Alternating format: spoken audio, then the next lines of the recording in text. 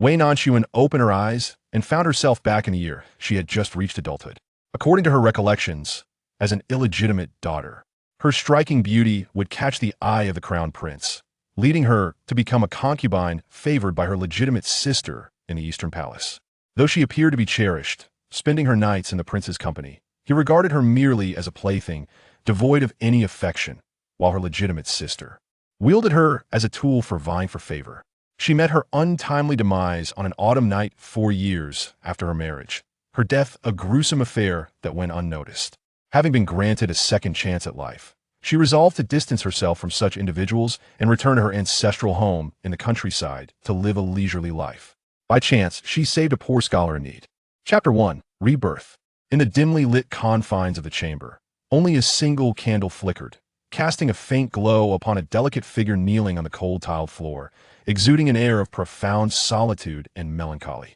As daylight faded into darkness, the door creaked open, and steady footsteps approached from afar. Wei Nanxun had knelt there for an entire day, her body stiff and unyielding, particularly her legs, which had long lost sensation even her awareness of the surroundings had dulled. It took her a moment to realize that someone had arrived.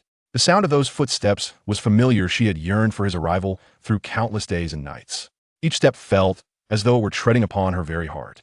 Slowly, Wei Nanxun lifted her neck, gazing dreamily at the figure before her. The newcomer possessed a handsome visage imbued with an air of scholarly elegance, yet his features bore a sharp intensity. Towering before her, he cast a shadow that obscured all light, as though he were a deity descending from the heavens. Dressed in flowing court robes, he moved with a grace reminiscent of a dragon in flight. Had he just concluded his duties in the imperial study and come directly to see her? The mere thought of this possibility sent her long-dormant heart into a sudden flutter. Having gone an entire day without a single drop of water, her voice emerged somewhat hoarse, yet her tone flowed like the delicate melodies of Jiangnan, Your Highness. The visitor, however, remained oblivious, utterly unmoved, not even bestowing a fleeting glance upon her. Was he angry? Did he resent her for provoking the elder sister's distress? Yet she was wronged. Wei Nanxun had never witnessed such a stoic expression on his face, and an inexplicable pang of heartache coursed through her. She despised seeing him upset. With determination, she bit her lip, recalling the tender moments they had shared in their chamber, and boldly grasped the inky sleeve of his garment.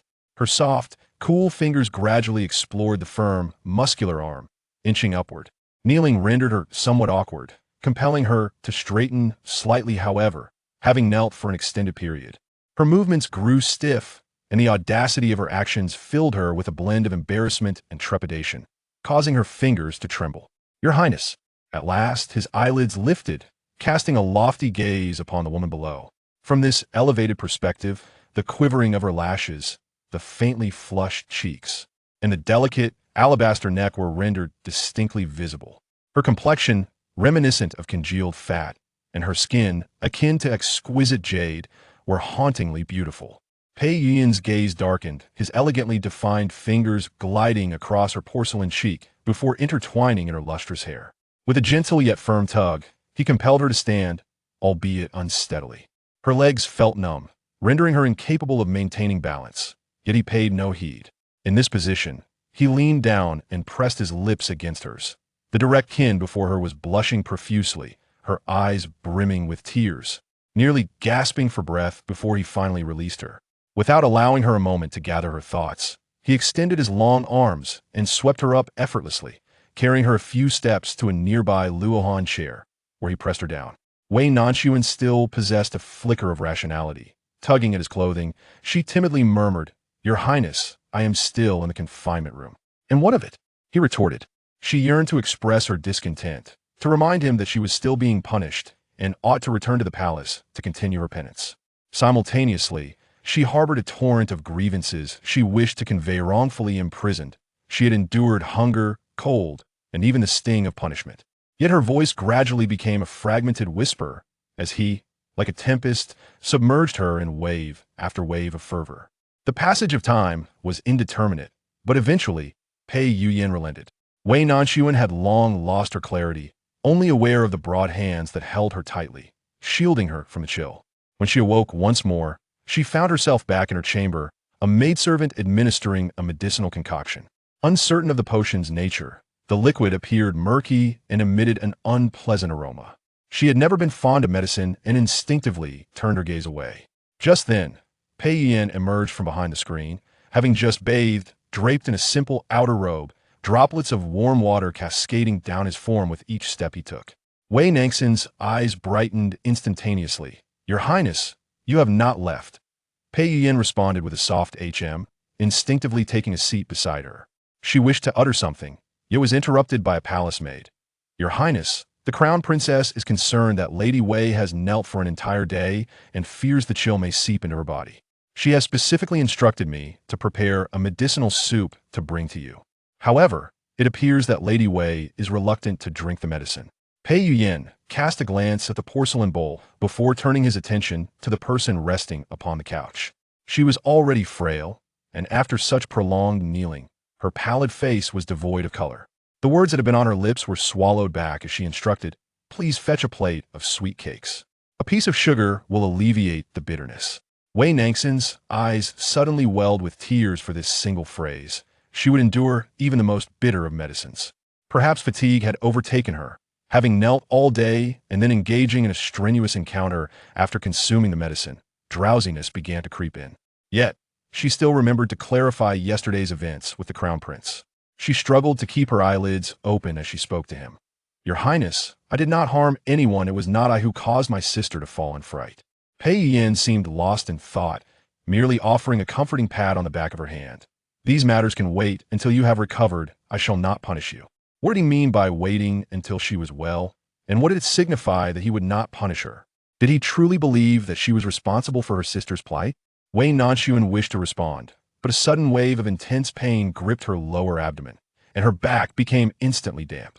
The pain was excruciating. Was it the recent dose of medicine? A moment ago, the physician sent word that the crown prince's pregnancy may be precarious. "You should rest. I'll go check on her." "Your Highness, please do not leave." Pei Yin remained unaware of her distress, tucking the covers around her more snugly and uttering a gentle good girl before striding decisively toward the exit. Wei Nanxun was in such pain that she could scarcely articulate her thoughts. Her eyes were filled with the sight of his resolute figure retreating, while her mind was plagued with memories of how he had coaxed her to take her medicine. Did he truly comprehend the nature of that medication? Did he believe she was in the wrong and sought to avenge her sister? How absurd it was! She had never harmed anyone. In fact, it was only yesterday that she discovered her miscarriage last year was no accident, but rather a calculated act by her sister. That sister had been her most trusted confidant. Unable to bear the truth, she sought her sister for clarification. Though her tone had been somewhat agitated, her hands never touched her sister's garments, yet she fell to the ground before the eyes of the onlookers. No one believed her, not even Pei Yin. What was the point of her existence if she could not be trusted? Her vision blurred as she recalled the year she first met Pei Yin, the year she came of age. It was a summer afternoon when she was in the back garden gathering lotus pods and, in a moment of misfortune, twisted her ankle and nearly fell into the water. With no servants around, he happened to pass by and rescued her, tending to her injury. It was the first time she had encountered a man outside her family, and little did she know that he would become the current crown prince, her sister's betrothed. The next time she saw him was when he came to discuss the matter of breaking off the engagement. She had never witnessed her sister weep so sorrowfully. Though she was a daughter of the Wei family, her father was a son of the secondary branch and had always been looked down upon. Moreover, her grandmother despised her for resembling her mother too closely even before she blossomed. Her beauty was apparent, suggesting a restless spirit. Born into a humble household, she could hardly be compared to the daughters of noble families, which resulted in her having no siblings or peers willing to play with her throughout her childhood. Only my elder sister, as the legitimate daughter of the Wei family, is knowledgeable and graceful, never looking down upon me. Not only does she take me along in everything, but she also stands up for me. I have always cherished my sister the most. In tears, she came to find me, rolling up her sleeves to reveal her wrists, marred with scars. "Ah Sun, I have never begged anyone in my life, but this time I implore you, please help me." It was then that I realized Pei Yin, initially betrothed to the emperor's decree to marry a daughter of the Wei family, intended to break off the engagement to marry me instead. He was the first man from the outside world that Wei Nanxun had encountered, and he had saved her, stirring some budding feelings within her. However, upon discovering that he was her sister's fiancé, She immediately dismissed any such thoughts. Now, learning that he wished to marry her, she could not help but feel astonished. She was aware of her own beauty, but he was the crown prince, a man who must have encountered countless stunning women. How could he possibly fall for a girl who was neither favored nor particularly educated? It was truly beyond her comprehension. Did he genuinely harbor feelings for her? What could she possibly do to assist her sister? Seeing her in a daze, my sister grasped my hand tightly. "Ah, son, neither the emperor nor the court officials would agree to let the crown prince take you as a consort, but father has already inquired about the crown prince's intentions. You and I can both enter the Eastern Palace together." Wei Nanxun felt her sister had lost her senses. Who could endure sharing a husband with their own sister? "Ah, son, if the crown prince breaks off his engagement, I will become the greatest laughingstock in the entire capital, and I won't be able to live with such shame. We have always shared the strongest bond as sisters, and now only you can help me. The crown prince's affections lie with you. I shall not vie for his love. All those gifts and betrothal presents are rightfully yours. Rather than entering into a blind marriage, why not wed into the Eastern Palace? As sisters, we can still support one another. Does that not sound appealing?" Her elder sister pressed her with desperation, leaving Wei Nanxun momentarily unable to refuse. The following day, her grandmother and other elders sought her out, marking the first time in her life that she felt such significance within her family.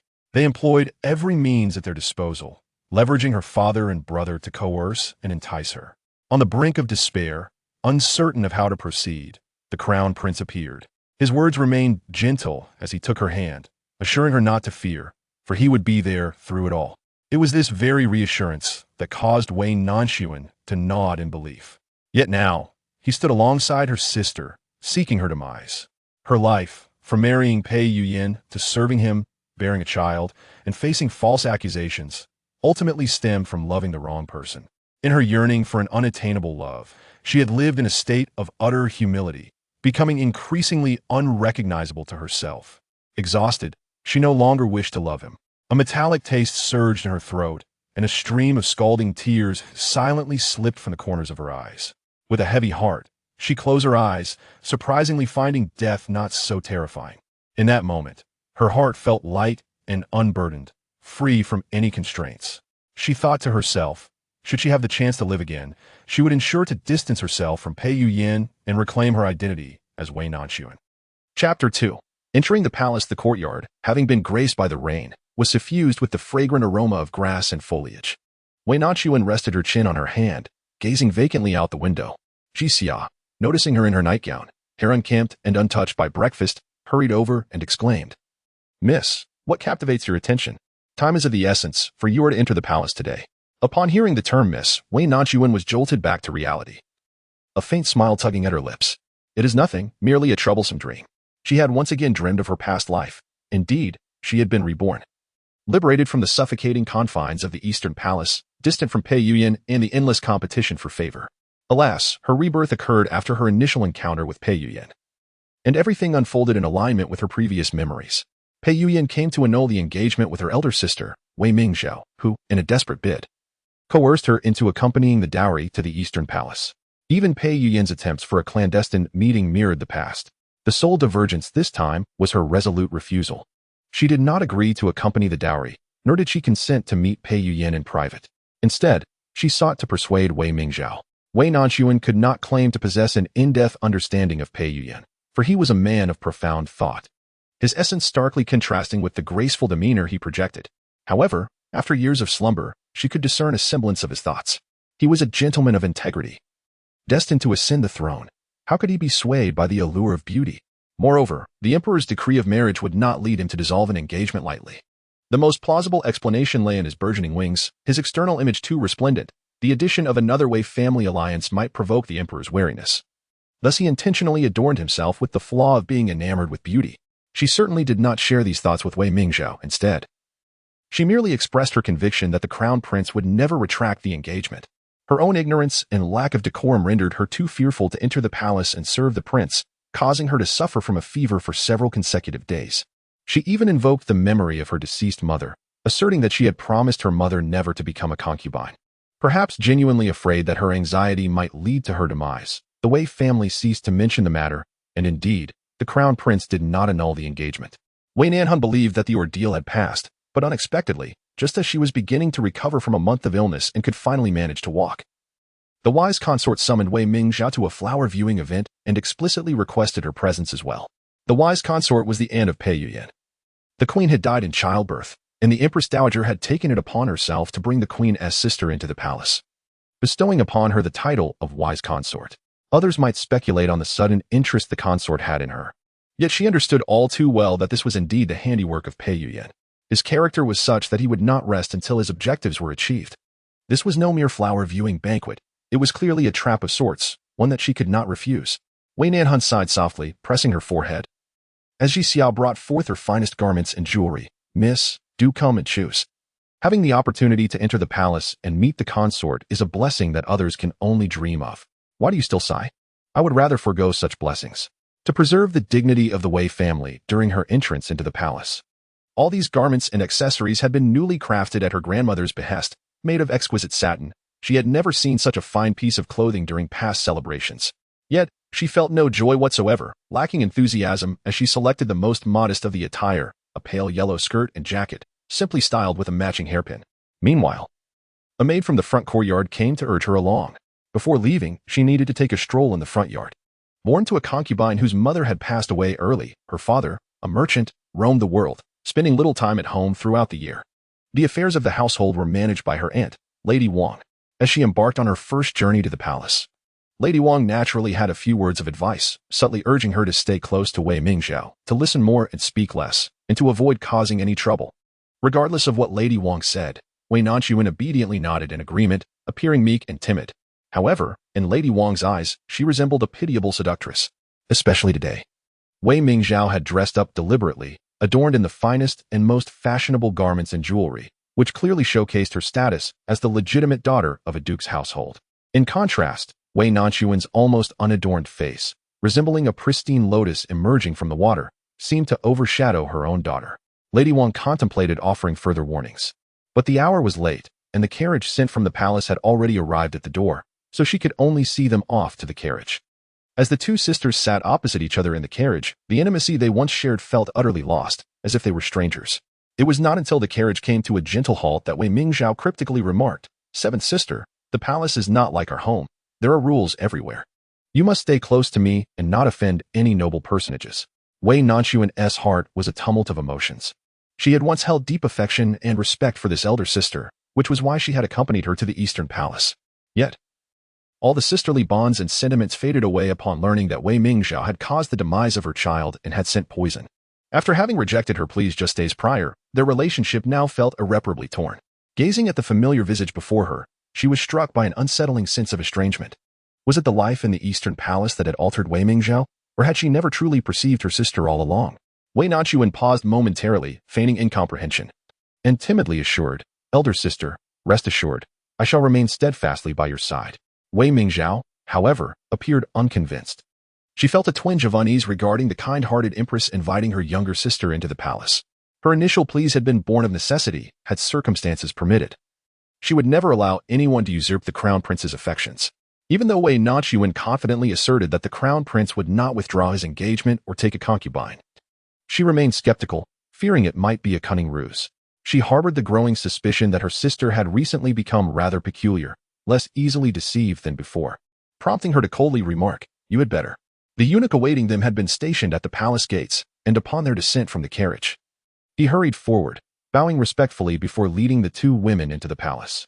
Wei Mingzhao, as the legitimate daughter of the duke's residence, was no stranger to these paths, having accompanied the Wang matriarch into the inner palace since childhood.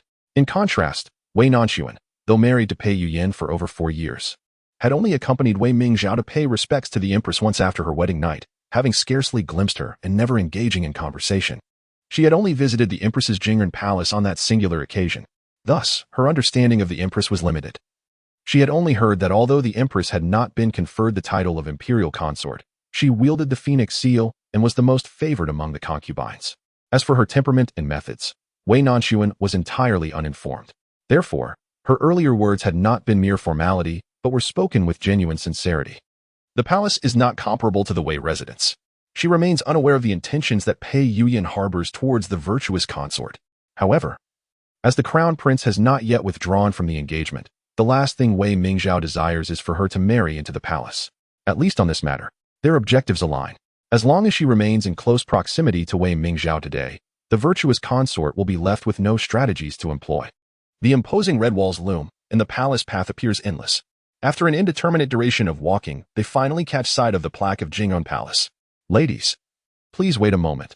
I shall report to Her Highness," the eunuch states before leading them to the corridor outside the main hall, whereupon he departs, leaving them to wait.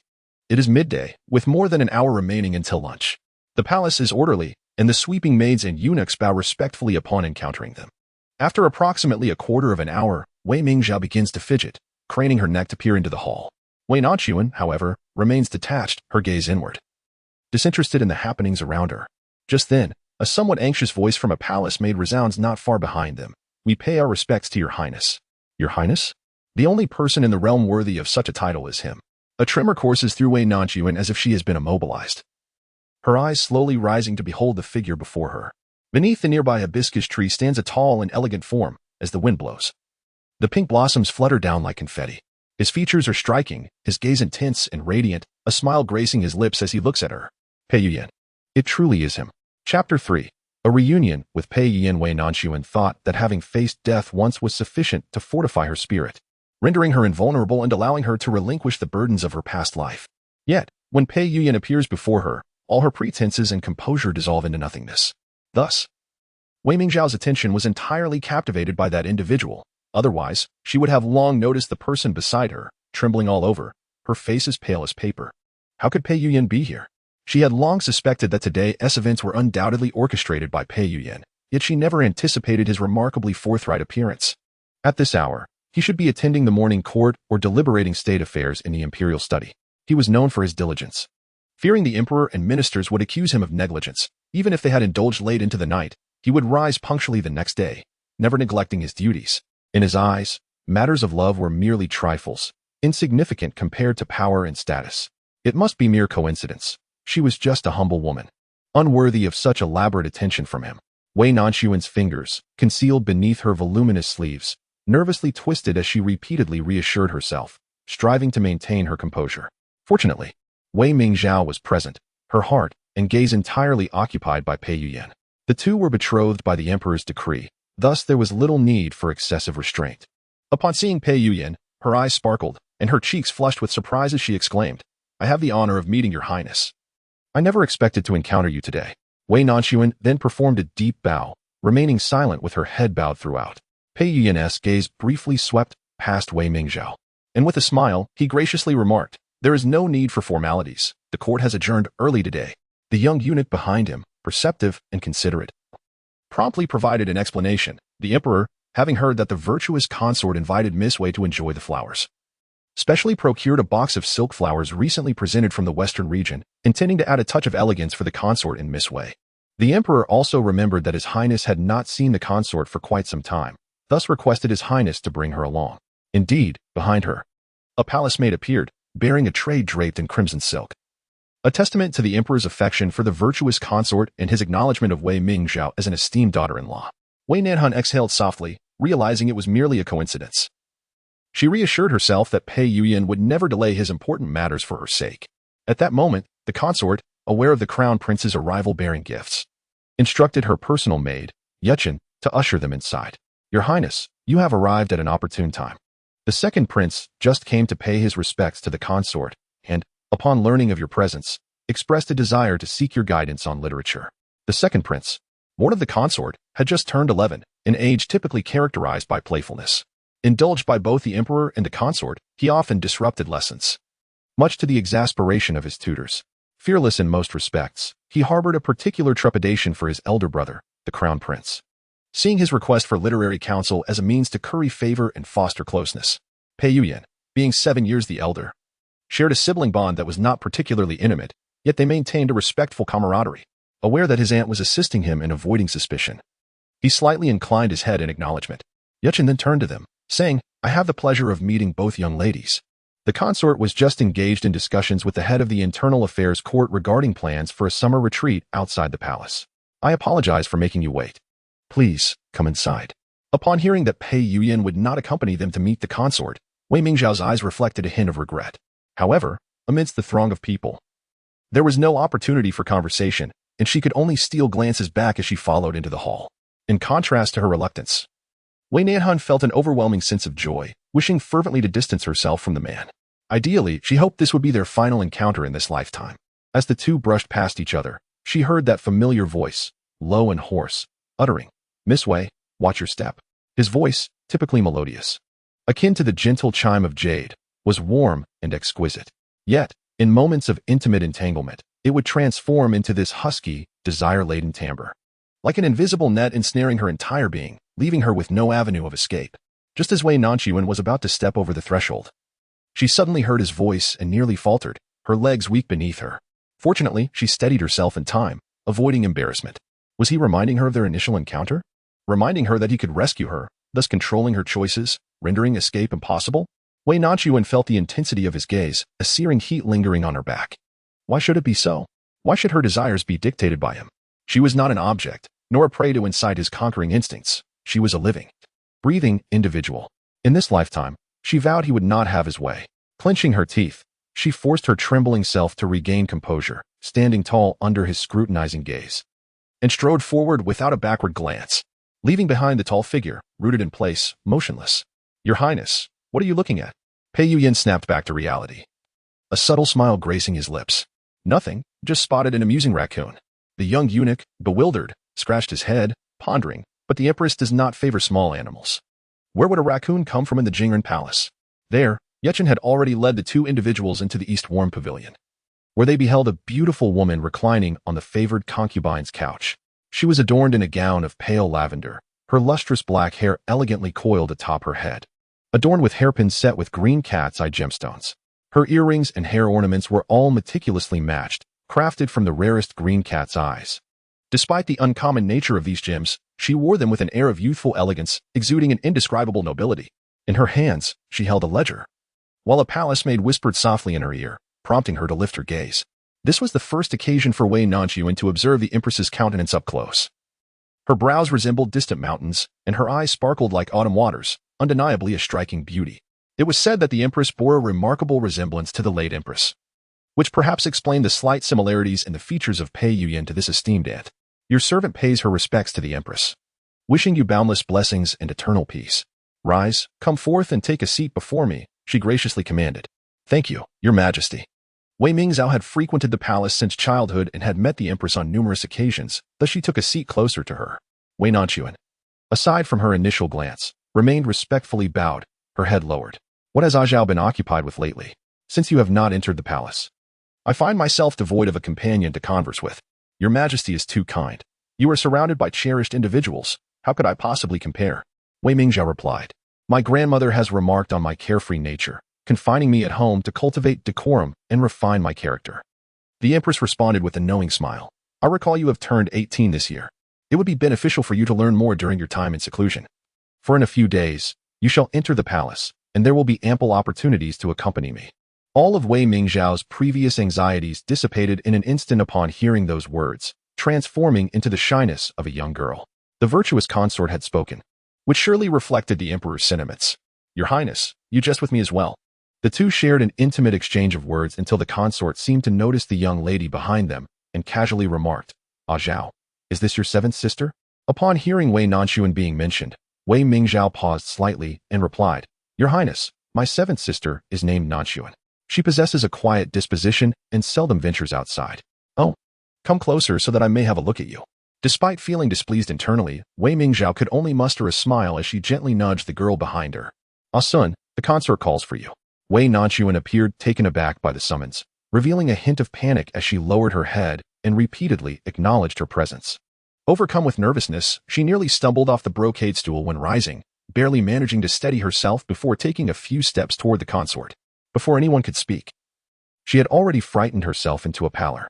Wei Mingzhao felt a mix of delight and pride at her sister's lack of decorum. After all, what good is an alluring appearance if one cannot make a proper entrance? Nevertheless, she could not allow her to tarnish the reputation of the Duke's household and hastily rose to speak. "Ah Sun is new to the palace and unfamiliar with the etiquette. I beg your Highness to forgive her. No harm done. Dear child, come here, lift your head so I may see you." Wei Nanxun squeezed her palms together, her long eyelashes trembling as she slowly raised her gaze. As their gazes met, a fleeting glimmer of astonishment danced in the eyes of the esteemed consort, who remarked, "Ah Zhao, your sister possesses an exquisite beauty. It is no wonder, truly." Though her subsequent words remained unspoken.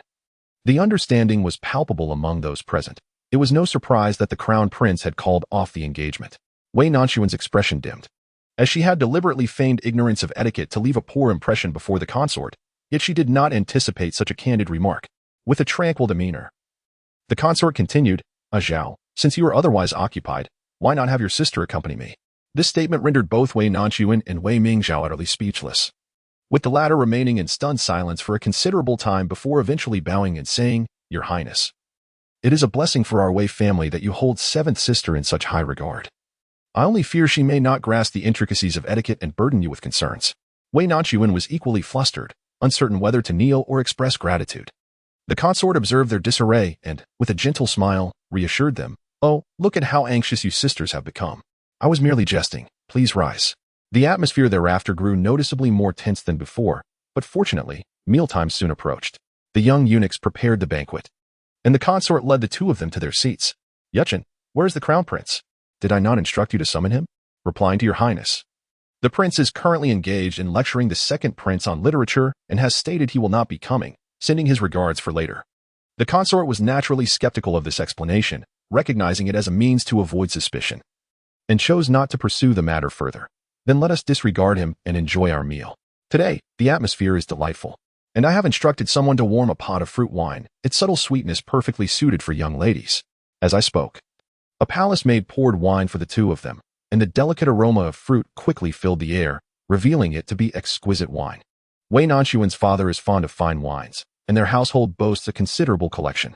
In her childhood, she and her mother would often accompany her father in drinking.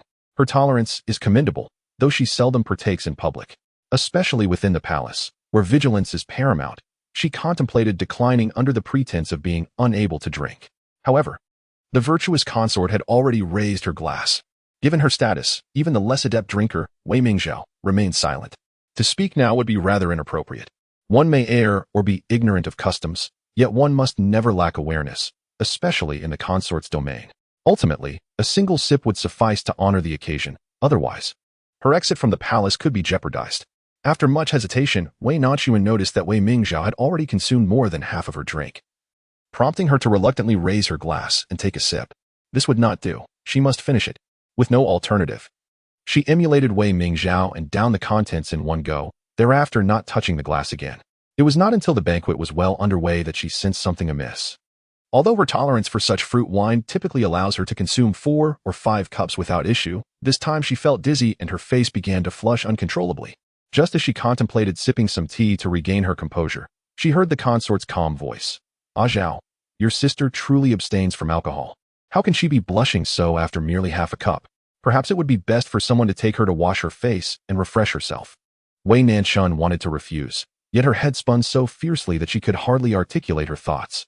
The two palace maids beside her had already come to support her. She could only grasp Wei Mingzhao's sleeve and softly call out, "Sister." Wei Mingzhao, reluctant to let Wei Nanxun slip from her sight, hesitated for a moment and said, "Your Highness, Sun is intoxicated. Perhaps I should accompany her." "Ah Zhao, you must not leave. We are perfectly poised to share intimate words." Ultimately, the words of the virtuous concubine held greater allure, and Wei Mingzhao pried open her fingers, soothingly saying, "Sun, you are merely a bit inebriated. A splash of water and a cup of sobering tea will suffice. Go now." Wei Nanxun could only watch helplessly as she was assisted into an empty chamber of the side hall. Her consciousness began to fade, and not only did her face burn, but her entire body felt as though it were igniting. What on earth had the virtuous concubine given her? Chapter 4. The drug heat, insufferable heat. Wei Nanxun felt as if she were ensconced within a furnace, her delicate tongue restlessly licking her parched lips. It was merely a cup of wine. How could it affect her so? Suddenly, a pair of hands gently brushed over her forehead, trailing down to her neck, deftly unfastening the clasps of her garments, allowing her gauzy outer robe to cascade open. A hint of coolness followed, brought by those hands. Yet, this did not bring her comfort, but rather intensified her discomfort. "Do not go, do not leave." The hands tugged at the ties around her waist once more, and she felt a mingling of shame and exhilaration. For this person had come to rescue her. Hot tears slipped from the corners of her eyes, and in a daze, she discerned his face. Pei Yuyan. Wei Nanxun abruptly awakened, her eyes wide with confusion as she surveyed her surroundings. The gauzy curtains swayed gently around her bed, and there was no one beside her. Her garments were still intact. Was it all merely a dream? Yet, the sensations lingered vividly, including the chilling touch of fingers gliding across her skin, evoking memories of their intimate moments together. Everyone spoke of the crown prince as refined and composed, the most esteemed young gentleman in the capital. Yet, none knew of his insatiable desires, the fervor he exhibited in their private chambers, where he sought not only variety but abundance and pleasure. Even after each encounter, requiring days of recuperation, she deemed it a joyous indulgence of marital intimacy.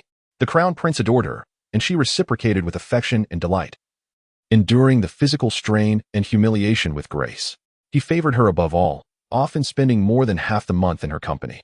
Despite being labeled a seductress, a bewitching beauty akin to the infamous Daji, she bore the scorn and humiliation with unwavering resolve. When she became with child, and the arrival of other concubines ensued, she consoled herself, believing the crown prince sought to consolidate power and protect her and their offspring. However, when the child was lost, her sorrow was eclipsed by guilt. Even in her deepest despair, she found herself comforting him. It was only when her sister became pregnant and she was falsely accused of poisoning him that the absurdity of her situation struck her. He was the crown prince, destined to be an emperor, while she was merely a servant in his grand narrative. What she once perceived as affection was but a gift bestowed upon her. Her dreams of a past life had afforded her a fleeting clarity, reminding her of her current plight. She sipped from a cup of wine, the contents of which were unknown, and was assisted by a palace made into a resplendently adorned chamber, its opulence rendering it difficult to discern its location within the inner sanctum. At that moment, the room was devoid of attendants, providing an opportune moment for her departure. Yet, just as Wei Nanxun attempted to rise, a wave of dizziness enveloped her once more. In her previous life, she had not encountered such a predicament, believing that the virtuous consort would not resort to such unscrupulous tactics, especially in the presence of Wei Mingzhao. It was but a single cup she had consumed. Who could have anticipated that it would be the source of her disquiet? Wei Nanxun bit her lip in frustration, scanning her surroundings until she finally spotted a teapot upon the table. She leaned against the bedpost, stumbling her way towards it. The tea was cold, yet she paid no heed to her appearance, eagerly tilting her head back to drink, the droplets cascading down the corners of her mouth, failing to quell her inner turmoil. Having spent many years within the Eastern Palace, she possessed a modicum of understanding regarding the means by which women in the harem vied for favor. She could surmise that an aphrodisiac had been mixed into the wine. This meager refreshment could only provide a fleeting clarity, unable to salvage her predicament.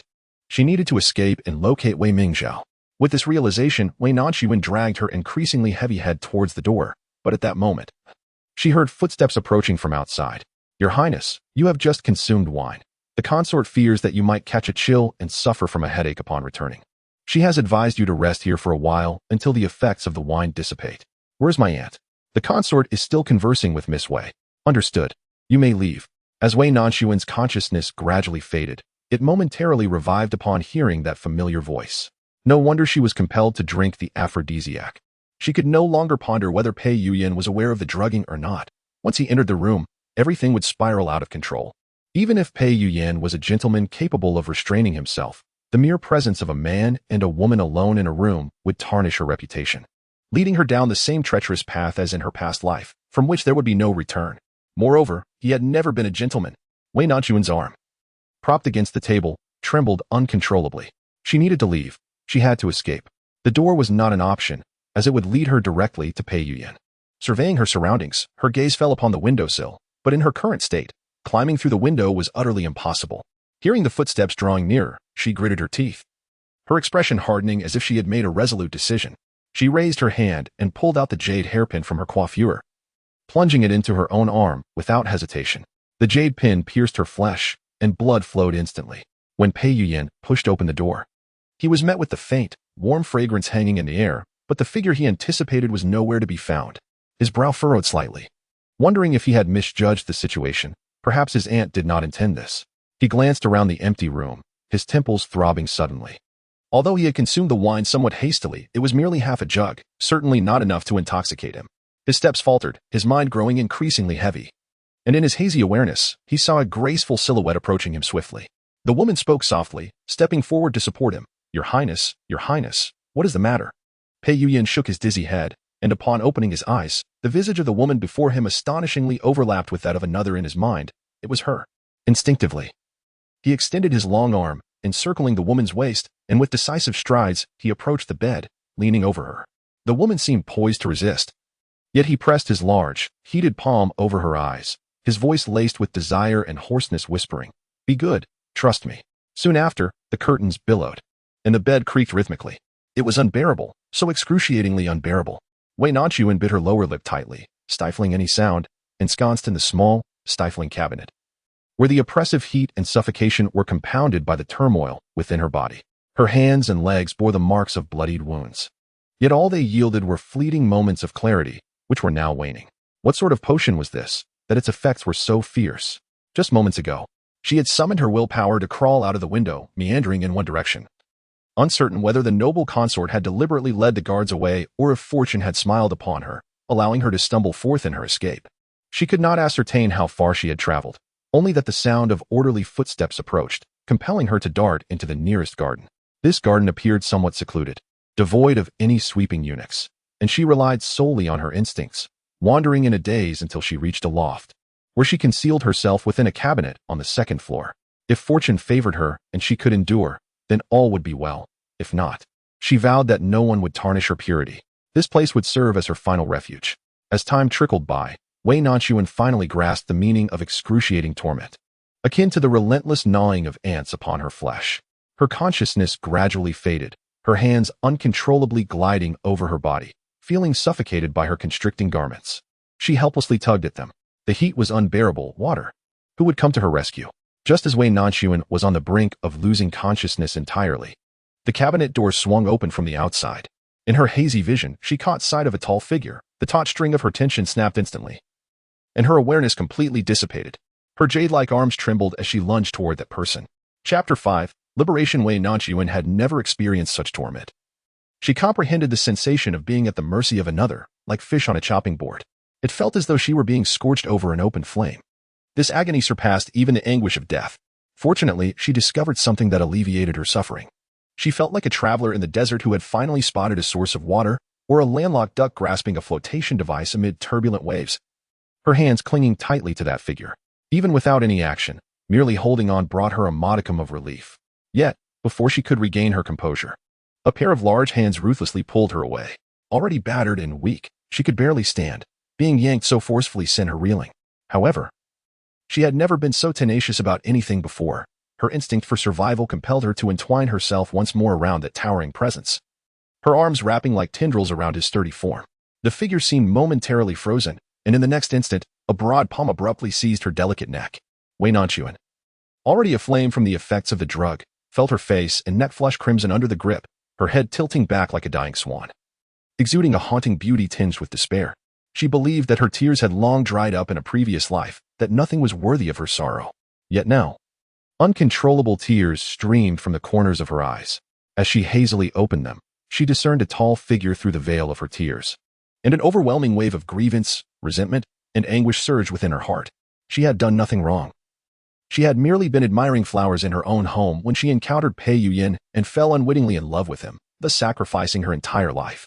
After painstakingly living again, she harbored no thoughts of revenge, only a desire to cultivate her own well-being and distance herself from those matters. Why then? Could they not let her be? She could not perish. She was not yet ready to die. Hot tears continued to cascade down her cheeks, and her will to survive ignited a struggle within her.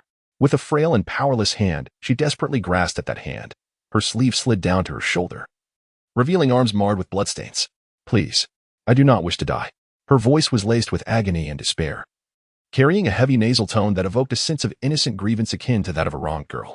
Just when Wei Nanxun thought her fate was sealed, that hand began to loosen its grip. Surviving against all odds, her complexion pale, she gasped for air, her chest heaving. Already weakened, she found it increasingly difficult to maintain her balance. As she teetered on the brink of collapse, the hand that had once pushed her toward the edge of the cliff now encircled her waist, pulling her back from the abyss. She fell securely into a strong embrace. Her consciousness oscillated between the realms of obscurity and clarity. She was unaware of the identity of the individual before her. Yet an instinctive understanding assured her that he was not a malevolent presence. He could extinguish her life as effortlessly as one might crush an ant. Yet he refrained from doing so. He possessed the power to strip her of her innocence, yet he chose not to. The effects of the drug suppressed her sense of shame, rendering her both audacious and sensitive. Wei Nanxun closed her eyes and, with trembling hands, ventured to caress the man's Adam's apple, gradually cradling his face within her palms. Please, save me, rescue me. The man remained still, his chest solid and unyielding, instilling a profound sense of security within her. His lack of rejection served to embolden her further. She pressed her feverish cheek against his neck, tracing upward with a gentle caress. She experienced an unprecedented exhilaration, yet still craved more, daringly pressing her lips against him, her chin, his cheeks, his lips, without any semblance of order. In her hazy state, she felt a twinge of discomfort in her thigh. Before she could fathom what had transpired, a low, husky whisper reached her ears. As she tilted her head to discern his words, a pair of hands firmly encircled her waist. The strength of his embrace akin to a force intent on melding her into his very being. Yet, she felt no pain. Instead, comfort and liberation enveloped her. Hold me tighter, just a little more. A wave of coolness washed over her, but it soon transformed into a searing heat. No longer her own warmth, but rather a fiery blaze that engulfed her entirely, consuming her completely. Wei Nanxun was awakened by a sharp pain, a burning sensation that compelled her to open her eyes. She gazed vacantly at the canopy above her, momentarily bewildered by the events that had transpired, until a sharp sting in her arm jolted her back to awareness. The memories flooded back. She had been drugged by the consort and had desperately escaped, seemingly rescued by someone. Wei Nanxun abruptly sat up, finding herself on a spacious rocking bed, a delicate silk quilt draped over her abdomen.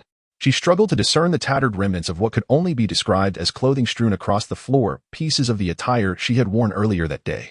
Her body stiffened as her gaze slowly descended. The outer garment had been removed, leaving her clad only in a pale yellow undergarment.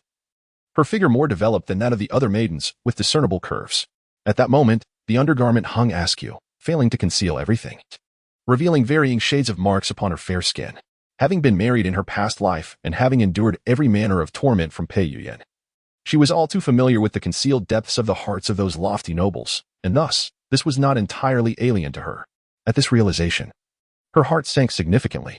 Yet, fragmented memories surged in her mind, indicating that her counterpart had not acted with intent.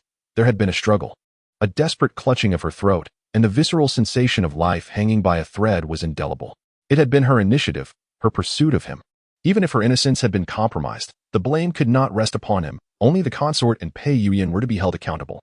With a blend of despair and unwillingness, she hesitantly lifted the silk quilt, expecting a predetermined conclusion, only to discover that her skirt remained intact.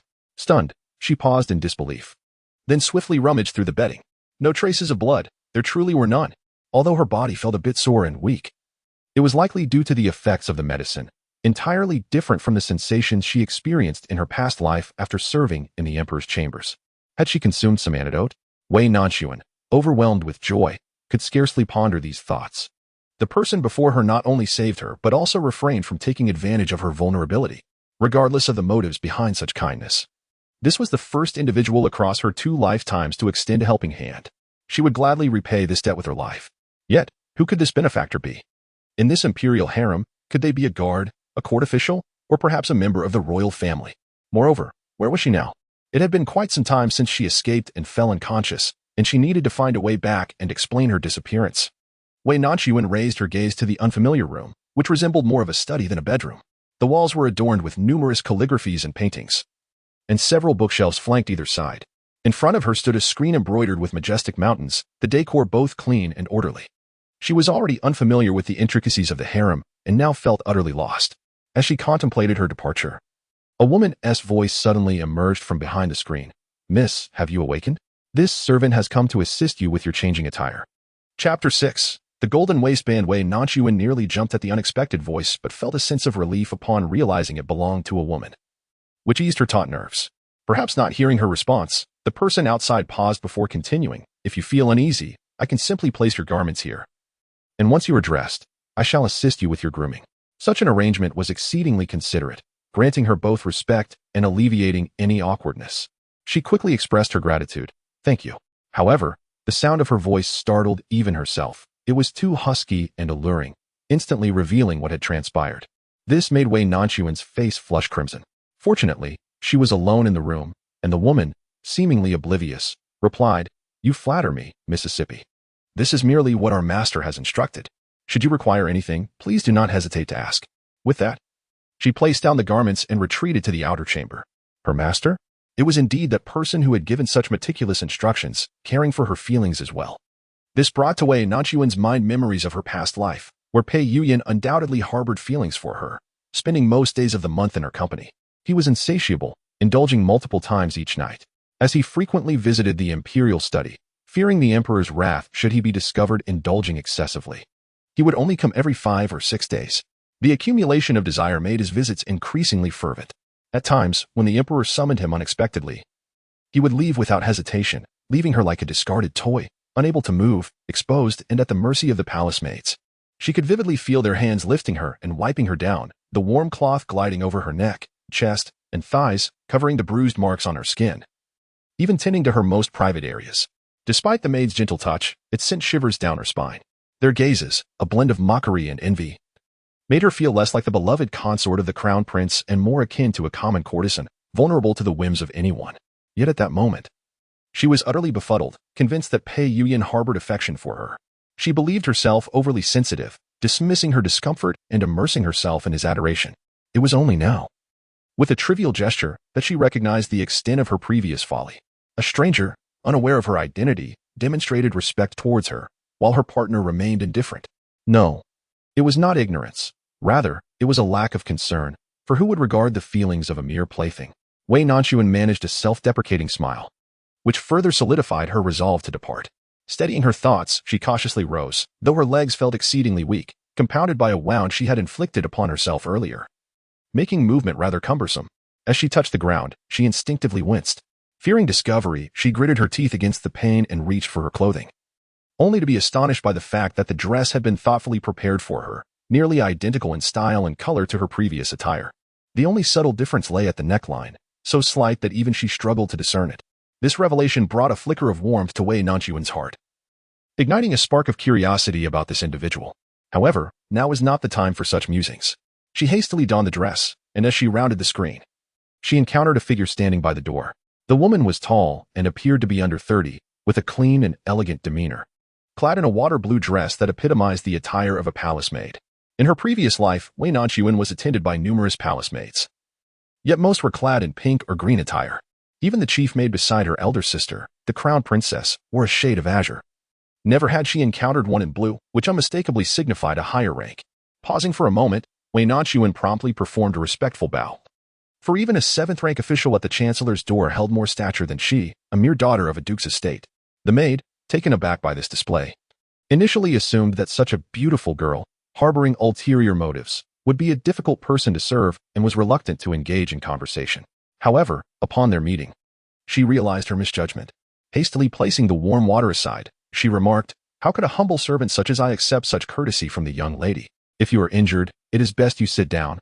Our master specifically instructed me to assist you with your medicine and grooming. There is no need for trouble." "Thank you," Wei Nanxun responded. "You may call me Lingxi. How could serving a distinguished guest be considered a burden? Moreover, returning in your current state may not be prudent." It was then that Wei Nanxun recognized her earlier naivety. Indeed, her disheveled appearance and injuries would undoubtedly provoke speculation.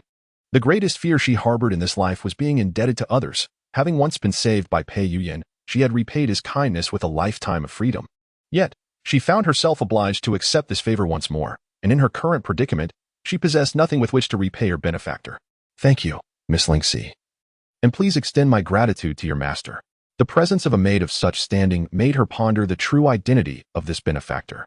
As she bit her lower lip, lost in her thoughts, Lingxi had already begun to apply medicine to her wounds. Even for someone as worldly as Lingxi, the sight of those injuries compelled her to slow her movements, fearing that she might cause her pain. "My lady, this is a scar-reducing ointment. I shall apply it once for you, but you must remember to apply it daily upon your return." She could not help but express her concern.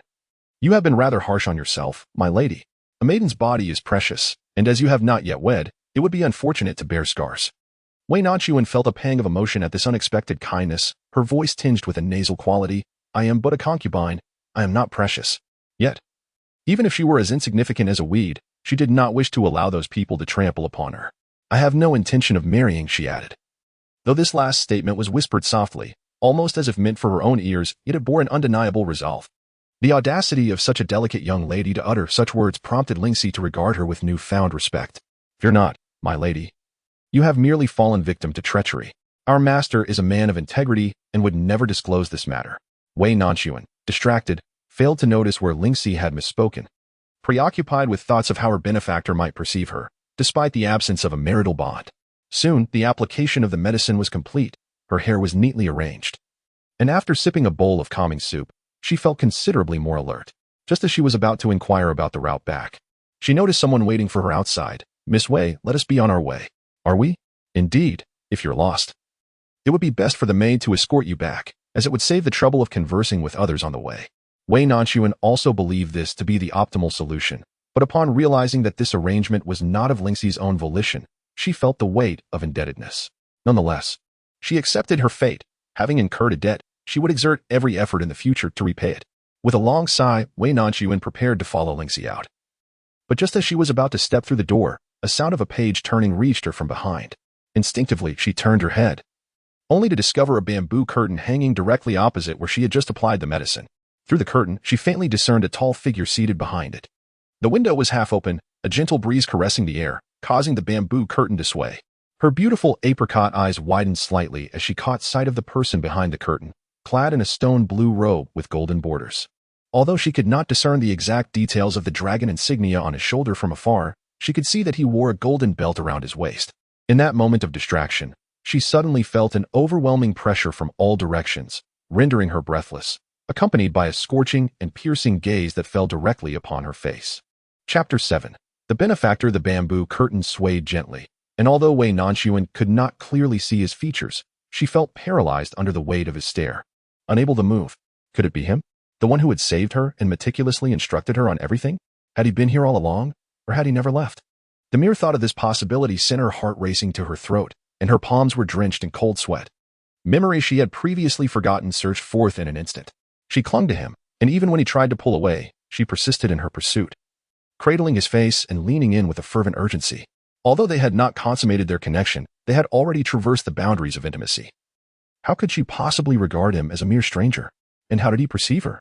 It was not simply the shyness of a maiden, but rather an overwhelming sense of awkwardness and trepidation. She felt as if she stood naked under the blazing sun, and despite her efforts to groom herself and don attire, she remained ensconced in a sense of filth. She was unaware of his true identity, yet it must be one of utmost nobility. How would he view her? Having been so sullied by her presence, how might he choose to address her?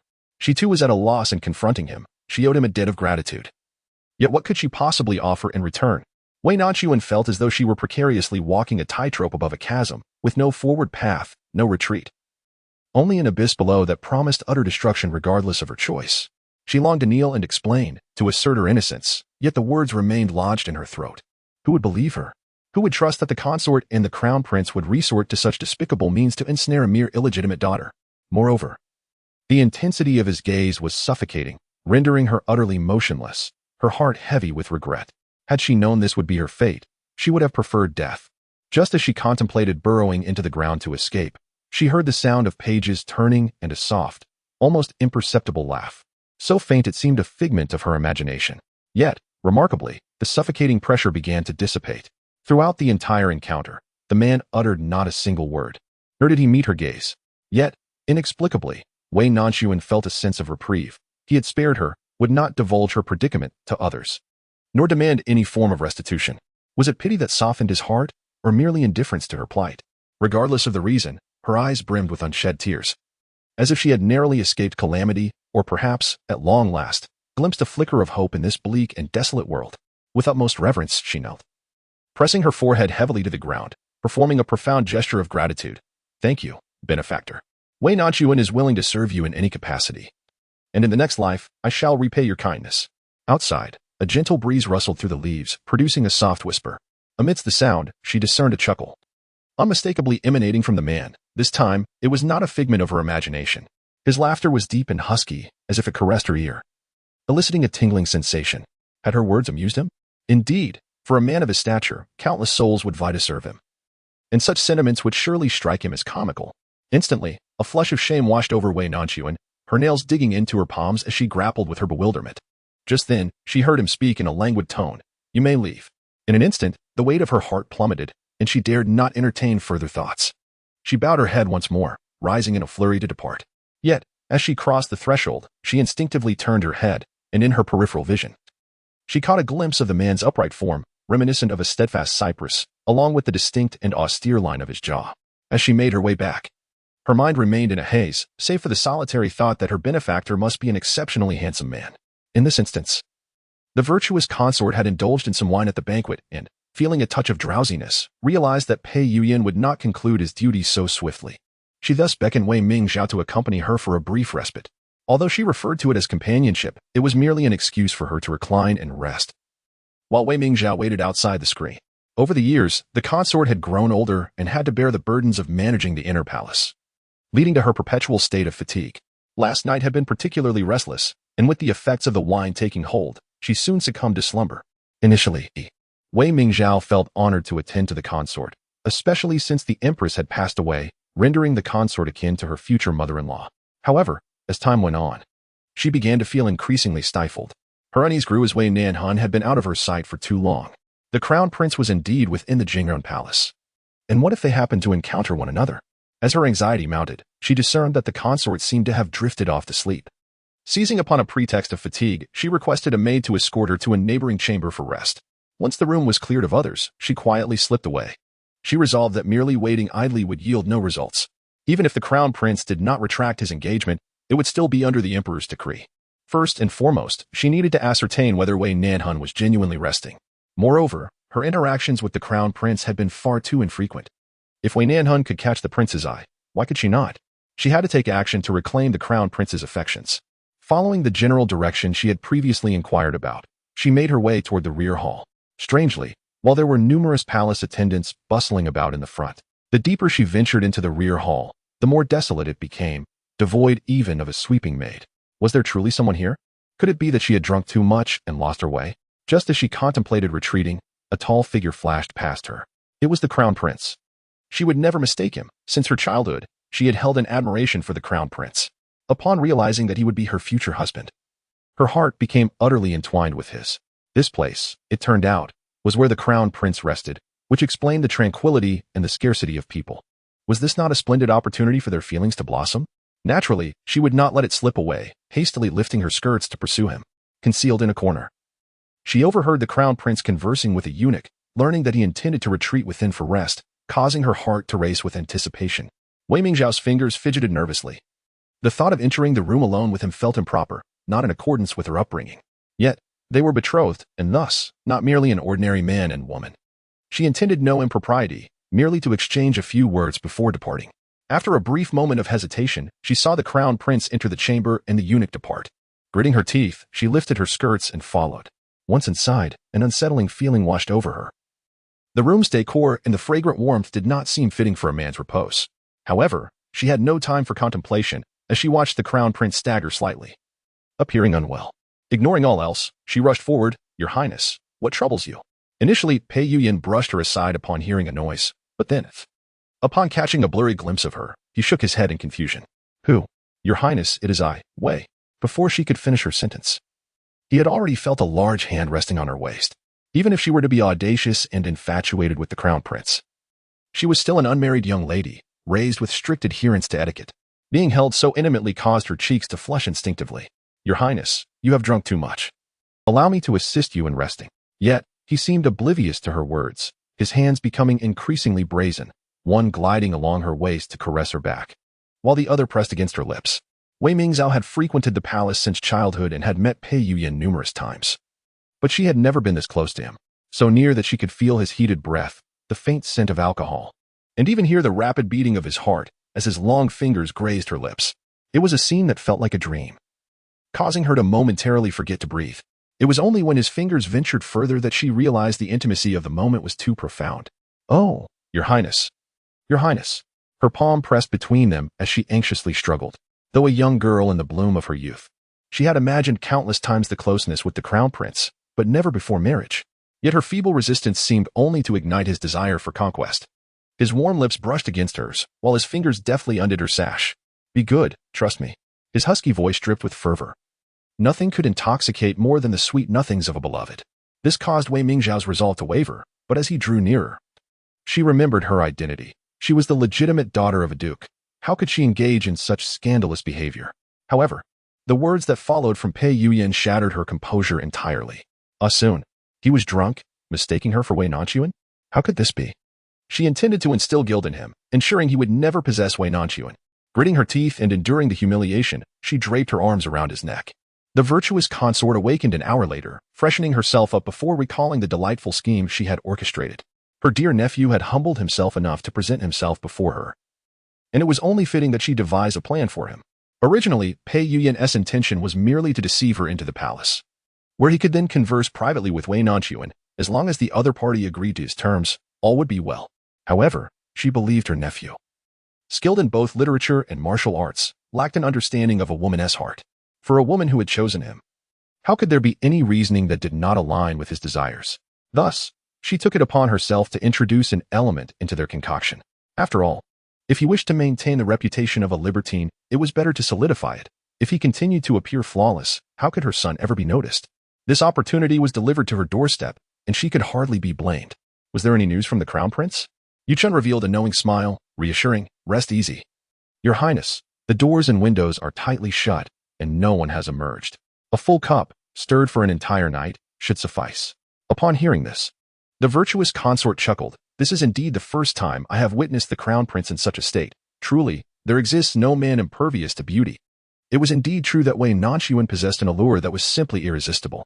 If she had not caught Pei Yuyan's eye first, one could only imagine what the emperor would have done upon seeing her. Such a treasure would be better bestowed upon the crown prince. What of Wei Mingzhao? After resting, she claimed to have become intoxicated and wished to sleep. She is likely still in slumber now. The virtuous concubine adjusted the golden hairpin in her hair before the mirror, a fierce glint flashing in her eyes. "Very well, let us disregard her. Come, time is of the essence. Let us see what mischief my dear nephew has been up to." Leading a grand entourage, she arrived at the outer chambers of the rear hall, where the doors and windows remained tightly shut, unable to conceal the warm fragrance wafting from within. Without the need for the virtuous concubine to utter a word, Yuchun signaled to those behind her, and someone stepped forward to knock on the door. "Miss Wei, have you awakened from your stupor? Our esteemed lady is concerned for your well-being and has sent a restorative soup." Miss Wei. The maid turned back and shook her head. Yuchun immediately interjected, "Surely Miss Wei has not succumbed to a deep slumber? One who is unaccustomed to drinking may find themselves in peril if intoxicated. We must hasten inside to check." Indeed, as the last word fell, two tall maids began to forcefully strike the door. The latch was not particularly secure, and after a few forceful blows, it gave way. This chamber, intended for guests to rest, was modest in size, aside from a screen shielding the bed. One could easily survey the contents of the room. "Miss Wei, we are entering." The maids circumvented the screen, and their eyes fell upon the bed, where the quilt was distinctly raised, indicating the presence of more than one occupant. Gasps of shock escaped their lips. "There is a man in Miss Wei's bed. Your Highness, this is dire. Miss Wei has been compromised with a man." The two figures on the bed remained in a haze of consciousness.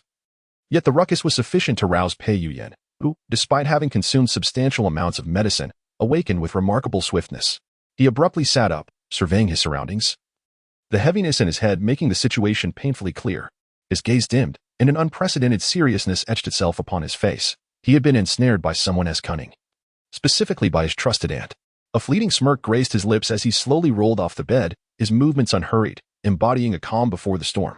The palace maid who had barged in under his influence appeared excessively flustered.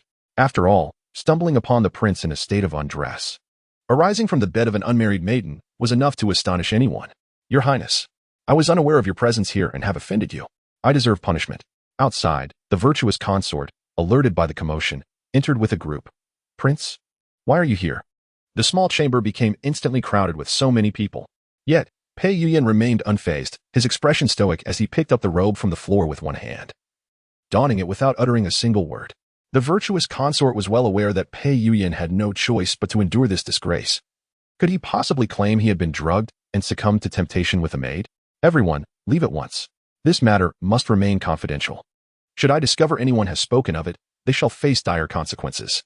Once the room was vacated, she feigned a heartbroken demeanor, saying, "Prince, how could you be so reckless? Even if you could not restrain yourself, you must not behave in such a manner within Jingren Palace. You are to wed a Zhao. If she learns of your actions with her sister, what shall we do?" Pei Yuyan curled the corners of his mouth slightly, his gaze turning cold as he fixed his eyes on the virtuous consort. Then let it be as you wish. I shall marry them all. I am off to seek my father." Before the noble consort could speak, a timid voice suddenly rang out. Who was the person the empress mentioned as Zhao's sister? This question struck the room like a clap of thunder, causing both individuals to turn their gaze towards her. There stood the person who should have been in a state of disarray, now perfectly composed before them. "You, what are you doing here?" Wei Nanxun blinked innocently, her expression one of confusion as she replied, "If I am not here, where should I be? But Empress and Your Highness, what brings you here?"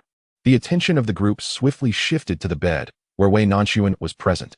Who then was the person resting upon it? Chapter 8, Looking at Solitude. It seemed everyone had come to the realization that the figure on the bed was none other than the long-absent Wei Mingzhao. Wei Nanxun was the first to react. She had harbored suspicions during her journey, yet lacked the means to confirm them. Upon returning to Jingren Palace, she found everything seemingly normal, with no one having noticed her absence. This left a strong possibility that someone had taken her place. Upon this realization, she dared not linger, hastening to appear in time to witness Pei Yuyan's plans unraveling before him. He could never have anticipated that a girl he could so easily manipulate and toy with would cause him to embarrass himself publicly. Noticing the two others still in a state of shock, she feigned an expression of bewilderment, asking, "Sister, where has my sister gone?" No one responded to her, and she was unfazed. She first glanced at the figure on the bed, then turned her gaze to him, tremblingly exclaiming in an exaggerated tone, "Your Highness, how could you, and my sister, be like this?" What answered her was Pei Yuyan's voice, laced with uncontainable fury, echoing above her, "Wei Nanxun, where have you been?" At this moment, he wore only a loose outer robe, hastily thrown on, revealing his firm, fair chest. It must be said that Pei Yuyan possessed an admirable physique, having been pampered since childhood, his skin as delicate as his face. White enough to evoke envy in many women, the initial allure that had blinded her had certainly been influenced by his appearance. She was all too familiar with the sight of him in this disheveled attire. Wei Nanxun stole a quick glance before hastily averting her eyes. While other young ladies might feel shy and embarrassed, she had long been jaded in her previous life, especially after he had just been intimate with Wei Mingzhao, which made her feel nauseated. Reflecting on her former self, she thought how utterly foolish she had been. Yet, the expression she wore appeared to Pei Yuyan as a mix of shyness and anger, causing him to tighten his grip on her wrist. Wei Nanxun felt an eye roll rising within her. She thought, "Look at you, you big-headed fool." However, being still within the palace, who knew what further underhanded tactics he might employ? She needed to navigate this situation and find a way to escape the palace first.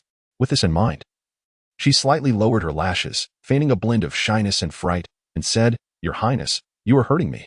Yet, Pei Yuyan paid no heed to her words, coldly reiterating, "Look at me."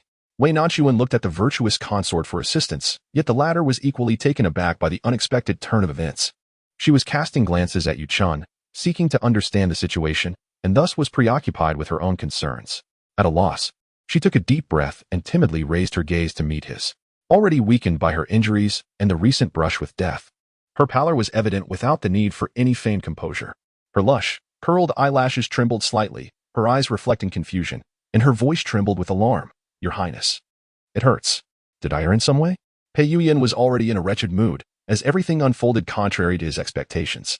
He had anticipated that Wei Nanxun would be lying there, but upon opening his eyes, he found Wei Mingzhao instead. Prior to this moment, it was not that he held a deep affection for Wei Nanxun. Despite her beauty, women, in his eyes, held little distinction. His visit to rescind the engagement was merely a means to quell his father's suspicions. Human beings inherently fear death, particularly those who occupy the highest echelons of power, who are most reluctant to embrace mortality. Moreover, the ascension to the throne had been shrouded in mystery. His father exhibited a level of suspicion greater than that of other emperors, wary not only of uncles and brothers, but even of his own son. As Pei Yuyan matured and began to engage with state affairs, his father's demeanor toward him shifted significantly. The year before, when his father's vision began to falter and a minister suggested he take on the governance of state matters, his father's suspicion reached its zenith. This marriage had been decreed by the emperor, yet now he suspected that Pei Yuyan had conspired with the Duke of Wei, plotting treachery for personal gain. Pei Yuyan understood that he must take some action to dispel his father's suspicions, yet he was reluctant to tarnish the good reputation he had cultivated over the years. After much contemplation, he decided to adopt a persona of lechery, claiming that he would forsake his engagement for the sake of a beauty. By fortunate coincidence, Wei Nanxun became the target of his intentions. The situation initially unfolded in accordance with his expectations, but to his astonishment, Wei Nanxun outright refused him. Having been designated as the crown prince in his infancy, he had never experienced rejection in his life. At first, he He presumed it was merely a ploy of seduction, a trivial game played by women. However, upon attempting to meet her privately and being met with a closed door, he realized that she genuinely did not wish to marry him. He could tolerate a change in plans, but he could not accept the notion of something being beyond his reach. Today, he intended to arrange a meeting with her through his aunt, but unexpectedly, his aunt seized the opportunity to create turmoil, aiming to achieve two objectives simultaneously, and he never anticipated an unforeseen complication. Wei Nanxun. Who had sent her? And what were her intentions? Pei Yuyan's gaze darkened, his voice emerging as if squeezed from between clenched teeth. I ask you, why are you not in your chamber? Were it not for her absence, even if her methods were somewhat clumsy, they could still be deemed alluring, and he could claim that she had seduced him, leading to a momentary lapse in restraint. At worst, he would merely acquire a reputation for being romantic and flirtatious. However, now that the illegitimate daughter had risen to the status of a legitimate one, if he were to succumb to his desires with his fiancée before their wedding date was even established, it would not merely be a matter of frivolity. It would be perceived as desperation, possibly inciting his father's suspicions, especially since he had already developed a clandestine rapport with Wei Mingxiao. Wei Nanxun had never witnessed Pei Yuyan exhibit such a sinister demeanor. He was adept at concealing his emotions, revealing only fleeting glimpses of them, particularly in moments of intimacy. Though he remained exceedingly restrained, seeing him so enraged, an unexpected thrill of vengeance surged within her. Yet, despite her inner satisfaction, she dared not reveal it. She feigned a startled demeanor, swallowing hard as she spoke. Your Highness, I had merely rested for a moment before awakening, parched and dry. However, there was neither tea nor attendance in the room, compelling me to seek assistance outside. It is my first time in the palace, and I truly cannot discern the directions. I encountered no one to inquire, and coupled with my dizziness, I inadvertently lost my way. This explanation had long been rehearsed, having been previously discussed with Lingxi. However, it was evident that Pei Yuyan doubted her words. How could a woman under the influence of an aphrodisiac wander off aimlessly, even if thirst compelled her? It would scarcely allow her to venture far. Moreover, the potency of such a drug was overwhelming. Even his willpower was insufficient to resist it, leading him to inadvertently engage with Wei Mingxiao. How could an inexperienced young lady endure such temptation? Was there someone who had antidoted her? If so, who was behind her? The mere contemplation of this possibility ignited Pei Yuyan's fury, eclipsing any concerns about the emperor's suspicions. His blood boiled, torn between the indignation of being manipulated and the visceral urge to rend the one before him. How dared she refuse him and assist another in thwarting him? His gaze darkened, filled with a terrifying intensity as he gripped her hand with an almost bone-crushing force, enunciating each word with menacing clarity. Speak the truth. Wei Nanxun genuinely felt the pain. Intimidated by his murderous aura, she had no doubts that he sought her life. Your Highness, every word I utter is the truth. The strength of her grip remained unyielding. Just as she pondered how to extricate herself from the predicament, a calm voice beside her interjected.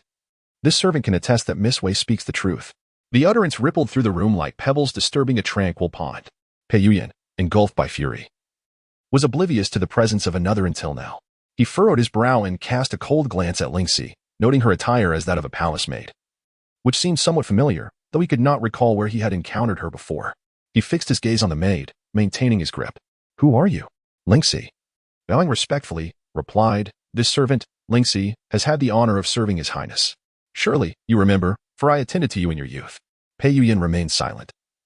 But the virtuous concubine suddenly spoke up. I recognize you. You serve the Princess Chang.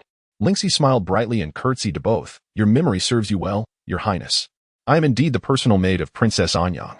Not only Pei Yuyan but even Wei Nanxun widened her eyes in astonishment. The Princess Anyang?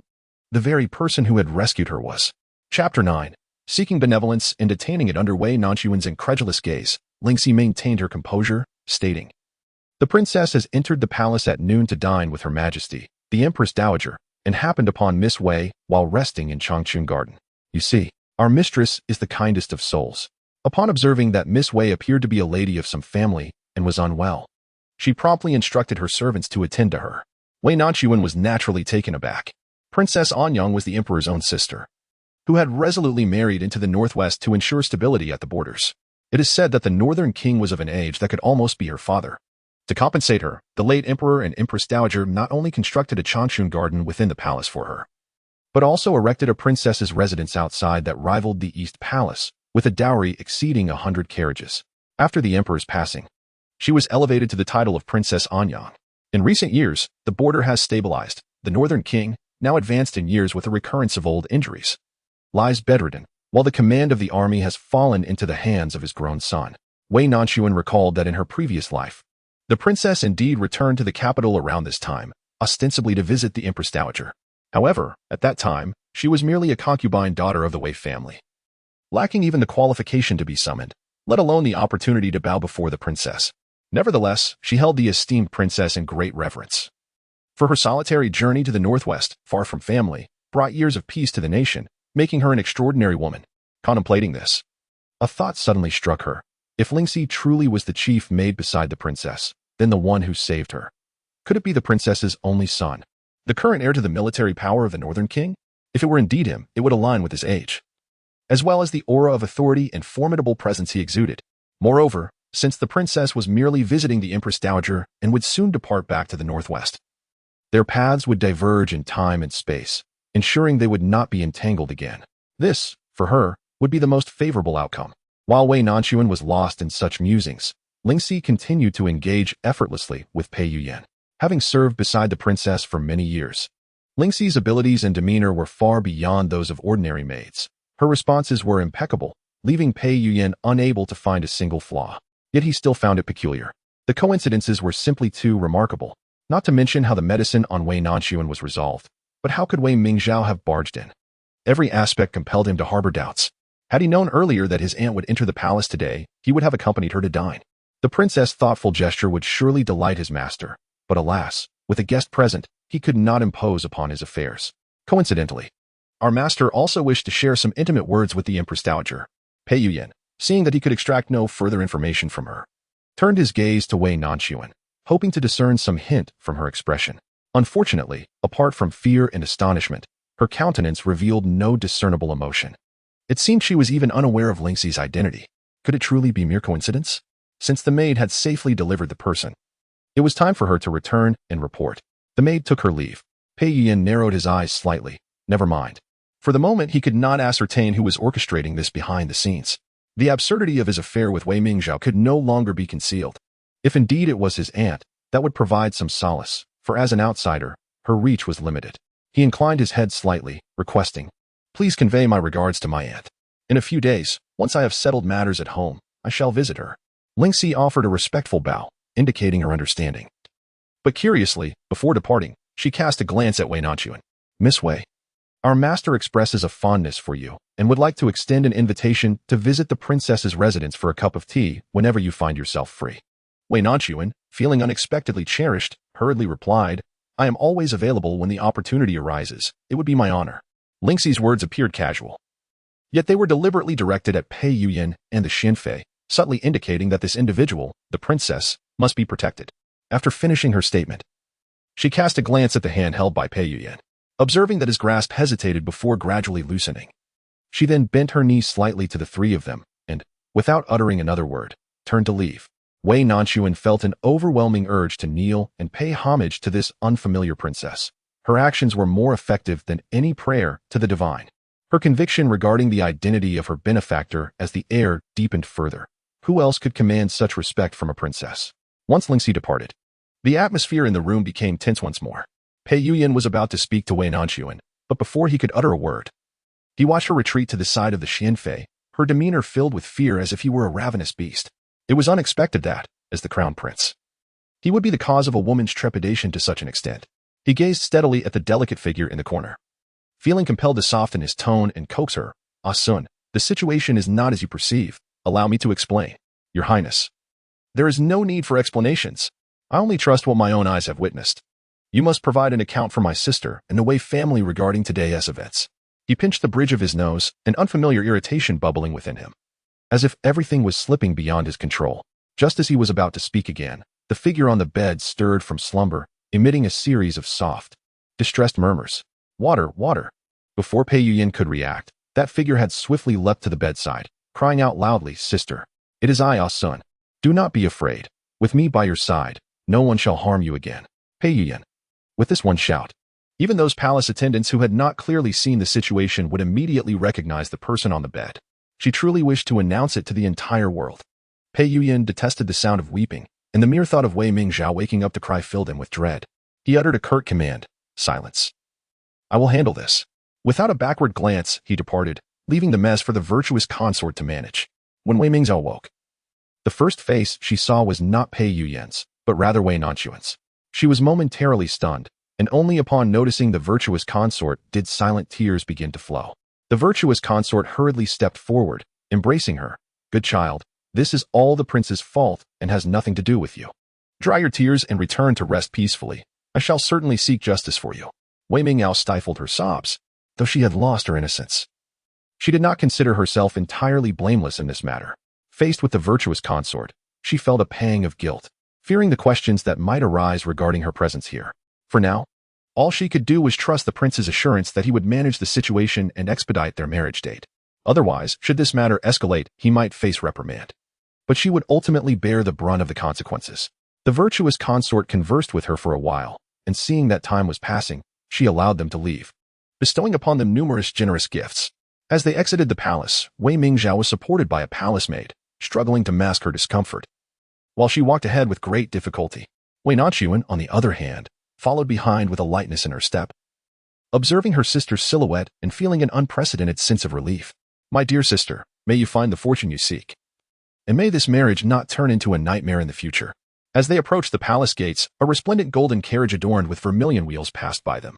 Wei Nanxun felt a sharp, yet familiar gaze fixated upon her. She lifted her eyes, and the gentle breeze stirred the curtain, revealing a vague silhouette within the carriage.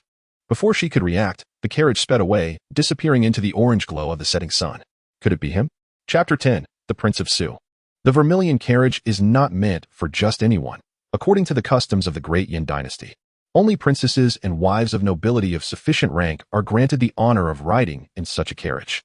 In all of Great Yin, only Princess Anyang has been bestowed this exquisite golden carriage, intricately carved with dragon motifs. Inside the spacious and opulent carriage, Lingxi caught a glimpse of the two figures passing by and recalled the earlier moment when she had escorted Wei Nanxun home. Throughout the journey, the young girl remained silent, showing neither tears nor tantrums despite being wronged. She displayed calmness and courage, respecting her master with dignity and poise without probing excessively into her master's identity or seeking to forge connections. Such individuals who are obedient and sensible are plentiful in this world, yet those with true self-awareness are rare. "Master, everything has been arranged as per your instructions, though I perceive that the crown prince seems unconvinced." "That is of no consequence." The interior of the carriage was somewhat dim, and as a low, languid voice resonated, one's attention was drawn to the figure leaning against the carriage wall, even seated and shrouded in shadow. His presence exuded an imposing aura akin to the majestic Mount Tai, rendering the spacious carriage feel rather constricting. Beside him lay a broad blade, nearly the width of a woman's palm, its dark surface glinting ominously, with faint traces of congealed blood visible upon the sharp edge, an intimidating sight. "My lord, your whereabouts are known only to His Majesty and the Princess Chang, and at this critical juncture, any unforeseen complications must be eradicated. Shall I eliminate this variable?" Seated within the carriage was none other than the emperor's younger brother, the formidable god of war of the Great Yin, Prince Pei Ji. He was one of the emperor's most trusted confidants, and this secret return to the capital, under the guise of Princess and Yang's entourage, was a summons he had received, unbeknownst even to the crown prince and the empress dowager. As for his mission, it remained a mystery to all but the emperor himself. Upon hearing Lingxi's words, images of a pair of eyes appeared before Pei Ji, eyes that, though seemingly fragile as weeds, possessed an unyielding resilience akin to the toughest of fibers. His long, callous fingers lightly tapped the broad blade, exuding an air of lethal intent. "Leave it be." Lingxi felt a twinge of surprise, having accompanied this lord for many years. She understood his temperament well. While she believed Wei Nanxun might not have seen his face clearly, she still suggested caution for the sake of safety, not anticipating that the prince would spare her life, which indeed caught her off guard. Upon returning to the Wei residence, night had fully descended. Wei Nanxun, having narrowly escaped the clutches of death, was utterly exhausted and had neither the strength nor the desire to deal with anyone else. Fortunately, with the matter concerning Wei Mingzhao at hand, the Wang family and others were too preoccupied to pay her any mind, allowing her to offer a few perfunctory greetings before retreating to her own small courtyard.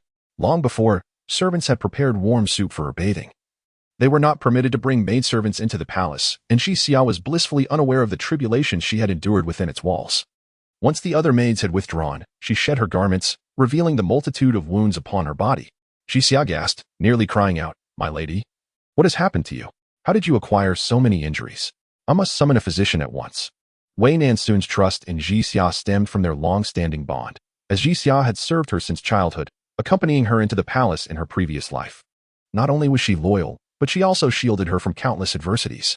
During the initial days of her court life, fraught with discomfort and fear, it was Jixia who had been her steadfast companion. Eventually, however, she was deceived by Wei Mingzhao, who insisted that Jixia had reached the age for marriage and took it upon himself to select a guard for her. At first glance, the match appeared splendid. The suitor was handsome and well-regarded, allowing Jixia to assume the role of a minor official's wife, free from the need to serve others. Thus, she consented to the union.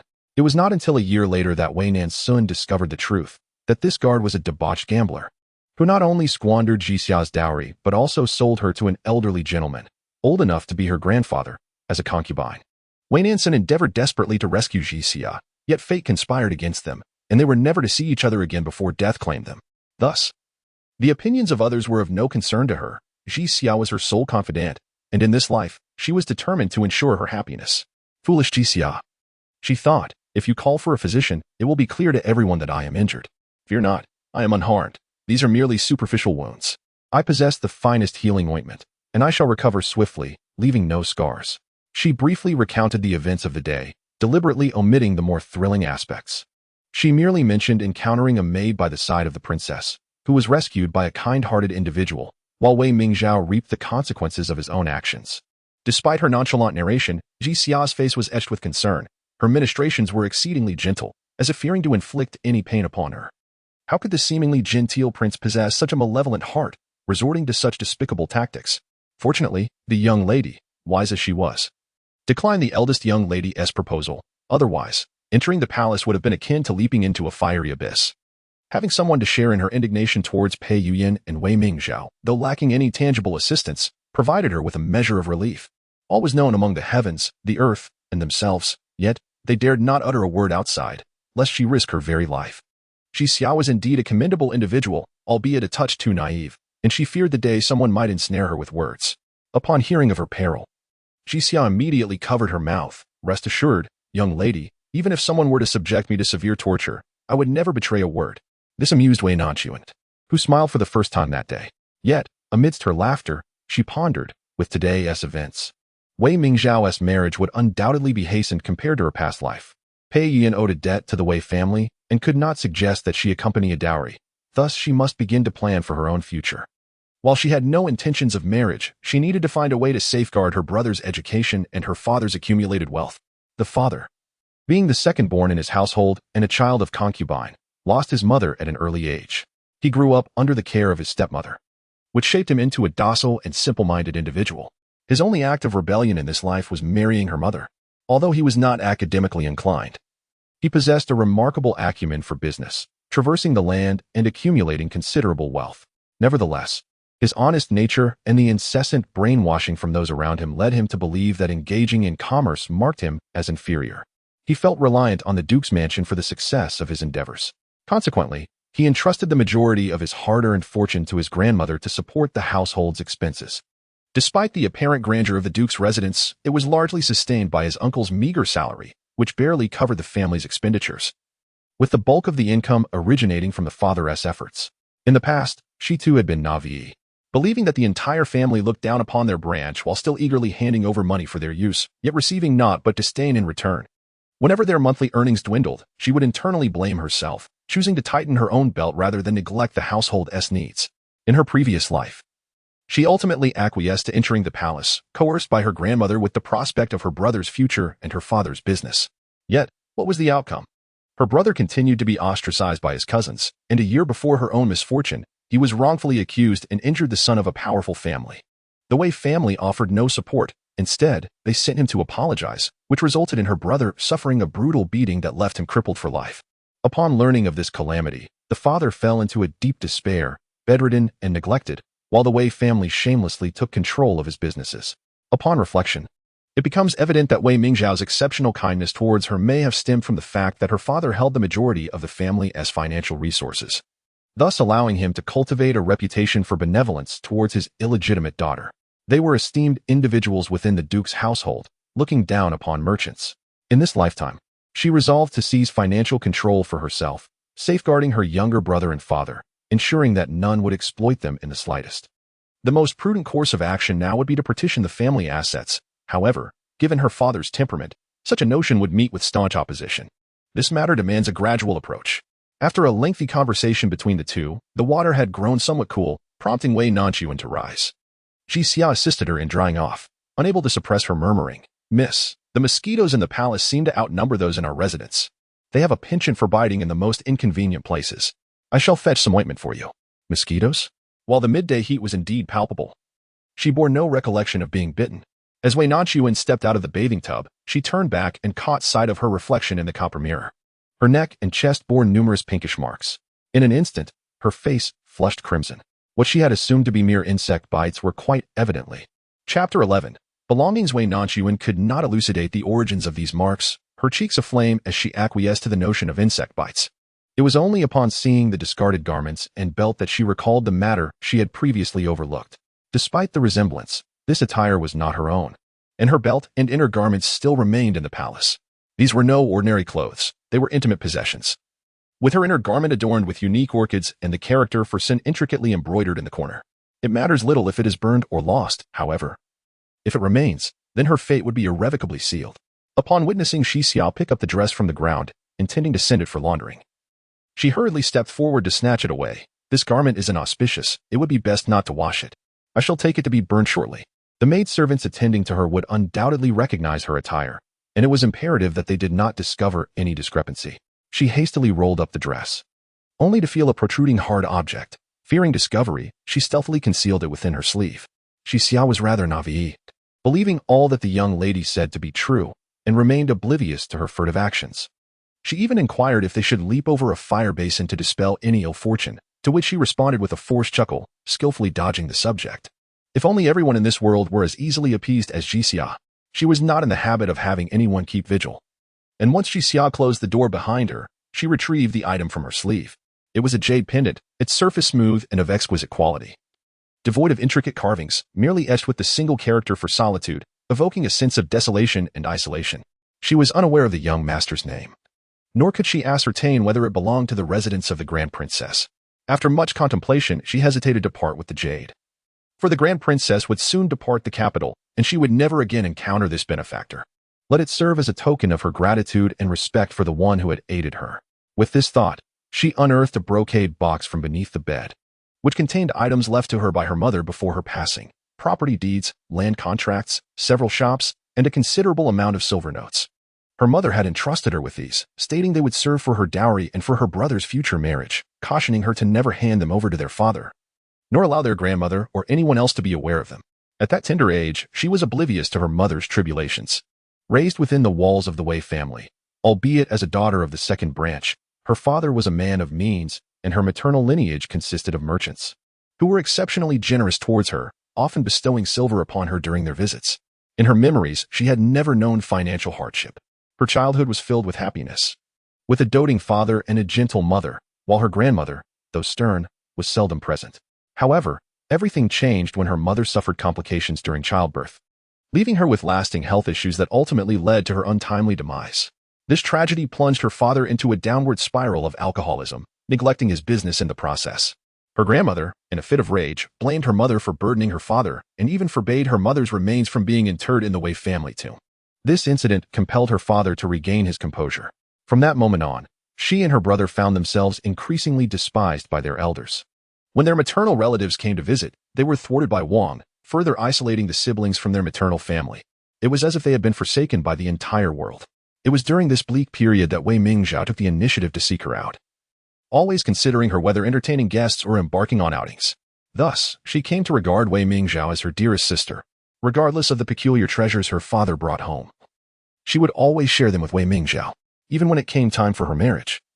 She believed these possessions were not meant for the Eastern Palace and chose to leave them for her brother, which ultimately fell into Wang's grasp. Looking back now, she mused that Wei Mingzhao's exceptional kindness towards her may have stemmed from a desire to acquire these items, while simultaneously cultivating a reputation for being benevolent towards her half-sister.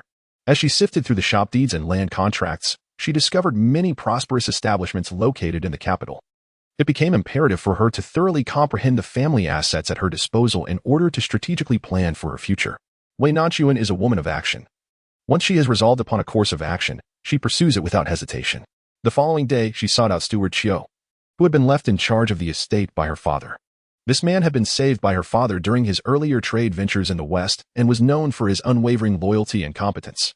Originally intended to manage several shops in the capital, he had been dismissed by the Wang family on the grounds of not being a legitimate child of the Wei household and lacking experience. Currently, he oversaw a tavern and the affairs of their estate. In her childhood, her mother had taught her how to manage accounts, but after being deemed unworthy by her grandmother, and following her mother's passing, she had gradually set those lessons aside. Yet, the knowledge she acquired was not easily forgotten. Her father had a habit of meticulously backing up every account, which he stored in his study. Last night, Wei Nanxun had perused these records and discovered that among the various businesses in the capital, Steward Chiu's tavern was the most profitable. Under the pretense of purchasing a gift for her maternal grandfather, she summoned him to inquire about the most suitable business ventures in the capital.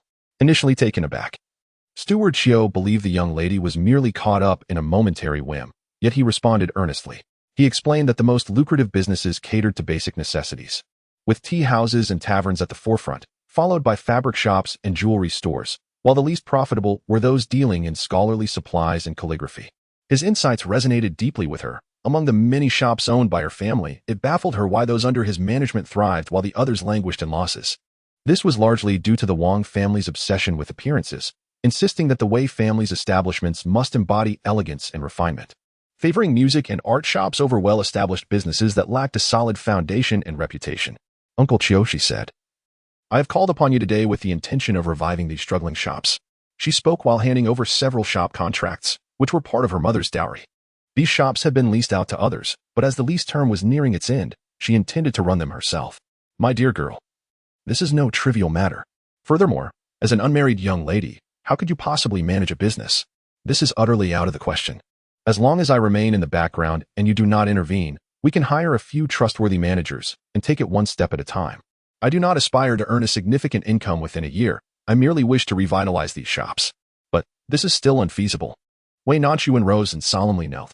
Uncle Chiu, you are more aware of our family's situation than I am. My father has been tirelessly wandering the world to support our family, yet how have they treated him and us siblings in return? My father's painstakingly accumulated assets over the years seem to amount to nothing for us. As he ages, he will soon be unable to move about. And when that time comes, how much do you think my aunt will be willing to share of the family fortune? I cannot bear to see my father's hard work and sincerity trampled upon. Uncle Chiu had always been unwaveringly loyal to Master Wei, and he had long felt that the young master's efforts over the years were unworthy, despite having advised him numerous times to no avail. He had resigned himself to managing his responsibilities. He never expected to hear such resolve from the young lady one day. Allow me to contemplate this matter further. I trust you, Uncle Chiu. Please do not feel overly burdened. Consider it as me preparing my dowry in advance. After contemplating for 2 days, Steward Chiu ultimately decided to comply. The young lady had not spoken a word amiss. It was imperative to prevent the fruits of the second master's labor from being squandered by these ingrates. Precautions must be taken to avert future troubles. Since he had committed to the cause, he was not one to treat it lightly. He meticulously reported to the young lady regarding the plans for the store, the selection of the manager, the renovations, and the operational model. To his surprise, the young lady listened with great earnestness, recording everything he said, and asking questions whenever she did not understand. She was genuinely intent on opening the shop. This motivated Steward Chiu even further, and within a mere month, he transformed one of the premises into a dim sum shop, set to reopen next month. Uncle Chiu, this is our first shop. I wish to see it in person tomorrow, she declared. Steward Chiu responded. You did not express such intentions initially. Did we not agree that you would remain out of sight? Chapter 12. The grand opening. Wei Nanxun had not ventured outside or walked the streets for many years. In her childhood, her father would always take her and her mother out for strolls whenever he returned home. She would perch upon her father's shoulders, elevated high enough to witness the bustling street performances, while her mother would buy her rabbit lanterns and candied hawthorns. Unfortunately, after her mother's passing, she had not set foot outside again. This was partly due to the Wei family's restrictions on their daughter going out, and partly because she disliked venturing alone, fearing that the sights would evoke memories of her mother. However, having faced death once, her perspective had irrevocably changed. She realized the necessity of stepping outside to explore the vast world, no longer allowing herself to be confined within the narrow confines of the inner residence. Miss, can we truly do this? What if we are discovered? Xia awkwardly tugged at the fabric of her garments, feeling an inexplicable sense of discomfort. Wei Nanxun had her long hair elegantly tied up and adorned herself in a resplendent cobalt blue robe, wielding a folding fan, embodying the guise of a pampered young master from a wealthy family. Her striking features and fair complexion were accentuated by a touch of powder on her face, and she had deliberately darkened her eyebrows. The cloth wrapped around her chest was arranged in a manner that made it difficult to discern her true identity from a distance. Upon hearing her words, Wei Nanxun gently lifted Xiao's chin with the ribs of her fan, reassuringly stating, "Do not worry. We shall only be out for half a day, and with Uncle Chio's cover, no one will discover us. If you are still afraid, I shall go alone." Xia felt a flush of embarrassment at her nonchalant demeanor. The thought of Wei Nanxun venturing out alone prompted her to shake her head vigorously, exclaiming, "That cannot be. I am not afraid. Should we encounter anyone, you need only hide behind me." Wei Nanxun found amusement in Xia's blend of trepidation and feigned courage. Yet her heart brimmed with gratitude. In this world, apart from her father and brother, Xia was perhaps the only person willing to unconditionally protect her. The arrangements for their outing were meticulously organized by Steward Chio, who had enlisted a trusted young servant to prepare a carriage at the side gate, escorting them directly to the shop's entrance. The establishment was situated beside the city moat. Although it was not in the most bustling market, it still attracted a fair number of patrons. As noon approached, the shop front was already surrounded by eager customers. Outside were 4 long rectangular tables, laden with an array of delicacies, ranging from the exquisite pastries of Jiangnan to the diverse cakes of the north, their variety dazzling to the eye. The selection of these treats had been a collaborative effort between Steward Chio and Wei Nanxun. In the bustling heart of the capital, numerous pastry shops abound, offering an array of delicacies from both the southern regions and local traditions. How can one establish a foothold in such a competitive market? Wei Nanxun surmised that a diverse selection, delightful flavors, and reasonable prices were essential. The key was to entice customers to part with their money initially, paving the way for future transactions. Thus, the shopkeeper at the entrance, holding aloft an assortment of pastries, proclaimed loudly, "Today marks the grand opening of the Xia pastry shop. We offer free samples. Those wishing to taste make you hear. Everyone shall receive a share, completely complimentary." Indeed, human nature dictates that one cannot resist a bargain. Initially, onlookers whispered and pointed, deeming the establishment less impressive than the venerable Qin's shop next door, and the pastries inferior to those of the Qin family. However, upon hearing of the free offerings, they surged forward in a frenzy. After sampling, patrons extolled the flavors, and upon inquiring about the prices, they discovered they were 2 to 3 tenths lower than those in the market, leading many to declare their intent to purchase. The cheerful shopkeeper continued, "Rest assured, tomorrow upon our official opening, each pastry will be available at half price, and the quality shall remain unchanged." The prospect of free samples today and half-price treats tomorrow sent the crowd into a further frenzy, nearly overwhelming Wei Nanxun and his servant, who was saved only by the quick reflexes of Manager Chio. "Young master, be cautious. Your idea is splendid, yet I fear that once they taste the allure of half-price, they may not return to buy at full price." Manager Chio, reassured, replied, "I am confident in the quality of our pastries. Moreover, even at full price, they will still be affordable. Anyone who has savored our delights will undoubtedly return for more." Manager Chio's perspective had genuinely shifted. He admired Wei Nanxun's audacity and foresight, a quality that many men could scarcely rival. Just then, a shop assistant arrived, announcing that the manager wished to consult with the steward Chio.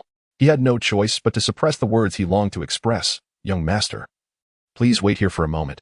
I will return shortly." He reassured, "Uncle Chio has matters to attend to, so you needn't worry about me. I shall stroll a while longer before returning home." Although he felt a twinge of concern leaving her alone, the urgency from the other side compelled him to proceed, believing no misfortune would befall her right at the entrance. Initially, Wei Nanxun felt somewhat overwhelmed by the crowd, the cacophony of voices ringing in her ears.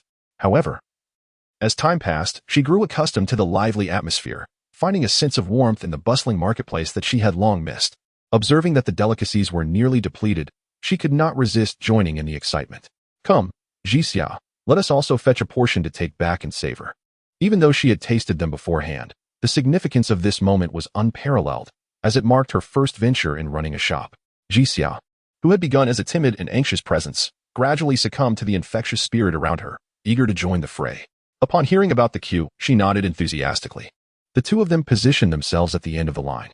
Their attire, though simple and clean, could not conceal the extraordinary beauty of Wei Nanxun's countenance. Several nearby women and young girls discreetly appraised her, while some ahead in line inquired about her identity, speculating which noble family she belonged to. as she too sought to purchase pastries, undoubtedly delightful ones. At last, after a considerable wait, they reached the front, only to find the last portion remaining. Just as Xia was about to express her relief at their good fortune and reach out to claim it, they were startled by gasps and exclamations from the crowd. "Be careful, young lord." Wei Nanxun was momentarily taken aback before realizing that the man in question was none other than herself. Instinctively, she turned to look back and beheld a flamboyantly dressed man at the center of the crowd, a bamboo skewer dangling from his mouth, his gaze disdainfully fixed upon them. This did not particularly alarm her. What truly sent chills down her spine was the sight of a rope in his hand, to which was tethered a mastiff nearly half her height. The dog, with its coat of dark brown and black, appeared disheveled, yet glistened with an oily sheen. Its eyes, as red as copper bells, fixated hungrily on the pastries in Xia's hands, drool cascading from its mouth as it bared its sharp teeth intermittently. Its demeanor was relaxed, occasionally shaking its fur as if patrolling its territory, instilling a sense of dread. "Step aside. Make way for me," the man bellowed. "If you're giving out treats, why am I left empty-handed? Hurry and bring out the pastries." "Apologies, young sir," came the reply, "but we have already distributed all our snacks for today. Please come back tomorrow, and we will be sure to serve you early." "Bah, if there is nothing to offer, then why operate a shop? I cannot afford to wait. I must have something to eat today." Wei Nanxuan's first instinct was to perceive this individual as a troublemaker, perhaps a rival from a neighboring establishment, envious of their bustling clientele. As she furrowed her brow, contemplating a solution, she noticed that the man's gaze had shifted towards her. "You said there is nothing left. Yet you still have something in your hand. Go on, hand it over." Xia quickly concealed the pastries behind herself, shielding them in front of Wei Nanxun. "These are for my young master, who has patiently waited in line to receive them. Who are you to demand them?" "Absolutely not." The man spat out the bamboo skewer from his mouth, forcing a grotesque smile and declaring, "Why should I not? This street must heed Chen. With a dismissive tone, he continued, "If you refuse a toast, you'll be compelled to drink a punishment. Wang Kai, unleash this pair of ignorant fools." As he spoke, he truly loosened the rope in his hand, causing the surrounding townsfolk to scatter in fear. Suddenly, the monstrous beast let out a ferocious bark and lunged towards Wei Nanxun and her servant, bearing its blood-stained maw. Chapter 13. Grateful to the benefactor Wei Nanxun was, of course, terrified. Raised in the confines of her family's estate, though often neglected, she had been nurtured in privilege. The most ferocious creature she had ever encountered was merely the hunting dog of Pei Yuyan, which she had only seen from a distance, restrained by its keeper. Now, faced with the sight of the beast's crimson tongue lolling and sharp teeth glistening with flesh, her face drained of color, and she trembled uncontrollably, nearly retching in fear. Yet, she dared not show any sign of weakness, fearing that any hint of trepidation would only embolden him further. Today marked the opening of her shop. If she were to yield now, it would set a precedent that others might follow, jeopardizing her future business endeavors. Despite her resolve, when the leash was finally released, and the savage mastiff charged towards her, instinctual fear surged within her. After all, her slender arms and legs were hardly sufficient to withstand a single bite from such a beast. "Young master, you must flee. Allow me to protect you." Xia, trembling with fear, stood resolutely before her, arms outstretched like a hawk shielding its chick. Wei Nanxuan's limbs quivered as well. She yearned to escape. Yet with Xia still there, how could she allow her to bear the brunt of danger? Drawing upon an unknown well of strength, she forcefully pushed the person in front of her aside, realizing that she had no time left to run. The young waiters in the shop wished to assist, but a table obstructed their path, rendering them unable to intervene in time. Meanwhile, bystanders hesitated to sacrifice themselves, merely watching as the vicious dog bared its bloody maw and lunged toward the frail young master's legs. The crowd averted their eyes, fearful of witnessing a gruesome spectacle. However, as they waited, the anticipated cries of the young man did not echo. Instead, a heart-wrenching bark resonated. Peering through parted fingers, the onlookers beheld the striking young master. Arms raised, though disheveled, he stood unscathed. In stark contrast, the ferocious dog writhed in agony, a blade, nearly the length of an arm, embedded in its back. The glinting blade had pierced deep into its thick hide, causing the beast to roll on the ground in pain, blood spilling profusely. The unexpected turn of events left everyone momentarily stunned. It was Chen, the ruffian, who first regained his composure. His eyes widened in shock as he cried out and rushed toward the suffering dog. "Wang Kai, Wang Kai, who dares to harm my young master's Wang Kai?" However, that ferocious dog, lying on the ground in a state of near death, was driven into a frenzy by pain, so much so that it failed to recognize even its own master. Chen, approaching, was treated as an enemy and was savagely bitten. Its teeth were remarkably sharp, inflicting wounds that felt as though flesh would tear away. In an instant, The anguished cries of both dog and man intertwined, startling everyone within the establishment. Upon emerging, Manager Chiu beheld Wei Nanxun, her face ashen with fear, prompting him to swiftly push aside a table and rush outside. "Young master, are you unharmed?" he inquired, anxiously scanning her for injuries while instructing the shopkeeper and attendants to separate the man from the vicious beast, and simultaneously dispatching someone to report the incident to the authorities. Wei Nanxun quickly regained her composure, stiffly shaking her head. "Uncle Chiu, I am fine. Please attend to calming the surrounding populace first. Otherwise, in light of such an incident, many may be deterred from returning tomorrow." After confirming her safety multiple times, Manager Chiu acquiesced and returned to confer with the shopkeeper. Before long, the shopkeeper emerged to reassure the patrons. "A minor accident has startled everyone. However, it is our responsibility. Therefore, I have decided that those who visit over the next 3 days may collect complimentary snacks, 1 portion per person, available on a first-come, first-served basis. I have already reported the matter to the authorities, and soon an official will arrive to apprehend the troublemakers. Rest assured, such disturbances will not recur." Initially shaken and murmuring curses, the crowd's demeanor shifted upon hearing that the authorities would soon intervene, and with the promise of free snacks, their expressions brightened considerably. "Master Xiao has done well. I have long harbored disdain for Chen Er, who idles about the street, indulging in food and drink without ever settling his debts. He ought to be swiftly apprehended and imprisoned. Indeed, capturing Chen Er would be a service to the public. This innkeeper's genuine concern for his patrons compels me to purchase delicacies, even if they are not complimentary, for it brings a sense of security in this establishment." The murmurs of agreement grew increasingly resonant, allowing Wei Nanxuan's anxieties to diminish somewhat. As matters appeared to be settling, her gaze drifted through the crowd, landing on a seemingly ordinary carriage parked at the roadside, one she had been observing for quite some time. Even while queuing, she sensed a gaze lingering upon her, elusive yet palpable, but despite her searching, she found no source. Until just moments ago, when the mastiff lunged, she witnessed the short blade fired from that carriage save her. Had it not been for that intervention, she might now lie upon the ground, gravely injured. Although she remained unaware of who occupied the carriage, whether they acted on a whim to save her or for some other motive, she felt compelled to express her gratitude. Steeling herself, Wei Nanxun adjusted her headpiece and attire before striding forward. She halted a short distance from the carriage window, bowed, and clasped her hands in a gesture of respect, declaring, "I am profoundly grateful for your lordship's life-saving intervention." She endeavored to modulate her voice, adopting the demeanor of a youthful gentleman, courteous and respectful. However, after a moment of silence without a reply, she surmised the occupant wished to remain concealed. Pausing briefly, she maintained her bow and added, "Rest assured, my lord, I am merely here to express my gratitude and harbor no intentions of seeking favor or connection." At last, a voice emerged from within. "Belonging to an ordinary middle-aged man, it's merely a trifling matter, no need to dwell on it." Wei Nanxun harbored a conjecture in her heart. The gaze she had just encountered felt oddly familiar, evoking memories of an incident at the palace, though she dismissed the notion as too coincidental. Confined to her home day after day, she had been oblivious to whether the princess had departed the capital, relying solely on instinct. Hearing the voice of a completely unfamiliar middle-aged man, her doubts dissipated instantly. Indeed, she had overthought the situation. How could the heir of the princess's residence possibly have the leisure to fortuitously stumble upon her in her most disheveled moments? She exhaled in relief, preparing to rise and take her leave, when the thought of expressing her gratitude struck her. Yet, she had not brought anything with her, and offering gold or silver felt rather banal.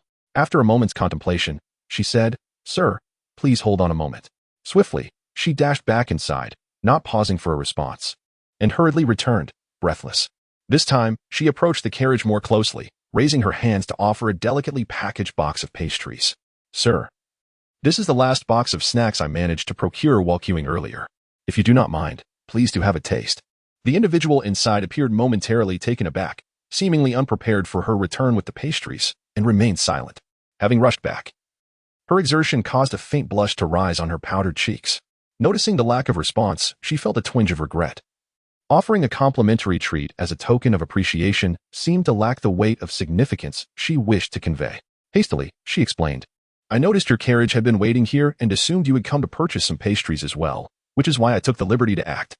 This delicacy is truly delightful. I have tasted it before, and it is indeed exquisite. No, this box is new and has not been opened."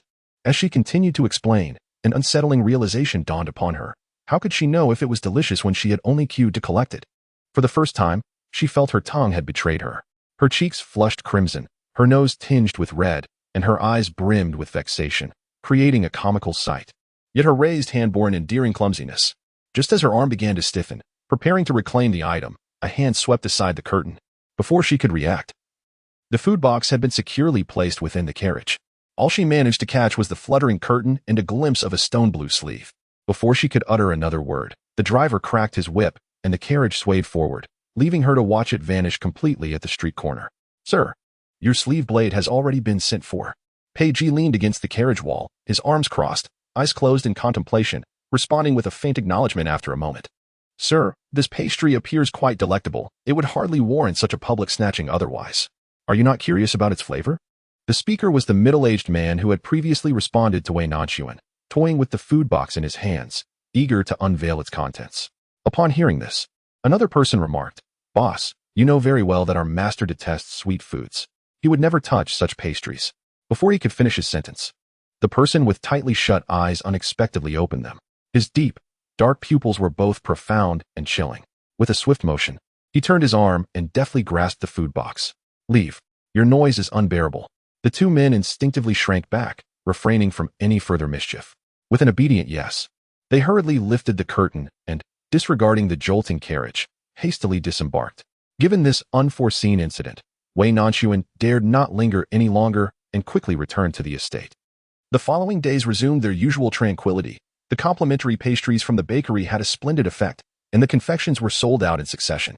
Other shops continued their operations in an orderly manner, while Wei Mingzhao and Pei Yuyan's wedding date was also set for the 15th of the upcoming month. It was a mystery how Pei Yuyan had managed to persuade the emperor, as the date was a full 6 months earlier than in her previous life. However, she was indifferent to this development, secretly rejoicing that once Wei Mingzhao's wedding was held, she would be entirely free from any connection to these two. Unexpectedly, on the day Pei Yuyan came to finalize the arrangements, he did not seek out the Wang couple nor Wei Mingzhao. Instead, he cornered her in the courtyard. Chapter 14. What if I insist? On this day, as was customary, Wei Nanxun rose in the morning, partook in breakfast, and began to sift through the account books left by her father, along with the illustrated list of various items he had amassed from far and wide over the years. From a young age, her mother had provided her education, and though she may not have mastered all the arts like her sisters, she was literate and could read prose. She inherited her parents' strengths in arithmetics, not only developing a passion for it, but also possessing a talent that surpassed many men. In her childhood, one could say she grew up with an abacus in hand. Her father, accustomed to bringing home business-related items to share with her mother, would often seek her mother's counsel. Even after her mother's passing, he continued to transcribe notes and leave them in his study, which ultimately facilitated her learning. In her previous life, after her mother's death, she was compelled to relinquish her interests. Following her marriage to Pei Yuyan, she found no use for her skills, allowing them to languish for many years. Now, as she endeavored to reacquaint herself with the art of calculation, she found it somewhat foreign. After more than a month, she finally began to regain the sensation of manipulating the abacus. Steward Xiu reported daily on the shop's progress, occasionally offering her insights on the intricacies involved, proving to be an excellent mentor for her. Recently, the atmosphere in the Wei residence had turned jubilant, as Mrs. Wang had sent word early on that the crown prince would soon arrive to finalize a decree. She was instructed to keep the servants in the courtyard well behaved, lest their careless movements jeopardize this significant occasion. This admonition was clearly a warning to her, fearing she might cause a disturbance. Little did they know, she had no inclination to step out. Since her last return from the palace, she had not crossed paths with anyone from the Wei family. She had only heard that her uncle had been in a furious rage that day, even striking Wei Mingzhao, which resulted in her punishment of house arrest. Not allowed to step outside her door. This could only be blamed on Wei Mingzhao herself, for she had squandered a splendid opportunity. Despite having a royal engagement, she still engaged in illicit relations before marriage, forgetting that a betrothed woman is a wife, while a woman who dallies is but a concubine. The emperor is indeed concerned about his reputation, unwilling to have the marriage he personally sanctioned become a source of ridicule. Otherwise, given the conduct of these two individuals, it would be quite difficult for Wei Mingzhao to become a consort. However, these matters no longer concern her. After perusing a book, she vaguely heard the sound of firecrackers, causing her to pause momentarily in her reading. There is no wall that does not allow whispers to travel. Moreover, the wise consort harbors intentions, and the events at Jing'an Palace that day have inevitably leaked to some extent. The Wang family and the crown prince likely wish to dispel the unfavorable rumors circulating in the capital, making even the upcoming engagement particularly grand and festive. A sardonic smile crept onto her face. Her aunt truly exerted herself, as even from her distant residence in the Western Garden, the sound of firecrackers reached her ears. The second household is an independent courtyard, the most secluded part of the Wei family. In the past, when her father was away, her mother had passed, and her younger brother was studying in the academy. She had often felt abandoned and isolated, engulfed in feelings of inferiority and despondency. Yet now, she found solace in the tranquility, which facilitated her interactions with the stewards. Noticing her smile, the attending maid, Idong, mistakenly assumed her curiosity and explained, "Miss, it is His Royal Highness the Crown Prince who has brought people to announce the engagement. I heard from those up front that many notable individuals accompany him, including the top scholar and the young marquis. Oh, and also the young heir from the princess's residence. They are distributing red envelopes in the front courtyard, claiming that everyone will receive one." Wei Nanxun hesitated for a moment at the mention of the young heir from the princess's residence. Could he be her benefactor? If only she could discern his appearance. She quickly shook this thought from her mind. Even if he were indeed her benefactor, she could not afford to mingle at such a critical juncture. After all, she had only just distanced herself from these two individuals, and it would be quite undesirable to be perceived as still harboring feelings for the crown prince. However, if she does not wish to attend, she may still send others in her stead. It is indeed a momentous occasion, complemented by red envelopes. Therefore, I shall grant you a half-day leave to partake in the festivities and bask in the joyous atmosphere. Do invite Jixia to join as well. Yidong, who had been envious of the maidservants in the front courtyard for their opportunity to seize red envelopes and witness the revelry, immediately brightened up upon hearing that the young lady had also granted them a holiday. Only Jixia shook her head, saying, "I shall not go. If we all leave, who will attend to you? I shall remain here in the courtyard to read. There is no need for anyone to serve me. You may go and observe the festivities, then return to inform me of any delightful happenings." With that, she playfully winked at Jixia. Only Jixia was aware of her rescue by the Grand Princess, and with this subtle hint, she understood. Although she hesitated, she reasoned that as long as she remained within the confines of her own courtyard, no harm would come to her, and thus she acquiesced. Once the maidservants, their faces alight with joy, departed, the West Garden fell into a serene silence. Wei Nanxun, having read for a while, recalled that the flowers moved out yesterday had yet to be brought back, and after a morning of exposure to the sun, they would surely wilt. She hastily set her book aside and exited the room. Indeed, she spotted several pots of orchids being scorched under the sun. Without a second thought, she approached to carry one towards the corridor. However, just as she was about to set the flower down, she heard footsteps behind her. Assuming it was Jixia returning, she called out without turning, "Little Jixia, quickly help me bring the flowers back." The person behind her paused in surprise, though they did not respond. They obediently began to assist with the flowers. It was only when she sensed something amiss with the footsteps that she turned around to find none other than Pei Yuyan, who should have been in the front courtyard at that hour. Wei Nanxun was taken aback, nearly tripping over her skirt. She couldn't help but feel a twinge of frustration. She had been living in such leisurely comfort lately that she had completely lost her sense of urgency, to the point of not even noticing Pei Yuyan's approach. Yet she could not fathom his purpose for appearing at this moment. Quickly steadying her nerves, she endeavored to appear more composed, curtsying gracefully and saying, "This humble daughter pays her respects to His Highness the Crown Prince. I was unaware of your unexpected visit, and sincerely hope you will forgive any inadvertent offense." Pei Yuyan regarded her as if her demeanor had shifted like a mask. The previously warm and affectionate tone vanished in an instant, the mirth in his eyes extinguished. He distinctly remembered the first time he laid eyes on her. Her gaze had mirrored that of a startled fawn in a sun-dappled forest, innocent and pitiable, tinged with the sweet blush of youthful infatuation. He had encountered countless expressions like hers throughout his life. He could not have misjudged her feelings. She harbored affection for him. Why? After just a few days apart, had her attitude transformed entirely, as though he were some irredeemable villain she sought to avoid at all costs? Perplexed, Pei Yuyan recalled his previous admonitions to the Wei family. Wei Mingzhao had been obedient to his wishes. What could have transpired? His expression darkened as he carelessly hurled the flower pot from his grasp to the ground, the shattering of the ceramic resonating like thunder, tearing apart the tranquility that had prevailed. The sound startled her, not due to its sharpness, but because the man before her seemed utterly foreign, though his handsome visage remained unchanged. His gaze was now frigid and foreboding, as if he were a serpent lurking in the shadows, poised to strike at any moment. Wei Nanxun instinctively took a half-step back. "Your Highness, have you perhaps lost your way? At this moment, you ought to be in the main hall discussing matrimonial matters with your esteemed uncle and aunt. I shall have someone guide you, Jixia."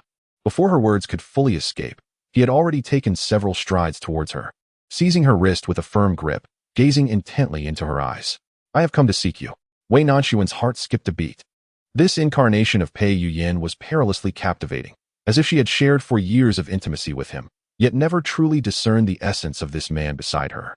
She managed to force a strained smile, saying, "What jest is this? From this day forth, you shall be my brother-in-law. Why seek me instead of my elder sister? Wei Nanxuan, do not feign ignorance with me. You are well aware that I have always intended to marry you. Why do you reject me?" His words were articulated with striking clarity, catching Wei Nanxuan off guard, rendering her unable to divert the conversation. The man she thought she knew was, in truth, a tempest of emotions concealed beneath a calm exterior, perpetually inscrutable. It was widely said that he was both erudite and martial, devoid of arrogance, and that he treated others with warmth, making him the foremost gentleman of Dian. Even she harbored this belief, feeling a sense of pride at the prospect of marrying him. Yet, even if she were to sacrifice her life for this, she had never contemplated vengeance in this existence. She acknowledged her own blindness and arrogance in believing that this noble prince would genuinely love her. Death would be a fate justly deserved. To him, she was merely an inconsequential woman, and all she desired was to cultivate her own virtue, to distance herself from their world, and to lead a peaceful life. Thus, she had only thought to evade him, never anticipating that he would pursue her with such relentless fervor. Wei Nanxuan was momentarily taken aback, struggling fiercely against her restraints. She spoke earnestly, "I implore you, Your Highness, to exercise restraint. You must have misunderstood something. You are my sister's fiancé, and I hold you in the highest regard." Devoid of any personal affection, Pei Yuyan tightened his grip further, a cold laugh escaping his lips. "You are well aware that I have come to withdraw my proposal. Why do you refuse to see me? You know it is a withdrawal. My bond with my sister is profound. Not only do I harbor no romantic feelings towards you, but even if I did, I would never commit an act that would cause her distress. Moreover, you and my sister have already shared the bonds of marriage. Why must we revisit such conversations today? You truly harbor animosity towards me, Asun. I had thought the person in my chamber was you." Pei Yuyan's tone softened, his earlier malice dissipating, replaced by a tender gaze that could almost deceive her, were it not for her past experiences. However, the latter part of his statement sent a chill down Wei Nanxuan's spine. You thought it was her? He was indeed aware. Using such tactics against an unmarried woman was hardly an expression of affection. His demeanor grew gentler, his grip loosening slightly, providing Wei Nanxuan with an opportunity to break free. She retreated several steps, declaring, "Your Highness, regardless of whether this is a misunderstanding, the outcome has already been determined. You are the radiant sun in the heavens, while I am but a humble blade of grass in this vast world, eternally out of reach. As you have become my brother-in-law, I beseech you to forget the past. How can you be out of reach? You need only extend your hand to touch it. I share no romantic feelings for her if you enter the palace with her. I assure you, I shall not lay a hand on her again." Wei Nanxuan could hardly suppress a laugh. Was this not the very nonsense that Wei Mingzhao had once used to tease her in her past life? To hear it now from Pei Yuyan's lips made her question just how foolish she appeared, allowing herself to be deceived time and again. In this world, there exists no bond of sisterhood that would share a husband. To neglect my elder sister is to incite discord among us. I beseech your Highness to refrain from uttering such sentiments again. What a profound sisterly bond it is, yet if one must be solitary in their desires, then you shall be left with naught but a lifeless body. Pei Yuyan's gaze remained fixed upon her face, unaware that she had retreated to the edge of a shattered flower pot. With remarkable swiftness, she crouched down, seizing a jagged shard of pottery and pressing it against her delicate neck. Her skin was fair and slender, a mere light graze revealing a distinct trace of crimson, blood droplets spilling forth almost instantly. Though I am but a humble daughter of merchants, I possess self-respect and dignity. My mother, before her passing, cautioned me never to become a concubine. Even if you are the crown prince, and bestow upon me countless favors, a concubine remains a concubine, and that shall not change. She articulated her words with a solemnity and strength that even Pei Yuyan found startling, his gaze fixated on the vivid wound she had inflicted upon herself. Would she truly prefer death over yielding to him? Initially, Pei Yuyan regarded her as a charming girl, easily manipulable, believing that a simple gesture would earn her gratitude. She possessed a striking beauty, yet her eyes radiated an innocence he had never encountered before, a clarity that was utterly refreshing. She fit perfectly into his schemes, as a few flattering words would render her utterly compliant, just as those before her had been. However, he soon realized that she was unlike anyone he had encountered before. She was not playing hard to get but had genuinely rejected him. Everything she said was true. He could never marry her as his legitimate wife. The crown prince might indulge in romantic pursuits, yet he could never be foolish unless he renounced his position as the crown prince. Should he then release her? The mere thought of this option sent a pang of pain through Pei Yuyan's mouth. No, he was unwilling, even if she were but a lifeless body. he would still claim her. Moreover, if you let go, I shall not touch you. He leaned forward as he spoke. Do not move. Wei Nanxun had already lost faith in his words. She retreated cautiously, longing to draw closer to the house so she could swiftly dart inside and shut the door. How unfortunate was her luck, that at this moment, everyone had dispersed from the courtyard. Out of the corner of her eye, she scanned for an escape route. And just as she was about to step back again, she felt a sharp pain in her wrist, causing the shard of pottery she had clutched to fall to the ground. In that fleeting moment of distraction, Pei Yuyan had crossed the distance between them in several strides. Grasping her arm and pulling her into his embrace, Wei Nanxun was filled with a mix of anger and hatred, angry at herself for failing to see his true nature, and resentful of her own weakness that had led her into his grasp once more. Such intimate contact filled her with revulsion and humiliation. As if everything she had just declared was but a jest. As she struggled fiercely, she heard his voice whispering in her ear, on that day. Who was it that cured your poison? Wei Nanxuan's eyes widened slightly, her movements faltering. What did he mean? Did he know something? Such subtle reactions were keenly perceived by Pei Yuyan. Initially merely a suspicion, the astonishment and surprise reflected in her demeanor transformed his doubts into a profound certainty. Indeed, it was true. Upon your return, I noticed a change in your attire. If your aunt truly rescued you, why would she alter your clothing? Deliberately selecting a nearly identical garment? What was she attempting to conceal? And why did you seem to move with such discomfort that day? Pei Yuyan tightened his embrace around her arms. Each word he uttered felt like an interrogation, as if someone had sullied his possessions.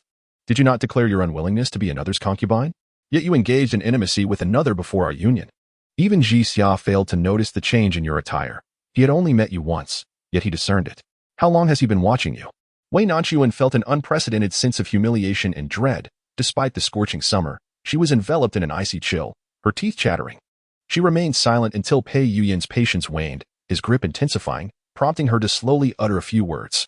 He is not like you. These 6 succinct words, though softly spoken, pierced directly into Pei Yuyan's heart. She was merely an inconsequential woman. Why would she choose to submit to another rather than yield to him?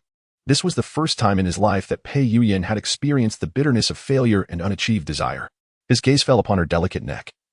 So slender it could be easily broken, he could end her life at any moment. Yet, he refrained, for what would killing her achieve? He wished for her to regret her choices, to willingly kneel before him, before Pei Yuyan could take any action. A hushed voice broke the silence outside the gate. Your Highness, someone from the front courtyard seeks your presence. Assuming it was a member of the Wei family, he replied without turning, I shall not see them. After a brief pause, the voice outside mustered the courage to call again. Your Highness, it is the heir of the Northwest King, who claims to have urgent matters to discuss with you. Upon hearing the mention of the Northwest King's heir, both were momentarily taken aback. Wei Nanxun held her breath, striving to conceal her emotions. Yet, their proximity rendered her heartbeat too rapid, betraying her anxiety upon hearing his name. Is it him? Pei Yuyan remarked coldly. Wei Nanxun pressed her lips together, remaining silent. She found herself utterly perplexed, devoid of the experiences from her past life. She had encountered Pei Yuyan merely 3 or 4 times. Why then did he seem so invested in her? To claim it was love at first sight or affection would have sufficed to deceive her former self, but the present her could not possibly be convinced. Nevertheless, Pei Yuyan's demeanor today bore an unmistakable hint of possessiveness, especially when he mistakenly believed she had pledged herself to another. That state of affairs felt decidedly amiss. Could it be jealousy? Pei Yuyan, jealous? Such a notion seemed utterly implausible. Convincing her of his capacity for jealousy was akin to believing in snow falling in June. It was merely a matter of unrequited desire. He, born with a silver spoon, a prince above all others, had everything at his disposal. What could he possibly lack? Encountering someone he could not possess would naturally evoke discontent. It appeared that winning his affection was an impossibility, and thus, she could only resign herself to the prospect of his disdain. I do not comprehend whom you refer to. Since you are aware that I am not of perfect virtue, you must understand that I am unworthy of your Highness. The elder sister devoted herself wholeheartedly to you. I implore you, your Highness, to consider the unwavering loyalty of the Wei family and grant. As the words fell, the restraints binding her arms suddenly loosened, and Wei Nanxun, taken completely by surprise, fell straight to the ground. Pei Yuyan looked down upon her, stating, I am aware that the previous incident was not of your volition. Someone has conspired against us. Do not delude yourself into thinking this will lead me to abandon you. No one can save you, not even him. Patiently prepare for your marriage at home. On the day Wei Mingzhao weds, I shall bring you into the palace as well. Having spoken, he smoothed the creases of his sleeve and turned to leave with purposeful strides. There was no lingering gaze, as if the declaration of wanting to marry her had never escaped his lips. Wei Nanxun stared at his retreating figure, sinking to the ground in a daze. As if all her spirit had been siphoned away, leaving her a soulless husk. Time passed, and only the gentle call of Jixia stirred her from her nightmare. Miss, what has happened to you? Wei Nanxuan's eyes were vacant, the wound on her neck still oozing blood, presenting a most pitiful sight. Gradually, her pupils focused, and upon recognizing the person before her, she could no longer contain her feelings of grievance and tightly embraced Jixia's waist. Jixia, what should I do? He still refuses to let me go. She had fought so desperately to survive. Why would he not release her? Who is he, indeed? Miss, do not be afraid. I am here, and no one shall harm you. I shall deliver a message to the young master. Wei Nanxun had genuinely been awed by Pei Yuyan's imposing presence. After all, having spent countless days and nights in his company in her past life, she had become accustomed to adhering to his every word and deed, like a puppet under his mental control, even when she had extricated herself. The shadows of her inner demons continued to haunt her. Fortunately, the voice and embrace of Jixia brought her a sense of reality. She was no longer in that devouring abyss. Upon hearing that a message was to be sent to her father and brother, Wei Nanxun immediately shook her head. No, do not let them worry. I merely startled a wild cat while moving flowers. I shall rest for a while and be well. Even Jixia, who was typically slow to perceive, sensed the inconsistencies in her words. Yet, having grown accustomed to obeying the young lady, she did not inquire further and assisted her back into the room.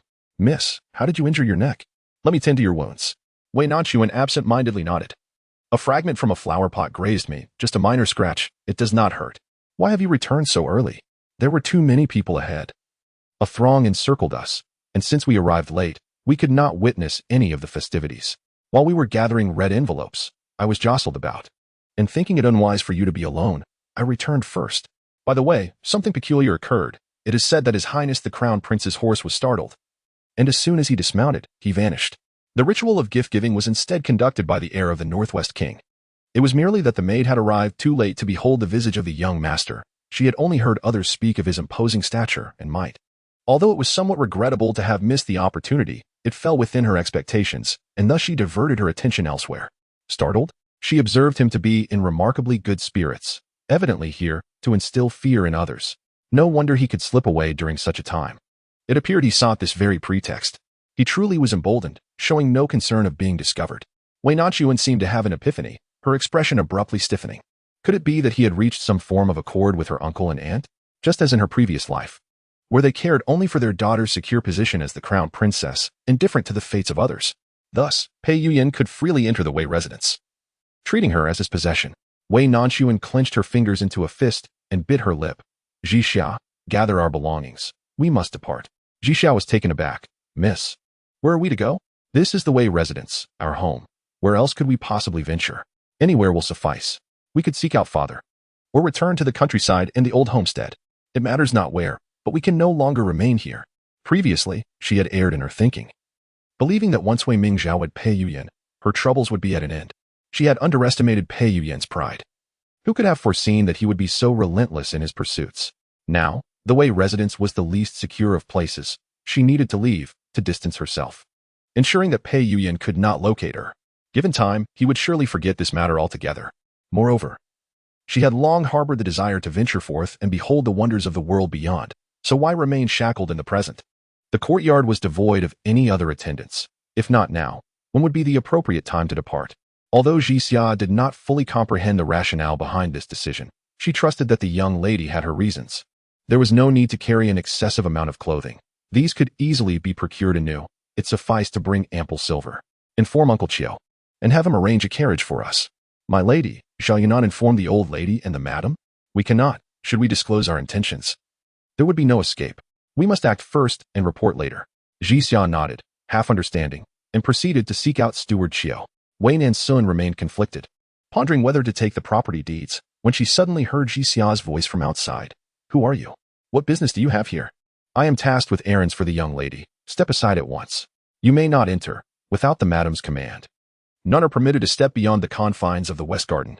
Chapter 16. Restrictions. Upon hearing the commotion, Wei Nanxun hastily followed outside, only to find several guards encircling the outer gate, all robust and unfamiliar faces, none of whom belonged to the West Gardeness staff. Who are you? Why are you here?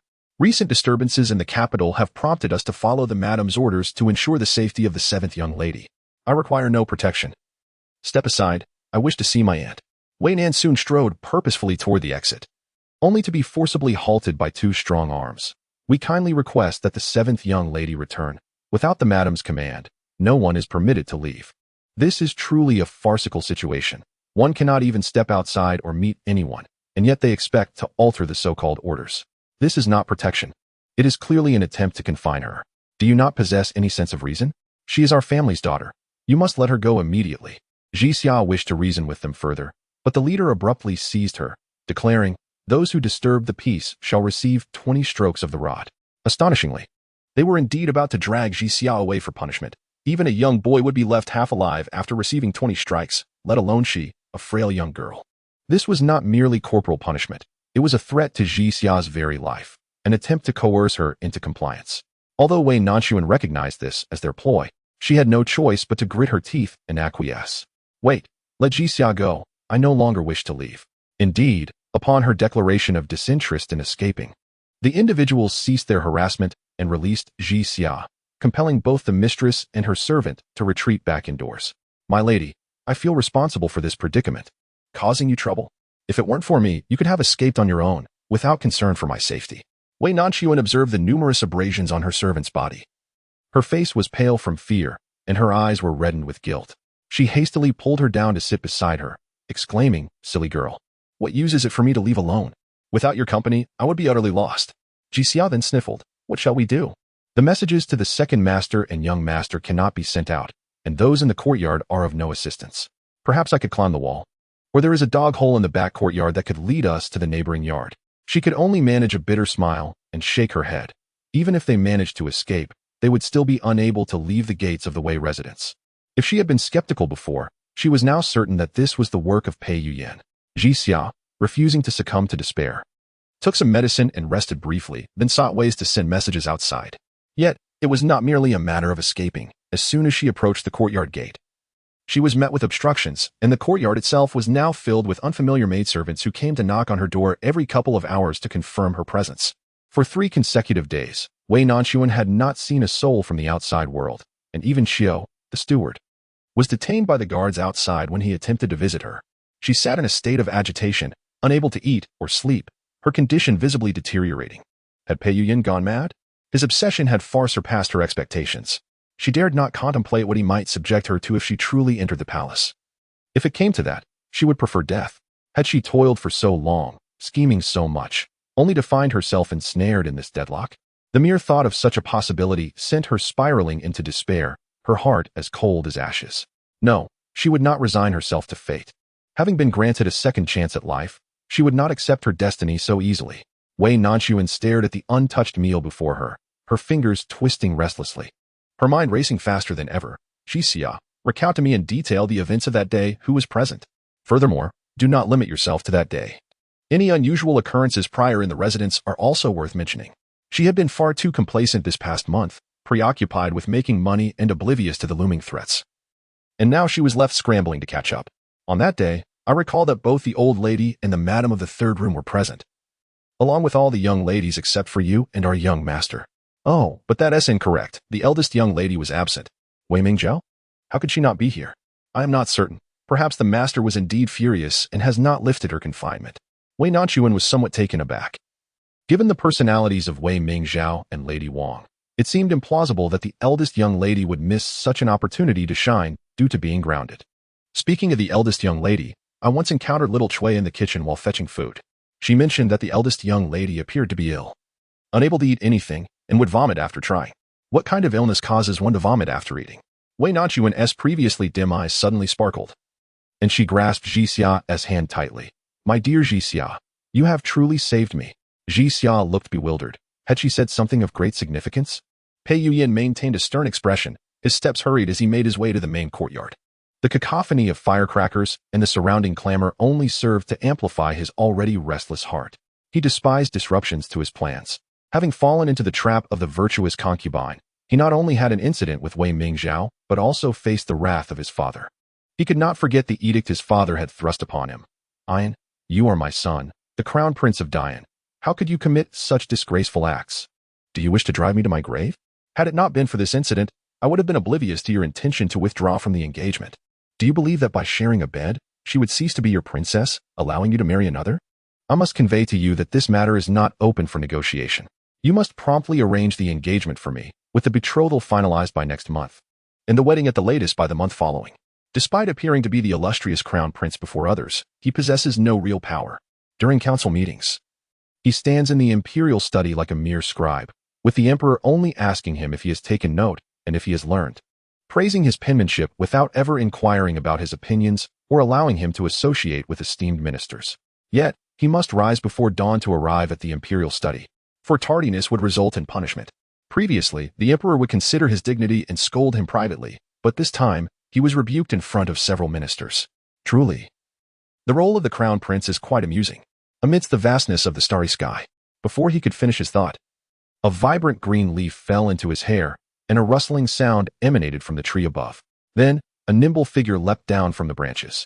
"Cousin, here I am." Upon landing, he draped his arm over Pei Yuyan's shoulder, clutching a peach of unknown origin, savoring it with delight.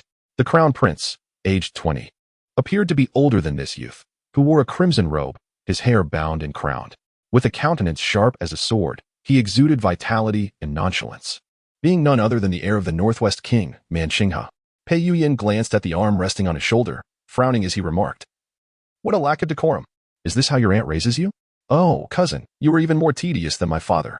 I have come to seek your company, not to discuss matters of propriety. Moreover, did you not also sneak away to meet my future cousin-in-law? I was the one who shielded you from any repercussions. And yet you dare to undermine my efforts. By the way, how does my cousin-in-law appear? I have heard she is extraordinarily beautiful. Is she more radiant than the maidens of our northwestern region?" Pei Yuyan recalled Wei Nanxun's breathless state and her uncontrollable expression upon hearing his name, and then turned his thoughts to this young man before him, who had sullied her reputation. He had already seen her beauty, so why speak so thoughtlessly? The thought tightened his throat, and an unexpressed fury swelled within his chest. He fixed a cold gaze upon Nanxun, whose demeanor grew icy under the intensity of his stare, compelling him to straighten up and abandon his nonchalant facade, discarding the peach he had been holding. All right. I admit my mistake. It is my fault. Knowing how well you and my cousin-in-law get along, I shall refrain from making such jokes in the future. Good to hear. Between us brothers, there may be a lack of decorum, but when you are in her presence, do not overstep." Nanxun exaggeratedly raised his eyebrows and smirked. "Oh, I cannot be mistaken. Is my cousin truly concerned for his cousin-in-law? I had thought you were a paragon of virtue, untouched by worldly matters. Yet it seems you do possess a tender side. No one had ever dared to jest with Pei Yuyan in such a manner. Yet he found himself powerless against this little tyrant from the northwest. What is the reason for your summons? The Wei family is utterly tiresome, each member wearing a facade of insincerity that is simply vexing. Cousin, would you take me out for some amusement? For this alone? What else could it be?" Pei Yuyan cast a glance at the starry sky with a gaze reminiscent of one observing a simpleton, and a sudden thought flashed through his mind. If you are feeling bored, I indeed have something entertaining to offer. Chapter 17. Expecting Wei Mingzhao stared at the table laden with an array of dishes, whether steamed, stir-fried, boiled, or fried. Everything one could possibly desire was present. Yet, she found herself utterly devoid of appetite, overwhelmed by a sense of nausea. Even if she forced herself to consume some food, she would ultimately expel it all. A condition that had persisted for nearly 10 days. Initially, Wei Nanxun believed his daughter was feigning illness to evade punishment. After all, he knew her character all too well, ambitious yet vain. After receiving a slap from him and being confined to her quarters, she must have been unable to endure it. So he dismissed the matter lightly. However, when a maid informed him that the eldest young lady had not eaten for 3 days and had vomited everything, he realized something was amiss. Upon their arrival, the couple summoned a physician to take her pulse. The moment he did so, he understood the gravity of the situation. Wei Mingzhao was not merely unwell. She was pregnant. A young maiden, still unmarried, found herself with child. Even if the father was her betrothed, it was still an immense disgrace. Should word of this predicament spread, the Wei family would become the subject of ridicule, and with so many unmarried daughters in the household, who would dare to seek a marriage alliance? What would become of the Wei family's reputation, and what of his own honor? Wei Nanxun contemplated acting decisively to terminate the pregnancy while it was still in its early stages, but Wang Shi, his wife, vehemently opposed the idea. Are you out of your mind? This abortifacient could harm her health. What if it renders Zhao unable to conceive in the future, regardless of the circumstances? This is the first child of the crown prince. Should it be a son, he would undoubtedly be the next heir to the throne. Furthermore, this child is my granddaughter. Do you think I would want her to terminate the pregnancy? If she does not abort, and the wedding date remains uncertain, there is a risk that the timing of the birth may raise doubts in His Majesty's mind regarding the child's legitimacy. What then shall we do? The expression on Lady Wang's face shifted with each passing thought, as the allure of the royal grandson was undeniably compelling. Ultimately, it was clear that this child must be brought into the world. Wei Nanxun was unaware that the emperor had already consulted the Bureau of Astronomy for an auspicious time, setting the wedding for the month after next. Pressured by his wife and daughter, he found himself with no alternative but to humbly approach the crown prince. Pei Yuyan, being quite accommodating, expressed his willingness to petition the emperor on the condition that Wei Nanxun would also be married alongside. While the notion of two sisters sharing a husband may seem absurd, it is not without precedent, after all. The stories of the empress and the virtuous consort have circulated through the ages. However, as an uncle, Wei Nanxun felt some hesitation, as marrying his niece to another man as a concubine, bypassing his own brother, felt somewhat unjust. My lord, this is a marriage to the crown prince. With such appearance and status, there are countless suitors eager to be his concubines. If she were not the sister of a Zhao, would she even have this opportunity? Your younger brother would not hold it against you. Ultimately, Wei Nanxun nodded in agreement, tacitly approving of the arrangement. Yet, it was crucial that this matter not be disclosed to Zhao. She was already enduring a difficult pregnancy, struggling with nausea. If she were to learn that Wei Nanxun would also be wed, she would undoubtedly object vehemently. In this matter, the couple's thoughts were aligned. Thus, Wei Mingzhao was still joyfully preparing for her marriage, unaware of the sordid transaction that lingered in the shadows. Her confinement had long been lifted. Yet she remained sequestered in her chamber to conceal her pregnancy from the prying eyes of others. My lady, you have not eaten for half a day. You must consume something, urged her maid. Wei Mingzhao cherished this child above all, yet she was also concerned about her own health. Upon discovering her pregnancy, she had indiscriminately stuffed herself with food, resulting in days of nausea. The physician had advised against such reckless eating, emphasizing that she must eat willingly. The more anxious she became, the more difficult it was for her to keep anything down. Upon glancing at the dishes before her, she quickly turned away, retching once more. Remove it all, she instructed. After rinsing her mouth and composing herself, she asked, Zhao, did His Highness truly not inquire about me yesterday? Yesterday, the crown prince had hosted a lively gathering, filled with esteemed guests from the capital, including her close friends from the past. It should have been her most glorious day. Yet she was regretfully absent. Most importantly, she yearned to share the joyous news with the crown prince. She was carrying his child. Although their union had occurred under less than ideal circumstances, the arrival of this child symbolized a fated bond between them. She firmly believed that should she bear him a son, the crown prince would surely change his perception of her. Zhao Yue's eyes flickered with understanding, and she gently advised, My lady, with so many guests present yesterday, even if His Highness wished to inquire about you, it would have been awkward for him to do so in person. Moreover, with the wedding date approaching, it is customary for betrothed couples to remain apart. Wei Mingzhao understood the reasoning behind it all. She was well aware that Pei Yuyan would never publicly express concern for her, yet a sense of despondency lingered in her heart. Deep down, she yearned to see him. Never mind, you all may leave. I wish to immerse myself in a book alone. Zhao Wei, perceiving her melancholy, found herself at a loss for words to comfort her and quietly departed with the others, gently closing the door behind them, weighed down by her restlessness. Wei Mingzhao found it impossible to concentrate on her reading. After flipping through a few pages with disinterest, she contemplated reclining on her bed, only to be startled by a noise emanating from the window against the wall. She pushed the window open and was astonished to find an unexpected visitor. You, what are you doing here? Wei Nanxun skillfully climbed through the window. Since their last meeting outside the palace, the sisters had not crossed paths, and now, their reunion felt like a surreal experience. Sister, I shall not mince words. I have come today with a matter in which I seek your assistance. What is there for us to discuss? I cannot be of help to you. You must leave at once, or I shall call for someone. Are you not even willing to listen first? This matter will also serve to aid you. Wei Mingzhao, already emotionally unstable, grew increasingly irritable upon seeing someone she despised. Her gaze, filled with resentment, bore into her sister. What scheme do you intend to concoct? My betrothal to the prince is already set. You shall not disrupt it in the slightest. Yet, as she met Wei Nanxun's calm and composed eyes, she felt an overwhelming sense of helplessness, akin to striking a fist into a cloud of cotton. The more tranquil her sister appeared, the more ludicrous her own hysteria seemed. Speak your piece, and then leave quickly. I wish to implore you, elder sister, to assist me in departing from the Wei family and leaving the capital. Wei Mingzhao nearly believed she had misheard. Furrowing her brow in disbelief, you come and go freely in my courtyard. Surely, there is no one to impede your departure. Yet, indeed, there is someone who obstructs me. Naturally, Wei Mingzhao found this hard to believe, letting out a cold laugh. If this is your only concern, then you may leave. As she spoke, she protectively cradled her abdomen, turning away with an air of impatience, evidently wary of Wei Nanxun, convinced her intentions were directed towards the child. Just as she was about to summon Zhao Wei and the others, she heard the person behind her self-deprecatingly remark, "I am confined within the western courtyard, surrounded by guards. Your father intends to deliver me to Pei Yuyan's bed on the day of your marriage. If you do not mind, consider that I have never come." Without awaiting her response, Wei Nanxun turned to retrace her path through the window. Wait a moment. Chapter 18, A Bed Delivered. What did you say? Repeat that. Wei Mingzhao firmly believed Wei Nanxun was fabricating a tale. How could their father confine her and plan to send her to Pei Yuyan's bed? This was utterly inconceivable. Yet, her instincts whispered that there might be a semblance of truth. Wei Nanxun remained poised, not turning around, her tone as frigid as ever. "Elder sister, you clearly heard. Why must I repeat myself? I cannot help but feel a sense of pity for you, knowing that the prince's marriage to me is an established fact. You resort to such deceitful words to convince yourself." Before she could finish her statement, she was impatiently interrupted. "Wei Mingzhao, can you not engage your mind? If I truly wished to wed Pei Yuyan, why would I have rejected your counsel when you urged me in the past?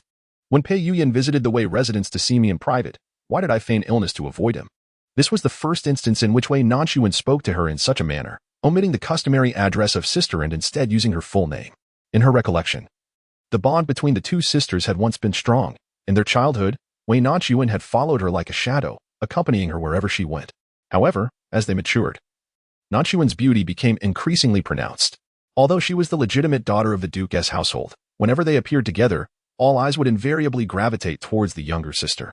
Yet, she consoled herself with the knowledge that she was the legitimate daughter, destined for an enviable match that would inspire jealousy among all noblewomen. Her grace and poise allowed her to care for her unfortunate younger sister, and this reputation alone was sufficient to overshadow any perceived shortcomings in her appearance. What she found intolerable, however, was that even Pei Yuyan's gaze was directed toward her sister. From a tender age, she had understood that her fate was to marry the prince. It was not merely the title that captivated her, but also her genuine affection for Pei Yuyan, the object of her youthful infatuation. In those moments, she believed herself to be the luckiest woman in the world. Until she beheld the way he looked at Wei Nanxun, an expression that starkly contrasted with how he regarded her. That was the unmistakable glimmer of a man's desire for a woman. Indeed, it was not long before her unease manifested into reality. As he soon came to annul their engagement, all the statuses and marriages she once held dear would dissolve into nothingness. In that fleeting moment, she truly contemplated death. Yet she could not bear the thought of relinquishing everything to someone as inferior as Wei Nanxun. How could she be so resigned? Fortunately, she was now with child, and her wedding date had been set, bringing a sense of resolution to her tumultuous life. Yet, here came this person again, spouting nonsensical words, and naturally, she did not believe them. Wei Mingzhao, already in frail health, found her younger sister, who had always obeyed her every command, reprimanding her, and her complexion worsened further, to the point where she struggled to maintain her balance. How dare Wei Nanxun speak to her in such a tone? As she gazed at her sister, poised and resolute, a sense of bewilderment washed over her, as if she had never truly comprehended this person. Leaning against the nearby table, she averted her gaze and clenched her teeth, saying, "For you know that even if the crown prince favors you, given your status and knowledge, it is impossible for you to be chosen as a consort. Even if you were to enter the palace with me, you would only ever be a secondary wife, forever beneath me. You surely do not wish for that." Before she could finish her sentence, a wave of laughter erupted, tinged with mockery. Wei Nanxun turned around, her fingers gently caressing her long hair. Today, she wore no makeup and donned a simple maid's attire, her garments stained with grass and mud, yet none of it diminished her beauty. She radiated a pure and striking allure that was undeniably compelling. She arched her beautiful almond-shaped eyes, her fingers caressing her lips, and winked at her. "You are absolutely right. Pei Yuyan is fond of me, unhesitatingly offending the Wei family and defying the emperor for my sake. Even though I am but a concubine, should I desire it, I could certainly bear the imperial grandson before you, ensuring he remains untouched by you for a lifetime. You wonder if I were to enter the palace, would he agree to terminate the life of the child you carry? Would he consent to that?" Wei Mingzhao's breath hitched, and instinctively she cradled her abdomen, only realizing the deception after completing the gesture. How do you know this?" "Of course, it was your dear husband who informed me. He did not come to see you yesterday after making his decision, but he did visit me.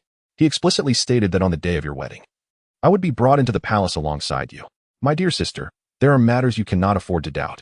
Wei Mingzhao trembled all over, convincing herself that it was all a fabrication, a deliberate attempt to provoke her with lies.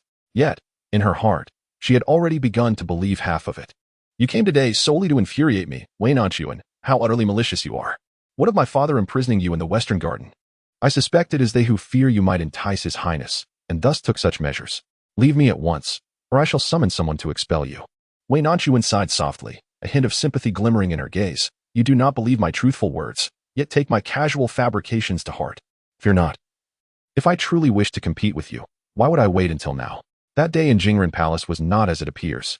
Wei Mingzhao was reluctant to believe her words, yet on that day when she and Pei Yuyan shared an intimate moment, she distinctly heard him say that the person he was waiting for was not her. Observing her pale countenance and her silence, Wei Nanxun added, Sister, if you still doubt, when our father arrives, you may ask him directly and you will know the truth.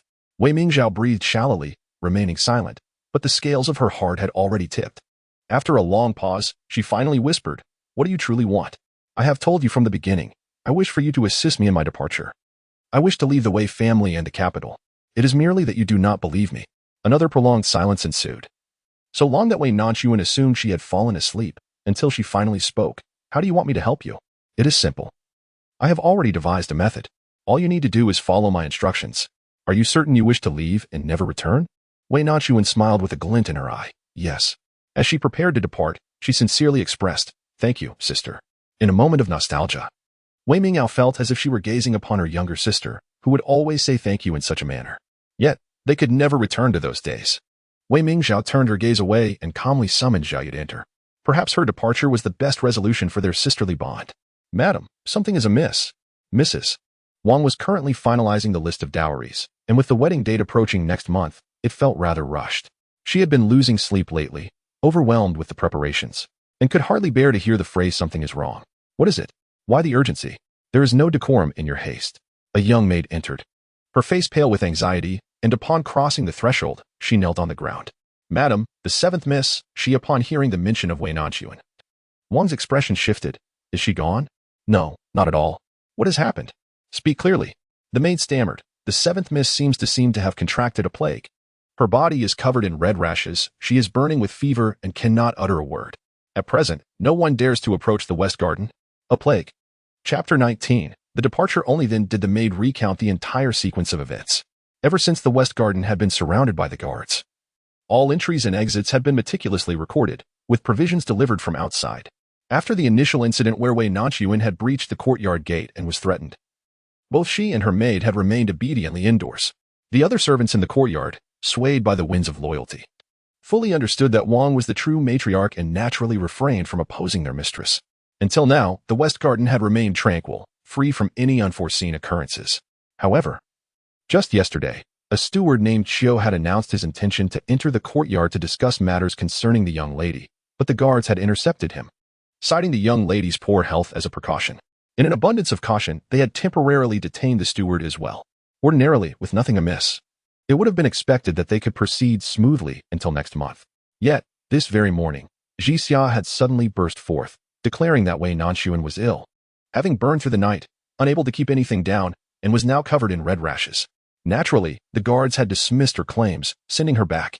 Not wishing for a maid to deliver the meal, she discovered Jixia collapsed beside the bed, her face flushed with fever and covered in small red rashes, presenting a rather terrifying sight. Wang's initial reaction was disbelief. How could there possibly be an epidemic when everything seemed normal? Could it merely be a common cold? Furrowing her brows, she inquired, Have you summoned a doctor? The maid nodded, explaining that just then, Doctor Hu from the young lady's courtyard had been checking the pulse of the young lady and was about to leave when he was called over upon hearing the news. What did the doctor say? One asked. Doctor Hu took a glance and, frightened, attempted to leave, declaring that he could not diagnose this ailment. After much persuasion, he reluctantly veiled himself and took her pulse, concluding that it was highly likely to be serious. He then hastily prescribed a remedy and fled in panic, even leaving behind his outer garment. Now, half of the guards outside the West Garden were in a state of alarm, and the household was filled with trepidation. With whispers that the seventh young lady was afflicted by a plague that could be fatal, Wang still felt something was amiss. Wei Nanxun had not ventured outside and had been safely in her own room, so how could she possibly contract an epidemic? Could it be that she was feigning illness?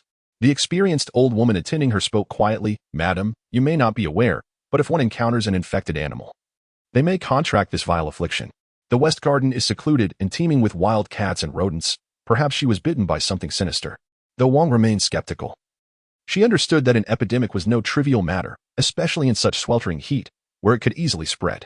As the situation escalates, it threatens to engulf the entire Wei family, with potentially far-reaching consequences, particularly since her precious daughter carries the heir to the throne. There can be no room for error. She promptly relayed the matter to the matriarch and Wei Nanxun, and the three gathered around the table, their expressions grave. Has the eldest daughter-in-law sought out another doctor? In response, Mother, it is imperative that we engage a discreet physician. Our family has always relied on Doctor Who. However, my daughter-in-law had the symptoms of the seventh girl documented and taken to the apothecary, where they surmised the diagnosis to be remarkably accurate. Do you think there is a possibility she is feigning? The daughter-in-law dismissed this notion, asserting that the likelihood was slim.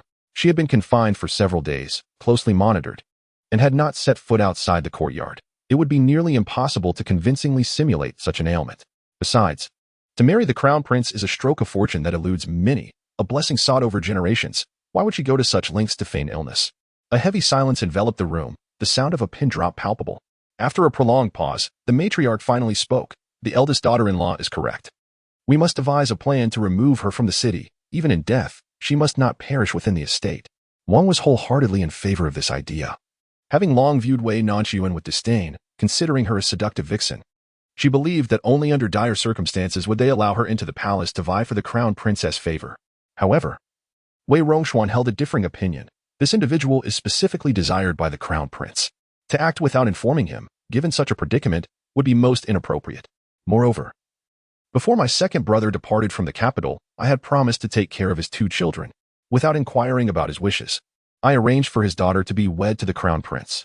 As the elder brother, I am already burdened with guilt. Now that Ah Sun is gravely ill, how could I cast her out of the residence and disregard her well-being? Mother, your son cannot do that.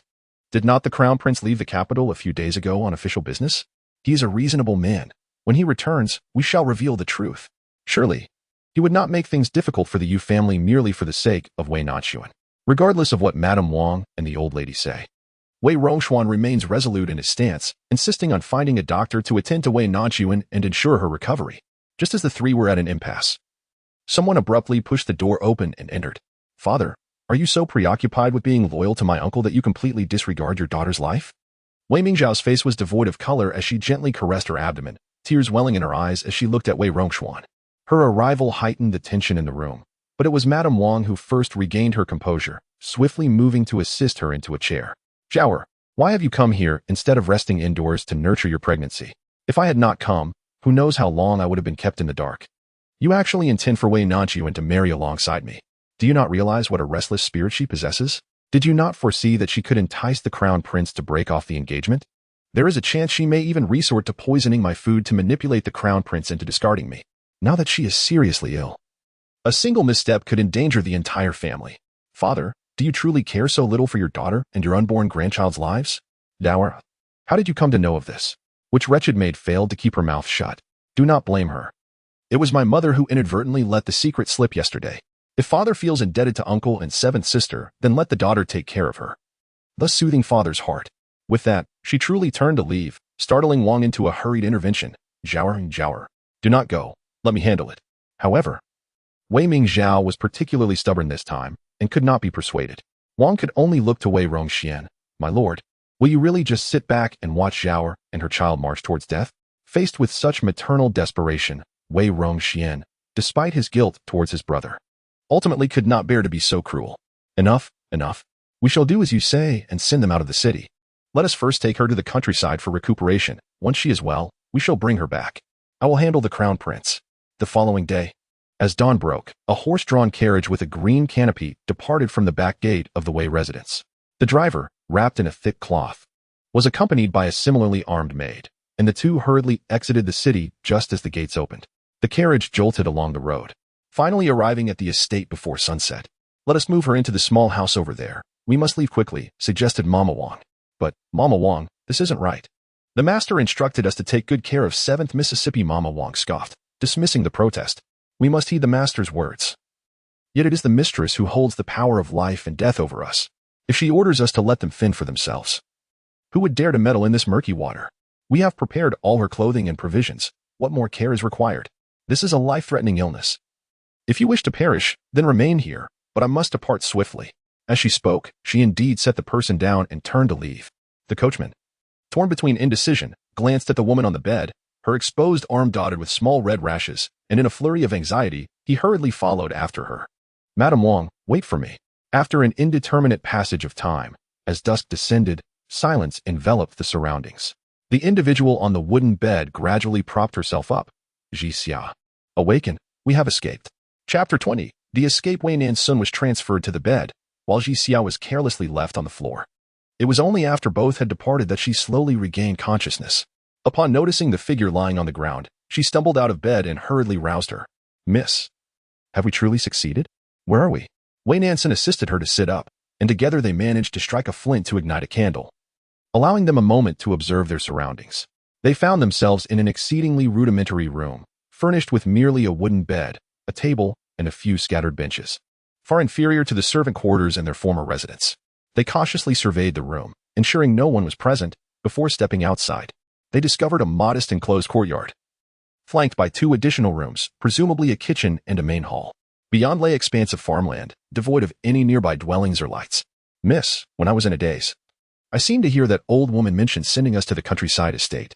However, this place hardly resembles an estate. The conditions are abysmal, and there isn't even a servant to attend to us.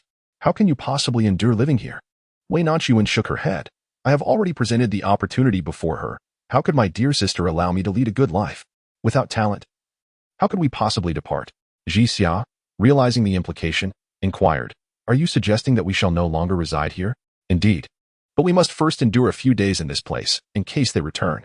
Once they let their guard down and forget about us, we shall make our escape. The girl is truly astute. I never imagined it would be so simple to break free. Wei Nanxun smiled without responding, while it appeared straightforward. The execution was far from easy. On that day when she sought Wei Mingjiao's assistance, she did not divulge her plan in detail, merely requesting her to find a way to incorporate some almonds and dried fruits into her meals. She was also taking a gamble, hoping that Wei Mingjiao would indeed aid her. Fortunately, she understood her sister well enough, for within a couple of days, she discovered almonds among the pastries delivered to her. Wei Nanxun meticulously extracted the dried fruits, gritted her teeth, and swallowed them whole. Soon, she began to experience intense itching, nausea, and even difficulty in breathing. This was a revelation she had come to in her previous life when she inadvertently ingested almonds and discovered her allergy. The initial response from the physicians was to suspect an epidemic or smallpox, and none dared approach her. Even Wei Mingjiao, the crown princess, could not ascertain the nature of her ailment and was hastily intent on sending her out of the palace. Were it not for Jixia's desperate efforts to protect her and her beseeching of Pei Yuyan for a physician, tirelessly tending to her, she would have perished long ago. This time, she intended to cleverly exploit this allergic condition, feigning it as an epidemic. In an effort to convincingly feign an illness, she and Jixia clandestinely took several cold baths in the middle of the night, facing the icy winds, and thoroughly exhausted themselves to the point of collapse. Her plan, while not flawless, was astutely calculated to manipulate human emotions. She understood that Wei Mingjiao and the Wang family were opposed to her entering the palace. All she needed to do was cast the bait, leaving the ensuing drama to them. As anticipated, Wei Mingjiao not only prepared almonds for her, but also arranged for a physician to corroborate the narrative of a contagious illness. Ultimately, it was the heartfelt pleas of the mother and daughter that facilitated her smooth exit from the city. She had taken her allergy medication well in advance. Yet the rash on her skin had yet to subside, rendering her appearance quite ghastly. As for Jixia, the markings on her skin were merely painted with rouge, easily washed away with water. It was the fear of this contagious affliction that deterred others from approaching to investigate. Otherwise, they would undoubtedly have discovered the ruse. Jixia, now that we are no longer at the estate, we can no longer address each other in the manner of master and servant. You must henceforth call me sister. But how can that be? You are a young lady, and I am merely a lowly maid. Who says so? I have long since burned your contract of servitude. We grew up together. I have always regarded you as my sister. Seeing her still shaking her head, Wei Nanxun resorted to intimidation. If you refuse, and should you inadvertently reveal our whereabouts, I may very well be captured and returned to be someone as concubine. Terrified by her words, Jixia immediately fell silent. I shall call you sister then, but I can no longer refer to myself as a servant. You shall not call yourself a servant any longer. Remember this. Jixia, after stumbling through several verbal blunders, finally managed to articulate the word I. During this period, both she and her mistress busied themselves with tidying up their modest abode. Utilizing the water drawn from the well, they consumed the provisions left upon the table. They had been carried out, wrapped in blankets, and she had secretly sewn layers into her clothing, shoes, and socks to conceal valuable items such as banknotes and deeds. For the moment, financial concerns were alleviated, yet the question lingered. Where could these two delicate women possibly flee to? In their challenging circumstances. After consuming their meager rations and engaging in a hasty wash, they lay down fully clothed. This time, without needing to be prompted by Wei Nanxun. Jixia obediently settled beside her. In this unfamiliar and desolate place, they had only each other for solace. Jixia, is there anywhere you wish to go? Do you remember where your hometown is? Jixia pondered deeply before responding. I cannot recall. I was sold by my father when I was very young. He claimed my brother needed a dowry for his bride, and that a daughter was a financial burden. Yet, I do remember a small stream in front of our home. In the summer, my mother would take me to pick fruits, and I would catch fish in that stream. Wei Nanxun clasped her hand tightly. Yet Jixia felt no sorrow. Thanks to my father selling me, I have the opportunity to serve you, my lady. Your kind nature and generous rewards have made others in the household envious of my fortune. Foolish Jixia, you misspoken again. It is not my lady, but sister. From now on, you shall share my surname, Wei, since we both lack a destination in mind. Let us journey together and seek a quaint town with a stream at its forefront and mountains at its back. She initially intended to seek out her father, but upon deeper reflection, she realized her circumstances were intertwined with Pei Yuyan. His words from that day remained vividly etched in her memory. If he were to discover her departure, he would undoubtedly not let it rest. Even her uncle had to be subservient to him. She did not wish to burden her father and younger brother with her troubles. It would be prudent for her to vanish for a while. Very well. I can embroider handkerchiefs, cook, do laundry, and tidy up the house. I can even sew and sell my creations. I am capable of many things. Oh, foolish girl. Your elder sister has wealth. I can purchase a large estate and hire someone to care for us. You must not forget that we are here to search for our family. That night, the two sisters exchanged countless words. Their hearts filled with aspirations for the future, and gradually they succumbed to slumber. Half a month later, in a small town not far from the capital, two sisters arrived, claiming to be in search of their family after the tragic loss of their parents. Chapter 21. The pursuit. The summer sky is capricious. Just moments ago, it was scorching hot, and in the blink of an eye, a torrential downpour ensued. The gentle rain fell into the stream, nourishing the shallow waters and irrigating clusters of drooping flowers and grasses. In a courtyard by the stream, a young girl sat on a rocking chair under the eaves, gently swaying, cradling a small raccoon cat in her arms. Its fur was fluffy and pure white, and its beautiful yellow-green eyes lent it an air of elegance and refinement. The little feline was not fond of water, nor did it appreciate the sudden onslaught of rain, mewing anxiously. The girl less delicate. Fair hand softly caressed its head. Little tiger, don't be afraid. Soon, sisters, you will give you some dried fish to enjoy. Little tiger seemed to comprehend, extending its delicate pink tongue to gently lick her palm, while its paws playfully danced upon her abdomen, emitting a few cheerful meows. Sister, the rain is pouring so heavily. Why haven't you come inside yet? Be careful not to get drenched. As she spoke, another slender girl, holding an umbrella, pushed open the door and entered. Draped in a raincoat, she moved with a light step, unconcerned about the splashes of rainwater that dampened her skirt. Aren't you afraid of getting wet outside? What I have to fear at home. So, have you gathered any news? The two in the courtyard were none other than Wei Nanxun and Jixia. They had been in Pingxin for nearly half a month, renting a quaint cottage by the creek, employing an elderly couple in their 50s. The grandmother was responsible for cleaning and cooking, while the grandfather kept watch over the premises. They claimed to have come from Jiang and in search of their father, adopting the surname Jiang. Occasionally, they would venture into the streets with a portrait to inquire in shops. However, their search for a person was merely a fade. Their true intent was to gather information about the capital. Pingxin was merely a day's journey from the imperial city, and she had deliberately chosen to stay at the foot of the emperor. This location offered a semblance of safety for two women traveling alone. And should Pei Yuyan discover her absence, he would likely search to the west of their father's home or even venture further. The most perilous places often prove to be the safest, a phenomenon aptly described by the saying darkness beneath the lamp. Wei Nanxuan's striking appearance prompted her to feign illness. Rarely venturing out, Jixia was the one who typically went out to procure goods and gather intelligence. To acquire such news, I had been cracking sunflower seeds at the tea house until my lips were nearly blistered. I must ask the grandmother to brew me a cup of chrysanthemum tea. Wei Nanxun was amused by her words. After you left, Grandpa went to the well to cool the watermelon, just right to relieve your heat.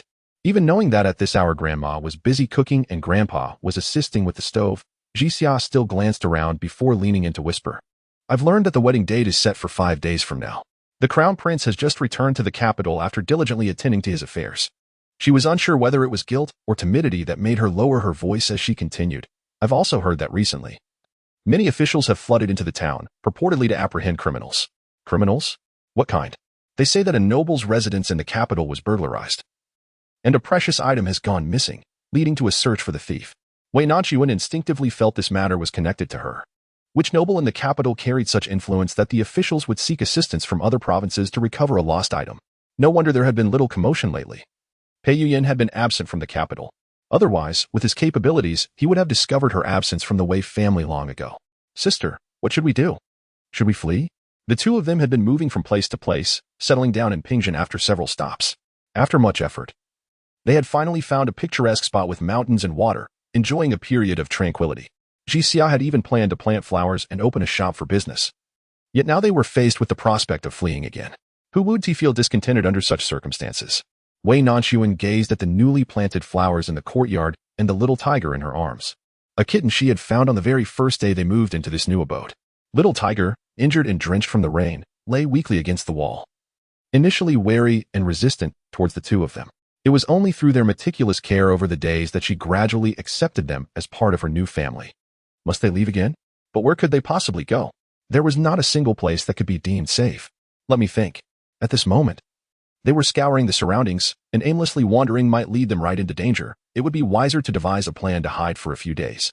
Previously, she had rescued a few homeless young girls on the road, giving them money and instructing them to disguise themselves as maid and mistress, departing in different directions. She wondered if that would indeed distract anyone pursuing them. Just as they hesitated, Grandpa approached with a plate of sliced watermelon. Second, young lady, you have returned. Did you get wet? Should I ask my wife to brew a bowl of ginger tea for you? No, thank you, Grandpa. I am grateful for your foresight in allowing me to wear the oilskin. It started to rain shortly after I left, but I remained dry. That is good to hear. Getting wet can lead to chills and illness, especially in summer when the cold can be most difficult to recover from. Did you bring any good news from your outing today? This elderly couple had but one son, who had left a few years ago with his wife for business, leaving the two of them at home. Though their relationship was one of employer and employee, the couple treated the sisters with the same care as their own grandchildren, fostering a harmonious bond. Enough of this. If I keep going back, the townsfolk will surely recognize me. Alas, I wonder where my father and brothers are now. Fortune favors the diligent. Perhaps they have ventured elsewhere for business after settling here. Grandfather spoke for a while. Then, with a hint of shyness, he said, My dear girl, my wife and I visit the temple to offer lamps and make wishes on the 15th of every month. I had forgotten to mention that we need to ascend the mountain for a few days around that time. The monthly silver they receive surpasses that of ordinary families, and the elderly couple feared that their daughters-in-law would be left unattended at home if they suddenly took leave for several days, causing them some unease. Unexpectedly, Wei Nanxun inquired with curiosity, Up the mountain? Which mountain? It is the Bayan mountain, not far from the town, where halfway up lies the Bayan temple. Known for granting wishes for marriage, offspring, and safety, all of them come true. The old couple harbored no other desires, merely hoping for their daughter-in-law to conceive soon, and for their son and daughter-in-law to live in peace.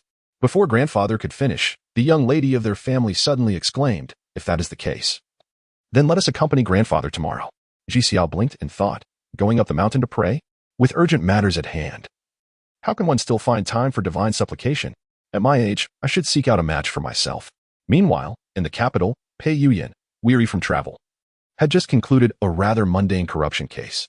However, it involved his uncle, and the emperor had specifically assigned him to handle it, eager to observe his approach. Without favoritism, he had arrested all implicated officials, leading to their confiscation of property and imprisonment, which unfortunately also entangled his uncle in the scandal.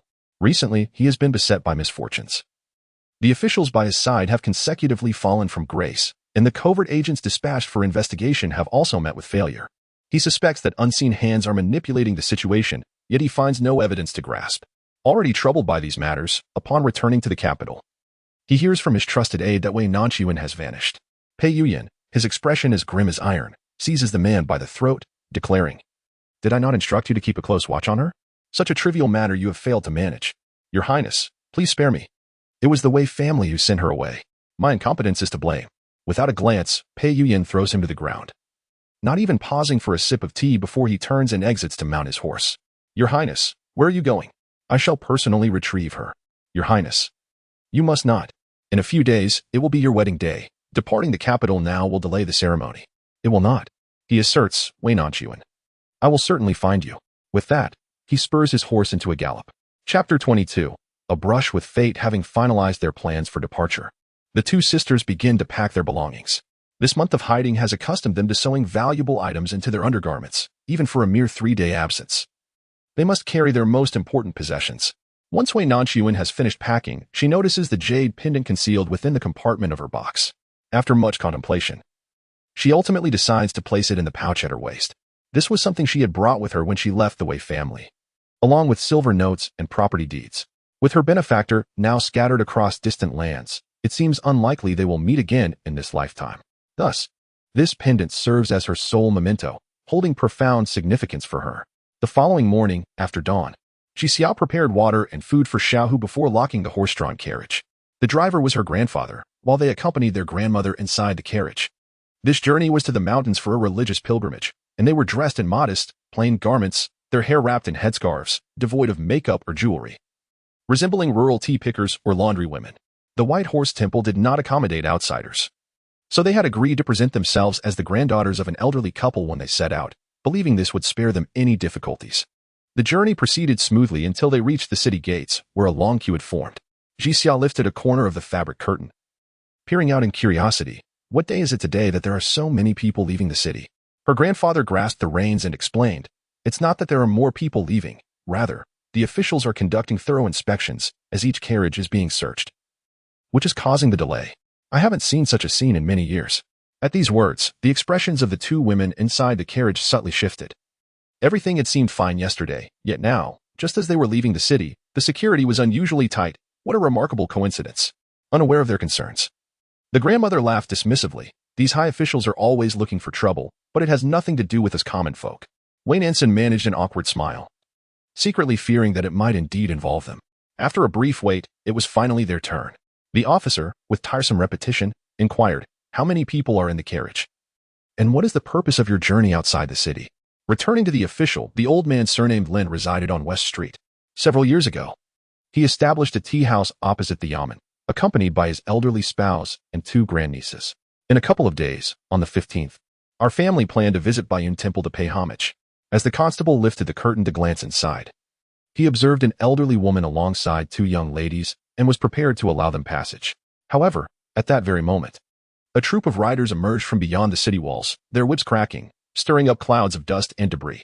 Even the guards found themselves choking on the sand, yet dared not utter a word of complaint, hastily bowing to greet. Lord Gu, what brings you here in person? This entourage, clad in resplendent attire, wore black caps and bore long knives at their waists, unmistakably hailing from the capital. Among them, a horse of deep chestnut with 4 snow-white hooves carried a rider whose appearance, though similar to that of the others, bore an undeniable air of nobility. The leader, surnamed Gu, nodded curtly and inquired, what have you discovered? Rest assured, my lord, all has been thoroughly checked. Today, no master and servant duo of young women have exited the city. The man surnamed Gu cast a fleeting glance at the individual in the center, receiving a silent acknowledgement before he prepared to continue into the city. Just as their carriage was about to pass, a sharp voice rang out. Wait, has this carriage been inspected? Wei Nanxun instinctively tightened her grip on Xia's hand. It was Pei Yuyan. How could it be Pei Yuyan? Even though she had remained inside the carriage throughout, without a single glance outside, she could not misinterpret his voice. It was unmistakably his. He had pursued them here. Earlier, she had sensed an ominous premonition with the arrival of this troop, yet she could never have anticipated it would be him. The day after tomorrow marks the occasion of his grand wedding. He has truly lost his sanity. Wei Nanxun felt her heart leap to her throat, her grip on Jixa's hand icy. She never anticipated that she held such significance in Pei Yuyan's heart. If he truly valued her, why did he not trust her in their past life, and why did he personally administer poison to her? As the sound of galloping hooves drew ever closer, she felt as though she were being fried in a cauldron of oil, enduring immense torment and anguish. Old Lin was an honest man. Upon being questioned, he reiterated his statement. A guard nearby, having visited the old man's tea house, recognized him and added, my lord, this old man is indeed from our town, not a foreigner, and the carriage is filled with his female relatives. However, Pei Yuyan was evidently unconvinced. He trusted only his own judgment. Gripping the reins with one hand, he advanced on horseback, his gaze unwavering as he raised his hand to lift the fabric curtain. Just as Wei Nanxun was on the verge of leaping from the carriage in fright, the leader surnamed Gu received word from his subordinates and hurriedly approached, lowering his voice. Your Highness, Two young ladies, a mistress and a maid, have just left the city of Shixian, heading west. His fingertips traced a shallow arc along the curtain. Before anyone could react, Pei Yuyan tightened his legs against the horse's flank, and the chestnut steed surged forward like lightning. With his departure, the others naturally spurred their horses to follow suit. Once again, a flurry of dust and stones was kicked up. They arrived swiftly and departed just as quickly, as if everything had returned to its previous tranquility. "My lord, what shall we?" The guards, having never doubted them, simply raised their hands. "Move along, move along. Do not linger here." Wei Nanxun felt a sense of relief only after the carriage had exited the city gates, realizing that the danger was less than anticipated. It seemed that her prior arrangements had finally borne fruit, allowing them to delay their pursuers. However, she remained vigilant and urged her grandfather to drive them away swiftly. After they had traveled a considerable distance, and their pursuers were no longer in sight, a guard suddenly exclaimed, "Wait a moment. Didn't I recall that the Lin family's members perished during the drought years ago? They had only one son, newly married and without children. Where did these two sizable nieces come from?"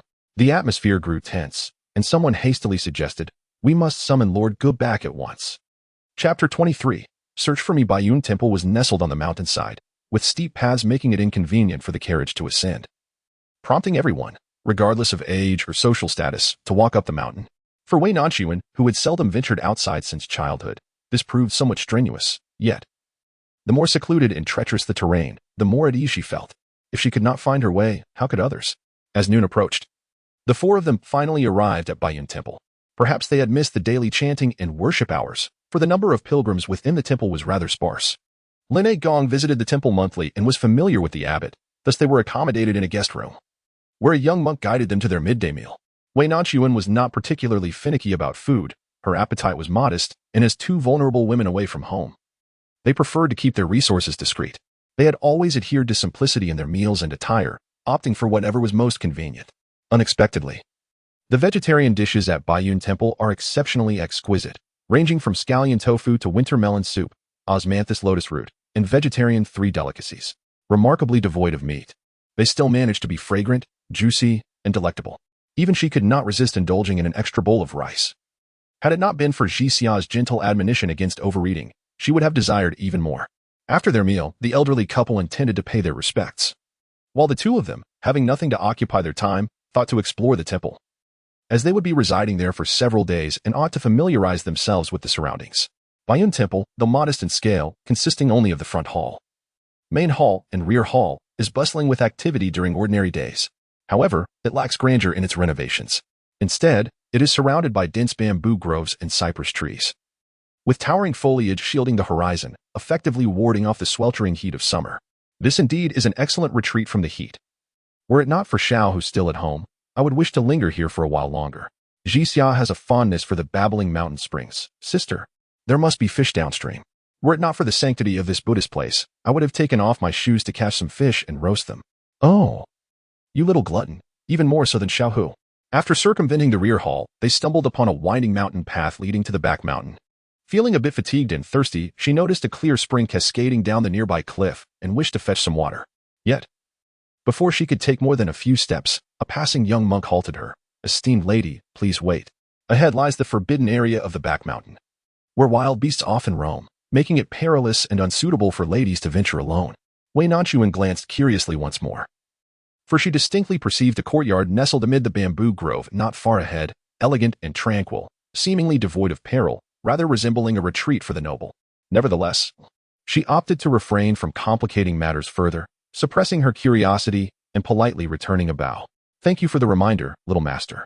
Jixia also noticed the estate behind the mountain and tugged at Wei Nanxun, eager to speak, but was silenced by her hand. The two hastily completed their meandering and returned to their chamber. "Sister, you clearly saw it too. Why did you stop me? That courtyard does not appear to belong to these monks. You know it does not resemble a temple. Those who dwell there must possess extraordinary status. We are merely passing through. Let us not attract unnecessary trouble." Jixia then realized the wisdom of her words and uttered an understanding "Oh. Well then, after a long journey, you must be weary. Let us rest for a while. Unless there is something urgent, refrain from wandering about."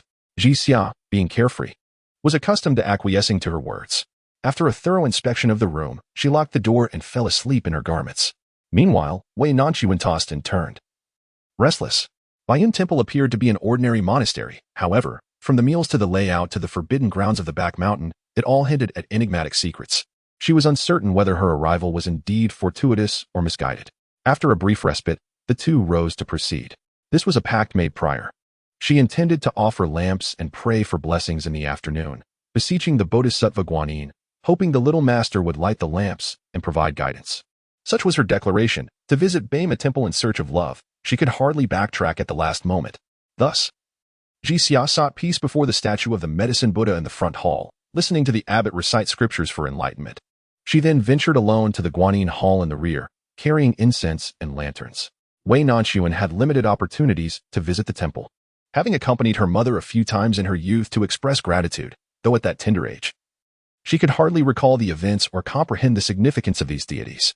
The only memory she retained was of the Buddhas and Bodhisattvas exuding an air of solemnity and majesty. Yet, this Guanyin hall was remarkably distinct. In the center stood a statue of Guanyin made of white jade, not more than half a person's height, with a golden lotus above it holding a dark wooden box. The Bodhisattva's eyes were tightly closed, yet her visage radiated kindness and benevolence. As she momentarily lost herself in thought, an elderly monk clad in a robe approached slowly, standing before the statue of Guanyin. He remarked, "It is said that Master Dai once dwelled in seclusion on Mount Bayou, where one night he discovered a luminous jade stone and had this statue of the white-robed Guanyin carved.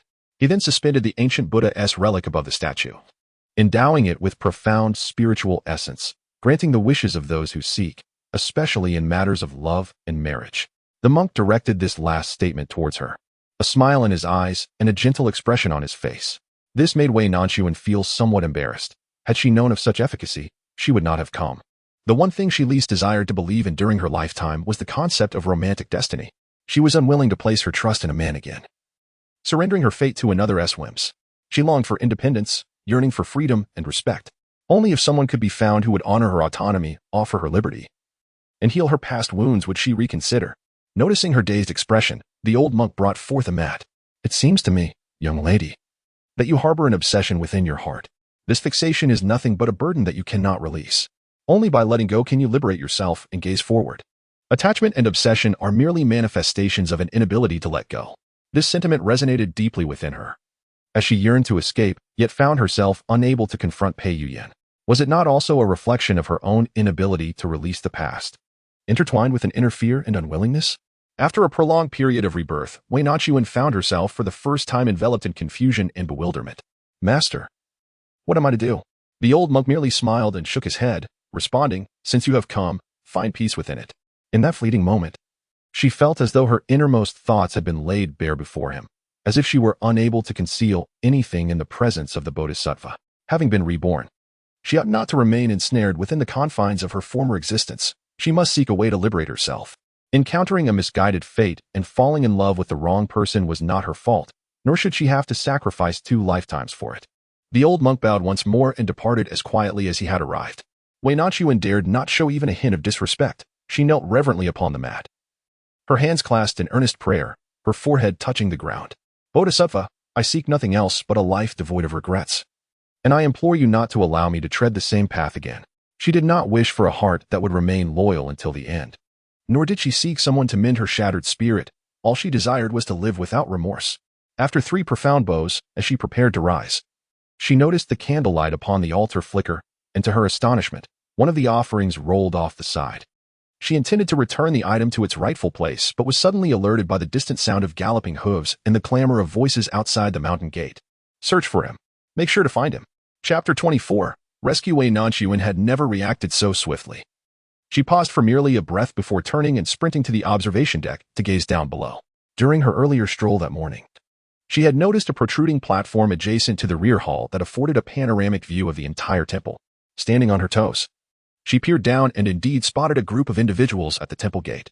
Though they were too distant for her to discern their attire clearly, she could vaguely make out that it was predominantly black. Earlier, she had not fully comprehended their conversation regarding whom they intended to capture, but she distinctly heard the words "search and seize." Already like a startled bird, she had no time to ponder whether the target was indeed herself. Her instinct was solely to flee. Jixia was in the front hall, protected by the abbot and others, and since she had not yet entered the palace, Pei Yuyan likely had not seen what Jixia looked like, making her chances of escape greater. All she needed to do was hide and avoid implicating others. Before she fled, She cast one last glance at the Guanyin Hall. Had she not come to pay homage to the Bodhisattva, but instead found herself in the main hall, there would have been no escape left for her. Once she successfully eluded capture, she vowed to return and offer a golden statue to the Bodhisattva, providing a perpetual light. Wei Nanxun could not descend the mountain, so she was compelled to ascend along the mountain path she had traversed that day. Fortunately, there were no young monks guarding the way, and she managed to cross that boundary with ease. However, what had seemed close before now revealed itself to be much higher as she ran, and before her lay a fork in the path, one winding upward along the mountain trail. The other a barely discernible track obscured by weeds. She recalled the words of the young monk, who had mentioned that wild beasts occasionally roamed the mountain. As dusk approached, the mountain transformed into a realm starkly different from the brightness of day. Should a beast truly emerge, she would possess no means of defense. However, the path down the mountain appeared long abandoned, leading to an uncertain destination. Listening to the increasingly close cries, she steeled her resolve, gritting her teeth and venturing down that narrow trail. Fortunately, Wei Nanxun was attired in simple linen garments and cloth shoes today. Otherwise, the surrounding thorns and brambles would have surely torn her dress to shreds. Her shoes, possessing a sturdy and non-slip sole, were a blessing. Had she been wearing her usual embroidered shoes, traversing the gravel would have sent her tumbling repeatedly. Initially, she could still discern the path, gripping the low trees beside her as she descended step by step. Yet, as she distanced herself from the farmlands and temples, the scenery became utterly unfamiliar, and the trail was obscured by rampant weeds, forcing her to rely solely on instinct to forge ahead. The sky was darkening, and the trees on the mountain loomed dense and towering. With each step, her progress felt increasingly arduous, imparting a disorienting sensation as if she were merely treading in place. The temperature on the mountain was considerably cooler than at ground level, and even in the height of summer, a chill could be felt. The wind howled through the thicket, accompanied by the eerie cries of unknown creatures, rendering the atmosphere particularly sinister. In contrast to the looming unknown, even the pursuers behind her seemed less menacing. Where exactly was she now? The gradual depletion of her strength, coupled with the seemingly endless forest, left her feeling increasingly helpless. Just then, she sensed something slither past her feet, the creature's clammy touch causing her hair to stand on end. No longer able to heed reason or direction, she dashed forward with her head down, oblivious to the steep slope ahead. Her foot landed on a loose stone, and her balance faltered, causing her to tumble uncontrollably downwards. What had once been trees transformed into a steep incline of gravel, with nothing to impede her descent. The pain was excruciating. Amidst the disorientation and agony, Wei Nanxun could scarcely perceive anything else. She had no notion of how long she rolled until the back of her head collided with an object, plunging her into unconsciousness. During her brief lapse, it felt as if she was ensnared in a dream where hands tightly constricted her throat, their grip so fierce that it seemed capable of snapping her very essence. She yearned to gasp for breath, to cry out for help, yet no sound escaped her lips. A solitary tear slipped from her eye, and in that moment, the hands suddenly released their grip. In her dazed state, she caught a glimpse of swaying bamboo curtains, behind which loomed a tall figure. In the haze of confusion, a gaze fell upon her. It was him. Wei Nanxun abruptly opened her eyes, momentarily unable to distinguish between dream and reality, uncertain of her whereabouts. Yet the sharp pain coursing through her body and the hard, cold ground beneath her quickly reminded her of the preceding events. In her desperate bid to evade capture, she had inadvertently rolled down the mountainside. She distinctly remembered the encroaching night, but now it appeared to be dawn. Indeed, it seemed more like early morning. Had she been unconscious for an entire night? Or perhaps even longer? It seemed that rain had fallen during the night, as the ground and the surrounding vegetation were drenched. She must have sustained numerous injuries, rendering her unable to discern the source of her pain, though upon inspection, they appeared to be superficial wounds, with no indication of fractures or internal damage. Given the height from which she had fallen, her injuries were surprisingly minor, a true testament to divine protection. As she braced herself to rise, her hand inadvertently brushed against something hard yet yielding. The pressure on her palm's injury elicited a sharp hiss, and she furrowed her brows, turning to see a figure lying beside her. A person. Her eyes widened in shock, and a chill raced down her spine as she hastily scrambled backward, propelled by an instinctual urgency that was undoubtedly the fastest she had ever moved in her life. Once she had retreated to a sufficient distance of safety, the fragments of her memory resurfaced. The last thing she recalled was striking her head against something, having tripped over an object that prevented her from continuing her descent. To her astonishment, it appeared that this person had cushioned her fall. Had she truly lain beside him in unconsciousness for so long? The thought sent a shiver through her, and she felt an overwhelming urge to flee. Yet, where could she go? Her body was riddled with wounds of varying severity, making it impossible to retrace her steps. The movement she had made earlier had aggravated her injuries, causing a sharp pain to throb at her temples. It was only after taking a moment to collect herself that she noticed the figure beside her, a tall man clad in a long coat, his state uncertain. At the very least, she could ascertain that he posed no immediate threat. Had he intended to harm her, she would have met her fate long before now. Moreover, from a different perspective, had this person not fortuitously lain in her path, serving as a cushion for her, she would surely have sustained far worse injuries upon colliding with a tree or a rock, perhaps even losing her life. In such a desolate wilderness, where the heavens offer no response and the earth yields no solace, rather than struggling alone, it would be prudent to see if there might be another individual to share the burden and perhaps provide an alternative escape. Should this person be deceased, she could ascertain if there were any useful belongings upon him. If he yet lives, he could offer assistance. Contemplating this, Wei Nanxun gingerly tended to her foot wound, bracing herself against a nearby low tree to rise, summoning her courage to advance, each step deliberate and measured. As she drew closer, she discerned that his hair lay disheveled, obscuring his visage, and his garment, which had once been a muted bamboo green, was now soaked in crimson. His hands, legs, and body were marred with wounds that elicited a shiver of dread.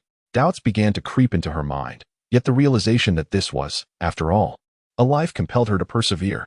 Gritting her teeth, she squatted down with great effort, parting the tangled locks to reveal a pallid face devoid of color. Wei Nanxun was momentarily taken aback. She had always believed Pei Yuyan to be exceptionally handsome, a refined gentleman as smooth as jade. Yet the figure before her eclipsed him in beauty. His features were sharp and well-defined, reminiscent of a celestial being who had descended to the mortal realm. Just as she reached out to gauge whether he still drew breath, his tightly shut eyes suddenly flew open. His gaze was profound, dark as night. And when he fixed his stare upon her, it sent her heart racing and left her momentarily at a loss. She heard his gravelly voice, heavy with weight, ask, "Did you save me?" She wished to utter a refusal, yet her lips betrayed her heart, proclaiming a resounding yes instead, for reasons unbeknownst to her. An image of the Avalokiteshvara in white momentarily flashed through her mind. Could it be that the wish she had just made for a romantic destiny was already coming to fruition? Chapter 25, containing after a single word escaped Wei Nanxuan's lips. She immediately wished to retract it. She was merely passing by, not yet at the point of offering salvation. No, it's not what you think. Yet, before she could complete her explanation, the man suddenly fainted, his head lolling into her palm, leaving her no time to react. Wei Nanxun found herself at a loss. Initially, her intent had been to gather some useful items from him, but now it seemed that her hand was forced. She simply could not leave him to his fate. Perhaps it was the realization that she was not alone, even with a motionless figure at her side, that bolstered her courage and resolve. She picked up a sturdy broken branch to use as a makeshift cane and surveyed her surroundings. It became evident that she was in a low, flat area, suggesting that fortune had smiled upon her. Her aimless wandering the previous day had fortuitously brought her to the base of the mountain, having descended from the heights. It was no wonder that they had lain there the entire night without being claimed by any lurking beasts. Indeed, a stroke of luck amidst misfortune. After calculating the passage of time, she deduced that she must have only fainted for a night, having been missing for so long. She wondered if Pei Yuyan and his party had departed. Should they have left, her absence would surely compel Xia and the others to search for her.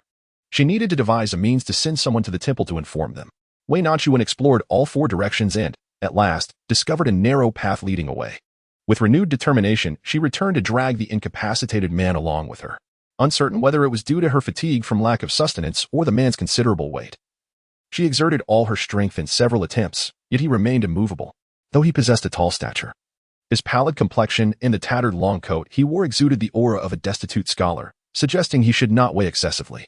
Perhaps the disparity between the sexes was indeed too pronounced. After two more futile attempts, Wei Nanxun reluctantly set him aside, intending to seek assistance before returning to rescue him. However, after taking a few steps, she felt a pang of compassion and, after a moment's contemplation, turned back to kneel beside the man. Although he was in a deep slumber and impervious to her words, she earnestly proclaimed, "I am not abandoning you. It is simply beyond my strength to move you. Please wait here until I can find someone to come back for you. You must wait for me. I shall return." After casting one last glance at him, she leaned on her cane and resolutely continued down the narrow path without looking back.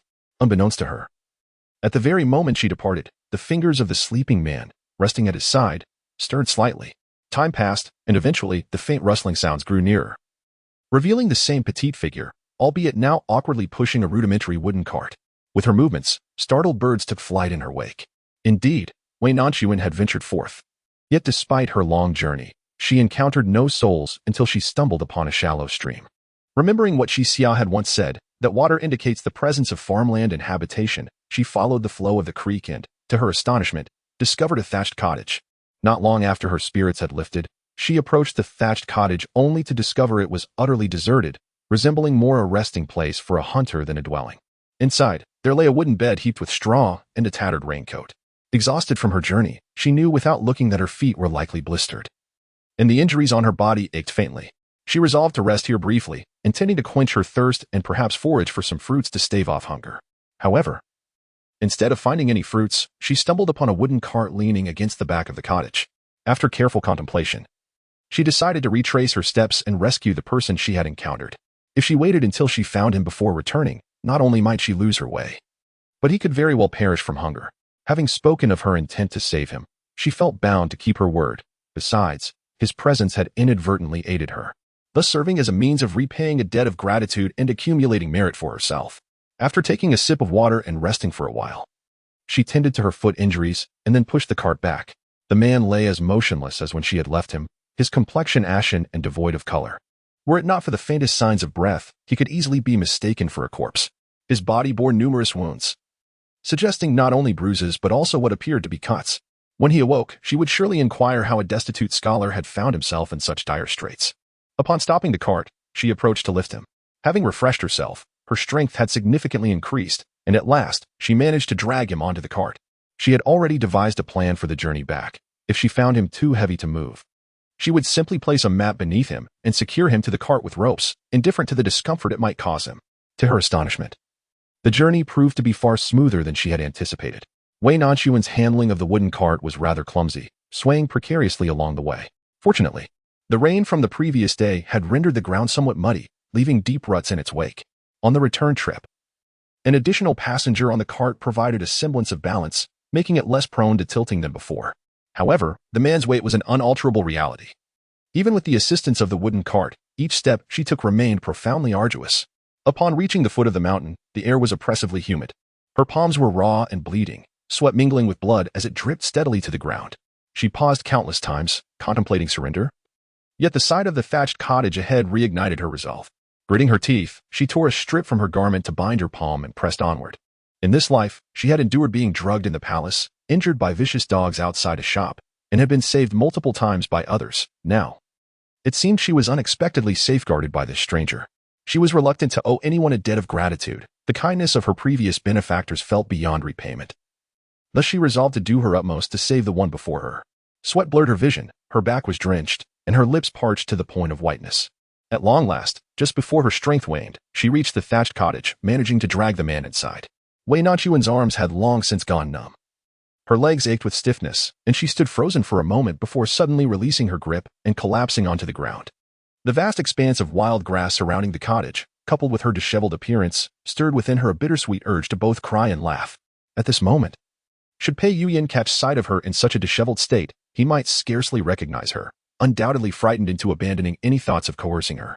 Yet, if one were to inquire whether she regretted her escape, she would surely shake her head. Despite her current destitution and disarray, she is free to pursue her desires rather than languishing as a gilded canary in the depths of a palace, awaiting the whims of a master. As the sun gradually ascended, Wei Nanxun took a brief respite, but the heat became intolerable, prompting her to struggle to her feet. She made her way to a nearby stream to wash off the sweat and blood that clung to her, and after refreshing herself, she plucked a broad leaf to collect some water before returning to the thatched hut. She prided herself on her ability to care for others. Pei Yuyan preferred their companionship devoid of attendance, and so she had gradually learned the art of serving him. Even during his numerous bouts of illness, she had devoted herself night and day to his care. Thus, upon encountering the unconscious man before her, it was instinctive for her to check his forehead, which was alarmingly hot. She could not ascertain how long he had been burning with fever. At this rate, he might succumb to starvation, or worse, suffer irreversible damage to his mind. Wei Nanxun endeavored to administer water to him, but much of it spilled away, the droplets cascading down, evoking both her sorrow and regret. However, this method was futile. The intimacy she shared with Pei Yuyan allowed for such intimate exchanges, but with a stranger, it was utterly unthinkable. After much contemplation, she resolved to use her fingers to pry open his lips, seeking to deliver the precious water into his mouth. Yet, as her fingers gently slipped in, she was immediately enveloped by a warm, moist sensation that tightly grasped them. Chapter 26, Taking Advantage. Wei Nanxun felt an intense heat surge through her entire being. From her fingertips to her core, it had been an eternity since she had experienced such intimate contact with a man. Even when she had been closely confined by Pei Yuyan, she felt no shame, only irritation and regret. However, now she was overwhelmed by an inexplicable sense of embarrassment. Reminiscent of that day when she had succumbed to an aphrodisiac, lost in a haze of confusion, under the illusion of skin against skin. Moreover, the intimate connection of their lips and tongues, being such private realms, only deepened her sense of modesty. She hastily attempted to withdraw her fingers, but the slumbering figure, having tasted a hint of moisture, seemed to cling to her as if it were a lifeline, refusing to release his grip, relentlessly sucking, effectively trapping her fingers in place. Wei Nanxuan's face flushed crimson. She had never anticipated that rescuing someone would lead her into such an awkward predicament, truly. It felt as if the heavens had turned a deaf ear to her plight. "You, let go." His teeth, neither too gentle nor too harsh, grazed her fingertip, not painful, yet slightly ticklish, sending tingles of warmth through her already heated skin, amplifying the sultriness of the day. Having barely brushed against him, beads of perspiration began to form on her back, and she felt an overwhelming sense of regret. Had she known this would be the outcome, she would have refrained from her act of kindness in saving him. With no other recourse, she bore the humiliation and carefully inserted a leaf between his parted lips, allowing the sweet stream of water to flow into his mouth, finally liberating her trapped fingers. Wei Nanxuan's cheeks flushed crimson as she fled back to the stream, washing her fingers countless times before finally ceasing her frantic efforts. It mattered little. After all, the man lay unconscious, oblivious to anything around him, and any embarrassment was hers alone to bear. The pressing concern now was his dangerously high fever, even if she ventured out to seek help. She must first ensure he cooled down, for if this continued, he would inevitably succumb to the flames within. Having undertaken the rescue, she could not simply stand by and watch him perish. With a soft sigh, Wei Nanxuan tore a portion of her sleeve and immersed it in the cool stream. In a state between slumber and wakefulness, Pei Ji occasionally heard the rustling of leaves in the wind, the cacophonous chirping of birds, and a woman's gentle voice, which incessantly murmured in his ear. He cherished tranquility and found incessant chatter irksome, a disturbance to his peace. Oddly enough, what he typically found most grating now seemed to possess a soothing quality. Though the words eluded his comprehension, he felt at ease. And each time he teetered on the brink of deep slumber, this soft whisper would rouse him, igniting a desire to awaken and discern the identity of his companion. Yet, the weight of his injuries rendered him nearly immobile. His eyelids felt burdened, and despite numerous attempts, they remained stubbornly shut, plunging him into an abyss of darkness. It was only when he sensed droplets of sweet rain upon his lips, a trickle of fresh water coursing onto his tongue, that he recognized a thirst like never before. A yearning for the life-giving source. He felt insatiable, craving more, and he instinctively sought to draw her closer, desperate to keep her by his side. Though replaced by an unceasing flow of water, what he yearned for was still that initial, refreshing touch. He heard the erratic footsteps approaching, the sound of crunching branches resonating distinctly, and then a shadow enveloped him, accompanied by a soothing scent of grass and wood. Apart from that one unfortunate incident, he had never allowed anyone to come this close. In a daze, fingers, damp with moisture, brushed through his hair, and a cool, soft cloth gently caressed his cheek, bringing him an unexpected sense of relief and coolness. Rather than discomfort, it was quite pleasant. As the proximity increased, Wei Nanxuan noticed that the man bore wounds as well. Blood trickled from the corner of his mouth, revealing that he was significantly older than her. He must have endured unbearable heat, his brows furrowed tightly, and although his lips had been moistened by water, they remained severely chapped. How could a man of considerable years, an educated scholar, come to be so grievously injured at the foot of the mountain? Wei Nanxuan had no time to ponder the man's past. She merely tended to his wounds with gentle strokes, and then placed the damp cloth upon his forehead, hoping to cool him down in this manner. As the grime was wiped away, a smooth visage emerged. Previously, she had only caught a fleeting glimpse, but now she beheld his true likeness. Wei Nanxuan sought to retract her initial impression of him as a frail scholar. His face was long, with sharp, gallant brows, a high nose, and thin lips. She had seen his eyes before, deep and captivating. He possessed a flawless jawline, his features chiseled with precision, as if he were a favored child of the heavens. She had never encountered a man more perfect than he. Even Pei Yuyan pales in comparison. No, they are entirely different in appearance. Pei Yuyan exudes a refined warmth, perpetually adorned with a smile, concealing all his darkness deep within his eyes. In contrast, the individual before her possesses a rugged handsomeness imbued with masculinity. Though she has yet to engage or understand this person, she instinctively senses that he cannot be a villain. For the sake of his striking visage, she feels compelled to ensure his survival. His fever has escalated to this extent, and the wounds exposed to the air are already grievous, not to mention The injuries along his waist are seeping blood. In this weather, untreated wounds are bound to fester. Even her own injuries from yesterday's brush with branches and stones have begun to show signs of pus after just one night. Thus, his condition must be far more dire. In her previous life, Pei Yuyan routinely practiced equestrian skills and martial arts at the training grounds, and Wei Nanxun had learned how to treat wounds. Although there are distinctions between the sexes, this is a matter of life and death. Having resolved to save him, she should not be hindered by such considerations. Her fingers tightened and loosened, then tightened again, until, as though she had made a firm resolution, they settled upon the sash at his side. With a gentle tug, as his long robe unfurled, a hand suddenly grasped her wrist. Startled, Wei Nanxun looked down, only to be met by his deep, dark eyes. Their gazes locked, and her mind went blank, inexplicably overtaken by a sense of guilt, prompting her to blurt out without thought, "You, please don't misunderstand. I have no intention of taking advantage of you." Chapter 27. Untying the belt, the man lying on the bed awoke at an indeterminate moment, his raven black hair tousled, accentuating the pallor of his face, as white as paper. With his eyes closed, he resembled a celestial being captured in a painting, embodying a fragmented beauty. As he opened his eyes, there was an almost radiant intensity, reminiscent of the sun and moon embracing one another. His gaze was profound, piercing, and fervent. Previously, Wei Nanxun had remarked that Pei Yuyan was akin to the sun in the sky, unattainable. That was a metaphor for his past life, to her. He was the very essence of day and night. Yet in this lifetime, she discerned the truth. This man was not a source of light, but rather a serpent lurking in damp shadows, ensnaring all who approached. However, the pale, ailing figure before her evoked an unexpected warmth. He resembled the morning sun, outwardly gentle and radiant. Yet those who dared to look up at the sun knew its relentless brilliance could scorch the earth. All his fervor lay concealed beneath his gaze, rendering her hesitant to reveal her innermost self under such scrutiny. As Wei Nanxun spoke, she realized she had once again misspoken. A perplexing occurrence, given that even during their initial encounter, she had not stumbled over her words so frequently. Embarrassed and frustrated, she attributed her blunders to this man, who always seemed to awaken at the most inopportune moments, provoking thoughts that led to fanciful musings. A faint blush crept onto her cheeks, and her hands awkwardly retreated. Averting her gaze, she stammered, You are awake." Lost in her own vexation, she remained oblivious to the fact that his gaze lingered, almost imperceptibly, upon her delicate neck. With her palm gently clenched at her side, the veins on the back of her hand stood out prominently. Had she drawn any closer, he might have acted.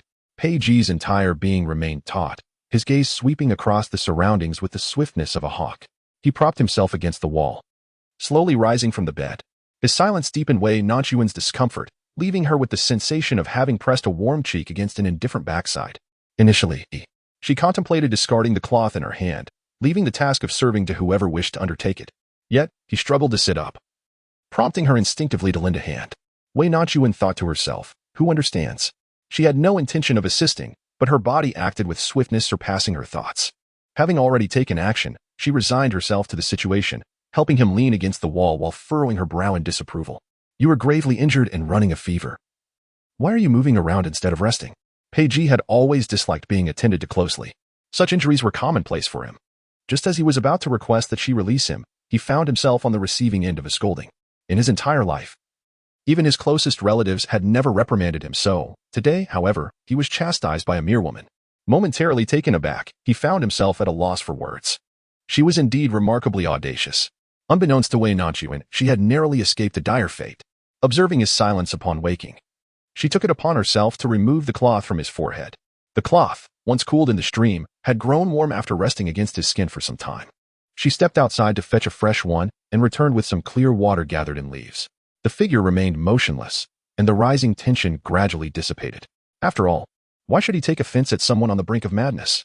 He returned to his seat and, with a hint of irritation, offered a glass of water, laying the cloth heavily upon the stranger's forehead. "Drink." Pei Ji's gaze fell upon the leaves. He recalled the moment he lost consciousness. The scent that lingered in the air, was it she who had been tending to him then? Instinctively, he parted his lips, and the cool, sweet stream flowed down his throat, finally reviving the desiccated well within him. His voice emerged, low and frail, imbued with a sense of lingering weakness. "You saved me?" Wei Nanxun felt a flicker of resentment towards his apparent ingratitude and retorted, "Who else could it be? You've already asked that twice. Have you injured your mind?" It was then that Pei Ji remembered a vague recollection of having opened his eyes, though the faces and words exchanged were lost to his unconsciousness. Indeed, it was she who had rescued him. Pei Ji finally lifted his gaze to scrutinize the woman before him. She appeared no better off than he. Her hair disheveled and bearing numerous wounds, her clothing so stained that its original hue was unrecognizable, the sleeves unevenly torn, presenting a woeful sight. Yet, her face remained distinctly visible. As he met her eyes, he was momentarily taken aback. No wonder that her husky voice, tinged with a nasal quality, sounded familiar. And why the scent she carried was not unwelcome, but rather reminiscent. It dawned on him that this was not her first transgression. She had indeed returned. Within his mind, an involuntary image emerged of her clad in a delicate canary yellow dress, her graceful arms outstretched, entwined tightly with his. The very sensation of her breath, fragrant and imbued with the essence of wine, brushing against his nose, remained vividly etched in his memory. He found himself on the verge of wishing to silence her once more. Yet, astonishingly, she failed to recognize him. Pei Ji was engulfed by a surge of conflicting emotions, an indescribable feeling permeating his heart. Why have you fallen silent again? Have you truly lost your wits? He remained stoic, his silence unbroken, until he felt the chill of her palm resting upon his forehead. Before he could express his ire, she murmured softly to herself, "This is hot enough to boil an egg. Surely, it hasn't rendered you a fool." Pei Ji longed to reprimand her, but as he opened his mouth, a violent cough erupted from him, prompting her hands to migrate to his chest, offering gentle pats. "You see, I told you not to move about. Being ill to this extent, and still so disobedient." Disobedient? Pei Ji coughed again, nearly choking on his own breath. Throughout his life, even in his childhood, his mother had never spoken to him in such a childish manner. His complexion fluctuated between shades of green and white, his fingers tense to the point of pallor. Were it not for the current circumstances, which demanded restraint in conversation, he would have silenced her entirely. "You ought to lie down at once. I shall fetch you some water to lower your temperature and tend to your wounds." Without awaiting his response, she firmly pressed him back onto the bed, taking up a cloth and towel, and briskly exited the room. Pei Ji weakly realized that the cloth she had just used to wipe his face was, in fact, a fragment of her own sleeve. "Forget it. Let us postpone everything until he recovers." Upon her return, Wei Nanxun brought along some wild fruits. Though small and somewhat astringent in appearance, she had already tasted them and confirmed they were not poisonous, merely lacking in flavor and slightly sour. At this moment, with hunger gnawing at her, she had no luxury of discerning palatability. She had mentally prepared herself on the way here, having already rescued him and attended to his needs. To hesitate based on gender distinctions now, after his awakening, would only betray her own insecurities. She ought to act according to her own convictions. She offered him water, replaced the cleaned cloth on his forehead, and squeezed the fruit to drip its juice into his mouth. Pei Ji had a profound aversion to sour and astringent tastes. Upon experiencing the tangy liquid, he shuddered, utterly powerless to move, forced to watch as she stuffed the pulp into his mouth. "What are you looking at? Do you wish to thank me?" "For now, it is unnecessary. Just lie still and consider that your gratitude." The veins on Pei Ji's forehead throbbed. Indeed, he was grateful. After nourishing him with water and fruit, she naturally proceeded to untie the bindings on his other side, speaking to herself, "Do not misunderstand. I am merely cleaning your wounds, not taking advantage of you." As she spoke, her garments fell open completely. Before her lay his abdomen, marred and bloody, and his chest, riddled with scars. Wei Nanxun gasped softly, then felt it was rather impolite to react so in front of the injured. She awkwardly reassured him, "You may appear frail and undernourished, yet your body is surprisingly sturdy." Pei Ji. Chapter 28 names the resources available were undeniably limited. Wei Nanxun could only tend to his wounds with the utmost simplicity, tearing a clean piece from her undergarment to dress the most severe injury. Once everything was completed, the afternoon had already waned. Aware that time was of the essence, she could no longer afford to linger. After ensuring he was settled, she set out in search of an exit. However, the area proved to be far more intricate than she had anticipated. It was not the foothills of Bayun Mountain as she had envisioned, but rather a place entirely unfamiliar from her previous ascent. It was only upon reaching a barrier in one direction that she realized she had seemingly tumbled into a vast valley, devoid of any signs of habitation. Returning to the thatched hut, she attempted another direction in her quest, but once again met with obstacles. Her earlier delay in rescuing him had cost her precious time, and the daylight was steadily fading, indicating that her escape would not be possible today. Wei Nanxun felt a mix of misfortune for having fallen into such a predicament, yet also a sense of luck. Had she not encountered that man, she would have been utterly alone in this valley. Regardless of other concerns, as night fell, the presence of another person provided a semblance of safety against any wild beast that might lurk in the darkness. Fortunately, although she had not discovered a way out, she stumbled upon other edible fruits by the riverbank and collected a few eggs, likely dropped by a pheasant or some other bird, which would suffice for their sustenance through the night. As she made her way back to the thatched hut, the sun dipped low on the horizon. The man remained sprawled on the sole wooden bed, his eyes shut tight, brow furrowed. The golden rays of the setting sun streamed through the gaps in the dilapidated roof, casting a dappled light upon his face. A glimmer of light graced that pallid, haggard face. For a fleeting moment, he appeared as a celestial being descending from the heavens. Come to her rescue. Wei Nanxun suddenly ceased her lamentations against fate. She realized that she was alive, liberated from the devouring depths of the imperial palace. Each moment now felt like a divine gift, leaving her with no grounds for complaint. Perhaps sensing her approach, the slumbering figure abruptly opened his eyes. Those already beautiful, profound orbs, now illuminated by the setting sun, sparkled like precious gems, momentarily captivating her gaze. In that instant, she found herself beginning to understand the emperors who were ensnared by beauty. Had it not been for a sudden cough that startled her back to reality, she might have lingered in her reverie for much longer. Wei Nanxun felt her cheeks flush with an unnatural warmth. After all, she had been married before. And yet she found herself enchanted by such beauty. How inappropriate. Hastily, she cleared her throat and inquired, "You are awake. Do you still have a fever?" The room was dim, and Pei Ji, illuminated against the light, remained oblivious to her subtle gestures as he slowly propped himself against the bed. He shook his head heavily. Having accompanied his uncle to the battlefield at the tender age of 10, he had endured countless injuries over the years, often teetering on the brink of death. Such wounds were trivial to him. However, this particular injury had festered longer than usual, exacerbated by the oppressive warmth of the environment, rendering it more severe than in the past. "Why have you risen again? Did I not instruct you to refrain from moving about?" Wei Nanxun stepped forward, supporting him with a natural ease, brushing her fingers against his forehead. Feeling that it was no longer as feverish as before, she breathed a sigh of relief. She had initially thought that the man was too pained to speak, so she continued to examine his wounds, checking for any signs of renewed bleeding. Unexpectedly, she heard a weak and feeble voice say, "I'm fine." Wei Nanxun paused, realizing he was completely delirious after all. Fine? With such injuries? How could he claim to be fine? It was quite remarkable for a seemingly impoverished scholar to have reduced himself to such a state. However, the man either lacked the strength to elaborate or simply did not wish to answer, remaining silent for a considerable time. Wei Nanxun also recognized that she might be overstepping her bounds. Although she had rescued him, they were merely strangers who had just met. And it was hardly the right moment for such inquiries. Noticing that his wounds had ceased to bleed, she placed a piece of fruit beside him and stood to search for Flint in the room. As the sun dipped below the horizon, the valley was enveloped in darkness. Utilizing the faint light, she ignited some twigs in the corner, restoring brightness to the room. She busied herself with the task of boiling the gathered eggs, refraining from attempting further conversation. To her surprise, a faint, raspy voice eventually broke the silence, uttering, "Thank you."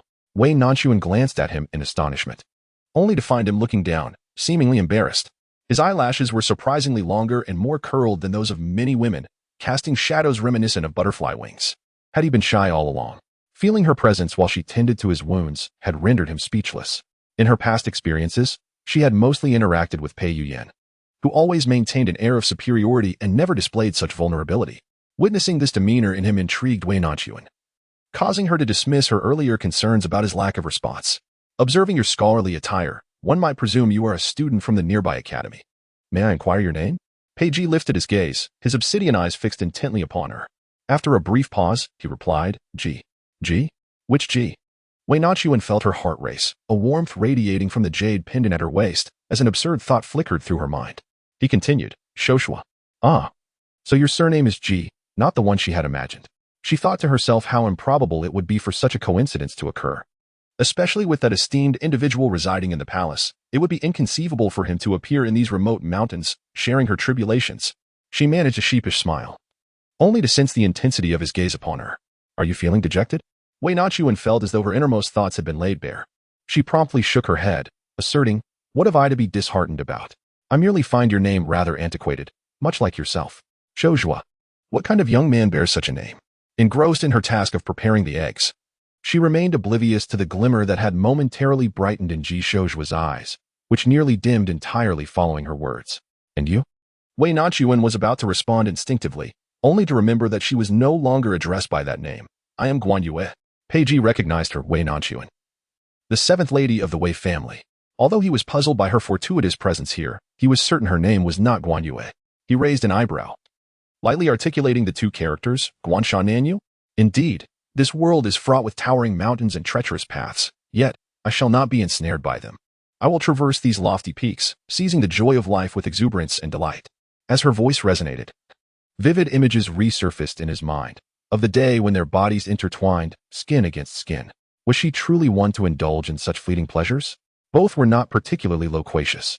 One was ailing while the other was utterly fatigued, and after exchanging but a few words, silence enveloped them once more. Outside, the night wind howled as it traversed the forest, while within the confines of the room, the crackling of the fire-consuming branches shattered the stillness of the long night. Wei Nanxun felt both drowsy and weary, yet sleep eluded her. In her past life, she had shared a bed with her husband every night.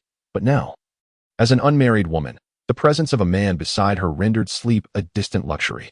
Moreover, the room contained but a single bed. She could only lay down a mat of straw on the floor and lean against the wall, which exacerbated her already shallow slumber. It was far preferable to the previous night, where losing consciousness had spared her from such troubling thoughts. Unable to find rest, her mind incessantly turned over various matters. She pondered whether Pei Yuyan's men had departed, considered the impending day of her wedding, and questioned why the nuptials had yet to be arranged. If only they would cease their relentless pursuit of her. As she flipped over, she wondered if Xia, now unable to locate her, was in a state of panic, and whether anyone had discovered her plight in the valley below. Lost in her thoughts, she suddenly heard what seemed to be the howl of a wolf echoing through the mountains. Abruptly, she became alert. The little monk had not deceived her. There were indeed wild beasts in these woods. Then, she heard a long sigh, followed by his voice. Would you like to come up and sleep? Chapter 29. Sharing a bed. At those words, both were taken aback. Even Pei Ji himself furrowed his brows. As his body temperature surged again at night, he had barely managed to consume a morsel before succumbing to a deep slumber.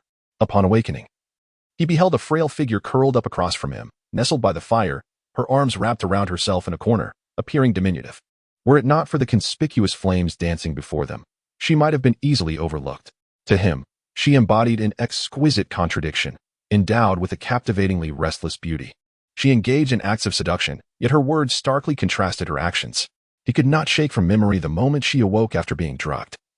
Her radiant face etched with a resolute defiance as she proclaimed, "Even if I am as insignificant as a weed, I refuse to allow those people to trample upon me.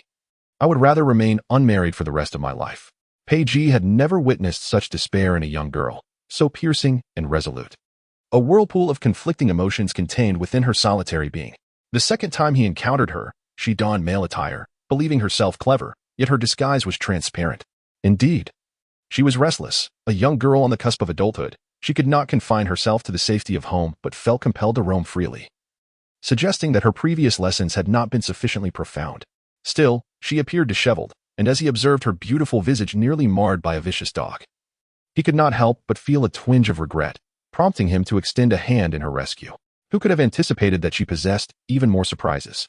A pampered daughter of a noble family, daring to spend a night alone in the wilderness. Capable of tending to others and skillfully dressing wounds, such courage and survival instinct astonished him, leading him to utter his thoughts without a moment's hesitation. Pei Ji had lived for 25 years without marrying. This was partly due to his over a decade of military service, during which he was either engaged in battle or journeying to the battlefield, leaving little time for courtship. Furthermore, he found women to be overly troublesome, often weeping or vying for favor and beauty, a behavior he had witnessed far too often in the palace during his youth. His disdain for such frivolities was exacerbated by the memory of his mother, who, after suffering a fall due to his father's drunken favoritism of a palace maid, was unable to bear him a younger brother. Consequently, he harbored a deep-seated aversion to women's antics, particularly those that involved seduction. Curiously, Wei Nanxun had committed precisely those offenses he abhorred. Had he not seen the wounds on her hands and legs, inflicted by his own hand, he might have taken her life that day, believing her to be as culpable as any, though he had yet to fully alter his perception of her. It remained an undeniable fact that she had saved him, and it was equally true that he had claimed the only bed for himself, forcing a frail woman to sleep on the ground. Such an indignity was beneath him. Noticing her silence and stillness, he realized she had misconstrued his intentions. A flicker of annoyance crossing his features, he cleared his throat and said, "Do not misunderstand. I meant for you to sleep in the bed." Before he could finish, a series of more pronounced wolf howls echoed through the night. The figure huddled in the corner suddenly sprang to life, darting towards him in a panic. Wei Nanxun was genuinely terrified. She could endure falling to her death from a mountain or succumbing to poison, but being torn apart by wolves seemed excruciatingly painful and grotesque. It was a fate too horrific to contemplate. From the moment she heard the howls, Her entire being had tensed like a drawn bowstring, only relaxing slightly when she caught Pei Ji's assurance that it was safe to approach. At that moment, her feminine modesty wavered, but the relentless howls of wolves shattered her composure entirely.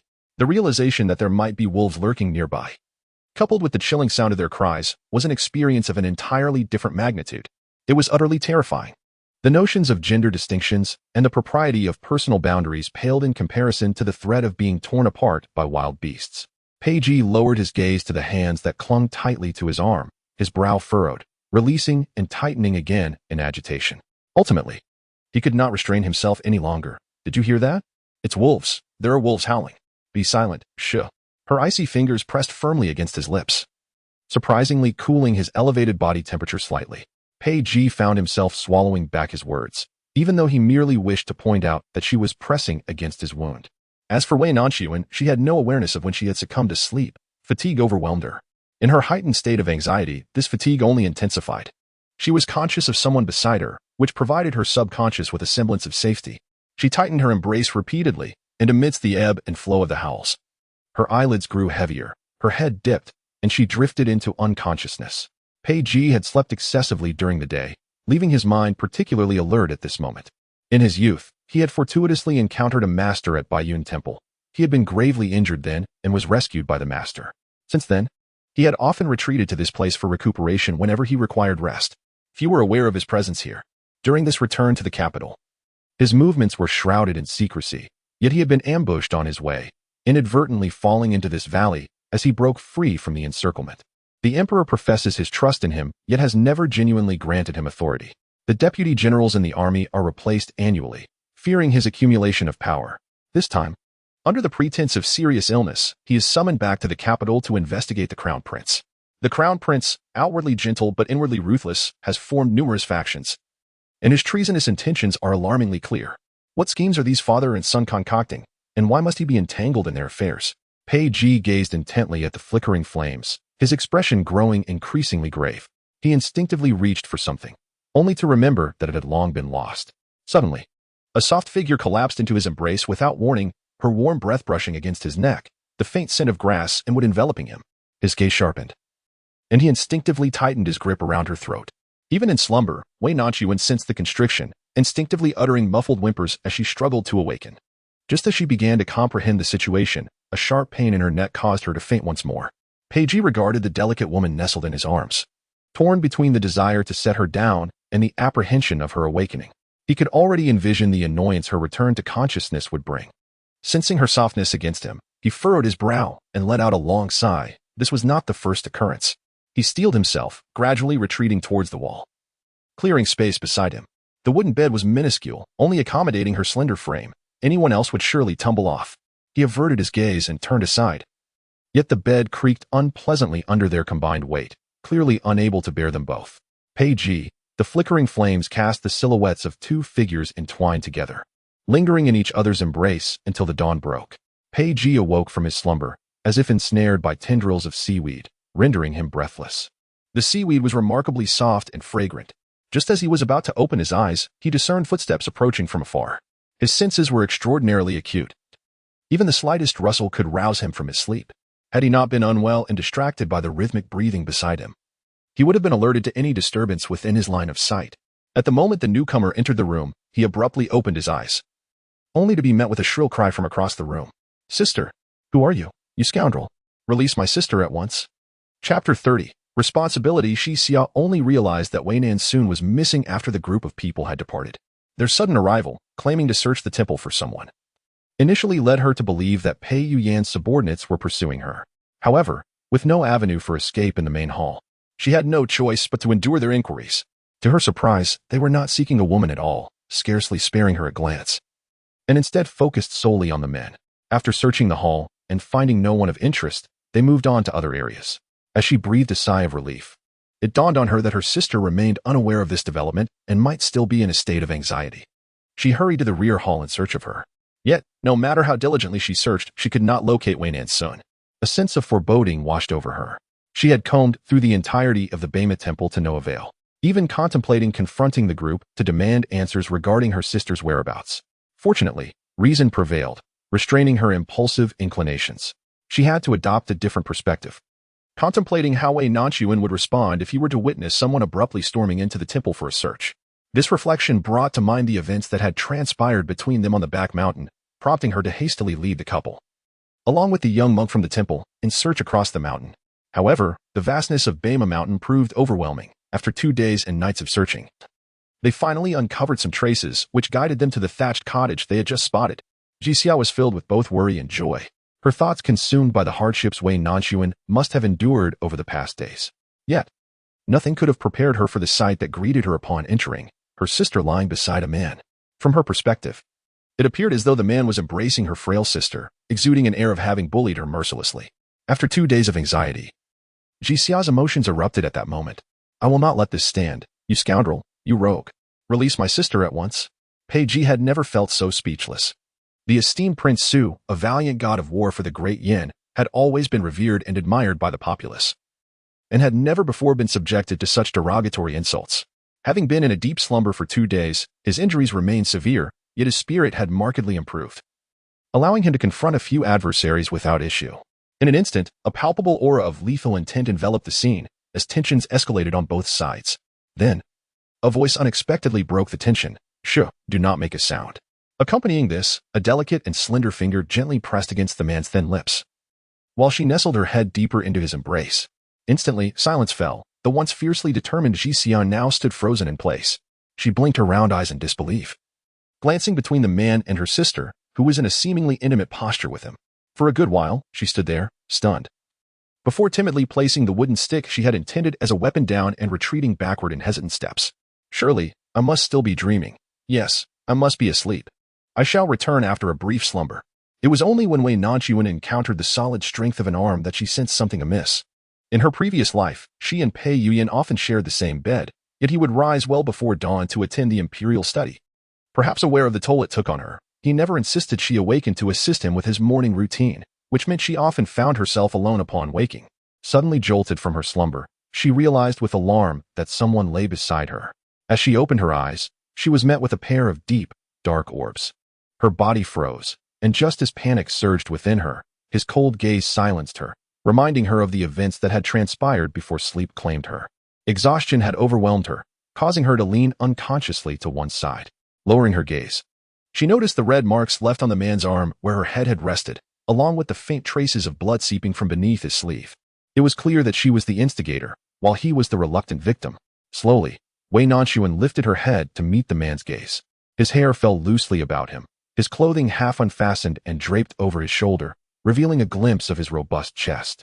He appeared pale and frail, his long lashes trembling slightly, a stark contrast to the shabby and disheveled thatched cottage behind him. He seemed like a young lady who had been unfairly wronged. Her mind suddenly became heated, and she blurted out, "Rest assured, I will take responsibility for you." An hour later, Pei Ji gazed at the sparsely furnished room, momentarily lost in thought. There was no one else present. He leaned back against the light purple mattress, inhaling the faint fragrance of flowers and wood. The delicate gauze curtains, the embroidered screen, the dressing box on the table, and the incense burner beside the bed all served as reminders that this was a young girl's chamber. His temples throbbed with agitation, pondering how he had been inexplicably drawn to follow Wei Nanxun to this place. As he rubbed his forehead in contemplation, a knock echoed on the door. Just as he was about to utter a word, the door was pushed open from the outside, revealing a refreshed Wei Nanxun, who entered with a wooden basin and various items in hand.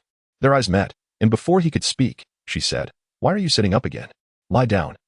I've already sent for the doctor, and he will arrive shortly. Let me clean your wounds and change your clothes first, or it might hinder the examination." Pei Ji fixed his gaze upon her, his expression somewhat peculiar. "You?" Wei Nanxun felt her cheeks warm under his scrutiny. She had not intended to come, but her grandmother, being of advanced age, was unable to tend to wounds, and Jixia was too young to be entrusted with such matters involving a man. Thus, it seemed only she remained to assist. Moreover, given the misunderstanding that had arisen from their earlier encounter and her declaration of responsibility, she felt compelled to act on her words. Her injuries were merely superficial. The most severe were her hands and the blisters on her feet. After bathing and applying medicine, she had brought the necessary items with her. She bore his gaze, suppressing her rising heat, and declared, "Do not misunderstand me. Were it not for the absence of men in my household and your current immobility, I would have no desire to assist you." Upon witnessing her freshly bathed, her complexion now radiant and fair, Pei Ji felt a flush of crimson spread across his face, realizing her reluctance was palpable. For reasons unknown, his thoughts drifted to the previous night, to the image of her nestled in his embrace as she slept, resembling a tiny kitten curled up, with only her fluffy head peeking out.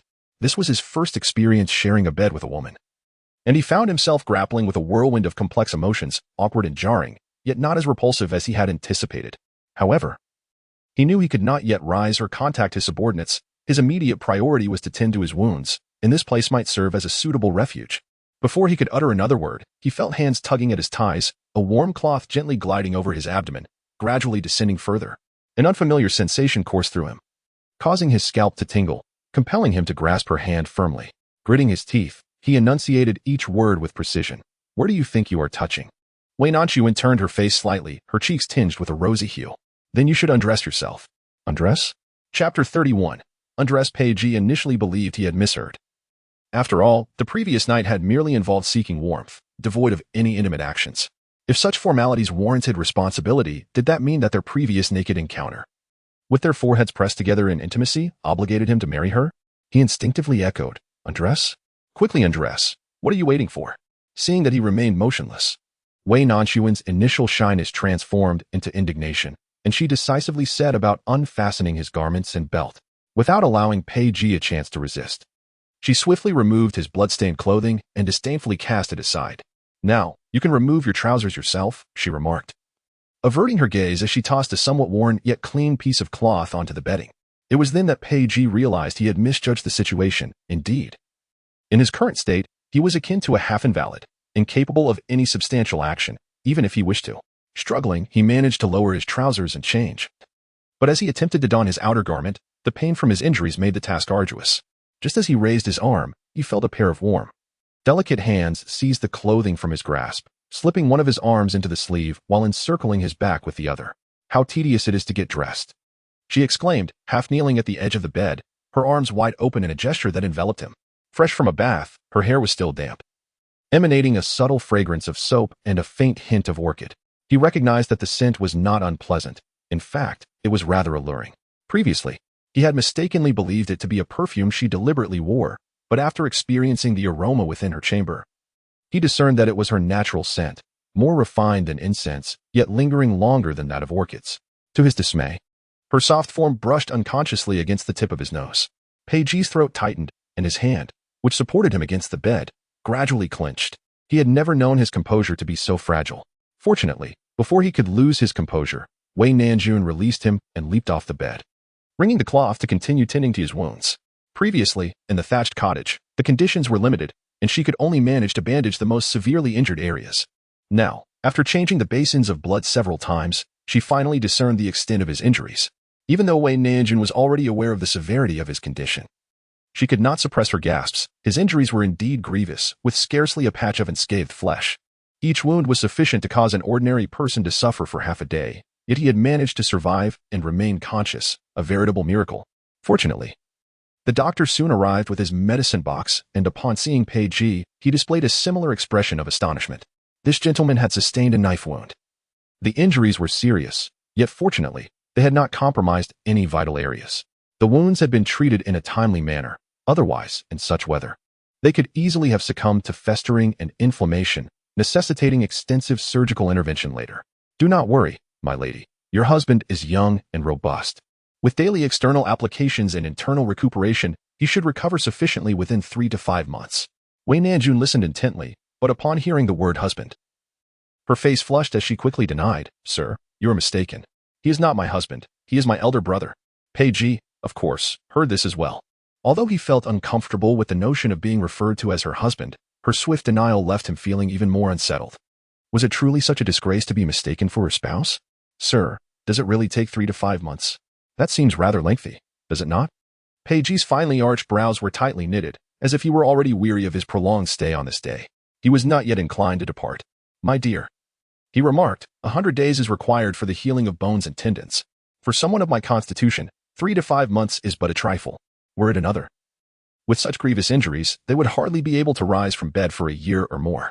Wei Nanxun, naturally, could not voice her thoughts in front of the physician. It was only after they had taken their leave that she felt the weight of her predicament. The two sisters, living in solitude, were suddenly presented with the presence of a man. It seemed inherently improper, although they could assert that he was their long-lost brother.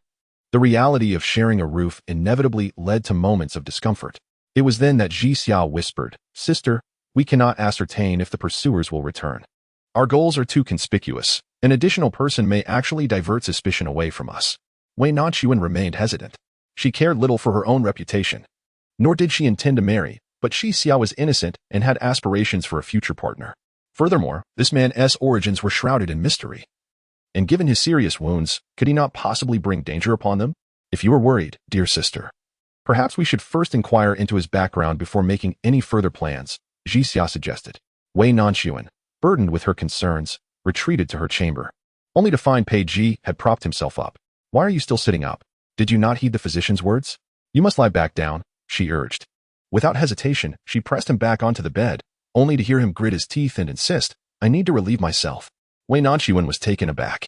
Her chamber was hardly a suitable place for such matters. She had no choice but to summon an elder to assist him outside. Upon his return, he adamantly refused to occupy her room any longer. What could be the reason behind this? What is it about the room that fails to meet your expectations? As the hostess, she, claiming a sense of responsibility towards him, deliberately relinquished her own bedroom to share a space with Ji Xiao, all to ensure his recovery. Yet, to her surprise, he refused to stay. The scent of cosmetics was overwhelming, and besides, we are not intimately acquainted. How could I possibly reside in your room? She, being a young woman, found no fault in this arrangement, yet he, of all people, deemed it inappropriate, truly a bookish fellow. "It seems I have discerned your true occupation." As her words fell, she noticed the man opposite her suddenly lift his gaze, his eyes sharp and piercing. "Under his scrutiny," she continued, "in just a few months, the autumn examination will arrive. You must be one of the students heading to the capital to take the imperial examination." Pei Ji's poised hand slowly descended, his expression revealing a hint of peculiarity. "Why are you silent? Have I misjudged you? That cannot be. Your name and attire unmistakably mark you as a scholar. You possess no valuables, clearly still lacking in recognition, and coupled with your pedantic demeanor, you must be a scholarly fool, thoroughly engrossed in the 4 books and 5 classics." Pei Ji, how could he have thought she recognized him? With her intellect, she wouldn't even recognize the emperor standing before her, observing her innocent and confident gaze. He inwardly scoffed, but spoke instead. "Miss Guan Yu, you possess keen insight. I am a scholar from Jiang'an, en route to the capital for the examination. I passed through Pingjin and heard that Baiyun Temple is particularly efficacious, so I intended to pay my respects to the Bodhisattva before continuing my journey. However, I was waylaid by mountain bandits who not only robbed me of my funds but also left me with several knife wounds, discarding me in the valley. Had it not been for your timely rescue, I would surely have become a meal for the wolves. I express my profound gratitude to Miss Guan Yu for her life-saving grace. I, Ji Shouzhua, am willing to toil like a beast of burden and, in the next life, repay her kindness with humble tokens of affection." However, Wei Nanxun felt an increasing sense of unease. Those words sounded eerily familiar. Chapter 32, Marriage Simultaneously, in the capital. The Wei family was adorned with festive decorations, red couplets adorning every corner of the residence. With the looming threat of Wei Nanxun gone, Wei Mingzhao found her breathing considerably eased. Perhaps buoyed by her improved spirits, she had recently lost her propensity for nausea, able to consume anything. And her complexion appeared remarkably vibrant. The betrothal gifts were arranged by the Ministry of Rites, with the emperor himself having opened the treasury to add several boxes of gold and silver treasures. Such a level of attention silenced any gossipers within the capital. On the day of the wedding, the guests attending the ceremony nearly obstructed the street in front of the Wei residence. Wei Mingzhao had been so elated the previous night that sleep eluded her, eagerly anticipating this moment for an eternity. Yet, reality dealt her a harsh blow. Just as she donned the red bridal veil, bashfully awaiting the auspicious hour, news arrived that the groom was still on his way back to the capital, and the son of the Northwest King would have to stand in for him. It is no exaggeration to say that, at that moment, it felt as if a bucket of cold water had been poured over her head, shattering all her dignity and pride into a million pieces. It was one thing for the groom to forego his personal presence during the delivery of betrothal gifts. It was entirely another for him to be absent on the day of the wedding. What did Pei Yuyan truly think of her? If he was indeed delayed due to official matters, that could be accepted, but she clearly overheard her parents' conversation. She could not deceive herself. Pei Yuyan had gone to see Wei Nanxun. Sitting here now, she felt like the subject of a cruel jest. Wei Mingzhao suddenly lifted her wedding veil, unable to contain her anguish any longer as she collapsed into the embrace of Wang Shi, her voice trembling with questions.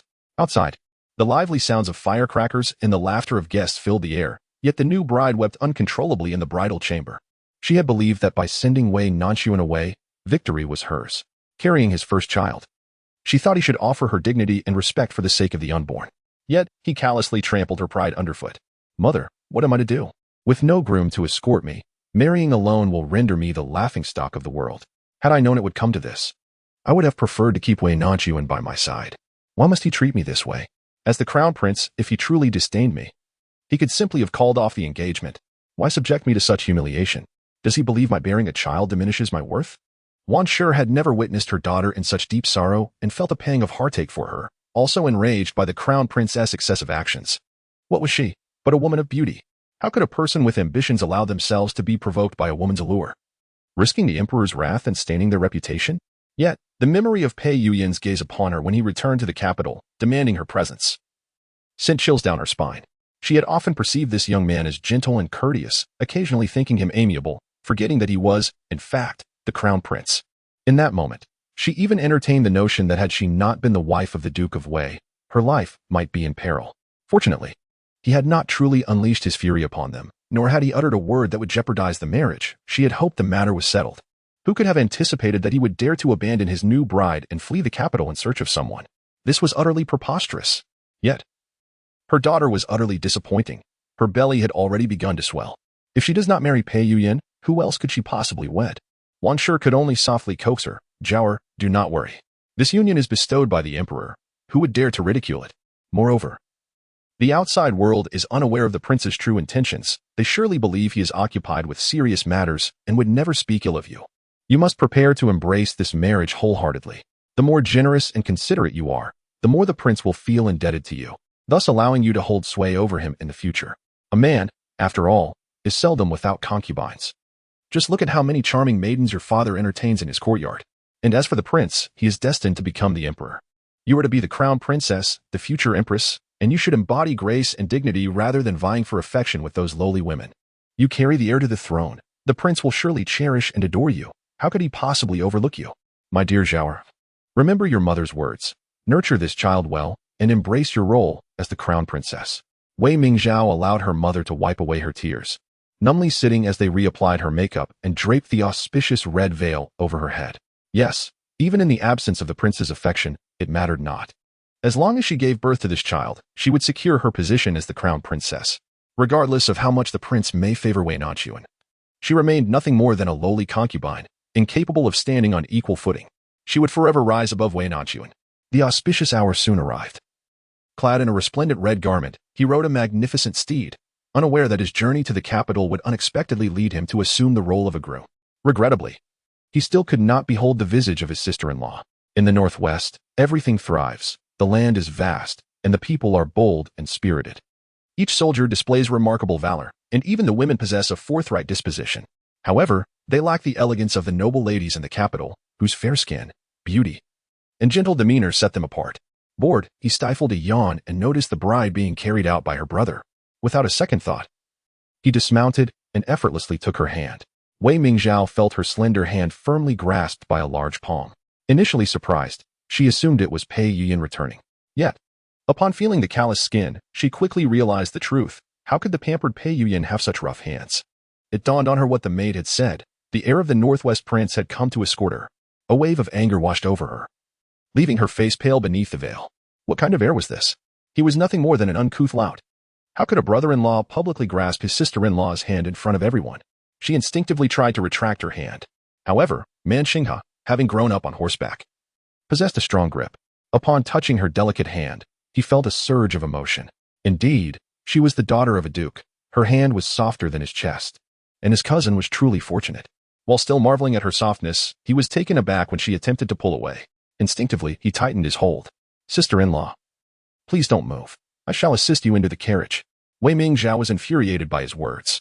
The absence of Pei Yuyan, her resentment towards Wei Nanxun, and the incessant laughter of those around her reignited the emotions she had just managed to suppress. They must be mocking her, ridiculing her lack of a groom, and deriding the fact that the emperor had sent such a boorish individual to escort her. The more she struggled, the greater her frustration grew, and her attempts to escape became increasingly fervent. At long last, she exerted all her strength to lift herself, withdrawing her hand. Yet the force was so great that she stumbled backward. Just as it seemed she would fall and lose all dignity, a pair of hands securely grasped her waist.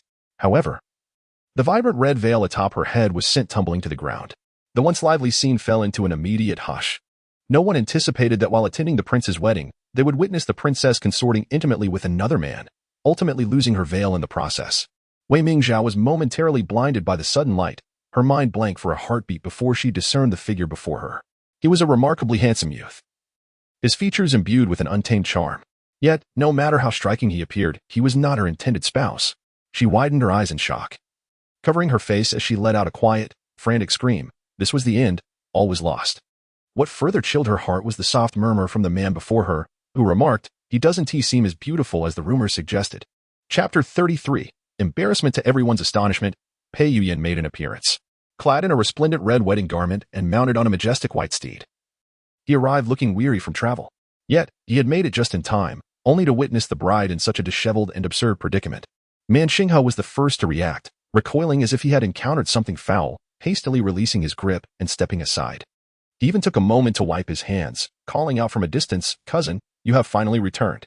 Pei Yuyan nodded slightly, and then, under the watchful eyes of the crowd, dismounted with purpose and strode forward, the throng parting to create a path for him.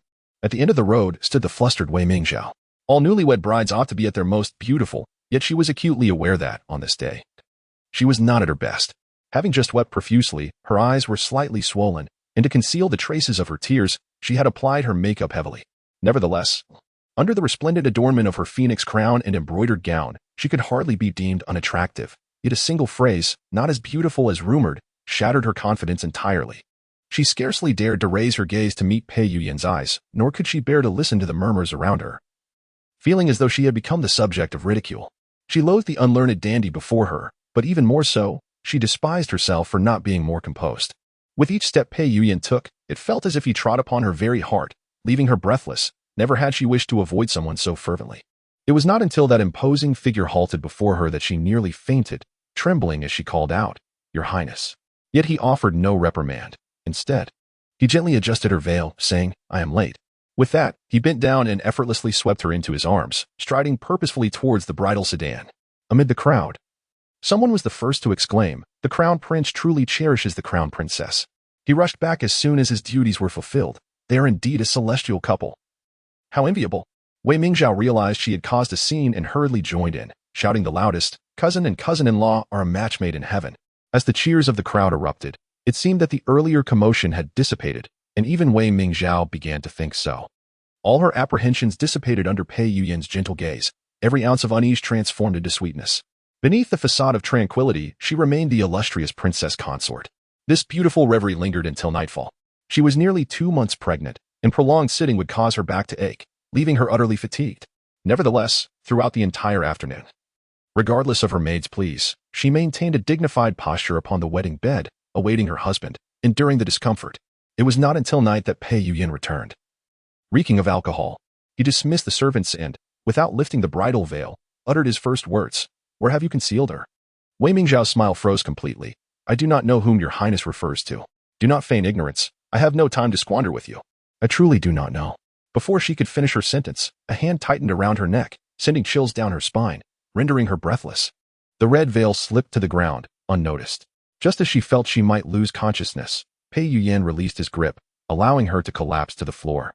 Trembling and gasping for air, his voice, devoid of compassion, was icy as he commanded, "Speak. Where is Wei Nanxun?" She merely asked me to assist her in leaving. As for her destination, I truly do not know." Pei Yuyan's eyes blazed red. He had pursued her to Shixian the previous day, only to discover that the supposed master and servant were merely a ruse. It was too late for him to chase after her now. If he did not return to the capital soon, he would miss the wedding ceremony. Initially, he perceived Wei Nanxun as merely an inconsequential woman, yet after departing the capital, he found himself haunted by thoughts of her each night. Yearning for her submission and genuine desire to marry him, he was willing to endure her tarnished reputation, meticulously planning for their wedding day, preparing her bridal attire and palanquin, envisioning her entrance into the palace from the side hall. However, to his dismay, he discovered that she had vanished. At that moment, he could not discern what emotions were at play. The notions of punishment had lost their significance, for all he desired was to reclaim her, ensuring she could not escape. Pei Yuyan cast a cold gaze upon the woman on the ground, confirming her honesty before turning away and stepping over the crimson veil, striding out with purpose. It was as if this were not his nuptial chamber, and tonight was not his wedding night. Your Highness, where are you going? Wei Mingao stammered, taken aback by his fierce demeanor. Throughout their acquaintance, Pei Yuyan had always been humble and courteous, even tenderly lifting her after her recent humiliation. Everyone had envied her, and she, too, had reveled in it. Thus, witnessing his true nature was a shock she could scarcely bear. Yet, this night was meant to celebrate their union. And should the groom depart, it would mark an unspeakable disgrace for her. Her sole thought was to prevent his departure. Wei Mingzhao crawled towards him, clinging desperately to his leg. Your Highness, I was wrong. I truly recognize my mistake. For the sake of the child, please spare me this once. The mere mention of the child only intensified Pei Yuyan's irritation. His life was shackled by his father, and he detested being threatened by anyone. A mere child sought to command his obedience. How could she be worthy? Pei Yuyan leaned down, firmly grasping her chin. If you behave and comply, I shall allow you to remain as the crown princess. Should I hear any disobedience, be wary of the fate that awaits the Wei family. With that, he released his grip and forcefully pushed her arm away, departing without a trace of reluctance. Before he left, he added, next month, I will take Tong as a concubine. Prepare yourself. Wei Mingzhao stared blankly at his retreating figure, remaining motionless on the ground until the flickering candle burned low. It was only when her abdomen began to ache that tears suddenly streamed down her cheeks. Come, someone, I am in great pain. At that moment, she seemed to comprehend why Wei Nanxun had chosen to flee. Yet, she remained perplexed about her own shortcomings that incited Pei Yuyan's disdain. When she surrendered herself to him, she had already severed any path of return. Bound to the Wei family, her position as crown princess was not a choice she could simply disregard. Pei Yuyan left the bridal chamber and headed straight for the study, where someone awaited him. Your Highness, we have located the person you sought. This individual is highly skilled and possesses a keen sense of awareness, never having made a personal appearance. Our men have followed for a month before seizing an opportunity. Pei Yuyan's urgency in rushing to Pingjin was partly due to Wei Nanxun, but the primary objective remained to find this person. To avoid alerting the other party, he had deliberately amplified the search for Wei Nanxun, thus securing a favorable reputation while discreetly pursuing his quarry. Have we ascertained the origins of this individual? Your Highness, I beg your pardon. I have failed to capture him, and he has managed to escape. However, it is speculated that he undoubtedly belongs to the faction of the Grand Princess. Ever since this benevolent aunt of his and her cousin arrived in the capital, his meticulously laid plans have been thoroughly disrupted, whether it pertains to the matrimonial alliance with the Wei family or his dealings with other ministers. Even his trusted confidants in the court have been successively implicated and imprisoned due to various legal troubles. Initially, he dismissed these events as mere coincidences, considering that they involved only minor officials. Yet, a month ago, it was revealed that the tax revenue from Jiangnan had decreased by 40%. A situation he had explicitly instructed should remain undiscovered. Now, faced with such a significant shortfall, he must not only address this issue, but also evade suspicion from the emperor. This is no longer a coincidence. Someone is clearly targeting his lifeline. Pei Yuyan pressed his fingers firmly against his brow. What is the situation with His Majesty? The newly favored Lady Li is one of us.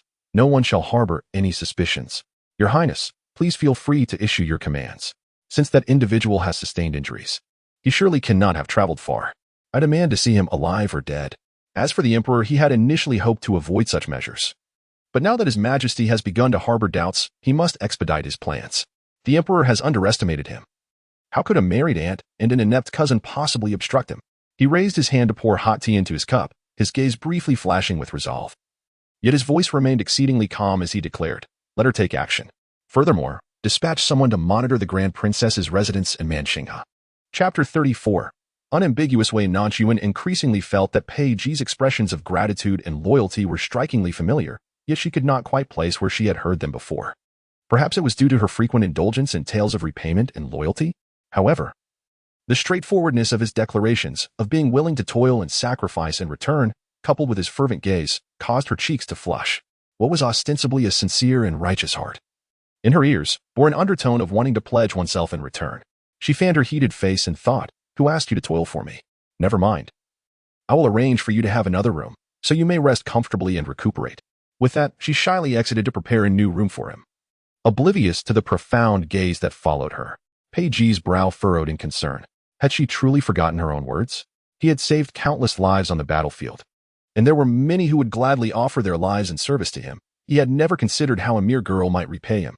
Moreover, It was debatable who had truly benefited from that day's events. The question of repayment was one thing, but the matter of remembrance was another entirely.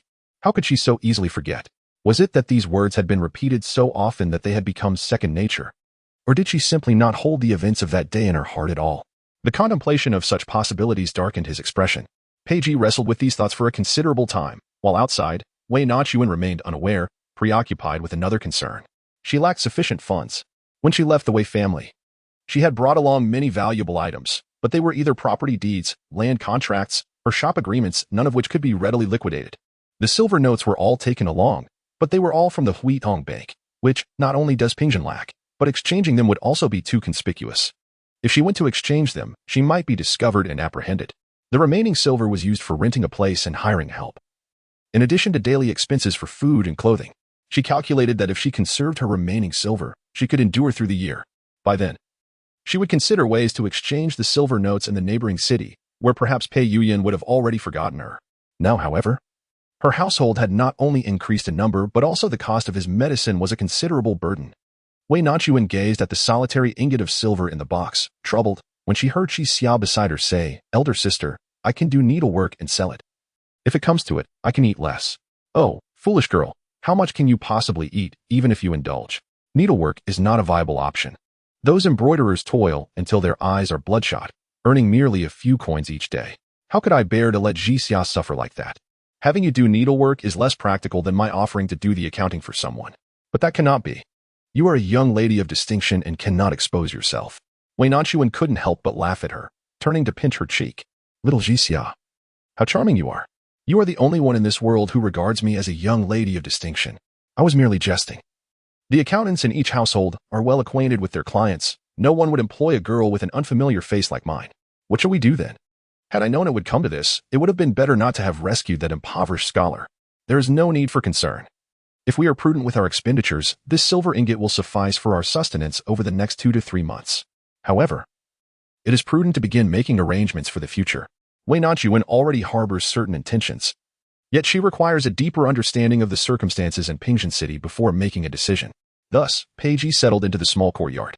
The presence of an additional person significantly impacted Wei Nanxun's life. Not only did she need to prepare a bedroom for him, but she also had to procure new garments and prepare medicinal concoctions, leaving her in a flurry of activity. The elder couple whispered among themselves, commenting on how the young man saved by their daughter was not only handsome but also well-educated, albeit with a rather irritable disposition, resembling a mute in his reticence. Each day, apart from receiving his medicine and partaking in meals, he either sat on the bed engrossed in books or stared vacantly at the small tiger, scarcely exchanging words with the eldest daughter. Surprisingly, he seemed closest to a cat. Initially, they speculated that the daughter, eager for a match, had been blessed by the Bodhisattva with a suitable spouse, yet, as time passed, they sensed a misalignment. A husband's looks are of secondary importance. It is essential that he possesses kindness and a sense of domesticity. If they cannot even engage in meaningful conversation, how will they navigate their lives together? Wei Nanxun gradually became aware, after a few days, that this man appeared to be in a state of cold war with her. During the early days of his recovery, despite his fever-induced delirium and brief moments of lucidity, they managed to converse normally. His tone and demeanor were amicable, suggesting no discord. Yet, in the past few days, while administering his medicine, Wei Nanxun distinctly sensed his aloofness and withdrawal, as even their gazes rarely met. At this moment, she was applying ointment to the wound on his lower abdomen, the most severely injured area. Previously, when she tended to his injury, he would blush involuntarily, whether from pain or embarrassment. This was a curious observation made by Wei Nanxun, who kept it to herself, finding it quite amusing. However, now, he clutched the book in his hand, remaining silent and offering no response whatsoever. Was he angry? In truth, Wei Nanxun did not fully comprehend men. Otherwise, she would not have been so devoted to Pei Yuyan in her past life, oblivious to the fact that he did not love her. Her years spent with Pei Yuyan felt less like a marriage and more akin to a master-servant relationship. She devoted herself to him when he was present. And when he was absent, she yearned for his return day and night. She did not seek to vie for his affection, and their conversations were minimal. Most often, he would simply take her to bed upon arrival. Thus, when she sensed that Peiji seemed to be upset, she found herself at a loss. Moreover, she had been quite busy of late, preoccupied with thoughts on how to earn some money. After much effort, she had finally made some progress and was in discussions with the proprietors of several nearby shops, leaving her little room to ponder other matters. Most importantly, She did not believe she had done anything to provoke his anger. She had provided him with food and clothing, and even summoned a doctor to tend to his wounds. She had never been so attentive to Pei Yuyan. The more she thought about it, the angrier she became, and in her moment of distraction, she inadvertently slathered a substantial amount of ointment onto him. The thick substance dripping onto his trousers. The ointment was a concoction of herbs, resembling a dark greenish-black paste. From a distance, Pei Ji's veins throbbed visibly. You. He managed to utter a word, but before he could continue, Wei Nanxun swiftly fetched a cloth to wipe for him. I apologize. I was momentarily distracted. It was not intentional. As she spoke, her hands inadvertently pressed against his thighs. By the time he felt something stir to life, it was already too late. The man's voice, gravelly and filled with restrained fury, uttered, Guan Yu, you are doing this deliberately. Chapter 35. Do not move again. Pei Ji had never felt so utterly helpless. The realization that Wei Nanxun had forgotten his words, perhaps even the events of that day. Not at him. He could not help but wonder if she had become quite adept at such matters of intimacy. Otherwise, how could one so easily forget? Her ease in changing his clothes and applying the ointment only deepened his suspicions. For reasons he could not articulate, this left him feeling profoundly stifled and agitated. As if he had prepared an army of 100,000 for battle, only to find the enemy executing a feigned retreat, leaving him to toil in vain against thin air, since she had stated that she would repay his kindness. He thought it fitting to offer her an opportunity to do so. However, she remained blissfully unaware of his irritation, continuing her daily routine of tending to him with a casual familiarity that only served to exacerbate his frustration. At last, he could bear it no longer. Seizing her mischievous hands, he suppressed his emotions and commanded, Do not move again. Wei Nanxun was no naive girl unacquainted with matters of the heart. She immediately grasped the gravity of her situation. Her face flushed a deep crimson, akin to a freshly steamed river shrimp, as if it were about to bleed. It was unintentional. After all, Pei Ji was exceptionally handsome and serene, lying injured in bed, which fostered a deceptive sense of harmlessness. At times, she even forgot that a man had taken residence in her home, only recalling his masculinity when applying medicine and catching sight of his sturdy chest. Yet, his fragility was evident, his complexion pale and devoid of color, causing her to worry that she might inadvertently apply too much pressure. In their interactions, she felt more like the aggressor. However, a man remains a man, regardless of his weakness. His strength and physique surpassed that of any woman. I didn't mean to at this juncture. Her explanations bore no weight. Indeed, Pei Ji dismissed her words entirely, perceiving her as a habitual offender. He seized the cloth from her hands and said in a low voice, From now on, I shall tend to my own wounds. There is no need for Miss Guan's assistance. In that moment, Wei Nanxun felt an overwhelming sense of embarrassment, wishing to vanish into the earth. Hearing him declare that she was no longer needed for his care felt like a reprieve. She dropped the items and fled, nearly colliding with Shi Xia in the corridor as she dashed out. Sister, what has happened to you? Why is your face so flushed? Have you been unwell due to lack of rest?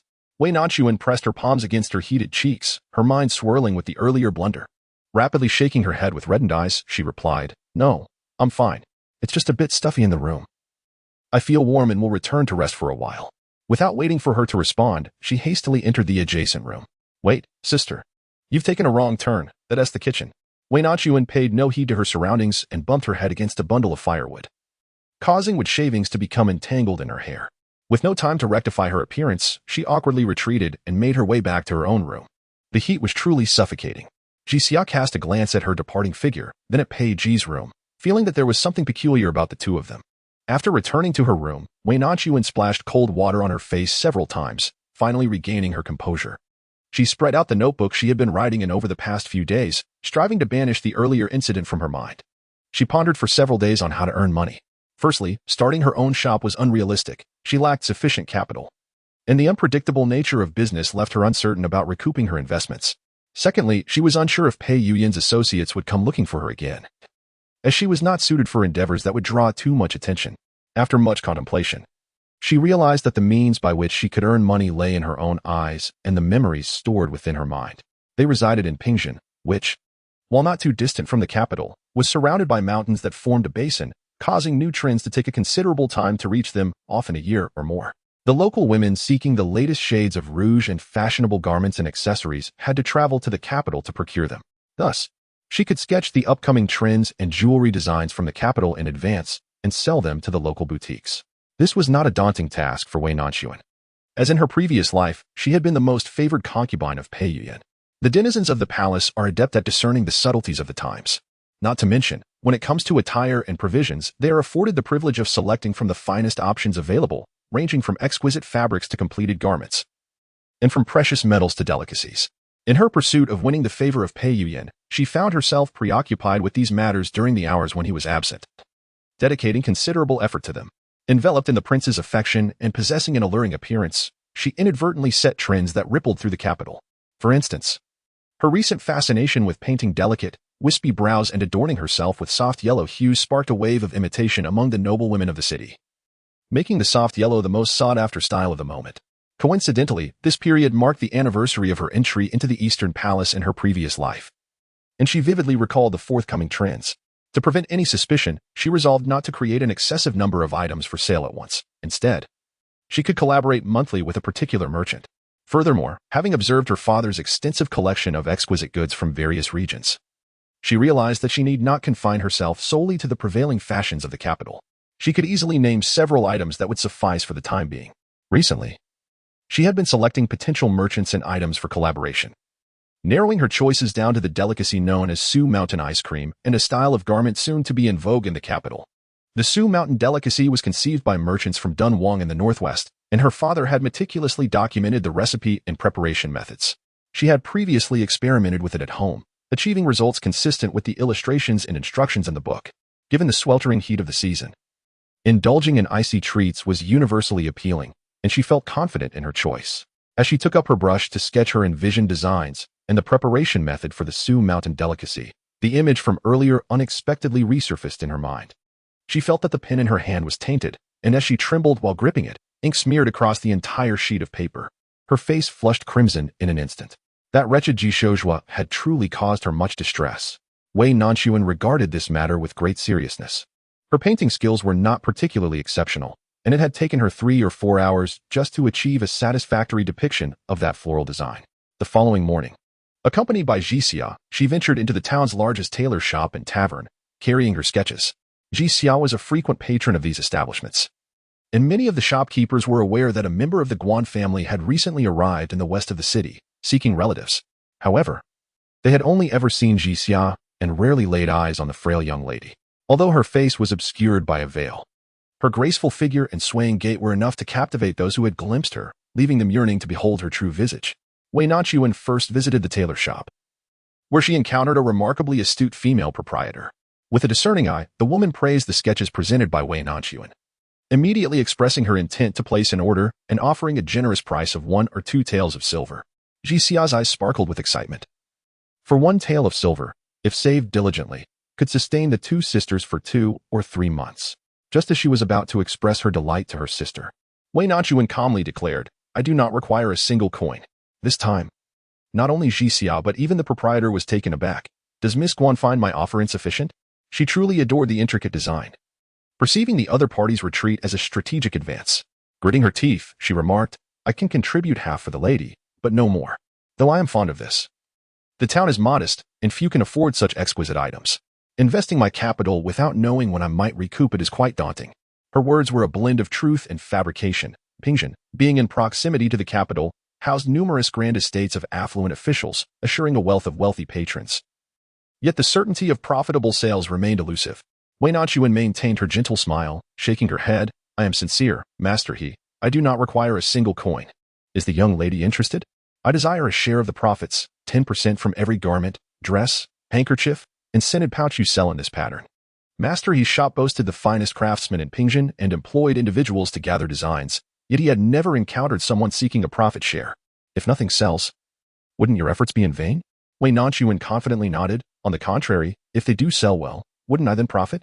Noticing Master He's lingering hesitation, she delicately folded the drawing paper. "If you choose not to accept, I shall seek collaboration elsewhere. However, should you agree, I assure you that all future designs will be exclusively yours."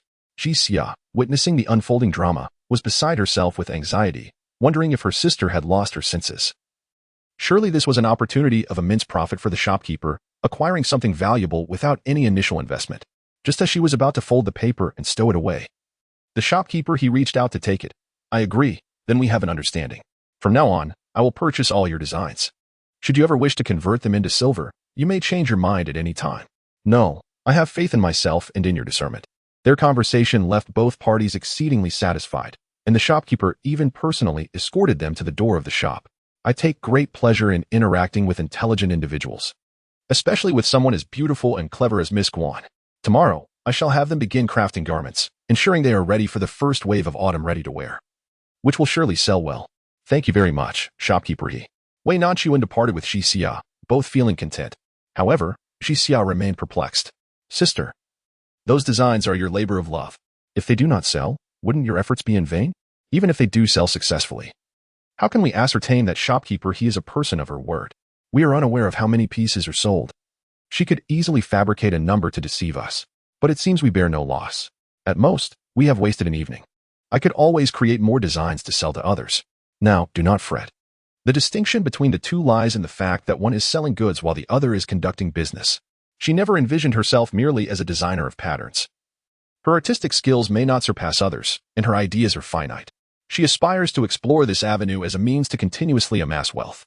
Wei Nanxun was aware that Xia held no interest in business. She explained that even if she elaborated, Xia might not comprehend, and the endeavor itself was fraught with risk. It was better to await the outcome before assessing the validity of the decision, uncertain if it was merely an illusion.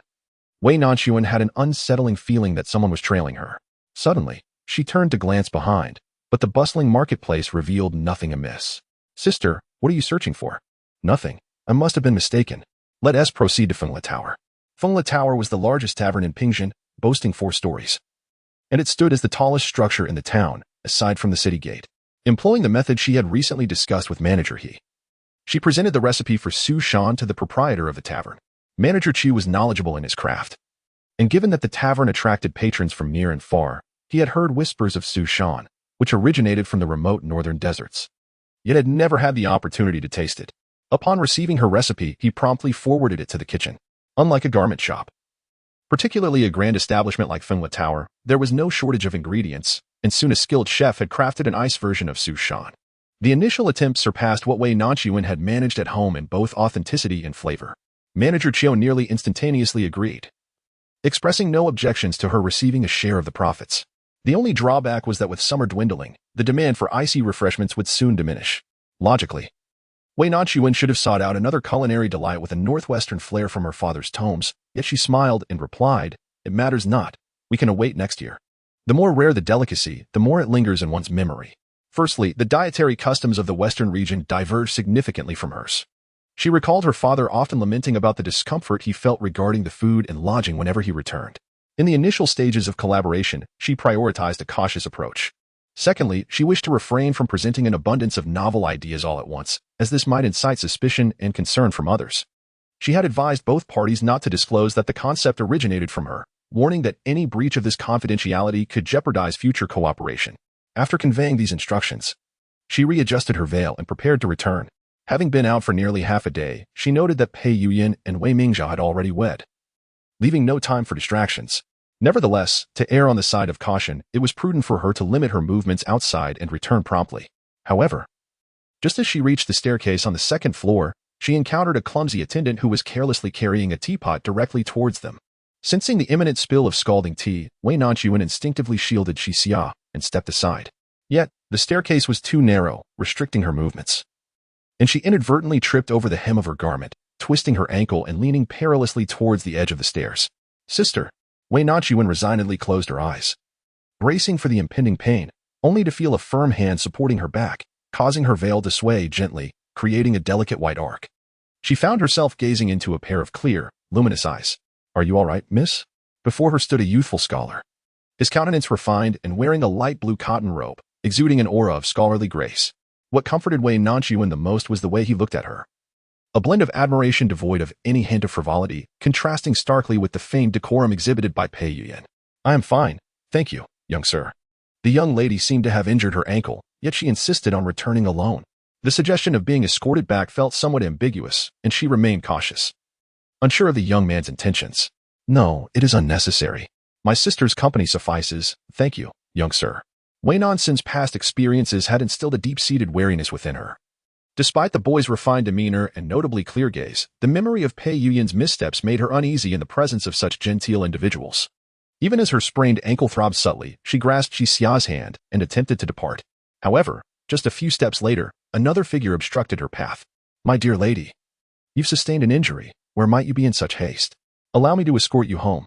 Chapter 36. Quite appealing. Wei Nanxun glanced down to find a young man clad in a splendid deep blue robe, his hair elegantly tied, a crown atop his head, and a fan in hand. Flanking him were two attendants, who were not unattractive and could even be described as somewhat refined. Yet, it was evident that he was a privileged young master, raised in indulgence, his words flippant and manner animated, likely the son of a well-off family from Pingxin. Disliking such company, she furrowed her brow and lowered the veil of her hat, refusing to spare him a second glance. Instead, she offered a slight bow to the young man who had previously assisted her as a gesture of gratitude and continued to pull Jixia away.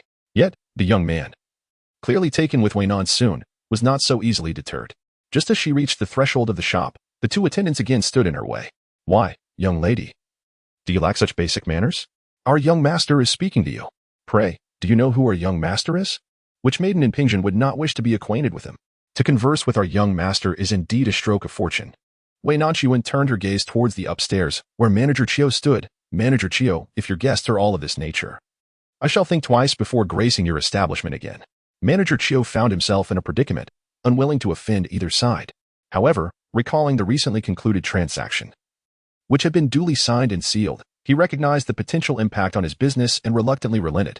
"Miss Guan, this is young Master Wan, Wen Zhuxi, the eldest grandson of the Minister of Revenue, Wen Shangshu." Wei Nanxun raised an eyebrow slightly. She had indeed heard of Wen Shangshu. The Wen family and the Wei family had a long-standing friendship. She had once encountered the matron of the Wen family during the New Year festivities and heard tales of her remarkable virtue and discretion. In her past life, Pei Yuyan had taken a daughter of the Wen family as a concubine. She remembered that gentle and unassuming concubine, who shunned the limelight, even drawing little attention from Wei Mingjiao. Before her demise, the emperor had fallen gravely ill, leaving Pei Yuyan to govern in his stead, with the Wen family serving as his most trusted advisors. She could hardly fathom how it was that the eldest grandson of the Wen family was not in the capital but rather in Pingxin. Nor could she comprehend how such a family could raise a scion of such frivolous disposition. "Young Master Wan, this young lady is a distinguished guest of our establishment. If you would." Before the manager could finish his sentence, Wen Zhuxi had already closed his fan and stepped forward, striking the heads of the two young attendants. "Did I instruct you to obstruct anyone? Who permitted you to speak to the young lady in such a manner? Get out of my sight." The two young attendants, with forlorn expressions, clutched their heads and retreated to a corner. It was then that Wen Zhuxi stepped forward, cupping his hands together. No." Miss Guan was startled. "My servant is rather dim-witted and lacks the gift of speech. I merely noticed your difficulty in movement and wished to offer assistance. With no intention of being frivolous or disrespectful. I am aware of a nearby medical establishment. Allow me to escort you there. Rest assured, I harbor no ill intentions." Wei Nanxun, however, was not easily swayed. In her past life, she had little acquaintance with men from the outside world, having been lured into the palace by Pei Yuyan. Yet, that did not imply she was naive or easily deceived. The man spoke sweetly of his good intentions, yet his gaze seemed to cling to her, as if she were a target for his schemes. Wen Zhuxi, believing himself to be in a position of authority, anticipated that she would respond as the other women he had encountered had, instantly altering her demeanor and yielding to his advances. However, she coldly interjected, "There is no need. Please move aside. You are obstructing my path." He momentarily froze, unable to comprehend her rejection. It was a rare occurrence in his life. Just then, the young man in plain attire, who had been lingering on the stairs, spoke up, awakening Wen Zhuxi from his stupor. With a startled "ah," he stepped aside to clear the way. As he observed the woman leave with resolute determination, his gaze followed her until she vanished from sight, snapping him back to reality. "Cousin, stop staring," the young man advised. "I find myself quite taken with Miss Guan. Your idea is the most astute. Do share your thoughts with me." Su Yanxiu, the young man in the blue attire, glanced at the hand gripping his arm, instinctively furrowing his brow, a subtle hint of annoyance escaping his demeanor. "Cousin, you promised me that you would focus on your studies these past few days, and with so many young ladies vying for your attention, your courtyard can scarcely accommodate them all. This Miss Guan clearly holds no interest in you. Why persist in the pursuit? It is precisely because she shows no interest in me that she captivates me, so she is extraordinarily unique. Did you catch a glimpse of her face? What was that saying? Ah yes, breathtakingly beautiful. I have never encountered such an exquisite lady in the capital. It is worth my while to have followed her all this way." He had just exited a pleasure boat when he spotted the Wei sisters. Though their faces were obscured, he instinctively felt that one of them must be stunning, which compelled him to follow them to Fengla Tower. Her beauty was truly unparalleled. Most importantly, she was unlike the others in his courtyard. She was neither swayed by wealth nor enchanted by his handsome visage, truly one of a kind. Yanxiu, I have a request. Could you pen a few letters expressing my affections? Young ladies are often fond of such gestures. Cousin, we have yet to complete our studies. And the imperial examination is just months away. You promised me. But I genuinely adore her. I have never experienced such a profound longing. You are my dearest brother. I carry you with me wherever I go. Here in Pingshan, it is just the two of us. If you do not assist me, who else can I turn to? Su Yinxiu's smile faltered slightly, his palm clenched into a fist beneath his sleeve. After a brief pause, he replied with a gentle smile. I understand. I shall write them upon my return. In this moment, Wei Nanxun and Shi Xia dared not linger, and upon realizing they were not being followed, hastened their return home. A sense of vexation filled their hearts. She ought to have been more cautious in her actions, avoiding any unwelcome entanglements. Once home, Shi Xia finally allowed herself to breathe deeply. Sister, could that man named Wen be an impostor? Claiming to be the grandson of the minister Wen. He seems nothing more than a lazy toad, daring to harbor thoughts of you. It infuriates me. Had you not stopped me, I would have taught him a stern lesson just now. Wei Nanxun chuckled softly, shaking her head. Xiao Zhonggui spoke of him in person. Surely there can be no falsehood in that. She continued, let us calm our spirits. For the next few days, I shall remain indoors, should he dare to visit. You may confront him without concern. Yet, that other gentleman is quite pleasing to the eye. He even came to your defense, and possesses a certain charm. How can these two brothers be so drastically different? Wei Nanxun had indeed taken note of Su Yinxiu. Yet she sensed that the fraternal bond between the brothers might not be as amicable as it appeared. At least, Su Yinxiu seemed to possess a degree of cunning. She nodded slowly, nonchalantly jesting. He is indeed quite handsome. Ji Xia seized the moment to add, they are both scholars. Far superior to our own bookish fool who cannot set foot on the ground. As her words lingered in the air, an unsettling chill ran down their spines. Wei Nanxun abruptly turned to see the bookish fool, standing under the shadowy eaves with crutches, his gaze fixed upon her with an enigmatic intensity. Chapter 37. Departure. Pei Ji had spent the better part of the day reading on his couch. Given his current role as a student heading to the capital for the imperial examination, it was only fitting that he immersed himself in his studies. The little tiger nestled obediently by his feet, occasionally grooming its fur and occasionally stepping on his foot.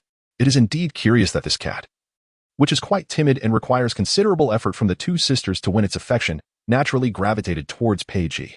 As Wei Nanxun would put it, the little tiger sensed the scent of blood emanating from him, establishing a bond of mutual understanding between kindred spirits facing adversity. In simpler terms, it recognized his injuries and perceived him as harmless. Moreover, Wei Nanxun was concerned that excessive heat might exacerbate his wounds. So he refrained from placing any ice in his own room, reserving it solely for Pei Ji. The little tiger, with its exceptionally thick fur, relished the coolness beside him. Every few pages Pei Ji turned, he instinctively glanced out the window. His current dwelling, a modest room that had once been a storage area, featured a large window positioned in the corner of the courtyard, allowing a full view of the small garden. His grandfather tended to the plants, while his grandmother washed the clothes and prepared for dinner, yet one familiar figure was conspicuously absent. Though he had previously found their daily presence somewhat bothersome during his reading and resting, today the courtyard felt desolate and excessively quiet. During this time, his grandfather had visited him twice, inquiring whether he was thirsty or needed assistance, yet the question about her whereabouts lingered unvoiced on his lips. Pei Ji fixated on the mimosa tree in the courtyard, watching the pink fluffy flowers flutter down, the book in his hands forgotten for a long while. The little tiger, perhaps feeling hungry, licked its paws a few times, stretched lazily, and stood up. Just as it was about to leap off the bed when it suddenly felt a large hand grasping the nape of its neck. It waved its claws and meowed a few times, only to hear a raspy voice from above calmly inquire, "Do you wish to find your sister?" Meow, meow, meow. How troublesome. Then go and see for yourself. Meow, meow, meow. The physician's words were indeed conservative. What did he mean by 3 to 5 months before one could walk? After Pei Ji had taken medication to reduce his fever, he attempted to move about the room quietly while everyone else slept. In a military camp, he would have been required to practice drills every other day.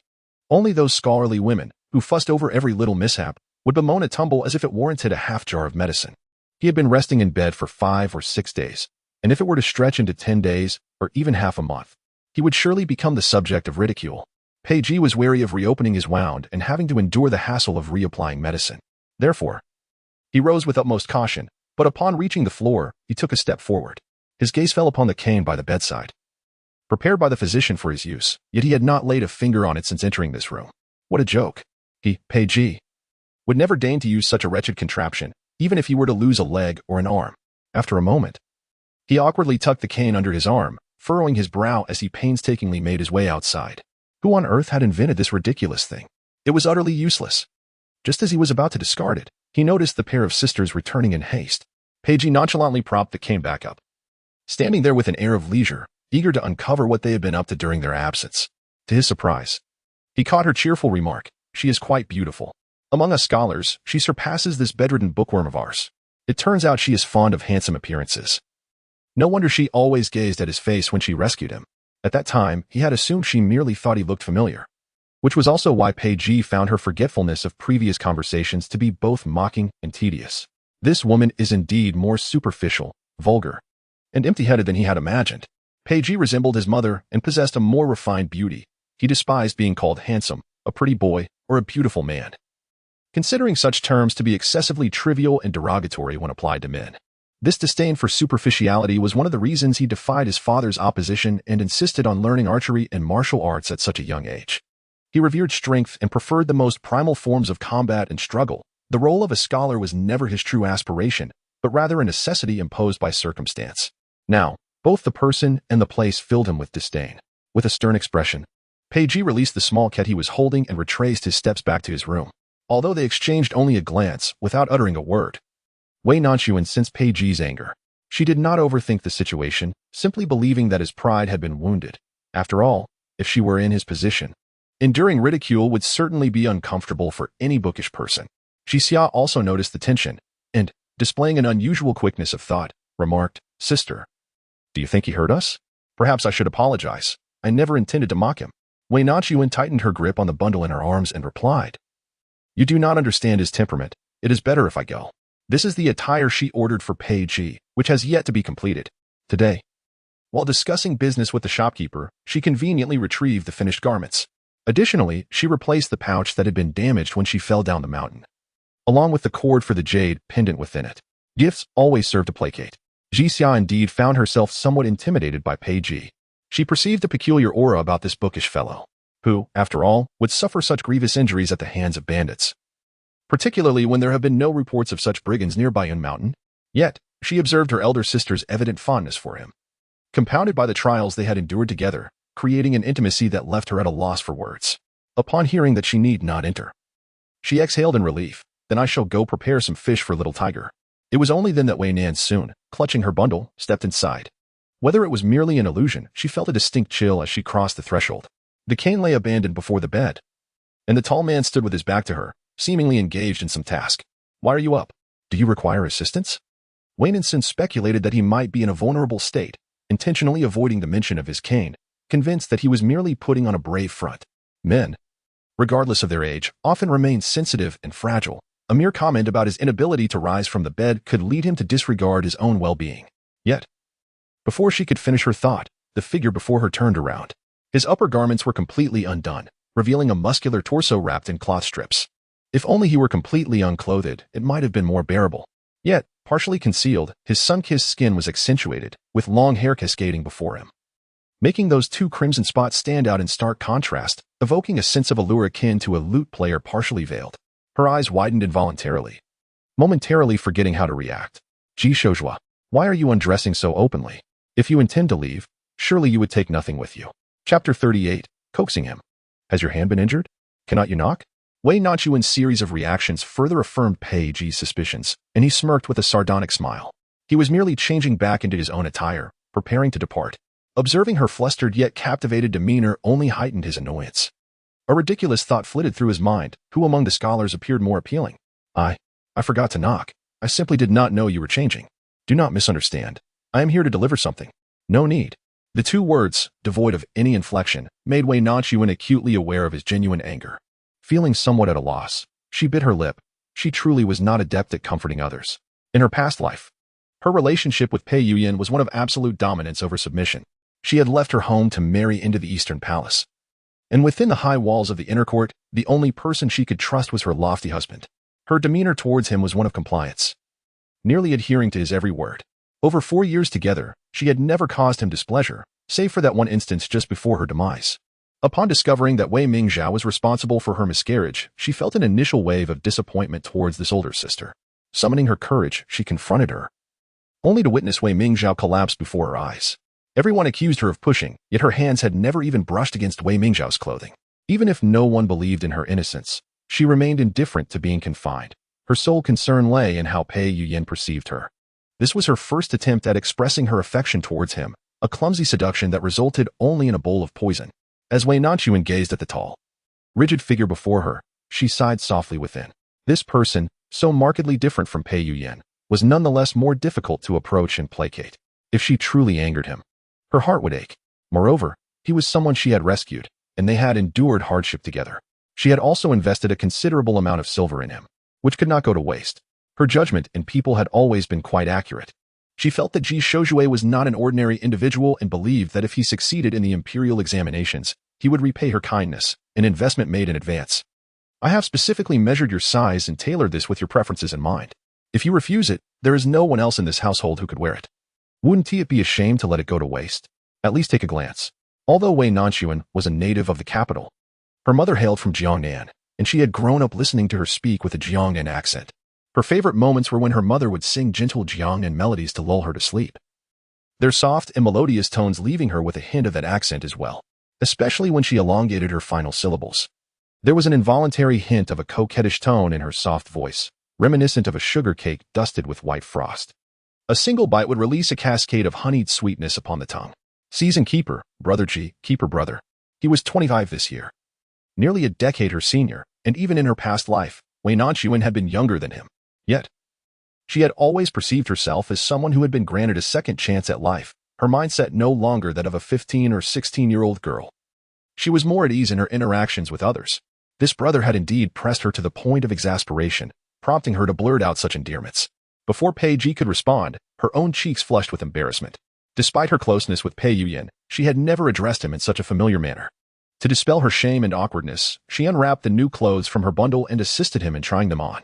Upon hearing her call him brother, Pei Ji felt a tingle at the base of his spine, his movements faltering, and the tips of his ears turned a barely perceptible shade of red. Caught off guard, he found himself being draped in the new attire by her. Her fingers, slender and agile, glided gently over his shoulders as the sleeves slipped effortlessly onto his arms. It must be said, she had a remarkable talent for attending to others. Though he towered over her, she still managed to rise on her tiptoes to adjust his collar. An act imbued with a hint of submission and softness, as if she had performed such tasks countless times before. When fastening the belt, she even bent her knees slightly. With them so close together, he could feel the warmth of her breath grazing his abdomen, and the faint fragrance of orchids enveloped him. Her fingers continued their descent.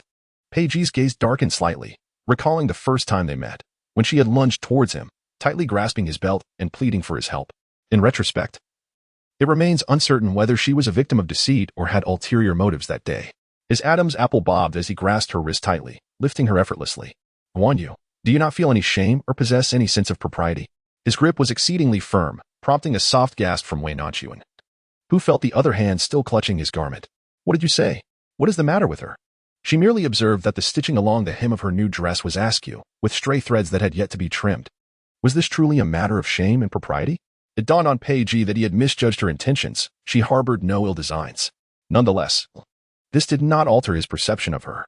A woman so adept at attending to a man's attire and daily needs could only possess either dubious character or a lack of proper upbringing, resulting in such frivolous and base behavior. Had her education truly led her astray? We have endured hardships together, nearly falling prey to the wolves.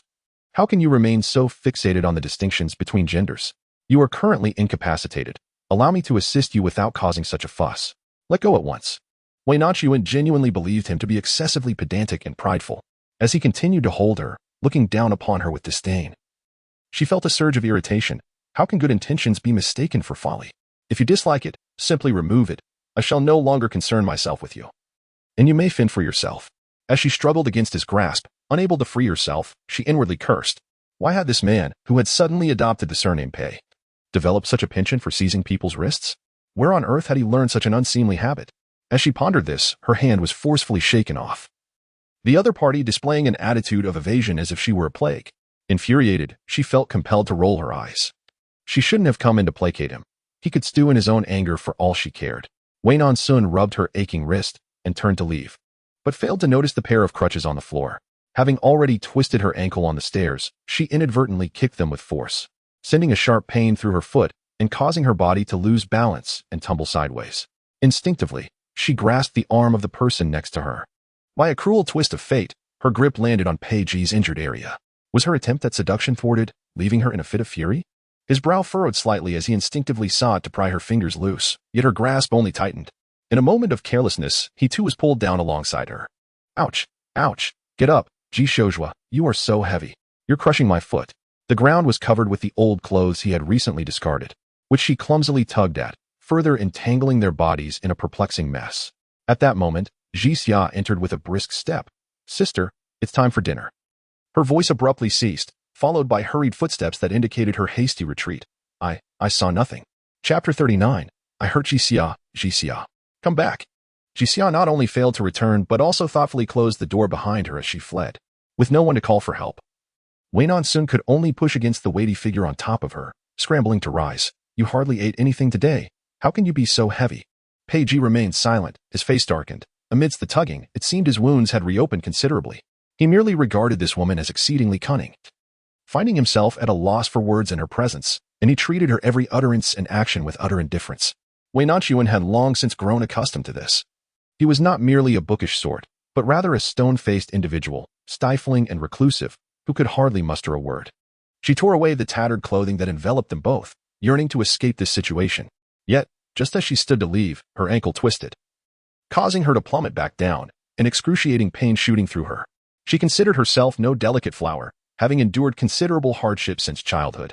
Otherwise, she would not have boasted of her numerous injuries that day, nor managed to drag the gravely wounded Ji Shoujua from peril.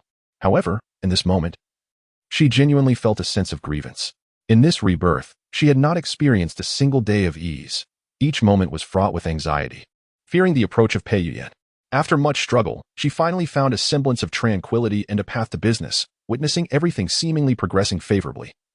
Only for the troublesome young master one to emerge. Were it not for the flesh and skin bestowed upon her by her parents, she would willingly mar her own visage. Longing only for a life of tranquility and freedom. Should she truly disfigure her face, she would attribute her misfortunes solely to her appearance. Yet she cherished herself in the beauty inherited from her parents, unwilling to sacrifice her identity for the sake of those who were inconsequential. As for Ji Shoujua, she harbored an inexplicable fondness for him, a sentiment difficult to articulate.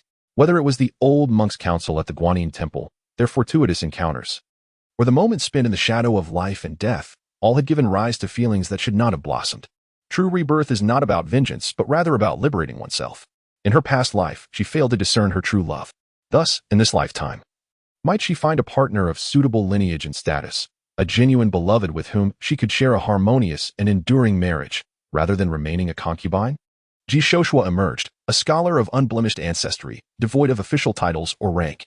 It was said he was orphaned, with a brother who had already established his own household and a sister who had married far away, leaving him free from the conflicts often found among mothers-in-law, sisters-in-law, and other relatives. Although he was somewhat impoverished, he appeared to be an exemplary choice. But the lack of wealth was of no concern to her. She herself was affluent. Recently, she had been observing and assessing him, contemplating the prospect of inviting him into her life, potentially allowing him to inherit her dowry. She, a woman, took the initiative. Disregarding her modesty and reputation, tending to his wounds and caring for him, yet all she received in return was his wariness and indifference. He extinguished the faint glimmer of hope she had harbored. Overcome with a whirlwind of emotions, Wei Nanxun felt a sharp pang in her heart, her eyes brimming with tears. She had lost the will to rise, nor did she wish to explain herself to anyone. She simply sank to the ground, allowing her tears to blur her vision. Pei Ji, with a dark expression, remained silent. She remarked that he was pinning down her foot, while it was actually his abdomen that she had struck with force. He endeavored to temper his movements, hoping not to exacerbate his injuries.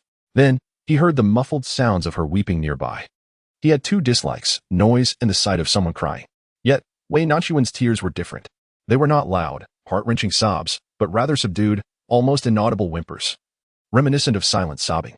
Her eyes were not streaming with tears, nor did they glisten like dew on petals. Instead, they were reddened and brimming with unshed tears, resolutely refusing to fall. In an instant, he recalled that day when he was resting in the attic study and heard a faint rustling from within the cabinet, as if something were knocking at the door. A multitude of scenes flooded his mind, yet he could not fathom that upon opening the cabinet door, he would encounter a dazed young girl. Her tear-filled eyes glistened, her cheeks flushed, and her breath was fragrant yet intoxicating, unmistakably indicating that something was amiss. Before he could fully comprehend the situation, she lunged toward him. His instinctive reaction was to assume she was either an assassin or a maid seeking to seduce him, and he instinctively grasped her neck. However, the searing tears that dripped onto his hand felt as though they might burn him. It was then that Pei Ji finally noticed her arms, marred by wounds, and inexplicably released his grip, allowing her to entwine herself around him. The girl was astonishingly soft.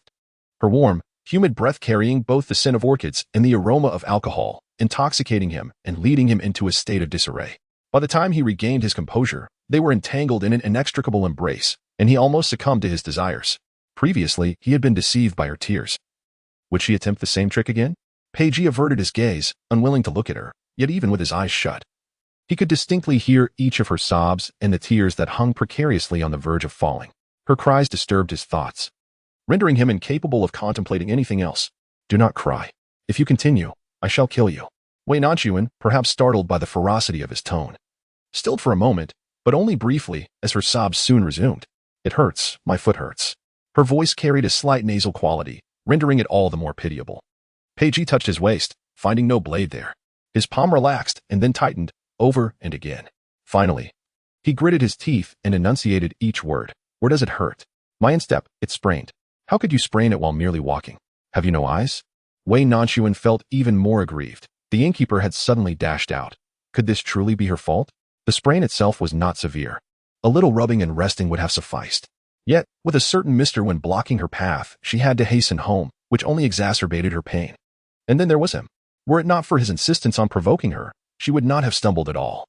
Ultimately, it was all his fault. How could he scold her for lacking perception? Such a callous heart existed nowhere else in the world.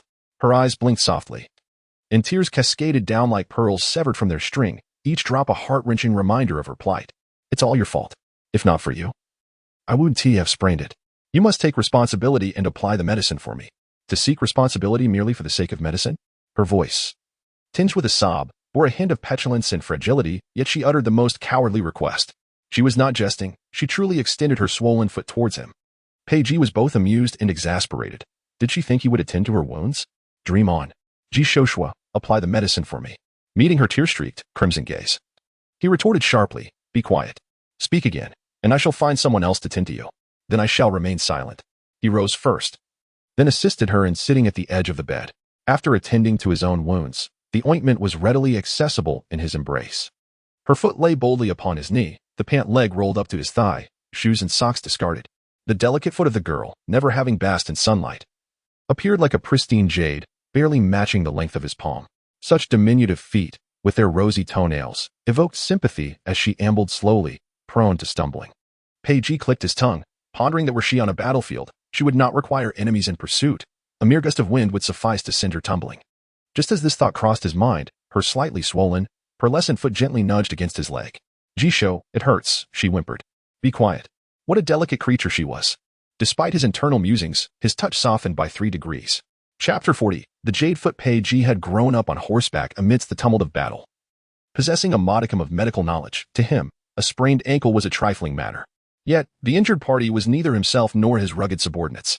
He exerted minimal effort, merely grasping her ankle lightly, yet eliciting a few muffled whimpers. It hurts, be gentler, can't you? Irritation flickered across Pei Ji's brow. But upon encountering her tearful gaze, he lowered his head again, lightening his grip on her foot. It's swollen. Need I mention the obvious? It's as swollen as a bun. Anyone can see that. Pei Ji was about to assert that it was merely swollen, without fractures or cracks, a minor injury, but the words were stifled. Her foot rested upon his knee, and the new robe he wore, forcibly donned by her, was a deep indigo adorned with bamboo embroidery. Her naturally graceful and fair complexion contrasted strikingly against the fabric, accentuating the alarming prominence of her swollen ankle. Alas, when it comes to reasoning with a woman in such a moment of emotional upheaval, where is there any semblance of logic to be found? He cradled her foot with one hand while the other retrieved an ointment, applying it gently to the wound. The balm was cool, yet his palm radiated a subtle warmth, prompting her to instinctively recoil. It was not the pain that caused her to withdraw, but rather the overwhelming sensation. However, before she could fully retreat, he grasped her ankle, pulling her back with a firm command. Stay still. Do you still wish to keep this foot? His palm pressed against the sole of her foot, perfectly aligned with her arch, a striking harmony, while his other hand deftly massaged the injured area. The pain was indeed present. Yet Wei Nanxun discerned whether he was intentionally toying with her or genuinely tending to her injury. She bit her lip tightly, her hands clenched, suppressing any cries that threatened to escape. Yet, even with the knowledge that he was merely applying medicine, the proximity felt excessively intimate. Even Pei Yuyan had never touched her foot in such a manner. Perhaps as the salve worked its magic, the sharp pain subsided into a gentle warmth. When she raised her gaze, she found Pei Ji bent slightly, his demeanor earnest. His long lashes fluttered like butterfly wings. He turned his face just enough to reveal his defined jawline and slightly pursed lips. Though he seldom spoke and often bore a stern expression, his movements were remarkably tender, imparting a sense of security to Wei Nanxun for the very first time.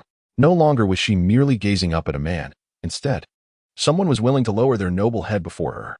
They were no longer positioned as superior and subordinate, but rather as equals, where her kindness was reciprocated in kind. It was akin to a bird that, having weathered the storm, finally discovered a sanctuary from the tempest. Pei Ji gently lowered her foot and remarked, "Very well. We shall apply the medicine again this evening. Do not exert yourself too much. With 2 days of rest, you will be able to move about." Wei Nanxun, as if awakening from a dream, gazed vacantly and inquired, "Is that all it takes?" Pei Ji, misinterpreting her disbelief, frowned in displeasure and retorted, "Do you doubt me?" "No. It's not that," she stammered. "It simply feels too swift." A sense of reluctance washed over her, wishing his fingers would linger a moment longer. Suddenly realizing the nature of her thoughts, Wei Nanxuan's face flushed crimson. How could she entertain such notions? It felt utterly shameless. I merely meant to say you were quite capable. I must go have my meal." As she attempted to rise, she momentarily forgot her injured foot. Having not even donned her shoes or socks, she collided once more against his solid chest. Pei Ji, entirely exasperated by her clumsiness, took a deep breath and uttered 2 words, "Do not rush." Wei Nanxun, initially feeling both embarrassed and flustered, found her thoughts unexpectedly drifting to his image, holding a book, shaking his head like an elderly scholar. It struck her as rather amusing. After all, why should she quibble with a proud, pedantic, and inflexible bookworm? It was commendable enough that he set aside his principles to tend to her injuries. She ought to feel grateful. With this in mind, Wei Nanxun looked up at him, her eyes sparkling brightly, and asked, "Are you no longer angry?"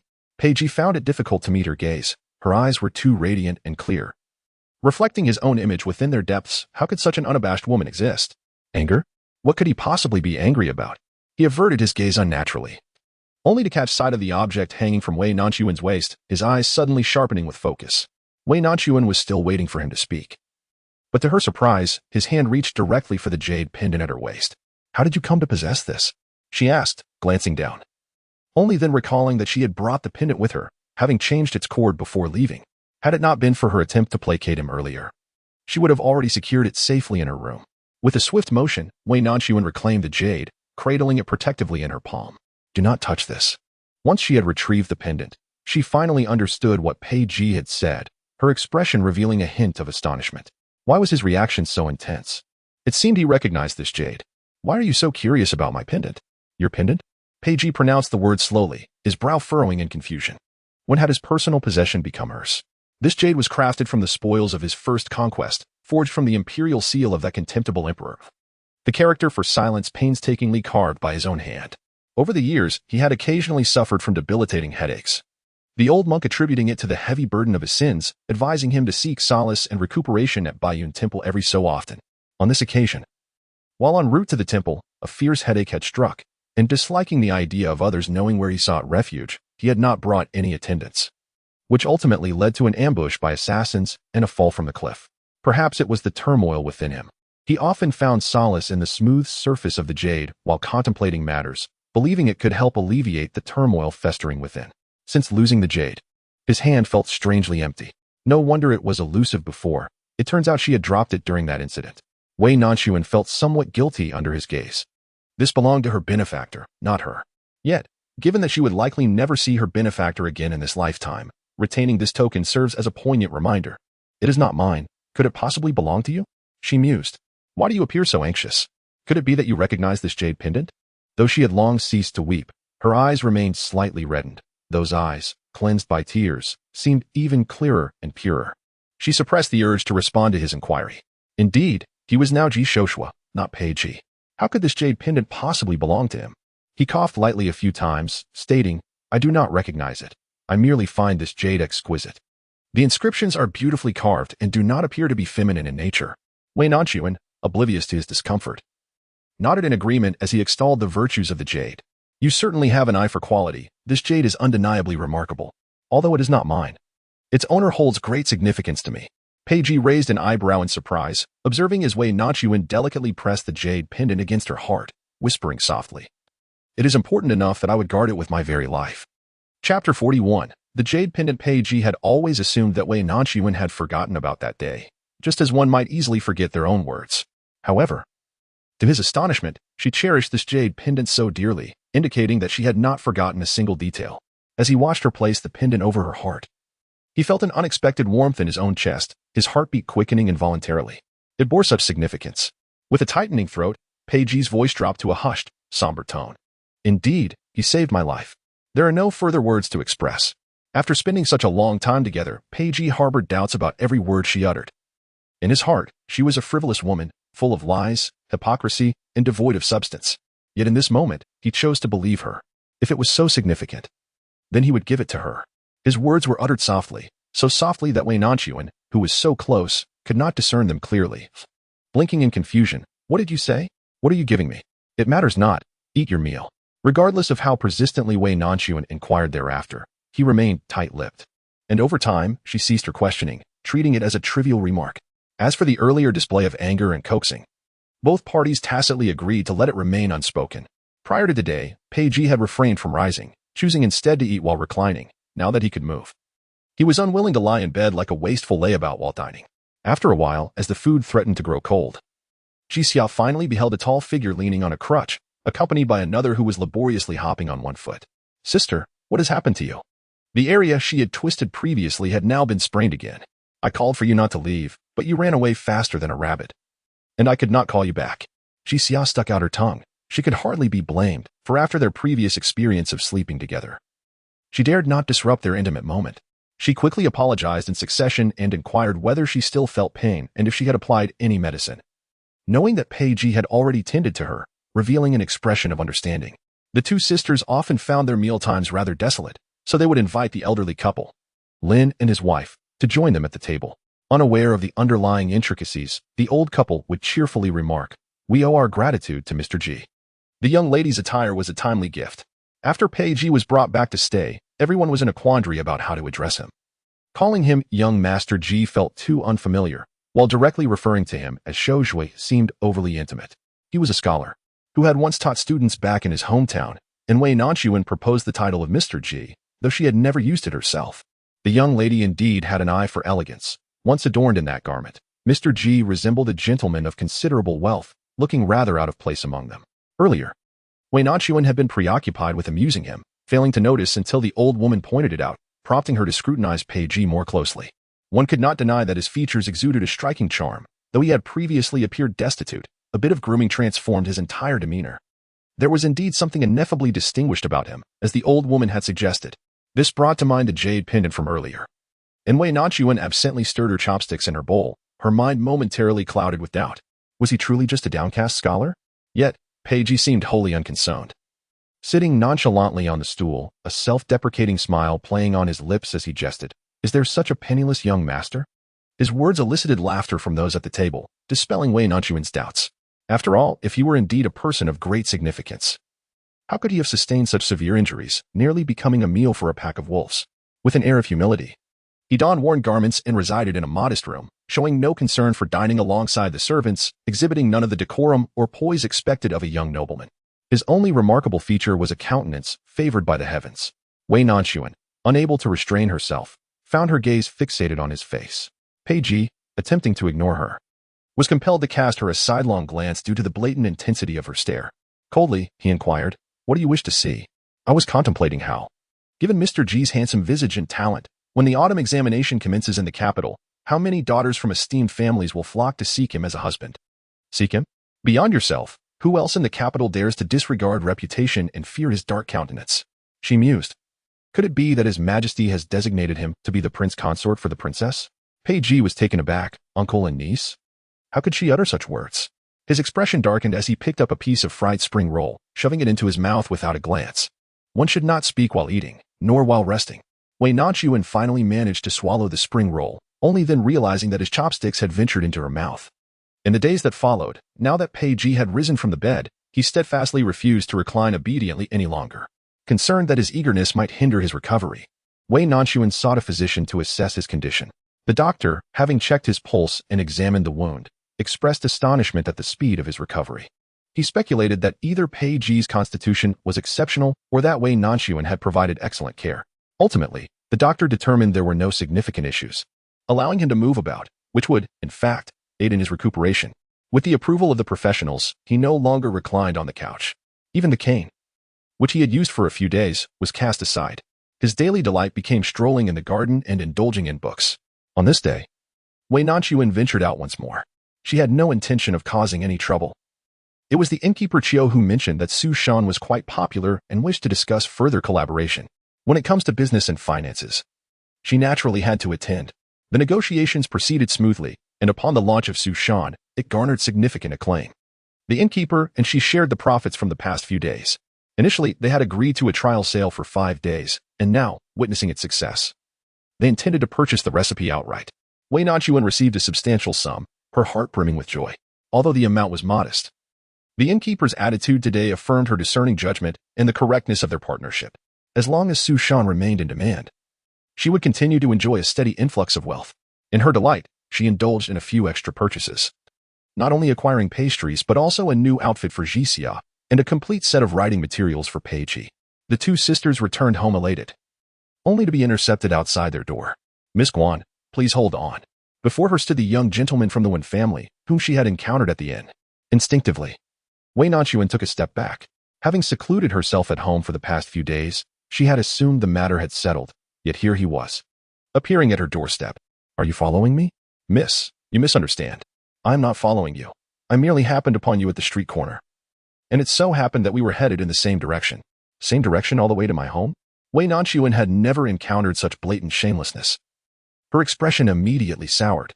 "If we are merely traveling the same path, I kindly ask you to step aside, for I must return home." "Miss Guan, I do not mean to obstruct you," he replied, "but upon our first meeting, I found myself unable to restrain my feelings. Upon my return, I shall compose 3 poems in your honor. Today, having the fortune to meet you again, I wish to invite you to enjoy a stroll by the heart of the lake, to share my sentiments."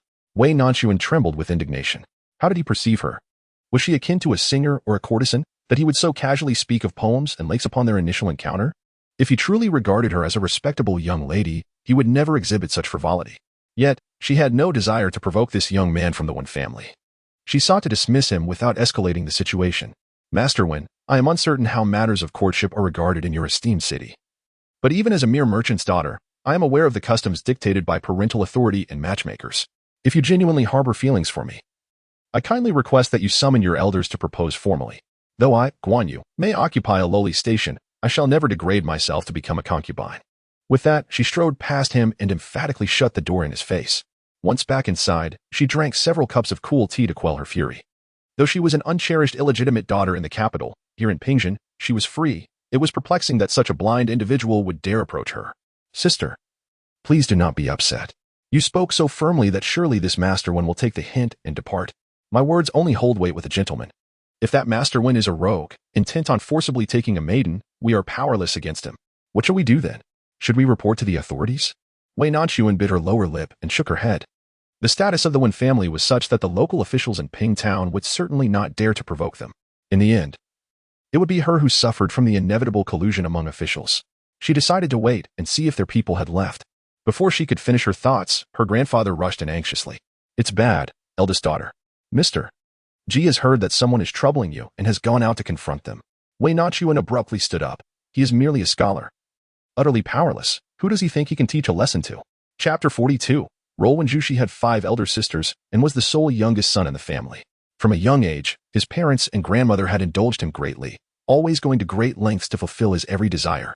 Even this time, his return to Ping Town was due to his excessive antics at the academy, where he had injured his teacher and angered his grandfather, resulting in a command to return home for self-reflection.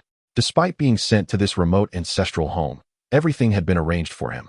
The summer residence was stocked with provisions and comforts akin to those in the capital, and everyone from the county office to the servants accompanying him had been meticulously taken care of, to prevent him from becoming too bored with his studies. His maternal cousin Su Yinxia was even sent to keep him company. He had never experienced failure or setbacks, particularly in matters of romance. He prided himself on having inherited his mother's looks, not a handsome man, but certainly presentable, and with the added advantage of his family background, he believed no woman would refuse him. Yet, Wei Nanxun had turned him down. He could tell it was not a coy rejection but a genuine lack of interest. Upon hearing her declaration about not wanting to be a concubine, Wenjushi was taken aback, but rather than viewing her as overreaching, he found himself admiring her even more. He felt that he had truly underestimated her. She was unlike any woman he had encountered before. For a fleeting moment, he was genuinely impulsive, contemplating the idea of taking her as his wife. Cousin, Miss Guan is not a woman who has willingly descended into depravity. Your actions may have humiliated her. We should return. I shall not return. Yinchi, do you think if I were to write to mother, asking her to send someone to propose, she would consent? Su Yinchi had no desire to accompany him. He had an abundance of literature to review and assignments to complete. Unlike this young master, who could indulge in idleness and still inherit the Wen family estate without studying, he was different. He needed to strive for success on his own merit to achieve prominence. Yet, for so many years, his family's official positions depended on the Wen family, his mother's standing relied on them. And even his admission to school was contingent upon the Wen family. He was not like the brothers of Wenjushi. Rather, he resembled a loyal hound, a mere servant. Cousin, be clear-headed. Mother is already negotiating your engagement to the Duke of Distant Peace's family. She would never permit you to marry a merchant's daughter, no matter how exceptional Miss Guan may be. But I truly like her, so deeply that I have been unable to eat or sleep these past few days, dreaming of her every night. I have never felt such an impulse towards any woman before. I wish to see her once more and share my thoughts with her. Yinchi, do you think she would accept being a concubine or perhaps a secondary wife? Or? Su Yinchi regarded his cousin as overly naive from being excessively indulged. Not only was it uncertain whether Miss Guan would agree, but the Wen family would undoubtedly not allow such folly to transpire. As I gazed upon his disheartened visage, a subtle sense of satisfaction flickered within me. Aware that persuading him to retreat would be the wisest course of action, I nonetheless spoke from the heart. Cousin, if you are unwilling to relent, then by all means, give it a try. Should Aunt blame you, I shall shoulder the responsibility. I knew well that among all our brethren, you alone comprehended my sentiments. Where are my poems? Wenjushi took the neatly penned verses from the hands of the young servant. These were written by Su Yanxiu, who had devoted his days at home to memorizing them. In the chaos earlier, he had forgotten them entirely. You go knock on the door. I shall recite. The two young servants were obedient. Having long been accustomed to this young master's mischievous ways, it was evident that he had engaged in such antics before. As they pounded against the door with great fervor. Stop. Yanxiu, I've forgotten how to pronounce these few characters. You must recite for me. Su Yanxiu, casting a glance at the crumpled paper thrust into his hands, felt a slight stiffness in his expression. He had forsaken his studies to indulge in this folly. And now he was to partake in such a debasing endeavor. Hurry, please, the success of this venture rests entirely upon you. He crumpled the paper tightly in his grasp, his gaze deep and tranquil. I have no need for this. Then, facing the courtyard gate, he recited the awkward verses word by word. Where my heart yearns, there my thoughts linger. Halfway through the love poem, the courtyard door swung open from within. Wenjushi's eyes brightened with anticipation as he approached, only to be met with a swift kick to his chest. In the courtyard, illuminated by the sun's rays, emerged a tall figure clad in a dark robe. His long hair was half-tied, cascading in front of him, while his sharp brows and solemn expression conveyed an unmistakable impatience towards the group present. With merely a slight lift of his eyelids, he coldly remarked, "You are exceedingly noisy." The two young servants, witnessing this, immediately rushed forward to shield their young master. Young master! Young master! Who do you think you are, daring to kick our young master? Do you even know who he is? Wenjushi had never experienced a pain as excruciating as that dealt by his father's hand, which was only a couple of strikes before his grandmother intervened with tears. The kick he just received felt as though it might displace his heart and lungs, causing him to grimace in agony. Yet, a flicker of reason remained within him. The individual who could emerge from this household must surely be a relative of Miss Guan, likely a brother. Were it his sister being pursued in such a manner, he too would be incensed.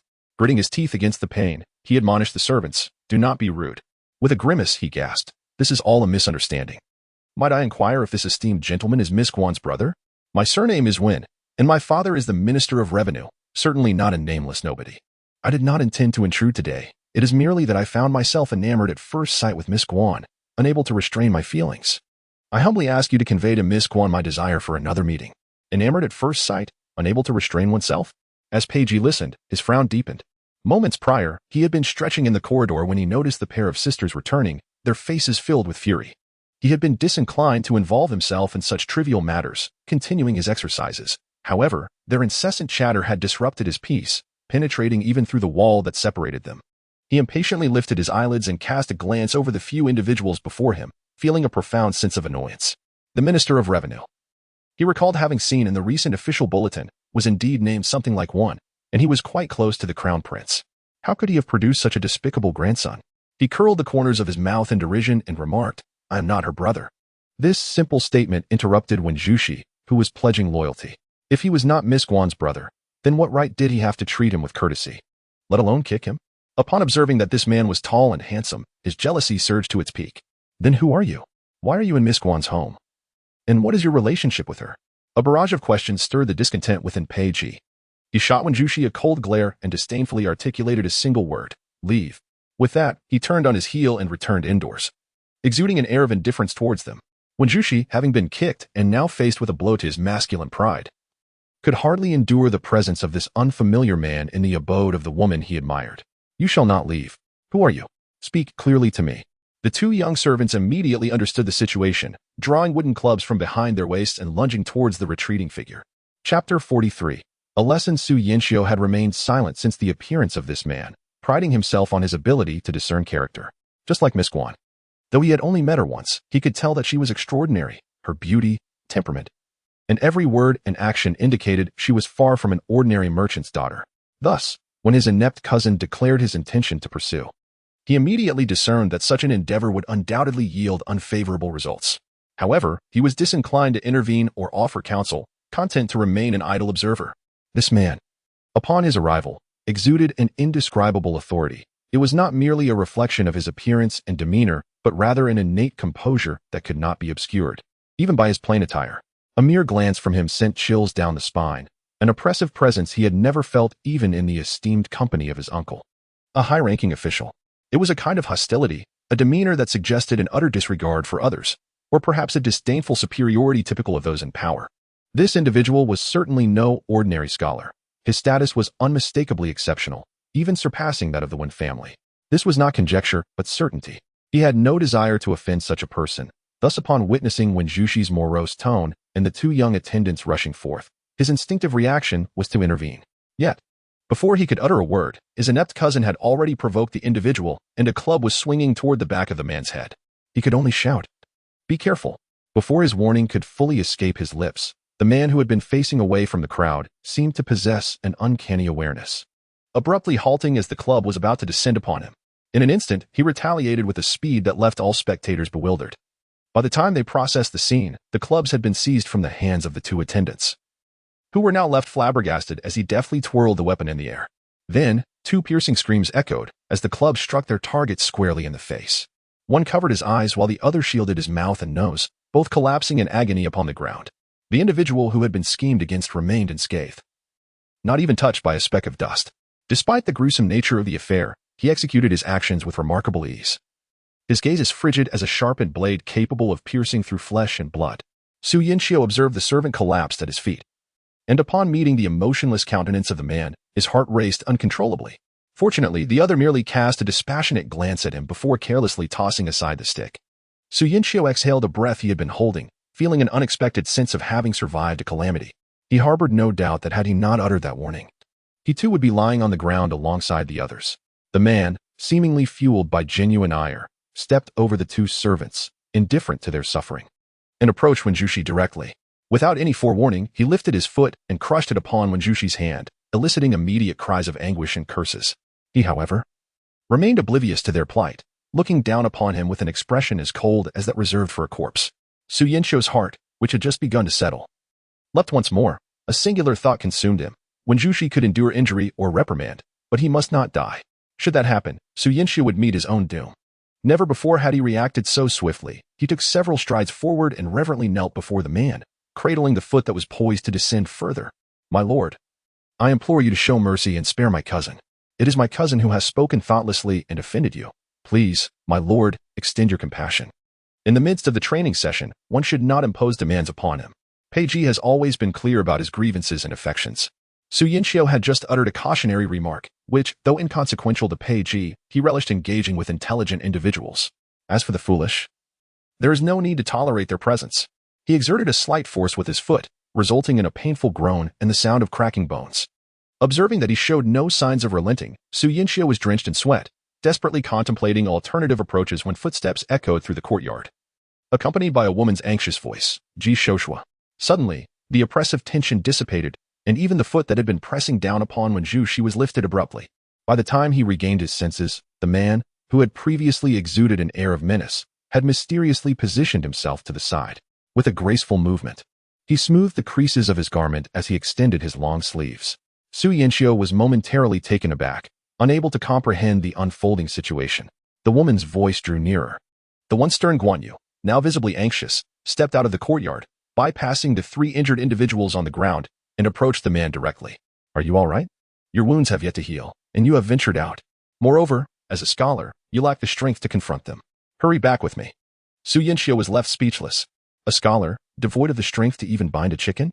He truly could not fathom how those words bore any relation to this man. Remarkably, the lethal aura that had previously engulfed the man seemed to vanish the moment Guan Yu emerged. Her gaze was tranquil, exuding an air of detachment. As if she were oblivious to the surrounding chaos, almost as if she had transformed into an entirely different person. Wei Nanxun rushed over to Pei Ji's side the moment she arrived, meticulously inspecting him from head to toe, even tiptoeing to ascertain if he bore any marks of injury. Pei Ji felt somewhat awkward under her scrutinizing gaze and instinctively averted his eyes. Throughout his life, no one had ever shown him such concern. In the eyes of his parents, he was merely overshadowed by his elder brother and sister. Regardless of how well he excelled academically, they never cast a glance his way. Whether he deliberately contradicted his teachers or fell off his horse, his mother would only chide him for being too mischievous, urging him to emulate his elder brother's composure. The more they insisted on his decorum, the more he rebelled, when they urged him to devote himself to his studies. He spent his days mastering equestrian skills and even sneaked off to the military camp. He had long grown accustomed to the absence of concern, tending to his own injuries and continuing to fight even while bleeding. Wei Nanxuan's careful protection and her unwavering concern struck him as both absurd and unexpectedly impactful. Landing squarely in the depths of his heart, the sensation of being cared for was not as unpleasant as he had imagined. Clearing his throat with discomfort, Pei Ji remarked, "It's too noisy. It's affecting my reading. You needn't have come out to shoo them away. Do you even know who they are?" Wei Nanxuan was genuinely flustered with concern.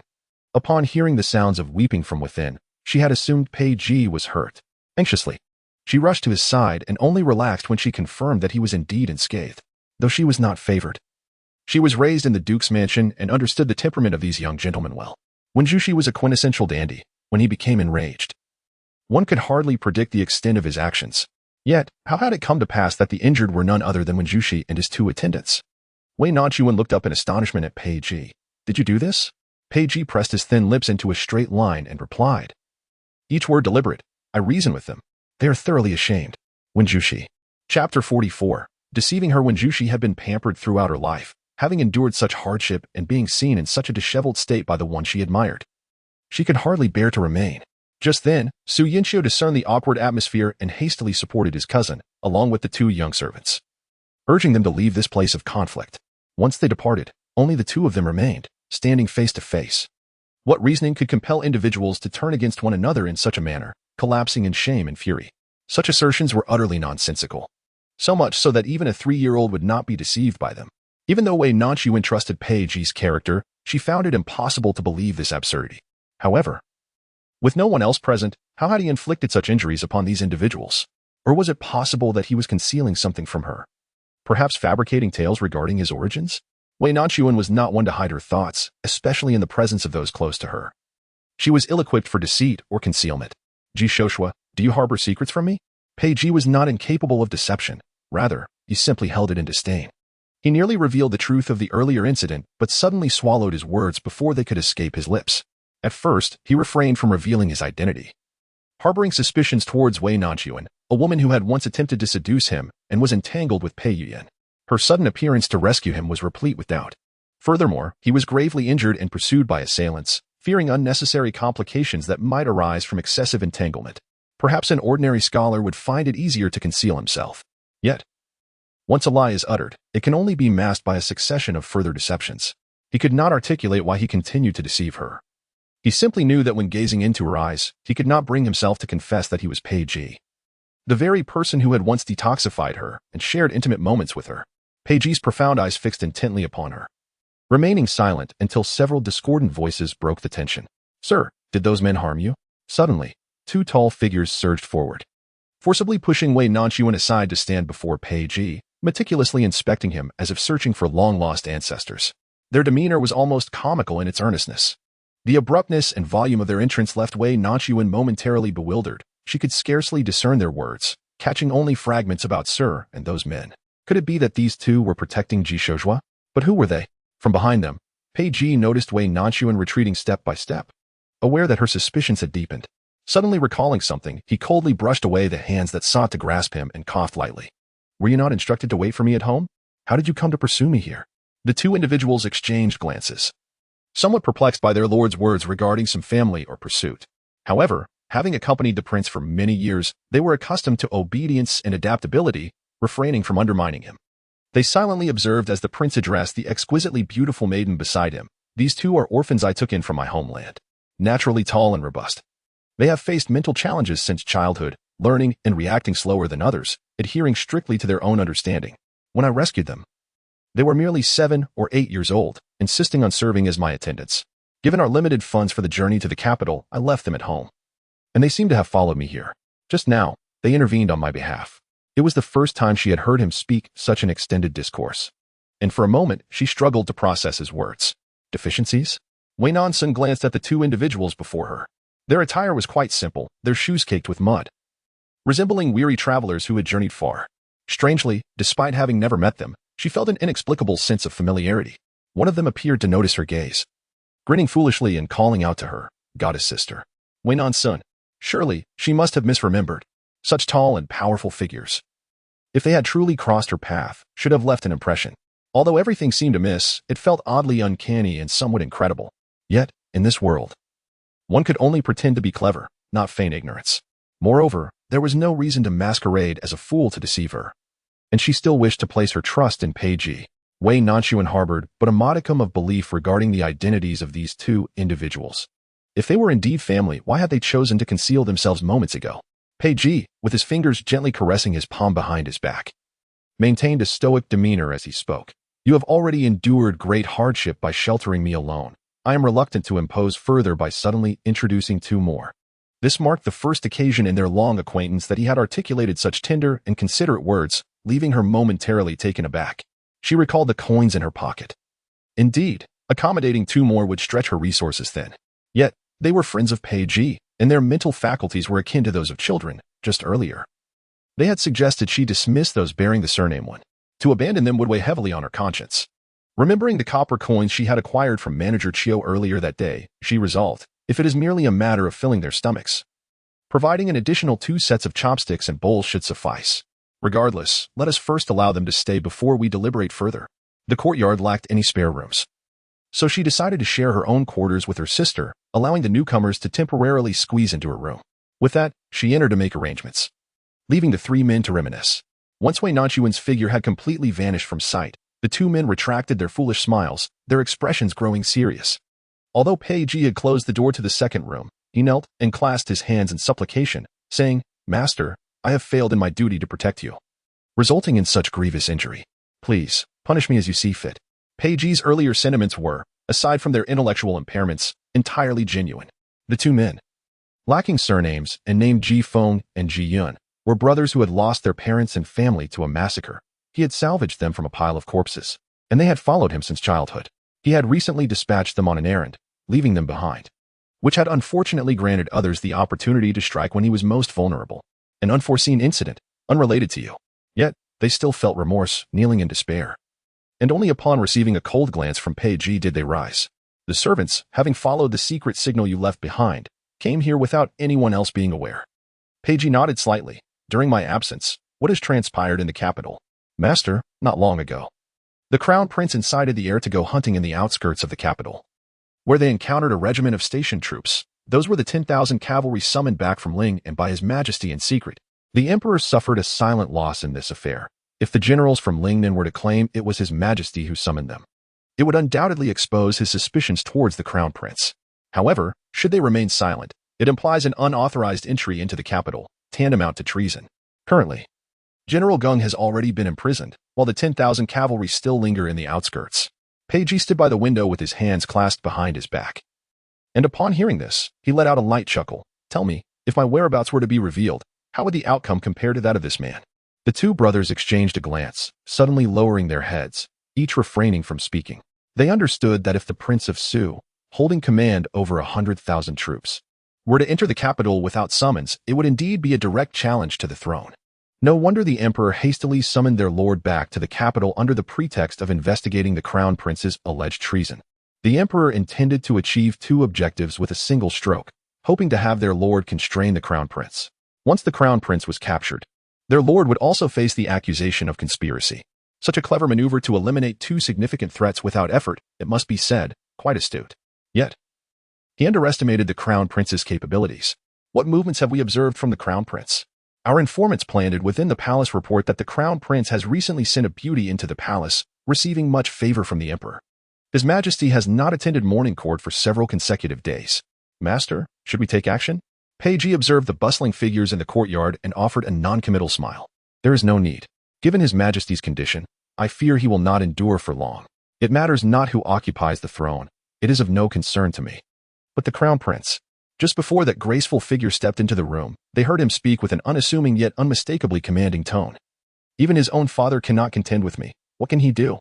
Chapter 45, Departure. As his words lingered in the air, Wei Nanxun coincidentally pushed open the door, only to find Peiji standing by the window while the two brothers stared at him, their expressions vacant. She couldn't help but admonish herself for her own paranoia, realizing that she had nearly wronged Ji Shoujua. Unconsciously softening her tone, she said, "The room is tidied up, and the hot water is ready. They must have endured considerable hardship on the journey. Let these two young gentlemen freshen up and change their clothes first." It felt somewhat awkward to address such towering men as young gentlemen. "They may wear my garments. There is no need to prepare anything extra." Peiji paused momentarily before adding, "Thank you. You?" Wei Nanxun intended to mention that she had already sent Xia to purchase clothes. But upon hearing the name Au, she froze, forgetting what she was about to say. His voice was inherently melodious, differing from the gentle timbre of Pei Yuyan. It was deep and husky, reminiscent of pebbles falling into a tranquil spring, creating ripples that sent delightful shivers through one's being. The clarity with which he pronounced those final two characters made it impossible to ignore. Au. He had actually called her Au. Having known each other for quite some time, his words were inherently few, and he seldom had the opportunity to call her by her full name, let alone such an affectionate title. Within the household, everyone referred to her as Ah Sun, including Pei Yuyan after their marriage, while he alone addressed her as Au, a name that signified her new identity and rebirth. Upon hearing it, her heart fluttered, and her cheeks instantly flushed to the roots of her ears. Who needs your thanks?" she retorted, only to realize the inappropriateness of her words, which carried an undertone of intimacy. Although there were two others in the room who were not fully aware, and thus would likely not perceive anything amiss, she felt both embarrassed and irked. Biting her lower lip, she hastily added, "What I mean is, they helped me drive away that Mr. Wen, so it is only natural for me to take them in. There is no need for thanks. I have matters to attend to, so I shall excuse myself now." With that, she fled the scene. Once she departed, Ji Feng seemed to have a moment of realization as he slapped his forehead. "Now I understand why this girl appeared so familiar. She is none other than the young lady who almost fell victim to a vicious dog the other day. I had thought she was just a delicate little thing. But it turns out she is indeed a young lady. How could she be here?" Ji Yun had long since noticed, and he was acutely aware of his lord's unusual demeanor. Their lord was known for his temperament, no matter how grave his injuries. He would rather endure the elements than return home to recuperate in the company of a stranger. Moreover, they had been observing from the sidelines. He had never witnessed their lord become so enraged, nearly twisting Mr. Wen's head off. As the old saying goes, a man's fury ignited by a cherished woman. How foolish his elder brother was, completely oblivious and carelessly divulging everything. He could only retreat silently a couple of steps towards the door, for it was too late to silence his elder brother. In the next instant, a cold voice pierced the air. "If you don't speak, no one will think you mute. Get lost." He positioned himself near the door and was the first to leave, determined to win favor with this young lady before his elder brother could. Thus, the two brothers took residence, bringing a refreshing change to the Wei sisters. Primarily, their boundless energy was evident. Within half a day, they had filled the woodpile with neatly chopped logs, and tasks like cleaning the courtyard were no longer neglected. Moreover, with two imposing figures standing at the entrance, no one dared to approach. Naturally, the greatest impact was felt by Peiji. He had previously failed to establish contact with his subordinates and relied solely on Ji Xia to gather news from the town, occasionally catching snippets during mealtimes. It seemed the sisters were particularly concerned with matters pertaining to the crown prince's residence, often recounting how the crown prince's wedding had nearly been missed, how grandly he returned home after the marriage, and who had been chosen as his concubine. Upon first encountering Wei Nanxun, he had indeed investigated this woman. It was impossible for him to be unaware of who had shared his bed. He was well aware that she had attended the banquet hosted by the virtuous consort and had heard rumors of the crown prince's engagement to her. Initially, he believed she was ambitious, unwilling to settle for being a concubine, but gradually, he sensed that she seemed disinterested in marrying into the Eastern Palace. Sister, the crown princess is truly unfortunate. Scarcely a few days into her marriage, the crown prince has already taken a concubine, which clearly indicates his disfavor towards her. Regardless of the crown princess's lack of affection, her status and position commanded respect. No one dared to belittle her, a fact far beyond our capacity to judge. Peiji mistakenly believed her to be envious, for after all, the crown prince wished to marry her, yet it was her sister who ultimately became the crown princess. Surely, she must harbor some discontent within. However, he found it peculiar that with Wei Nanxuan's aspirations and beauty, coupled with the crown prince's cunning, she would willingly remain in this humble courtyard rather than depart the capital. He set his chopsticks atop the bowl, producing a crisp sound, and, seemingly without intention, remarked, "Wealth and nobility are pursuits of all, yet how much joy do they truly bring?" Wei Nanxuan, oblivious to the underlying message in his words, disagreed, stating, "That depends on whether such wealth and nobility are mere illusions or castles in the air. If one were to sacrifice their happiness and freedom for the sake of so-called superiority, it would be akin to residing in a gilded cage. I would rather possess nothing and dwell in this countryside, seeking a kindred spirit, where even humble meals can yield contentment. Lies are only worth uttering to those who can derive value from them." Clearly, her words, directed at what she perceived to be a poor scholar, served merely as a guise, rendering them unnecessary. "I am but a concubine, of no great worth. Yet, even as a mere weed, I refuse to allow others to trample upon me. My greatest misfortune would be to remain unmarried in this lifetime." These were the words she had once shared with Lingxi, who had then regarded her as self-pitying. In hindsight, he realized he had underestimated her. Her temperament was far more noble than he had imagined. During her days of recuperation in this courtyard, it felt as though she had carved out a serene refuge, stealing away a semblance of peace. He believed he had grown accustomed to a life steeped in bloodshed and strife, yet he found, to his surprise, that he did not despise this simple and tranquil existence. In the present day, the arrival of the Wind brothers has shattered the previous tranquility, awakening him from his slumber. He is the Prince of Yan, renowned as the formidable god of death, a commander whose very name instills terror in his enemies. "My lord, everything has been arranged with the Grand Princess, and we are merely awaiting your return to assume command." Peiji nodded, offering a faint acknowledgement. His departure was inevitable. Pei Yuyan's men would eventually come for him, and it was unwise to linger here. "My lord, all belongings are packed and ready for departure at any moment." "Wait." The two brothers exchanged glances, uncertain about what might have been overlooked. Peiji gradually rose from his chair, stating, "I shall seek her out." With that, he took his leave. In the next instant, he heard a dull thud outside the door, followed by the hurried footsteps of someone fleeing in disarray. Chapter 46. The birthday gift. Wei Nanxuan arrived to inquire about what Peiji and the others wished to have for dinner, as today was a special occasion. She had sent her grandfather to procure fine dishes and even a little wine. However, before she could enter, she overheard the phrase, "Everything is packed." Puzzled, she noticed that the courtyard had been meticulously arranged, leaving no apparent items to be tidied. It was then that she heard the sound of departure. The fruit basket in Wei Nanxuan's hands fell to the ground, and without the time to retrieve it, she hastily fled. She herself was unaware of the reason for her retreat. It was merely an instinctive reaction, for she felt that if he were to see her expression at that moment, it would undoubtedly be quite unsightly. When did it begin, this desire to keep him close, to have this person by her side, yearning to see him for an eternity? Perhaps it was from that day when the man with the surname Wen brought trouble to her doorstep. Despite his injuries, he was determined to stand before her alone, driven by an impulse. Clearly, this man came from a humble background, devoid of wealth, and lacked anyone in his family to lend a helping hand. Yet, these shortcomings became virtues in her eyes. With no elders to consider, there would be no need to navigate the complexities of familial relationships. Lacking money, power, or the means to take a concubine or indulge in affairs, even his scholarly rigidity became an endearing trait unique to him. Since marrying anyone was a gamble, why not seek someone she liked and invite him to join her family? After all, Ji Shoujuo was handsome, educated, and had no relatives, making him an ideal candidate for such an arrangement. However, as a scholar, his traditional and conservative nature made her hesitate. Would he not feel humiliated if she were to propose such an idea? Thus, she kept these thoughts buried deep within, planning to wait until his condition improved and they had spent more time together, allowing her to gather a suitable betrothal gift for him. Who could have anticipated that before she even took her first step, he would be leaving? Seated before a bronze mirror in her room, Wei Nanxun looked at her reflection and found it absurd and laughable. Thankfully, she had not shared these musings with anyone, and she resolved to let them fester within her. You, it is I. Upon hearing the familiar voice echo from outside the door, the last person Wei Nanxun wished to see was him. What is it? I am busy at the moment. If there is something to discuss, let us do so later. Pei Ji held the fragrant sachet she had inadvertently left outside. He too had come to bid farewell. He contemplated entering through the door, but reconsidered, deciding instead to speak outside. Just then, Jixia came running over with a jar of wine. Upon noticing him standing at the entrance, clutching something in his hand, she winked playfully.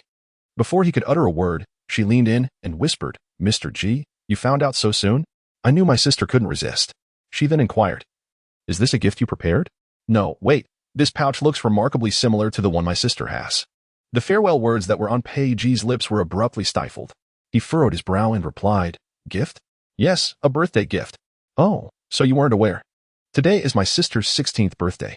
She started preparing yesterday, specifically asking our grandfather to buy plenty of delicious food, and this jar of wine too. Pei Ji's expression turned serious. It was indeed her birthday. Since it was not a gift delivery, what matter brought Mr. G here to seek her? He tightened his grip on the pouch and suddenly turned away, stating, nothing, we'll discuss it tomorrow. Ji Feng nudged Ji Yun's shoulder and whispered, brother. What is going on with him? He went out to find that young lady and has returned without a word. Are we still going to leave? Ji Yun shot a disdainful glance at his elder brother, bewildered by his inability to grasp their master's intent after all these years of service to the prince. What kind of expression is that? I'm asking you a question. The carriage is already prepared. When do we set off? Why don't you go ask the prince yourself? Go yourself if you wish. I want tea. At such a moment, approaching the prince is tantamount to courting disaster. Perhaps their commotion was too loud. Pei Ji, who had remained silent since their return, suddenly lifted his gaze towards them. The prince detested being disturbed during moments of contemplation, and the two brothers instantly fell silent, observing with rapt attention, wishing they could slap themselves for their impulsive chatter. To their astonishment, Pei Ji fixed his gaze upon them and, after a brief pause, inquired with an unusual expression, what should be prepared for the birthday gift? Birthday gift? The two stood there, momentarily stunned, their mouths agape in disbelief, questioning whether their ears had deceived them. The prince was preparing a birthday gift for someone. It was known that he showed little interest even in the emperor's annual birthday celebrations or the empress dowager's longevity festivities, let alone in the act of personally arranging gifts. The mere suggestion of him inquiring about a birthday gift was more astonishing than snow falling in June. Seemingly oblivious to their astonishment, Pei Ji raised an eyebrow and commanded, speak. It was only then that Jifeng regained his senses, belatedly uttering, my lord. Are you intending to prepare a birthday gift for Miss Guan? My lord, I believe that gifting her new clothing and jewelry would be the safest choice. He spoke while elbowing his elder brother in the chest, signaling him to remain silent. He had assumed that after spending several days together, his elder brother would have grasped the situation, but to his dismay, he remained oblivious. Ever since the prince had intervened to rescue someone, it should have been apparent how special Miss Guan was to him. Under normal circumstances, Jifeng's foolish demeanor would have led to Pei Ji dismissing him outright. However, today, he found himself disinterested in others, furrowing his brow as if contemplating military strategies and matters of governance. Attire and adornments? Wei Nanxun was undeniably beautiful, possessing an innate grace and awareness of her own allure. She delighted in presenting others with new garments and would often purchase jewelry for her sister. Yet he had never witnessed her indulge in such luxuries for herself. She frequently donned simple, unembellished dresses and eschewed cosmetics, always presenting a natural visage. Yet her brilliance and splendor could not be concealed. In their initial acquaintance, he had assumed she held a fondness for such mundane possessions. However, after spending time together, he could confidently assert that gifting her such items would not only be safe but would not align with her true desires. As he was about to depart, it was only fitting to express his gratitude for her care over the past month with a gift. He aimed not merely to avoid error, but to bring her joy. Pei Ji was known for his decisive actions rather than contemplative thoughts. Once he resolved to act, hesitation was never an option. He rose promptly and made his way outside, taking with him his concealed blade, while his two companions followed in bewilderment. Sir, where are you going? Do not follow. Once he stepped out, he was gone for the entire afternoon. When he returned under the cloak of night, his original blade was absent, replaced by an intricately carved knife at his waist. As twilight enveloped the surroundings, only a few lanterns illuminated the courtyard, and from a distance, he could hear the sounds of merriment emanating from the main room. He clasped the object in his palm and strode purposefully toward the door. Upon opening it, he beheld Wei Nanxun adorned in a flowing crimson gauze dress. Seated at the head of the table, her cheeks were flushed, and upon noticing his entrance, she raised her wine glass with a cheerful smile. Her eyes sparkling as she called out to him, "Ji Shoshua, come, let us drink." Chapter 47. Intoxication at first. Wei Nanxun had no intention of consuming such an excessive amount of alcohol. She was merely left to stew in her frustrations alone in her chamber. Having heard silence outside for an entire afternoon, when the meal was finally served and everyone took their places, she realized that Pei Ji was nowhere to be found. He had been out for the entire day. Where could he have gone? The Ji brothers, sworn to secrecy regarding their lord's whereabouts, feigned innocence, shaking their heads with silly grins, proclaiming only that he had gone out. Having been mired in gloom for so long, Wei Nanxun was suddenly struck by the realization that the person she had cared for so deeply had not given her a second thought. The sheer weight of this revelation nearly overwhelmed her. She had never experienced such feelings even towards Pei Yuyan, upon discovering his disinterest and lack of respect for her. She had felt pain but quickly reconciled with it. After all, he was the crown prince, a figure she was meant to admire from a distance. His love felt like an extravagant luxury, something she had never truly believed herself worthy of possessing, if it was but a fleeting illusion. What was there to lament its loss? This very sentiment explained why, after her rebirth, she harbored no deep-seated animosity toward Pei Yuyan from her previous life. At its core, her feelings for him were more rooted in respect and trepidation, a habitual admiration devoid of the primal impulses and love typically associated with romantic entanglements. Otherwise, she would not have been able to so decisively relinquish her Navi affections upon learning of his engagement to Wei Mingxiao. In her heart, even her sister held greater significance than her feelings for Pei Yuyan. All her choices had been dictated by compromise and the deception of a love he had feigned. Yet today was different. Upon hearing Ji Shoshua declare his intention to leave, she felt an unprecedented pang of bitterness and discomfort, a sensation of loss that was beyond description. Was she truly so inadequate, so unworthy of love? The dishes were served, and the wine had been warmed to perfection. Ji Xiao had chosen an aged vintage, and her fondness for wine was evident. Just the aroma signaled its quality, without regard for whether the others could partake. She boldly uncorked the bottle and filled her own glass to the brim, then poured for everyone else. "Come, I am in high spirits today. Let us not hold back, but drink to our heart's content." Ji Feng wished to drink but hesitated, for the prince's command was strict, particularly against the folly of drinking to excess. Yet this girl was evidently of great importance to the prince, so much so that he allowed his brothers to play the fool. While he lingered in uncertainty, Ji Yun had already raised her glass with a cheerful laugh, pouring it into a large bowl, and in one swift motion, drained its contents. Cheers. Delicious. Drinking alone often breeds melancholy, but the presence of others instantly elevates the atmosphere. Wei Nanxun had a commendable tolerance for alcohol, but today her heart ached, igniting an impulse to drown her sorrows in drink. Without any food to temper her consumption, she indulged freely, one cup after another, quickly succumbing to inebriation. The warmth spread through her body, and her mind began to cloud. Initially joyous, surrounded by well-wishers celebrating her birthday, her spirits soon sank further. The one person she longed to see was absent. After an indeterminate number of drinks, she suddenly heard the door creak open. Raising her gaze, she beheld the tall figure stepping inside. "Ji Shoshua, we are here to drink." Pei Ji initially failed to perceive her inebriation after all. Aside from the slight flush on her cheeks, her speech and demeanor remained quite normal. She even offered him chopsticks and cleared a space for him. It was only upon his closer approach that he sensed something amiss. "Ji Shoshua, where have you been?" Pei Ji had never seen her don such a hue. It appeared to be a newly crafted garment, likely made specially for her birthday. One must admit, Wei Nanxun looked enchanting in any attire, even in this vibrant color, which not only accentuated her fair complexion but also lent her an alluring charm. With each smile and frown, she exuded a captivating allure that could ensnare one's heart. The faint scent of alcohol lingered around her, and her hands trembled slightly as she handled objects. Even the tone of her voice seemed somewhat askew. It was excessively sweet and soft, almost tinged with a hint of petulance. Her bright almond-shaped eyes were veiled by a delicate mist, with the corners and the tip of her nose blushing a gentle crimson. Most notably, her lips, painted a deep red, were slightly pursed, as if her grievances were profound in his absence.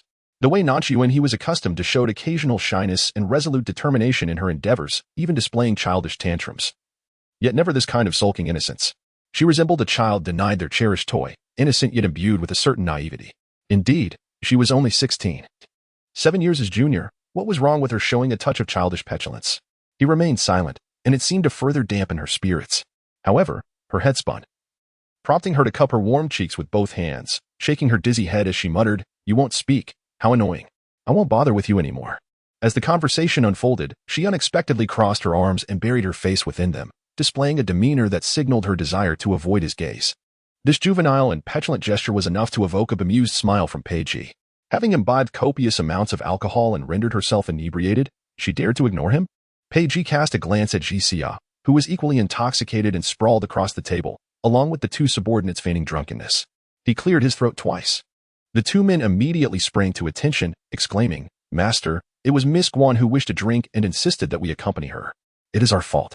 Pei Ji felt an urge to reprimand them, yet the individual beside him was hardly compliant, her body twisting and turning unsteadily, leaning precariously to one side. Just as her delicate face was about to meet the ground, he swiftly extended his long arm, his large hand gently cradling her cheek. With a tender motion, he adjusted her position, allowing her to lean into his embrace. He raised a hand, signaling for them to escort Ji Xia to rest, while he sighed softly, lifting the inebriated young lady and carrying her back to the inner room. Wei Nanxun had not entirely lost consciousness, yet her reactions had considerably dulled. After being carried for a few paces, she sensed something amiss and exclaimed in a delicate voice, "Why am I flying? It's so high. I'm scared." As she spoke, her arms instinctively wrapped around his neck, pressing her cheek firmly against his chest, exhibiting a genuine expression of fear. Her voice was imbued with an unprecedented softness. Previously, he would have regarded such affected femininity with disdain, often dismissing such women without a second thought. Despite Wei Nanxuan's behavior, he found himself strangely unperturbed. In fact, he even perceived a hint of innocent charm in her demeanor. He carried her to the bed, and in the brief distance, he found himself drenched with perspiration along his back. Pei Ji dared not linger in her gaze. He laid her down and intended to leave. Yet, before he could turn away, a hand grasped his sleeve. A moment's distraction had cost him his chance to depart as she clutched his garment. Slowly rising to a seated position, her arms tightly encircling his waist, her warm, moist breath cascaded along his spine, rendering him momentarily numb from the base of his spine to the nape of his neck.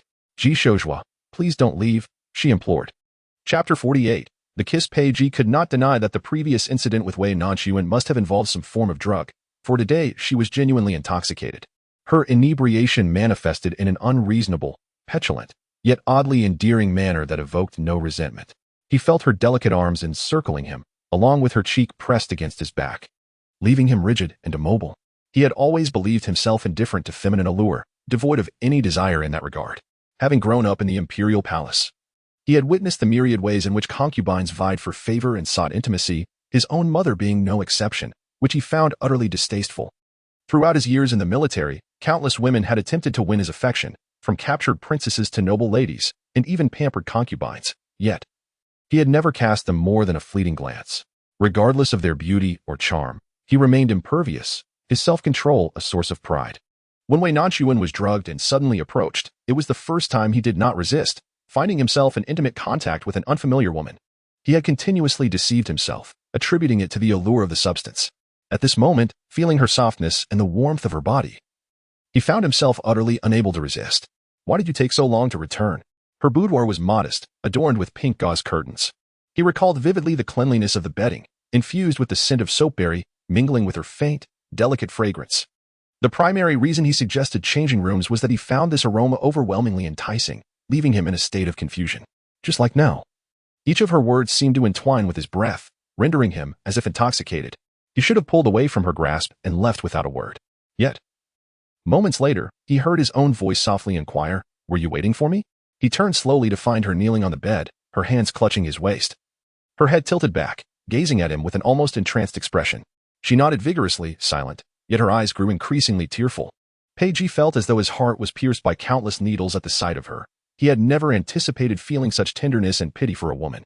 His hand seemed to possess a will of its own, gently caressing her cheek, the calloused pads of his fingers brushing against her eyelids. His touch was light, yet her skin was so tender that even this gentle action left red marks, prompting a soft sound of pain from her lips. "Why are you so fragile?" he remarked, though his movements became even more tender. "What should I do now?" Wei Nanxun seemed to comprehend his words, and the tears that had been wiped away surged forth once more. "Could you not leave?" Pei Ji's movements faltered. Indeed, she had heard him, which was a relief, sparing him the burden of finding the right words. Under the gaze of such moist, pleading eyes, he found himself unable to utter a word of refusal. His throat constricted as he contemplated saying he had to depart, yet before he could speak, he felt her grasp his hand and press it against her slightly flushed cheek. Ji Shoshua, am I not beautiful? Pei Ji turned his gaze to her stunningly exquisite face. If she were not considered beautiful, one might fear that there was no beauty left in the world. His eyes darkened slightly, his voice a husky whisper. You are beautiful. Is it that I am too foolish? You are not foolish. Is it that my temper is too bad, too irksome? He had encountered many truly spoiled individuals, and in comparison, she was but a trifle. Her little tantrums were merely somewhat bothersome. No, not irksome. Even though he was not particularly astute in matters of love, he recognized this as a glimpse of her insecurities and fragility. At that moment, she resembled a child yearning for affection. Indeed, in the next instant, she pressed his palm to her lips, gently imprinting a kiss upon his hand. Then why do you not like me? Tears cascaded like a string of broken pearls, each drop striking his hand, searing and fervent, stirring a tremor within his heart. Did he not like her? Their time together had felt like a veil of gauze between them, hazy and ambiguous, but neither had dared to break through it. Until now, intoxicated by drink, she finally unveiled the secrets she had concealed deep within her heart, laying them bare before him without reservation. Why must you leave? The self-imposed cage in Pei Ji's heart, the suffocating shackles of his own making, crumbled entirely under the weight of her words, laced with both grievance and affection. He remained guarded against her, repeatedly convincing himself that she was frivolous, hypocritical, and mundane, that she merely sought to enchant him. He believed himself to be perceptive, distinct from all other men, unaware that he was merely deceiving himself, showing less courage than a woman. Love and affection, the primal impulses between men and women, required no restraint from him. To acknowledge that he was captivated by this woman at first glance, enchanted and willing to abandon his principles for her sake, was not shameful. Who says I do not like you? Wei Nanxun, still under the influence, magnified her own grievances. You, yes, you do not like me. And you are always so fierce, so very fierce. Lost in sorrowful thoughts, she clasped his hand, covering her eyes, and began to sob softly. After a few moments of weeping, she suddenly pushed him away. If you do not like me, then I shall not like you either. You go, you go. I will ignore you. Before she could finish her words, she felt a firm grip at the nape of her neck, ensnared in his strong embrace, with no escape. Wei Nanxun, how dare you? Without my permission, you shall not refuse to like me. She was utterly unaware that he had called her by her real name. She only vaguely comprehended his words. With her crimson lips pursed, she murmured, Why are you so domineering? It's no good if you like me, and no good if you don't. As she continued to mumble, she suddenly caught sight of Zhang's face magnifying before her, blinking as if trying to recognize him. It's Ji Shoshua. Her fingers instinctively grazed his face, gently stroking from his brow downwards. His eyes were captivating, his nose pleasing, and his lips. As she contemplated his lips, she couldn't help but chuckle, shyly remarking, soft and delectable. Pei Ji, having finally resolved to relinquish the restraint of his instincts, felt his gaze darken at her provocation. A warmth surged within him, and he could feel his throat tightening. Grasping her chin with one hand, he tilted her head slightly, and in the next moment, he lowered his head without hesitation, their lips meeting with a fervent weight. In that instant of contact, both of them trembled, overwhelmed by an indescribable exhilaration and tingling sensation that rendered him oblivious to everything else, consumed by a desire to immerse himself further. When they had first met, she had also initiated a kiss, but at that time, she was unaware of his identity. The kiss had been nothing more than the heat of the drug and raw desire, devoid of any other sentiment. However, this time was entirely different. Even in her drunken state, she could clearly call out his name, fully aware of who stood beside her, and this kiss brimmed with affection. Pei Ji had never known that a kiss could elicit such ethereal sensations, leaving one yearning for even more. He instinctively tightened his embrace around her in that moment. He seemed no longer the formidable Prince of Su, but rather a youthful and reckless lad, finally holding the beautiful maiden close. He plunged forward, deepening the kiss with fervor. Just as he sought to explore further, nudging her lips apart with his tongue, he heard a delicate sound of breathing. Pei Ji froze, disbelief washing over him as he opened his eyes to find the young girl in his arms, unbeknownst to him, had closed her eyes. She had fallen asleep. Chapter 49. Affection. Pei Ji longed to awaken her. How could anyone possibly sleep at such a moment? It felt like the greatest humiliation for him as a man.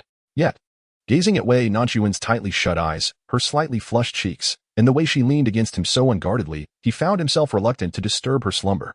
She knew it was him, resting peacefully by his side, and such unwavering trust extinguished all his anger. Pei Ji chuckled softly. What an enchanting little creature she was. Effortlessly dissolving his every irritation, he reached out and gently pinched the tip of her nose, infusing it with a hint of playful reprimand. The sleeping girl stirred slightly, a soft, delicate moan escaping her lips, causing beads of sweat to bead on Pei Ji's forehead. He sighed silently, shaking his head. Who was being punished here, really? He continued to gaze at her face for a brief moment, ultimately succumbing to the overwhelming emotions of restraint and tenderness. He acknowledged his feelings. He was fond of her. The previous intimate encounter had been inevitable, but now it was his turn to uphold the boundaries. Lowering his head, he gently pressed a kiss upon her eyelid.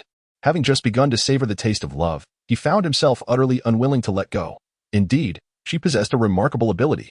This man, once he desired something, would stop at nothing to acquire it, yet she was not an object, but a living, breathing person. Henceforth, his actions would need to take her into consideration. The one cradled in his arms remained blissfully unaware of his restraint, occasionally emitting soft sounds of discomfort, perhaps due to an awkward sleeping position or the effects of alcohol. Pei Ji had no choice but to suppress his wandering thoughts. Gently retrieving a pillow to ensure her comfort before tucking her in, and planning to step outside for a moment of clarity, although he had not consumed any alcohol. He felt a hint of inebriation. Just as he was about to rise, he heard a soft murmur. Ji Shoshua, don't go, don't go. Had she awakened so soon? Pei Ji turned immediately at the sound, only to find her eyes still tightly shut, her mind not yet clear. Yet she dreamt of his departure. His heart swelled with an unfamiliar ache. Reports from those he had dispatched revealed that her mother had passed away early, her father often absent, and her only brother studying at the academy. Her childhood experiences mirrored his own in profound ways. Perhaps it was this environment that rendered her so insecure, prompting her, in a state of intoxication, to beseech him for affection. His gaze softened unconsciously, and he paused momentarily before resigning himself to sit at the edge of the bed, gently clasping her hand. As if speaking to himself, he earnestly declared, I will not leave. Remarkably, upon hearing his soothing words, the restless young girl calmed and drifted back into a peaceful slumber. Outside, Ji Feng occasionally glanced back at the door, pacing restlessly in the corridor. Cease your wandering. Your incessant circling has left me quite dizzy, but the master has yet to emerge. Can you blame my impatience? If it grows any later, we shall miss the ferry. Recently, the court has been in turmoil, with the emperor suddenly fainting during the morning assembly, leaving state affairs to the crown prince. The princess and others await the prince's return to discuss matters. They fear that leaving through the city gates would be too conspicuous, hence the deliberately arranged waterway, with the accompanying personnel already prepared. Dawn is fast approaching. What good is haste? Yet, sigh. Ji Yun lounged comfortably on the bench, his feet casually crossed, a bamboo skewer perched between his lips, observing his elder brother's futile pacing. And he comfortably closed his eyes. The master is always calculated. When have you ever seen him falter? In the past, there was no cause for concern. But with that young lady present, what cannot the master achieve? Since Wei Nanxun's rebirth, her sleep has been perpetually light, partly due to worries that disrupt her slumber, and partly due to an unshakable sense of unreality, fearing that she might awaken to find it all a mere dream. Perhaps it was the influence of alcohol. For last night she slept particularly soundly and deeply. The only remnant of drink was a slight headache, and as she gently winced, she attempted to raise her hand to massage her forehead. Yet, her hand would not lift, as if ensnared by an unseen force. It felt as though someone was holding her hand. Even though she had recently shared a bed with Jixia, her sleeping posture remained decorous. She would never cling to or grasp someone's hand. Who could that be? Wei Nanxun was startled by her own thoughts, abruptly awakening from her drowsiness. As she opened her eyes, she beheld a tall figure seated at the edge of the bed, one hand propping up his forehead. Eyes closed as if he were also lost in slumber. Ji Shoshua. She stared in disbelief for a moment before her eyes widened in shock, and she abruptly sat up. Yet her mind remained hazy. The sudden motion overwhelmed her with dizziness, and just as she felt herself about to topple, a pair of strong arms encircled her waist firmly. In an instant, she was drawn into a warm embrace. Before she could fully comprehend the situation, a low, husky voice whispered in her ear, Are you feeling dizzy? Wei Nanxun held her breath, her beautiful almond-shaped eyes wide open, nearly unable to blink. This was not a dream. It was real. Ji Shoshua was indeed by her bedside. Everything around her was familiar. Her room, her bed, yet the only anomaly was his unexpected presence. After a night of drinking, her thoughts were sluggish, and fragmented memories began to flicker through her mind. She recalled consuming copious amounts of alcohol, quickly succumbing to a dazed state, and she vaguely remembered Ji Shoshua returning, as if she had reached out to him. What transpired next? Wei Nanxun felt tears welling up. In her life, she had only been intoxicated twice. The last time could be attributed to someone drugging her, a circumstance beyond her control, but this time, it was entirely her own doing. She felt utterly disheartened, unable to comprehend how she could repeat the same mistake. What would he think of her? Would he perceive her as a woman of frivolous nature? As he prepared to depart, did he truly wish to leave such a blemish upon his heart? She dared not lift her gaze to meet his expression. Merely sensing the palpable awkwardness in the air, he seemed to await her response. Wei Nanxuan's heart was a tumultuous storm, and after much inner turmoil, she hesitantly spoke. Last night, was it you who took care of me? Pei Ji, noticing her face was nearly buried in her own shame, gently raised her chin. Look at me. Wei Nanxuan had no choice but to open her eyes, confronting the man before her. She felt an inexplicable difference in him. Yet he remained the same, equally handsome, equally captivating. I drank too much last night. Did I do something inappropriate? You don't remember? Wei Nanxuan bit her lip and obediently shook her head. Yet, she noticed his deep gaze fixated on her slightly reddened lips, and he replied, almost in a whisper. You did nothing inappropriate. It was I who acted toward you. Chapter 50. A kiss. Wei Nanxuan froze in disbelief. She could not fathom that Ji Shouzhua would do anything to her. He had never shown any affection, often appearing indifferent to her feelings, and he was preparing to leave. She scrutinized his face, searching for any hint of deceit. What on earth transpired last night? You were intoxicated. Wei Nanxuan was, of course, acutely aware of her inebriation, otherwise she would not be unable to recall anything. Yet, she found herself utterly oblivious to what actions might ensue from her drunken state. After all, across 2 lifetimes, she had only succumbed to intoxication on 2 occasions, the last being under the influence of an aphrodisiac, which hardly counted. And then? Pei Ji had initially intended to speak candidly, but upon witnessing her wide, startled eyes, resembling a frightened little squirrel, he felt an inexplicable urge to tease her. He lifted his eyelids slightly, a subtle smile gracing his lips, and casually remarked, I shall assist you into the house, wishing for you to rest. Yet you refuse to let me depart. In an instant, an image flashed in Wei Nanxuan's mind of herself gripping his garment, resolutely refusing to release it. She felt as though she had been struck by lightning, her entire being freezing in shock as she vehemently shook her head. No, impossible. How could I ever act in such a manner? Even if she harbored feelings for him, such behavior would be too shameless, far too blatant. But why was it impossible? When intoxicated, one often becomes audacious, daring to pursue actions they might otherwise shun. Daring to pursue actions? Did she wish to keep him with her? Indeed. She longed for it. It was precisely this yearning that led to her disillusionment, prompting her to drown her sorrows in drink. Yet, she still could not believe it. Clinging to her denial, that cannot be. I would never. Pei Ji discerned the turmoil lurking within her eyes and seized upon the inconsistency in her words. Like a patient mentor, he gently coaxed her to articulate her innermost thoughts. Was it a matter of unwillingness or of inability? Wei Nanxuan was momentarily taken aback. Her persistent denials felt futile, yet she had never contested his words about wanting to do something yet lacking the courage. Her face, once flushed crimson, suddenly turned pale as this realization struck her. The truth of her feelings towards him was anything but innocent, leaving her at a loss for words. I don't know. I wouldn't. Pei Ji continued unfazed. You ask me if you are beautiful, foolish, or ill-tempered. With each word he uttered, memories flooded her mind, rendering her complexion even more pallid. Is there anything else? You still inquire of me. Pei Ji paused, his voice low and gravelly. You ask me if I like you. Wei Nanxuan desperately wished to disbelieve him. Yet she was acutely aware that her ability to voice such questions stemmed from her growing insecurities and fears since their previous life. In that moment, her face was as white as parchment, longing to retreat into seclusion, completely oblivious to the amusement glinting in Pei Ji's eyes as he spoke. She could not escape. She believed his words were intended to humiliate her.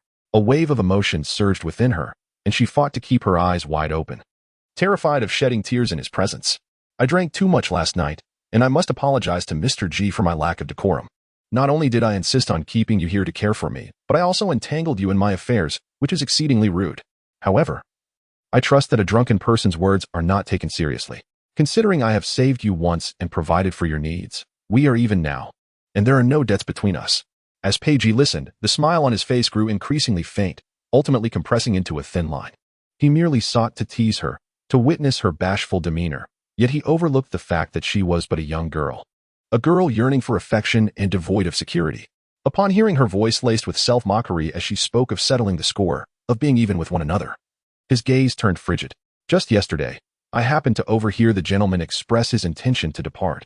His recovery had been remarkable, and it was time for him to return to the capital to prepare for the autumn examinations. Consequently, I resolved to prepare a farewell gift for him. As she spoke, she genuinely extricated herself from his embrace, rising to leave. However, just as the distance between them widened, his strong arms encircled her waist, drawing her back into his embrace. She attempted to resist, but then heard a low, husky voice above her. Who permitted you to settle the score? Who agreed that we owe each other nothing? Wei Nanxun's cheek pressed tightly against his chest, so close that she could distinctly feel his warmth and the rapid beating of his heart. Taken aback by this unexpected turn. What did he mean by this? What did it signify that things could not be even?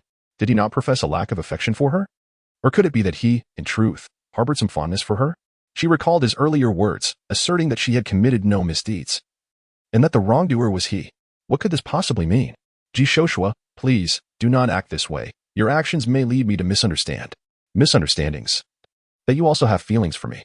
As she spoke, her chin was gently lifted, and she met his gaze, where she saw her own reflection mirrored in his profound, dark eyes.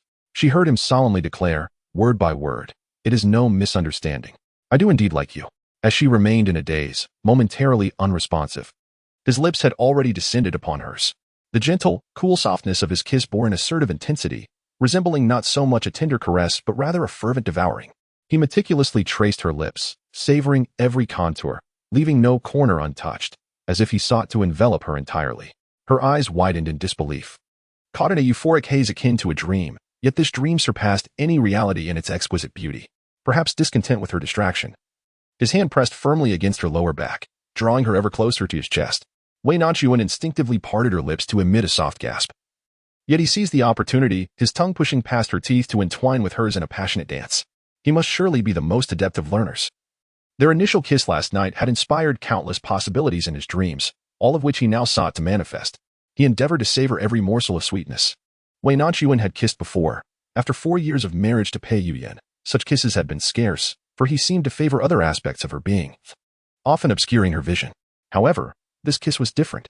The moment their lips connected, it was as if her mind erupted into a dazzling display of fireworks, akin to the intoxicating effects of wine, rendering her blissfully oblivious to everything but him. Even after experiencing a past heartbreak and having loved the wrong person, she felt compelled to be like a moth drawn to the flame. She trusted her emotions. She found herself enamored with the man before her, not from admiration or dependence, but from a genuine affection. She had never immersed herself so deeply, so eagerly anticipating his kiss. As she was enveloped in a fervent kiss, she found herself nearly breathless, compelled to gently strike his chest before he finally released her. Wei Nanxun's cheeks were flushed with a vibrant crimson, her body languidly collapsing into his embrace. She gasped softly, struggling to articulate her thoughts, yet her mind felt utterly blank. His actions affirmed to her that this was no mere dream. He truly harbored feelings for her. Silly Ayu, it is I who have taken advantage of you. Remember, you shall forever be unable to compete with me in this lifetime. Chapter 51.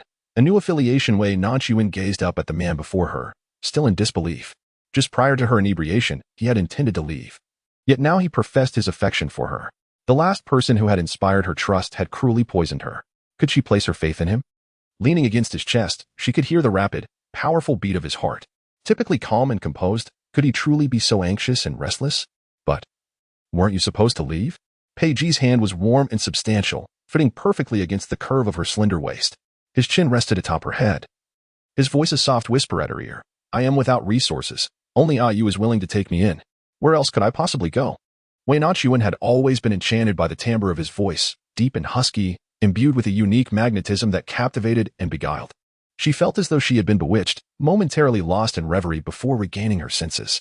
Supporting herself against his chest, she sat upright and met his gaze directly. But you mentioned yesterday that you needed to pack your belongings and bid farewell. She is not merely an innocent girl, easily deceived by a few words of affection or intimate gestures. It is time to send them back. Pei Ji does not wish to deceive her. Yet he has struggled to find an opportune moment to reveal his true identity and, for now, cannot disclose it. He gently reached out to smooth her tousled hair, yearning to embrace her once more, but she stubbornly gazed at him, her expression replete with disbelief, her body rigid, resisting his touch. He nearly forgot that this young lady was unlike any other. She is astute and bold, possessing her own convictions, far from a mere ornamental vase sheltered within the confines of propriety and decorum. I am not deceiving you. I have sent them back to manage affairs at home and to collect a few belongings. Having come to understand his own feelings, he could not allow her to remain without any recognition or rightful place beside him. He believed she deserved the respect of formal acknowledgement and betrothal gifts. Did you not mention your humble background? What is there to manage? And given their mental shortcomings, how could they return alone, even in poverty? There must be some meager assets. I do not plan to leave this place. I intend to bring everything here for peace of mind. As for them, I have entrusted their return to a passing escort. Wei Nanxun harbored doubts, but upon hearing his intention to stay and bring his possessions, her heart raced with fervor. Did this imply he wished to remain by her side, to build a life together? With no parents above him and no siblings below, he was, in essence, solitary. She had contemplated the idea of inviting him to join her family. Could it be that he harbored the same desire? If he were to be adopted into the family, how much bride price should she prepare? In her past life, Wei Mingzhao, in fulfillment of a promise, had given most of the betrothal gifts that Pei Yuyan had bestowed upon her, a truly remarkable sum. She gazed at his ethereal visage, lost in contemplation, pondering that he ought to be of considerable worth. Pei Ji, noticing her furrowed brow, as if she were grappling with a profoundly intricate decision, mistakenly believed her doubts about him lingered. He spoke softly. I wonder if you would still be willing to take him in. Unexpectedly, Wei Nanxun simultaneously interjected. Would 10 pieces of gold suffice? Their eyes met, both taken aback. Pei Ji raised an eyebrow. 10 pieces of gold? Wei Nanxun, momentarily at a loss for words, stammered. And no, it's nothing. I was merely calculating how much silver it would cost to take you in. Pei Ji took this seriously, breaking into a smile. A thought crossed his mind, and he produced a delicate object from his waist, placing it into her hand. Rest assured, once I have recovered, I shall share the burden with you. Consider this a token of gratitude for having stayed so long. Wei Nanxun felt a sudden chill in her palm and looked down to find a smooth piece of jade nestled in her hand. She picked it up in astonishment.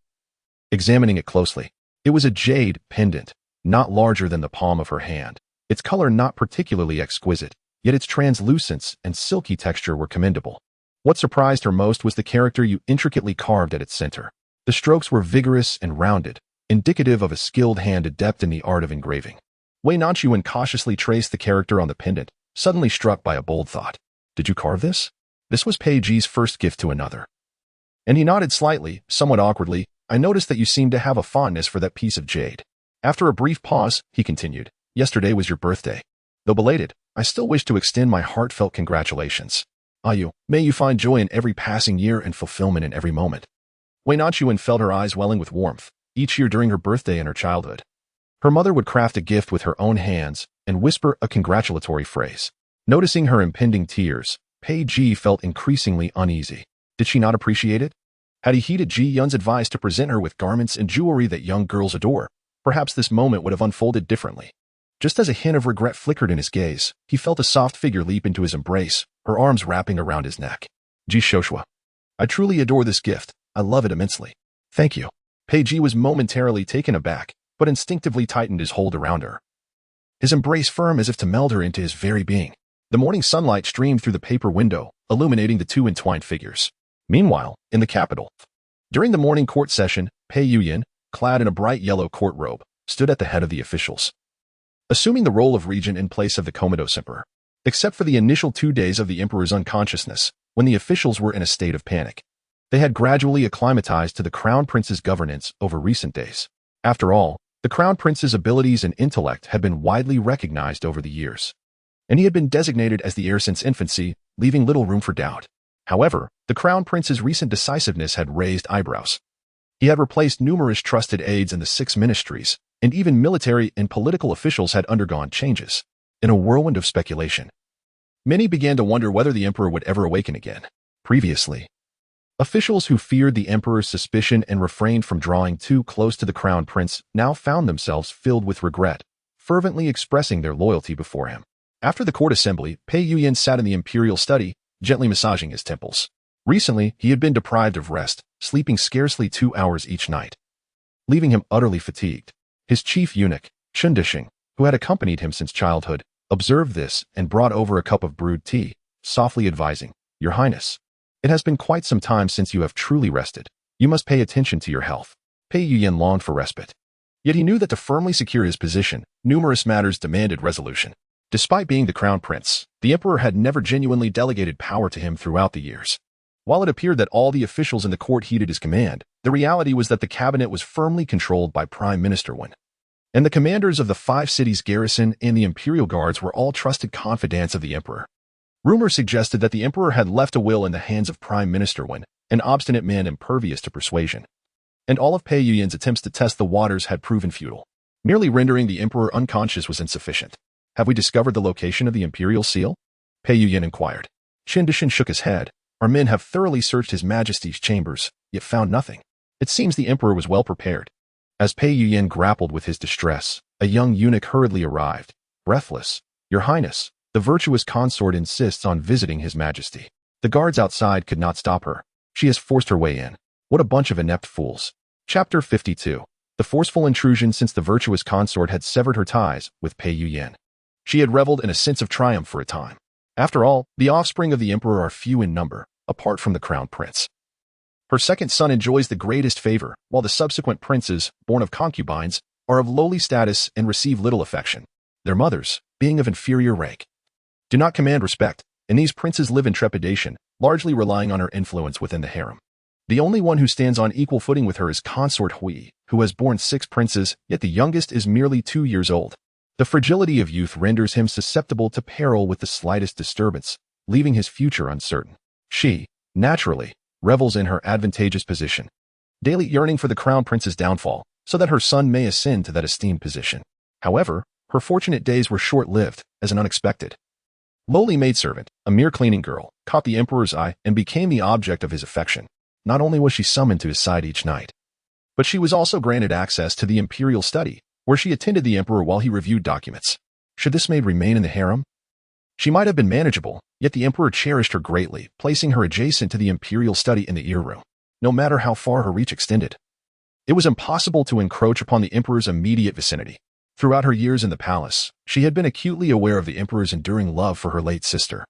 He had withheld titles to suppress her, and she bore these grievances with the hope that her son would one day become the crown prince. Yet now, a despicable maidservant had audaciously risen above her, igniting her fury. Alas, she found herself powerless, unable even to confront the emperor. Under the weight of such anxiety, she scarcely slept at night, and sure enough, it was not long before news reached her that the emperor had fallen into a deep unconsciousness in the Grand Hall.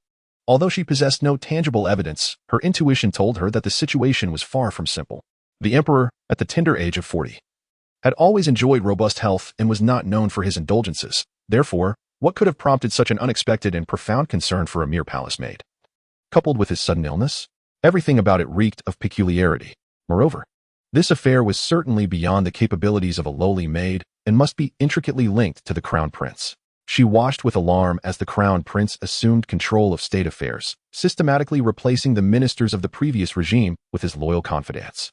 Those who previously maintained a cordial relationship with her now shunned her presence as if she were a pariah. It was then that her anxiety mounted. She was acutely aware that her parents, prior to her sister's demise, had favored her sister, orchestrating every detail in her favor. Following her sister's death, which left behind a young child, her parents compelled her to enter the palace to serve her brother-in-law, all under the pretense of paving the way for the crown prince. She could not accept this fate. After all, she was their daughter too. Why must she live her life in service to her sister and her child? Thus, while she outwardly acquiesced, inwardly she schemed for herself and her son. If she could unseat the crown prince, the glory bestowed upon her maternal family would be hers. However, if the emperor truly fell gravely ill, she and her son would find themselves utterly defenseless. The virtuous consort wandered aimlessly within the palace, her attempts to contact the outside world yielding no results, akin to a headless fly in chaotic disarray. It was not until one of the eunuchs suggested that she remain in close proximity to the emperor that a glimmer of hope emerged. By doing so, she would ensure her own safety as well as the emperor's. Upon reflection, she found this notion surprisingly plausible, which emboldened her to forcibly enter the emperor's chamber. By the time Pei Yuyan arrived, the virtuous consort had already entered the hall, prostrated before the dragon couch. What was her aunt up to? I am the esteemed consort, entrusted by His Majesty to oversee the 6 palaces. Now that His Majesty has been in a deep slumber for several days, it is my duty to attend to him, naturally remaining by his side. Why then does the crown prince arrive with such a multitude? Is he harboring doubts towards me, or does he have ulterior motives? Upon noticing that Pei Yuyan was about to step forward, I raised my voice sharply. His Majesty is merely unconscious. Does the crown prince presume to take command of the harem as well? Pei Yuyan's brow furrowed. He currently wielded control over only half of the palace, while the other half of the imperial guards remained beyond his grasp. The consort's outcry might incite unwarranted suspicion. At this moment, his objective was to locate the imperial seal and procure an edict from Prime Minister Wen, enabling him to rightfully ascend to the throne. His hands, concealed within his wide sleeves, clenched into fists as he inhaled deeply. Aunt, your words are excessive. I am merely concerned that you may not adequately care for father. As the eldest son, it is my duty to assist in his recovery. Let us take turns attending to him. With that, he disregarded any retorts the consort might offer and, with a flourish of his sleeves, strode away. The consort was naturally discontent with this outcome. Yet she possessed no better recourse, at least for the moment. She gazed at the emperor, whose eyes were tightly shut and complexion devoid of color. And tears fell from her eyes, heartfelt. Your Majesty, please take care of your health and awaken swiftly. As Pei Yuyan exited the sleeping quarters, he walked purposefully towards the study, his focus unwavering. Just as he reached the corridor, he sensed footsteps behind him. He halted abruptly and coldly commanded, "Show yourself." After a brief moment, a delicate figure, simply adorned, knelt behind him. "I pay my respects to your highness." Pei Yuyan cast a cold glance at her. Though he could not recall her identity, her attire and presence near the emperor's chamber led him to surmise who she might be. Li? Yes, a concubine. Pleading for the prince to save her. This was the young maid who had been delivered to the emperor, and had she not been involved, the recent events would not have unfolded so smoothly. You neglect your duties to the emperor and run about indiscriminately. Your highness, they have already begun to suspect me. You must save me. Pei Yuyan stepped forward, grasping her chin and compelling her to raise her gaze. She was not exceptionally beautiful, yet her eyes were captivating. Imbued with an innate allure, it was no wonder the emperor, having seen countless women, had fallen for her. Your highness, I am utterly loyal to you. I have revealed nothing. In this world, only the dead remain silent. Pei Yuyan's hand slid downward, abruptly gripping her throat. She struggled, her hands desperately clawing at his wrist. I know a secret about His Majesty. Pei Yuyan, confident she would not dare deceive him, released his hold. She collapsed to the ground, coughing repeatedly. Speak. Can your highness guarantee my safety? I do not wish to die. Are you threatening me? No, not at all. I simply wish to live, that is all. She lay on the ground, tilting her head slightly, her beautiful eyes tinged with red, exuding a pitiful charm. It was only then that Pei Yuyan realized she bore a striking resemblance to Wei Nanxun, particularly from this angle, possessing the same tenacity and resolute spirit. He slightly moved his fingers and averted his gaze, saying, I shall not take your life. Li Shi understood that this was the greatest assurance the crown prince could offer. Biting her lower lip, she lowered her voice and said, I witnessed His Majesty conceal a brocade box in the hidden compartment beneath the pillow. Pei Yuyan smirked. Realizing that was why it could not be found, it was hidden under the pillow. What is your name? I am Li Fuyue. Since you fear for your life, there is no need for you to remain here. Go seek the crown princess. She will arrange a new identity for you. Li Fuyue's eyes sparkled with hope as she curtsied and hurried away, lifting her skirt. Once she departed, Chen Dushing emerged from the shadows. Your Highness, if this person remains by your side, she may become a liability. It matters not. What is it? I report to your Highness that the person you were pursuing has been located. Where? In Pingzhen. Chapter 53. As dawn broke, the morning light gradually pierced through the clouds. Wei Nanxun leaned against Pei Ji, and the two did not exchange words, merely nestling against each other, yet it felt as if an unbreakable bond existed between them. Leaving no room for a third party, there was a profound sense that silence spoke louder than words at that moment. However, despite their reluctance, with the arrival of daylight, Pei Ji inevitably had to withdraw. One cannot disregard propriety and openly cohabit with someone when their relationship is changed, even for the sake of Wei Nanxun's reputation. He ought to leave before others awaken. You must go, she stated, yet her arms around his waist showed no sign of loosening their grip. She only realized until just now that, even between a man and a woman, feelings could continuously intensify without any actions. It is only through experiencing true romantic affection that one comprehends the nature of such relationships. She has come to recognize how wretched her past life was. This recognition deepens her reluctance, fearing that as soon as he departs, he might discover that last night, including the moments just past, was merely a fleeting dream. Pei Ji, however, did not ponder much on it. When she declared it was time to leave, he concurred that departure was indeed necessary. Those two brothers had likely waited outside all night, and there were certain matters he needed to clarify. He slowly released his embrace, and she, in turn, had no choice but to let go. Noticing a hint of disappointment on the young girl's face, he surmised her thoughts and gently pressed another kiss upon her lips.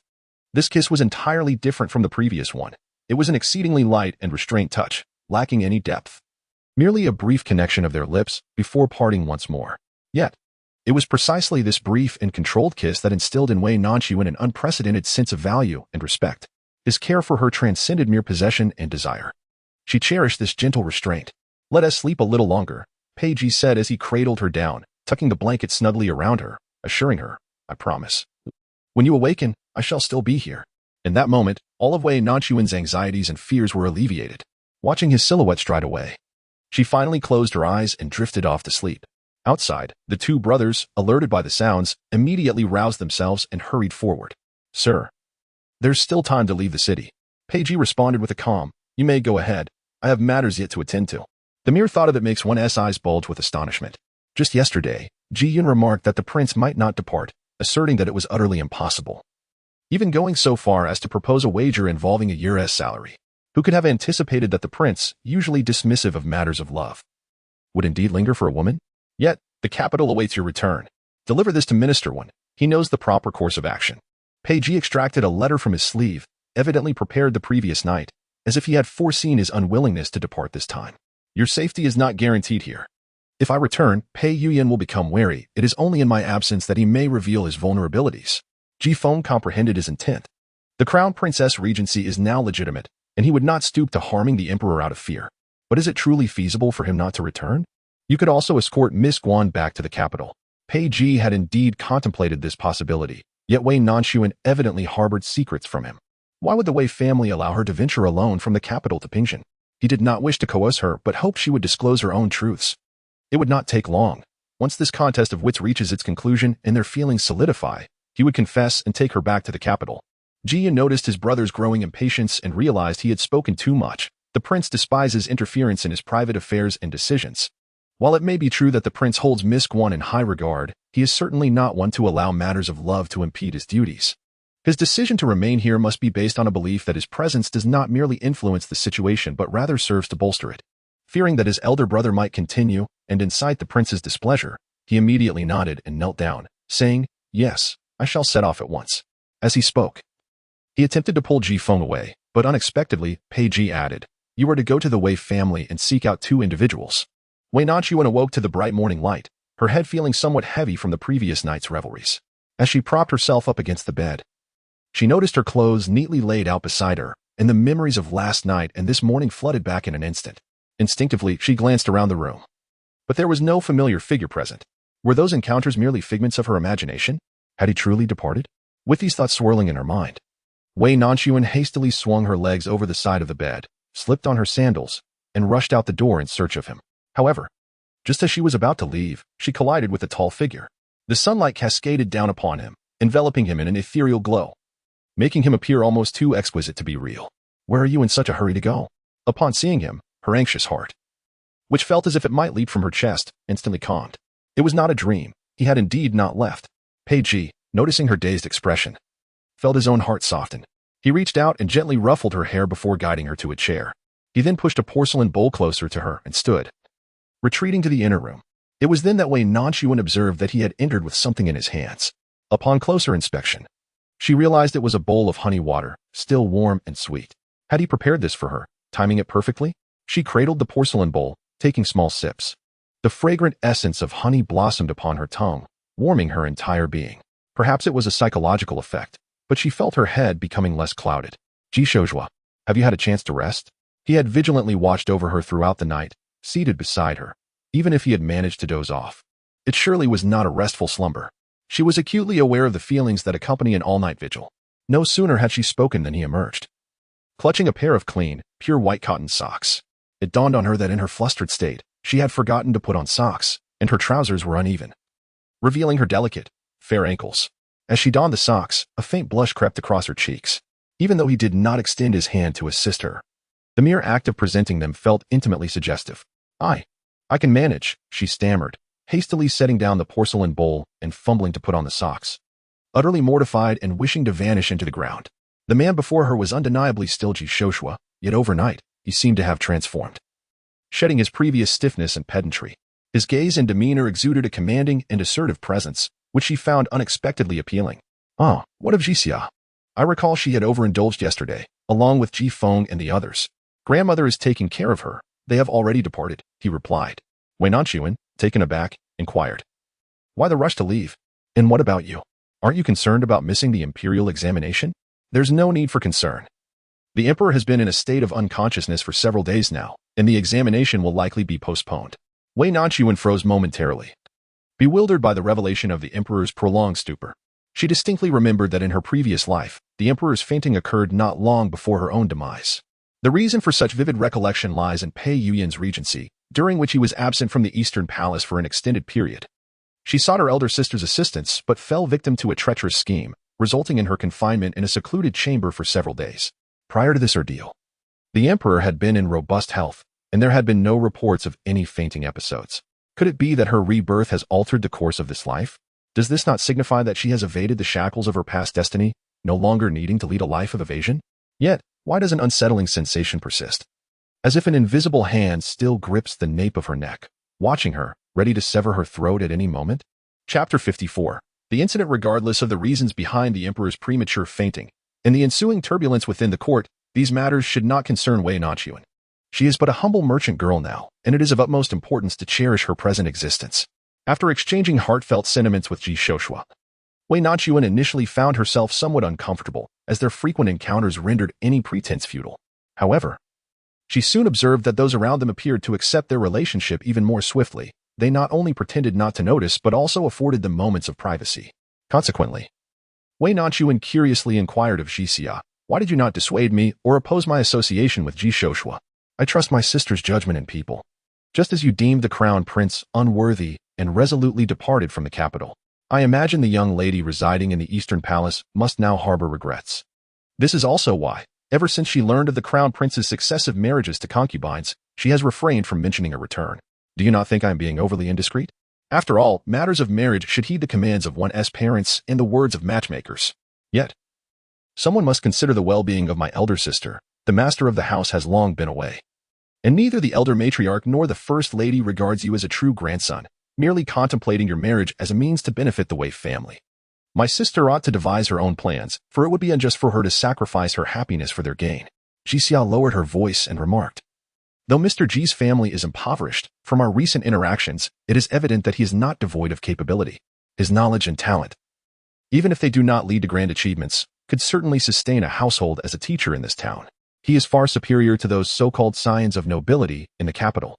This sentiment arose after the commotion caused by the individual surnamed One, which left them quite weary of those pampered young masters. Fortunately, Wen Zhuxi seemed to have been humbled by her previous encounter and has not troubled them since. Wei Nanxun has always regarded Jixia as a younger sister, for she is a soul who has lived before, possessing a clarity of thought that is entirely natural. To her astonishment, Jixia had considered her so deeply, which stirred her emotions.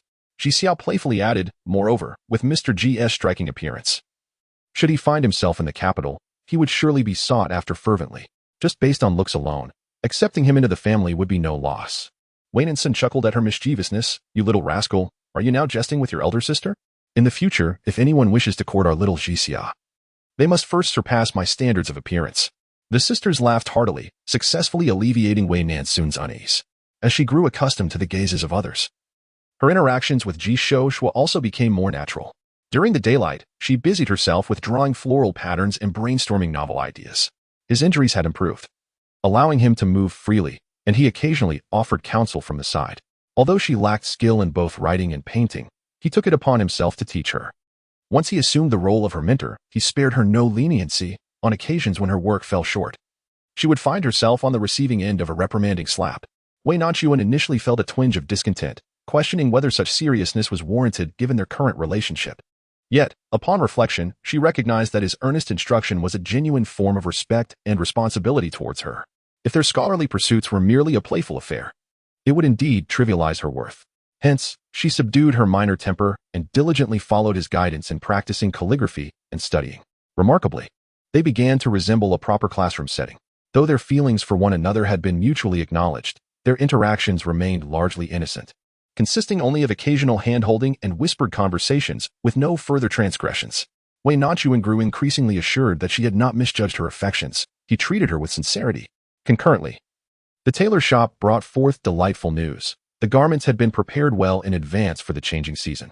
As the weather grew progressively cooler, they had crafted new clothes based on her designs. To her astonishment, as soon as these garments were displayed, they were swiftly purchased, with customers even reserving the entirety of the new stock. Manager He hastily urged the seamstresses to produce another batch, which also met with rapid demand. When she presented the profits to Wei Nanxun, her countenance radiated with joy, feeling as though she could almost elevate him to a pedestal. "Miss Guan, if you have any splendid designs, I shall gladly acquire them. Our collaboration has been most delightful, and I assure you, I am quite generous with my payments. You must not sell your new creations to anyone else." Wei Nanxun was acutely aware that this design would undoubtedly sell well, yet she had not anticipated such substantial profits. With her goal of acquiring 10 ingots of gold, she found it impossible to refuse and decided to present another garment style she had recently sketched. Merely reproducing patterns that mirrored those from the capital would attract undue attention, prompting her to devise an alternative approach. She vividly recalled that in her previous life, she had crafted sleeves that were notably wide and adorned with multiple layers, which accentuated the delicacy of a woman's hands. She wore it only once to a banquet. Yet the other young ladies were captivated, and soon enough, it became the talk of the capital. From that autumn and winter onward, sleeves grew increasingly voluminous and layered. As she was the pioneer of this trend, no one in the capital would suspect its origins, and even if it gained popularity in Pingxin, it would remain unchallenged. Recently, under the tutelage of Pei Ji, she had honed her painting skills. Though her artistry was not yet exquisite, she had certainly mastered the basics. When manager he beheld her designs, he was immensely impressed, exclaiming, "How could I have never considered such cutting for sleeves? It is beautiful, and if crafted, it will surely sell remarkably well. By the way, Miss Guan, quite a number of noble ladies have visited my shop in search of garments, inquiring about the creator of such exquisite designs, claiming they are more fashionable than those in the capital. I have not revealed that you are the artist. If they continue to ask, how shall I respond?" Naturally, Wei Nanxun preferred to maintain a low profile. Manager he was aware that she remained in her family home, merely pursuing her interests. If she attracted too much attention, she feared her elders might disapprove. I fully comprehend your perspective, however.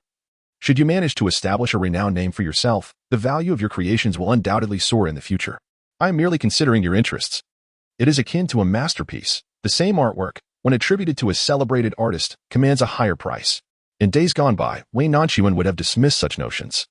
Yet the thought of impending expenses at home and her desire to save money for future suitors has piqued her interest.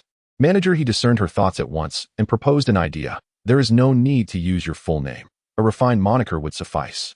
This indeed is a splendid suggestion, allowing her to earn without drawing excessive attention. Her fingers grazed the jade pendant hanging at her waist, and with a slight smile, she said, "Then call me Mr. Yu."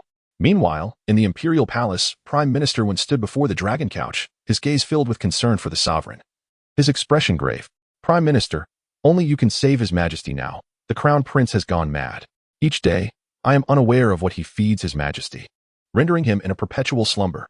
Noble consort, I understand your sentiments, but you must exercise caution in your words. Without evidence, how can one tarnish the crown prince's reputation? No, I speak no falsehood. I witnessed someone enter under the cover of night, covering His Majesty's mouth and nose. It was only my scream that frightened them away. It must be the crown prince, intent on harming His Majesty to ascend the throne sooner." The noble consort had long lost her previous fervor. Since she had expressed her desire to attend to His Majesty's illness, she had been effectively confined, unable to step beyond the chamber even once. She lived in a state of constant paranoia, too fearful to eat anything, dreading the moment she might succumb like the emperor, never to awaken again. When she finally encountered Prime Minister Wen, who had come to inquire about the emperor's health, she could hardly contain herself. Bowing repeatedly and pleading for him to restrain the crown prince, Prime Minister Wen, once the emperor's mentor and the most upright figure in both court and society, was her last hope. If he could not assist her, death awaited her and her son. "I have what you seek." After His Majesty took his medicine, he suffered relentless vomiting. I attended to him and collected everything. If we present it to the imperial physician for examination, the truth shall be revealed. The virtuous consort, in a frenzy, retrieved a jade basin from beneath the bed. The mere thought of its contents caused even Prime Minister Wen to frown. He sighed deeply. "In that case, I shall send someone to investigate. Prime Minister, the crown prince shows no mercy even towards His Majesty. He will certainly not spare my son. I implore you to save him. Your Highness, please rise. Such a display of reverence is too much for this old minister to bear. The bond between the crown prince and the second prince is strong. How could he possibly commit fratricide? Your worries are unfounded. No, if you do not agree, I shall not rise." As the two were engaged in this tug of war, the palace doors swung open, revealing Pei Yiyan clad in a resplendent yellow robe, accompanied by a retinue. Chun Dushing rushed in first, his sharp voice piercing the air. "His Majesty remains in a deep slumber. What is transpiring here between the virtuous consort and the Prime Minister?" Chapter 55, Pursuit Your Highness. Is it possible that this palace consort and courtier are entangled in scandalous affairs? The Prime Minister's brow furrowed momentarily. He was over a decade older than the emperor, nearly old enough to be his grandfather, and significantly elder than this favored concubine. It was utterly inconceivable that anyone would associate them with lewdness. However, upon seeing the crown prince and those accompanying him, The realization struck him. He had fallen into a trap. Observing the same look of fear and astonishment on the concubine's face confirmed that she too had been ensnared in this scheme. His expression hardened, adopting a tone of sternness. "You eunuchs, cease your slanderous words. I merely came to visit His Majesty and happened upon the esteemed concubine." She was deeply concerned for His Majesty's health, to the point of nearly fainting from worry, and I sought to offer her some comfort. "How could your mouths distort this into such a vile matter?" Pei Yuyan, with a relaxed demeanor, adjusted his sleeves and coldly retorted, "Is the Prime Minister's so-called comfort merely a pretext for embraces and entanglements?" As the Emperor's tutor, the Prime Minister had indeed instructed the Crown Prince in the arts of scholarship, albeit for a brief period before discreetly resigning to the Emperor. It was not that the Crown Prince lacked intelligence. On the contrary, he was remarkably astute. Yet, his brilliance was misapplied. He possessed a notable aptitude for literacy and could easily grasp writing and reading, yet he feigned incompetence, deliberately misspelling words and misreciting passages to draw the attention of others. Furthermore, he excelled in deceit and concealing his emotions. The Prime Minister, with his upright disposition, held a disdain for such duplicity, regardless of the prince's status. These were trivial matters, yet character is revealed in the minutiae. A child so young yet full of lies was indeed displeasing to him. Yet the Crown Prince, on the whole, remains astute. Perhaps deceit and sensitivity are traits common among those in power. He refrained from divulging much to the Emperor and simply requested to resign. As the Crown Prince matured and began to govern, he discovered that not only had he failed to shed the flaws of his youth, but he had grown even more obstinate. His public display of humility and submission was mere facade, much like the present moment when his true nature was finally unveiled. Prime Minister, one exhaled deeply. When one wishes to fabricate charges, there is no shortage of pretexts. Your Highness, if there is something you desire, you might as well express it candidly. I am aware of the Prime Minister's innocence, yet others remain oblivious. As the Crown Prince, my words do not command universal belief. Unless I ascend to the throne, standing above countless souls, then I may assert my truth. I urge your Highness to exercise caution in your words and deeds. For the Emperor is listening. Pei Yuyan chuckled lightly, a hint of derision in his tone. With Father Emperor gravely ill, it is uncertain when he shall awaken. This nation cannot endure a day without a ruler. Would you not agree? Pei Yuyan, you truly harbor ambitions as fierce as a wolf's. It is a pity that I have repeatedly vouched for you before His Majesty, yet you display such outrageous disregard for moral order. I possess the edict established before the Emperor's fainting spell, and the Empress Dowager is recuperating in the palace. Do not presume that the Emperor's slumber permits you to act with impunity. What is the meaning of your words, Prime Minister? I fail to comprehend. The two exchanged barbs. While the virtuous concubine finally grasped the situation, her eyes widened, and she stood upright, pointing an accusatory finger at Pei Yuyan, chastising him vehemently. "Ah, so you aspire to usurp the throne, wishing to slay your own father. Fortunately, His Majesty has anticipated such treachery. The decree clearly stipulates that the rightful heir is not you, but my dear Honor. You shall not seize what rightfully belongs to my Honor." Pei Yuyan could scarcely be bothered to cast her a glance. With a mere gesture, Qin Dishing promptly had her mouth covered and dragged away. If the Chancellor were wise, he would relinquish what is not his. The Crown Prince shall ensure the enduring prosperity of the Wen clan for a century. Qin Dishing, with a delicate gesture reminiscent of a scheming sycophant, elicited a tremor of rage upon the visage of Chancellor Wen, whose advancing years rendered him particularly vulnerable to such indignation. He clutched his chest, trembling slightly. The late Emperor and His Majesty bestowed their trust upon me, allowing me to serve in the cabinet as Chancellor. I shall never jeopardize the century-long foundation of the Great Yin for mere personal gain. Fortuitously, His Majesty has issued a decree. How could you, a disloyal and unfilial wretch, bear the weighty responsibilities of the nation? Pei Yuyan had already surmised that the edict left by the Emperor did not designate him as regent. Yet he clung to a sliver of hope, believing that the Emperor might still harbor affection for his mother and their father-son bond, even with prior mental preparation. The realization that he was not the chosen one brought forth a chill and a hint of derision. Everyone claims he is the most exemplary heir apparent. His knowledge and abilities beyond dispute, a half-sovereign favored by heaven itself, yet the Emperor remains unconvinced of his worth, refusing to employ him. Had the Emperor possessed even the slightest trust in his son, he would not have found himself in such a predicament. Pei Yuyan's eyes narrowed, and with a decisive wave of his hand, he commanded, "Seize them." The Chancellor and the virtuous consort, engaging in debauchery within the imperial harem, have conspired to commit treason. They are to be imprisoned in the court of judicature, and the entire Wen clan shall be confined within their estate, forbidden from stepping beyond its threshold. As the words fell, a guard stepped forward, intent on detaining the two. The old man declared, "Who dares? I am the imperial master and chancellor of this dynasty. Even the Emperor would not dare to apprehend me without evidence. You merely govern on behalf of the Emperor. What authority do you possess to seize me?" Pei Yuyan commanded the imperial guards, who only heed the emperor's orders. Naturally, they were intimidated by the chancellor's rebuke, and none dared to act against him. What if I possess this? Pei Yuyan said calmly, retrieving an object from his bosom. Upon seeing it, everyone in the room knelt and bowed their heads. Long live our emperor. It was indeed the imperial seal. Since the emperor's health had deteriorated, this artifact had remained undisclosed, although Pei Yuyan could manage state affairs. Without this seal, he held no decision-making power, nor could he command the officials. Impossible. When did you acquire the seal? One exclaimed. Seize him, Pei Yuyan.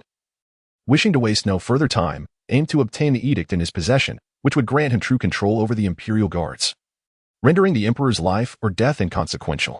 The guards, prostrate on the ground, saw that they were about to detain the chancellor once more. He spoke sternly. Hold on. Do you think possessing the imperial seal grants you command over the imperial guards? They have never obeyed the seal. They follow the imperial token. Fortunately, I have long since dispatched the token from the capital. As he spoke, he produced a sealed yellow scroll. Unfastening its tie, the scroll unfurled gracefully. The edict of the great Yin Emperor is here. You all should kneel and receive it.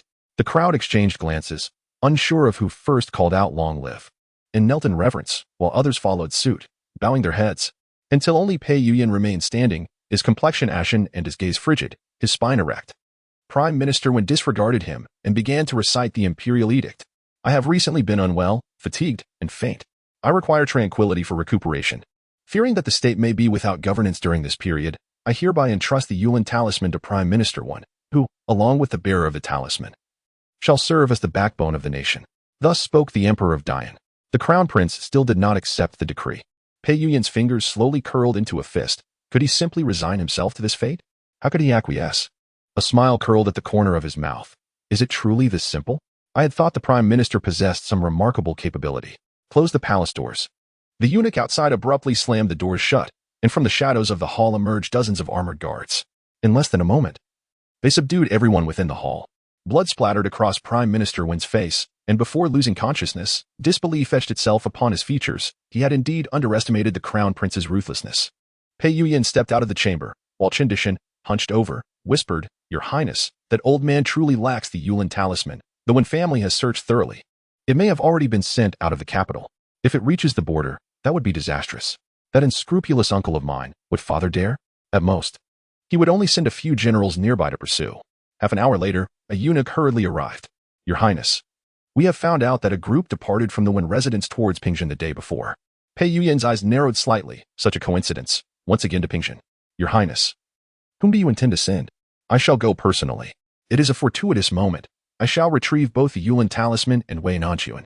Chapter 56. Elopement. Wei Nanxun felt as buoyant as the clear skies outside, having recently accumulated a modest fortune in silver from her collection of boxes. Just yesterday, the manager of the tavern, Master Chiu, had delivered her dividends, 2 full ingots of silver. Indeed, the Grand Tavern was unparalleled.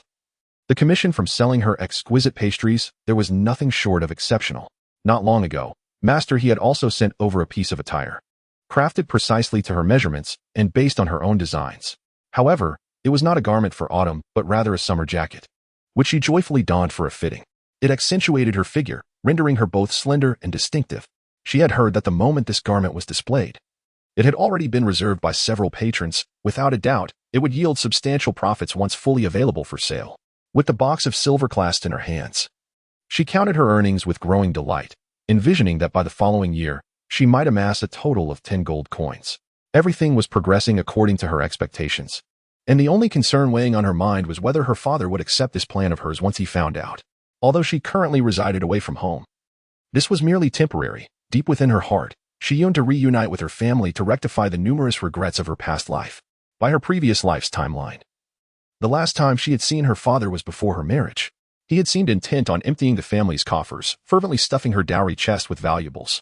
At the time, she had inquired, Father, if you give me all these property deeds, what will happen when my brother marries? Yet, her father had nonchalantly replied, Silly child, you are entering the palace alone. There will be many occasions where you will require silver. It is said that even a 7th-rank official must be well prepared in the presence of high-ranking nobles, lest the palace eunuchs and maidens plot against you. The silver has vanished. Yet as your father, I can still earn more.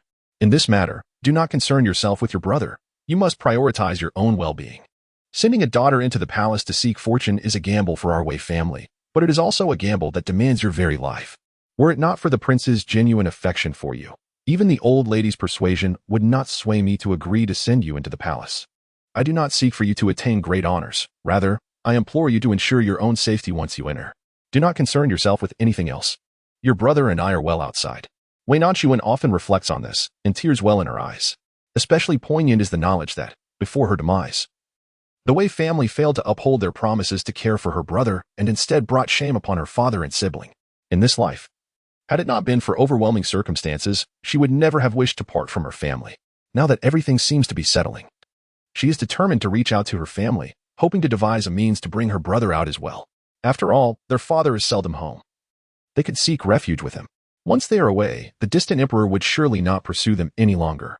Moreover, she cannot believe his obsession runs that deep. A man destined to be an emperor may feel discontent in the moment, but with the passage of time, he will surely relinquish such feelings. As Wei Nanxun pondered this, she noticed Ji Shoujuan outside the window, holding something in his hand. Their gazes met, and he paused momentarily, revealing a faint smile. She responded with a gentle smile of her own, recalling that in her previous life, it was her impending marriage that had prompted her father to return home. This year, there is no such matrimonial affair. According to last year's pattern, he should return around the winter solstice. The father did not wish to marry her off to someone who sought wealth and power. She was confident that with Ji Shoujuan's appearance, character, and intellect, she could persuade her father to accept the idea of a marriage proposal. Just as she contemplated this, Ji Xia entered briskly. Elder sister, look, what is this? You previously asked me to find a way to contact the owner of the pastry shop so that I could send a message to Uncle Chiu, and it worked. Wei Nanxuan's eyes instantly sparkled with excitement. She had previously thought that relying solely on the tea house to gather news from the capital was quite limited and one-sided. To learn about the Wei family and the crown prince, it was essential to connect with Uncle Chiu. However, approaching him directly could easily attract attention, which is why she decided to approach the owner of the Xia family pastry shop first. Since last month, she had discreetly sent several letters, and at last, good news had arrived. Quick, bring it to me. She was eager to hear from her younger brother and father. When the letter was finally in her hands, she swiftly tore it open, only to see a thin piece of paper slip out. Sensing something was amiss, she furrowed her brow and unfolded it, revealing 2 large characters written in an elaborate script. Wait alone. Wei Nanxuan's smile froze on her face, her mind going blank, and the paper suddenly slipped from her fingers to the ground. Pei Yuyan, it was him, and he still would not let her go. It seemed that all her fantasies and hopes for the future had turned into a cruel joke in that instant. How had he discovered her connection to the pastry shop? Or had he been monitoring Uncle Chiu all along, never giving up on finding her? Her blood felt as though it had frozen in an instant, and her eyes involuntarily misted over, leaving her momentarily at a loss. Elder sister, what is wrong? Do not frighten me, Wei Nanxun murmured, her fingers nervously crumpling the paper in her grasp.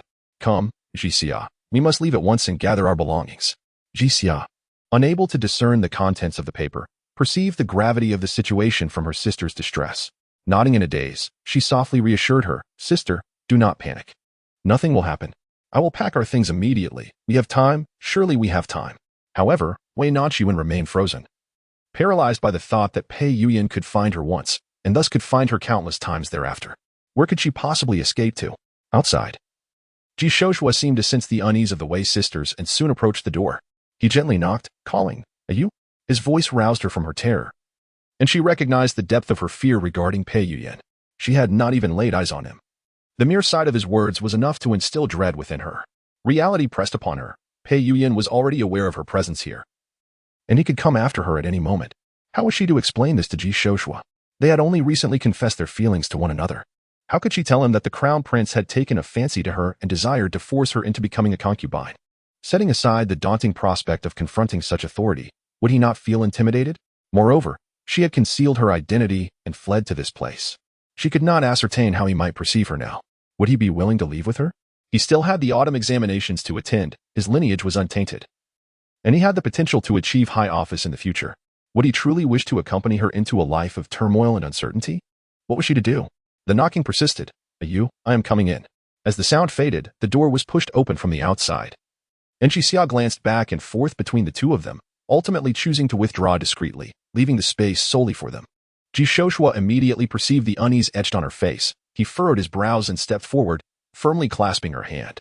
Although the weather had begun to cool, the daytime temperatures remained high, yet her hand felt like ice. What could have frightened her so profoundly? Do not fear, I am here, he reassured her. Under his comforting presence, Wei Nanxun gradually regained a semblance of composure. He remained tall and dependable, his gaze resolute and steady. However, the individual she was concerned about was not the likes of Wen Zhuxi, but Pei Yuyan, the exalted prince. Even he could not be of assistance. Yet, the thought of parting from Ji Shoshua was intolerable. What has transpired? Speak to me. Wei Nanxun gazed into his eyes, and without knowing why, she blurted out, Ji Shoshua. Let us elope. Chapter 57. Audience with Uncle Huang elope? Pei Jichu found the term both unfamiliar and refreshing. Who would have thought that one day he would associate himself with such a notion? Who could have imagined that the illustrious Prince Su of Dian would need to elope with a woman?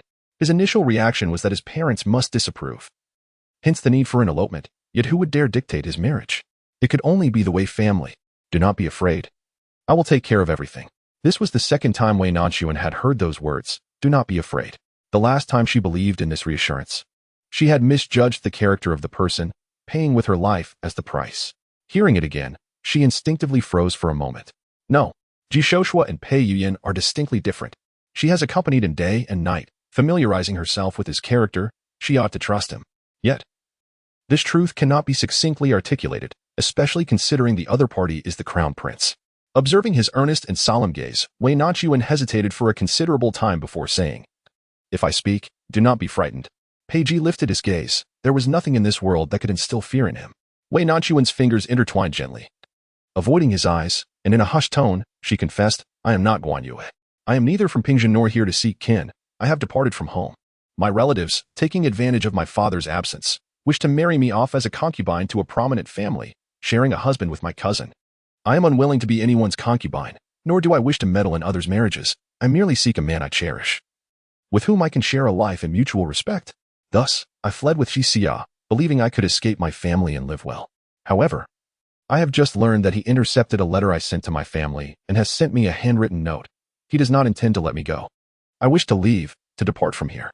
Pei Ji listened patiently, his expression growing increasingly peculiar. He had surmised that Wei Nanxun might have left the capital to evade someone and was aware that Pei Yuyan seemed to harbor feelings for her. Yet he did not expect that a prince of his stature could resort to coercing a woman's will. He had initially thought Pei Yuyan merely employed ruthless methods, indifferent to familial bonds, but it now appeared he was indeed a true scoundrel. As he observed Wei Nanxun recounting her past, her head bowed lower with each word, as if all of it were her fault. Yet, she was indeed powerless, destined to be a pawn of the Wei family. A broad hand slowly descended upon her head, gently ruffling her hair. It is not your fault. You simply have had bad luck. Wei Nanxun stiffened. She had not heard Ji Shoshua speak earlier, assuming his silence stemmed from disdain or disapproval, for he was a man of principle. In his eyes, a woman ought to remain under her father's care until she is married off to her husband. How would he regard her unconventional behavior?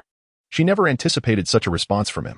Tears brimmed in her eyes. He understood her, truly understood her. She had done nothing wrong. Merely encountered Pei Yuyan by chance in her own home. She was simply unfortunate, yet Pei Yuyan had taken notice of her. Do not fear, I am here. Wei Nanxun yearned to bask in this warmth, yet her reason prevailed. She was acutely aware that Pei Yuyan could arrive at any moment, if captured. She would likely be confined once more in that lightless palace. Should Ji Shoshua be apprehended, Pei Yuyan's temperament would ensure he would not let him go. No. You do not comprehend who he is. He is no ordinary noble. Even my family must tread carefully around him. We are both trapped in this predicament. The notion of eloping was but a fleeting impulse. Ji Shoshua, you must leave. I do not wish to burden you. She was well aware of her vulnerabilities. She could not let go of her father and younger brother, and now there was Ji Shoshua to consider. The past few months in Pingjin had felt like a beautiful dream, and now it was time to awaken from it. Leave? Yes, gather your belongings and depart at once. I shall remain here, awaiting his arrival. Pei Ji's anger had reached its zenith. What a figure Pei Yuyan was, having seemingly ascended to the pinnacle of his princely status. He ruled over the borderlands like a sovereign of the great Yin, unchallenged and reveling in his carefree existence, indifferent to who might ultimately claim the throne. Yet now, someone had disrupted his tranquility. There was no need for such complexity. Regardless of who came, it would all be futile. Pei Ji spoke with resolute conviction, exuding an aura that momentarily intimidated Wei Nanxun. However, she quickly regained her composure and gently pushed him away, saying, Who do you think you are? This is not the time for bravado. You should leave, and the farther, the better. Pei Ji furrowed his brow defiantly. You dare, he thought to himself, that since Wei Nanxun had revealed her past, and with Pei Yuyan's imminent arrival, he had no need to conceal anything further. But just as the words escaped his lips, Ji Xia rushed in, panting, "Sister, it's terrible. We've received more news. The young master has gotten into a fight at the academy and has suffered a broken leg. He has been unconscious for several days." Wei Nanxun's eyes widened. This was supposed to be a matter for years hence. Could her departure from the capital have altered the course of events, thereby jeopardizing her brother's fate? No. She must return to the capital. "Pack your things. We must go back immediately." Pei Ji attempted to voice his objections, yet she was in a frenzy, unwilling to exchange another word with him. Her brother was evidently far more significant to her than he, a mere transient in her life. How could she be so resolute? Pei Ji observed coldly, noting the swift and skillful manner in which they packed their belongings, which revealed the arduous journey they had endured away from the capital. Amid his frustration, a tinge of compassion inevitably arose within him. Unable to resist the pull of his softening heart, he stepped forward decisively and grasped her wrist. "I have stated that it is futile, regardless of who comes." For Ji Shozhua, Wei Nanxun felt a profound reluctance. However, when weighed against her family and his safety, she would willingly choose to sacrifice herself once more. Her eyes brimmed with unshed tears as she inhaled deeply, saying, "Ji Shozhua, let us not meet again in this lifetime." With that, she intended to send her grandfather to prepare the carriage, but just then, the courtyard door was forcefully kicked open from the outside. A cadre of armored guards stormed in, followed by a figure clad in a deep blue robe. Having traveled tirelessly for half a day, he still appeared unblemished, his garments free from dust, and not a single strand of hair out of place. As if he perpetually occupied a realm of elevated stature. Wei Nanxun's complexion paled dramatically, her body stiffening, her feet seemingly weighed down by an insurmountable force. She understood that her dreams had shattered. Pei Yuyan stood resolutely, addressing her with a tone that blended gentle exasperation and indulgence. "Have you made enough of a scene? Come back with me." His gaze swept across the courtyard, and upon spotting the towering figure behind Wei Nanxun, his expression momentarily faltered. Wei Nanxun instantly realized that Ji Shozhua had followed her. It was over, he would perish. She bit her lower lip and positioned herself in front of Ji Shozhua, resignedly bowing her head to say, "Very well, I will return with you. However, you must release her." Before her words could fully escape her lips, she witnessed the prince, who was exalted above all yet beneath none, gradually kneel before her. Before she could register the scene, he gritted his teeth and respectfully bowed his head, declaring, "Your nephew pays his respects to Uncle Huang." Chapter 58. The Man. Pei Yuyan had assembled an entire battalion, and, alongside the commander of the Imperial Guards, made his way to Pingshan. Commander Zhao Duo was an exceedingly cunning individual. His father had been unwaveringly loyal to the late emperor, and although he retained his martial prowess, his loyalty was no longer guaranteed. After all, which of the Pei father and son had not pledged allegiance when ascending to the throne? The sole factor rendering him indecisive was the Jade Lin talisman. Without it, even he, the commander, could not command the most loyal and valiant Imperial Guards in the realm. His willingness to accompany Pei Yuyan stemmed from two motives. First, to ensure the acquisition of the Jade Lin talisman, and second, to swiftly discern the allegiances being formed. Should the prince succeed, he could position himself as one of the foremost supporters. Upon arriving at Pingshan, he immediately ordered the city gates to be sealed and began a house-to-house search for individuals. Pei Yuyan felt increasingly confident about the day's events and was not overly concerned. Finding no trace of the talisman holder, he resolved to take Wei Nanxun back with him. He believed his interest in Wei Nanxun was merely a fleeting impulse, a manifestation of unfulfilled desires. Yet, for the past several months, he realized he had been unable to cease thinking of her. In his dreams, she lingered, and during the day, any woman bearing a resemblance to her would inevitably remind him of her. He had never been so consumed by a woman, his heart gnawed by an insatiable desire. He could not discern whether it was resentment or something else entirely. He cared not for her innocence or lack thereof, for he was determined to possess her by any means necessary. Fortunately, the resources he had within the Wei family had not been squandered, and at last, good news had emerged. Though he had ample affairs awaiting him in the court, the mere thought of seeing her, whether she appeared astonished, pained, or regretful, brought him a peculiar joy. Yet, he could scarcely fathom that there was another man in Wei Nanxun's quarters. His first reaction was one of uncontrollable rage. He envisioned seizing her by the throat, confining her to a lightless chamber. He longed to question her. Was she so indiscriminate, so incapable of living without a man? Or was it that, as long as he was not the one, any man would suffice? How could she so debase herself while simultaneously belittling him? Just as he contemplated the gruesome fate he would bestow upon the intruder, he took a closer look and recognized the man's visage. Pei Ji. How could this be? He felt an innate trepidation towards this imperial uncle, who was but a few years his senior.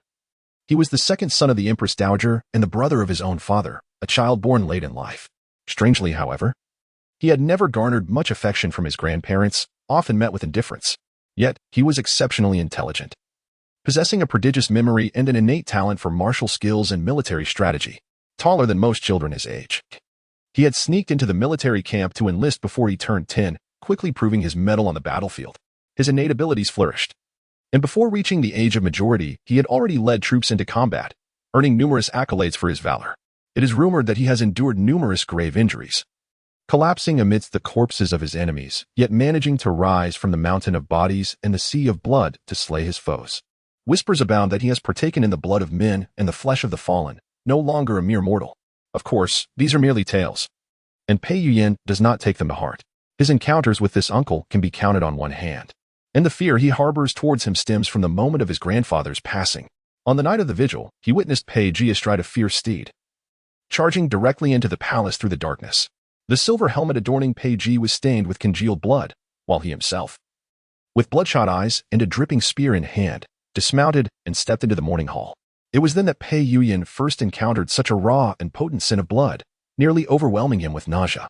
Even his father, who was his elder brother and had ascended to the throne, dared not intervene. What filled him with dread was Pei Ji's silence as he set down a burden he carried on his back. Upon opening it, a gruesome sight was revealed, a bloody severed head, its eyes wide with terror, as if it had not even had time to react before death claimed it. The onlookers in the room were compelled to cover their mouths, retching uncontrollably, while his esteemed uncle remained unfazed, presenting the head before his grandfather's tablet, bowing and offering incense with an unsettling calmness. It was only later that he learned the head belonged to the king of a neighboring enemy, a man who had wounded his grandfather on the battlefield, long regarded as a formidable adversary of the great Yin. He had single-handedly vanquished this foe and brought the severed head to honor his deceased father. In the ensuing years, this harrowing image became a recurring nightmare for Pei Yuyan. Whenever he closed his eyes, the unblinking head haunted his thoughts. Upon catching sight of Pei Ji, he could not help but ponder the unwavering confidence and audacity of Wen Xiang. It became evident that the Yulin talisman had been entrusted to Pei Ji. The reason he had never considered Pei Ji as a possibility was rooted in his understanding of his father, the exalted emperor, who similarly shunned this younger brother. When their grandfather passed away unexpectedly, although the majority supported his father's ascension, numerous rumors circulated claiming that the late emperor had left a decree designating his fourth son as the successor. It was his father who conspired with the palace eunuchs and obstructed Pei Ji's return to the capital, thereby securing the throne for himself. His suspicion towards Pei Ji was undoubtedly no less than that of his own son. Otherwise, he could have long ago stripped Pei Ji of his military power and summoned him back to the capital. His hesitance to act stemmed from a fear of inadequate preparation, which could provoke Pei Ji to rebel instead. Given Pei Ji's esteemed reputation in the military and his unparalleled achievements in battle, should he choose to rise against them, the father and son would have nowhere to stand. Thus, he could forego kneeling to the imperial edict, as well as to the heavens and ancestors. But upon seeing this imperial uncle, despite his profound reluctance, he found himself compelled to bow. Among those present, aside from Pei Yuyan, the most astonished was Wei Nanxun. From the moment Pei Yuyan knelt, her mind became a blank slate. Up to this point in her previous life, aside from kneeling to the emperor and empress dowager, she had never witnessed Pei Yuyan so humbly abase himself. He had always seemed like her celestial being, and in that moment, she felt as though she scarcely recognized him. Even more astonishing to her was that the one to whom he knelt was Ji Shoushua, the impoverished scholar she had always believed him to be, claiming to be destitute with neither parents nor kin aside from an elder brother and sister. At this moment, she finally realized that his brother was the emperor of the great Yin dynasty and his sister was the princess of Anyang. What a remarkable family. Seemingly devoid of any wealth yet utterly virtuous, she had thought she had found a man of humble lineage, a scholar she could invite into her home and share a life with. She recalled the box of silver coins, the heartfelt confessions made earlier, and her recent concerns for him. It was nothing short of a farce. Even in her ignorance, she should have understood that only his beloved uncle, the undefeated King Pei Ji, could command Pei Yuyan's willing submission. No wonder he looked down upon her modest abode, regarding her with the suspicion of a thief. It was not due to his rigid demeanor, but rather his belief that she was one of those women who sought to climb the social ladder through seduction. How utterly laughable. His appearance, his demeanor, his eloquence, and his robust physique, how could any of it resemble that of a mere impoverished scholar? Wei Nanxun laughed until tears nearly brimmed in her eyes, marveling at how she could be such a fool. As she laughed, a thought suddenly struck her, the jade pendant hanging at her waist, inscribed with the character for silence. A flash of realization illuminated her mind. Silence. The character associated with Pei Ji. Chapter 59. The Prince Wei Nanxun quickly recalled the moments they had shared over the past few days. The soreness in her neck after sleeping, the pause he took when she inquired about his name, and his unusual reaction upon seeing her wearing the jade pendant. Initially, it was merely a conjecture, but like unraveling a thread, it swiftly revealed a tangled web of truths, leading to an irreparable chasm. His deception was not particularly sophisticated. Yet deceiving this earnest young woman was as effortless as breathing. She was already 90% certain that Pei Ji was the owner of this jade pendant. The Prince of the Northwest, whom she had speculated about, was not her savior, but rather he, Pei Ji. This meant that he had recognized her from the very beginning. Aware that she was the one from the palace who had mistakenly ingested an aphrodisiac and had thrown herself at him. The thought of this plunged Wei Nanxuan's heart into an abyss, leaving her utterly frozen. In that moment, the weight of shame and embarrassment rendered her unable to lift her gaze. She could hardly fathom the complexity and suspicion that would envelop him upon their next encounter, nor dare to consider how she would appear to him, a frivolous and indiscreet woman in his eyes. Had they met under different circumstances, she would have undoubtedly been grateful and devoted to him. Yet, he chose the most despicable means to deceive and toy with her. She did not blame him for concealing his identity. After all, he had been gravely injured and likely ambushed by enemies, making his wariness perfectly understandable. However, after spending time together and coming to believe that she was not a bad person, he could have revealed his true self. Being such an astute individual, he should have discerned her naive fantasies early on, yet he did not intervene, even indulging her in the charade. She had been led to believe she had found love, only to discover it was all for naught.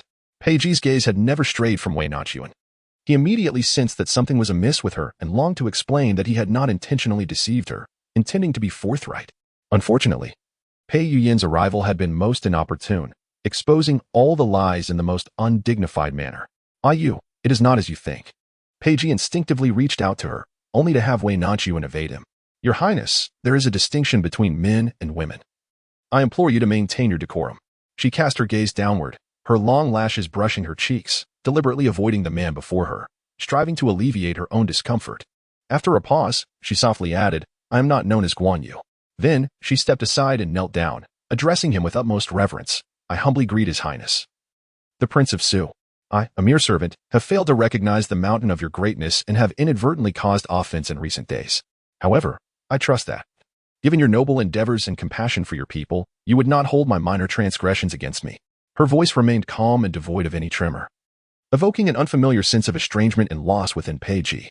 The distinctions of gender, the concept of self-respect, these notions pricked at him like needles, leading his thoughts back to that day when he had pursued the indignant Wen Zhuxi. Had he truly become akin to a rogue in her eyes? Pei Ji felt as though his heart had been submerged in water, swollen with unbearable anguish. His throat constricted as if something lodged within it prevented him from voicing his thoughts. Must you be so distant with me? He implored. You overstate your sentiments, Your Highness. There has always been a chasm between us, akin to clouds and mud. How could one speak of distance? Her eyes brimmed with unshed tears, for just before this day, she had envisioned a future of shared longevity with this man, believing he would never deceive or betray her. Little did she realize that from the outset, he had never uttered a single truth. She had not inquired whether the Prince of Su had a legitimate wife, yet she surmised that, given her station, even serving as a concubine would be an elevation beyond her reach. Wei Nanxun bitterly conjured a smile, her thoughts drifting to the jade pendant at her waist, which she slowly removed, cradling it reverently above her head. Having found the prince's possession, she could finally return it to its rightful owner. Pei Ji detested her humble and self-mocking demeanor even more, and he resented the clear boundaries she had drawn between them. When had he ever consented to her returning his belongings? Since you have picked it up, it is yours. The things I have given are never to be reclaimed. Wei Nanxun was momentarily taken aback. She had grown accustomed to his accommodating demeanor. In their daily interactions, she often made decisions while he rarely opposed her. Suddenly confronted with his domineering attitude, she paused, tightening her grip on the jade pendant. She had no desire to engage in a protracted dispute, which might suggest she wished to entangle herself with him. All she wanted was to hasten her departure back to the capital, avoiding any encounters with others. In that case, I express my gratitude for your generous bestowal, Your Highness. After saying this, she bowed deeply before rising, her head lowered as she attempted to retreat. However, after taking only a few steps, she was obstructed by a wall of people. Pei Ji was genuinely infuriated by her attitude. He would have preferred her to express anger, even to weep, but instead, she displayed no emotion, choosing to treat him as a stranger. Was it possible for her to simply choose to like him, or not at her whim? Such a reality was implausible. If she insisted on calling him Your Highness, then he would fulfill her wish. When have I ever allowed you to leave? Wei Nanxun furrowed her brow, unable to restrain herself, and shot him a swift glare. Her calling him Your Highness was an expression of her impotent rage, deliberately attempting to create distance and draw a clear line between them. Yet he seemed to take her words to heart, embodying the title as if it were of utmost significance. Her roll of the eyes was swift and seamless, almost imperceptible, before she lowered her gaze once more. Yet, that fleeting glance eased Pei Ji's discomfort. At least he understood she was angry, and not genuinely seeking to sever their connection. The noble lady and the prince have settled their affairs. She has pressing matters to attend to, and she beseeches him not to impose upon her. He saved her once, and she has reciprocated, thus balancing the scales. Pei Ji is most vexed by her repeated insistence on this notion of equilibrium, raising an eyebrow, as if to speak. Yet, before he could utter a word, a figure abruptly interposed between them. "Uncle, your nephew has come to escort you back to the capital. If you have no other matters, please accompany me." Pei Yuyan had been standing by, observing their seemingly intimate exchange, his forehead taut with tension, his hands clenching and relaxing in a rhythmic dance. He could surmise that Pei Ji had spent these days in the company of Wei Nanxun, who remained oblivious to his true identity, suggesting a rift between them. While he could tolerate Pei Ji wielding the jade unicorn talisman, bowing to him was unavoidable. Matters of court could be deliberated upon later. However, he could not bear to witness Wei Nanxun exchanging glances with his uncle. He declared, looking towards Wei Nanxun, "Ah, son, you have been away from the capital for some time to escape the heat. Your elder sister has been quite concerned about you. Now that fate has brought us together, it is only natural that I see you safely home." As he reached for her hand, embodying the role of a caring brother-in-law, another firm and powerful hand seized his wrist with a grip as if intent on shattering his bones, causing him to wince in pain. He heard a cold, unyielding voice from above. "Who permitted you to touch her?" Chapter 60. A plea. Pei Yuyan had never experienced such excruciating pain before. Born as the crown prince, despite his father's precautions in recent years preventing him from accessing the deepest powers of the court, he remained a prince, indeed, the second most esteemed individual in the Great Yin. He had been nurtured in privilege, unfamiliar with the taste of failure. Endowed with the virtues of patience and strategic concealment, he awaited the opportune moment to act. Yet, this did not imply he could endure such physical torment. Had it been anyone else, he might have dismissed the notion that they would dare to harm him. Yet the person before him was Pei Ji. He was acutely aware of this man's iron-willed methods and bloodthirsty nature. Pei Ji truly did not care whether he was the crown prince, and would not hesitate to break his bones, or even to take his life. What his uncle did not know was that his crown princess was a daughter of the Wei family, the elder sister of Ah Sun, making him the brother-in-law of Ah Sun. Having been away from home for many days, it was both a matter of sentiment and reason for him to escort her back to the capital. Pei Ji, gripping his wrist with unwavering strength, did not afford him even a glance, his gaze fixed instead on the young lady before him. With a tone that was almost dismissive, he declared, "Ah, you saved my life. She is my savior, and it is only right that I escort her back to the capital." The searing pain nearly caused Pei Yuyan to lose his composure, but thinking of Wei Nanxuan's presence beside him, he could not afford to disgrace himself. He bit down hard on his lip, suppressing his cries of anguish. He understood that reasoning with Pei Ji was futile. This individual would not yield even before the Empress Dowager. As a junior, how could he possibly contend with him? Thus, he turned his gaze toward Wei Nanxun. He endured the excruciating pain, striving to keep his voice steady. "Ah son, return with me. Your father and brother are waiting for you." Wei Nanxun observed Pei Yuyan's pallid countenance and the agonizing groans he emitted, evoking a twinge of compassion within her. It was a disheartening sight to witness someone of his esteemed stature brought low, his spirit crushed. She yearned to distance herself from him. Yet she harbored no desire to exacerbate his suffering. Moreover, she was reluctant to confront Pei Ji. Her sole wish was to hasten her departure to the capital, indifferent to whether Pei Yuyan accompanied her. However, upon hearing him mention her father and brother, her fleeting compassion evaporated. He still dared to threaten her. His nature was undeniably malevolent. He offered her no respect, and all his gentleness was mere pretense. Although Pei Ji's deceit was despicable, it paled in comparison to the revulsion she felt towards Pei Yuyan's intimidation and humiliation. Why had he not met a fatal end? Yet, the fact that he uttered the word brother indicated that he had indeed taken control of him. She could not gamble with the lives of her family. Wei Nanxun clenched her fists tightly, inhaling deeply before speaking. "Your Highness, the Crown Prince speaks the truth. He is my sister's husband. I implore you, do not make this difficult." Pei Ji scrutinized her visage intently, searching for any trace of reluctance, but her expression remained composed, devoid of any compulsion. She was genuinely pleading for this man, the one who had drugged her and coerced her into this predicament, regardless of his motivations. She had no reason to advocate for him. Her father and brother would find their own means. Ultimately, her trust in him was non-existent. He scoffed lightly, abruptly releasing her tightly grasped wrist. In a cold tone, he remarked, Pei Yuyan, take care of yourself. After uttering these words, he turned to Wei Nanxun and said one last time, come with me. I appreciate your kindness, your highness, she replied, effectively declining his offer, and astonishingly, she was indeed willing to refuse him for the sake of Pei Yuyan. Pei Ji's eyes turned icy. In stark contrast, Pei Yuyan felt a surge of delight. To him, Wei Nanxun had made a choice. She had chosen him. This provided him with a fleeting sense of victory, allowing him to gain the upper hand over Pei Ji, to the point where he scarcely felt the pain in his hand. He carried himself like a triumphant victor, reaching out with his uninjured hand to grasp Wei Nanxun's. Ah, son, I have instructed the servants to prepare the carriage. Let us return. Yet, at that moment of secret joy, Wei Nanxun evaded his gesture. Thank you for your kind offer, your highness.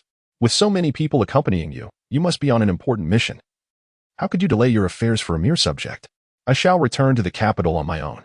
At this juncture, she regarded both men as equal, refusing to choose either. Her words were eloquent, seemingly empathetic, yet they conveyed a sense of distance veiled in politeness. Her implication suggested that Pei Yuyan, with such a retinue, could not possibly have come to apprehend her, his sister-in-law. As he contemplated pursuing her further, he was obstructed by Pei Ji's imposing figure. Wei Nanxun cast a glance at the silhouette that had come to her defense, yet she said nothing. She performed a deep bow to both men and then turned away, departing without a backward glance. Once she had vanished from sight, leaving only the two of them in the courtyard. Pei Yuyan finally sensed the oppressive aura emanating from Pei Ji. He hesitated, contemplating how to broach the subject. After all, given Pei Ji's capabilities, he likely knew much about the affairs in the capital. But just how much did he actually know? Who had prompted his return to the capital? Would he confront him? Or perhaps even set his sights on the throne? The more Pei Yuyan pondered, the more his heart fluttered with unease. Just as he was about to utter a few words to break the stalemate, Pei Ji seemed to disregard him entirely, striding past him with purpose. All that remained was the fleeting arc of his sleeve. Pei Yuyan's expression froze. Nothing is more disheartening than being utterly ignored. He, too, was experiencing such a sensation for the first time. Ji Xia's speed in gathering her belongings was a testament to her experience. She began to pack almost the moment Wei Nanxun expressed her intention to depart. She had certainly noticed the upheaval outside and had initially wanted to rush out, but alas, she was thwarted by the guards. Upon Wei Nanxun's return, wringing her hands and wearing a distressed expression, she queried, Sister, what shall we do now? Since we have arrived, we shall make the best of it. Let us return to the capital, Ji Xia replied, observing her sister's approach and understanding her helplessness and suffering, yet feeling utterly powerless herself. I shall have grandfather prepare the carriage and settle the monthly allowances for the elders as well, she continued. Wei Nanxun nodded in agreement. And once Ji Xia exited, her gaze lingered on the room's furnishings, gradually becoming blurred with emotion. Every item had been painstakingly selected and arranged by her own hands. This was not merely a room but a manifestation of her dreams. How could she possibly part with it? Yet, she found herself with no other choice. Lost in thought, she suddenly heard Ji Xia softly exclaim, Mr. Ji. No, I pay my respects to His Highness. You cannot enter. Ji Xia found herself in a quandary. Had it been before, she would have eagerly sought to unite the two. But now, knowing that he had deceived Wei Nan's son, she was at a loss as to how to proceed. Just as she contemplated intervening, yet hesitated, a voice from within called out, Let him in. What had transpired must be confronted. She and Pei Ji needed resolution. Pei Ji strode in with a stern expression. Just hours earlier, they had nestled against each other. But now they stood like strangers, separated by an insignificant table, yet it felt as if an insurmountable chasm lay between them. They stood in silence for an indeterminate time until Pei Ji hoarsely called out, You. However, before he could continue, he was interrupted. Your Highness. What I said earlier was heartfelt. Given your esteemed status in the recent assassination attempt, I can understand your distrust towards me, and concealing my identity is a natural inclination. I bear no resentment towards you. After all, you saved me. As I have previously stated, it is only right that I care for you in return. Yet, what you should not have done is toy with my feelings. You promised to stay, confessed your affections, and even offered me a hope that was but an illusion. I have never played with you. Every word exchanged between us was sincere. Your Highness, I can no longer discern which of your words are genuine and which are false. You know that I desire nothing more than an ordinary husband and a simple life. Yet you are the moon in the heavens, and I am but grass on the earth, worlds apart. Why force such a union? Consider it my plea. Grant me my freedom. Pei Ji understood that no matter how much he spoke at this moment, it would fall on deaf ears. Rather than stoking the flames, it would be wiser to allow her some time to regain her composure. I can promise not to disturb you during this period. but letting go is out of the question. Wei Nanxun, our fates are inextricably intertwined in this lifetime. Chapter 61. Returning to the capital, Wei Nanxun made her way back to the capital in a day, determined to reach home as swiftly as possible. She did not pause at the relay station, opting instead to rest within the confines of her carriage. She sought to keep her mind occupied, hoping to fend off any tumultuous thoughts. Deep down, she was acutely aware that Pei Yuyan and Pei Ji were entirely distinct individuals, although both exuded an air of dominance. Pei Yuyan was indifferent to her feelings, intent solely on confining her within the cage of his making. In contrast, Pei Ji would honor her autonomy. At the very least, he had genuinely turned away, allowing her the space to collect herself without further intrusions. For her safety, she had employed 2 bodyguards for her journey, and fortunately, the road remained peaceful, devoid of any unwelcome encounters. To deny the stirrings in her heart would be disingenuous. However, she had been deceived too many times, particularly by those of noble lineage. Having faced death once, she was loath to return to that frigid imperial palace. She craved freedom, refusing to yield any longer, seeking a man who would stand as her equal and truly resonate with her spirit. As for the matters that lay ahead, she recognized her lack of control. All she could do was remain true to herself and take each step as it came. Upon arriving in the capital at the break of dawn the following day, her concern for her brother's injury prompted her to forego any delays, rushing through the city gates as soon as they opened. The sky was just beginning to lighten, and the servants outside the Wei residence were still stifling yawns when they spotted a carriage coming to a halt at their doorstep. Upon seeing the carriage with its azure canopy, dusty and unremarkable, one might have thought they had arrived at the wrong location. Just as one was about to send someone to dismiss the carriage, a graceful figure alighted from it, rubbing their eyes in disbelief. They suddenly smacked their forehead in realization. Quick, hurry and inform the matriarch and the lady. The 7th Miss has returned. Ah, 7th Miss. How fortunate it is that you have come back. Your absence has caused the lady much concern over these days. Wei Nanxun had no time for pleasantries. She proceeded directly to the back courtyard after disembarking. Her younger brother resided in the western garden, but they had both been occupied with their studies at the academy. By the reckoning of this world, they had only been apart for a few months, however, accounting for the previous life. It had been 4 or 5 years since their last meeting. In truth, their bond during childhood had not been particularly strong. Their mother had perished in childbirth, sacrificing her life for the sake of this younger brother. At that tender age, she lacked understanding and believed her brother to be the cause of their mother's demise. Furthermore, Wei Yu had been frail since birth, plagued by ailments that required frequent visits from physicians, which only intensified their grandmother's disdain for their family. Thus, despite being blood siblings, their relationship remained rather tepid, even less intimate than that with her elder sister. It wasn't until a past life incident when Wei Yu had clashed with a young gentleman from their clan that she witnessed her brother's fierce indignation for the first time. He, frail by nature, with a face no larger than a palm, resembled a young girl. Yet, standing before older brothers, he raised his chin defiantly. His face flushed with passion as he exclaimed, "My sister is wonderful. You shall not speak ill of her." At that time, Wei Nanxun was merely in her early teens. Though her features had yet to fully blossom, they already hinted at the promise of beauty akin to a blooming lotus. Within the clan, there were a few reckless youths who, rather than learning from the world outside, indulged in the debauchery of brothels. Upon their return, they remarked that Wei Nanxun bore a resemblance to the courtesans found there. This was overheard by Wei Yu, who, despite his usual composure, struck someone for the first time. It was from that moment onward that Wei Nanxun realized the folly of her past. The deceased cannot be reclaimed, and her father and brother were the closest kin she had in this world. She ought to cherish those present in her life. When she initially wed Pei Yuyan, she did so as a concubine, not even qualifying as a secondary wife. Thus, she was devoid of the grand bridal attire and the customary wedding chamber, only being discreetly transported in a small sedan chair through the side entrance to the East Palace. Her brother held her hand earnestly, advising her, "Sister, do not ever allow yourself to be wronged. Even if it is the crown prince, should he mistreat you, inform me, and I shall storm into the palace to teach him a severe lesson." Such was the protective nature of her brother. The Wei family had promised to care for him and nurture him into a capable individual, yet after Wei Mingzhao became pregnant, they allowed him to be brutalized and then sent him to apologize to his assailants. In this lifetime, she vowed that she would not permit her brother to endure such injustices again. With this determination, she quickened her pace. After merely 2 or 3 months away, the West Garden felt somewhat foreign to her. At first, she could not discern what was amiss, but upon entering the main room on the eastern side, the realization struck her. All the servants in the courtyard had been replaced, and none were familiar. They were all quite orderly, bowing as they greeted her. "We have seen the 7th lady." Was it the handiwork of her cunning aunt, or had Pei Yuyan extended his influence directly into her quarters? regardless of which. Neither option bore good tidings. This is not a return home. It is clearly akin to a lamb walking willingly into the jaws of a tiger.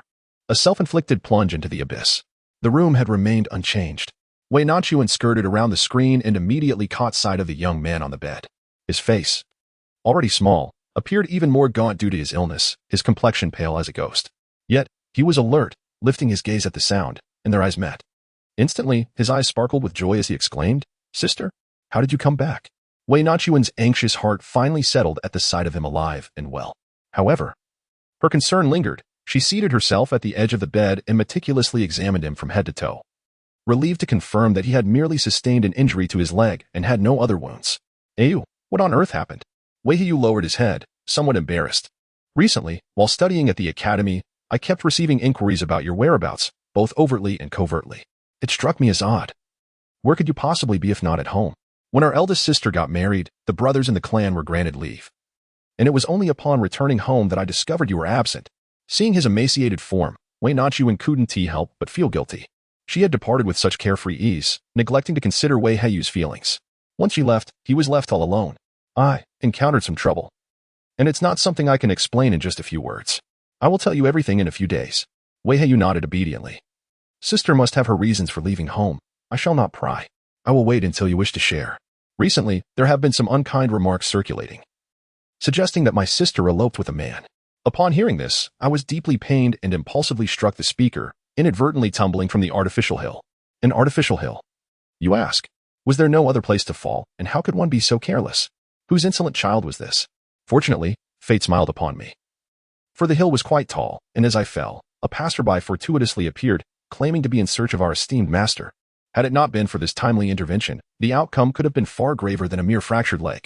As for the instigator, our master has already dealt with him. Dear sister, let us put this matter to rest. Wei Heiyu was evidently concerned that Wei Nanxun might seek retribution, which would ultimately backfire on her. After all, their sibling status has always been somewhat diminished within the clan. He was merely acting in her defense. Indeed, reminiscent of their previous life, it was she who should be the protector, yet her brother persistently shielded her in his own manner. Wei Nanxun felt a wave of apprehension. Had it not been for that passerby, the rumors could have transformed into a grim reality. Yet, what a coincidence it was that someone from outside had come searching for their master. A bold speculation emerged in her mind. Could this be the doing of Peiji? Hesitantly, she inquired, "Do you recall what the person who saved you looked like?" Just as Wei Heiyu was about to respond, a maid's voice rang out from outside. "We have the honor of seeing the esteemed matron."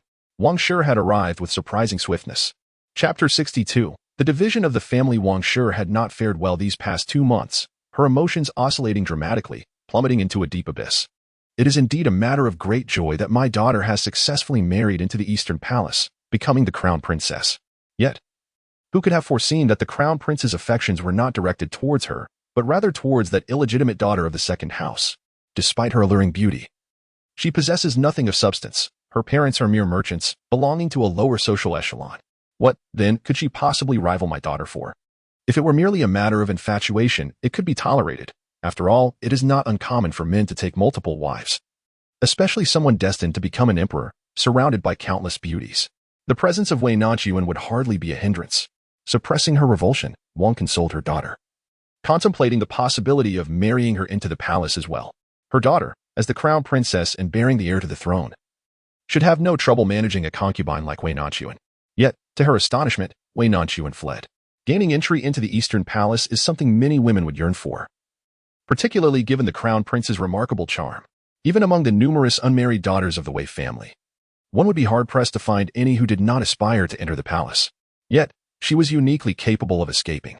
Perhaps her departure could be viewed as a blessing in disguise for Wang and her son. However, she gravely misjudged Wei Nanxun's significance in the crown prince's eyes. The look he cast upon her was imbued with a palpable malice that she could never forget. She is certain that had she not been the matron of the Wei household, her life could have been forfeit. The crown prince's disdain was overt, to the extent that on the very day of their wedding, he could engage in acts that left others speechless. Fear gripped her, particularly at the thought of her daughter suffering indignities within the Eastern Palace. Thus, she was compelled to send out search parties to locate that wretched woman. During those days of searching, she found herself torn between the desire to quickly find Wei Nanxun, hoping it would improve the crown prince's regard for Wei Mingzhou, and the wish for her demise, so that she could never return. In the midst of her restless thoughts, Wei Nanxun appeared, having returned on her own accord. Doubt crept into her mind, questioning whether this impudent girl ever intended to escape at all. Perhaps she merely sought to retreat as a means to advance, thereby captivating the crown princess' attention more effectively. Thus, upon hearing of her return, she could hardly remain seated, disregarding her status as an elder, and hastily brought people along to confront her. When they met, Wei Nanxuan's countenance bore only a hint of worry and fatigue, devoid of any signs of hardship or dishevelment. Not only had she not become less attractive, but her features appeared even more exquisite and three-dimensional, her eyes imbued with a beguiling femininity. Her attire was refreshingly simple and elegant, far from the disarray one might expect from a runaway. This only solidified Wang's suspicions that this audacious girl harbored ulterior motives. This so-called escape might very well be a scheme to vie for favor. Tragically, her naive daughter had genuinely believed the girl's deceitful words. With such thoughts swirling in her mind, Wang's expression turned decidedly less amiable. Out of respect for the crown prince, she would not make things difficult for the girl, yet her grievances needed to be voiced. "Son girl, you have finally returned. You cannot fathom the extent of worry that your uncle and I have endured during your absence. Your grandmother nearly fainted upon learning of your disappearance and has been unable to eat or sleep well for many days." Wei Nanxun forced a dry smile. In her previous life, she might have been swayed by such fabrications. Now, however, she found them laughable. "It is my unfilial conduct that has caused concern for my elders. And you, how could you leave home so abruptly? What shortcomings have I, your aunt, exhibited?" The smile on Wei Nanxuan's face quickly faded. To be frank, she did not place much importance on her reputation. Having lived a second life, nothing mattered more than living freely. She could choose not to marry. What need had she for fame? However, her father wished to maintain a good name, and her younger brother would one day need to take a wife. She was unwilling to let their reputations be tarnished by gossip due to her own actions. More importantly, she did not wish to be admonished by the likes of the Wang family. If it had not been for their collusion with Pei Yuyan, selling her off as a concubine and imprisoning her within their own courtyard, she would not have had to flee. Now, they had the audacity to assume the role of elders and feigned concern for her departure. How utterly absurd. The room was not empty, as many servants were listening intently. Wang's vague insinuations and suggestive language could easily lead to speculation. Should she acknowledge her departure, she could guarantee that by tomorrow, the entire Wei household would be abuzz with rumors of her eloping with a man. Even Wei Heyu, the young scholar who usually immersed himself in books, sensed something amiss in Wang's words. Sister did not run away. Wei Nanxuan gently patted his hand and fixed her gaze on Wang, smiling as she said, "Auntie, you truly are a person of high standing, prone to forgetfulness. I had caught a chill previously, resulting in a rash all over my body. It was you who worried I might infect others in the house, thus arranging for me to be sent to a separate courtyard for recuperation. Your intentions were kind, however. The attendants were exceedingly wicked, abandoning me and Jixia there without a second thought. The separate courtyard had been neglected for quite some time, lacking both food and medicine. Luckily, Jixia's condition was milder. She used her savings accumulated over the years to carry me to town in search of a doctor. Indeed, it seems that my fate was not yet sealed, for I encountered a wandering physician who, after several months of care, has allowed me to rise once more. Behold, the rash upon my visage has subsided. Whether others believe it or not is inconsequential. Wei Heyu is genuinely convinced, his pallid complexion flushed with indignation. Sister, you have suffered. His gaze, filled with grievance and frustration, turned towards Madame Wang. Aunt, you may curtail my provisions and treat me harshly. But why must you subject my sister to such torment? My father toils year-round in commerce. Does our Wei family truly lack even the means to hire a physician? In Madame Wang's recollection, this niece from the second branch was the most timid and conflict-averse, always retreating to the back of the crowd in silence. She believed that managing such a person would be a simple task. Little did she anticipate that a dog that does not bark could still bite. Feeling the weight of several gazes upon her, Madame Wang's face flushed with heat. After so many years leading the Wei household, who would dare claim she was not adept at managing her affairs? Should word of this incident spread, would her reputation not be at stake? Such a thing is utterly intolerable. My dear child, you truly have endured hardships. It must be that old hag, Wang, who, under the guise of compliance, sent Sun off from the estate, reasoning that the comings and goings of people would aggravate your condition. I specifically instructed her to accompany you, with both the physician and servants arranged accordingly. Surely, she has pocketed the funds I entrusted to her and has gone off on her own whims, while falsely claiming you had run away from home. It is entirely my fault, blinded by a deceitful servant, that you have suffered so greatly. Bring forth old Wang at once, administer 30 lashes and expel her from the estate post-haste. To engage in a performance, one must commit entirely. Wang's embrace of her was both a means of comfort and a scathing rebuke directed at Wang Pozi. Yet, in her heart, She had already berated Wei Nanxun countless times. This Wang Paozi was her trusted companion, a rarity in the household, deeply cherished and relied upon.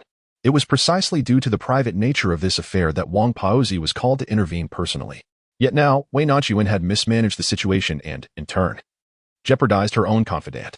As Wang was seething with indignation, she heard the soft, delicate voice of the young girl across from her. "Thank you, dear aunt. By the way, there is one more matter. Why do the servants in my courtyard appear so unfamiliar? The maids I was accustomed to seeing are nowhere to be found.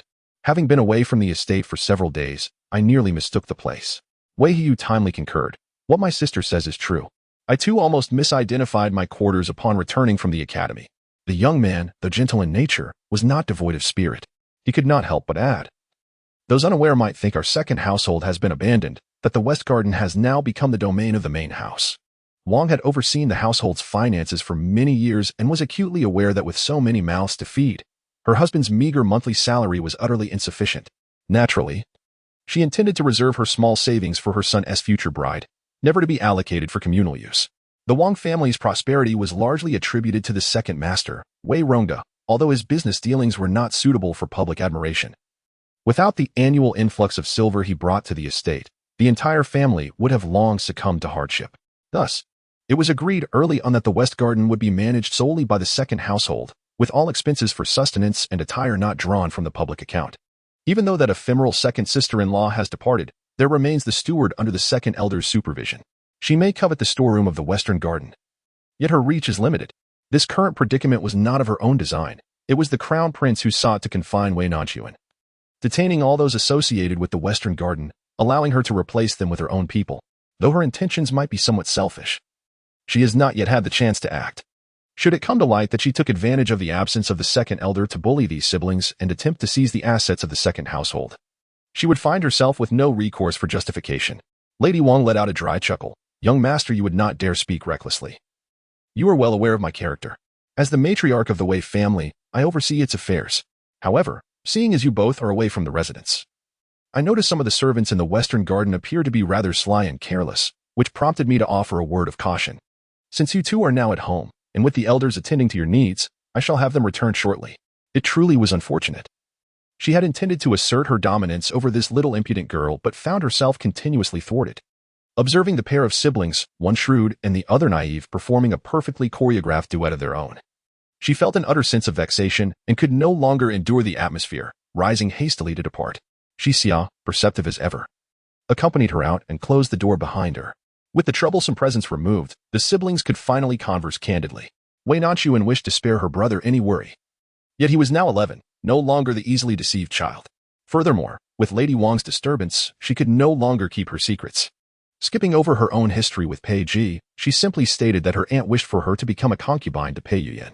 Wei and you initially believed that the elder sister was merely being bullied due to her illness and lack of care. However, upon discovering the involvement of the crown prince, they instinctively fell silent. "Do you think I am ungrateful?" Wei Nanxun observed his brother's silence and felt a twinge of hesitation. After all, the crown prince held a distinguished status in the eyes of scholars. In a previous life, before encountering the crown prince, his younger brother had spoken highly of him, displaying an air of admiration. "How could that be? While I find the crown prince admirable, humble, and knowledgeable, he is merely an object of my respect and aspiration. If he wishes to marry my sister, it cannot be so. To wed my elder sister, he must possess qualities akin to our father, who cherished our mother alone, without concubines or extramarital affairs." I was just pondering the implications of the crown princess' elevated status. If he were a gentleman, that would be acceptable. However, he clearly does not embody such virtues. I fear he may soon retaliate. Our uncle and aunt will undoubtedly choose to sacrifice my sister. We must prepare for that eventuality. Wei Nanxun felt a warmth in his heart. Indeed, his brother shared her sentiments, echoing her concerns, especially with Pei Yuyan pursuing her in Pingzhen. It was evident he had no intention of letting her go. She was now at the mercy of his whims. "Elder sister, let us persuade father to separate the families." Wei Nanxun was momentarily taken aback. This was a solution she had never considered. However, upon reflection, it seemed quite reasonable. As long as they separated from the Wei family, they would be no more than ordinary merchants, free from the necessity of bowing to the whims of the main family. Without their aunt's complicity, could Pei Yuyan truly abduct a common girl? If he dared to do so, she would not hesitate to present a petition to the Dali Temple, challenging his audacity. But will father agree? My father, being a son of the family with a lesser status, was raised under the care of the matriarch. He has long been accustomed to living in accordance with the expressions of his legitimate mother and elder brother, his disposition marked by humility and obedience. Otherwise, he would not have been so easily manipulated by the Wei family. The greatest act of defiance in his life must have been marrying my mother. Indeed, Father dotes on my elder sister the most. He often expresses his desire for me to grow up quickly so that I may protect her. If he were to learn of the great injustices my sister has endured, he would surely be even more enraged than I. Reflecting on my father brings a genuine smile to Wei Nanxun's face, as if all the pent-up frustration and grievances of recent days have suddenly dissipated.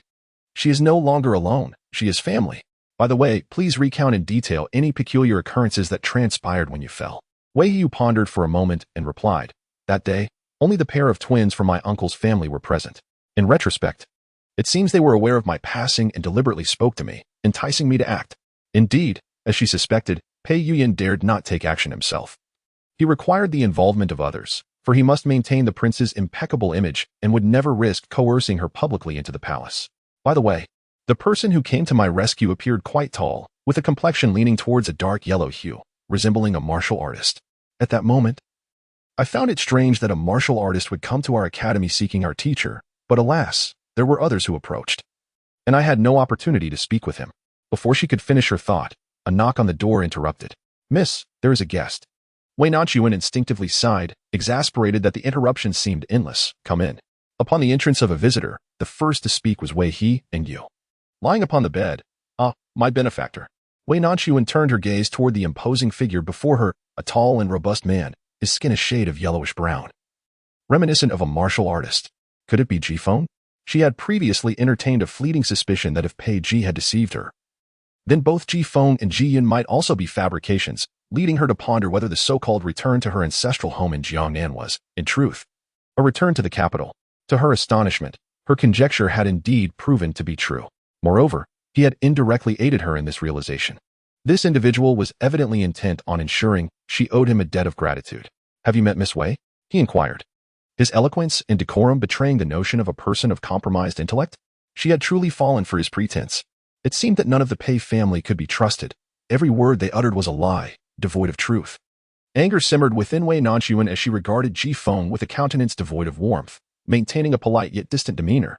I have no business with your lord, so he need not trouble himself. I shall not meet with him. However, Ji Feng displayed a broad smile, revealing 8 gleaming teeth, and reassured her. Rest assured, Miss Wei. Our lord is a man of his word. He has promised not to disturb you in the near future, and he shall uphold his promise. I have come not to provoke your displeasure, but rather to return something you inadvertently left behind. Our lord instructed me to deliver it to you. Wei Nanxun's delicate brows furrowed in suspicion, pondering what trickery was afoot. Ji Feng then presented her with an ornate brocade box, and without a moment's hesitation, she opened it. Inside lay an exquisitely familiar belt. Was this not the very belt she had lost during their initial encounter? Her cheeks flushed crimson in an instant. This scoundrel. Chapter 63. The region in Wei Nanxun's mind, the enchanting image of their first encounter unconsciously surfaced. She had always believed that the belt had been lost. Such an intimate item, akin to a garment, had caused her considerable anxiety, fearing it might fall into the hands of someone with ulterior motives within the palace. Never had she imagined that he had kept it. The thought of him having concealed her belt all this time made her cheeks flush with heat. He appeared so stern and authoritative. How could he possess such a peculiar inclination? He spoke sweetly, claiming he would not disturb her. Yet he had someone deliver the belt to her. It was as if he were explicitly stating that their relationship was far from clear, and that he was not willing to let go. How utterly vexing he was. Meanwhile, Wei Heyu, oblivious to the situation, was curious upon learning that her sister was acquainted with the benefactor who had rescued him. He had just heard of a prince, and now another lord had emerged. Moreover, the demeanor of his sister towards this lord starkly contrasted with her disdain for the prince, while she expressed loathing for the latter. Her feelings regarding the lord were tinged with embarrassment and irritation, rather than outright animosity. Noticing her unusual expression, he promptly inquired, Sister, what is wrong? Why is your face so flushed? Have you grown weary on the way? Wei Nanxun abruptly closed the box and forced a cool smile. I am fine, truly. She then turned to Ji Feng, gritting her teeth and adding, Please extend my gratitude to the Lord for taking the trouble to safeguard my belongings. Ji Feng, having never seen the contents of the box, was delighted at being summoned by the Lord to deliver something, and he eagerly accepted the task. It was only later that I learned the young lady in question was Miss Wei, who had also entered the capital, given the prince's evident affection for her. It was inevitable that Miss Wei would eventually be welcomed into the royal residence. I could not allow myself to be outdone in this endeavor. My response to matters of romance has always been somewhat sluggish, and I failed to discern the irritation emanating from Wei Nanxun. With a serious demeanor, I assured, "I shall convey the young lady's sentiments with utmost accuracy."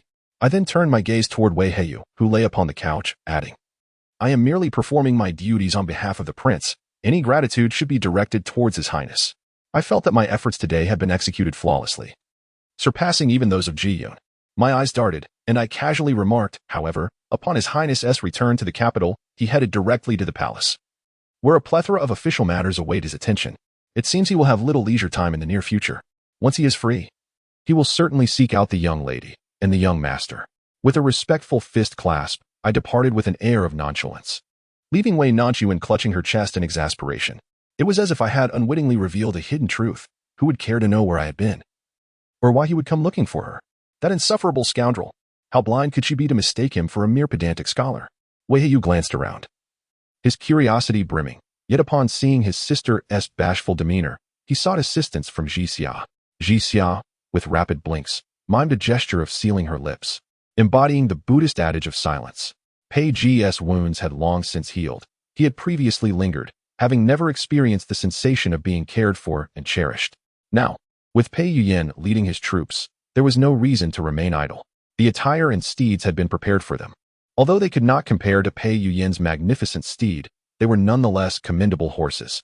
Pei Ji, neither picky nor doubtful, swiftly mounted his horse. In that instant, his entire presence transformed, revealing an innate aura of one destined to command legions. Draped in a black robe, with long hair elegantly tied back and a broadsword at his waist, he sat alone atop his steed, exuding a commanding presence that suggested he could single-handedly hold back an army. Pei Yuyan, however, hesitated for a considerable time. Even the commander of his imperial guard had subtly indicated that with a mere command, Pei Ji could be swiftly subdued.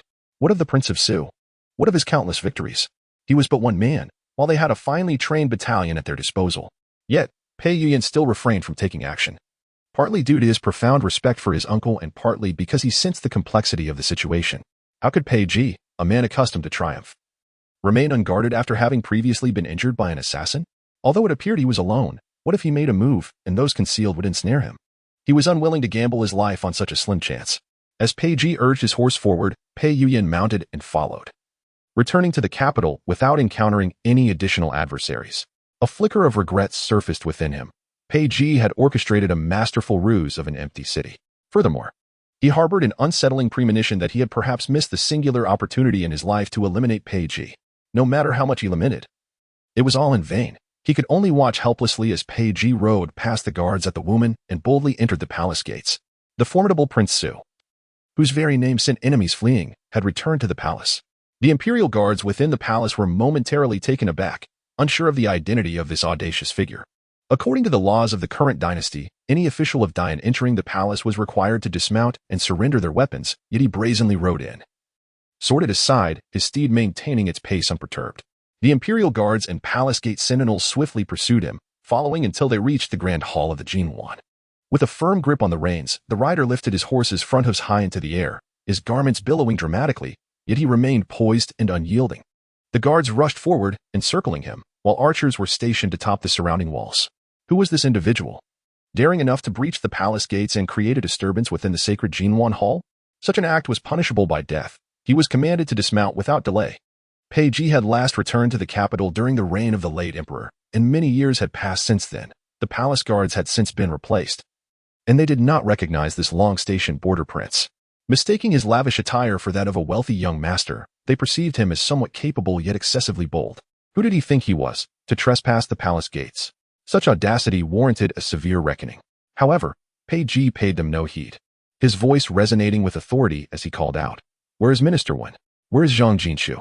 The crowd exchanged bewildered glances, while the mention of Minister Wen was unnecessary.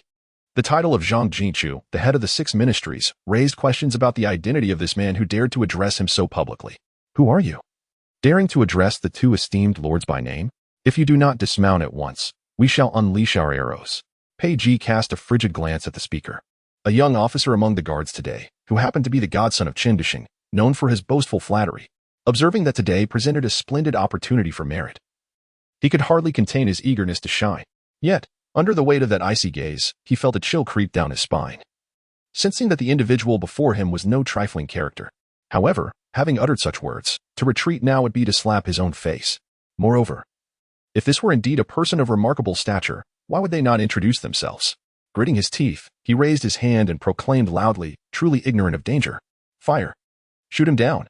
Just as his hand was poised to signal, and the archers had drawn their arrows taut, an authoritative voice, imbued with age and gravitas, resonated from behind the crowd. "Cease this at once." All turned in unison to behold the Empress Dowager, flanked by her attendants, hastening toward them. "Long live the Empress Dowager! Long live, long live!" They all bowed deeply. Amidst the crowd, someone remarked, "Your Majesty, be cautious. This rogue is fierce. Do not let harm befall your noble person." The Empress Dowager's sharp gaze narrowed, and she intoned sternly, "Who dares to call him a rogue? This is my son, Prince Su, the only one in the Great Yin permitted to ride through the palace gates." With that, she raised her hand once more, and a young eunuch beside her, his voice high-pitched and clear, announced, "Kneel, bow in reverence." The crowd promptly knelt and chorused their praises in unison. "The edict of the Great Yin Emperor has been issued. Henceforth, the esteemed Wang Peiji has been appointed as the regent, to govern in my stead during my grave illness. So it is decreed." Chapter 64, Mother and Son. As the shrill voice of the young eunuch resonated through the air, Pei Yin and his companions arrived just in time to hear the proclamation of the regent. From amidst the dense throng, he caught sight of Peiji atop his steed. In that moment, the fury within him and the suffocating frustration reached a crescendo.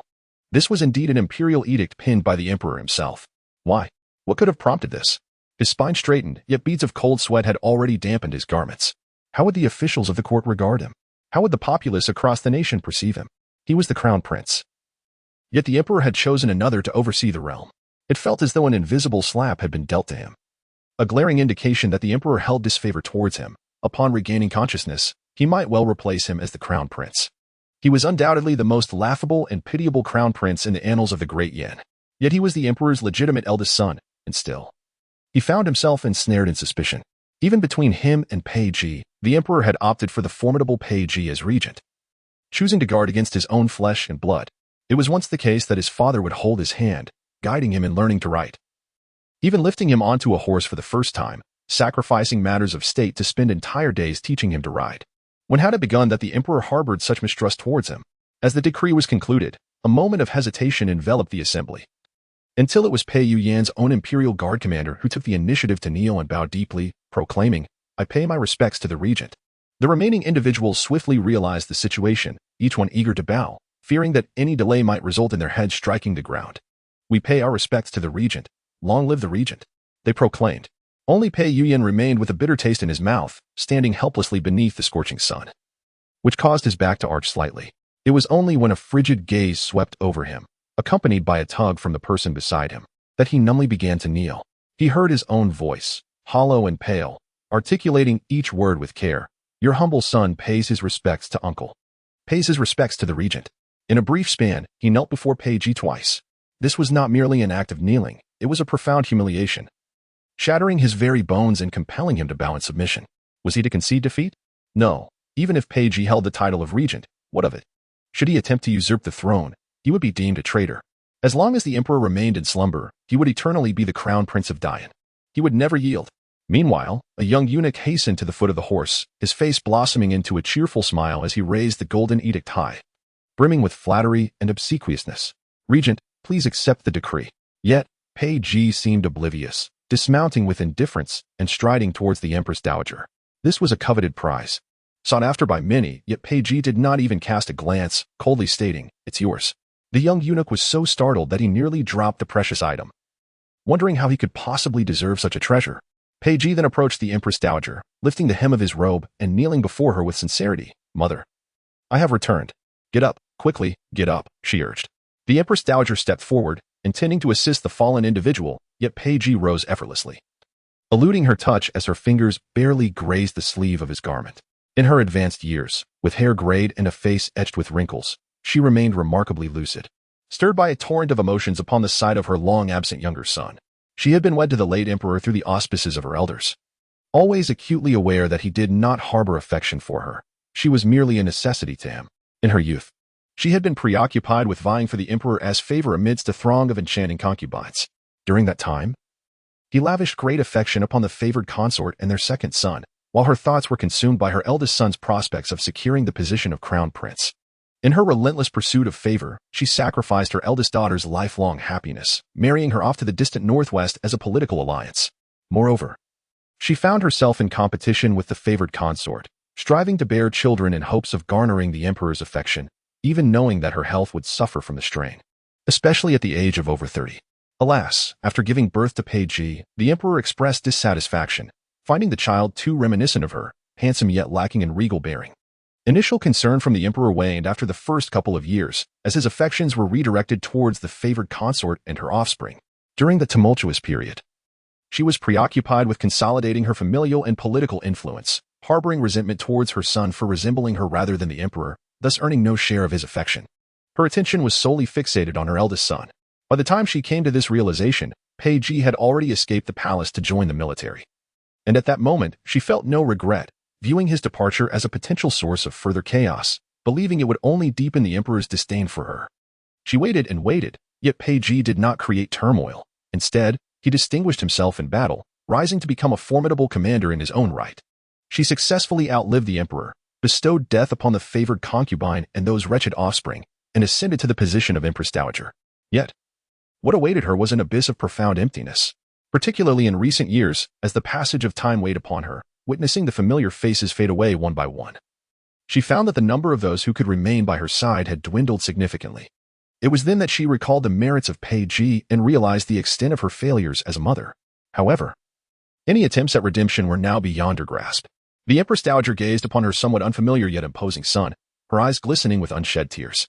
This younger son had grown into a figure that embodied the essence of his name, solitary and cold. His willingness to kneel before her stemmed solely from the fact that she had given him life. All other sentiments had long been eroded. The emperor was gravely ill, and they had all concealed this from her. Thankfully, you have returned. With your presence, I can finally find solace. Peiji replied softly, Mother. You should enjoy your years in peace. Matters such as these ought not to trouble you. The Empress Dowager understood that his words did not arise from genuine concern for her, yet hearing him express them still brought a flicker of joy to her heart. Very well, I shall not burden you further. You have been away from the capital for many years, and many officials may be unfamiliar to you. I will have Shou Fuhai accompany you. He is diligent in his duties and can offer you assistance. She referred to the young eunuch who had just delivered the imperial edict, still clutching the decree in his hands. At the mention of serving this esteemed gentleman, he felt his legs tremble with trepidation. It was indeed a dawning prospect. The Empress Dowager noticed his silence and realized that her words might imply a sense of surveillance. After all, it had been quite some time since the mother and son had seen each other, and their relationship was not particularly close. With utmost caution, she added, I assure you, my intentions are not ill. However, before she could elaborate, Peiji interrupted in a calm manner, Your Majesty has considered this thoroughly. I am grateful. As Empress Dowager Jiang exhaled in relief, a sense of joy washed over her. Noticing the crown prince standing at the back of the crowd, she instructed, Yan, heed your uncle's counsel in all matters and learn from him. Pei Yan, having just regained a semblance of composure, felt turmoil stir within him once more. His grandmother had once showered him with affection, often extolling him as the most capable and exceptional of her descendants. Yet, everything had shifted since Peiji's arrival. This was undoubtedly a shattering blow to his pride, fracturing his very bones until he could no longer hold his head high. He forced a pained smile. Yes, grandson will obey. Peiji, may your bones be ground to dust. We shall be forever adversaries. Chapter 65. Establishing authority. Once Empress Dowager Jiang had finished her instructions, she turned her gaze to Peiji, her words involuntarily imbued with sincerity. Your elder sister is also in the capital. If you conclude your official duties early, do come to Xinang Palace for a meal. If you are too busy, it is of no consequence. There will always be another opportunity. Peiji responded noncommittally with a mere neither affirming nor denying her invitation, fearing to provoke his impatience. Empress Dowager Jiang restrained her impulse to say more and ultimately departed with her entourage. As she turned away, Peiji strode purposefully towards the group still kneeling on the ground, coming to a halt before the individual who had just dared to shout at him. From his elevated position, he gazed down coldly at the trembling figure before him. The man was filled with deep regret, wishing he could slap himself multiple times, questioning what he had achieved by seeking to stand out. He could hardly fathom that this formidable figure was none other than the renowned Duke of Su, who was now the regent. As Peiji approached him, he remained silent, gritting his teeth and bowing his head with such force that it echoed like thunder. This servant blinded by ignorance, failed to recognize your highness's return to the palace. My disrespect warrants death 1,000 times over. I implore the duke to spare my life. Considering my unwavering loyalty in guarding the palace. This man was indeed ruthless towards himself, his forehead bleeding profusely, yet he seemed impervious to the pain. Peiji observed coldly. A smile creeping onto his lips, a sycophant like this was unworthy of his intervention. Dealing with him would only tarnish his hands. Yet, fate had conspired for their paths to cross at this moment. Then let it be as you wish. Just as the man began to feel a glimmer of hope. Believing Peiji's words signaled mercy, he did not have time to express his gratitude before he heard the chilling command. Gouge out his eyes, sever his tongue. So that he may forever guard the palace gates. The man's eyes widened in terror, his face drained of color. This fate was more horrifying than death itself. As he saw someone approaching to drag him away, he snapped back to reality. Spare me, my lord. Spare me. He cried out, Godfather, save me. Your Highness, help. He suddenly pushed away his captor and lunged towards the crown prince, clinging desperately to his leg as if it were a lifeline.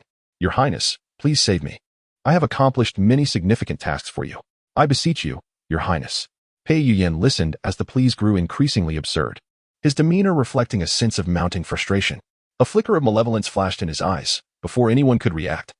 He swiftly drew the blade from the waist of a nearby guard and plunged it directly into the man's chest. Blood gushed forth, splattering across his once gentle and refined visage.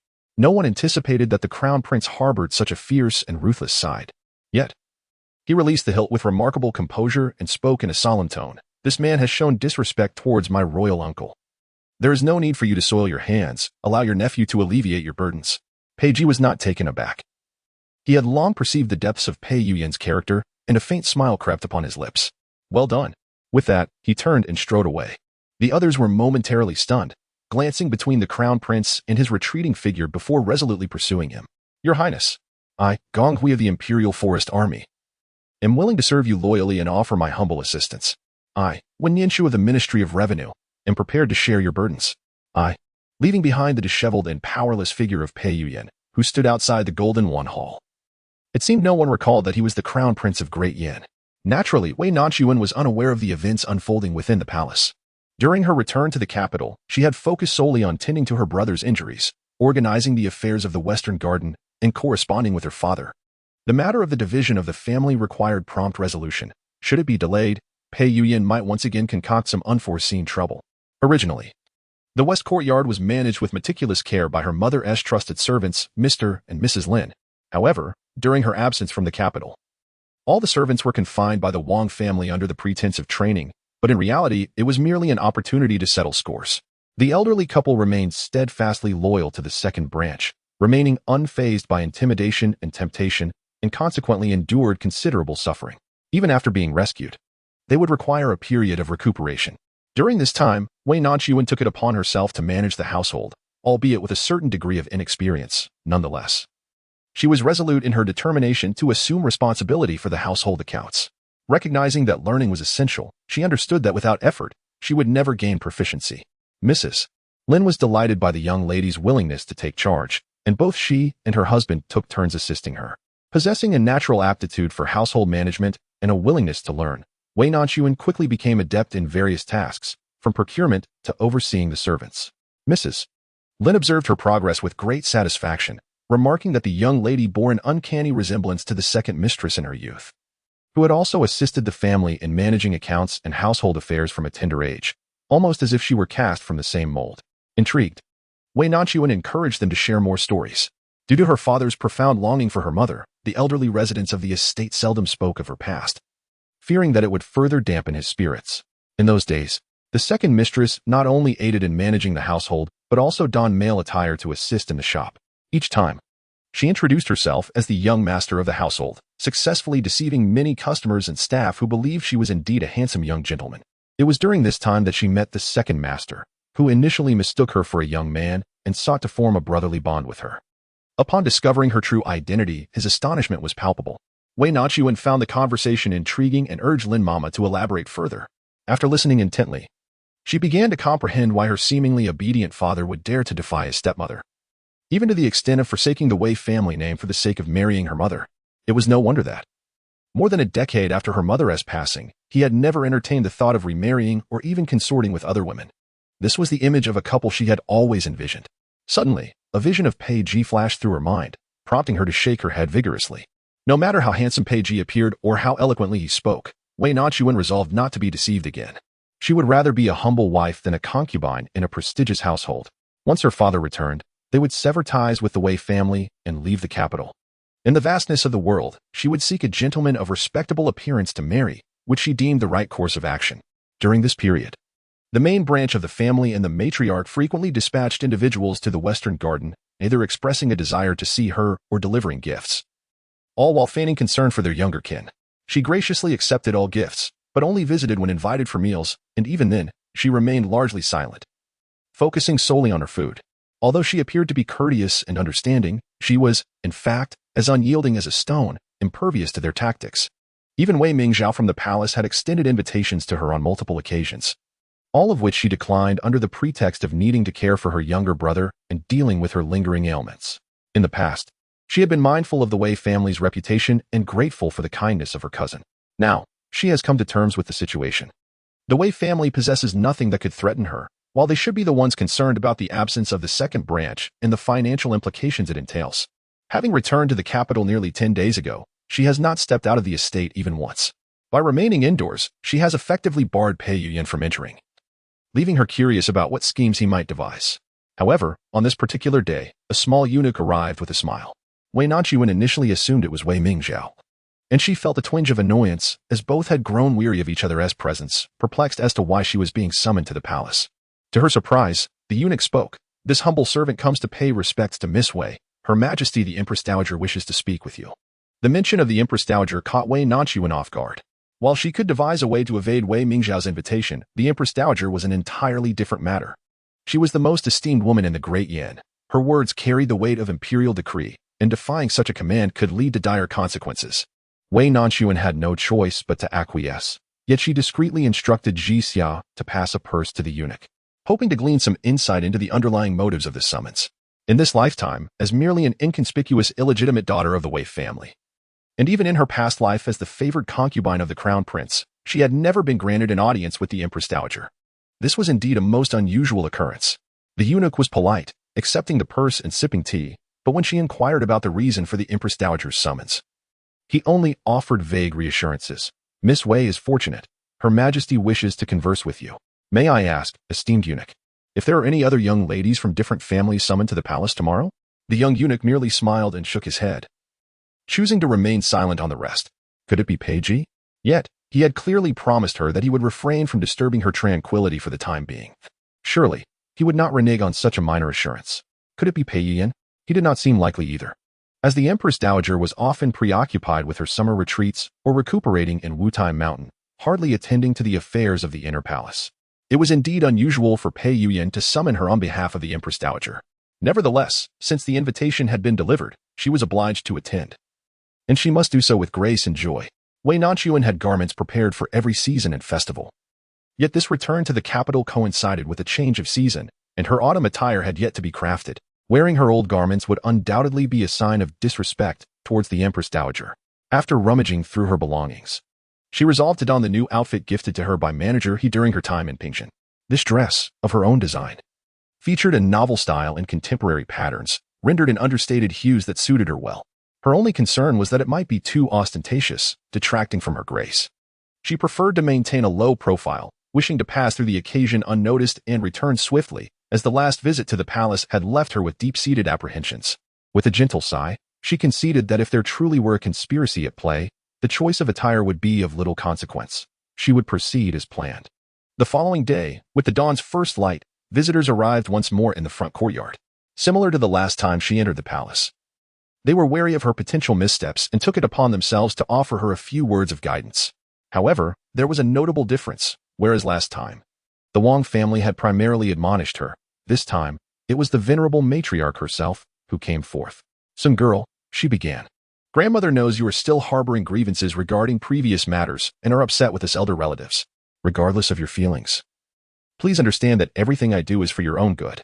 Contemplating the prospect of entering the palace alongside her elder sister, who would provide guidance, and with the backing of her family, while the crown prince held her in high regard, it was evident that no wedding in the entire capital could rival such an advantageous match. This insinuation merely underscored that Wei Nanxun, being a mere illegitimate daughter, could only aspire to wed another's illegitimate daughter or engage in a lowly marriage. Yet, they had never sought her opinion, under the guise of benevolence. They engaged in the sordid business of trading their granddaughter. Such is the nature of noble families. With her father still absent from the capital, the division of the family could not be discovered. She was compelled to suppress her revulsion and force a smile. The granddaughter understood. It is well that you grasp the situation. Remember, this time in the palace, you are to meet the Empress Dowager. Tread carefully with your words and actions. After reiterating this admonition several times, the elder released her from the estate as dusk approached. Once she departed, Madame Wang anxiously approached, saying, "Mother, that girl seems utterly oblivious to our sincere concerns. If the second master returns, and father and daughter unite, what shall we do?" The matriarch huffed in response. What insights could a merchant's daughter possess? Even if her father were present, she would still be bound to my wishes. The crown prince favors her. Yet she dares to be choosy?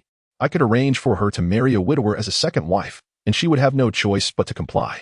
Madame Wang immediately flattered, "Indeed, mother, you possess the means. Just wait and see. She shall suffer her fair share." Wei Nanxun was not permitted to bring a maid into the palace. Shi Xia could only escort her to the palace gates. She adjusted her attire, reassuring Shi Xia not to worry, and then followed the young eunuch who had delivered the invitation yesterday towards the Xinang palace. As she re-entered the palace and walked along the nearly identical bluestone path, her heart remained heavy with uncertainty about what awaited her ahead. Soon, the young eunuch led her to the Xinang palace. Outside, a palace maid went in to announce her arrival, and after a brief wait, a familiar face came to guide her. It was Lingxi, the maid who had previously come to her aid. Wei Nanxun exclaimed in delight, "Sister Lingxi." Lingxi smiled gently in return. "I have seen Miss Wei before," although she was aware that it was Pei Ji who had sent Lingxi to escort her home last time. Lingxi had helped her during her most distressing moment, for which she felt immense gratitude.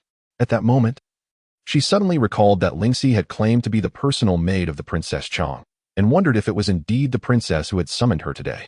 Could it be Pei Ji? Yet, she was not prepared to confront him. Her fingers intertwined nervously, and her heart raced as she followed Lingxi into the hall. Unable to suppress her curiosity, she whispered, "Sister Lingxi, may I ask why I have been summoned to the palace today?" Before she could finish her sentence, a somewhat sharp voice interrupted from behind. It was my suggestion. Wei Nanxun turned to see Wei Mingzhao standing there, their eyes locking. Her sister seemed to carry herself with considerable authority now, had it not been for the Empress Dowager's decree. She doubted she would even have the chance to see her sister. Elder sister? Wei Nanxun pondered countless possibilities, yet none had prepared her for this. After several months apart, Wei Mingzhao had undergone a significant transformation. Her pregnancy was unmistakable, whether due to her pallid complexion or lack of rest. Even the thick layer of powder she wore could not conceal the weariness reflected in her eyes. Her voice, once gentle and serene in Lingxi's memory, now bore an unfamiliar harshness. Lingxi found herself perplexed by Wei Mingzhao's eagerness to see her. Did she not feel the discomfort of their reunion? Just as these thoughts crossed her mind, Wei Mingzhao stepped forward and affectionately linked her arm with Lingxi's, presenting herself as an old friend. Sensing the moment, Lingxi graciously inclined her head and stepped aside, allowing the sisters to reminisce. "I have fulfilled all the promises made to my sister. Returning to the capital was never my intention. Rather than expend her energy on me, it would be wiser for her to attend to her husband." Wei Mingzhao laughed lightly. "If I could manage him, I would not find myself in this predicament." Yet, her laughter faded abruptly as a grave expression overcame her features. Lowering her voice, she implored, "Axon, I beg you help me." Upon witnessing her distress, Wei Nanxun could not help but furrow her brow. "How do you wish for me to assist you?" "Enter the palace to serve the crown prince." "You're dreaming." Chapter 67. The Grand Princess Wei Nanxun had assumed that she would never again hear such a familiar plea in this lifetime. Having repeatedly made it clear that she harbored no affection for the crown prince and would never enter the palace. To her astonishment, here it was again. Wei Mingzhao had become the crown princess yet still uttered the same words. However, whether by coincidence or fate, she would not be swayed by sentiment. "I still wish to address you as sister, for the bond of our shared upbringing demands it. Do not allow me to regard you with disdain." Wei Mingzhao is acutely aware of the absurdity and sorrow of her current predicament. Were there any alternative? She would never resort to beseeching another woman to share her husband's bed. She finds herself utterly cornered, ever since her marriage to the crown prince. With the exception of public occasions where her role as crown princess is required, Pei Yuyan has never spent time alone with her. His disdain is unmistakable. Initially, although a concubine had entered the palace, she was manageable and obedient. After all, the crown prince was preoccupied with state affairs and had little time to indulge anyone. With the prospect of bearing a dragon heir, none dared to disrespect her. However, as time passed, it became evident to all that the crown prince harbored no affection for her as his crown princess.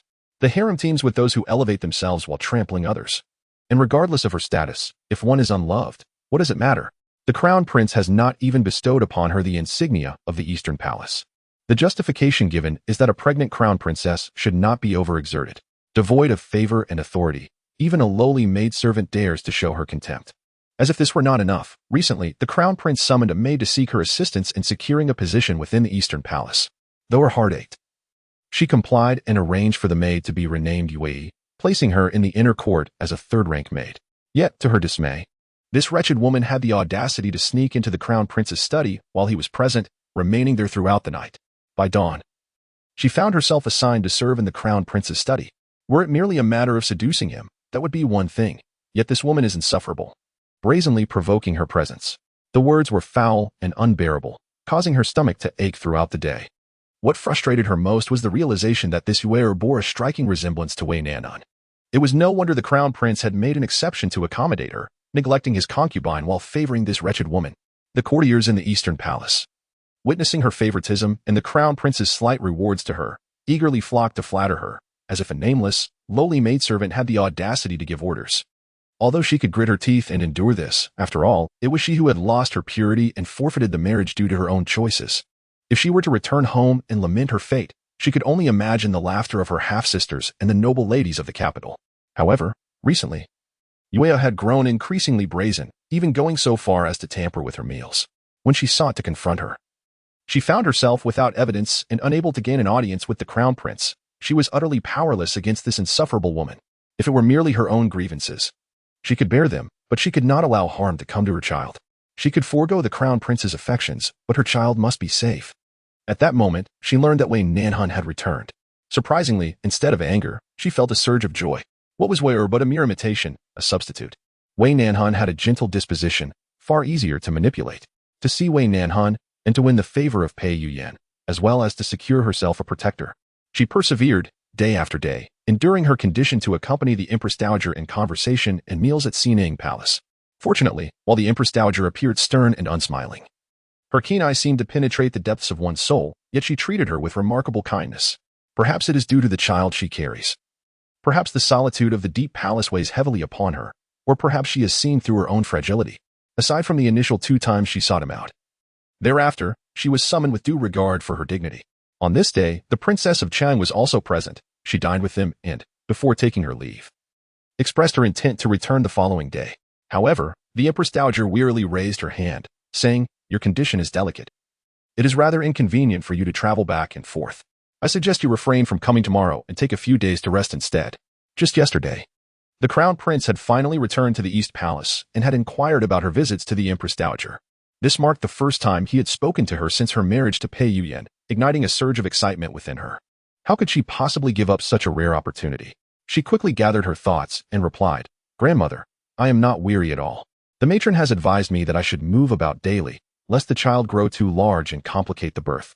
Upon seeing you, I am reminded of my grandmother at home, and it brings me such warmth. I have not been able to see her for quite some time." With her eyelashes gently lowered, she bit her lower lip and added, "Am I troubling you, grandmother? I truly have no one with whom to converse." The Empress Dowager likely understood some of the palace's circumstances, aware of the Crown Prince's infrequent returns to the East Palace and his subsequent marriage to a Crown Princess, followed by the taking of a secondary consort. It seemed the Crown Princess was not particularly favored, thus making it difficult to ask her to cease her visits. "Not at all," the Empress Dowager reassured her. "I am merely concerned for your well-being. If you do not find the daily journey burdensome, you are welcome to come as you please. Your presence brings me companionship. Soon, your aunt will return to the northwest, and I shall be left here in the Xineng Palace all alone." Wei Mingzhao blinked away her tears, contemplating a solution to her predicament. "I have a sister at home," she began, "who is exceptionally obedient and understanding. Although she is the daughter of my uncle, we have shared a bond since childhood that surpasses even that of blood siblings." Empress Jiang furrowed her brows, feeling a pang of loneliness as she lacked a conversational companion among the younger generation. However, the halls of the Xineng Palace were not open to just anyone. Moreover, with the presence of her grandchildren, Pei Ji and Pei Yuyan, who occasionally visited, the notion of introducing a sister into the palace seemed rather contrived. Having navigated the intricacies of the imperial harem for many years, She discerned Wei Mingzhao's subtle intentions and felt little inclination to entertain them, just as she was about to gesture for her to leave. The silent Princess Anyang set down her teacup and gently smiled. Mother, I believe this idea has merit. I am about to embark on a journey, and it troubles me that you are without a cherished companion. Though Mingzhao is indeed delightful, I worry that if she remains by your side, it may provoke the crown prince's discontent, leading to accusations against us, the elders, of meddling. Since we have a young and amiable child, why not summon her to meet you? Not only was Empress Jiang taken aback, but Wei Mingzhao was also astonished. After all, she had encountered the princess a few times, and the latter had always maintained a rather indifferent demeanor. Now, witnessing the empress's impending refusal, the princess had chosen to advocate for her. With the daughter having spoken, the empress could hardly dismiss her wishes. Thus, they decided to summon Wei Nanxun into the palace. Though she anticipated rejection, now that Wei Nanxun had entered the palace, there was no reason for her to resist. Ah Sin, all the previous events were my sister's fault. It is entirely due to my own foolishness in speaking out of turn. Even if you refuse to respond, it matters not. Simply pity me and engage in conversation. For it has been an eternity since anyone has spoken to me. Since my marriage to the crown prince, he has not once graced my chamber with his presence. Regardless of how earnestly I have sought to please him or how much I have humbled myself, the servants of this palace are the most sycophantic of all. Seeing me in disfavor, they hardly regard me. Now, apart from you, there is no one willing to converse with me. Wei Mingzhao, from the moment of her birth, has been the cherished jewel of our elders, the center of admiration wherever she goes, while Pei Yuyan is both her calamity and her burden. To say that it does not stir her heart would be disingenuous. Wei Nanxun cannot help but reflect upon her previous life. Was she not similarly ensnared? Forced into the eastern palace as a shadowy concubine, the only person she could rely upon was this very sister. Yet, what did she do? She caused the demise of her unborn child and sought to frame her, leading to her untimely death. The bond between her and this sister has long since eroded. Even the remnants of sympathy and pity have been thoroughly exhausted, leaving only self-inflicted suffering. But was this not what the elder sister had invited upon herself? She, who lacked self-respect and sacrificed her purity for Pei Yuyan, how could she expect others to hold her in esteem? Wei Mingzhao was momentarily taken aback, a flicker of pain and severity crossing her eyes. By what right does she presume to admonish her? Yet before she could utter a word, Lingxi returned, bowing slightly at a distance. The Empress Dowager is available now. Please, both of you, come inside to speak. Wei Nanxun was the first to react, slightly nodding her head as she withdrew her hand from Wei Mingzhao's arm, a radiant smile gracing her lips. Elder sister, we ought to enter now. Wei Mingzhao managed a dry smile in return, conceding, very well. Let her savor her moment of triumph. After all, they were already within the palace walls, and escape was no longer an option. As she spoke, she cast a discreet glance at the maid behind her, who understood the cue and nodded in acknowledgement. Seizing the moment when the crowd was distracted, the maid slipped away, making her way towards the study with a swift gait. Every morning, Empress Dowager Jiang had a ritual of reciting scriptures and collecting rice for the Buddha. Having just completed her task and washed her hands, she engaged in conversation with Princess Anyang in the warm chamber. Upon hearing two soft voices, she turned her gaze towards the beaded curtain. There, she beheld a graceful figure trailing behind Wei Mingzhao. Although the young lady's features remained obscured, her slightly prominent bosom and slender waist indicated that she was no ordinary individual. The Empress Dowager's eyes narrowed slightly. Stand at ease. Your imperial grandmother, this is the 7th younger sister mentioned by Mingzhao. Come closer and stand by my side. Wei Nanxun sensed Wei Mingzhao's intentions but found it impossible to fathom the Empress Dowager's thoughts. After all, she had no recollection of the Empress Dowager from her previous life. Truly, she was a victor of the former harem, with the emperor, princesses, and even the Duke of Su all being her progeny. The weight of that scrutinizing gaze upon her made her clench her fists, not to mention the challenge of meeting her gaze directly, steadying her nerves. Wei Nanxun advanced slowly and respectfully performed a deep bow. Wei Nanxun pays her respects to your majesty, the Empress Dowager. She then lifted her head. Wei Nanxun's long eyelashes fluttered gently as she slowly lifted her head, yet her gaze remained cast downward, avoiding direct contact with the Empress Dowager's eyes. Even the experienced Empress Jiang, who had encountered countless beauties, found herself captivated by the girl before her. This was a remarkably exquisite young lady, akin to a budding flower, radiant yet refined, vibrant and full of life, embodying the very allure that would naturally attract men. What was even more remarkable was her combination of striking beauty with a composed and reserved demeanor. It was not an act, rather, it reflected her cultivated nature and intellect. While beautiful women were not uncommon, those who possessed both beauty and intelligence were rare. Even Empress Jiang had to concede that had this young girl graced her youth, The favored concubine would have likely found herself overshadowed. What a fine child she is. The tone of Empress Jiang softened slightly. If she were merely a pretty face, it would be manageable. At most, she might ensnare a man's heart. However, if she were also intelligent, the potential for trouble could become unpredictable. Regardless of whether her affections were directed at Pei Yuyan or another, the Empress Dowager felt an aversion. Bring me that hairpin. It would complement this Wei girl perfectly. Her tone indicated a reluctance to engage further, suggesting a disinclination toward the matter at hand. Wei Nanxun clenched her fists, uncertain of how she had displeased the Empress Dowager.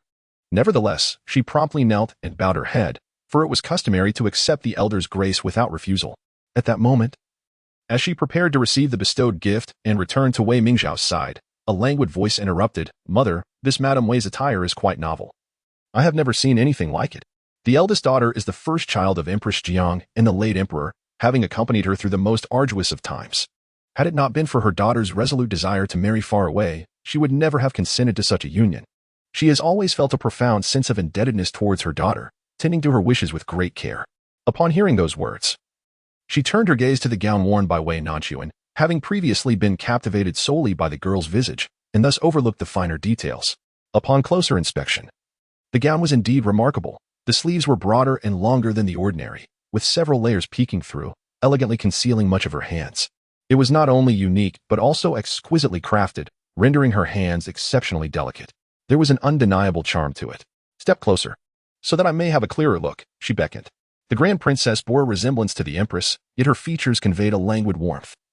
Unlike the Empress's stern demeanor, which made her seem more approachable, Wei Nanxun, already grateful due to Lingxi's influence, found the seemingly casual remark to be a fortuitous reprieve from her plight. How could it not be considered a kindness? She stepped forward gracefully, respectfully extending her sleeve.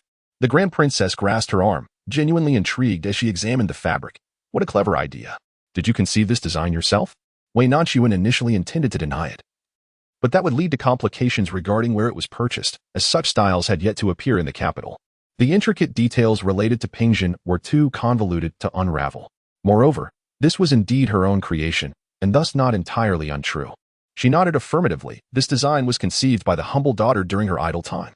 Meanwhile, Wei Mingzhao lingered in the background, feigning a smile, while internally seething at the thought of Wei Nanxuan's apparent triumph. What she thought was unfathomable, having been sisters for so many years. How could she be unaware of such abilities? Clearly, she was utterly inept at needlework. Where did she procure such exquisite garments? Merely to attract attention in front of the nobility? It was truly disconcerting. Yet, she could say nothing, only feign admiration for her supposed dexterity. The princess, upon hearing this, found it intriguing. "Pray, tell me in detail how you accomplished this.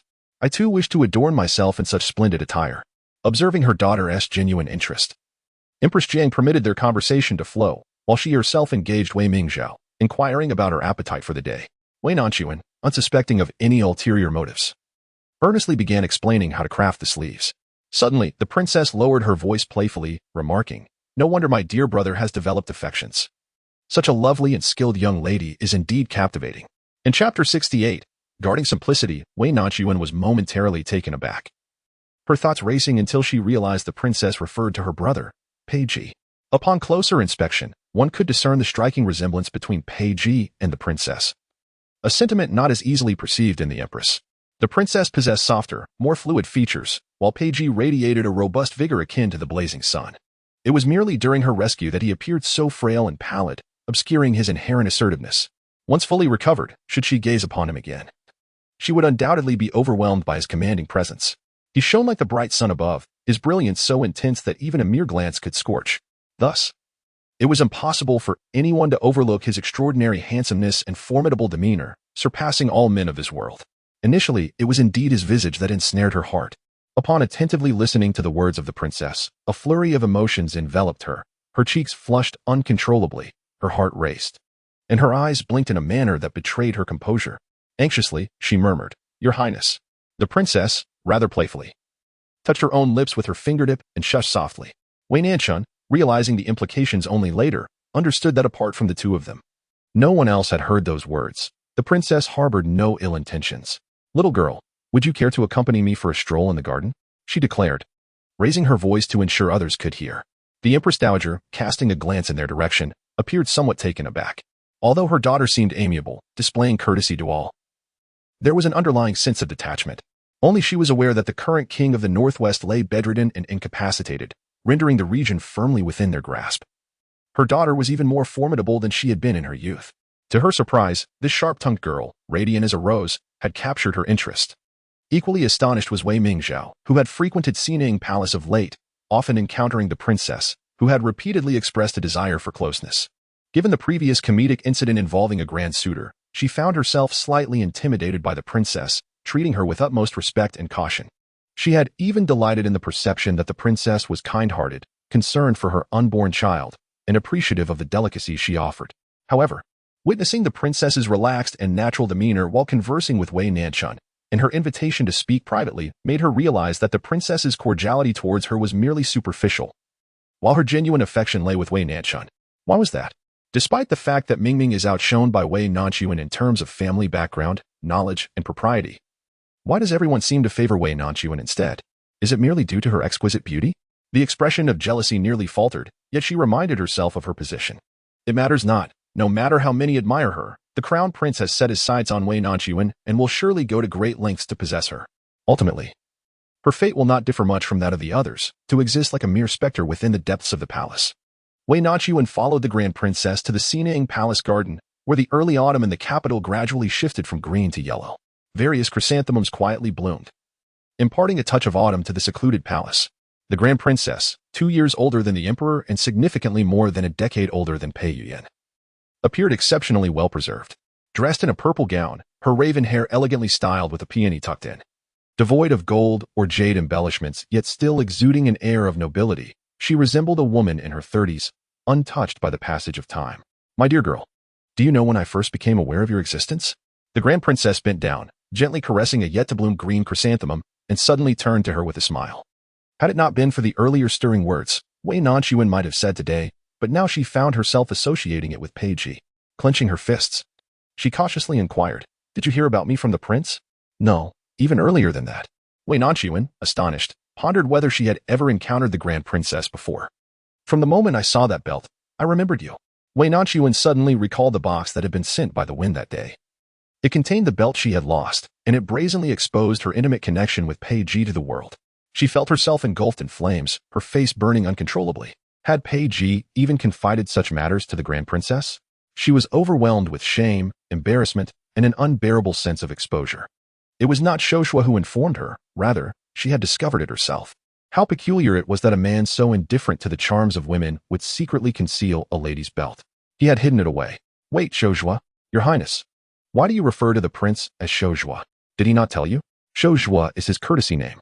Wei Nanxun felt as if she had been struck by something, her entire being frozen in place, her mind struggling to comprehend.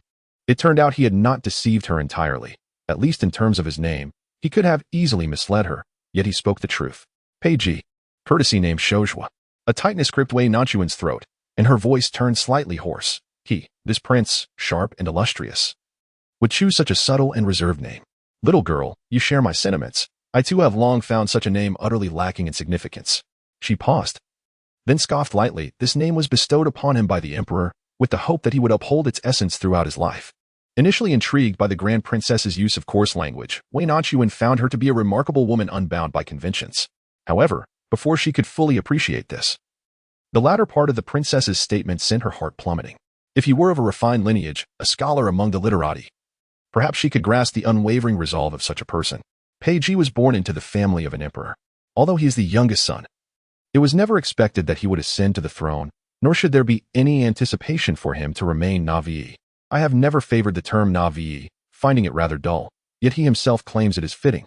In my eyes, his disposition is not one of fondness but rather of indolence, an unwillingness to engage in disputes. My dear girl, when the naive one was born, I was on the verge of my coming-of-age ceremony. To me, he is almost like a son. From a young age, he was neglected. For my father disdained him as he did not exhibit the robust masculinity expected, appearing instead overly delicate. My mother considered him useless, unable to vie for my father's affection. Only I held an affection for him. You have not witnessed how endearing he was in his youth, resembling a little girl. Others would criticize his lack of masculine allure, prompting him to train rigorously in martial arts. No matter how many injuries he sustained, he never shed a tear, evoking sympathy from those who watched, yet he remained uncomforted. Do you know why I remember you? His heart is not particularly kind, nor is it excessively cruel. However, His wariness rivals that of my father. Remarkably, he was willing to save you, which is an unprecedented occurrence. This wariness is indeed a trait shared by siblings. Initially, I too harbored suspicions about you. Even though Lingxi spoke highly of you, I still felt uneasy. Ultimately, one must rely on their own observations. Today, having seen you, I can attest that you are a good girl. I know not the nature of your conflicts, but he harbors no ill will towards you. Chapter 69. The Wei Nanxun never anticipated that Pei Ji would differ so greatly from her expectations. Whether it was during his childhood when he resembled a little girl, or when others remarked that he bore no resemblance to the late emperor, or even in moments when he would bleed yet refuse to shed a tear, each facet of him piqued her curiosity and freshness, simultaneously igniting within her a desire to explore and a twinge of unacknowledged tenderness. It dawned upon her that he was not inherently powerful, nor was he perpetually exalted. All his brilliance and authority had been earned through his own toil and sacrifice. In response to the princess's assertion that he harbored no malice, Wei Nanxun fell momentarily silent, unsure of how to reply. Undeniably, her feelings for Pei Ji transcended mere affection. If she were an innocent girl experiencing love for the first time, she would have recklessly thrown herself into his embrace, akin to a moth drawn to a flame. Yet, she was not that girl. She understood that a man's affection comes at a price. He may adore her for her beauty, yet he could easily be enamored by another. Regret would teach a wife to seek titles and accolades. Furthermore, Pei Ji was none other than the esteemed Prince Su of Dian. His current lack of consorts did not guarantee a future devoid of them. Hadn't Pei Yuyan once been in a similar position? She had already endured a lifetime of intrigue and manipulation within the Eastern Palace and had no desire to tread that path again. Pei Ji possessed every admirable quality, save for the weight of his noble lineage.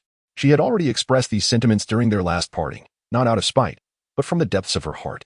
The disparity between them was insurmountable. She was unwilling to await the day when his affections might wane, only to find herself in the cold palace, lamenting her choices. Your Highness, In that moment, she found herself at a loss for words to convey her inner turmoil, fearing she might be perceived as presumptuous or ungrateful. The princess appeared to see through her struggles and, with a radiant smile, sat up straight. Do not feel pressured. My earlier words were merely to connect with you, lest you mislead yourself. Mislead herself? Wei Nanxun pondered the phrase, momentarily bewildered by its meaning. Nevertheless, she sincerely replied, Thank you for your words today, Your Highness. There is no need to thank me. If gratitude is due, let it be directed towards yourself. The princess recalled the image of the young girl, disheveled yet resolute. I am but a concubine, of no particular value. Yet, even like a blade of grass, I refuse to be trampled upon, at most. I would remain unmarried for the rest of my life. I have no intention of marrying either. When Lingxi spoke these words, the princess wondered what sort of woman could utter such bold declarations. It resonated with her own past sentiments. Who dictated that a woman must marry and entrust her life to a man? She, as a princess with the world at her feet, could possess such vision. While a mere concubine could harbor such spirit, this genuinely evoked her admiration. However, Wei Nanxun remained oblivious to this, mistakenly believing that her prior act of saving Pei Ji warranted her gratitude towards the princess. She slightly bowed, still expressing her thanks for the princess's guidance. How delightful! If you truly do not fancy my brother, have you considered my foolish son? Should you marry into the northwest, my life would no longer be so dull. As Wei Nanxun recalled her past misconception that her savior was the heir of the northwest, she felt a wave of embarrassment wash over her, her cheeks slightly flushing with a mixture of guilt and shyness. This only provoked the princess's laughter anew. By the time the two returned to the Sinang Palace, it was already time for lunch. By this time, even though Empress Dowager Jiang initially had no intention of allowing Wei Nanxun to dine with them, there was no reason to shoo her away, thus she remained for the meal. The Empress Dowager and her daughter occupied the seats of honor, while Wei Nanxun sat beside the princess, facing Wei Mingzhao. Adhering to the principle of silence during meals, she nibbled delicately at the food on her plate, endeavoring to minimize her presence. Within the hall, only the voices of the Empress Dowager and her daughter could be heard, mostly exchanging polite remarks about sampling various dishes. Suddenly, a palace attendant entered, carrying a transparent, slender bottle. What is this? The regent heard that Her Royal Highness the Princess was dining with the Empress Dowager and specially brought exquisite wine for their enjoyment. The princess immediately brightened. I was just thinking the meal was rather bland. He knows my taste well. Bring it here quickly. This transparent wine vessel was a novelty for Wei Nanxun, revealing the color of the liquid inside, making it appear crystal clear and more fragrant. The princess, catching her gaze as she sniffed the fine wine, raised an eyebrow. This is a crystal flask containing grape wine from the western regions. Would you care to taste it? Miss Wei? Wei Nanxun, who already had a fondness for wine, felt her mouth water at the mention. However, she recollected the consequences of her previous 2 encounters with alcohol, particularly the last incident in the palace that nearly led to a grave mistake. Though tempted, she shook her head. Yet before she could articulate her polite refusal, the princess had already instructed Lingxi to pour her a glass. Lingxi had bestowed kindness upon her and given her pleasant rapport with the princess. She found herself with no opportunity to decline. A liquid, glimmering with the hue of rubies, cascaded from the slender neck of the bottle, instantly filling the air with its rich aroma. Wei Nanxun, already captivated, found her defenses somewhat lowered by this exquisite wine she had never encountered before. The virtuous consort was certainly different from the eldest princess. She must feel secure within the compassionate confines of the Empress Dowager's Xinang Palace. Do try it. This wine is not strong, and its flavor is particularly sweet and rich. How potent can a wine made from grapes be? It is merely a fruit wine, after all. She resembled a donkey lured by a carrot, gradually succumbing to its allure. As the cool liquid touched her lips, the delightful taste of fruit-infused wine spread across her palate. Confirming the eldest princess's words, the fragrance was indeed robust and pleasantly drinkable. Unconsciously, Wei Nanxun finished the wine in her cup, and Lingxi, ever considerate, promptly refilled it. While the wine was not particularly strong, its after-effects were surprisingly potent. After 3 cups, Wei Nanxun felt a light intoxication wash over her. Her cheeks flushed, and her demeanor becoming somewhat ethereal. Noticing her unusual complexion, Lingxi whispered, "Miss Wei, are you feeling unwell?" Yet, seeing the eldest princess above still brimming with excitement, Wei Nanxun was reluctant to dampen the mood or draw unnecessary attention, hastily shaking her head. "No, I'm fine. I simply indulged a bit too much. I just need a moment to recover." Nonetheless, their subtle exchange had caught the attention of the eldest princess, who covered her mouth with a laugh, saying, "Mother, I seem to have caused a bit of trouble again. I've managed to intoxicate this young lady." Empress Dowager Jiang cherished her daughter deeply and welcomed her playful antics with a smile. The little girl has a low tolerance for alcohol, and since this is her first time tasting the grape wine, it is only natural that she feels unaccustomed. Let her rest in the side hall for a while to sober up. She will soon be well again. Wei Mingzhao, who had been attentively observing Wei Nanxun, expressed his delight further. "Grandmother, perhaps it would be best for me to take my younger sister back to the East Palace to care for her. It is inappropriate for her to disturb you here." The Empress Dowager found this suggestion quite reasonable, as it is indeed more fitting for a sister to look after her younger sibling.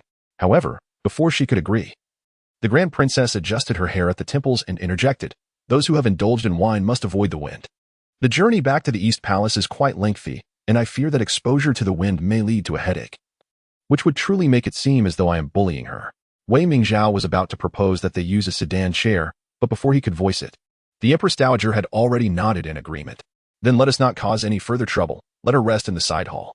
Wei Nanxun wished to decline. Yet the effects of the wine were indeed potent, and she soon felt the intoxicating effects taking hold. Reluctantly, she took Lingxi's hand and rose, offering a slightly apologetic bow before following Lingxi to the back. She settled onto the queen's bed in the side hall, leaning her upper body on the Kong table while Lingxi stepped out to fetch sober tea and warm water. Unbeknownst to anyone, a tall figure entered Xinang Palace with measured steps. Chapter 70, A Lonely Man and a Woman. The man was of considerable stature, clad in a black court robe adorned with embroidered dragon patterns, with a bright yellow jade belt cinching his waist. He had broad shoulders and a narrow waist, walking with a steady and firm gait, each stride long and purposeful. A small eunuch, sycophantically leading the way, was none other than Zhou Fuhai, who had previously served by the Empress Dowager's side. "Your Highness, you have not closed your eyes for several days. You must take a proper rest." Behind the side hall of the Xinang Palace, there are numerous guest rooms, but only one has 2 young palace maids stationed outside its door. Zhou Fuhai, the chief steward here, recognized that this particular room is the most spacious and comfortable, and promptly suggested, "Your Highness, let us proceed this way." Peiji paused, his dark eyes sweeping over the surroundings without uttering a word, and then he turned and walked toward that direction. The 2 young palace maids, who had accompanied Lingxi, were momentarily taken aback and instinctively reached out to stop him, saying, "Regent, there is someone inside." However, before they could finish, Zhou Fuhai reprimanded them. "Step aside. Knowing it is the regent, how dare you obstruct him? If the regent wishes to rest here, you may all withdraw." The palace maids exchanged glances, contemplating the fact that they wanted to warn him about someone already being inside, but this was the regent after all. When he expressed the desire to rest, even the crown prince would respectfully yield. They would not dare to risk their lives over such a matter. Thus, they could only bow and step aside, watching helplessly as the imposing figure pushed the door open and strode in. However, there is indeed Miss Wei inside. The two maids exchanged shocked glances. Knowing they had been assigned to care for Miss Wei, and if something were to happen, they would be the ones facing punishment, they hurried back to the front hall. By this time, the Empress Dowager and the others had finished their lunch. The Grand Princess returned to her own quarters to rest, while Wei Mingzhao, preoccupied with the need to relay a message to Pei Yuyan, took her leave as well. Only the Empress Dowager remained, reclining on the warm couch, her eyes closed in repose. When the young palace maid entered, she was reprimanded by the matron beside the Empress Dowager. Do you not see Her Highness is taking a rest? How dare you enter so recklessly? Fortunately, the Empress Dowager was in a relatively good mood today and merely raised her hand to allow them in. What brings such urgency? The young maid knelt on the ground, trembling, her words barely coherent. It was another maid, appearing somewhat calmer, who softly recounted the recent events concerning the regent. The Empress Dowager, who had been comfortably reclining, suddenly opened her eyes wide. I knew it. That girl must be restless. Come here. The matron beside her was about to assist her in sitting up. But she paused. Wait, are you saying the regent insisted on entering that room? The two young maids nodded fervently. Yes, indeed. We informed him that someone was inside. Yet Lord Gong insisted on that room, and the prince still entered. And then? Did he come out? Although she was not particularly close to this son, she understood his character. He held a rather indifferent view on matters of intimacy. For years, she had tirelessly sought a suitable match for him, exploring every avenue from noble ladies of the palace to daughters of ministers, yet he had dismissed them all. If he were to learn of someone inside, especially a beautiful young lady, his immediate reaction would surely be one of furious anger. He would either draw his sword or certainly expel her from the room. To her surprise, the young maids shook their heads. We waited outside for a while. After entering, the regent did not emerge again. The doors and windows were tightly shut, and no sounds could be heard. Lord Gong has been keeping watch outside. Have you never ventured out? Could it be that Pei Ji was already aware of Wei Nanxun's presence within? Empress Jiang suddenly recalled her daughter's peculiar behavior today. She normally would not exhibit such interest in a mere young lady. Indeed, it was she who proposed allowing this girl into the palace. After years of navigating the intricacies of the harem, Empress Jiang immediately sensed the underlying anomaly, her expression tightening. I have lived to this age. Yet I allowed these two to toy with me, the head maid, mistakenly believing the Empress was referring to the Wei sisters. Kindly inquired, shall I send someone to fetch them? What purpose would that serve? This is merely the mischief of my beloved children, the head maid then realized. Her expression shifting to one of surprise. Are you implying the regent prince, that this Wei girl possesses such remarkable capabilities? The Empress, lost in thought, chuckled softly and shook her head. For years, I have exerted considerable effort for his marriage, employing every possible means. Do you think he has ever shown me the slightest respect? I believed he truly intended to become a monk at the temple, discontent with my choices. That countenance. Had the late emperor seen it back then, perhaps there would have been no place for the Yao family. Alas, if he is fond of her, let it be. But, isn't this rather improper for the regent prince? After all, they are alone together in a room. Should anything arise, it could lead to the next crown prince and princess. Yet, what purpose would it serve for you to intervene? It has been so long. If something were to happen, it would have already transpired. If it were to fail, the old matron raised her head in greater astonishment. The regent has gone to such lengths, and even sent wine. How could it possibly fail? It is precisely because he has invested such effort that men, being inherently fickle, tend not to cherish that which comes easily. The more arduous the pursuit, the greater the affection. The old servant observed, you previously held Miss Wei in low regard. Why now does it seem you do not oppose her as vehemently? Empress Dowager Jiang cast her a sidelong glance before reclining once more. In the dance of courtship, who truly benefits? My son has gained an advantage, and as a parent, what grounds do I have to oppose? I merely pondered. Miss Wei is of the second house, and the Wei family is rife with unsavory matters. She hardly seems fitting for the prince. Empress Dowager Jiang closed her eyes to rest. What does it matter for compatibility? He's already 25. By the emperor's age, the crown prince was already speaking his first words. Yet here he is, without even a companion at his side. Now, as the regent, he can claim whatever he desires. Pausing for a moment, she added, in these years, I have often awakened in the dead of night, feeling an acute sense of indebtedness towards those siblings.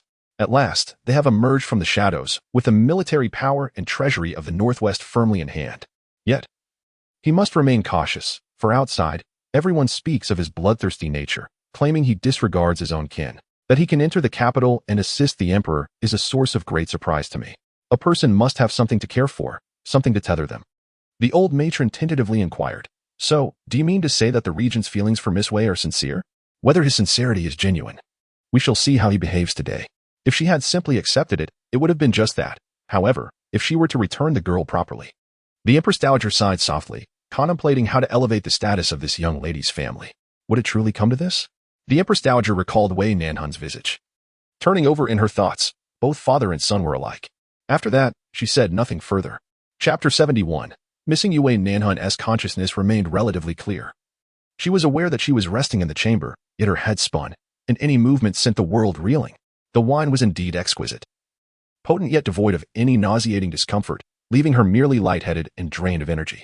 Should one inquire if she would indulge again, she would likely entertain the thought. Though she vowed never to overindulge again. For reasons unknown, the words exchanged with the princess earlier lingered in her mind like an insistent echo. Even the desire to forget that person seemed utterly futile. How detestable he was, deceiving her without even the courtesy of thoroughness. Everything about him was a fabrication. In such a way, she would not have been misled. Nor would she have clung to a flicker of hope that there might be a semblance of sincerity in his heart. On one hand, she reasoned that they were both human, that she and he stood on equal footing. Her beauty and willingness to support him should warrant some measure of genuine affection from him. Yet on the other hand, she pondered his lofty birthright. As the most formidable prince of Dian, how could he possibly harbor true feelings for a mere girl like her? It seemed as though there were two versions of herself, each tugging at the other, and in the end, neither could persuade the other. Ultimately, her lack of self-confidence was striking. Having once entrusted her heart to someone utterly unworthy of it, she now pondered if she would make the same mistake again. Did she truly deserve his genuine affection? Wei Nanxun lay her head upon the table, one hand supporting her forehead, while the other grazed the pouch at her waist. Within it lay a small jade pendant, delicately entwined with a red cord, resting in the palm of her hand. The jade's hue was not particularly translucent, yet it felt delightfully cool and soothing, as if its touch could temper her burning feelings. Most importantly, the pendant bore an intricately carved character for, signifying a formidable challenge. Indeed, he had spoken the truth. Crossing the mountains was far easier than overcoming him. Just then, a series of knocks echoed through the room. She assumed it was Lingxi returning, shook her head slightly, and softly called out, "Come in." It had been 7 or 8 days since Pei Ji last laid eyes on her. He had never realized that a single day could stretch into an eternity. He finally understood the meaning of the saying, if one does not experience longing in this life, it is only through longing that one truly understands. He hesitated outside the door, torn between entering and respecting her request for space. Yet, upon hearing her voice, all reservations dissipated, leaving only a singular desire to see her. Inside, the young woman lay on the couch, her back to him, her hand resting at her side. With layers of sleeves enveloping her delicate wrists, even from just a glimpse of her silhouette, his yearning surged like a tide, compelling him to approach cautiously, as if fearing to startle her, until he finally stood behind her. What could she be gazing at? So utterly captivated was she that she barely acknowledged the arrival of another. Wei Nanxuan's reaction was noticeably delayed. Her lips somewhat parched as she delicately licked them and obediently murmured, "I am admiring the jade pendant." Her voice, already soft, trailed off sweetly, reminiscent of feathers gently brushing against his heartstrings. It was truly peculiar. In the past, he had not favored such alluring women. Yet he found himself enamored by her regardless of her demeanor. Moreover, he had discerned that she was intoxicated. Although he merely recalled her fondness for wine and had chanced upon exquisite spirits from the western regions to present to her, his intentions had not been to render her inebriated. Now, he found himself in a rather challenging predicament. A barely perceptible smile flickered in Pei Ji's eyes as his broad palm rested upon her slender shoulder, his voice uncharacteristically gentle. "What jade pendant is this? Might I have a glimpse?" The young lady pouted adorably, cradling her possession and tilting her body slightly. "No, this is mine. Treasure." The last 2 words she uttered were enunciated softly, laced with a captivating allure. Pei Ji felt a tightening in his throat. Had he not witnessed her at her most enchanting, perhaps he could have maintained his composure, yet he had not only seen her beauty but had also touched it, nearly possessing it. How could he possibly endure? Yet soon, he heard her let out a soft sigh, a sound tinged with a hint of impatience. "Is it unbearable?" The young lady shook her head, as if sharing a delightful secret, and suddenly raised her voice, turning to him with excitement. "It's delicious. The wine is truly exquisite." Then she caught sight of him, momentarily stunned as if confirming the identity of the person before her. She shook her heavy head, her gaze becoming increasingly hazy and bewildered. Although she could still articulate her thoughts, her consciousness was clearly clouded, and her actions were driven by instinct. As if recognizing Pei Ji, she abruptly stood up, attempting to retreat, only to forget the effects of her intoxication. In her haste, she stumbled, swaying precariously to the side. Pei Ji, with his long arms, swiftly caught her, drawing the young girl securely into his embrace. In that moment, feeling her tangible presence. All the longing and sleepless nights he had endured were redeemed. Her lips were a vivid crimson, shimmering with allure, causing his gaze to dim slightly. His throat tightened with a tremor. Such sweetness. Why did you not summon me to partake? Wei Nanxun seemed startled by her own actions, gasping softly as she placed her hand on her chest. Hearing his words, she pouted and playfully pinched his cheek. The young girl was already intoxicated, her touch lacking strength. It was more akin to a gentle caress than a pinch. Throughout his life, aside from the care of his childhood nurse, no one had dared to touch his face, let alone pinch it, an act akin to plucking a tiger's whiskers. As he stood momentarily dazed, he heard her murmuring, "It's real, not a dream." A dream? Did she mean to imply that she often dreamed of him? Before he could reveal his delight, she furrowed her brow and added, You are mischievous, and you shouldn't have drunk." While speaking, she rubbed her fingers, which had just pinched his cheek, against his clothing, scrunching her nose in distaste, so stiff, not pleasant to pinch. Peiji. He found himself almost laughing in exasperation. The regent of the Grandian dynasty, reduced to having his face pinched by a little girl. And she even complained that his skin was too tough, causing her discomfort. If his subordinates were to hear such a tale, they would surely laugh until their teeth fell out. He mischievously considered pinching her back, but as his fingers brushed against her smooth, delicate face, he simply could not bring himself to do it. In the end, he merely grazed the tip of her nose. Surprisingly, this provoked her to cover her nose in dismay, her eyes glistening with unshed tears as she accused him. "Why did you do that? It hurts." He could not suppress a chuckle. He had hardly applied any force. She was just so sensitive. He had witnessed her inebriated state before, and not just once, yet each occasion was uniquely different. This time, she resembled a little tipsy child. A delicate little darling. He found that all his temper had been softened by her. All right, it's all my fault. I won't touch you anymore." As he spoke, he intended to release her and distance himself, but as soon as his hand loosened, he felt a sudden tightness around his waist. The little girl had lunged into his embrace, holding him tightly. "I miss you so much." Chapter 72. An overnight stay. Such a simple phrase caused Peiji's eyes to widen slightly, his entire being stiffening, even his breath becoming shallow. He was almost hesitant to touch her, fearing that she was merely intoxicated or mistaking him for someone else. Yet, he did not care. He simply wished for her to remain in this state, like the greediest of souls, yearning to endlessly absorb her warmth. Then, he noticed the jade pendant clutched in her hand, evidently the birthday gift he had bestowed upon her. When he dropped the dagger, a flicker of hesitation lingered within him.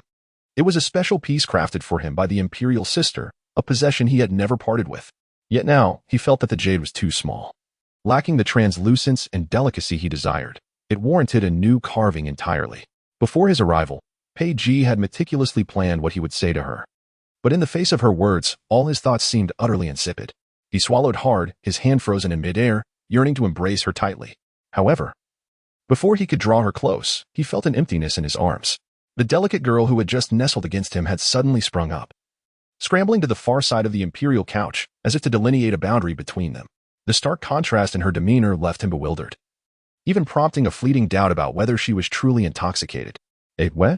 Peiji furrowed his brow, instinctively shifting closer to her, only to witness her shake her head. He feared she might topple over again. Oblivious to his concern, she beamed at him with delight, exclaiming, "That's enough. Just one hug is sufficient." Peiji's outstretched hand gradually curled into a fist and fell to his side. How could that possibly be enough? He found himself increasingly confounded by her. Whether in the past or present, he could distinctly sense her affection and care. If her feelings were genuine, why did she push him away? Shouldn't love be something one possesses? "I'm not greedy. Just a little bit will do," she said, adorably gesturing with her fingers to signify a small amount. Her expression devoid of any pretense, radiating joy instead. While she beamed, he found himself unable to muster a smile. "As long as you speak up.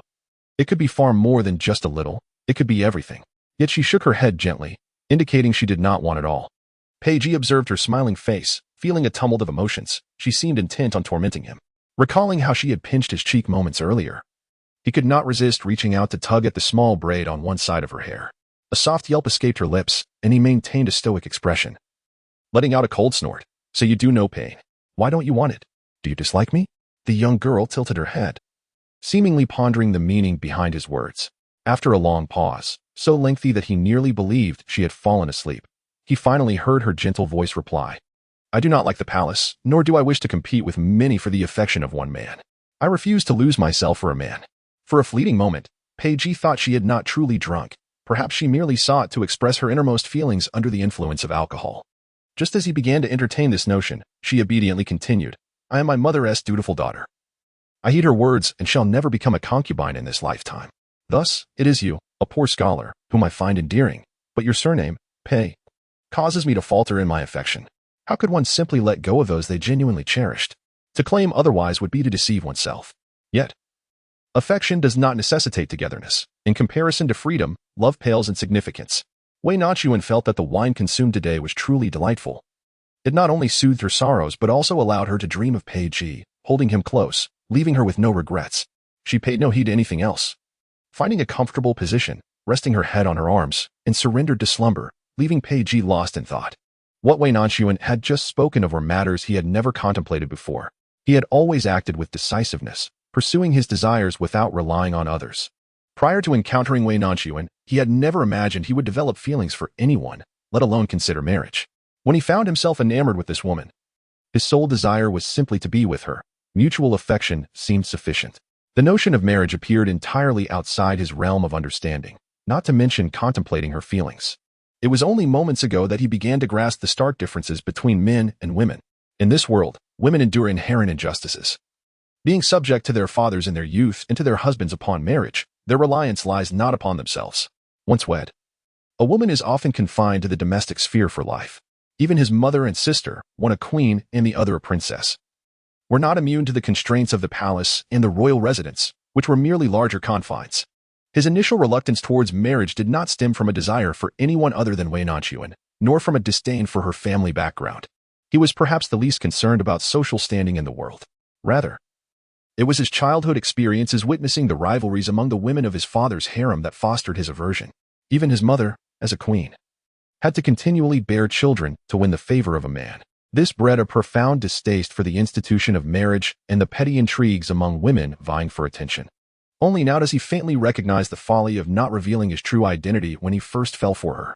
When the truth was unveiled, instead of offering an apology, he had insisted that their ties were irreparably severed. It was he who had distanced her, cultivating her mistrust. When Pei Ji raised his gaze once more, he found the young girl curled up, resting her head upon the armrest, fast asleep. She was particularly serene in her slumber, remaining still and silent, her eyelashes curled gracefully, and her cheeks were flushed, exuding an innocence that tugged at one's heartstrings. She resembled the last time she had drunkenly succumbed to sleep.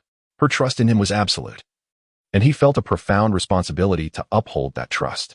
Pei Ji rose, the hem of his garment trailing on the floor, and with utmost gentleness, he enveloped her in his arms, moving at a slow and steady pace until he laid her down upon the couch. He longed to express the yearning he had harbored over the days and to convey the thoughts that occupied his heart. Yet, gazing at her peaceful visage, he found himself reluctant to disturb her tranquility. He fixated on her face for what felt like an eternity before slowly bending down, exercising immense restraint and forbearance, to bestow a tender kiss upon her forehead. Sleep well, my little girl. Wei Nanxun slumbered for an extended period, whether due to the effects of alcohol or something else. She felt as though she had experienced a most delightful rest, as if she were lying on clouds, enveloped in comfort. It seemed she had dreamt, dreaming of Pei Ji, daringly embracing him and expressing her longing for him. Since her arrival in the capital, she had often felt a heavy heart, but after uttering her desire in the dream, it appeared that nothing could restrain her any longer. To articulate one's yearning was to set it free. However, she still felt the sensation of someone holding her, conversing with her. Could it not be a dream? Wei Nanxun glanced around, not seeing the figure she had envisioned. If he were here, he would undoubtedly be waiting for her to awaken, never departing first. Just then, Lingxi entered. The young lady has awakened. Do you have a headache or feel unwell? Wei Nanxun propped herself up on the couch and gently shook her head. Though the after effects of the wine are potent, I do not feel dizzy or uncomfortable. It truly was fine wine. Lingxi wrung out the cloth and came over to wipe her, smiling as she said, Indeed, our prince is quite fond of it. If he knew of your appreciation for this wine, he would surely be delighted. Lingxi, were you the one who helped me to bed? I seem to remember nothing at all. Lingxi paused momentarily, nodding her head. It was I, the servant. I saw you sleeping on the couch and feared that you might fall while turning. Thus, I assisted you to bed to rest. It was indeed a dream. Wei Nanxun, without any suspicion, inquired about the time, only to discover that it was already late in the afternoon. Why is it so late? The palace gates will soon close. I must hasten to leave. Please take your time. The Empress Dowager has instructed that since you have consumed wine, the wind on your way back might cause you a headache. She wishes for you to stay in the palace tonight. Wei Nanxun was taken aback. How can this be allowed? Chapter 73. The side consort, the Empress Dowager, however, did not sleep well. As her son was alone in a room with a young girl right in her Sinang palace, she spoke lightly to the head matron, claiming that her son would not be at a disadvantage, yet there were numerous considerations to ponder, such as whether anyone had seen Pei Ji arrive. Wei's elder sister was the crown princess, yet she was entangled in a secret affair with him, the emperor's uncle. Such rumors could tarnish Pei Ji's reputation. In short, she tossed and turned, unable to find slumber. When she finally awoke, the head matron was already waiting beside her. After sipping a bowl of bird's nest soup to clear her throat, she said, "Speak." The head matron dismissed the palace maids. Shaking her head, "We have kept a close watch. The doors and windows remain tightly shut, and the regent has yet to emerge." Upon hearing this, Empress Dowager Jiang felt a sense of relief wash over her. It had already been an hour or two. Surely, something must have come to fruition. It seemed that this girl held little significance for Pei Ji. After all, it was merely a fleeting romance. Perhaps a few rewards and the elevation of a concubine at most. Perhaps she had been overthinking the situation, just as she was about to issue orders. An attendant entered to announce, "Your Majesty, the Regent King has arrived," with a suddenness unbecoming of her age. Empress Dowager Jiang sat upright. "Quickly assist me in changing my attire." In less than a quarter of an hour, the most esteemed woman of the Great Yin was seen, adjusting her garments as she made her way to the warm chamber. Upon seeing the broad silhouette seated on the couch, her pace quickened further. As the palace maid lifted the curtain, Empress Dowager Jiang slowed her steps, choosing not to speak immediately, instead scrutinizing her son closely. Just moments ago, she had believed all was well, her worries dissipating. However, now, witnessing her son's grave demeanor and neat attire, her heart began to settle slightly. There was no hint of success in his countenance. Rather, he exuded an air of emotional turmoil. This was indeed the worst possible scenario among all conceivable outcomes. What kind of woman could cause the dignified Regent King to refrain from approaching her, yet be so troubled by her presence? She sighed deeply within. And only then did Pei Ji divert a fraction of his gaze towards her. "Why do you look at me so, mother?" he inquired. It was a novel sight for her to behold her son in such a state. Naturally, she wished to observe him further.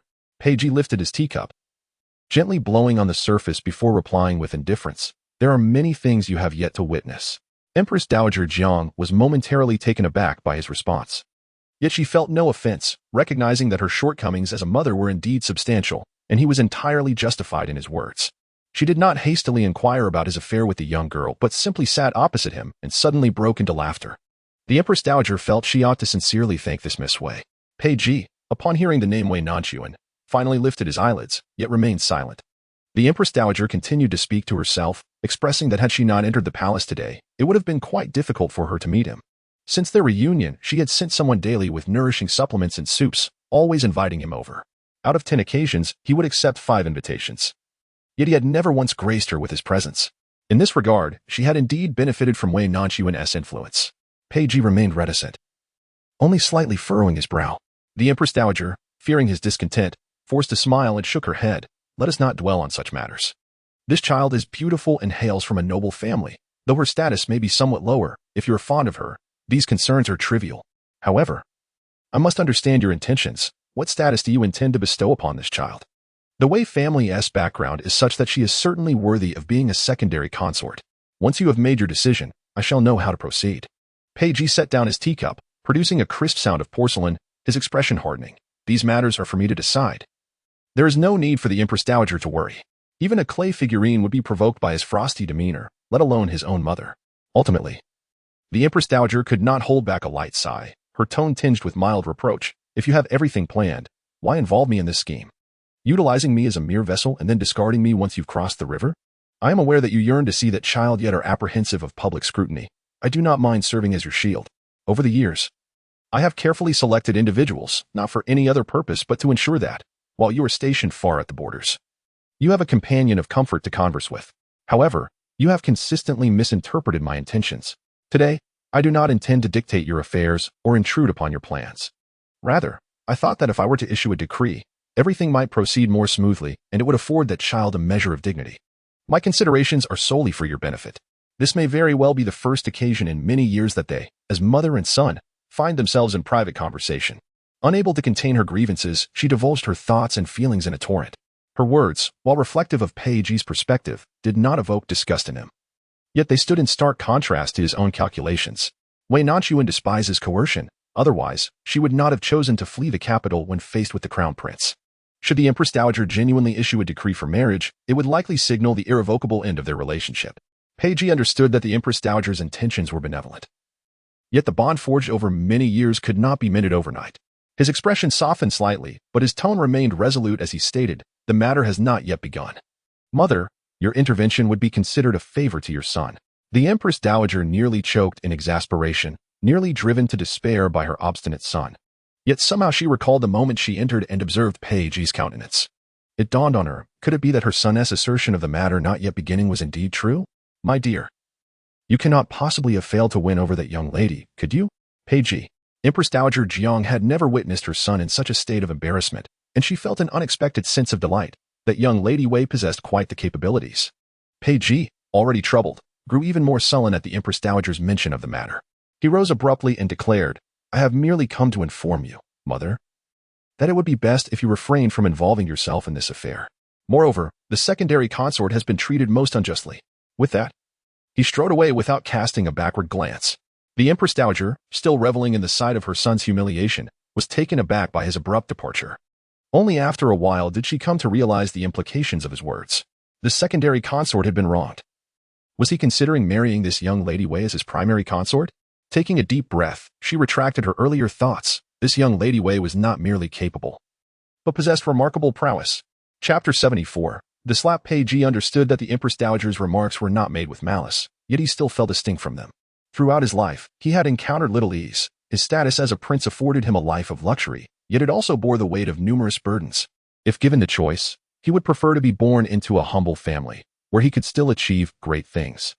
Wei Nanxun represented the most formidable challenge he had faced thus far, but that was of little concern. He possessed ample patience and vigor.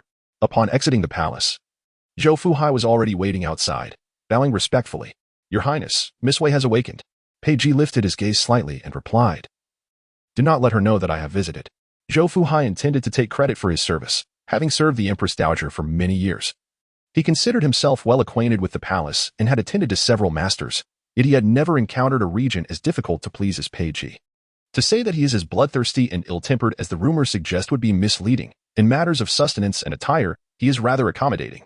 However, to claim that he possesses a gentle temperament would be utterly false. Throughout these many days, he has displayed no other expression but a stoic, impassive visage, serious and menacing, exuding an aura that warns others to keep their distance. Rather than indifference, arrogance would be a more fitting description. He is an individual of extreme haughtiness, perceiving any form of communication as a frivolous expenditure of his time. Yet, remarkably, upon hearing news of the Wei family's daughter, a different expression graced his countenance. Akin to a gentle spring ray, the Empress Dowager, in her frail state, is acutely aware that her time may soon come to an end, prompting him to secure a favorable future for himself. Originally, Zhou Fuhai had high hopes for the crown prince, but with the emperor gravely ill, the responsibility of governance has fallen upon his younger brother. The future of the realm remains uncertain. Rather than seek another prince, he prefers to place his bets on the regent. Upon learning of Peiji's interest in Wei Nanxun, he eagerly clung to this advantageous connection. With the two now in the same room, surely something must transpire. To his astonishment, the regent instructed that the young lady must remain unaware of his visit. What could this signify? Not only did nothing occur, but there was also a need for caution, treating her as if she were a revered ancestor. Indeed, the servant comprehends the gravity of the situation. Furthermore, those privy to this matter, I shall see to it that they guard their tongues.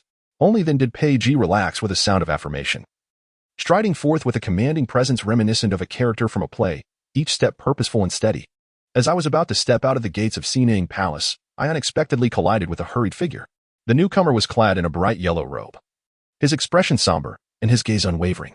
Upon locking eyes, the figure abruptly halted, momentarily taken aback, before bowing deeply in reverence. "Your Highness." Ever since the edict appointed Peiji as the regent, Pei Yuyan had indeed begun to withdraw from the political arena, just as he had proclaimed, gradually fading from the view of court officials and refraining from involvement in state affairs.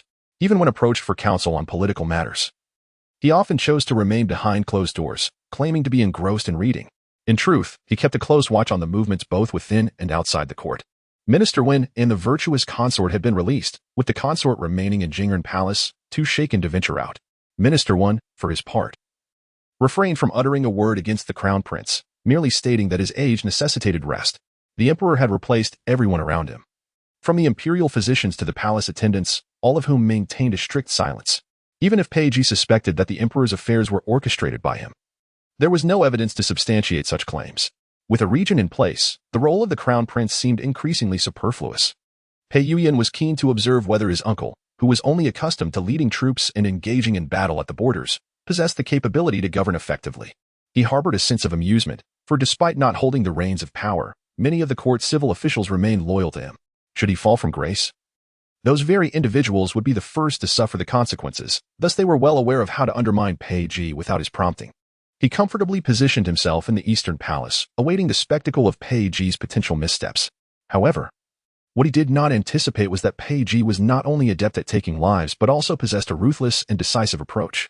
Though Minister Wen had retreated to recuperate, he had not uttered a single disparaging word against him. As long as Zhang Jinshu remains a figure characterized by his worldly wisdom and cunning, he previously exhausted all means to bend others to his will, yet failed to do so with this individual. Now, however, he finds himself obedient to Pei Jiyan, alongside the opportunistic Gong Hui, whose allegiances shift like the wind. With their collaboration of civil and military prowess, any individuals who resort to underhanded tactics are either imprisoned or executed outright. Among them lies a concealed pawn strategically positioned within the Ministry of Personnel, whose significance in the reassignment of officials remains unknown to all. This individual, amid the emperor's grave illness and the ensuing turmoil in the court, has played a pivotal role in stabilizing the situation and expanding his influence. Unexpectedly, upon assuming control of the imperial study, Pei Ji swiftly accused this person of corruption, leading to his execution, with the severed head displayed at the ministry for 3 days. This act of retribution sent ripples of fear throughout the court, leaving everyone to tread cautiously, no longer daring to provoke trouble. Pei Jian's regency has thus unfolded with remarkable ease, as no one dares to sow discord. Even when the emperor was present, the civil and military officials failed to achieve such unity. During Pei Yuyan's regency, matters that seemed daunting transformed into trivialities in Pei Jian's adept hands. Despite whispers labeling him the iron-blooded Yama, merciless in his dealings, even his critics were compelled to flatter him, no longer daring to challenge his authority. In the Eastern Palace, Pei Yuyan felt like a cornered beast. Having declared his intent to disengage from court affairs, choosing instead to immerse himself in his studies. With such a statement made, he could not afford to frequently liaise with external officials. Feeling impotent, he awoke each day to news of Pei Jian's latest purges and the multitude of petitions addressed. And the more smoothly his counterpart operated, the more incensed he became. In his frustration, he shattered porcelain throughout the study, while eunuchs and palace maids were replaced in rapid succession. The only piece of good news is that Wei Mingzhao has surprisingly attained enlightenment, visiting the Xining Palace daily. The Empress Dowager has even begun to regard her with newfound respect. More importantly, Wei Nanxun has entered the palace. The previous day, he perused all the reports from the capital, awakening late. How ironic it is that, in times past, when the emperor was lucid, he had to rise before dawn to attend the imperial study, yet now he has slept until noon. Upon opening his eyes, he beheld a graceful figure standing by his bedside. In a daze, he thought he saw Wei Nanxun. Had she come to seek him? The pent-up frustrations of recent days had no outlet, and he found his concubines in the room to be quite bothersome. Now, seeing Wei Nanxun, he lost all composure, grasping her wrist and pulling her into an embrace. When he finally regained his senses, it was already afternoon, and a soft, hoarse voice called out to him, "Your Highness." Pei Yuyan immediately sensed something was amiss. Turning his head, he discovered the presence of Yue, the Li family's maid, sprawled naked beside him, her body marked by his lingering traces. He had long been aware of her impure intentions and kept her close only because she bore a slight resemblance to Wei Nanxun. However, he would never indulge in those whom the old man had touched, had he not lacked sleep the previous night. His muddled consciousness would not have led to such a mistake. Unaware of his inner turmoil, Yue presumed that the crown prince had finally fallen under her spell. As he awakened, she entwined her arms around him, only to be coldly pushed away by him. Pei Yuyan hastily fastened his outer robe and collided with Wei Mingzhao, who was rushing back. It was evident to her what had transpired after toiling outside for her husband. She returned home only to find that a lowly maid had invaded her bed. How could she refrain from succumbing to despair and anger, disregarding her own status? As she vehemently berated that wretched maid, even resorting to physical violence, Pei Yuyan felt increasingly troubled. How could he achieve his grand aspirations when even the crown princess he had wed displayed such crudeness? He dismissed everyone around him and hastened towards the Xining Palace, only to unexpectedly encounter Pei Ji. Ever since the pacification of Pingjin, he had sensed Pei Ji's interest in Wei Nanxun. As a fellow man, the possessive and fervent gaze could not be mistaken. Fortunately, Wei Nanxun had also spurned him, and in that moment, Pei Yuyan felt a flicker of clandestine joy. Had they harbored mutual affection, he pondered how he could possibly prevail. Upon returning to the capital, he had strategically placed his confidence within the Wei family. Fully aware of whom Wei Nanxun interacted with daily and her subsequent movements, he knew well that she had no dealings with Pei Ji, which fortified his confidence. Should Wei Nanxun choose to flee, it might merely stem from the humiliation he had previously inflicted upon her and her lingering resentment. Yet he found himself unconcerned. Even if she were no longer pure, he was willing to take her as his wife, though she would only be a secondary consort upon his ascension. She would undoubtedly become the empress, a status that no one else could offer her. Previously, he had been overly eager, having already devised what to say to Wei Nanxun and how to evoke her feelings. Little did he anticipate encountering Pei Ji here, instinctively. He knew Pei Ji had come for Wei Nanxun as well. Since their return from Pingshan, they had not crossed paths, yet this very man, with his lofty demeanor, effortlessly seized the power that had been within Pei Yuyan's grasp and now sought to claim his woman. Pei Yuyan harbored no desire to sever his adversary's head, allowing him to perish so easily. Rather, he yearned to witness him suffer, bleeding to death in agony. Yet, he was compelled to swallow his resentment, bowing his head in deference. In return, he received naught but a fleeting, indifferent glance from Pei Ji, as if he were merely observing a buffoon, devoid of any intention to engage in conversation. Pei Yuyan watched helplessly as that towering figure brushed past his shoulder with an icy demeanor, departing without a backward glance. Out of the corner of his eye, he could only perceive the graceful arc of a sleeve as it vanished. Never before had he endured such blatant disregard and coldness. How could one treat him thus? In that very moment, a surge of fury coursed through him. Did he harbor feelings for Wei Nanxun? He could scarcely concern himself with whether the two had ever met, as his anger boiled over. He swiftly turned to pursue.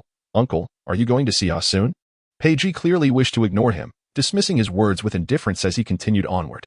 Surrounding figures, such as Zhou Fuhai, had long sensed the tension and discreetly withdrew to a safe distance. After all, one was a regent, the other a prince. Neither could afford to offend. The more Pei Ji remained silent, the more fervent Pei Yuyan's indignation grew, for here was an elder coveting the affections of a younger. Yet, Pei Ji's strides were long and purposeful, and Pei Yuyan realized he was on the verge of losing him. Regaining some composure, he gazed at that imposing back end. Taking a few hurried breaths, suddenly declared, "Nephew knows a secret about Asun. I wonder if uncle might be interested." As anticipated, Pei Ji's footsteps faltered, and he slowly turned to face him, his gaze fixed intently upon Pei Yuyan, as if weighing the veracity of his claim. After a brief pause, he coldly commanded, "Come here." He was clearly apprehensive that his words might resonate too loudly, drawing the attention of onlookers, yet he feigned a heartfelt demeanor. Pei Yuyan managed a sardonic smile, clenched his fist, and ultimately approached. He had always considered himself among the taller of his peers, yet he barely reached Pei Ji's ear, and the oppressive aura surrounding him made him seem even more imposing. It caused a subconscious tremor in his knees. Pei Yuyan initially intended to keep the matter of Wei Nanxun to himself. It was hardly a matter of esteem, known only to heaven, earth, and himself. However, Pei Ji's brazen arrogance had become intolerable. Overwhelmed by emotion, he was unwilling to remain subjugated, perpetually in a position of inferiority. He could disregard Wei Nanxun's lost innocence. Yet what of the lofty regent? To contemplate that the one he cherished had long since lost her purity ignited a furious thrill within him, rendering him quivering with excitement. Soon, she was no longer unblemished. Before he could finish his thought, a searing pain struck his face, one side contorted in agony. And had he not steadied himself, the force of the blow might have sent him crashing to the ground. This was the second time Pei Ji had laid hands on him, yet unlike the last encounter, this time it was a slap. While it lacked the previous excruciating sting, it bore an even greater sense of humiliation. After all, he was still the crown prince. A slap to him was a slap to the dignity of the great yin. Pei Yuyan stared in shock at Pei Ji. "How dare you humiliate me so?" Another resounding slap struck his other cheek. "In public, I am the regent. In private, I am your uncle. What of it if I discipline you?" With that, Pei Ji's gaze hardened, and a palpable aura of menace emanated from him. "Should I hear those words once more, regardless of whether you are the crown prince or the emperor, I shall execute you without hesitation." With that, he cast a cold glare in his direction, waved his hand dismissively, and strode away. Before departing, he added, "You are unworthy of her affection." Pei Yuyan did not need to glance in a mirror to know that his cheeks must be crimson and swollen. His gaze, filled with venom, was fixed intently on Pei Ji's retreating figure, consumed by a singular thought, to eliminate him, by any means necessary. Wei Nanxun hesitated to remain within the palace, haunted by memories from a past life, coupled with an inexplicable shift in the Empress Dowager's demeanor. She possessed a keen sensitivity to others' perceptions. Sensing the Dowager's lukewarm attitude towards her today, tinged with a hint of displeasure, aware of her own shortcomings, She was neither the charming darling of society nor did she possess the artful grace of Wei Mingzhou, having grown up in a household where elders expressed disdain for her. It was only natural for the dowager to harbor a similar sentiment. If she was indeed disfavored, why then the sudden insistence for her to stay? Unable to unravel this conundrum, she resolved to express her gratitude regardless of whether she stayed or departed. After inquiring with Lingxi, she learned that the Empress Dowager was engaged in a game of chess with the princess. With that knowledge, she hastily prepared herself and made her way to the main hall. However, just as she rounded the corridor of the rear courtyard, a small, plump, white fruit struck her on the head. Wei Nanxun instinctively covered the impact site and looked up. There, perched upon a robust ginkgo branch, was a figure. As she raised her gaze, he too lowered his, and their eyes met across the distance. He was an exceptionally handsome youth, with sharp, heroic eyebrows and bright, clear eyes. Clad in a cerulean robe, he radiated vitality and brilliance, reminiscent of the rising sun, captivating all who beheld him. In his hand, he toyed with several fruits, the very objects that had just struck her head. Their gazes locked, and he broke into a grin, apologizing with genuine warmth. "I hope I didn't hurt you." Then, with a tone of admiration devoid of any hint of offense, he remarked, "You are truly beautiful. This is precisely how I envision a lady of the capital to appear." Chapter 75. The wife Wei Nanxun was aware of her beauty, yet throughout her life, she had received predominantly negative remarks regarding her appearance.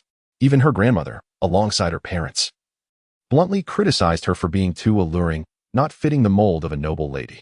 After her marriage to Pei Yuyan in her previous life, such comments had only multiplied, labeling her as a siren or a seductress of the crown prince.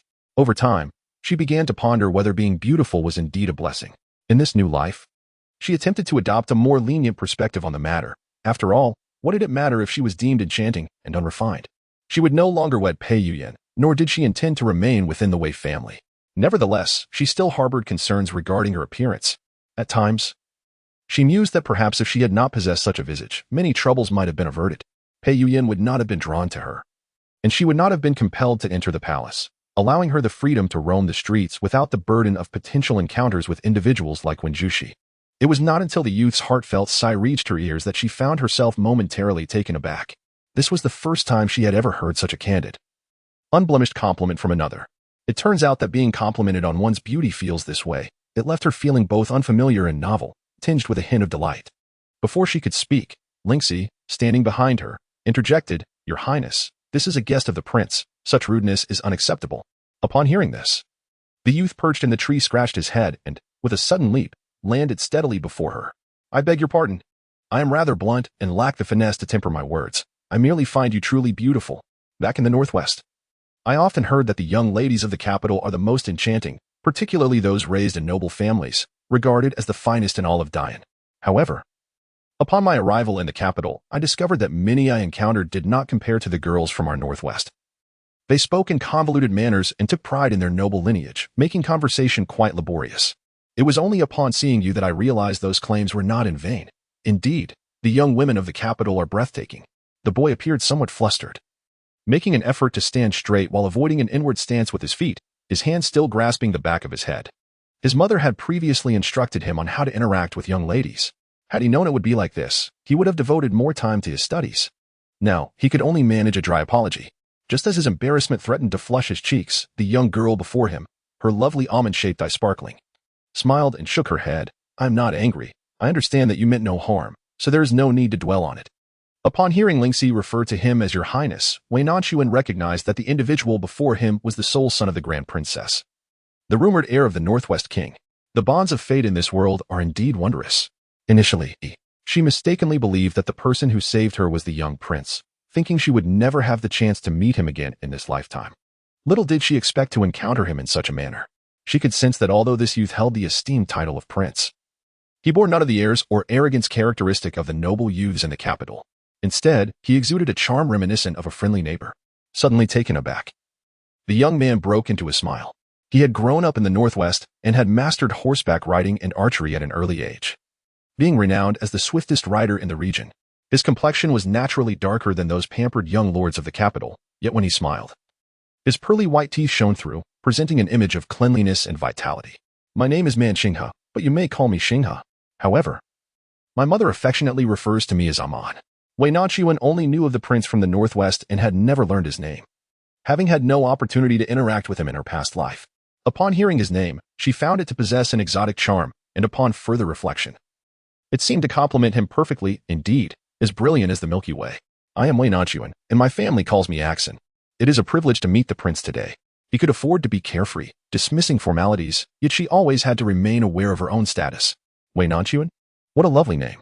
I have encountered several individuals with the surname Wei. One of them was called Wei Zhao, if I recall correctly. I wonder if you have heard of her.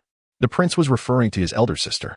It is no exaggeration to say that Manxing's eyes widened in astonishment as he scrutinized her from head to toe once more. You say she is your sister? The disparity between you two is quite striking. She is my cousin and also the legitimate daughter of our household, which indeed makes a difference. I thought as much.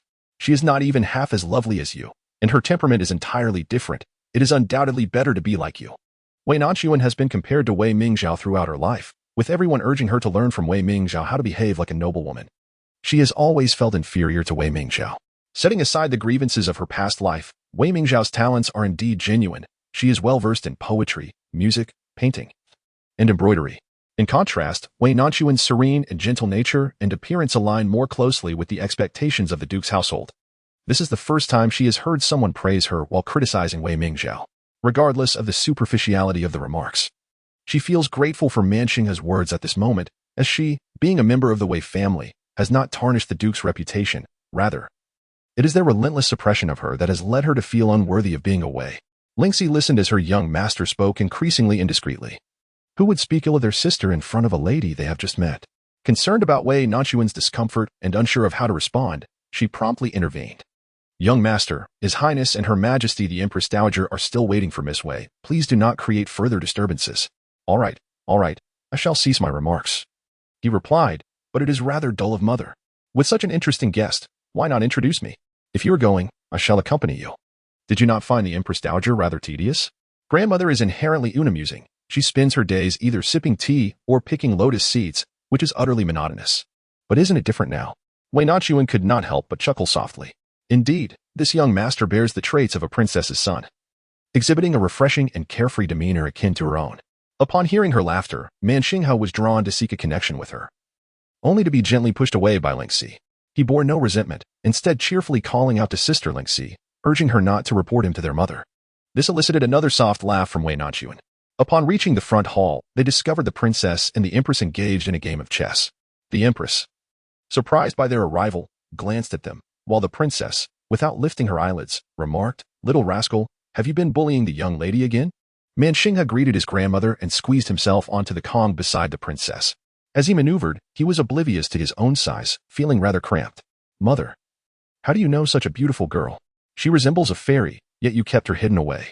Had I not encountered her, I would have returned to the northwest thinking the capital was nothing extraordinary."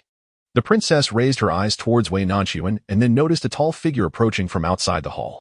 Intentionally raising her voice, she said, "Then how about I marry this lovely lady to you?" Manxing's eyes sparkled at the thought. He was nearing the age of marriage, and the girls from the northwest were rather fierce, often chasing after him.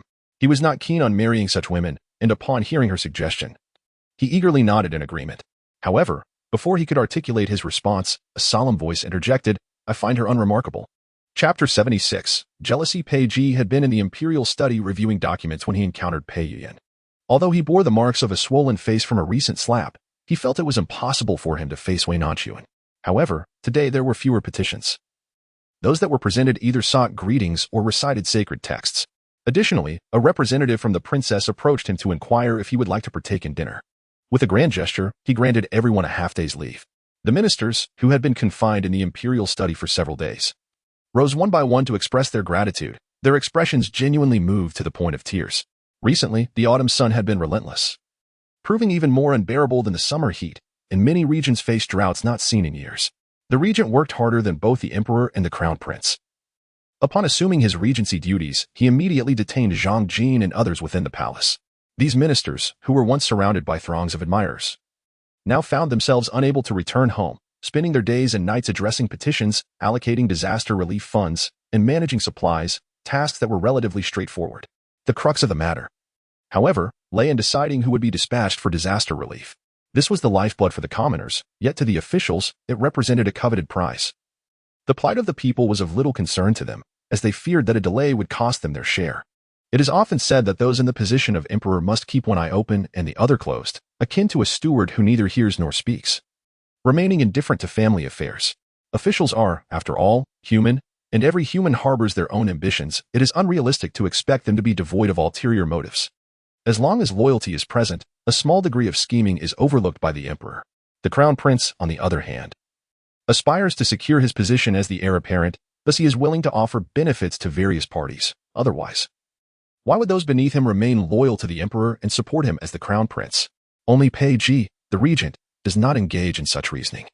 He operates solely on personal preferences. He is a man who tolerates no grain of sand in his eye.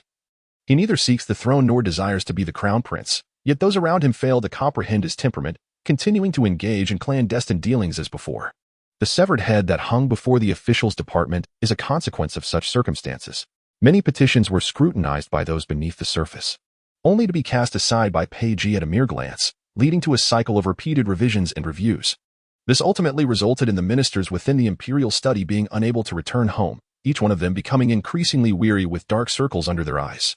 Recently, both the court and the public have come to an understanding of the temperament of this regent, causing no one to dare engage in even the slightest subterfuge. In fact, matters have become considerably more manageable.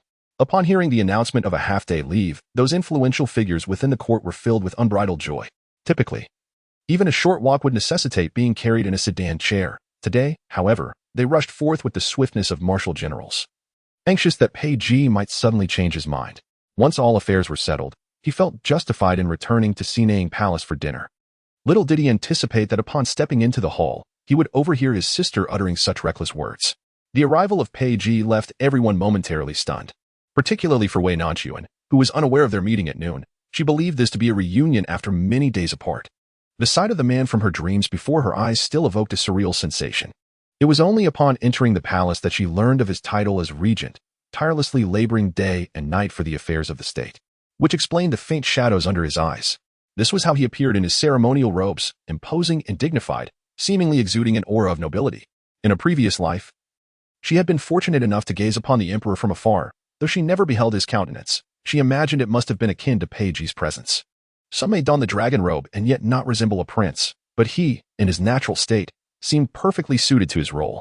Reflecting on the times when she had dressed him in simple garments, she felt it was truly a disservice to his stature. It is precisely the brilliance and commanding presence that emanate from him that often renders others unable to meet his gaze, causing them to overlook his appearance and forget just how strikingly handsome he is. Wei Nanxun fixated on that familiar visage, lingering in her observation for a few moments, before lowering her head just as his jet black eyes turned towards her. In that instant, she truly comprehended the stark disparity between them. He was born to gaze down upon the multitude, while she was but a mere blade of grass in the mud. Why should she pursue that which does not rightfully belong to her?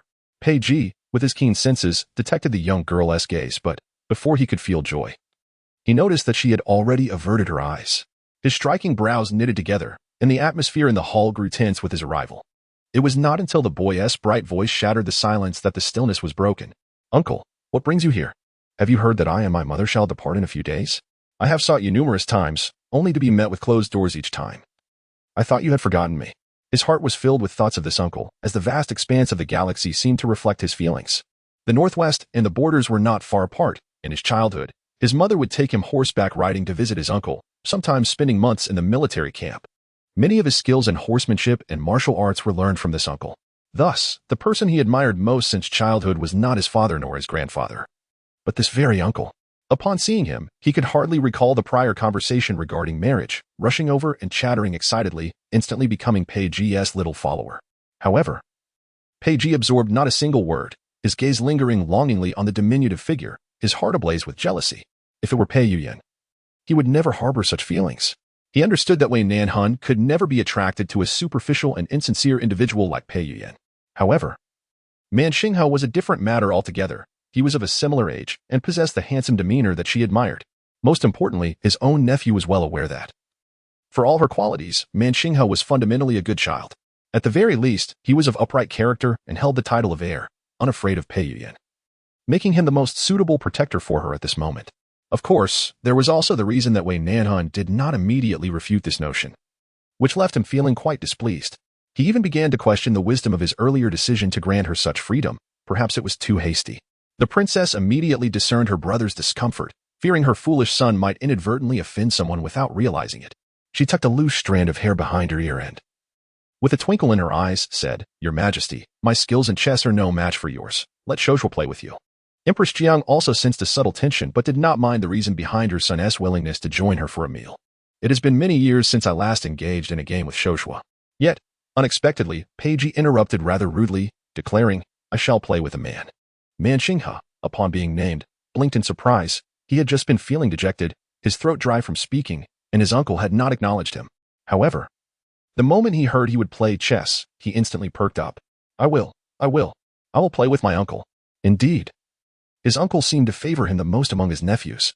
Though Jiang Dao was declined, she cherished both her son and grandson. Watching the two grown youths, she felt rejuvenated in spirit. Naturally, he would not object. The two sat cross-legged, each holding a piece. Soon, however, the laughter faded from Man Xinghe's face. He was utterly defeated, his spirit crushed, his eyes reddening with frustration. In the end, he threw down his piece in exasperation, exclaiming, "No more. Uncle is being too much of a bully." However, such instability in a game of chess raises questions about one's suitability for marriage. Man Xinghe? What does this have to do with the ability to marry? Chapter 77. Playing chess. Peiji's remark seemed directed at Man Xinghe, yet it was, in truth, meant for Wei Nanxun, who stood nearby. Since entering the room, the young girl had appeared to make herself invisible, dutifully standing beside the princess. Her head bowed as she attentively listened, occasionally revealing a faint smile without uttering a single word. Not even a glance was cast towards the chessboard. Whether out of a desire to avoid suspicion or genuine disinterest remained unclear. Peiji's chess skills were taught by the late emperor. More accurately, they were learned, for the late emperor had never favored him. In his youth, Peiji yearned for parental affection, struggling to comprehend why he was neglected, desperately seeking attention and praise. Although the results were not as he had hoped, the knowledge he acquired in the art of chess was entirely his own. His usual style mirrored that of the late emperor, characterized by strategic cunning, luring opponents step by step into traps, leaving them with no escape when they finally realized their predicament, ultimately being consumed bit by bit. Yet this time, he seemed like a different person, revealing a fierce aggressiveness from the outset. Man Xinghe's chess skills were not lacking, as he often held his own against his mother. Yet today he found himself steadily retreating under relentless assault. It resembles the strategy of marching into battle. One initially gains momentum, yet subsequent efforts wane, leading to a series of defeats that become increasingly intolerable for his temperament. This culminates in a hasty retreat, abandoning all defenses and surrendering. To his surprise, he finds himself subjected to ridicule from Peiji.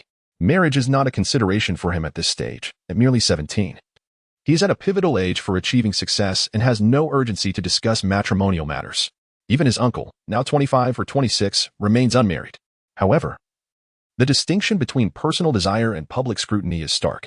The youthful spirit, particularly when chastised by a respected uncle, flushes his cheeks slightly. "Uncle, we are merely playing chess. How can we divert to matters of marriage?" He adds, "Mother was only jesting after hearing my praise for Miss Wei." Your fierce demeanor has frightened the young lady into silence. Among the crowd, only Man Xinghe naively believed that Peiji was unfamiliar with Wei Nanxun and attempted to speak on her behalf. This provoked Peiji's gaze, which now fixated unabashedly upon the young girl. Wei Nanxun wished to shrink away, relishing the anonymity, yet with Man Xinghe's words, all eyes turned upon her. Especially that one gaze, burning with intensity, as if it sought to consume her whole, left her feeling utterly disoriented, wishing for a crevice to vanish into.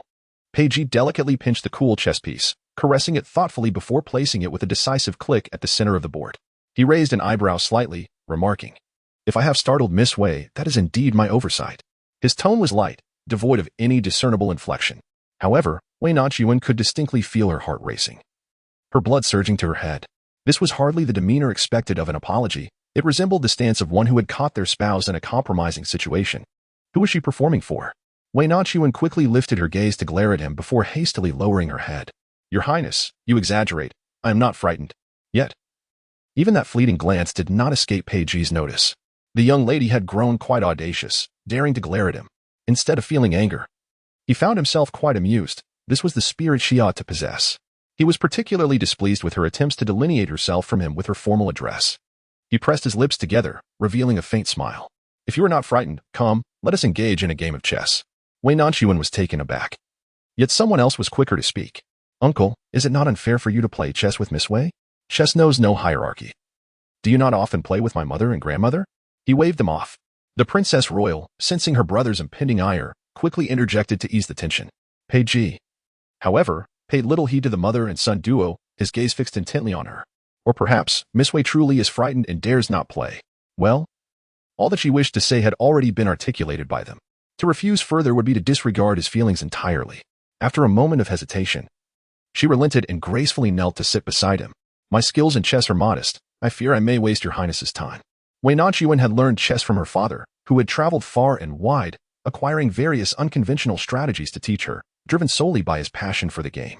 Never had she truly engaged in the formal study of chess like Wei Mingzhao and others. Hence, when she spoke, it was with utmost sincerity, genuinely fearing that she would falter within a mere incense stick's duration, ultimately dampening another's enthusiasm. However, Pei Ji gazed intently into her eyes, earnestly assuring her, "It will not be a waste of time with you." Wei Nanxun exchanged just a fleeting glance with him, her heart inexplicably racing anew. What manner of person was he?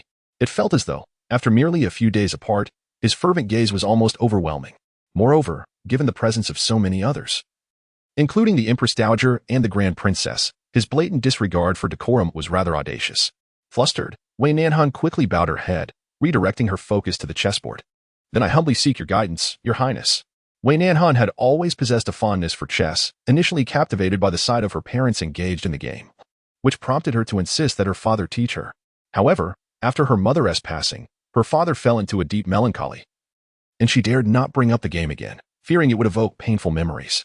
Now, as she grasped the smooth, jade-like pieces, she surprisingly rediscovered a semblance of the connection she once shared with her father during their matches. Pei Ji took the black pieces while she took the white. The polished, rounded stones made a delightful, crisp sound as they landed on the board. Wei Nanxun had never diligently studied chess strategies, she merely understood the rules.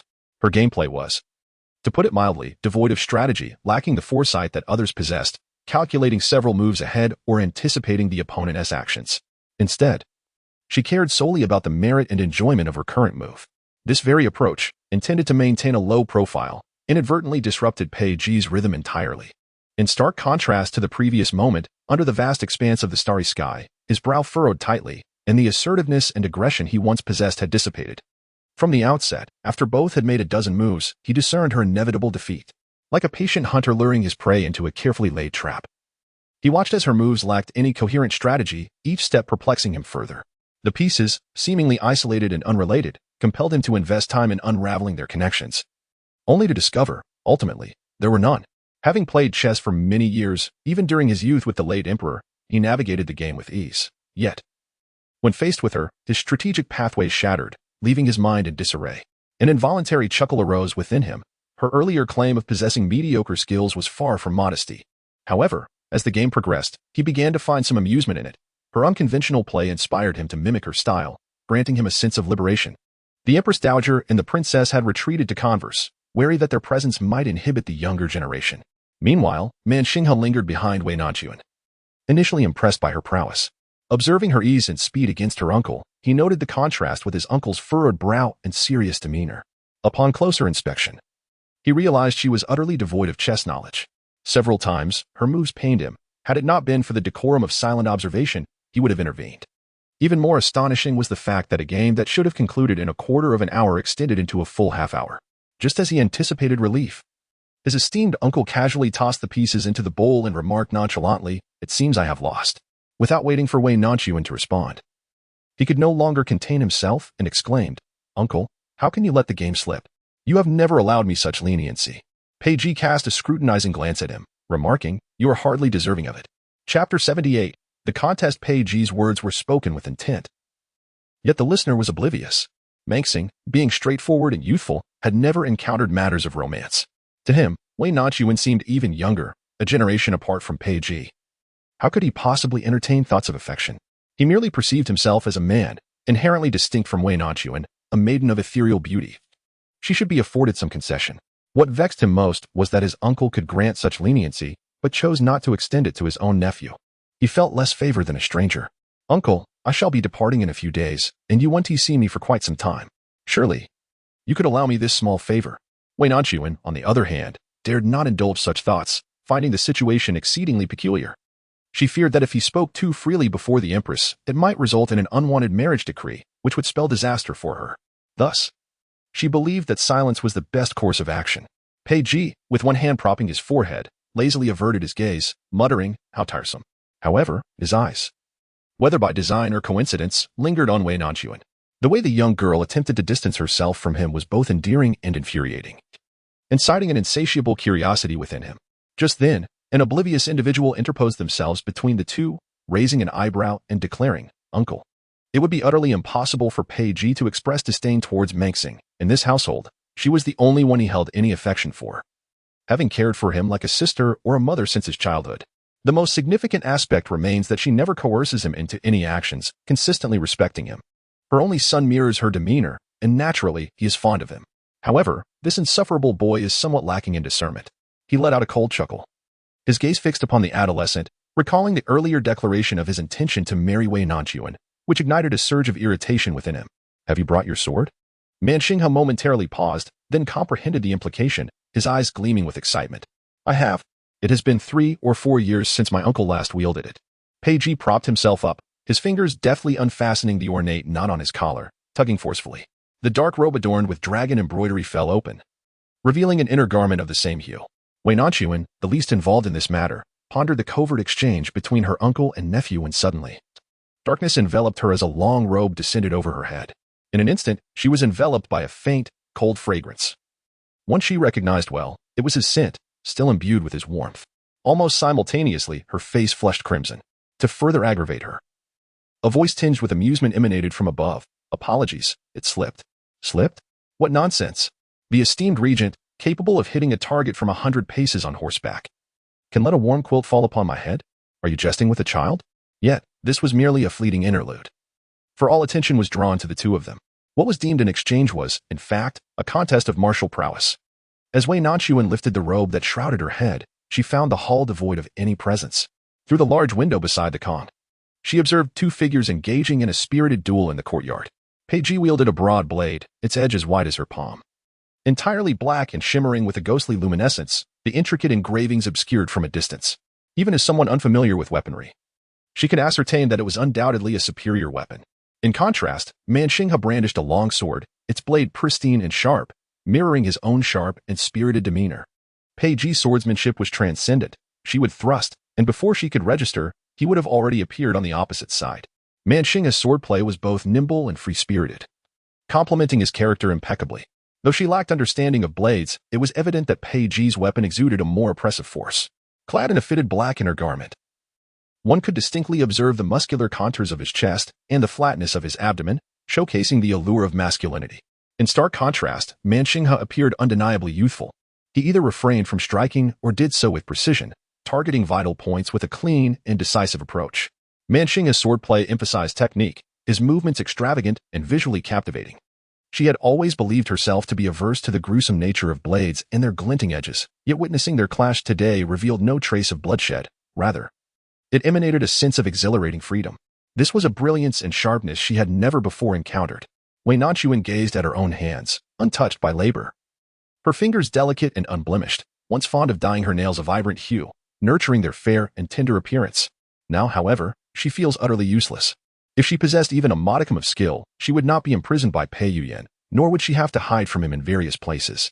Nanxun appears to be an amiable individual, but alas, he is soon to return to the northwest. Otherwise, she might have implored him to teach her a few self-defense techniques, and he would likely not have refused. As for his words to the princess about marrying her, Wei Nanxun did not take them seriously. Although he is commendable in every regard, she would never consider anyone from the royal family. Moreover, Nanxun's disposition is rather juvenile. After all, she has lived a full life and is, in fact, older than him, which gives her the impression of regarding him as a younger brother. In the brief moment of her distraction, their circumstances underwent a dramatic transformation. Pei Ji unexpectedly found himself at a disadvantage. His speed in striking had notably diminished, and even his reactions seemed to have slowed. Several times, Nanxun's sword barely grazed his ropes.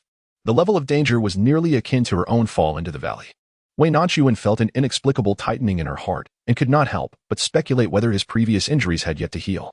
After all, she was well aware of the severity of his wounds. Had he not possessed an extraordinary constitution, any ordinary person would have long succumbed to their injuries. Upon reflection, it had only been 2 to 3 months since he was injured. The physician had stated that a typical person would require at least that long to merely regain their footing, yet he was already moving freely and engaging in combat. It was rumored that he had been tirelessly reviewing documents in the imperial study for several consecutive days, suggesting that he had not been able to rest properly. Even the strongest of individuals cannot withstand such relentless exertion. Wei Nanxun had long berated him internally, both for his disregard for his own health and for his tendency to act stubbornly, prioritizing pride over all else. Just as these thoughts crossed her mind, Peiji seemed to sense her gaze, turning through the throng to look at her, a faint smile gracing his lips. Was he out of his mind? How could he smile when he was unable to best his nephew? Wei Nanxun was about to avert her eyes when she saw Man Xinghe leap high, sword drawn, aiming for Peiji's back. The pristine blade glinted sharply in the sunlight, poised to graze his clothing. Yet Peiji appeared utterly oblivious, his eyes fixed on her, as if she were his sole focus. Wei Nanxun's pupils dilated involuntarily, her heart momentarily frozen, and she couldn't help but exclaim, "Be careful." Chapter 79. The hook. Almost instantaneously after her warning, Peiji's eyes crinkled as he smiled at her. He did not turn around but deftly twisted his wrist, allowing the broad blade in his hand to spin with precision, flawlessly intercepting Man Xinghe's strike. With a swift pivot, he raised his weapon without hesitation, moving with such speed that the onlookers barely had time to react. Only the princess, hands clasped, helplessly cautioned her foolish son, "I'm on your neck." But it was too late. Man Xinghe's sword could not be retracted in time. In a flash, the dark blade pressed firmly against the boy's throat. A shower of golden apricot leaves drifted down, signaling that all had come to an end. "Uncle, you are once again deliberately leaving an opening for me to fall into your trap. This time does not count. Let us try again." Peiji's expression remained indifferent as he cast a frosty glance in his direction. "On the battlefield, no one will reason with you. Had it been anyone else, your head would have rolled 100 times by now." With a flick of his wrist, the broad blade was swiftly sheathed once more. He had no time to concern himself with the fragile heart shattered like a starry sky. Instead, he turned to seek out those eyes that cared for him. Yet, the delicate figure by the windowsill had long since vanished. Wei Nanxun did not require admonishment from her elders at home. She held herself to high standards. Upon entering the palace, she aimed to speak cautiously and act with discretion, striving to diminish her presence, prioritizing subtlety above all else. The urgency of the previous moment had overwhelmed her, compelling her to instinctively offer a warning. Upon colliding with those smiling eyes, she realized the extent of her folly. Who was he? He was the commanding Prince Su, bearing more than just this injury. His skin bore the scars of countless battles, a testament to his achievements. Such a person could never reveal such a significant flaw. She, like a starry sky, had been deceived, and she had unwittingly followed suit. Moreover, his mother and sister were present, so what place did she have to express concern? No one else uttered a word. So what point was there in her making a spectacle of herself? Wei Nanxun observed as Peiji effortlessly deflected a sword strike, and she could already predict the ensuing events. Indeed, he swiftly gained the upper hand, landing a decisive blow that concluded the contest. Her mind went blank, and her instinctive reaction was to crouch down, determined to avoid exposing her embarrassment. It was utterly humiliating, especially as Peiji deftly tidied up the starlit expanse. She was reminded of the previous master-servant relationship with Wenxu. In retrospect, it was indeed a matter of his every gesture and movement. He had stood effortlessly by her side at that time, and she had foolishly believed his fabrications. Foolish, an unparalleled fool in the world. Wei Nanxun could not help but wish to strike herself a few blows. As her hand lifted, she caught sight of the robe she held. He was a prince and now also a regent, adorned with the embroidered golden dragon on his ceremonial attire. The intricate patterns too opulent for an ordinary person to dare touch. Yet, the more she looked at it now, the angrier she became, angry at her own naivety and at being toyed with by him. With force, she flung the robe to the ground and retreated, wishing she could leave the palace if not for the impropriety of departing without bidding farewell to the Empress Dowager. When Peiji re-entered the hall, all he saw was the robe lying on the floor, gathering dust. Zhou Fuhai, who was now closely following him, gasped, "My lord, I shall have someone take the ceremonial robe for washing immediately and bring you a new one." "There's no need," he replied nonchalantly, bending down to pick up the garment with a single finger, unbothered by the dust clinging to it. Instead, he even touched the fabric, feeling its warmth, and smiled rather than frowning. He then unfolded it and draped it over himself. Zhou Fuhai was left astonished. Although this master was generally easy to serve and did not require the constant presence of palace maids for personal care, he now understood that the lord's vigilance was not merely excessive. It was evident that his only interest lay in Wei Nanxun, apart from all other women. Regarding the recent matter, any lord would surely be infuriated. To harbor affection for a woman is one thing, but to have that woman tread upon one's dignity is quite another. This regent truly acts at his whim. It seems he must firmly grasp on a Miss Wei's substantial support. Wei Nanxun fled from the palace and fortuitously encountered the princess reprimanding her son. Mother, let us stay a few more days. It is a rare opportunity to have come to the capital, and I wish to seek guidance from my uncle. I too desire to linger longer. But your father remains unwell, and I cannot entrust the affairs of the camp entirely to the generals. And your brother, if we do not return soon. It may lead to chaos. He dares. What is there to fear? Your father dotes on them, yet is wary of our Pei family. He never fully relinquishes military power to us. It is time for you to mature. The king of the Northwest once belonged to a prominent family in Longxi. When the realm was divided, the ancestors of the Pei family unified the Central Plains, largely thanks to the support of the Man family. An early agreement was established to grant the Northwest to the Man clan for eternity as their dominion. However, as time passed, the king of the Northwest and the court naturally grew wary of each other, which led to the princess's marriage as a means of alliance. She possesses the capability and acumen. Otherwise, given the king's suspicions towards the Pei family, he would never have permitted her to bear a legitimate son who could also govern the Northwest. Yet, the bond of marriage is the most unreliable of relationships. Those with ulterior motives can easily sow discord. Her return to the capital at such a critical juncture mirrors the strategic exchanges between Pei Ji and Man Xinghe, retreating to advance, deliberately exposing weaknesses to the adversary. Now that the bait has been taken, it is time to return and reel in the catch. Wei Nanxun did not eavesdrop intentionally. She merely wished to bid farewell to the Grand Princess. Who could have anticipated stumbling upon such a confidential conversation between mother and son? Caught in a dilemma, she had no choice but to bow slightly and step aside. Yet, she was still noticed by Manxing, whose family matters were common knowledge, rendering the fact of being overheard rather inconsequential. However, upon seeing her, he felt a surge of delight, for he held a particular fondness for this Wei girl, considering her the only intriguing woman he had encountered in the capital. Son, where have you been? Did you witness my contest with uncle? His features were strikingly handsome, exuding a calm brightness, yet it was unfortunate that such a person was ensnared in the murky depths of court intrigues. Wei Nanxun could not help but feel a wave of emotions within. Her choice had indeed been the right one. Matters entwined with power were never simple. Yet she displayed not a hint of this turmoil on her face. With a slight curtsy, she addressed them. I have had the honor of meeting both the Grand Princess and the young master. I experienced a slight abdominal discomfort earlier, which prompted me to rest. It is a pity that I could not indulge my eyes. Just as she was about to broach the subject of her departure, she noticed the sky had darkened considerably. If she did not leave the palace soon, it would become impossible to exit at all. However, before she could speak, the Grand Princess smiled and said, Amen. Did you not express a desire for your uncle's guidance?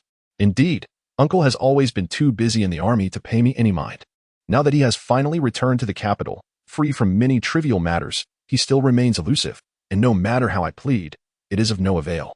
The Grand Princess cast a glance at the lively young lady before her, implying, rather than seeking him, you might as well implore Miss Wei.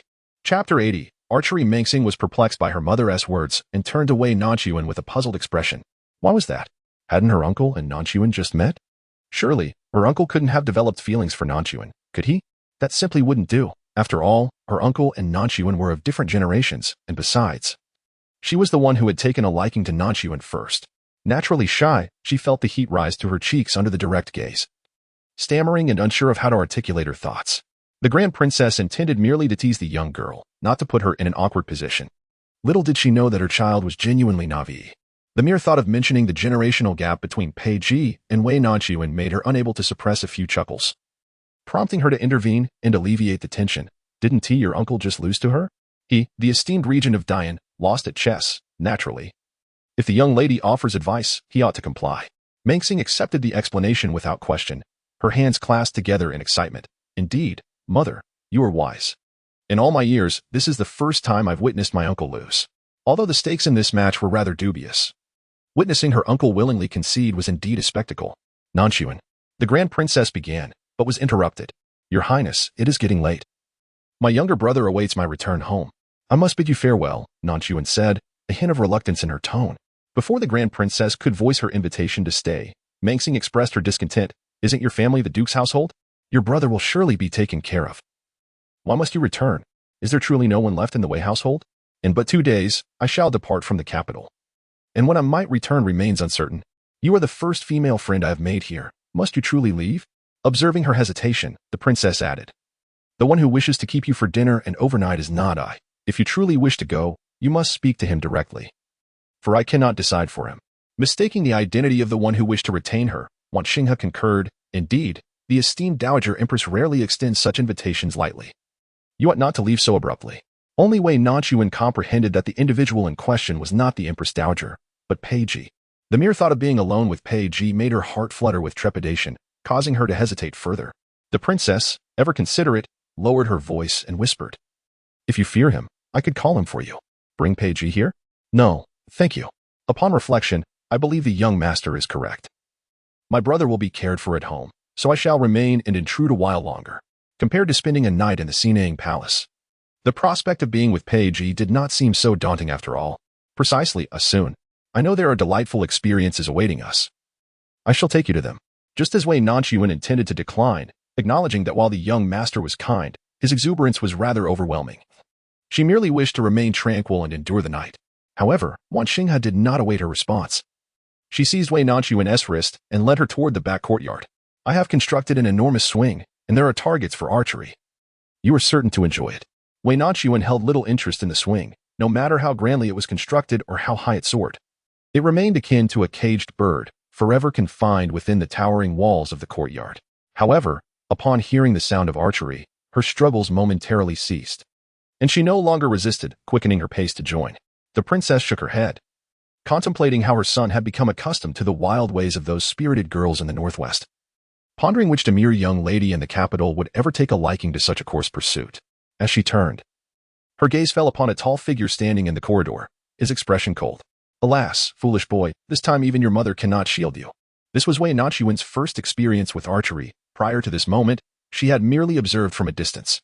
Now, upon seeing the target, towering and broader than her own frame, she mused that hitting the arrow's feather should not be too daunting. Manxinghe squeezed her arm, noting the softness and delicacy of her skin, and could not help but shake his head as he set aside the 6th-grade bow. Having wielded it since he was 10, he realized it would be too much for her to draw, so he picked up a smaller bow instead. He guided her from a distance of 30 paces to 20, and finally to 10 paces. "My first lesson in archery was taught by my mother," he remarked, at this distance, with a smaller bow. "Your slender arms and legs resemble my own when I began."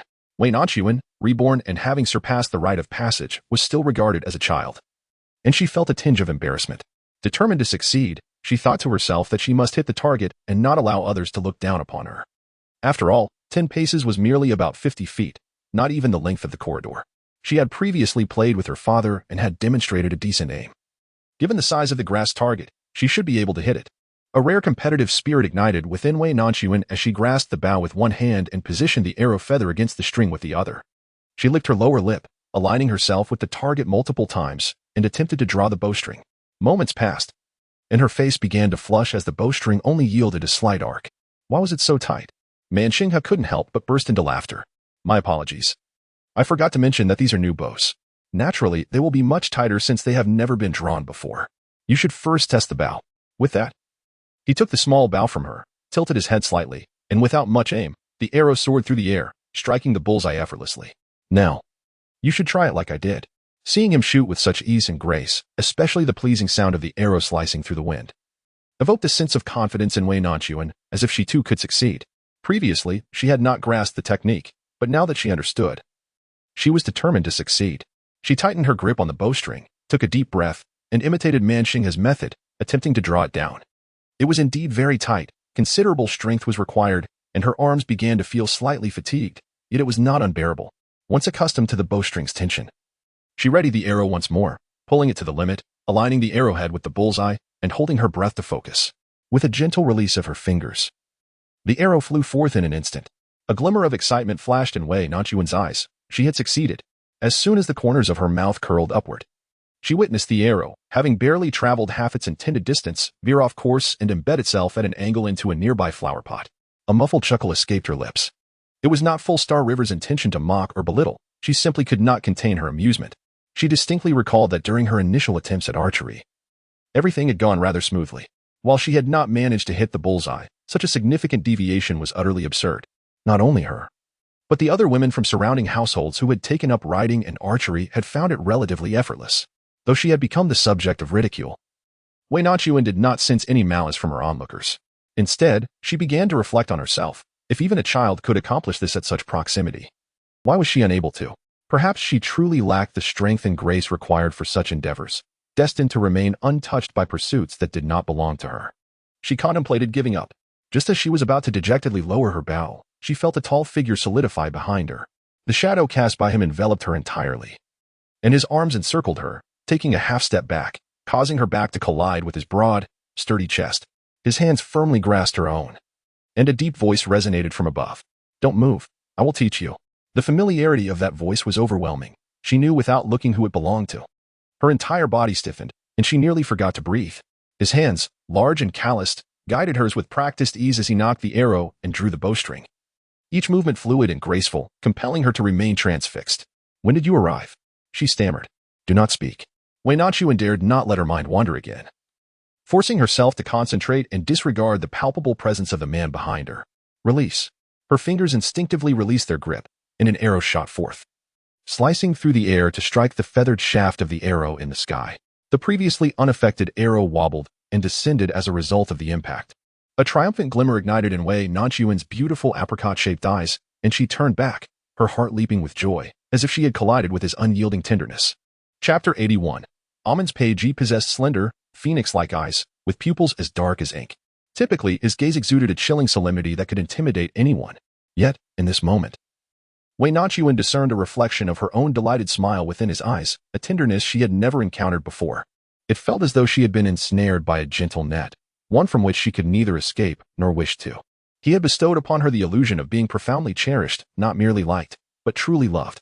Regrettably, they were not alone. Nanxun had, unbeknownst to them, retrieved the 2 arrows and was now toying with them in his hands.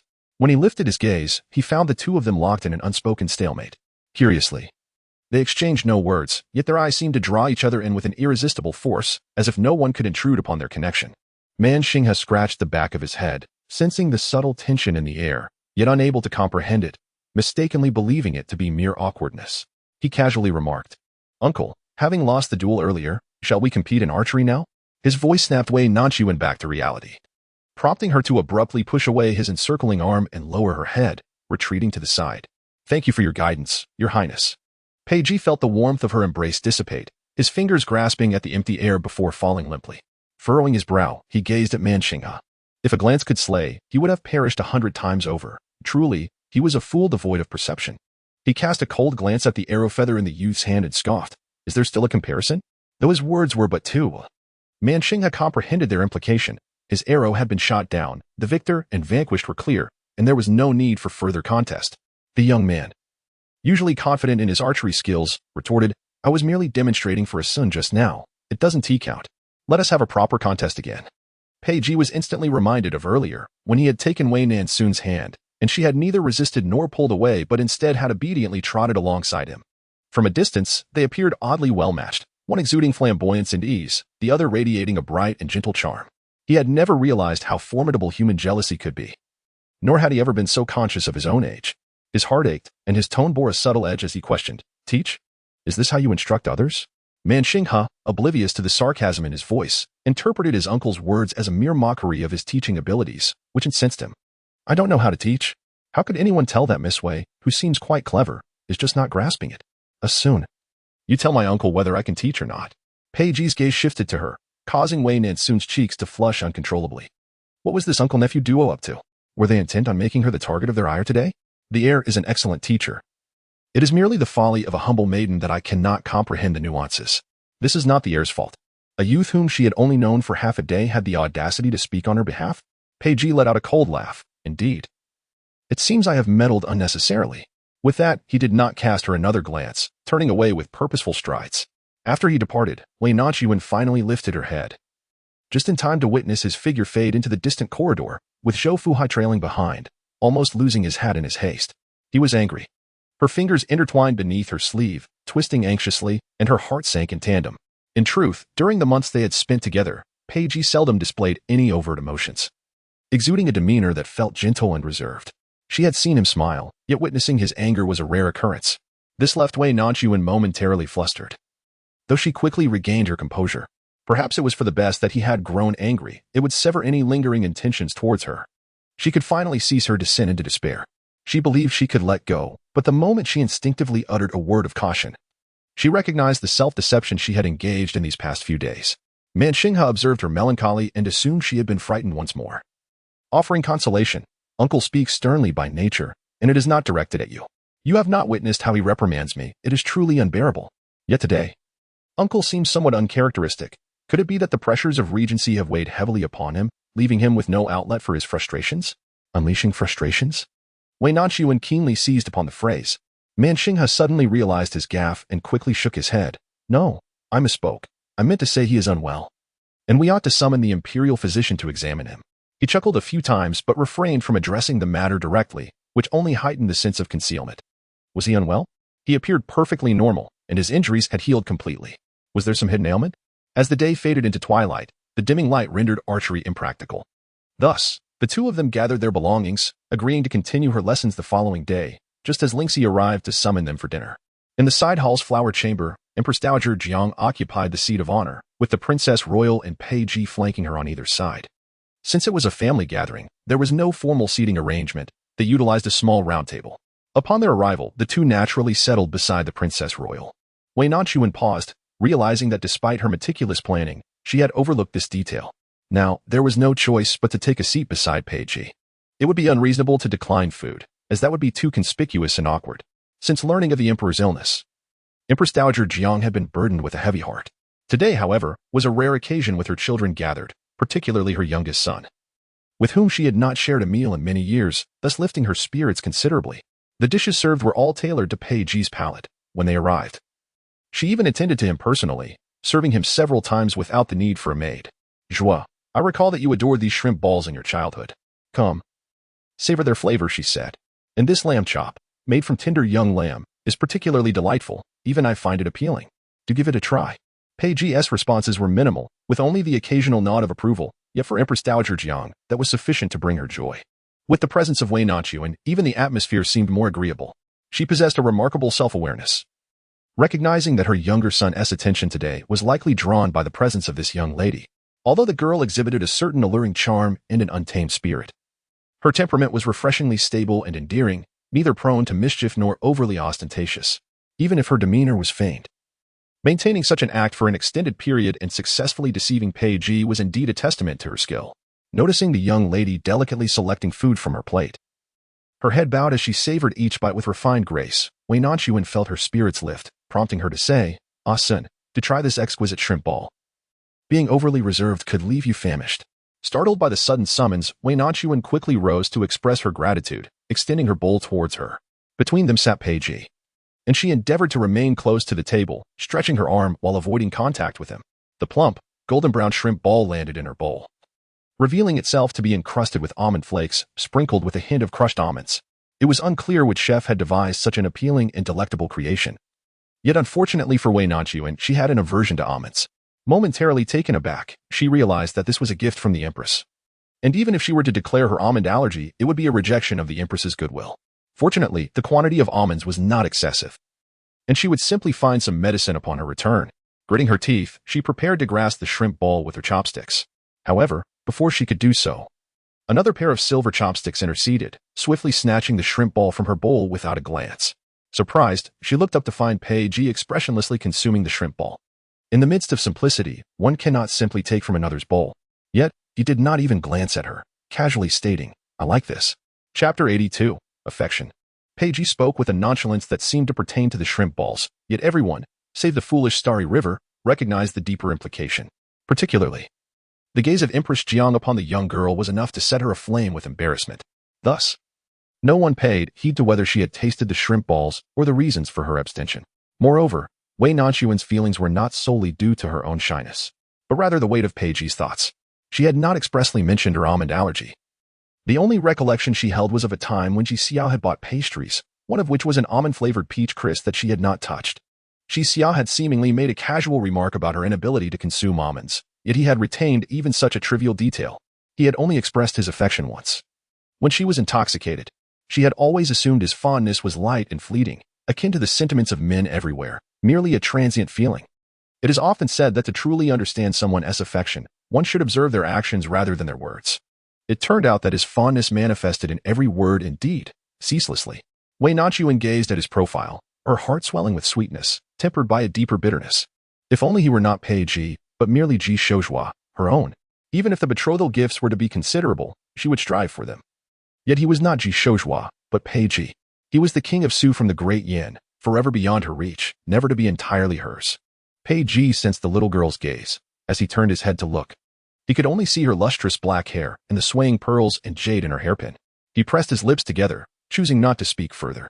Instantly, the atmosphere around the table became subtly charged, but fortunately, there was Manxingha present. With a jovial smile, he leaned over and deftly took a piece of osmanthus glutinous rice lotus root from Wei Nanxun's plate. I had thought it was only in our camp that we had to snatch food from others' bowls to make it taste better. It seems that even my uncle shares this peculiar preference.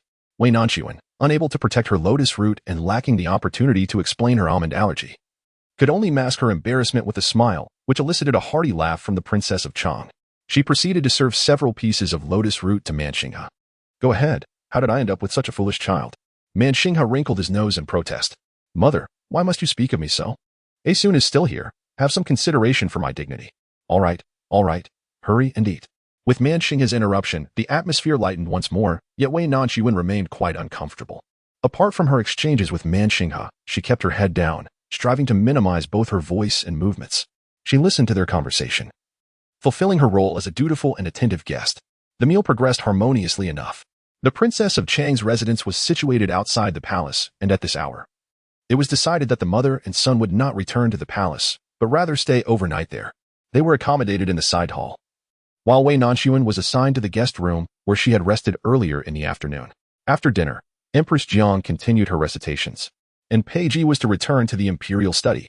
The Princess of Chang had intended to converse further with Wei Nanxun, but unfortunately, a soldier dressed in military attire awaited outside the hall. Upon catching sight of him, the princess's expression suddenly turned grave, and she accompanied the man to a secluded hall. In an instant, only Wei Nanxun remained, with Lingxi trailing behind. Once again, she was unable to bring Ji Xiao along, and now, the one attending to her was a chief maidservant by the empress's side. My lady, the hour is still early. Would you care to stroll in the garden to pass the time? Had she been at home, it would indeed be early, and before her rest period. She would undoubtedly have taken Ji Xiao for a leisurely walk in the courtyard, playing with the little tiger or grooming its fur. However, being in the palace, she felt constrained and apprehensive, let alone daring to wander the garden unaccompanied. Thus, she shook her head gently, saying, "Thank you, sister, but I shall return to my chamber." Before she could finish her sentence, she felt a sudden tightness around her wrist as a heated palm grasped her wrist, leading her forward. Wei Nanxun looked up in astonishment, only to behold the man's chiseled jawline, prominent nose, and tightly pressed lips. When had he emerged? She had heard not a whisper. Most perplexingly, there were so many others nearby. How could he be so oblivious to their presence? Someone, she murmured anxiously, glancing around, only to see the palace maids and eunuchs, each with their heads bowed, eyes fixed downwards, none daring to gaze upon them. This eased her mind somewhat.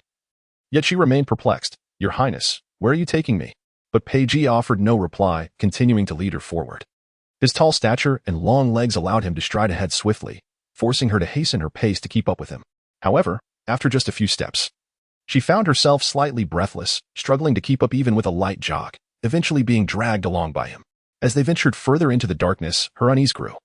The surroundings were shrouded in shadows, illuminated only by the faint glow of the lantern beneath the eaves, casting a small patch of light. She felt increasingly anxious, both from her inability to keep pace with him and the uncertainty that loomed in her heart. Unable to suppress her discomfort any longer, she came to a halt, grasping his hand with her other palm, gently attempting to extricate herself. To her surprise, she found it effortless to break free, as he seemed not to exert any force.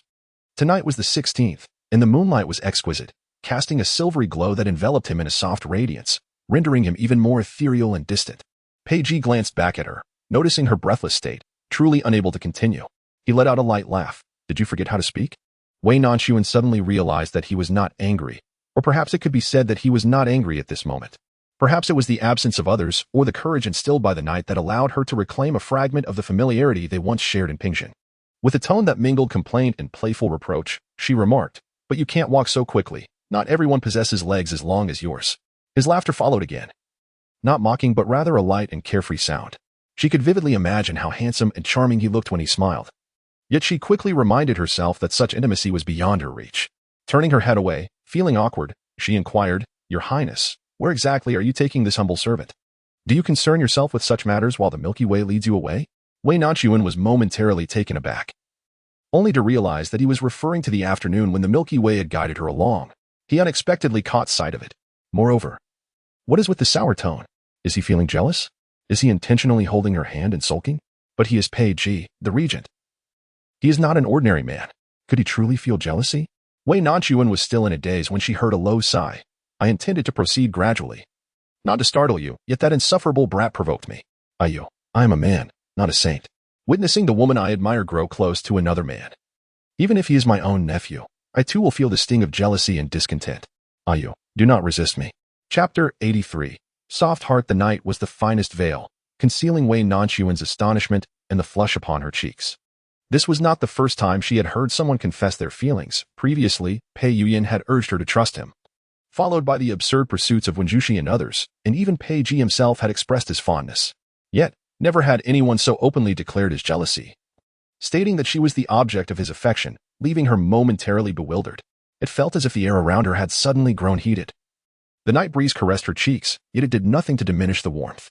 The surroundings were enveloped in silence, so profound that she could hear the rapid beating of her own heart, as well as the strong rhythm of his. She felt as though she might drown in the overwhelming tenderness of his possessiveness, when he claimed to be merely a man, not a saint. Was he suggesting that she had elevated him too highly, that she had deified him? Yet the disparity between them was unmistakable. He was the bright moon, while she was but a small flower under its glow. Wei Nanxuan dared not utter a word, even fearing that a heavy breath might disrupt the tranquility and beauty of the moment. Even if it were merely a fleeting dream, she yearned to cherish this feeling. It was not until that warm hand caressed her cheek that her dazed gaze began to focus. She wished to withdraw, only to hear his voice carried by the breeze. I am not coercing you. If I truly wished to impose upon you, I would not have waited until now. Reflecting on their past, Wei Nanxuan could not deny that he possessed a myriad of ways to win her over. Whether it was during their first encounter or the time she had been intoxicated, each instance had been initiated by her, and even if he had acted upon the opportunity, she held no grounds to blame him. The delectable allure presented before her required no sacrifice, and had it been Pei Yuyan or another suitor, they might have succumbed to temptation. Yet he refrained. He preserved her innocence and dignity, and even instructed those around him to treat her with the same respect. Before they had even met, he demonstrated a capacity for respect towards her, and now, in their mutual understanding, that respect only deepened. He was the person in this world, apart from her closest kin, who held her in the highest regard. Her long, raven-like lashes fluttered gently, ultimately yielding to his touch. His slender fingers glided softly over her lashes, his movements as light as a whispering breeze, tracing from her nose to her lips. I know what you are concerned about. Wei Nanxuan longed to speak, instinctively wishing to refute him, believing he could never comprehend her feelings. No one could truly understand her heart, regardless of who it might be. Anyone presented with the opportunity to ascend such heights would not refuse it. They might even deem her ungrateful. Yet, the reality is far from this. His fingers pressed gently against her lips, denying her the chance to speak. Though his demeanor appeared gentle, and inner strength remained steadfast. Is it my fault? Wei Nanxuan hastily shook her head. He was an exceptionally good man. Am I simply too much older than you? The age difference between them was merely 8 or 9 years. In the grand scheme of things, which prominent official's household did not boast a young and beautiful wife or concubine several generations their junior? Their disparity was not particularly significant. Moreover, she had been reborn, which, in fact, gave her an advantage. She shook her head earnestly once more. He possessed no faults. Rather, she felt unworthy of him. Although she maintained a facade of completeness in this lifetime, her heart was already riddled with countless scars. How could she embrace a wholly intact him? She could not bear to meet his gaze and longed to escape from this place. Pei Ji paused, the silence stretching into an unknown duration, before he quietly inquired. You simply refuse to accept Pei Ji, not me, correct? This statement was rather convoluted, yet Wei Nanxuan astonishingly comprehended it. She abruptly lifted her downcast head, her eyes shining with an unparalleled brilliance. She had thought no one would understand her, yet he did. You have feelings for me but do not wish to enter the palace, am I right? Wei Nanxuan's heart gradually mounted, reaching her throat. Her lips quivered, and her throat constricted several times. She yearned to articulate something, yet it felt as if words were lodged in her throat, rendering her voiceless. If she were to deny it, it would be disingenuous. Pei Ji had been so candid with himself, she could not bring herself to deceive him or herself. Yet, to say it would seem to render her somewhat affected and bashful, words failing to escape her lips. Her eyes brimmed with a hint of sorrow, throughout 2 lifetimes. No one had truly understood her, nor had she ever harbored the hope that anyone might. It was precisely he who grasped her essence. Wei Nanxuan found it increasingly challenging to rein in her emotions. She was reluctant to concede and even less inclined to evade him as she had done before. After a prolonged silence, one so extensive that Pei Ji began to doubt her response, she shook her head and, with a touch of weariness, uttered, Your Highness. You possess riches beyond compare, ruling over the realm, and you and I are worlds apart. As for me, I can no longer afford to lose. He cherished her, akin to the moonlight serendipitously illuminating a delicate flower that had dared to push through a crack. Yet, moonlight is but moonlight. How could it perpetually shine solely upon her? She had already faced defeat once, not only sacrificing her own life but also losing her dearest kin, resulting in utter ruin. She was unwilling to be so selfish again. The world around Wei Nanxun blurred, her voice trembling with emotion. It was not merely fear. She was acutely aware of what she was rejecting. Perhaps she was turning away from the one person in the world who truly understood her and cherished her so deeply. Initially, Peiji felt a sense of frustration. He had lowered himself to such an extent, bearing his soul as he had never done for anyone before. Yet, she remained unconvinced, her timidity and trepidation rendering him absurd in his own eyes. Perhaps he ought not to have softened, perhaps a more direct approach.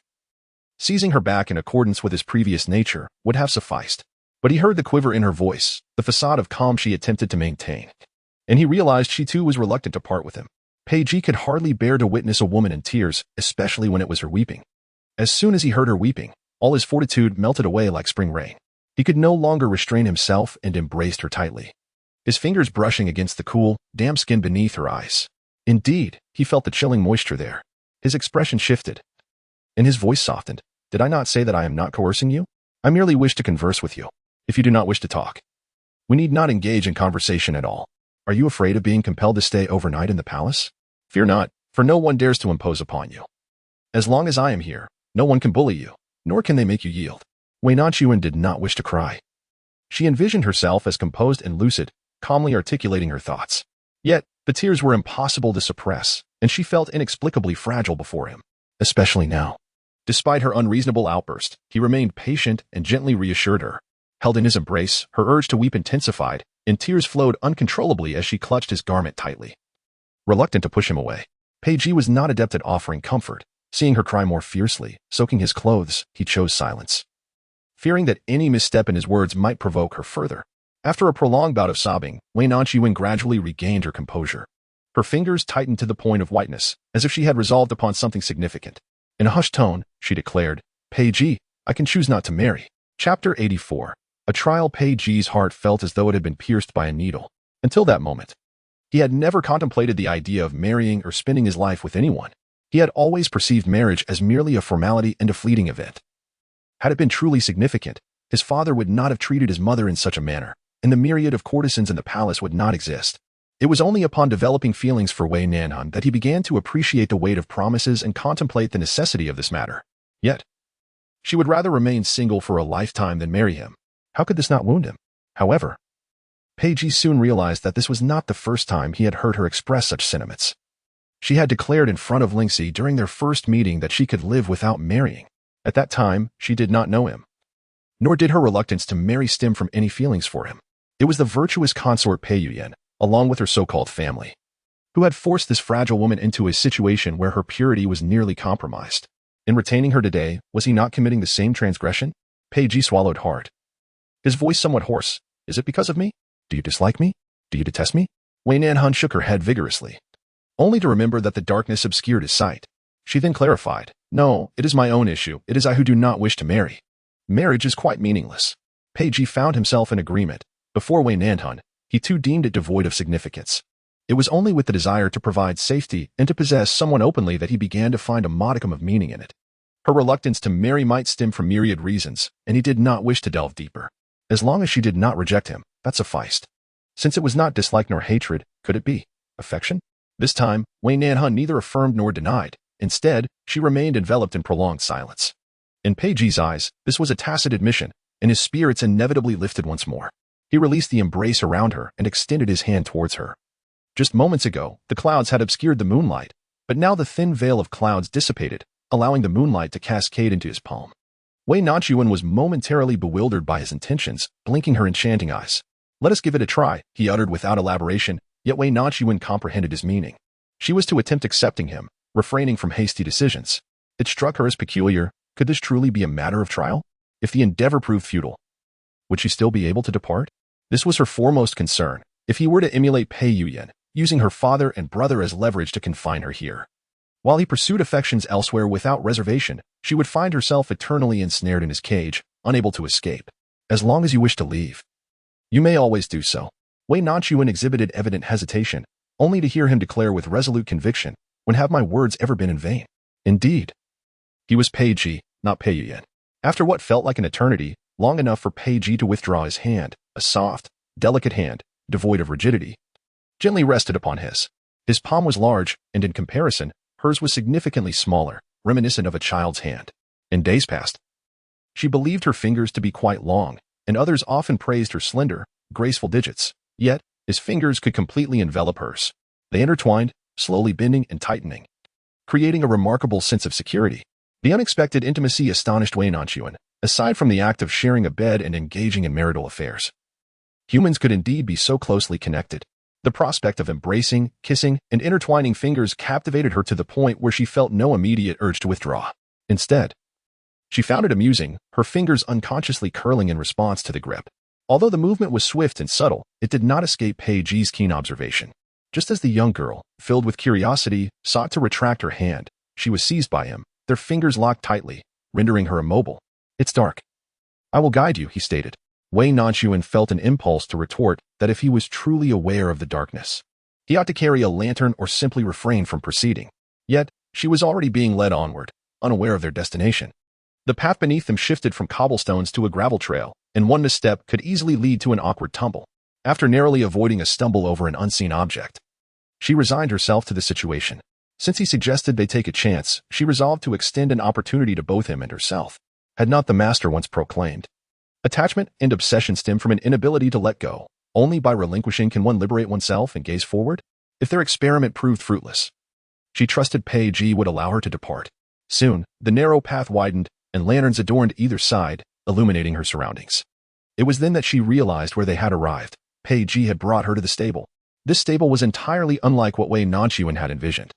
It was impeccably tidy, each stall generously strewn with thick straw, and the iron gate stood open, permitting a clear view of the horses within. Among the most striking was a majestic steed, its coat a deep ebony, save for its forehooves adorned with fiery red hair, creating an illusion as though it trod upon flames, exuding an air of grandeur and dominance that captivated the gaze of all who beheld it. Yet, at that moment, the creature had its eyes closed, seemingly in repose. Wei Nanxun stared, her eyes unblinking, perplexed by the suddenness of Pei Ji's decision to bring her to the stables. Just as this thought crossed her mind, Pei Ji gently placed a finger to his lips and blew softly, prompting the horse to swiftly open its eyes and gallop towards them with remarkable speed.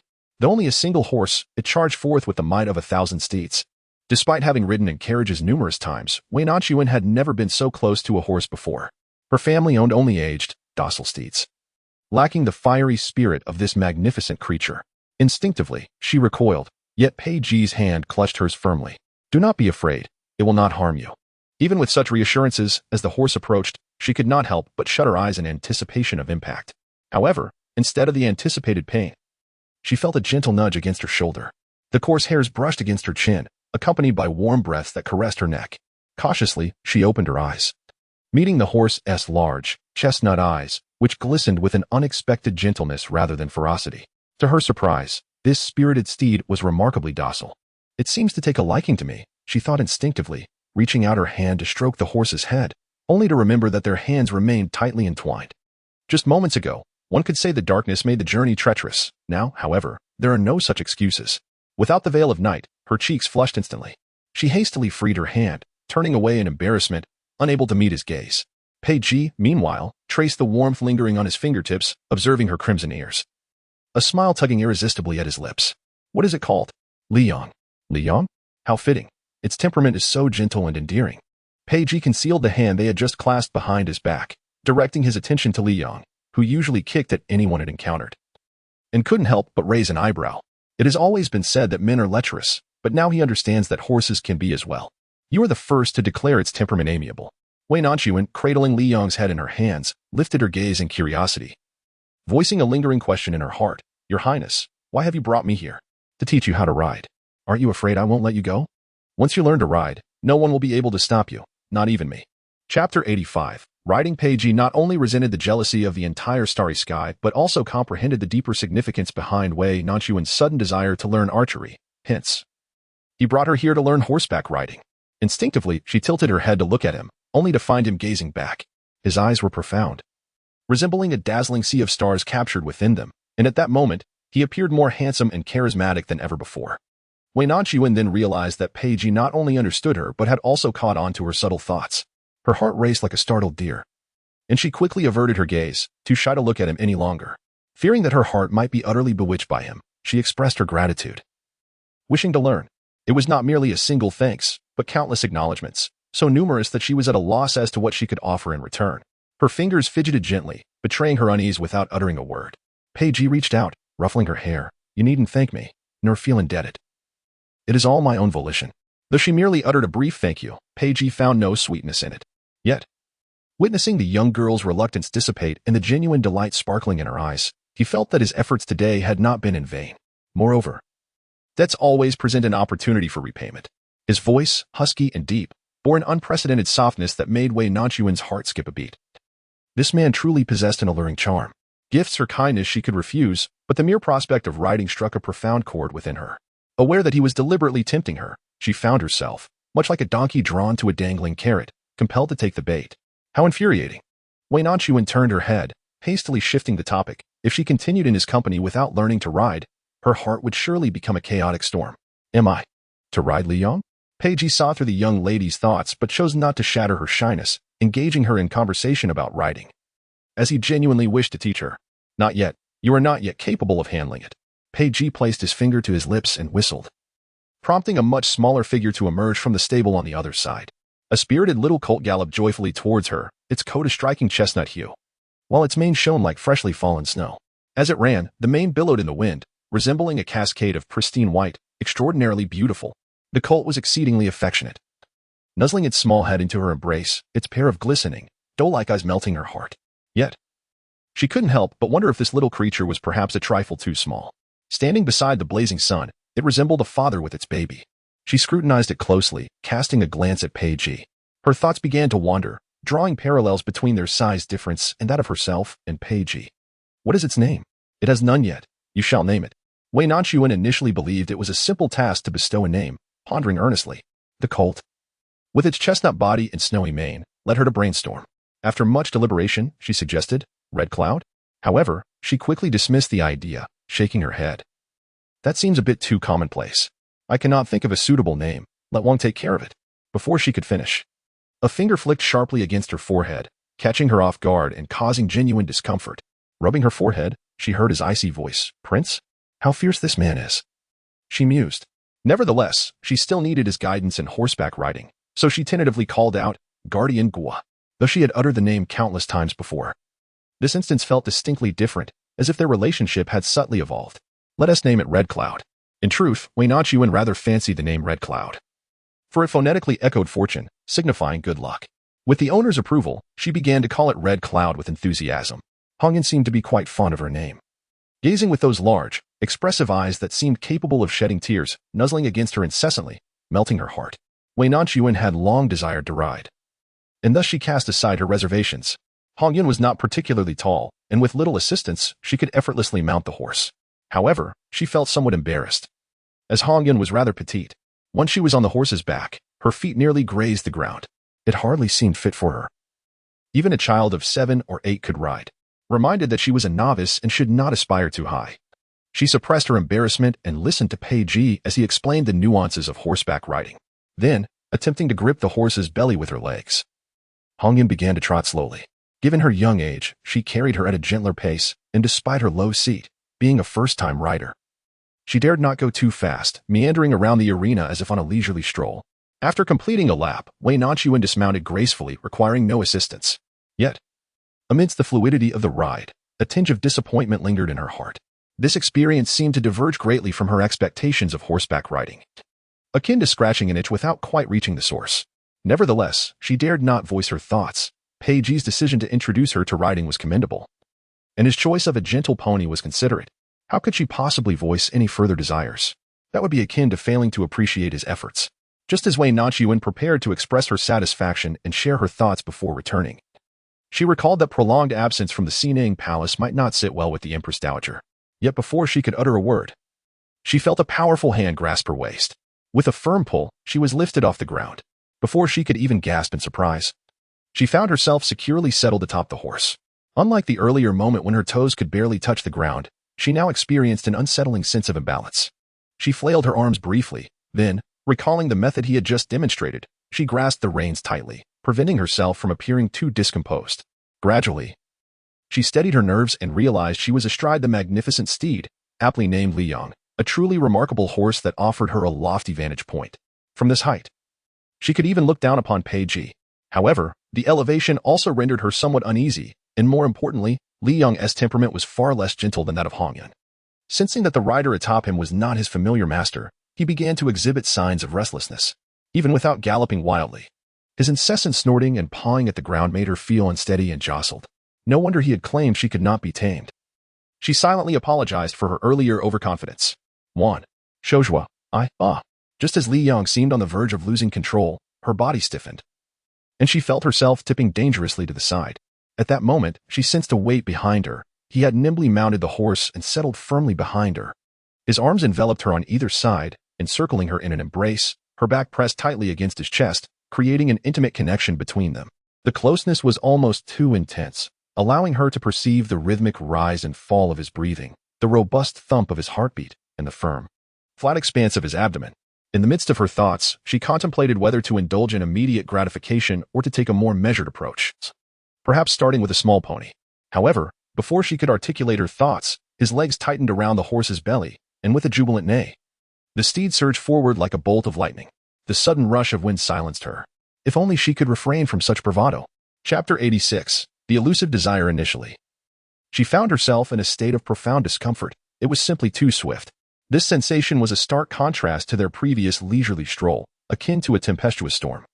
While she felt like a delicate flower exposed to the elements, battered and on the verge of collapse, she dared not open her eyes, clutching the reins tightly at first, unaware of when they had been taken from her grasp. Unbeknownst to her, her arms had instinctively wrapped around the horse's neck, yearning to meld her being with the creature's back. It was not until a warm voice, laced with amusement, reached her ears that she began to regain her composure. Open your eyes. Do not fear. I am here. The succinct yet powerful words gradually anchored her scattered thoughts. She was not alone. Pei Ji's arms enveloped her, assuring her that he would not allow her to fall. Wei Nanxun trembled as she slowly blinked open her eyes. The lanterns in the riding arena were hung high, casting a dim light that failed to illuminate her surroundings completely. The horse galloped swiftly, and amidst the thick darkness, she could only perceive flickering candlelight retreating behind her, which paradoxically lessened her fear. She could feel the wind whipping against her face, a whistling sound that, rather than painful, carried a refreshing chill. The cool breeze swept away her timidity, and she gradually sat up straight, her eyes opening wide as she boldly gazed ahead. She finally sensed a hint of the essence of horseback riding. Beneath the shroud of night, the boundaries of the enclosure were invisible at a glance. It seemed as though heaven and earth were merging. She could see the vast canopy above, adorned with twinkling stars, feeling as though she was in close proximity to them. For a fleeting moment, she imagined that wings had been affixed to her back, and with a mere stretch of her hand, she could reach the heavens. She experienced an unprecedented sense of freedom and unrestrained exhilaration, akin to a rebirth. This, indeed, was the true nature of riding. Her eyes brimmed with a slight sting. Not from the biting wind, but from her profound enjoyment of the present state. She was determined to master the art of riding, to sever all ties with her past life. She would not allow the confines of this world to bind her any longer. Pei Ji, thank you. I cherish this moment immensely. The wind scattered her voice into fragments. She cared little whether those behind her could hear. She merely wished to convey her current sentiments. After another lap, as the night deepened, Pei Ji tightened the reins, bringing the horse to a gradual halt. He dismounted first, and then extended his hand towards her. Wei Nanxun hesitated briefly before placing her hand in his palm, as he wrapped his arm around her waist and lifted her down. She stood in place, feeling somewhat awkward. She had originally been eager to leave the palace, although the princess had insisted she stay a few more days, as they were expected to depart for the northwest shortly. She had hesitated to agree directly, but now, with horseback riding in the equation, the balance of her decision had shifted. Once she left, she would have no opportunity to learn to ride. After much hesitation, she finally mustered the courage to look up and ask, "Can I come back next time to learn how to ride?"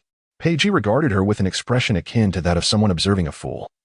He pressed his lips together, his eyes twinkling with amusement. "It is a wish granted. Hongyu was intended as a gift for you." Wei Nanxun felt her ears flush under his gaze and instinctively attempted to decline. "This is too precious. I cannot accept it."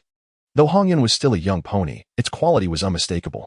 Once you bestow a name upon it, it becomes yours, should you refuse it. It shall remain without a master for all time. In the days before the dynasty was established, ancestors relied on horses to navigate and seek water sources, much like dogs. Horses have been humanity's most loyal companions. Similarly, they recognize but one master.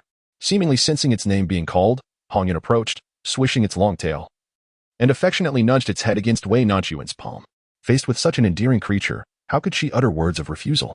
Yet, to see Hongyun and learn to ride, she would inevitably have to seek him out. It was no wonder he had suddenly urged her to name it. He had been anticipating her arrival. Yet, this subtle trap left her with no choice but to willingly leap into it.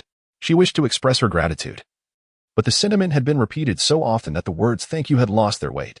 Wei Nanxun continued to grapple with the mounting debt she owed him, fearing that repayment would become an impossibility, when suddenly Pei Ji appeared with a basket from somewhere, containing a brush for the horse and sugar cubes. Without granting her a moment to ponder, he promptly took her by the hand and guided her on how to feed the horse, quench its thirst, and groom its coat. Here, you feed it, he urged, placing a piece of sugar in her palm. Initially hesitant, she soon reflected that this was her horse. And how could she not care for it? Only by establishing a bond of trust could she truly master its reins. After a brief moment of indecision, she extended her hand toward the mouth of the horse, which eagerly curled its tongue and devoured the sugar cube. Observing this, he took her hand once more, instructing her on the proper technique for brushing the horse's mane. Her movements were gentle and deliberate, each stroke performed with utmost care, while the horse's tail swayed contentedly. Clearly delighted. Watching her from the side, he felt a surge of envy, causing him to apply too much pressure with the brush, prompting the horse to emit a few displeased whinnies, inching closer to the young girl. He struck the horse's flank lightly, admonishing, behave yourself. Wei Nanxun had already groomed the horse's mane and, mistaking it for his reluctance, approached with a gentle demeanor, saying, I can help. With that, she raised the brush and cradled the horse's head, brushing along the mane with tender strokes, causing the majestic creature to swish its tail in sheer delight. Did it truly think of itself as a dog? He mused that she was indeed living a life more pampered than a horse's.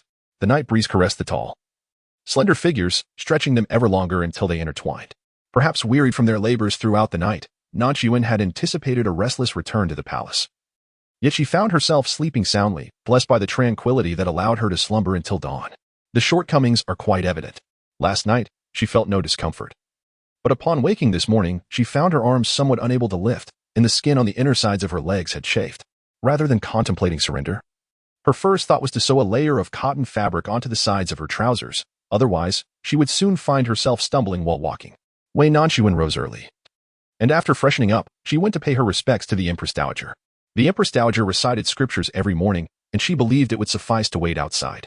To her surprise, the Empress Dowager invited her in, requesting her to join in the recitation before the Buddhist altar.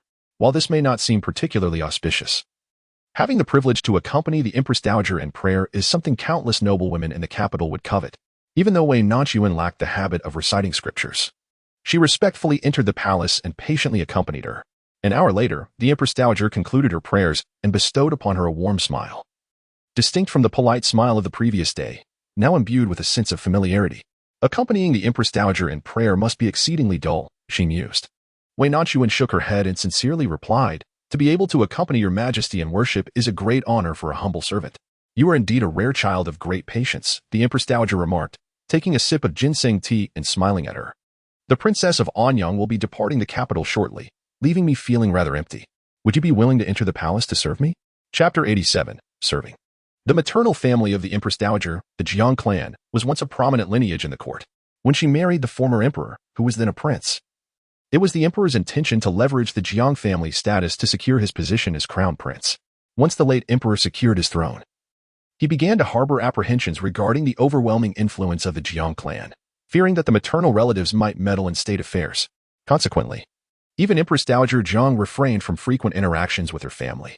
Following the demise of the late emperor and the ascension of the new emperor, it became unnecessary for the emperor himself to intervene, as the venerable patriarch of the Jiang family prudently relinquished his position in the cabinet. The Jiang family was left with merely the title of duke, adopting a more subdued demeanor and distancing themselves from the imperial family to safeguard their future dignity and disgrace.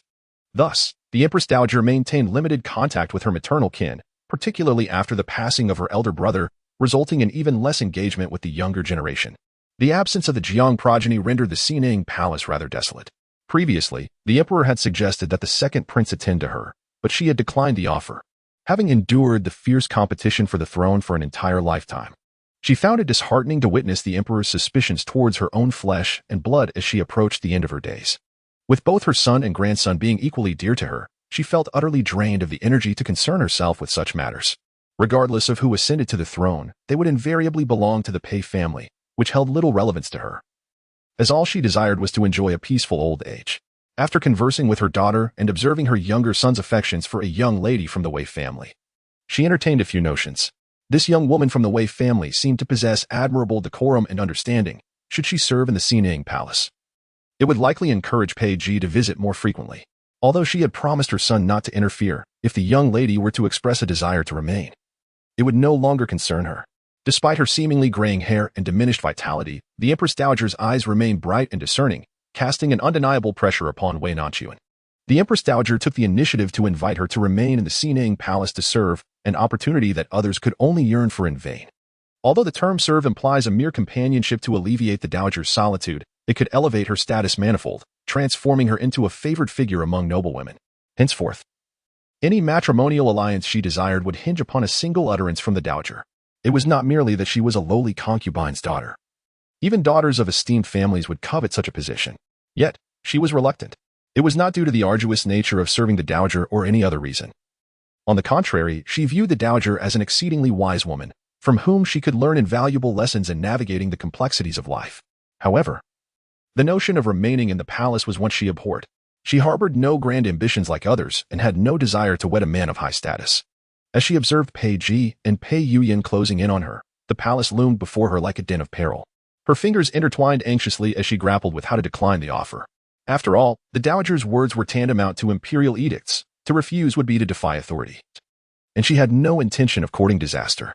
Wei Nanxun hesitated for a moment before solemnly kneeling and bowing her head. All present were astute individuals. And Empress Dowager Jiang instantly grasped her reluctance.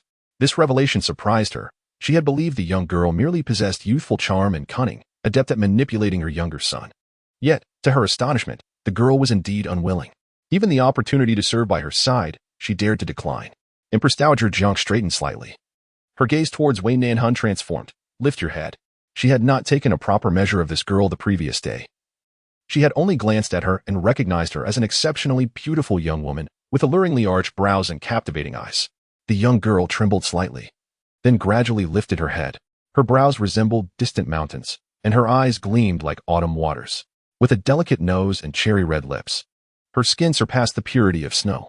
Her raven hair was styled in a half-updo, adorned with a jade hairpin, and without the application of makeup. She resembled a stunning lotus emerging from the water. Even amidst the countless beauties she had encountered in her lifetime, Wei Nanxun could easily rank among the most exquisite. What was most remarkable was her delicate charm devoid of seduction. Her gaze was clear and resolute, unlike the cunning individuals she had previously envisioned.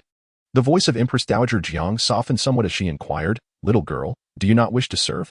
Wei Nanxun pressed her lips together, then earnestly replied, "To be favored by your majesty is an immense honor for a humble daughter like me, a stroke of good fortune scarcely dreamt of." Her earnest demeanor and resolute tone were so genuine that even Empress Dowager Jiang, accustomed to flattery, perceived her words as heartfelt rather than mere sycophancy. However, once she finished speaking, Wei Nanxun lowered her forehead to the ground, displaying both respect and humility as she continued. "Yet, before entering the palace, I had never learned the rules. I am wholly ignorant of the arts of music, chess, literature, and painting. Though I rejoice in your majesty's favor, I also feel a profound sense of trepidation." She feared her clumsiness might hinder her ability to serve the empress, and she worried that her lack of understanding could tarnish the empress's reputation. "I earnestly hope for your majesty's understanding of my sincere heart," she added, bowing once more. This time, Empress Dowager Jiang was genuinely taken aback. She had presumed the young girl was retreating to advance or perhaps truly reluctant to serve an elderly woman like herself. Curious, she listened intently to the young girl's earnest words. To her surprise, each sentence was delivered with sincerity and gravity, devoid of evasion or rationalization, resembling a heartfelt revelation of her vulnerabilities and anxieties. This, instead, rendered Empress Jiang too curious to feel anger. Had she not been educated in the ways of propriety? Was she unversed in the arts of music, chess, calligraphy, and painting? Yet, having encountered the crown princess, she appeared perfectly composed and well-mannered. The Wei family did not seem like a mere insignificant household. Although the noble families in the capital were particular about the distinction between legitimate and illegitimate offspring, this concern primarily pertained to sons. Even if a daughter were born of a secondary union, she would typically receive a modest dowry, contributing to her family's fortune upon marriage. It would be absurd to claim that a family would neglect to teach their illegitimate daughters the ways of propriety, as this would ultimately lead to their own misfortune. The Duke of Wei's household appeared far too discerning to fall into such folly. It is said that family disgrace should not be aired publicly, yet when the father arrives, they intend to separate from the main branch, rendering it no longer a matter of disgrace. Wei Nanxun hesitated momentarily before speaking candidly. Your Majesty, you may not be aware that my father is the illegitimate son of the second branch. He did not pursue a career in government, but rather turned to commerce. My mother is also the daughter of a merchant. As for my grandmother, she has never held affection for my mother and me. There is no need to embellish further. Empress Jiang, being a woman of great acumen, quickly grasped the intricacies of the situation.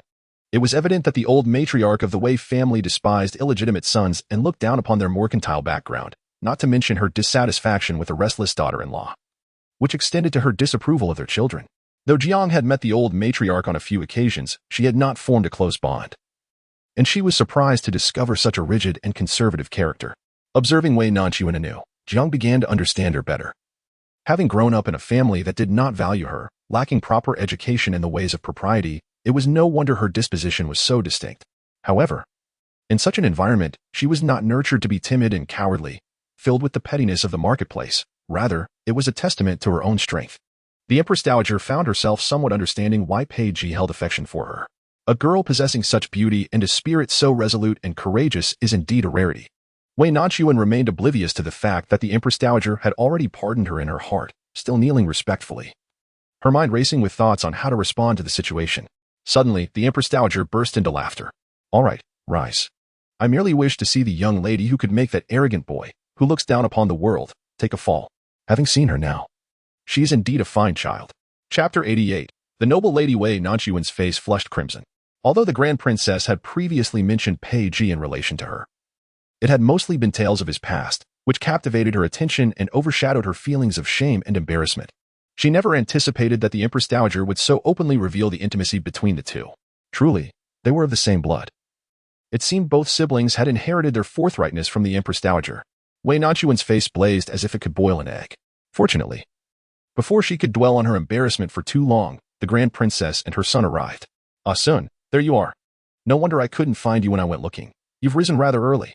Come, let me take you ahead to play. Today promises to be lively. In the vast expanse of the starry sky, several childhood friends, primarily the children of the generals under the Northwest King, were present. Within the gathering, both males and females were present, as all had accompanied him from childhood to adulthood. The local customs were notably more liberal, devoid of notions that prohibited men and women from sharing the same space, which resulted in his awareness of gender dynamics being less pronounced than that of the capital. Upon entering the room, he gravitated toward Wei Nanxun's side, noticing her flushed cheeks, and instinctively reached out to touch her forehead. Ah, Sun, why is your face so red? Could it be that you are unwell? Wei Nanxun, already feeling shy, blushed even deeper upon his inquiry. She could only quietly turn her face aside, pressing her palm against her cheek in an attempt to cool down the heat. Thank you for your concern, young master, but I am quite well. With such a flushed face, how can you claim to be fine? Do not put on a brave front, he insisted. Even someone as composed as Wei Nanxun found herself in a comical predicament, repeatedly asserting, I truly am fine. It is merely a bit warm. This exchange elicited laughter from the Grand Princess and Empress Dowager, who found the banter between the two young ones far more entertaining than any theatrical performance. In the midst of their conversation, an announcement echoed from outside the hall. Preoccupied with her embarrassment, Wei Nanxun could not fully grasp the maid's words, but caught snippets mentioning the daughters of the Jiang Duke's residence and the Zhang minister's estate. The Jiang Duke's household needed no further introduction, while Zhang Jinshu of the Zhang family was renowned as the head of the 6 ministries, representing the epitome of noble lineage. She recalled that a young lady from the Zhang family was said to be a close friend of Wei Mingzhao, yet she could not remember the specifics of their relationship. Accustomed to her lesser status, she quickly stepped aside, feeling out of place among the esteemed ladies. Shortly thereafter, a maid entered, leading 3 tall, graceful young ladies with strikingly delicate features. Their attire varied significantly, some were elegantly understated while others were vibrantly striking. However, what remained consistent was that both their garments and accessories were the latest and most exquisite. As they approached, the trio performed the customary greeting. We, the subjects, pay our respects to Her Majesty the Empress Dowager. May the Empress enjoy eternal peace and prosperity. From a side view, their movements appeared impeccably synchronized, leaving no room for criticism. Witnessing this, Wei Nanxun felt a sense of inadequacy, This was indeed the demeanor befitting noble daughters of esteemed families. Among them was a young girl whose features bore a resemblance to Empress Dowager Jiang, clad in a delicate lavender gown. The youngest among the trio, she stood out strikingly. After greeting the Empress Dowager, she turned to the Grand Princess and Prince Nanxun, performing a respectful bow. Greetings, aunt. Greetings, cousin. Mother, who is this? This is your second cousin's daughter, named Xiangji. She was born half a month later than Amon. You have yet to meet her, I believe. The Grand Princess raised an eyebrow, drawing out her words in a light exclamation. No wonder she seems familiar, those eyes are quite akin to your father's. As she spoke, she retrieved a gold hairpin from her own hair and sent it to Lingxi to present to Jiang Qiongji, who graciously accepted it with a courteous bow of thanks. The other two were sisters from the Zhang family, one named Yuqiu, aged 18, and the other Yuru, aged 16. They did not receive such special attention but exchanged names and pleasantries as customary, yet they too were rewarded by the Empress Dowager and the Grand Princess. The gifts they received appeared to have been prepared in advance, similar to those previously bestowed upon Wei Nanxun. The three young ladies engaged in light conversation with the Empress Dowager, who seemed particularly fond of Jiang Qiongji, while the two sisters also showered her with admiration. Jiang Qiongji possesses a rather reserved disposition, often overshadowed by the melodious voice of Zhang Yuru. Being youthful and possessing a charming manner of speech, she easily elicits laughter from the Empress Dowager. However, for reasons unknown to her, Wei Nanxun senses that the Empress Dowager's attitude towards the three of them is rather consistent, showing no particular favoritism towards the so-called niece of the Jiang family. The reasons behind the Empress Dowager's distance from her kin remain the musings of the nobles, irrelevant to her. From a young age, Wei Nanxun has harbored a disdain for social gatherings filled with people, and feeling out of place among those three noble ladies. She chose to stand aside, lost in her thoughts. Sharing her sense of detachment is Man Xinghe, who similarly abhors such trivial exchanges. Yet, the fact that they address him as cousin renders him reluctant to simply rise and leave. It feels as though he is seated upon a stone, utterly uncomfortable. Most notably, Zhang Yuru, for reasons unknown, insists on including him in their conversations. For instance, at this moment, they are discussing the upcoming autumn hunt. Zhang Yuru laments, I have heard that the young master's horsemanship and archery are unparalleled. It is truly a pity that we shall not witness his exceptional skills this time. Horsemanship and archery are indeed Man Xinghe's forte, having only just showcased his prowess the day before, a source of pride for him. She seems to believe that such flattery would spark his interest. Yet, he simply reclines with one leg crossed over the other, propping his chin on his hand, tossing peanuts into his mouth. With a lackluster tone, he responds, though they speak of an autumn hunt, it merely involves releasing some reared game birds and rabbits. What is the point of shooting at such lifeless creatures? Should you ever decide to hunt mountain cats, do not hesitate to summon this young master then. Zhang Yuru, accustomed to being flattered and followed by everyone in her daily life, found herself utterly taken aback by such a direct confrontation. Her face flickered between hues of blue and white, and the smile she forced seemed on the verge of breaking. After a moment of stunned silence, she awkwardly replied, The heir's archery skills are unparalleled. Indeed, none among the young men in the capital can compare. Oh, do not speak so. My uncle's archery is truly unmatched in the world, and what of the crown prince? Where do you place them? Zhang Yuru's expression turned ashen. She had no intention of belittling the regent or the crown prince. Hastily, she rose and shook her head repeatedly. No, I meant no such thing. It was then that the Empress Dowager could no longer tolerate the scene and smiled at Man Xinghe. You rascal, you are about to make this young lady cry. Do apologize at once. Man Xinghe tossed aside the last two peanuts he held, clapped his hands, and stood up. If my words were too harsh, Miss Zhang, please do not take them to heart. Grandmother, it feels stifling in here. I shall go for a stroll. Wei Nanxun, watching the unfolding drama with great amusement, found Man Xinghe to be her mouthpiece, articulating her own thoughts. It was quite entertaining to see these noble young ladies in discomfort. Yet, just as the amusement reached its peak, she felt a tightening around her wrist as Man Xinghe directly grasped her hand. Ah, son, you too must be feeling suffocated. Come. Let us go out and play. Instantly, all eyes in the hall turned towards her. Wei Nanxun thought to herself, I merely enjoy watching the fun, not becoming the source of it. Chapter 89. The temptation. The voice of Man Xinghe resonated throughout the hall, her demeanor unabashedly intimate, instantly drawing the attention of all present. Among them, the three noble ladies appeared the most astonished, as if they had just noticed the presence of another individual, their gazes both unreserved and stark, tinged with a hint of hostility. Wei Nanxun scarcely had the time to decipher their expressions. She neither relished the spotlight nor desired to attract undue trouble. However, Man Xinghe offered her no chance to decline, seemingly posing a question while, in reality, stripping her of any choice. Seizing her hand, she led her out, leaving the others in the hall with varied expressions, their thoughts a mystery. Young Zhang Yuru, unable to contain her curiosity, remarked with a tone of surprise. "This sister is remarkably beautiful. I have never seen her before. Could she be someone close to His Highness?" Though her words were sweetly uttered, they were, in essence, a probing inquiry. The Grand Princess, who generally despised socializing, found herself reluctant to engage with such a cunning younger counterpart. Pretending to misunderstand, she simply blew on her teacup. It was the Empress Dowager, concerned about the awkward atmosphere, who kindly interjected, "That is a daughter of the Wei family. I have heard she is well-behaved and sensible. I summoned her to the palace a few days ago as a companion and was surprised to find that she and a man share quite a rapport. They converse remarkably well." Zhang Yuru feigned enlightenment and, with a touch of envy, remarked, "Is she from the Wei family of the Duke's residence? That makes her the younger sister of the Crown Princess. No wonder she possesses such admirable qualities, even able to converse with the heir. Unlike me, who is rather clumsy with words and often says the wrong thing, upsetting the heir." This time, even the Empress Dowager could not help but furrow her brow slightly. Having navigated the intrigues of the imperial palace for so many years, she has encountered a multitude of women and their cunning tactics. The daughter of the Zhang family speaks words of praise for Wei Nanxun, yet her underlying bitterness is palpable, rendering her remarks utterly tedious. If one wishes to capture a man's attention, one must exert effort before him. What purpose does it serve to voice such sentiments in front of an old matron? She ought to consider her own status, should she demean herself to flatter a mere young girl? Indeed, she has been spoiled within the confines of her home. Empress Dowager Jiang, with a beaming smile, remarked, "Ah Sun truly possesses admirable character, demonstrating prudence in both speech and action." Zhang Yuru, momentarily taken aback, only heard the Empress continue to extol the virtues of that young lady from the Wei family, and a surge of envy welled up within her. In truth, this was not her first encounter with Man Xinghe. She had previously seen him when he accompanied the Princess Chang into the capital. At that time, while she was purchasing cosmetics at a rouge shop, her little kitten, frightened by the bustling crowd outside, had wriggled free from her maid's grasp and darted out. Just as it was about to be trampled by a horse's hoof, someone on horseback reached down and rescued the kitten, returning it to her maid. That fleeting moment ignited a spark of infatuation in Zhang Yuru, one that she found impossible to shake off. It was only later that she learned he was the heir of the Northwest King.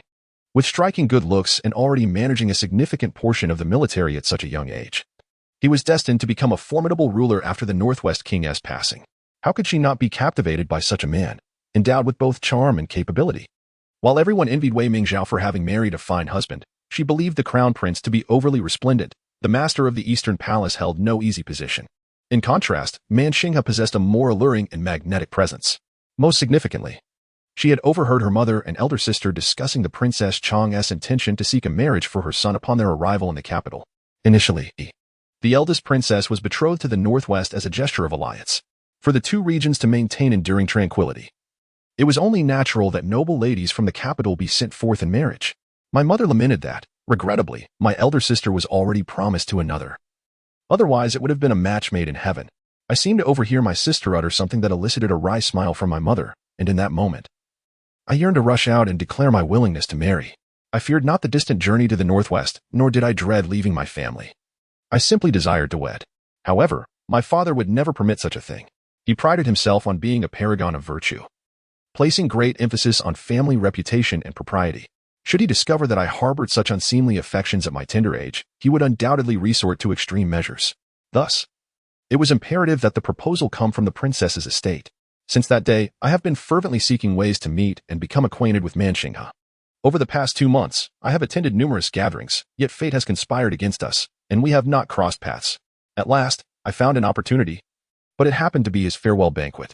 This was my final chance. Before setting out, I had resolved to make a lasting impression on him and to spend as much time in his company as possible. I am now 16, and in 2 years, my mother will begin to select a suitable match for me. I cannot afford to wait any longer. Who could have anticipated that my first encounter in the palace would be with Jiang Qiongji? She is the most striking of her generation in the Jiang family. Known for her talent from a young age, yet she possesses an extraordinary modesty, rarely appearing in public. It was only through the close ties between the Jiang and Zhang families that I had the chance to see Jiang Qiongji a few times, yet our acquaintance remained shallow, limited to a handful of exchanged words, while my sister enjoyed a closer rapport with her. In the circles of society, rumors circulated that her exceptional talents were destined to win the heart of the crown prince. Even though the Jiang family had receded from the political stage and held no real power, many were eager to curry favor with them. Yet, she harbored a disdain for Jiang Qiongji, finding her overly pretentious and her manner of speaking excessively formal. Wasn't it exhausting? When the emperor decreed that Wei Mingzhao would be the crown princess, she inexplicably felt a fleeting sense of joy. However, upon encountering Jiang Xiongji today, an unsettling premonition washed over her, a sentiment born of feminine intuition. She tugged at her sister's sleeve and whispered, "Sister, why has she come here too? Mind your manners." Such repeated references to she is quite rude. "Be cautious, lest mother finds out and reprimands you again," her sister admonished. After all, Xiongji was the grandniece of the Empress Dowager, and her presence to bid farewell to their mutual relatives was far more justified than theirs. Zhang Yuru subtly pouted. If it were merely a farewell, why is she so meticulously adorned? Moreover, she has never been one to seek the limelight, always behaving as if she were above it all. I once thought she spent her days sipping dew. Could it be that she is also anxious about her own marriage prospects? Zhang Yuqiu furrowed her brow. Having shared a close bond with her younger sister day and night, she understood her temperament well. The youngest in the family, though somewhat spoiled by their elders and a touch delicate, she was not one to speak so bluntly. Reflecting on her recent peculiar behavior, her thoughts inevitably drifted to the enigmatic man Xinghe. Directly advising her sister might bruise her pride and yield no results, so she pondered and said, "Aru, our purpose today is solely to represent the Zhang family in bidding farewell. Your every word and action reflects our father's stance. In these tumultuous times, both within the court and beyond, you must exercise caution in your speech and conduct." Zhang Yuru was still very obedient to her sister upon being admonished. She refrained from throwing a tantrum. However, what troubled her more was when her sister remarked, "The Grand Princess has returned to the capital intending to present a match for the heir. Xiongji, in terms of both lineage and demeanor, is beyond reproach. I suspect the Grand Princess has privately reached an agreement with the Jiang family." At these words, Zhang Yuru froze, utterly unaware of how she had entered the palace gates. If the Grand Princess had indeed settled matters with the Jiang family, she would stand no chance. Her father would never permit her to be a concubine, even if the suitor were the heir. Though she felt despondent, she could not resist engaging in conversation with Man Xinghe. Yet her attempts only resulted in his displeasure and her own embarrassment. Just as despair threatened to engulf her, Wei Nanxun appeared. Without regard for Jiang Qiongji or others in the hall, Man Xinghe boldly took her hand and led her away. This act ignited a pang of jealousy within her, yet also rekindled a glimmer of hope. If the daughter of the Wei family could do so, why could she not? Chapter 90, An Encounter. Meanwhile, Wei Nanxun was led by Man Xinghe back to the archery grounds from the previous day. Sensing her newfound freedom, she quickly withdrew her wrist and retreated several steps away from him. Yet, the gentleman seemed utterly oblivious to the potential awkwardness of the situation. Noticing her distance, he inquired, "Ah, son, why are you so far away? I still wish to teach you archery."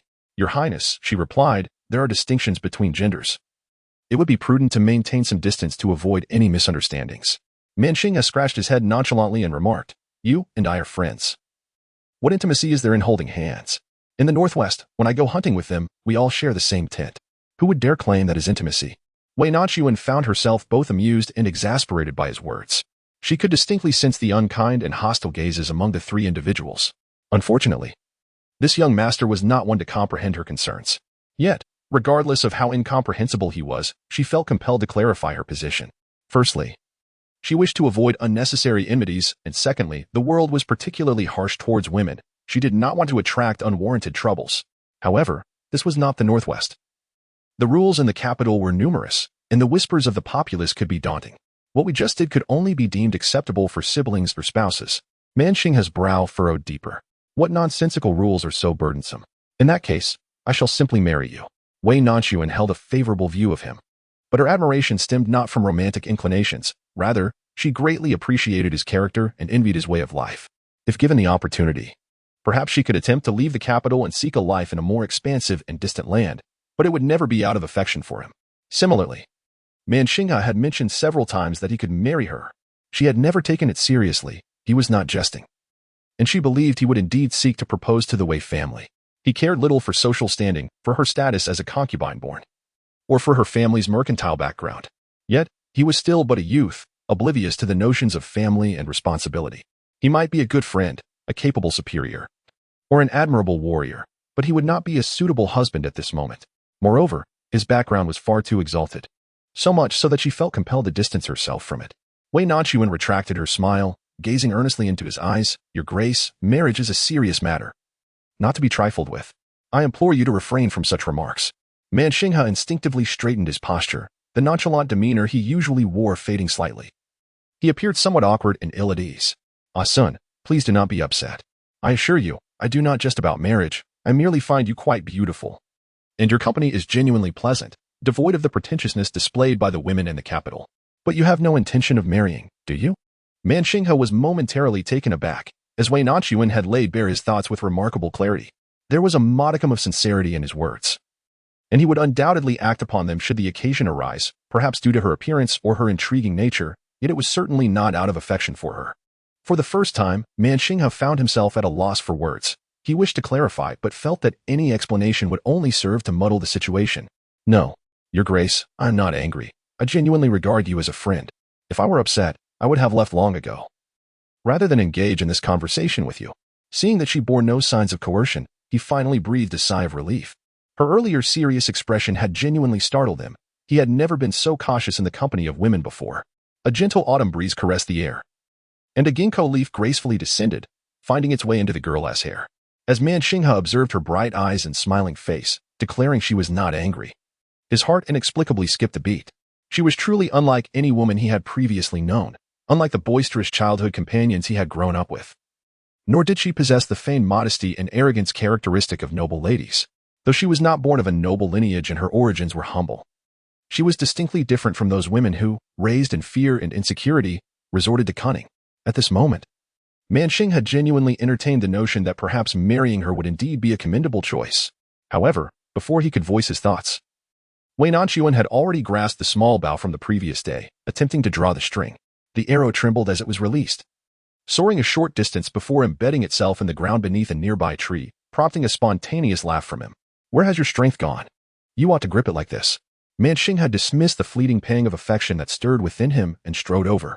His initial instinct was to guide her hands, but recalling her earlier words, he instinctively withdrew his own. He found himself standing merely a half step away, leaning forward to point out her movements. After half an hour had passed, a subordinate arrived to seek him, and only upon his departure did he belatedly ponder the events of the previous day. Wait a moment. If there is indeed a distinction between the sexes, how could his uncle have personally instructed her in archery? Once Man Xinghe had left, Wei Nanxun continued to practice alone for quite some time. Her motivation was not to cater to anyone's preferences or to feign prowess. Rather, she genuinely aspired to empower herself and break free from constraints. However, unlike throwing pots, archery demanded not only precision but also strength. Her hands, unable to lift or bear weight, found that after merely half an hour of drawing the bow, her arms were already weary. Fortunately, archery was less demanding than riding, and she learned the basic motions well enough. She resolved to purchase her own bow and arrows to create a target for practice. With these thoughts in mind, she set aside her belongings and, noticing that noon was approaching, made her way to the front hall. Even though nothing untoward occurred during her visit to the palace, she was reluctant to linger any longer. She hastily wished to conclude the farewell banquet, for only outside the palace could she find solace.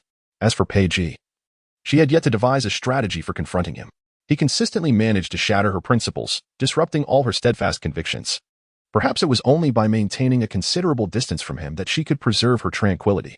Wei Nanxun was led out by the constellation of stars, devoid of any maidservants to guide her. Fortunately, having traversed the path twice, she still remembered the way back. Just as she neared the main hall, she heard someone call out to her. Is that not Miss Wei? Why are you not accompanied by the young master? Wei Nanxun considered feigning ignorance, but the volume of the voice was too pronounced. Remaining silent would seem overly deliberate. With a resigned sigh, she turned to face the speaker. At the end of the corridor stood a stone pavilion where one could rest, surrounded by elegant green bamboos. Yet, despite such a splendid view, the occupant was far from agreeable. The speaker was none other than Zhang Yiru. They had scarcely settled when the Empress Dowager announced her intention to collect the Buddha's rice.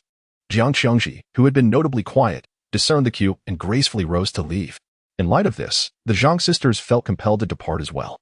To their surprise, upon sitting in the pavilion, they encountered a solitary young lady. She wore a distant, gentle smile, devoid of any adornment, yet radiated such breathtaking beauty that it made Zhang Yiru's envy flare. Miss Wei, might you come closer to converse? Chapter 91. The Obstruction Before Wei Nanxun's Arrival. Zhang Yuqiu had encountered her future husband's sister within the palace and had thus engaged in polite conversation nearby. Only Zhang Yiru and Jiang Qiangji remained in the pavilion. Zhang Yiru gazed at Jiang Qiangji, who seemed untouched by the mundane world, and found her exceedingly insincere, perpetually wearing an impeccable smile.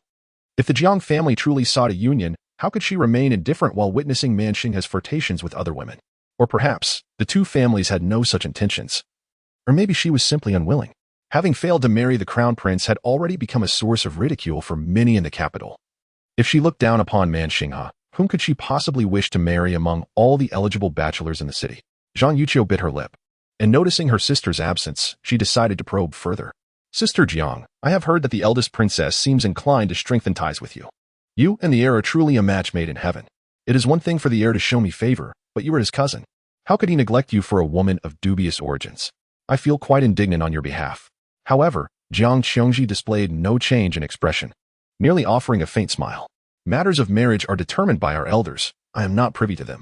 As for the heir, while we are indeed cousins, this is our first encounter, much like your own. Her response seemed to convey little, employing a form of verbal taiji that left Zhang Yuru with no further inquiries. Feeling a sense of dissatisfaction and intent on probing again, she suddenly spotted Wei Nanxun. Instinctively, Zhang Yuru searched for the young man's figure, only to find that behind the woman, there was not a soul in sight. Having been left in an unsatisfactory situation by Jiang Qiongji and failing to encounter the enchanting starry night, she was already seething with unexpressed anger, unable to contain her emotions. They erupted entirely in front of Wei Nanxun. Miss Wei, might you come closer for a conversation? Wei Nanxun had no desire to engage with these noble women. She was preparing to separate from her family and had no need to tiptoe in an attempt to curry favor with them. Moreover, in her previous life, she had naively believed that Wei Mingzhao held genuine affection for her, only to find herself facing a tragically bitter end. If her own sister could betray her thus, how could she expect anything from complete strangers? Take, for instance, someone like Zhang Ruyu, who couldn't even be bothered to feign civility. The hostility in her eyes and her haughty demeanor made Wei Nanxun disinclined to form any close associations. In response, she slightly bent her knee as a gesture of greeting. The heir has taken his leave for matters of importance. I am not particularly eloquent, so I shall not intrude upon the refined conversation between Miss Zhang and Miss Jiang. She had been quite courteous, considering her status as a secondary branch offspring.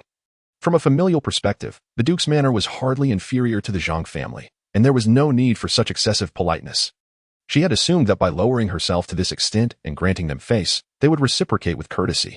To her dismay, rather than showing any restraint, Zhang Yuru only intensified her sarcasm, saying, "Not eloquent? Miss Wei, you are truly modest. If you were truly lacking in eloquence, would the heir be so intimate with you? Or is it that, in his absence, we are unworthy of having Miss Wei approach us?" The tone of her words was rather harsh, implying not only that Wei Nanxun was fawning but also carrying an undertone of coercion. She had intended to maintain a faade of civility, yet found that the other party was even more relentless in their assertions. In her previous life, she had spent numerous years in the Eastern Palace, witnessing various cunning tactics employed by the women of the harem to vie for favor. Zhang Yuru's approach was the most unrefined of them all, as if she longed to flaunt her claws directly before one's eyes.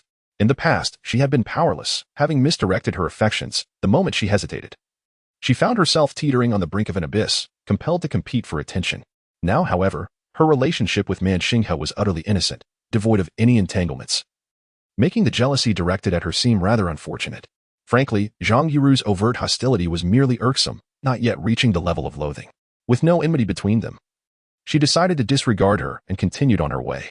Zhang Yuru, however, was taken aback. She had never been so blatantly overlooked throughout her life. It felt as though she had been struck, leaving her face burning with humiliation. Moreover, upon her exit, she had inquired with the palace maid nearby to learn about Wei Nanxun, finally realizing the nature of this individual. She had wondered why she had never encountered such a personage from the Wei family. It turned out she was the daughter of a merchant, a lowly born who was deemed unworthy even to attend banquets. In her own household, she had half-sisters, all of whom were trained by their mother to be obedient. And upon seeing her, even her sisters acted like mice before a cat, dutiful and flattering. She had assumed she could similarly dominate Wei Nanxun, positioning herself with a sense of superiority. To her astonishment, not only did the other party fail to elevate her, but she also seemed timid and audaciously ignored her. The thought that Jiang Qiongji was watching nearby only added to her sense of disgrace. The eldest daughter of the Jiang family. It was one thing for this Miss Wei to disregard her, but to snub even your face was truly excessive. Jiang Qiongji, however, merely smiled, as if whatever transpired was of no consequence to her. The inability to provoke or incite only served to deepen Zhang Yuru's frustration, akin to the sensation of pent-up anger that could not be released, akin to striking a fist into a pillow of cotton. If this suffocating feeling persisted, she feared she might suffocate herself. She disregarded the fact that they were in the palace, not in the Zhang family's garden, and hastily pursued her, positioning herself directly in front of the young girl. "I am speaking to you. Did you not hear me?" Or is this the manner in which the Wei family raises their children, instilling such a lack of decorum? Although Wei Nanxun had never felt any pride or sense of belonging as a member of the Wei family, nor did she harbor any affection for its members, this did not grant others the right to insult her upbringing. Upon her determination to enter the palace in her past life, she had diligently endeavored to ensure her behavior was appropriate, avoiding any actions that might offend nobles and thereby tarnish the Wei family's reputation. Her grandmother had specifically summoned a palace instructor to teach her the etiquette and propriety of speech and conduct. For months on end, each day began with lessons in decorum, where any errors were met with reprimands. She had ingrained those rules into her very being, which was why she could navigate the palace and interact with the nobility without succumbing to anxiety or making mistakes. Under ordinary circumstances, she would never have bothered to engage with Zhang Yuru, preferring to maintain a disposition of peace. However, the latter's relentless behavior left her feeling intensely uncomfortable. Wei Nanxun cast a frosty glance at Zhang Yuru and replied in a calm voice, "I converse only with those who possess refinement and speak of decorum to those who comprehend it. If you continue to point fingers and adopt such an aggressive stance, it merely reflects the upbringing of the Zhang family." Zhang Yuru trembled with rage, while Jiang Qiongji, with her lofty demeanor, disdainfully chose not to engage in conversation. How dare she, the daughter of a mere concubine, speak to her in such a manner? Did she think that her connection to a princess could charm the heir to the throne and grant her impunity? What an audacious and ill-mannered seductress. I shall ensure that the heir sees your true nature clearly. Wei Nanxun felt utterly helpless. If Miss Zhang harbored feelings for the heir, she ought to present herself before him earnestly, setting aside the fact that her own relationship with the heir was innocent, even if there was something more. What could Miss Zhang accomplish by obstructing her? How shameless. Observing Zhang Yuru's agitated state, Wei Nanxun realized she was merely reiterating the same two phrases. Not far away, Jiang Qiongji appeared indifferent, even dismissively averting her gaze when it fell upon them, indicating her disinterest in today's events. Thus, Wei Nanxun chose not to prolong the entanglement with Zhang Yuru. "The hour is late, Miss Zhang. If you have no further matters, I shall take my leave." "You dare." Chapter 92. An apology. Wei Nanxun was the same age as Zhang Yuru. However, as a person reborn, she perceived her counterpart as a petulant junior. She could summon the palace maids or invoke the Empress Dowager, yet deemed it unnecessary to escalate the situation, for she would only find herself at the center of attention amidst the crowd, which would be rather uninteresting. Therefore, she resolved not to waste her breath on such a trivial girl who could hardly impede her. Disregarding Zhang Yuru, Wei Nanxun walked past her. Just then, a young palace maid approached with refreshments, inadvertently colliding with the two. Upon witnessing this, Zhang Yuru deliberately stepped on the hem of the little palace maid's dress, causing the maid to lose her balance. The tray in her hands trembled, and all the teacups and dishes were sent tumbling towards Wei Nanxun. Fortunately, she caught a glimpse out of the corner of her eye and promptly stepped aside, resulting in only a few splashes of tea upon her person, sparing her from any injury. In an instant, the crisp sound of shattering porcelain filled the air, with fragments of teacups strewn across the ground before her. The little palace maid, completely taken aback by the turn of events, hastily knelt down, exclaiming, "This servant deserves the gravest punishment. It was my negligence that nearly harmed the young lady. I beseech your forgiveness." Wei Nanxun, aware that Zhang Yuru was behind this mischief, saw no reason to trouble the maid further. She carefully brushed off the moisture and shards from her attire and replied, "I'm fine. This is not your fault. Please, rise." The commotion had attracted a few onlookers from the vicinity.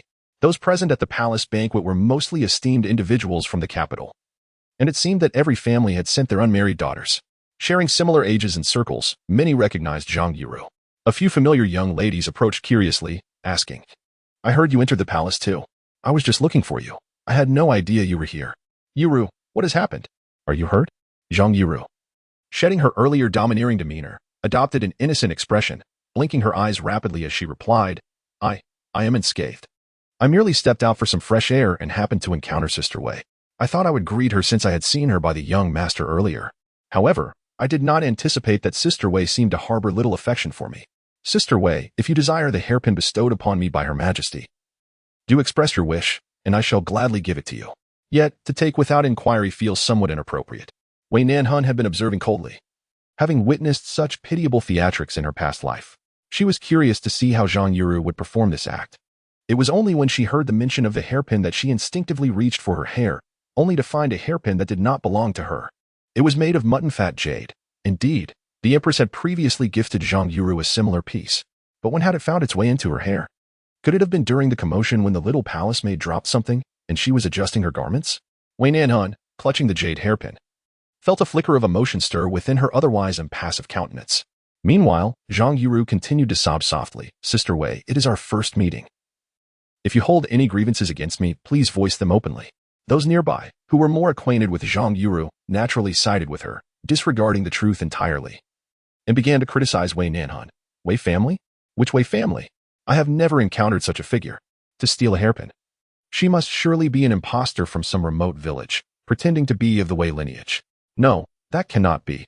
Sister Wei's elder sister is the crown princess, so she must be genuine. With this mention, someone nearby suddenly recalled, ah, so it is her. Now that you mention it, I do remember seeing her during the festival. Upon hearing the name of Wei Jiaqin, I was reminded of the rumors that the crown prince once contemplated breaking off his engagement to marry another. Swayed by the persuasion of others, the gaze that fell upon her transformed from scrutiny to disdain and hostility. Was she, unable to ascend to the crown prince's favor, now attempting to entangle herself with the heir apparent? This Wei family woman certainly possesses remarkable cunning. Just observe the exquisite garments she adorns. Could they have been acquired through dubious means? Moreover, it is worth noting that Wei Qinyang is not the legitimate sister of the crown princess, but rather a daughter born of a concubine, her parents mere merchants. It is no wonder she possesses such a seductive visage, bearing little resemblance to the crown princess. Upon hearing these words, Zhang Yuru's heart brimmed with joy. Her intention was merely to administer a slight reprimand to Wei Nanxun, to see if she would dare to look down upon her again. It was only through the whispers of bystanders that she learned of this woman's prior transgressions. Even the crown prince had been deceived, and thus it was no surprise that the likes of Man Xinghe had fallen under her spell. Yet, regardless of her inner delight, she had to feign disbelief on her countenance. She even felt compelled to speak up for Wei Nanxun. This cannot be true. I perceive that the Wei family sister is not of such character. Yuru, your kindness is your downfall, for you have been thoroughly deceived. She dares to steal your hairpin. A person of such questionable morals is truly a disgrace to the Wei family. Indeed, she must promptly return the pin and bow in apology. As she spoke, someone approached to seize the hairpin from Wei Nanxun's grasp, only to find her palm closed tightly around it, her expression cold as she regarded the assembly before her. Why should I apologize? You have audaciously stolen Yuru's hairpin, displaying a shameless demeanor. Wei Nanxun retorted, who claims I am the thief? Is there any witness? It is truly amusing. If it were not you who pilfered it, how could it possibly be in your possession? Wei Nanxun's gaze shifted. Then perhaps we should inquire with Miss Zhang. Upon observing her calm demeanor, which betrayed no hint of panic, Zhang Yuro inexplicably felt her heart race. Despite the situation and the people seemingly favoring her, how could she remain so composed? This was Zhang Yuro's first experience with such slander, and her heart raced. Yet at that moment, there was no one else present, only Jiang Qiongji. She was certain that Jiang Qiongji's character would prevent her from meddling in such matters. Without any witnesses, merely relying on words would leave Wei Nanxun irreparably tainted today. Zhang Yuro thought to herself, Sister Wei, there may be some misunderstanding here. I bear you no ill will. If you admire the hairpin, I have others from which you may choose, but this particular pin was bestowed by Her Majesty, and I cannot part with it. Yuru, your kindness is excessive. Why engage in conversation with someone of dubious integrity? She remained obstinate, refusing to admit any wrongdoing. In my opinion, it would be best to send her to the Empress to reveal this woman's true nature. On such a day, it is prudent not to let trivial matters disturb Her Majesty's mood. Therefore, she must return the hairpin, kneel, and apologize. Otherwise, she shall not be permitted to leave. Indeed. Let her kneel and beg for forgiveness. Wei Nanxuan's exquisite brows slightly furrowed, her lips pressed into a thin line, and she spoke with a voice that was neither servile nor arrogant. Why should I apologize for something I did not do? Chapter 93. A slap in the face. You truly are relentless, refusing to accept defeat. Having stolen something and being caught red-handed, you still dare to argue. It seems you require a lesson. Quickly return the imperial gift. Your inability to earn the Empress's favor has only led to envy of others. I fear you have never encountered such exquisite treasures in your life. The humiliating words incessantly pierced Wei Nanxuan's ears as she was encircled by 5 or 6 individuals. Yet her back remained straight, betraying no hint of weakness. Her gaze pierced through the gaps in the crowd, settling on Jiang Qiongji in the stone pavilion not far away. She was the sole witness to the entire affair, the only one capable of vindicating her. With a mere glance, Wei Nanxuan comprehended that there was no need to implore Jiang Qiongji. The latter's expression was indifferent, remaining silent throughout, as if she existed outside the fray, merely spectating this farce. While appearing distinct from those who oppressed Wei Nanxuan, her nature was, in fact, far more insidious. Wei Nanxuan forced a mocking smile. These were the so-called noble young ladies, well-versed in propriety and decorum, which explains why Man Xinghe finds them so intolerable. Oh, is that so? Her voice was soft. Yet the sarcasm it carried was sharp, akin to pebbles dropping into water, instantly creating ripples. What does your laughter signify? You have stolen something and have yet to return it. Do you still refuse to acquiesce? I ask again, who among you has witnessed me stealing? Everyone turned their gaze towards Zhang Yuro and then to the kneeling young palace maid beside her. The maid, having emerged from the crowd, shrank back in fear and quickly shook her head when all eyes fell upon her. I know nothing, she stammered. When you arrived, did you see this way wearing a hairpin? The young maid first shook her head, then nodded. She had come to serve tea and dared not raise her eyes to scrutinize the esteemed guests, thus she candidly admitted, I did not see clearly. Wei Nanxun tightened her grip on the jade hairpin and raised her head, saying, why trouble a mere palace maid? You accuse me of stealing the hairpin. Yet I could just as easily claim that I found it or that someone else framed me. Such accusations are baseless. Why must I bow and apologize? It is absurd. You, Yuro, did not even know me before. We have no enmity or grievance. Why would you slander me? Besides, who are you? Merely the daughter of a junior branch of the Duke's household, while I am the legitimate daughter of the Zhang family. Why would I need to frame you? Do you think you are worthy of such attention? Wei Nanxun had always been aware that due to her father's status, she was not favored by her elders, including outsiders. She never forced her way into circles that did not belong to her. This was not out of disdain for her father's background or feelings of inferiority. Rather, she admired him greatly. He ventured into business without relying on familial support and forged his own path. How could that be inferior to those in officialdom? In this regard, she remained clear-headed. She neither aspired for a high marriage nor sought to climb the social ladder, nor did she feel the need to associate with such individuals. In her past life, she seldom encountered such acerbic remarks directed at her face. Upon hearing them now, she initially felt discomfort, which soon morphed into amusement. They assessed the credibility of a person's words solely based on their lineage, rather than the individual themselves. Wei Nanxun offered a non-committal smile, idly toying with the jade hairpin in her hand. After all, Zhang Yuru was merely the legitimate daughter of the Zhang family. The sight of her smile left the others bewildered. Was she not in her right mind? How could she find laughter amid such a tense and prickly situation? Was this a case of being utterly devoid of arguments, resorting to stubbornness? What are you laughing at? One inquired. Oh, nothing. You wish for me to bow and apologize. Very well. The crowd felt a sense of relief. This Wei lady indeed possessed a facade of fierceness while being inwardly restrained. Her earlier assertions now seemed mere excuses, and they anticipated she would quickly concede after a bit of intimidation. Just as they were about to demand the return of her hairpin and conclude the matter with a bow, she interjected, but if this hairpin was not taken by me, what then? Wei Nanxuan's gaze swept across them as if she sought to discern their features, pausing to ask, should you not also apologize to me? No need for bows. Just an acknowledgement of your error. Is that fair? Zhang Yuru's eyelids flickered. She had no time to discern the source of her unease, instinctively recognizing that this woman was formidable. Moreover, the ruckus they had caused was becoming rather loud, and she feared it might attract unwarranted trouble. Having already established her authority, she attempted to feign understanding, saying, Sister Wei, why go through such trouble? If you truly cherish this hairpin, I shall bestow it upon you. Before she could feign her insincere gratitude, an indignant voice nearby interjected, what is there to fear from her? We, you Ruguang, are upright and honorable, and we would never engage in such underhanded schemes. Let us proceed as she suggests. I have no objections. With each utterance, Zhang Yuru's countenance darkened.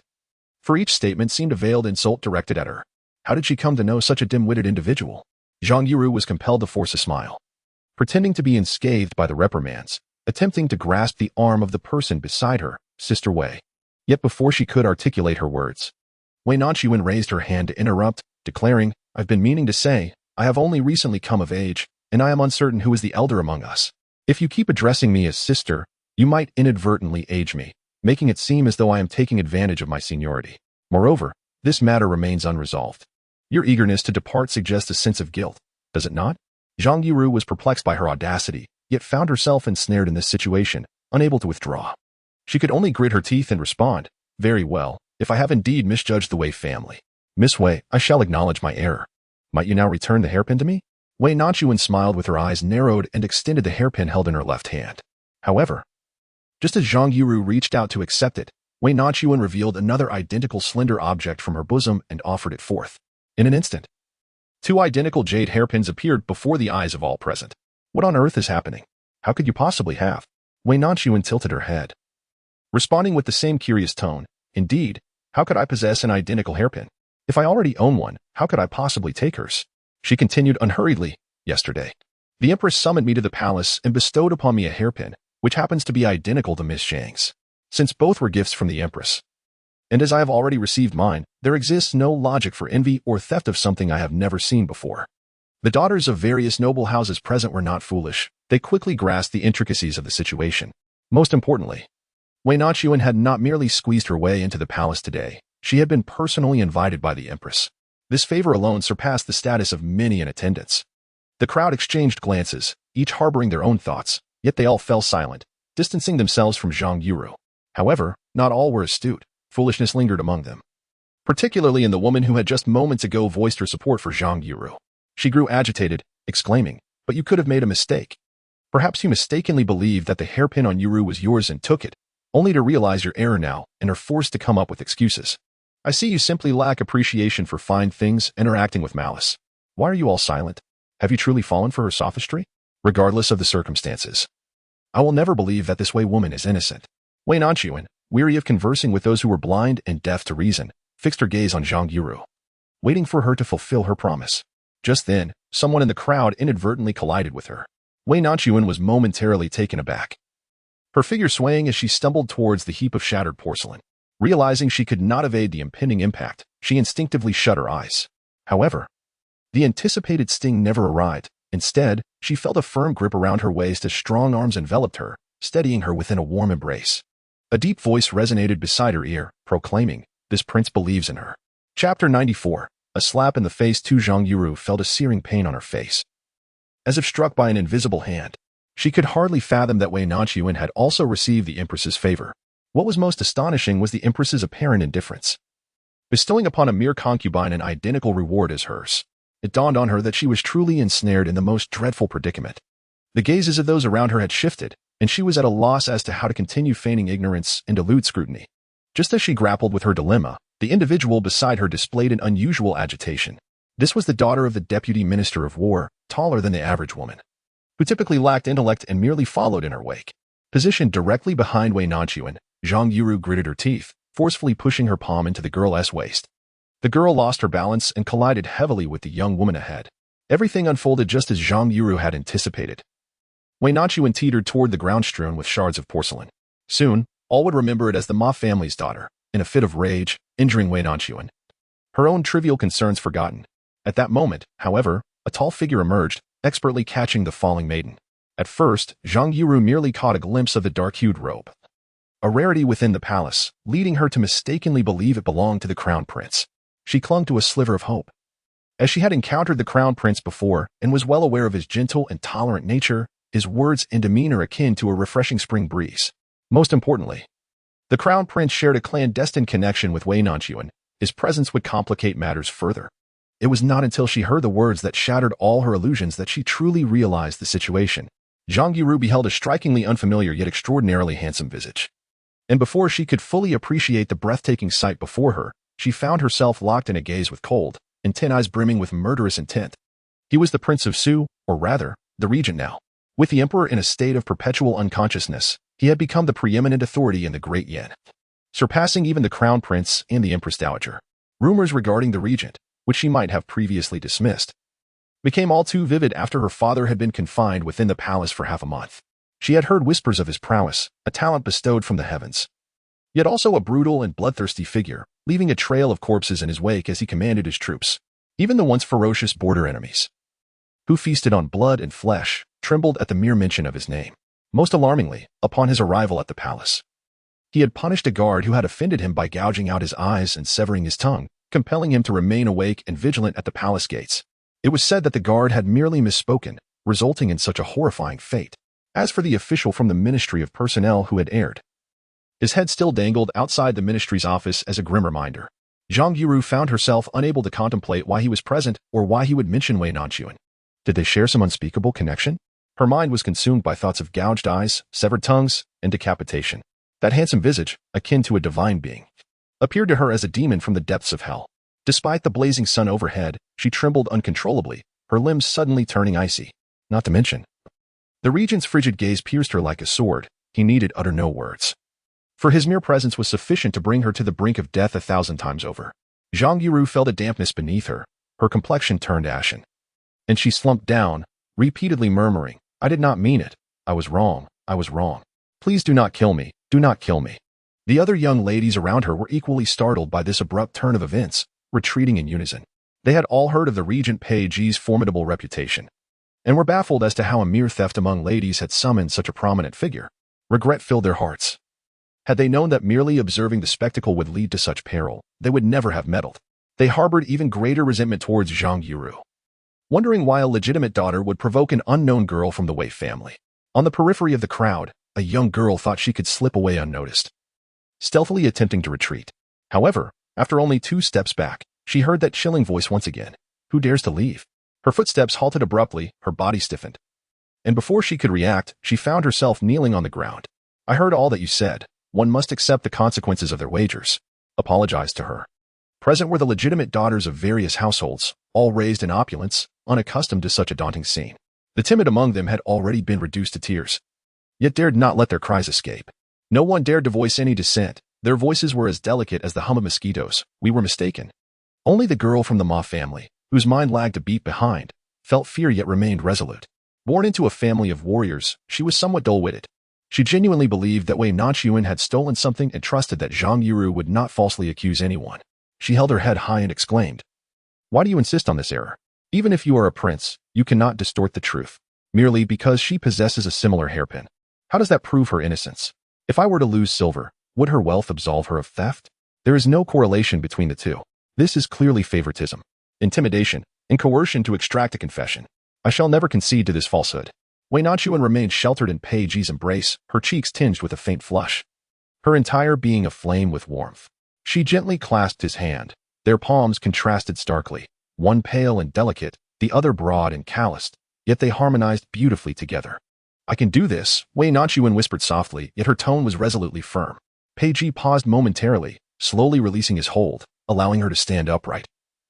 Yet he did not step away, remaining as her unwavering support. Earlier, Miss Zhang also mentioned that their acquaintance was fleeting. "May I inquire where Miss Zhang placed her hairpin?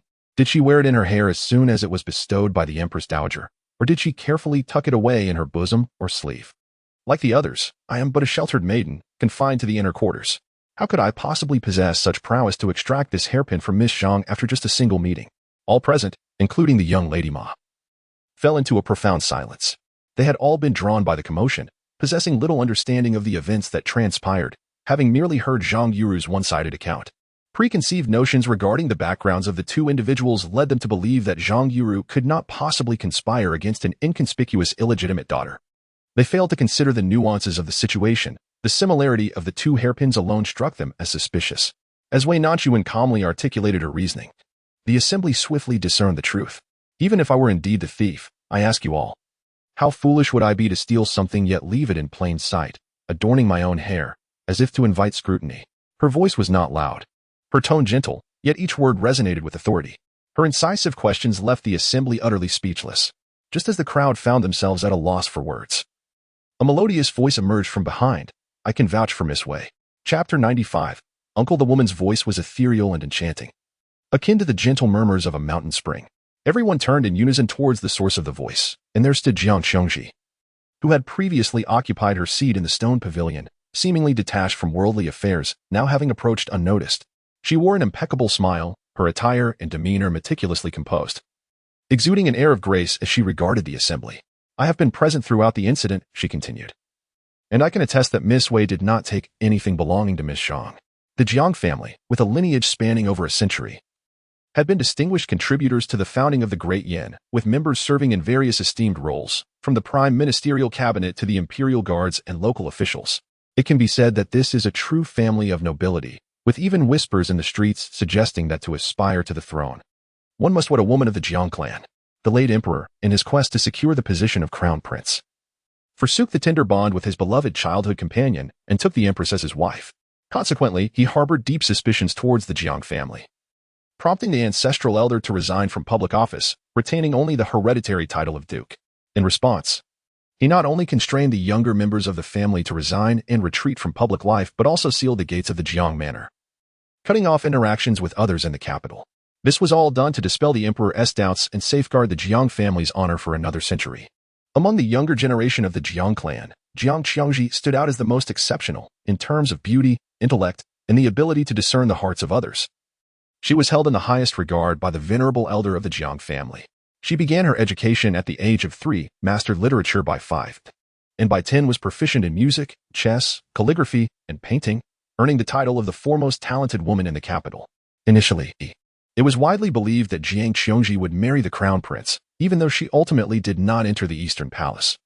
The status of the Jiang family's legitimate daughter and the first talented woman still eclipsed that of many other prominent families in the capital. When she spoke, no one dared to question her authenticity. At that moment, the Ma family girl, who had been haughty, finally relented. I was wrong, Your Highness. Can we leave? This admission of wrongdoing sounded rather ungracious.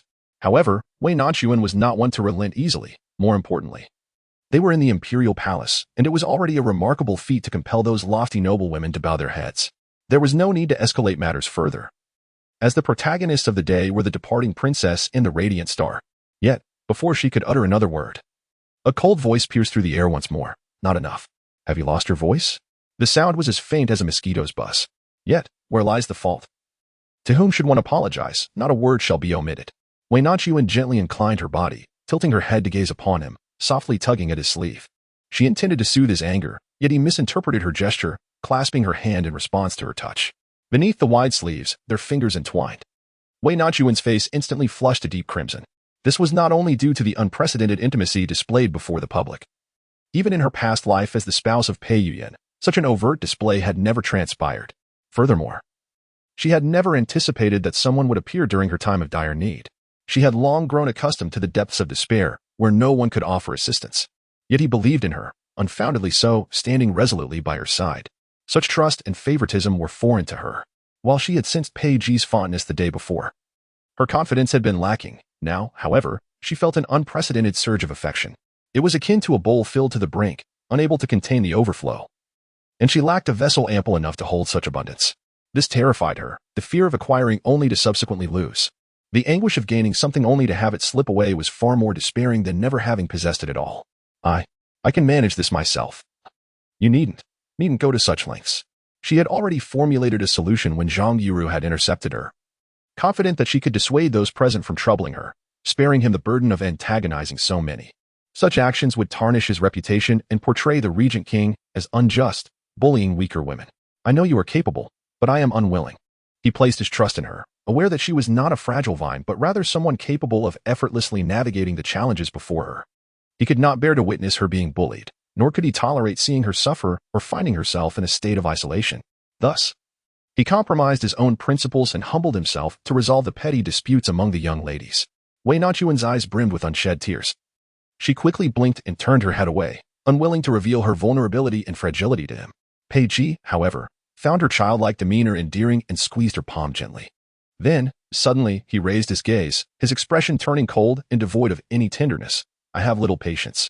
It was unclear who instigated the commotion, but a voice, stammering yet assertive, declared, I misjudged the situation and wronged Miss Wei. I humbly ask for her forgiveness. Apologies echoed in succession, each more sincere and solemn than the last. Eventually, some even resorted to bowing, as the once haughty noblewomen shed their dignity and grace, fearing that if they did not bow quickly enough, their heads might hit the ground first. Wei Nanxun had initially sought nothing more than for them to acknowledge her innocence. She never dared to hope for an actual apology. Yet, upon witnessing and hearing their contrition, she realized the discontent stirring within her. She yearned for them to take responsibility for their mistakes. Once again, Pei Ji saw through her. After all had offered their apologies, he remained silent, his gaze fixed intently upon her. Wei Nanxun blinked away the swelling in her eyes and said, Since this is a misunderstanding and it has been clarified, you may all go. They exchanged glances, too hesitant to move, until Pei Ji impatiently raised his eyes and uttered a single word, leave. The usually delicate and timid noblewomen, with their dainty steps, lifted their skirts as if pursued by an unseen assailant, fleeing with a speed surpassing that of a donkey. Of course, they did not forget to drag away the disheveled Zhang Yuru, who lay sprawled on the ground. Wei Nanxun, initially overwhelmed with emotion, both touched and tender, could not help but burst into laughter at this sight. Pei Ji's stern expression softened and relaxed in response to her laughter. Just as Wei Nanxun was about to express her gratitude, acknowledging that had it not been for him, the situation could have been resolved, though not as effortlessly. And she would have certainly been unable to avoid the shards of broken porcelain scattered about. She was interrupted. The melodious voice rang out once more. I've met the prince. It was only then that she realized there were still others present. Instinctively, she tugged at his tightly clasped fingers, but to no avail. Wei Nanxun still found it difficult to acclimate to such intimacy in public, and her gaze towards Jiang Qiongji turned slightly bashful. Thank you, Miss Jiang, for your assistance. Although Jiang Qiongji had arrived after the situation was nearly resolved, her presence had certainly alleviated the need for excessive explanations, adding a touch of grace to the moment. Strangely, in her previous encounters with the Empress Dowager and in the stone pavilion, Jiang Qiongji had seemed to disregard her.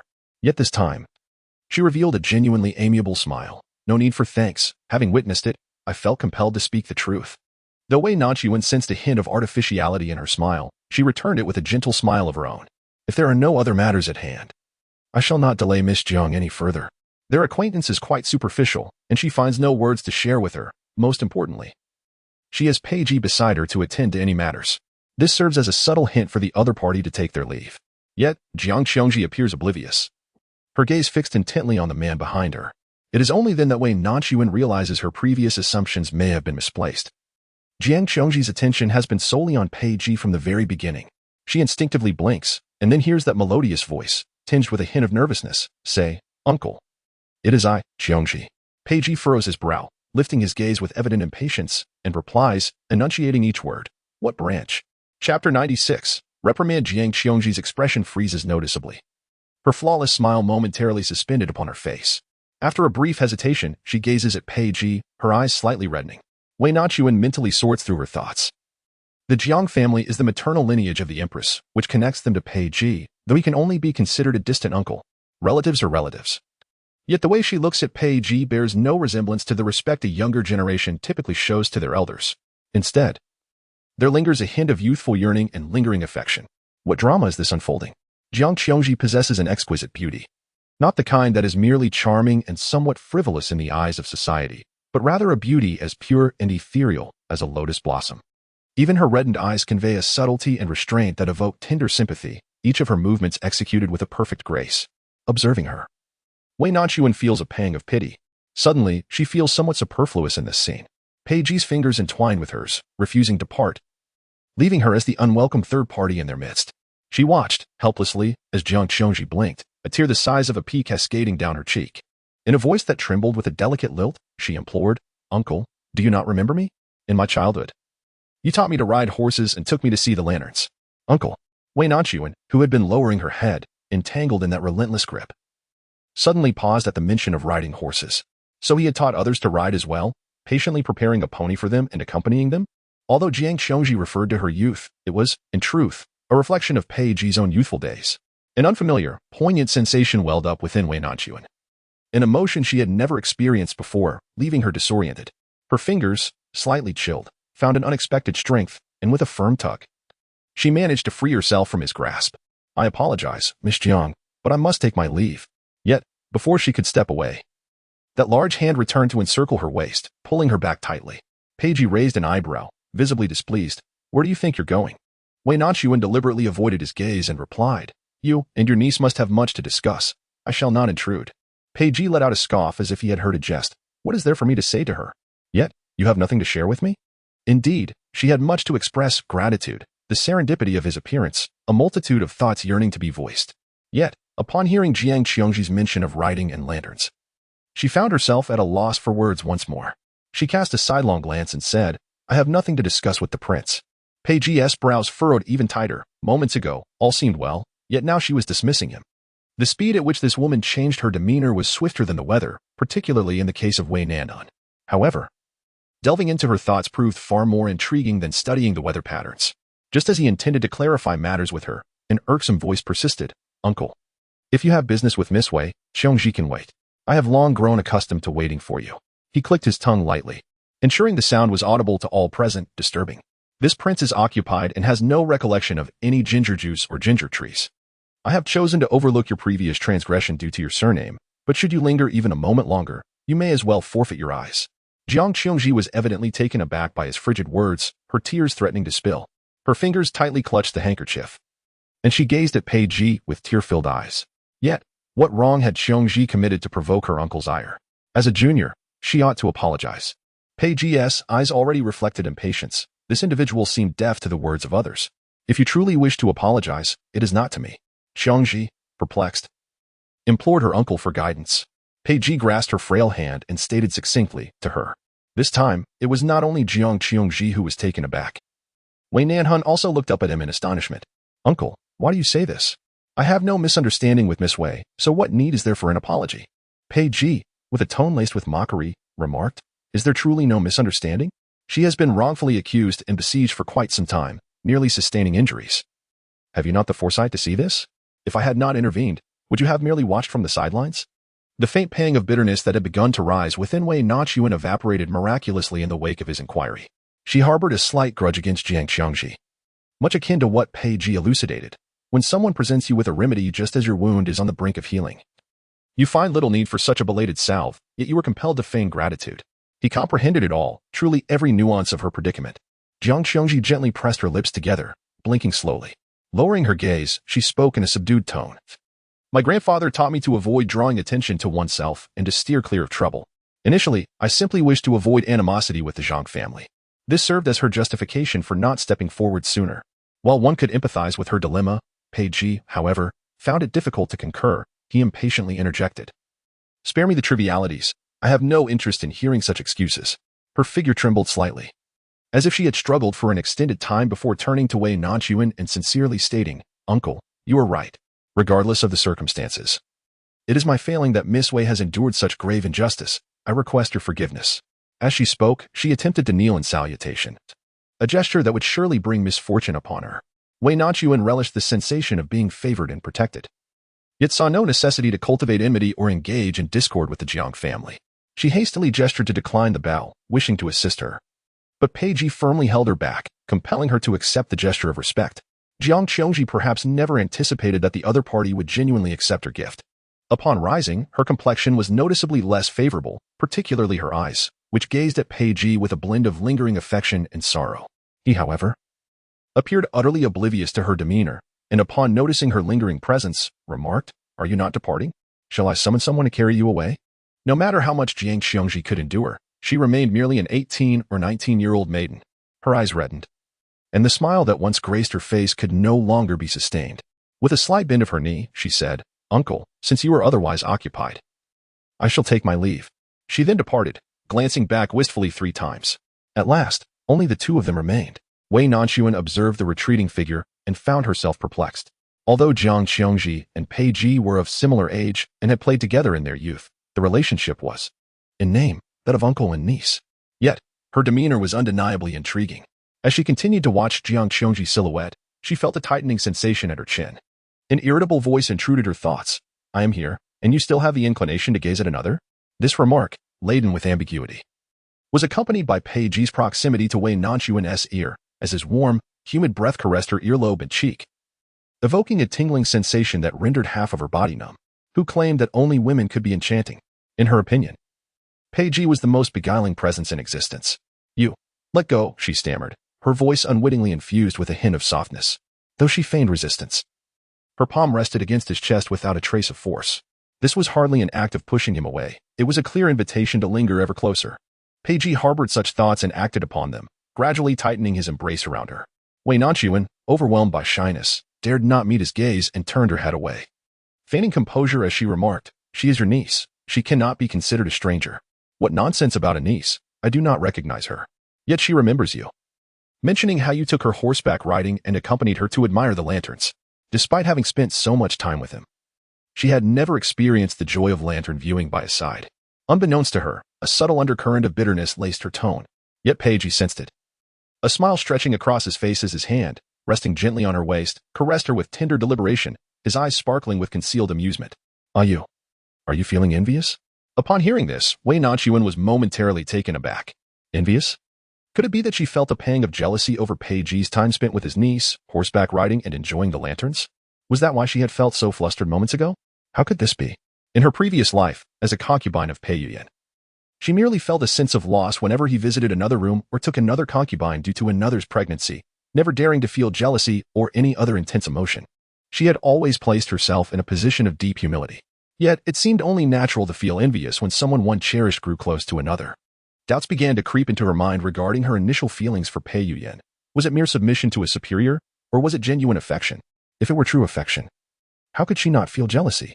Or was it possible that she had developed such fondness for Pei Ji?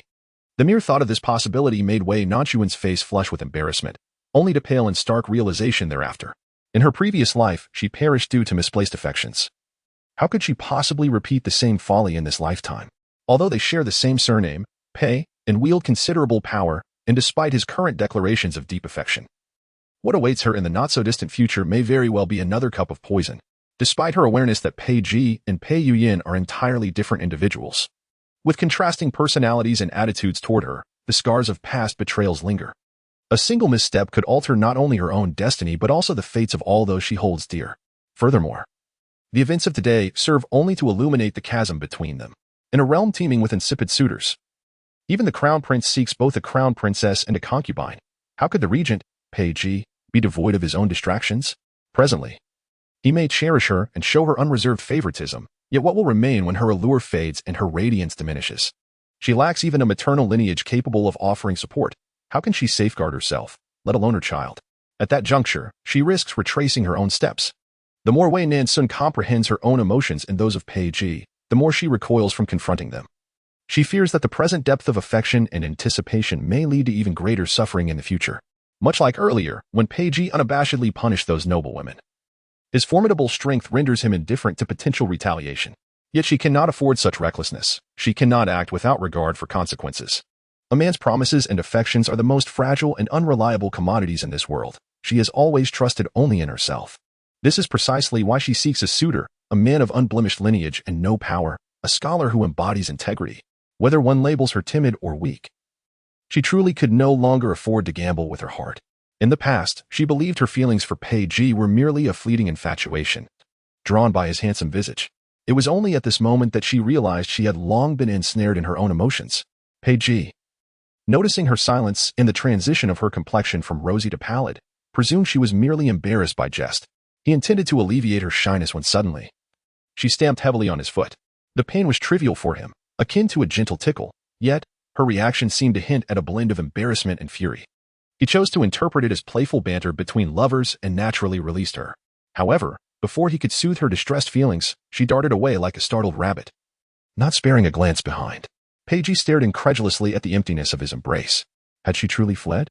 He had set aside his duties to assist the young ladies with their petty games of deception, all in hopes of winning her affection. Yet, without uttering a single word of gratitude, she had simply vanished. Zhou Fuhai, waiting at a distance for quite some time, finally mustered the courage to approach and quietly reminded him, "Regent, Lord Zhang and Lord Li are still awaiting you outside the imperial study." Pei Ji's dark eyes betrayed no emotion, only his raised hand, which grasped at the air in futility. He forced a smile, turned away, and said nothing as he strode off. Zhou Fuhai observed the direction he took, clearly not heading toward the imperial study. Considering Lord Zhang and the group of noble ladies who had just knelt in deference, he pondered the fright that would surely ensue upon his arrival. "Your Highness, please, do take care," he swiftly pursued, yet could only catch a distant glimpse of the hem of the ancestral garment. Wei Nanxun returned to the front hall, encountering individuals along the way who regarded her with evident distaste, as if she were a harbinger of misfortune. It required no elaboration. Surely the incident had spread, for it is human nature to revel in the spectacle of others' tribulations. Attracting such attention was never her intention. However, this unforeseen circumstance spared her from unnecessary pleasantries, proving to be a serendipitous turn of events. Upon reaching the hall and preparing to announce her presence, she unexpectedly encountered Man Xinghe. They entered the hall together, where, fortuitously, only the Empress Dowager and the Crown Princess were present. After bowing in respect, she refrained from rising immediately, opting instead to recount the earlier events in detail. She omitted certain trivialities and subjective emotions, merely stating that a slight misunderstanding had arisen with Miss Zhang, which required the fair resolution of the regent. Although her account was succinct, the astute immediately grasped the underlying message. She had been wronged. Her demeanor also garnered sympathy. She neither lamented her grievances nor exaggerated the circumstances, maintaining a balanced composure while simply narrating the facts. Man Xinghe was the first to respond, expressing regret for having been absent earlier, thus allowing her to be mistreated. He reassured her that the matter was trivial, merely a misunderstanding among ladies, and now that the miscommunication had been resolved, there was nothing further to discuss. Wei Nanxun added that even in these good times, friction could occur, and the responsibility also lay with the noble women. She intends to come over and clarify the matter. And this is part of the reason as well. rather than allowing others to embellish the story and amplify the situation. It is far better for her to elucidate the circumstances herself, lest the Empress Dowager misunderstand and think she is the source of trouble. Manxingha immediately interjected. You are the one who has been wronged. This has nothing to do with you. My lord, she continued, since this matter arose because of me, I bear the fault as a servant girl. Hence, I have come to tender my resignation. Chapter 98. Farewell, oh? And why is that? The Empress Dowager had previously suggested that Wei Nanxun remain to serve, but her proposal was declined. Although she admired the young girl, there was still a hint of displeasure. As a figure of such high status, who in the realm would dare to refuse her so easily, aside from Pei Ji, having grown accustomed to being indulged? Encountering someone who dares to retort inevitably left her with a sense of grievance. Nonetheless, her temperament was not so petty. She was willing to converse, and even to keep the young lady around. To her surprise, the girl had the audacity to propose her departure, which naturally piqued her curiosity. Wei Nanxun respectfully bowed her head, stating, "The today's events were not my intention, they arose because of me. If I were to remain, it would likely cause discomfort to others. Why should we allow a good deed to become unpleasant? Then it is they who should leave. Why should it be you?" Manxingha, who favored Wei Nanxun, disregarded the presence of others and showed his bias. He then observed her playfully wink, "If you drive everyone away, I fear there will be no one left at the table." Her jest successfully transformed the atmosphere in the hall from one of tension to lightheartedness. She harbored no doubts about Manxingha's words. He was indeed the host of this banquet and possessed the temperament to dismiss others. However, to offend so many powerful figures in the capital for her sake was a different matter. Would the Empress Dowager and the Princess Consort be as accommodating? Rather than allowing others to bring it up, she preferred to be considerate and leave on her own accord. Most importantly, she no longer dared to face Pei Ji. Since she could not resolve her feelings for him, she could only resolve her own predicament. Just as Manxingha was about to speak further, the Princess Consort raised her hand to stop him. "Ah man, please personally escort Miss Wei out." "Mother, how have you become so cautious? You have never favored such crowded gatherings. I am merely giving you the opportunity to bid farewell to Miss Wei. What is there to be dissatisfied about?" Manxingha remained reluctant, feeling frustrated on behalf of Wei Nanxun. Yet, with the three in the hall insisting, he had no choice but to comply. As he led her out through the hall's entrance, they unexpectedly encountered Wei Mingzhao, who had come to the banquet. For reasons unknown, she appeared exceedingly frail and fatigued. The thick layer of makeup could not conceal the dark circles under her eyes or the bloodshot hue within them. Since that day of great joy, she had not seen Manxingha again, but her distaste and memories of him lingered eternally. Seeing him walking alongside Wei Nanxun, they appeared strikingly well matched. With the crown prince gone, she had now seemingly entangled herself with the heir apparent. Why did everyone favor her? Was it merely due to her beautiful countenance? She had exerted tremendous effort to deceive Wei Nanxun into the palace, only to have a maid climb into Pei Yuyan's bed. In her entanglement with that vile woman, she had stumbled and nearly bled, suffering abdominal pain for a considerable time. The imperial physician advised that she must take great care during her pregnancy. Otherwise, the child's safety may be at risk. However, Pei Yuyan showed no concern for the child within her womb and set out directly to seek Wei Nanxun. It is uncertain what transpired, but he soon returned and locked himself away in his study, refusing to see anyone, let alone spare her a glance. The physician urged her to rest, and although she initially hesitated to come, the thought of losing the fragile bond she had cultivated with the Empress compelled her to attend.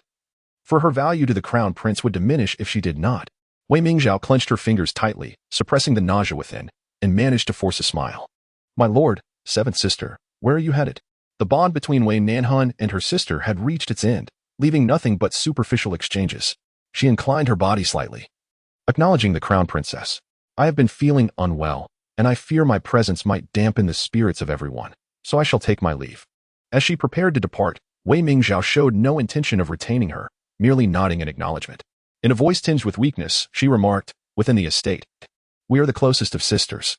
Once you are feeling better, I shall summon you to the palace. Otherwise, I would be left without anyone to converse with."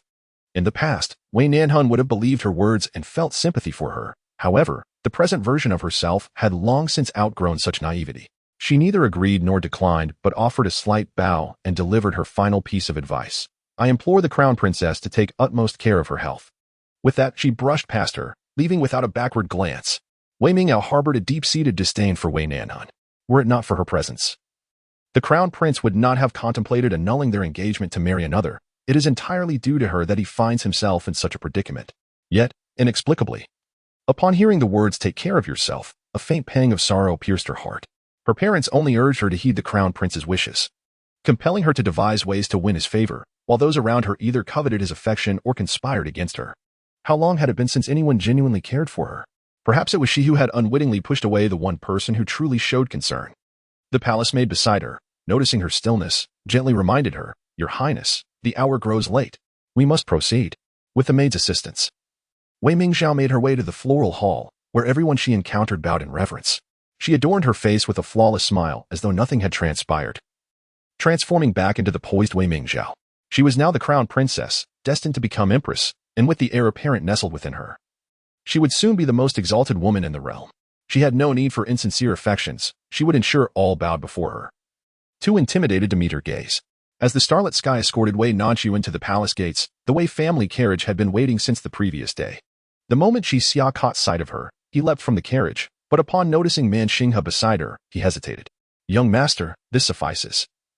If you linger any longer, you shall miss the banquet." "So what if I miss it? I find no joy in such pretense. It would be far more delightful to accompany you for archery. But you are the guest of honor at today's feast. Your absence would render it devoid of significance." Although Man Xinghe is older than her, Wei Nanxun perceives him as possessing the impetuousness of youth. Only the young act solely based on their preferences, viewing the world in stark contrasts, unyielding to societal norms. Indeed, this is one of the endearing qualities of youth. She genuinely admires Man Xinghe's character, though it is regrettable that their acquaintance has been brief. Otherwise, they would surely have forged a deep friendship, delighting in horseback riding and archery together, a true blessing. Yet, as I depart tomorrow, it remains uncertain when I shall return to the capital, making our chances of reunion bleak.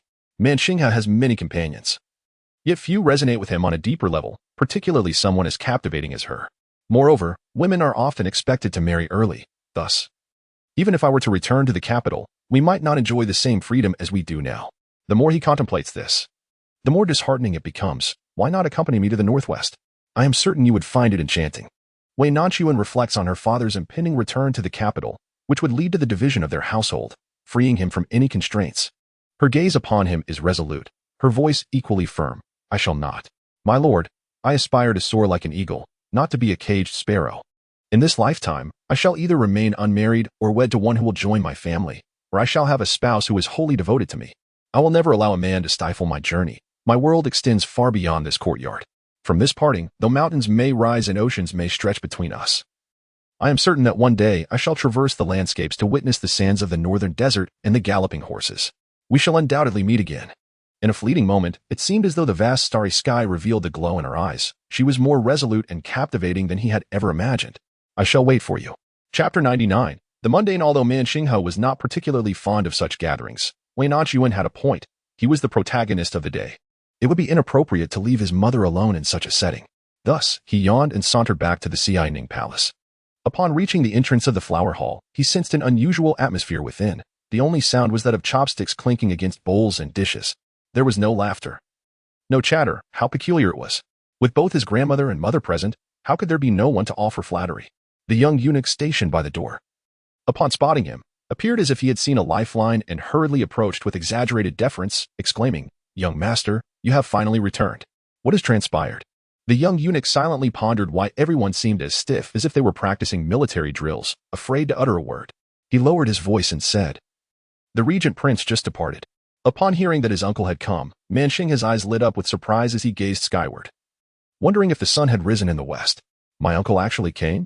As he lamented his slow pace, he thought to himself that had he known his uncle was present, he would have rushed back to save some time.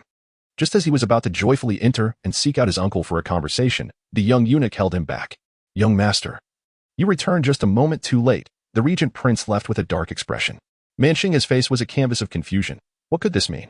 Surely, it cannot be that uncle left abruptly merely because he knew of his impending return. A mere servant cannot fathom the thoughts of a prince. He only perceived that the prince appeared to be observing someone and inquired if all had arrived. Subsequently, the young lady from the Zhang family took her seat beside him and offered a toast, exchanging some words. Suddenly, the prince erupted in a fit of rage, casting aside his cup and rising to leave, with the princess following him out, and she is yet to return.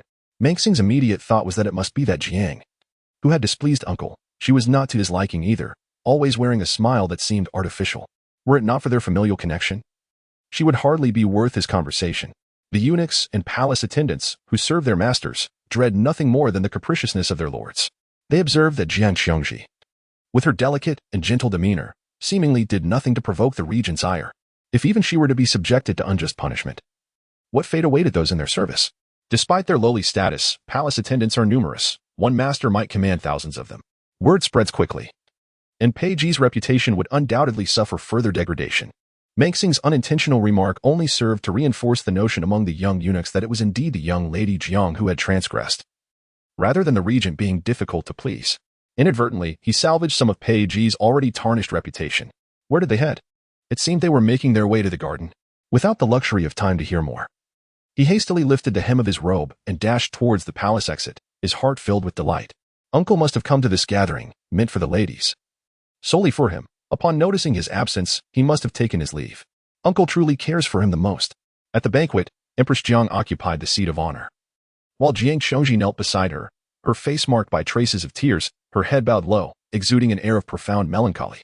Among her generation in the Jiang family, she was the most remarkable, having been nurtured from a young age by her grandfather, who personally instructed her in the arts of reading and writing.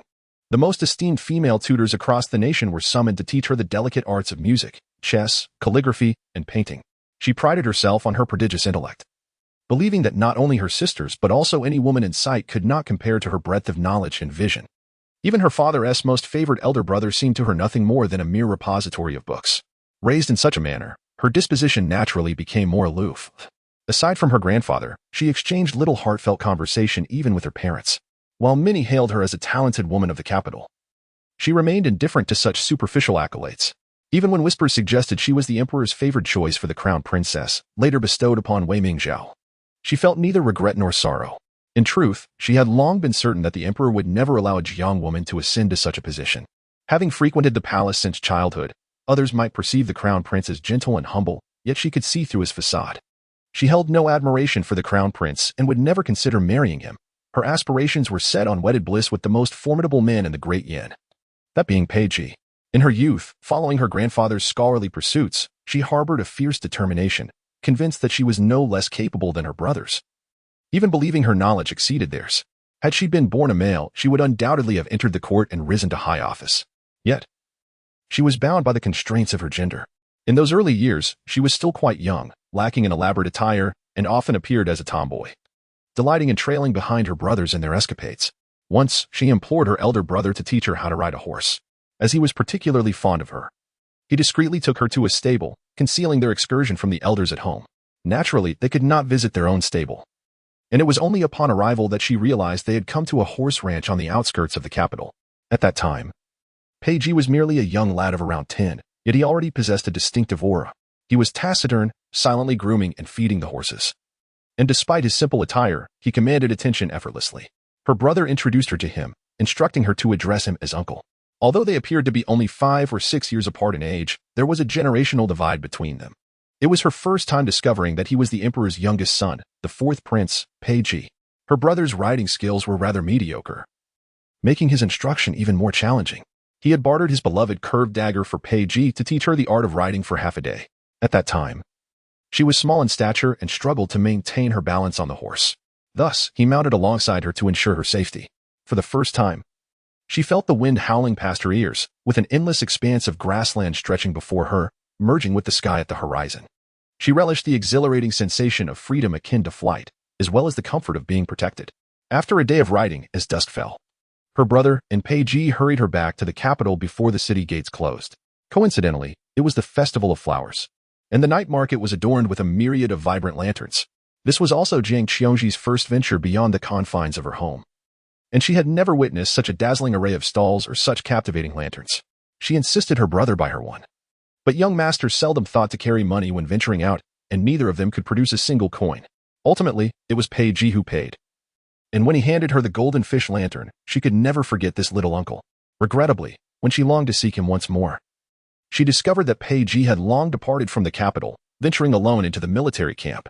Though she remained confined within her boudoir, she vigilantly kept abreast of the young man's exploits. She was aware of the multitude he had slain, the numerous victories he had secured, and the enemies he had captured. His name not only persisted but grew increasingly formidable. As the years passed and her acquaintance with various men expanded, none could surpass the indelible impression Pei Ji had etched in her heart. When her parents began to choose a suitor for her, she found none to her liking. All mere ordinary men. If she were to marry, it would be to the most formidable hero of this realm. By chance, Pei Ji epitomized such a figure. What of the Prince of Su? In her eyes, even the emperor paled in comparison to his capabilities. The stability of the empire remained uncertain. That fleeting stirrings of youthful affection ultimately made her realize that she had long been unable to forget him. What of the uncle and nephew relationship? They belonged to different surnames, clans, and origins. The so-called uncle-nephew bond merely differed by a few years, even if such a relationship was not accepted by societal norms. Her heart was set on the man she affectionately referred to as uncle. She had waited patiently from the novet of youth to the bloom of her prime. And at long last, when Pei Ji returned to the capital, having become the regent, she approached him with uncontainable joy, only to receive a resounding slap.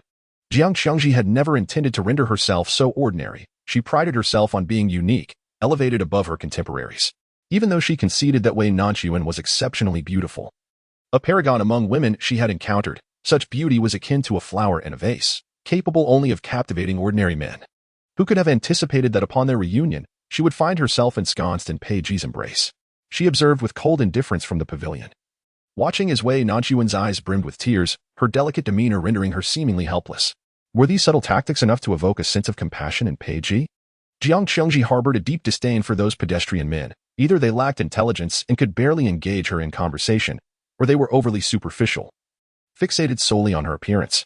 Consequently, apart from her family, she seldom interacted with outsiders, especially not with men. Possessing a keen aptitude for learning, she instinctively sensed that Pei Ji favored those fragile, parasitic women akin to daughter flowers, which led him to speak on Wei Nanxuan's behalf. Yet, she felt an acute discomfort as she feigned vulnerability, putting on a pitiable act, in hopes of capturing Pei Ji's gaze and engaging him in private discourse. However, he regarded her with an icy, unfeeling stare, mirroring his gaze towards other women, even tinged with a hint of impatience. This left Jiang Xiongji feeling utterly lost for the first time, coupled with a subtle, surging thrill deep within her. His annoyance and disdain caused her sorrow, yet simultaneously ignited a tremor within her. She had never encountered something she could not attain. The more unattainable he seemed, the more disinterested he appeared. The more it fueled her insatiable desire. What did it matter if she struggled to relate? What significance lay in his indifference? Since childhood, her forte had been the pursuit of knowledge. Reading, writing, and the arts, she had mastered them all. Now, learning the nuances of a woman's speech seemed a trivial challenge in comparison. As she caught sight of his tall silhouette entering from the hall, her heart raced violently. Steadying herself with a cup in hand, she approached the man with hesitant steps, forcing a timid smile. "Uncle, I raise my glass to you." However, Pei Ji did not even cast a glance and instead remarked, "Is everyone present?" Since his arrival, the atmosphere at the table had quieted. The young ladies lowered their heads, too timid to speak or look up, leaving no one daring to respond to him. Returning to her uncle, Xiongxi noticed that the heir had accompanied the young lady as she departed. Before she could finish her sentence, a copper cup brushed past her shoulder and shattered upon the ground, spilling wine everywhere. When she opened her eyes, all she could see was a dark sleeve swaying before her. Jiang Xiongji knelt there in a daze, seemingly unaware of her surroundings, resembling someone abandoned and utterly pitiful. Though Empress Jiang seldom interacted with anyone from the Jiang family aside from her elder brother, she could not bear to witness her brother's granddaughter being mistreated. "Good child. Come here. Have you been frightened by your uncle?" Jiang Xiongji blinked her parched eyes, moved her cold fingers, and slowly shook her head. In a soft voice, she said, "Aunt, Xiongji is fine." It was Xiongji who spoke out of turn. "Do not blame my uncle. He has quite the temper, easily provoked. And it has caused you distress," Empress Jiang replied, gently holding Jiang Xiongji's hand and patting it. She yearned to draw closer to her maternal family. Yet she understood that distance was the best safeguard for them. "Xiongji is not distressed. What a good child you are, so much like your grandfather. In these past years, my legs have not been accommodating, and I have grown disinclined to wander about. I shall remain in the capital for recuperation. In your free time, do come to keep me company and share some conversation." Jiang Xiongji sat obediently with her head bowed, and after a moment of hesitation, she mustered the courage to speak. "Aunt Grandmother, may I remain in the palace to serve you?" The Empress Dowager displayed a hint of surprise. "Oh, you truly wish to stay in the palace?" "Yes, I long to be by Aunt Grandmother's side." Meanwhile, Wei Nanxun, seated in a carriage, received delightful news. "Miss, yesterday's steward Xiao returned with word that the second master is to return in the coming days." Wei Nanxun felt a surge of joy and curiosity. Her father typically returned to the capital only around the year's end. In her previous life, he had indeed returned at this time, coinciding with her and Wei Mingzhao's weddings. Yet, she had received a letter from him stating that he would not return until next month. What could account for this sudden change? Steward Chio had not mentioned the reason. Perhaps there was an urgent matter at hand. Her rebirth seemed to have altered many things, yet there remained numerous inexplicable coincidences. For instance, her younger brother had also been bullied and injured, and now their father was returning early. What could this signify? Xiao noticed Wei Nanxun's somber expression and felt puzzled. Miss, did you not wish for an early reunion with the second master? Why do you appear discontent? I am indeed happy, yet there is a tinge of unease within me. Surely you were simply overwhelmed with joy after such a prolonged separation from the second master. Let us hope that is the case. Upon returning home, Wei Nanxun first checked on her younger brother and found that his injuries were gradually healing. During her days in the palace, few had disturbed his recovery. Sister, I hope you have not faced any grievances in the palace? The Empress Dowager is an exceptionally benevolent person, and both the princess and the crown prince are equally kind. What troubles could I possibly have? Upon hearing these words, Wei Yu felt a sense of relief. She informed him of their father's imminent return, and a radiant smile illuminated the boy's frail face. That's wonderful. Once father returns, we can move out, and sister won't have to live in fear anymore. Though he was indeed younger than she, he had recently grown rapidly, seemingly taking on the responsibility of caring for her as his sister. Wei Nanxun wished he did not have to bear such burdens at such a tender age. So she spoke to him of the amusing happenings within the palace and accompanied him for both lunch and dinner. Only when she saw his previously furrowed brow completely relaxed did she rise to leave. Rest well, I shall return to see you tomorrow. In the palace these past few days, although no misfortunes had befallen her, she still felt a profound weariness. Upon returning to her chamber, Xiao had already prepared warm water for her. She shed her outer garment and submerged herself in the soothing warmth. The accumulated fatigue of recent days finally began to dissipate in that moment. As she soaked, drowsiness enveloped her, her arms draped over the edge of the tub, her head resting upon them, and she unknowingly drifted into slumber. In a hazy state, she sensed cool fingertips brushing against her cheek, yet before she could fully comprehend, a heavy presence entered the tub beside her, drawing close. The steam-laden water surged over the edge, soaking the floor. Chapter 100. Wei Nanxun longed to open her eyes and discern what was happening, but her eyelids felt unbearably heavy and refused to part. She sensed a figure behind her, a towering form gradually encroaching upon her, until she found herself completely enveloped in its embrace. She was uncertain whether it was the scalding water temperature or her own overwhelming heat, but she felt as though she could scarcely breathe. In that moment, she resembled a fish that had just flopped ashore, her throat parched to the point of burning. Her hands, too, felt limp and devoid of strength.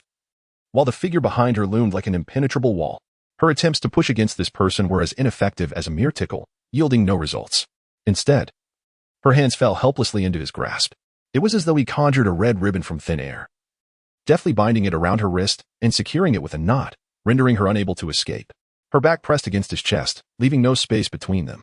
Wei Nanxun felt his large hands traversing her waist, caressing her with meticulous attention.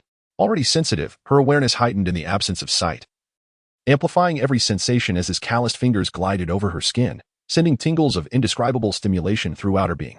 She felt like a taut bowstring, biting her lip to stifle any sound that threatened to escape, until those hands tilted her chin, unceremoniously capturing her lips. He forcefully pried her teeth apart, his tongue plunging in as if to devour her very breath, savoring and licking with an intensity that left her gasping for air. Only one person would kiss her in such a manner. Was it him? Tears welled in the corners of Wei Nanxun's eyes as she struggled to open them just a sliver. Yet, what met her gaze was a haze of white mist, obscuring her vision. Just when she believed she was still enshrouded in confusion, the scene before her shifted. And suddenly, everything became startlingly clear. The sky appeared to have a gaping hole, with raindrops the size of beans relentlessly pelting down. It seemed she was in a valley, even steeper than the previous Bema mountain, surrounded on all sides by sheer cliffs. The entire landscape resembled a vast bowl, with her situated at the very bottom. The emptiness around her was terrifying. Where was she? Who had brought her to such a place? Just as she was at a loss for direction, the ground seemed to tremble, and from not far behind, the thunderous sound of hooves echoed. Wei Nanxun turned toward the sound and beheld an endless procession of cavalry advancing orderly into the valley. While she could not discern the riders, their attire suggested they were not soldiers of Dian, at least not those she had previously encountered in the capital. It was with great difficulty that she managed to glimpse the figures, and naturally, she yearned to inquire for directions and seek assistance. Yet, curiously, she found herself unable to utter a sound or move an inch. It was as if they could not see her, as they continued to advance toward her, and she could only watch helplessly as the foremost rider trampled right over her. Resigned, Wei Nanxun closed her eyes, yet the anticipated pain did not come. The entire cavalry passed through her. Slowly, she opened her eyes and turned around. Just then, a deafening roar erupted, followed by countless boulders cascading down from the cliffs surrounding the valley, hurtling directly toward the soldiers. The once spirited warriors fell into disarray as mere mortals. How could they withstand such massive stones? The air was filled with desperate cries, and her vision was engulfed in a sea of crimson. No, please. Young lady, young lady. What has happened to you? The anxious voice of Xixia echoed in her ears, abruptly rousing Wei Nanxun from her stupor. Her consciousness was still ensnared in a nightmarish realm drenched in blood, leaving her momentarily disoriented. It was only after surveying her surroundings and realizing she was still nestled in the bathtub that a sense of reality dawned upon her. Did I fall asleep? She wondered. Indeed, I went to fetch some hot water to add to your bath, and when I returned, I found you leaning against the edge of the tub, asleep, murmuring repeatedly, which frightened me terribly. Wei Nanxun remained in a daze, grappling with the implications of her dream. Could it be that everything she had just perceived was merely a figment of her imagination? The shameful acts inflicted upon her, being embraced and kissed, were they all but illusions? Yet, deep within her heart, she was acutely aware of the identity of the person who had infiltrated her dreams, so intimately entwined with her. Not only had she dreamed, but she had indulged in a carnal fantasy, with none other than Pei Ji as the central figure. This revelation left her both mortified and astonished. The water in the tub had long since cooled from warmth to a tepid chill. She plunged her head back into it, desperate to use the frigid water to cleanse her bewildered mind. Miss, the water has turned cold. Staying in any longer may cause you to catch a chill. Oh. Let me catch a cold. If I fall ill, I shall no longer have to confront this mortifying self. Nevertheless, Xixia gently pulled her out, drying her off and meticulously wringing out her long hair. What was that about just now? Do you feel unwell? Shall I summon the doctor? Wei and Yu's feet had not fully healed, and the doctor resided conveniently in their western garden, making it easy to call upon him. Wei Nanxun, resembling a cat whose tail had been stepped on, immediately shook her head, exclaiming, No need. I merely had a dream. It frightened me. Upon hearing this, Xixia furrowed her brow in concern, asking, What dream could be so terrifying? Were you perhaps haunted by a nightmare? She had heard tales that nightmares could indeed be lethal, and a shiver of apprehension ran through her, recalling how narrowly they had avoided calamity. Wei Nanxun made a concerted effort to dismiss the previous dream. To be precise, she spoke no falsehoods, for the subsequent visions she beheld were undeniably harrowing. I dreamed of numerous soldiers ambushed in a valley, blood flowing like rivers, and not a single corpse remaining. Indeed, it was an ambush. Initially, she had thought it might be an earthquake or a landslide, but as she reflected on the details of her dream, she recalled glimpsing dark figures above the cliff. It was men who had detonated the rocks with firestones that led to the soldiers being crushed by the falling boulders, with no survivors. Xixia observed that as Wei Nanxun recounted the scene, her demeanor was distinctly unsettling, and a cold sweat broke out on her back. She appeared to be still ensnared in the dream, which was truly alarming. Thus, she quickly and gently patted her back in a soothing manner, saying, Do not fear. Dear lady, it was merely a dream, all of it falsehood. We have the regent here, and with him firmly seated in the capital. There shall be no internal strife within the realm of Dian. The borders are also exceedingly stable. There shall be no warfare. Upon hearing Pei Ji's name, Wei Nanxun involuntarily recalled the entangled scenes from her dream, and her fear dissipated. She also recognized the validity in Xixia's words, with Pei Ji holding the fort. There would be no foolhardy souls seeking their own demise. Her hair was twisted dry before she lay down on the couch. While Xixia lit a calming incense at the bedside, she closed her eyes, attempting to drift back into slumber. Yet, despite her efforts, sleep eluded her. The reason being that the last dream felt overwhelmingly vivid, akin to being immersed in reality. It seemed that throughout her previous life, she had never encountered such a phenomenon. Suddenly, Wei Nanxun's eyes flew open. No, it appeared that such a thing had indeed occurred in her past. Just before she was poisoned, Prince Su, Pei Ji, had led troops to assist the heir of the Northwest King, only to be ambushed midway, resulting in the loss of 5,000 soldiers without a single survivor. Chapter 101. Nightmare. The reason Wei Nanxun had not recalled this old event was simply that she had fallen from grace during that period in her previous life. After Xixia married and left the palace, all those around her had been replaced by Wei Mingzhao. Moreover, during that time, the emperor had inexplicably fainted during court, leaving the crown prince to govern. Pei Yuyan devoted all his energy to state affairs. Not only was he unable to indulge his concubines, but his visits to the East Palace were also exceedingly rare. She remembered vividly that day when she was in her chamber stitching undergarments. Every piece of undergarment worn by Pei Yuyan had been sewn by her own hand, for he claimed that such intimate items could not be entrusted to the palace maids. She felt honored by his trust and took joy in the task, diligently attending to his needs for 4 years without respite. As she stitched the last sleeve, the somber toll of a bell suddenly resonated. The deep, heavy sound shook her heart, sending a rush of anxiety coursing through her. The silver needle pierced her finger, causing blood to beat instantly. Her first instinct was that the emperor had passed away, for such instruments were reserved for matters of grave national importance. In a flurry, she discarded what she was holding and rushed outside, only to be halted by the palace maid waiting at the door. It is said that the crown princess has decreed that no one in the eastern palace may roam freely. It appears that the emperor has not passed away. Had it been a national mourning, everyone would have donned mourning attire and knelt in sorrow. On that day, she was oblivious to the events unfolding, only later learning through eavesdropping on the palace maid's idle chatter that Prince Su had fallen into an ambush, with 5,000 soldiers perishing without a single survivor. The cause seemingly stemmed from infighting among the offspring of the Northwest King, prompting Prince Su to rush to their aid, only to find himself ensnared. In her past life, despite having served in the palace for many years, she was merely a secondary consort to Pei Yuyan, leading a life of seclusion. It was a rarity for Prince Su to return to the capital, and even when he did, her status rendered her unworthy of bowing before him. This matter had no direct impact on her, yet the tragic loss of so many lives weighed heavily on Wei Nanxun's heart. It was not merely 5,000 lives, but rather the misfortunes of 5,000 families. No one demanded it of her, yet in the days that followed, she endeavored to don garments of somber hues and abstain from consuming meat. In her leisure, she would recite several volumes of Buddhist scriptures in memory of the fallen soldiers. However, the subsequent events unfolded as she sought an explanation from Wei Mingzhao, only to be wrongfully imprisoned in a forbidden chamber, leading ultimately to the loss of her own life, followed by her rebirth. Each day upon waking was fraught with trepidation, leaving her no room to contemplate other matters. And thus she allowed this sorrowful episode to fade from memory. It was not until the recent nightmare that the recollection resurfaced. Yet, she remained unaware of the specifics surrounding the ambush, nor of the fate of the 5,000 soldiers. What of Pei Ji and Man Xinghe? Their lives or deaths remained a mystery to her. She only knew that the incident transpired around the 10th day of the 9th month 4 years hence. But the exact location of the valley eluded her comprehension. If she had established an inextricable bond with both Pei Ji and Man Xinghe, even if she dreamed of them, she would merely regard it as a misfortune, powerless to alter it. Yet now, one is the object of her affection, and the other a long-standing friend. She could not help but feel a sense of concern. Wei Nanxun recalled accidentally overhearing a conversation between Man Xinghe and the princess at that time. She dismissed it as a private matter of the Northwest Prince's residence. In hindsight, it appears that the second son and the concubine harbor ulterior motives, and this ambush is likely a scheme of theirs. But how could she caution them to be wary? How might her words gain their trust? Wei Nanxun found herself tossing and turning, unable to close her eyes throughout the night. As dawn broke, she had yet to devise a satisfactory plan. It was a formidable challenge to remain outside the palace, limit her contact with Pei Ji, and simultaneously instill belief in them. Just before succumbing to sleep, she reassured herself that time was still on her side, allowing her the luxury of contemplation.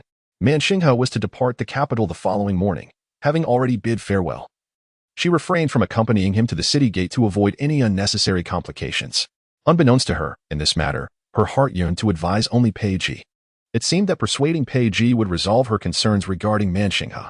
In the days that followed, she remained at home, awaiting her father's return. However, having learned from the previous experience of being out of the loop, she ensured that someone closely monitored the happenings in the front courtyard and significant events in the capital. Consequently, she became aware that Zhang Yuru had fallen ill upon returning that day, suffering from a persistent high fever and speaking incoherently. Numerous doctors had visited, yet none were able to alleviate her condition. Subsequently, it was rumored that Lord Zhang directly sent the individuals to the Taoist temple for recuperation, while he himself removed his official cap to apologize to the regent. Numerous ministers accompanied him, and Wei Nanxun gathered some understanding, discovering that they were all those who had participated in surrounding her that day. Indeed, the consequences of Pei Ji's involvement were beyond her capacity to bear. As for how he treated those officials, she remained oblivious.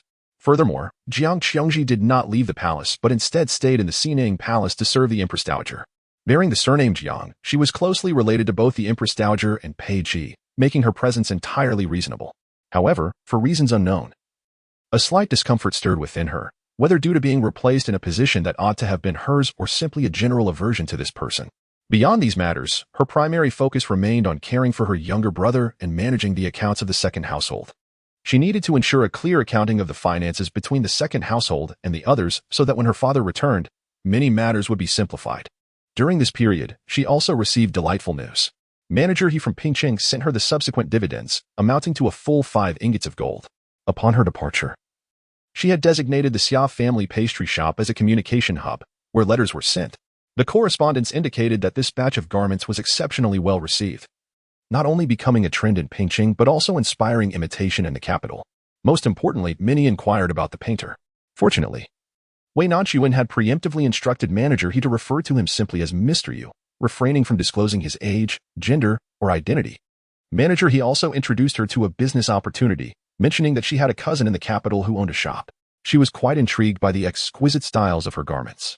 Should she consider sharing the profits, further collaboration could ensue. At the conclusion of the letter, an address and token were provided, revealing to her that the cousin of Master He was, in fact, the proprietor of one of the most esteemed ready-to-wear establishments in the capital, the Rainbow Feather Boutique. This revelation stirred a sense of excitement within Wei Nanxun, as this would mark her inaugural venture into independence.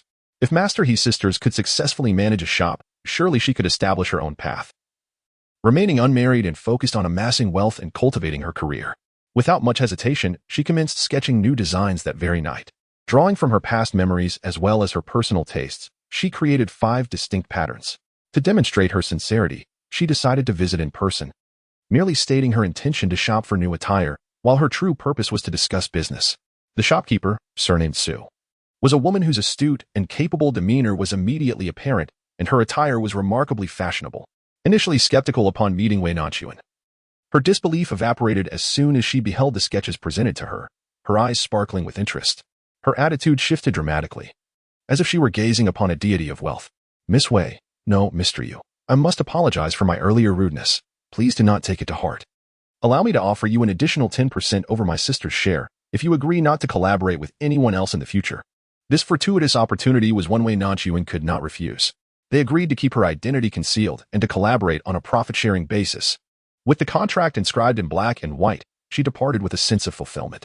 She awaited 7 days until, on that fateful afternoon, she received word from her father's entourage, announcing that he had returned to the estate. Before she could joyfully step outside to greet, she heard that the old matriarch had already intercepted him in the front courtyard. Wei Rongda had gone to the matriarch's pine crane hall. Chapter 102. Father. Not long after midday, the sky, which had been clear for several days, suddenly darkened with ominous clouds. Though it was still daylight, the rooms were illuminated by lamps. In the pine crane hall, the old matriarch sat at the head of the table, dressed in a brown jacket. Her silver hair neatly coiled, adorned with a plain headpiece, and her hands entwined with prayer beads, presenting a stark contrast to her usual haughty demeanor. Before her knelt a lean, travel-worn middle-aged man, Wei Nanxun's father, Wei Rongda, with his son absent from home for over 6 months. Failing to fulfill his filial duties and burdening his mother and siblings with the care of his 2 children, he felt the weight of his son's shortcomings. As a child born out of wedlock, his mother had perished during childbirth, and he was taken in by his legitimate mother. To speak candidly, his healthy upbringing could be attributed to his legitimate mother's benevolence. Choosing to forsake the imperial examinations for a life of commerce, he acknowledged that, while his mother had played a role in this decision, he was not cut out for academic pursuits, something he recognized himself. Perhaps due to his mediocre scholarly aptitude, his elder brother treated him with considerable kindness and warmth, and thus he did not endure much hardship in his youth. Consequently, he held deep respect for the old matriarch, almost obeying her every word. His sole act of rebellion throughout his life was marrying Yin Yang. He was acutely aware that his legitimate mother disapproved of Yin Yang, preferring he wed a certain nobleman's illegitimate daughter, thereby forging an alliance to aid his brother's career. It was a secret decision made against the wishes of the family elders that led him to pledge his life to Yin Yang, resulting in his diminished standing within the household. Yet he harbored no regrets. The years spent in the company of Yin Yang were the most vibrant and unrestrained days of his life. In his relentless pursuit to provide a better life for Yin Yang and their children, to secure the protection of their family and to rise above the need to bow to others, he toiled fervently during those years, even calculating in his dreams. Fortunately, he possessed a natural aptitude for this endeavor and received support from the Yu family, which led to a flourishing of all the businesses he managed during that time. He sacrificed sleep, resting very little, retaining only 20% of his earnings, while the remaining 80% was devoted to the household finances. As life began to improve, many matters no longer required his direct involvement, and Yin Yang became pregnant with their second child. Initially, he wished for her not to bear another, recalling how her health had suffered during her pregnancy with his son. However, she was resolute, claiming this child was a blessing from heaven. He acquiesced, consequently reducing his outings to spend more time with her. Yet, just as she was nearing her time, complications arose with a shipment that threatened the year's overall revenue, necessitating his personal intervention. Wei Rongda was reluctant to leave, but with his wife's patient encouragement, he considered the implications of a significant loss in profit, especially regarding his mother's potential disapproval of Yin Yang. Thus, he departed, unaware that this journey would mark the final farewell between them. On the day he hastily returned, under similarly dreary weather, he was filled with joy at the prospect of welcoming new life. Who could have foreseen that he would instead encounter the devastation of Yin Yang suffering severe hemorrhaging, with no remedy available, denying him even a final farewell? Wei Ronda had once enjoyed drinking, but always in moderation, never allowing himself to become inebriated, fearing it might lead to negligence. In the days following Yin Yang's departure, he was scarcely ever in a state of lucidity. Upon opening his eyes, he would immediately reach for alcohol, seeking to numb his senses. Later, when Sun suffered from a relentless fever, he nearly could not be saved. His stepmother struck him across the face, for upon his maturation, she had regarded him as an adult, and even when he secretly married, she refrained from excessive reprimand. However, this time, her disappointment in him was profound. And it was that slap that jolted him into awareness. With Yin Yang gone, he bore the responsibility of caring for their children. Only after sobering did he realize that the root of his stepmother's fury lay in the demise of the family business, which had suffered losses in his absence, bringing disgrace upon the Wei family. From that moment on, he abstained from alcohol entirely and worked tirelessly to earn money, determined to prove himself a valuable asset to the Wei household.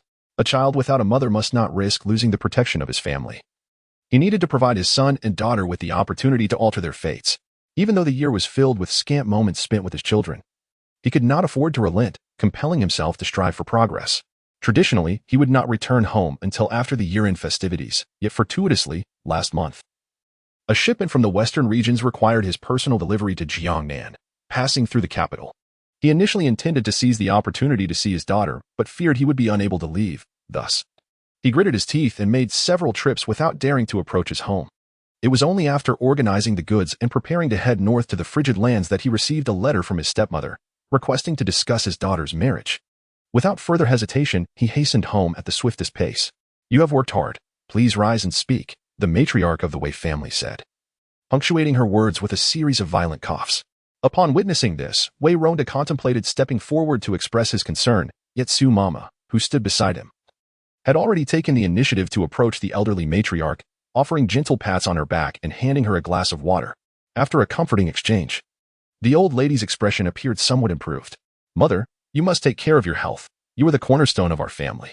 Your presence is what sustains the Wei household," he implored. "Do not attempt to placate me with flattery. I have become of little use," the old lady replied, her tone laced with resignation. "It seems my words no longer hold sway." Initially taken aback and filled with trepidation, Wei Ronda felt an ingrained fear towards his stepmother, rendering him anxious and fearful. However, his years in commerce had sharpened his discerning ear, and he soon realized that the elderly lady was subtly prompting him. Quickly, he rose and respectfully bowed. "Mother, I would never speak such words. I have always heeded your counsel." Observing the effect of her words, the old lady let out a soft hum. "Indeed, you have been obedient, yet that daughter of the Shen family shows me no respect as her grandmother. Not only does she possess a grand ambition, but she also dared to reject the match I painstakingly arranged for her, even going so far as to elope. Look throughout the capital. Which esteemed family has raised a daughter so rebellious? The audacity of her spirit is alarming. The Wei family cannot accommodate such a defiant presence." The old matriarch skillfully employed her feigned frailty to elicit sympathy before meticulously enumerating Wei Nanxun's transgressions, with the weight of filial duty bearing down upon him. Wei Ronda felt utterly overwhelmed. Indeed, as her admonitions continued, he found himself sinking to his knees, sweat beading upon his brow, his heart racing with increasing trepidation. The overwhelming pressure exerted by his stepmother compelled him to instinctively yield, while her accusatory words filled him with trepidation. In his perception, a daughter is exceptionally obedient and understanding. How could she possibly resist an arranged marriage and even flee from home? He sensed an underlying discord. Yet the weight of the old lady Wei's words left him with no courage to retort. He could only bow his head and, with a trembling voice, plead, "Mother, your words pierce my heart. Sun has been raised under your watchful eye. You know her character best. She would never engage in such outrageous behavior. There must be another explanation. Are you implying that I, as her grandmother, have forced her into this situation? No, that is not what I meant. I simply believe that in matters of such significance as marriage, you ought to inform me, for perhaps I could persuade Sun, and she would not react so drastically. As her grandmother, do I not possess the right to choose her suitor? What kind of husband could you possibly select, given that you are seldom at home? Are you suggesting we should choose a merchant for her, bringing shame upon our family?" Wei Ronda lowered his head even further. "I dare not oppose you, mother. I just feel there is a misunderstanding. Just as he was about to elaborate, a young girl's voice interrupted from behind him. Father, it is no misunderstanding. Every word grandmother speaks is true. Chapter 103. The marriage. Upon hearing that her father had been stopped by her grandmother, Wei Nanxun could no longer remain seated. After 2 lifetimes, she has gained a profound understanding of her grandmother's character. Although it appears that her aunt manages the household, the true authority has invariably resided with her grandmother. The grandmother's attitude towards her father is not overly hostile, yet it is grounded solely in utilitarianism, devoid of any semblance of warmth. Nonetheless, her father is a remarkably filial individual. Even if he were to revive the family's businesses, he would attribute his success to the esteemed lineage of the Duke's household. Were he not the second son of the Wei family, how could he expect others to regard him with respect? However, Wei Nanxun perceives the situation with clarity. In her previous life, after she suffered a miscarriage and Wei Mingzhao became pregnant, they ceased all pretense, allowing her brother to be wronged and bullied, while forcibly seizing their father's enterprises. They had long coveted her father's thriving businesses, but lacked a pretext until Wei Heyu offended someone. Under the guise of seeking reparations, they took over those ventures. Her father, a businessman without any backing, had painstakingly built his success through sheer determination for his son and to spare his daughter from disgrace in the palace. With tears in his eyes, he relinquished the enterprises he had labored over for years, only to find that Wei Heyu still met with a brutal fate, having his legs broken, leaving father and son bereft even of their personal savings, having lost their utility. The old matriarch of the Wei family unceremoniously expelled them from the household, banishing them to a remote estate. The neglect from the servants and the absence of medical care foreshadowed a grim fate. These revelations came from the palace maids surrounding Wei Mingzhao, who, far from being compassionate, were fully aware that she could offer no assistance, leaving her to watch her father and brother suffer. They relished her anguish, reveling in the triumph of their victory. This is also the reason why she suddenly exhibited such uncharacteristic behavior, actively enticing Pei Yuyan, as she yearned to regain his favor. Pei Yuyan, on his part, was easily swayed, yet the poison arrived too swiftly, leaving her devoid of any chance for redemption. In this lifetime, she must unveil the true nature of these individuals to her father. When Wei Nanxun arrived, she fortuitously overheard her grandmother exerting pressure on her father. Although they had been apart for merely a few months in this life, in reality it had been several years since they last met. In her memories, her father appeared particularly tall, serving as a protective umbrella for both her and her mother, always providing them with shelter. He would carry her to see the lanterns, take her kite flying, and meticulously bring her gifts whenever he ventured out. Yet, this very father has been relentlessly drained by so-called family, selflessly giving, only to be met with callous abandonment in return. Unable to bear witnessing him kneeling humbly before the old lady, Wei Nanxun hurriedly entered the room and assisted him to his feet. Upon seeing his daughter, Wei Rongda was naturally filled with joy, his first concern being whether she had sustained any injuries. Among the long string of accusations from the old lady, he only recalled the incident of her running away from home. He understood his child well. She would never leave home unless absolutely necessary, indicating the immense grievances she must have endured. Seeing her safe and sound, with only a somewhat serious expression, he felt a sense of relief. He then grasped her sleeve and gently said, "Asun, do not be so disrespectful to your grandmother. There must be some misunderstanding here." However, Wei Nanxun remained resolute in not kneeling, extending her hand to support her father, preventing him from bowing. Madame Wei had been quite satisfied until now. For this illegitimate son was easy to manipulate, everything unfolding as she had envisioned. However, the appearance of Wei Nanxun disrupted her plans entirely. Frowning slightly, she tapped her palm lightly on the table. The sound was not loud, yet sufficient to weaken Wei Rongda's knees. "Blame me, for I am neither your legitimate mother nor the rightful grandmother of this girl. My words need not be heeded or respected." "What are you saying, mother?" "You are the legitimate wife of father and the biological mother of your son. You have raised him since childhood, akin to a birth mother. Your words are surely not meant to shorten his life." He then tugged at Wei Nanxun's sleeve. "Sooner, dear, apologize to your grandmother. She has always cherished you the most." The moment Wei Nanxun beheld the insincere, calculating expression on the old lady's face, she felt a wave of nausea. Yet she understood that this was not the time to erupt. She needed to take her father away first and clarify the entire situation along with its pros and cons. Otherwise, they might alert the main house and provoke unnecessary caution. Biting her lip, she gradually knelt down. "It is my fault. Please forgive me, grandmother." Upon seeing the young girl yield, Madame Wei felt a measure of relief. It appeared that calling Wei Rongda back was indeed the wisest choice. Even the most disobedient monkey could be tamed by someone. A girl must not be overly proud. One should learn to be content and match oneself to the appropriate family according to one's status. Grandmother genuinely has your best interests at heart. Yet you mistake her kindness for malice. Missing this advantageous match, you will inevitably come to regret it. Wei Nanxun suppressed her discomfort, pursing her lips in silence. However, Wei Ronda, the monk, found himself utterly perplexed. What kind of matrimonial affair could elicit such stark divisions? He inquired of his mother. Whose son was it that had captured his daughter's interest? Naturally, he sought the very best. Throughout the vast expanse of Dian, there could be none superior. Before he could voice his confusion, the matriarch of the Wei family responded, "It is the crown prince who has taken a liking to Sun." The mention of the crown prince left Wei Ronda astonished. He had anticipated a suitor of lesser stature, perhaps someone whose appearance or character might not align. Yet, if it were indeed the crown prince, one could hardly find fault. However, was it not the case that the crown prince was to wed Ming Zhao from his elder brother's household? How could he suddenly develop an interest in a Sun? As his daughter matured day by day, he had envisioned a suitable husband for her future, albeit with a sense of reluctance. He himself had set his sights on Yin Yang, desiring for his daughter to find someone capable of shielding her from life as tempests. Thus, the lineage must be impeccable, and the individual must be industrious and competent. Yet, he had never anticipated a match with the crown prince. It was utterly unforeseen and astonishing. Hadn't he, the crown prince, been promised to Zhao? How could he then turn his affections toward his Sun? Most perplexing was the reason for his daughter's vehement resistance to this union. Was it simply a matter of incompatible backgrounds? Regardless of how the crown prince had come to be enamored, it was said that he held deep affection for Sun, showering her with gifts as though they flowed like water into their home. Surely, this will be considered an outstanding match. Despite his earnest efforts on her behalf, she remained ungrateful and even chose to leave home, which was truly disheartening for her mother. Wei Ronda hesitated for a moment, turning to his daughter. "Sooner. Is what your grandmother said true?" Wei Nanxun expressionlessly nodded in affirmation. "If what your grandmother claims is indeed true, then I must say, my dear, that you have been rather willful this time. The crown prince possesses exceptional character, and his appearance and knowledge are renowned. I believe this union would be quite advantageous." Chapter 104. The art of performance. Old Lady Wei is a person who will not relent until her goals are achieved.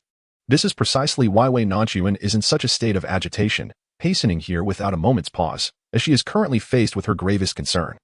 To blatantly distort the truth, presenting the utterly repugnant Miss Wei as a promising match, is truly revolting. Of course, she has long been aware of the true nature of the Wei family and harbors no illusions about them. Her only fear is that her father might actually believe this nonsensical tale. After all, her father, unlike her, was raised under the strict control of Old Lady Wei, and it is only natural for him to heed her words without question. Moreover, this is not the appropriate moment to confront the Wei family directly. Wei Nanxun lowered her gaze, hesitated for a moment, and then spoke in a hushed tone. "Grandmother and father are indeed correct, but I cannot comply." Old Lady Wei furrowed her brow, sensing that this little girl was once again attempting to play her own tricks, trying to seize control of the conversation. However, before she could respond, Wei Ronda interjected with concern. "What is the reason for this?" When Wei Nanxun raised her head again, she had shed the fierce demeanor she had just displayed, adopting a pitiful expression instead. "The crown prince is truly admirable, the most perfect husband in the eyes of all young ladies in the capital, and I naturally hold him in high regard. Even if I were to become a secondary consort to the crown prince, it would be a blessing earned from my past life, a fortune that others can only dream of." Wei Ronda was momentarily taken aback, perhaps due to his recent travels and transient living conditions. Alternatively, it could be that the Wang family deemed him, as an uncle, inconsequential, considering his return a source of embarrassment for the Wei family. They had not even informed him of the crown prince's wedding or Wei Mingzhao's betrothal to the Eastern Palace. Upon hearing the term concubine, he immediately grasped the reality.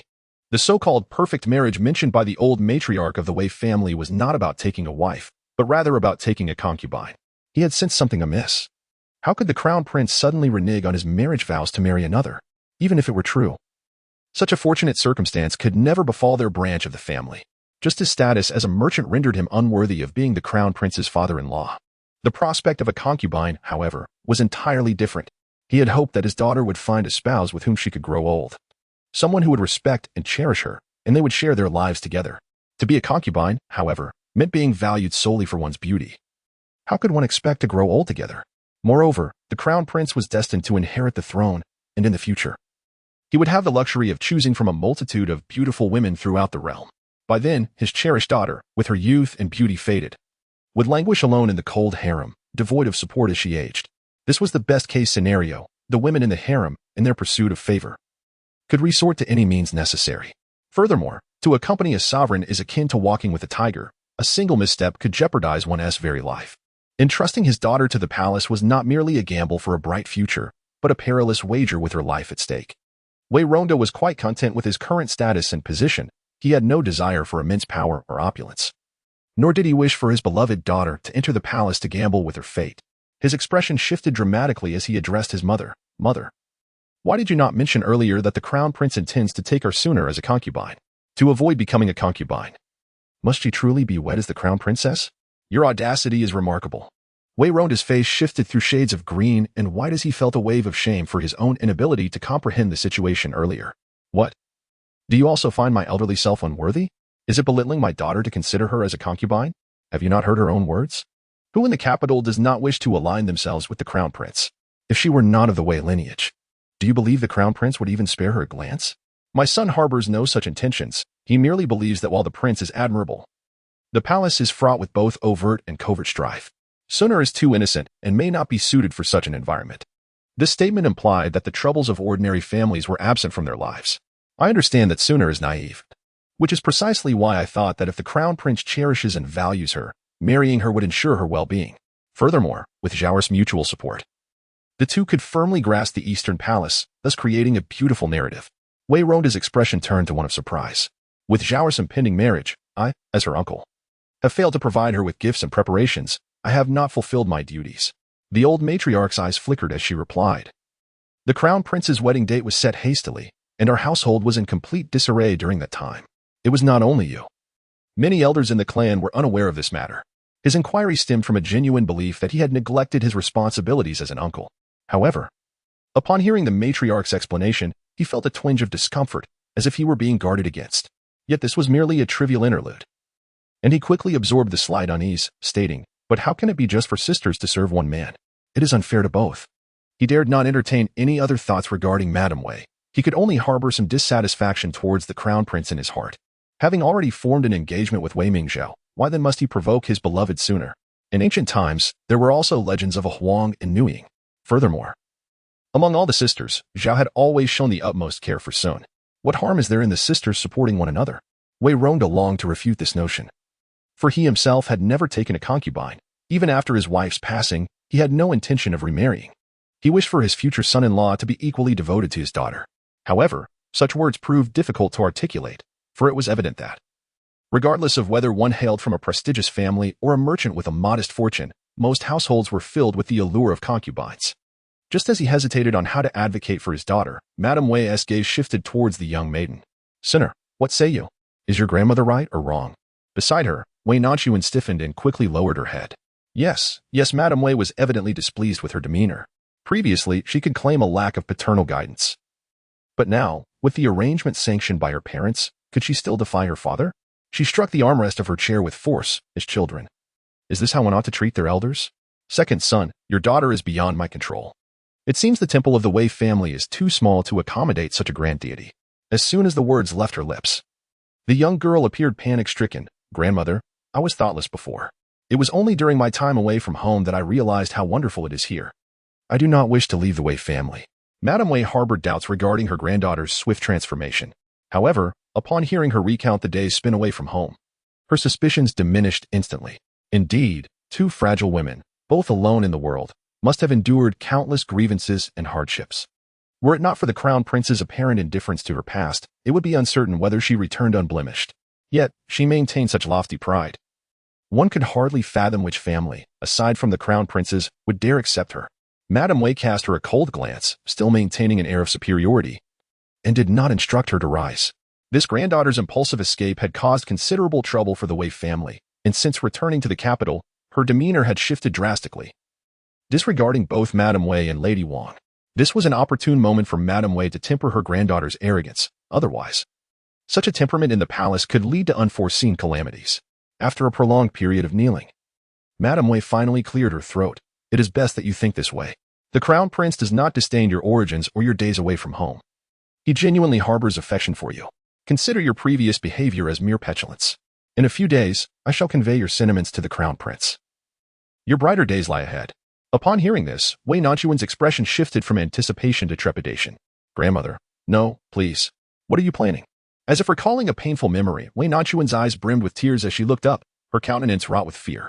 The meaning of grandson is that you may convey this to His Highness the Crown Prince, but could you please refrain from informing my elder sister? My sister would be angered, and I cannot bear that. Wei Ronda seemed to have an epiphany and said, Sooner, do not fear. Speak the truth to your father. Was it your own desire to leave home, or was it your elder sister who compelled you? The young girl glanced at her father and then at the old matriarch, biting her lower lip, and quickly shook her head. No, it was not my sister. The old matriarch exclaimed, What on earth is this performance? Chapter 105, Belief. Wei Nanxun also had a sudden inspiration. Since the old matriarch could distort the truth, why could she not do the same? She needed to find someone to bear the brunt of this matter, and it could not be anyone currently in the residence. If she summoned someone to confront them, it would undoubtedly expose her scheme. After much contemplation, Wei Mingzhao emerged as the perfect candidate. After all, Wei Mingzhao had wronged her in her previous life and was still unrepentant, persistently attempting to deceive her into the palace. Since she was devoid of benevolence, she could hardly fault her for lacking righteousness. Moreover, it was not entirely unjust to implicate Wei Mingzhao. The two were rivals in the matter of Pei Yuyan's marriage. Thus obstructing Wei Nanxun was quite justifiable. Furthermore, she had successfully escaped the capital thanks to Wei Mingzhao's assistance. However, it was evident that the old matriarch did not believe her narrative. Nonsense. It was Miss Zhao who voluntarily proposed to the crown prince that she could marry into the Eastern Palace alongside you. How could she possibly obstruct you? Tears glistened in Wei Nanxuan's eyes, trembling on the brink of falling as she said, Yes, I misunderstood. It was not my sister, truly not my sister. Her pitiful demeanor fails to deceive the venerable Lady Wei, yet it manages to terrify Wei Ronda. Witnessing his daughter in such a state shatters his heart. Even though the person before him is his long-dreaded biological mother, he musters an unusual courage. Mother, I know my daughter better than anyone. She has never been one to lie. She has undoubtedly been coerced into this predicament. He continues, if it was indeed Miss Wei Zhao who initiated this discussion, could it not be that she seeks to win the favor of the crown prince? In truth, she may harbor no desire for her sister to marry alongside her. Fearing that her sister might usurp the crown prince's affection, Lady Wei wishes to counter his assertions, yet every word he utters rings true.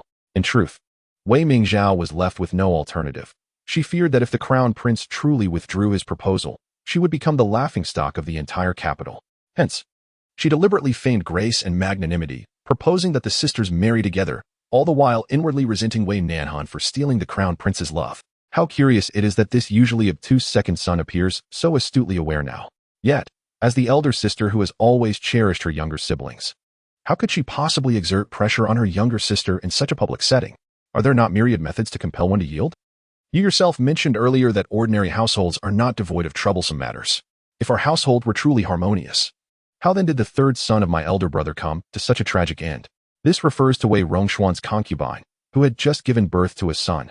Mere days after the birth, the child met with untimely demise. Everyone in the household knows who orchestrated this tragedy. It was merely to preserve the dignity of the Wang family and to create the illusion of tranquility that Wei Rongxuan refrained from taking action. Madame Wei was choked back. Indeed, if Wei Mingzhao sought to coerce Wei Nanxun, she possessed ample means and methods. Yet, she still felt an inkling of disquiet. After all, Wei Mingzhao was preoccupied with her pregnancy and had little time to divert her attention to such matters. Unable to disclose the scandal of Wei Mingzhao's premarital pregnancy, she reluctantly stated, This is the crown prince's intention. Miss Zhao regards him as her world. How could she possibly defy his wishes? It is precisely for this reason that she fears the encroachment of affection, even to the extent of plotting against her own sister. Despite treating her as my own flesh and blood, always returning from my outings with fine silks and precious gems for her, this is how she repays my daughter. Unable to persuade this obstinate individual, Madame Wei shifted her gaze back to Wei Nanxun. Her eyes bore an overwhelming intensity fixated on the young girl, seeking any sign of weakness upon her countenance. Son, speak the truth to your grandmother. Is the reality as your father has described? Wei Nanxun blinked, a teardrop like a pearl rolling down her cheek. Why would I deceive my grandmother? As you mentioned, what reason do I have to reject this marriage? If you truly refuse to believe me, then perhaps I should simply cut my hair and go to the temple to become a nun. As she spoke, she astonishingly produced a pair of golden scissors from her sleeve, grasping a lock of her long hair, ready to sever it.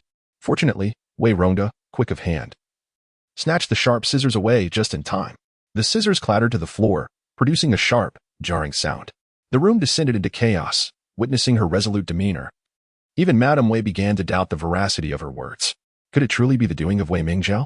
I hastily spoke to reassure her. My dear child, when have I ever expressed disbelief in you? I simply find it peculiar, for this behavior hardly aligns with your sister's temperament. Wei Nanxun nestled in her father's embrace, quietly sobbing. "Grandmother, do you truly believe I possess such capabilities? Can I, having distanced myself from the Wei family, manage to leave the capital unscathed?" This inquiry struck a chord, for the old lady Wei had harbored suspicions from the very beginning regarding some hidden agenda. She could hardly believe that Wei Nanxun, confined within the Western Garden, could feign illness and escape without any assistance. Just as her doubts began to waver, Wei Nanxun uttered a crucial revelation. "The very physician who diagnosed my condition was the one who daily checked on my sister's health." The old matriarch's gaze sharpened, her expression shifting dramatically. No wonder the servant by Wang's side abandoned her without regard for her whereabouts. It seemed there might be Wang's scheming involved. Well, truly commendable. Even I, an old woman, have been outmaneuvered by that mother and daughter duo. Wei Nanxun turned her head, burying her face in her father's arms, softly weeping. She feared that if she did not suppress her laughter, it would escape her lips. Meanwhile, the old lady Wei had fully come to trust her words. In the palace, Wei Mingzhao was hardly favored. The crown prince continued to take concubines, and should this continue, even if she bore the crown prince's son, her position would remain precarious. The utmost priority now was to secure Wei Nanxun's entrance into the palace. To stabilize the crown prince, thus ensuring the Wei family did not place all their hopes upon a single individual. "Do not weep, my dear child. If your eyes become swollen from crying, your grandmother's heart will ache. I am fully aware of your grievances. Rest assured, my dear, for your grandmother will take charge of everything on your behalf. Simply return and recuperate as you should. I can guarantee that this marriage will not elude you." With that, Wei Nanxun rose once again from her father's embrace, her eyes reddened, and expressed her heartfelt gratitude. "Thank you, grandmother." Subsequently, the old lady Wei comforted her further and offered a few words regarding her illegitimate son before allowing them to depart. As they made their way back, the atmosphere between father and daughter was heavy with melancholy, and silence enveloped them. It was not until they returned to the western courtyard that Wei Ronda led his daughter into the room. Once the door was closed, he stated, "I have a few words to exchange with Sooner." A flutter of apprehension coursed through Wei Nanxun's heart as she sensed something amiss. Xia had already stepped outside and closed the door behind her. Once they were alone, an eerie stillness settled in the room. Wei Ronda gazed quietly at his daughter. And though it had only been half a year since their last meeting, he felt as if he were staring at a stranger, struggling to recognize her. After what felt like an eternity, he let out a deep sigh and asked, "Will you speak the truth on your own accord? Or must I inquire before you reveal it? What, pray tell, is the matter between you, the crown prince, and your sister?" Chapter 106. Not marrying Wei Nanxun was momentarily taken aback, her gaze lifting in surprise. She believed she had performed her role with utmost sincerity, even convincing the old lady Wei that it was Wei Mingzhao and her daughter who were obstructing her union with the crown prince. Yet, her father did not believe her. Not only did he doubt her, but he also aided her in maintaining the facade before the old lady. When had father discovered the truth? Wei Ronda's expression softened. "You are my daughter. How could I not understand your character?" Initially, he harbored doubts regarding the authenticity of his daughter's alleged elopement. For his child had always been obedient and sensible, rarely venturing outside. How could she suddenly choose to run away from home? When Wei Nanxun began to recount her infatuation with the crown prince, only to be thwarted by Wei Mingzhao, and subsequently forced to leave the city, he found every word hard to believe.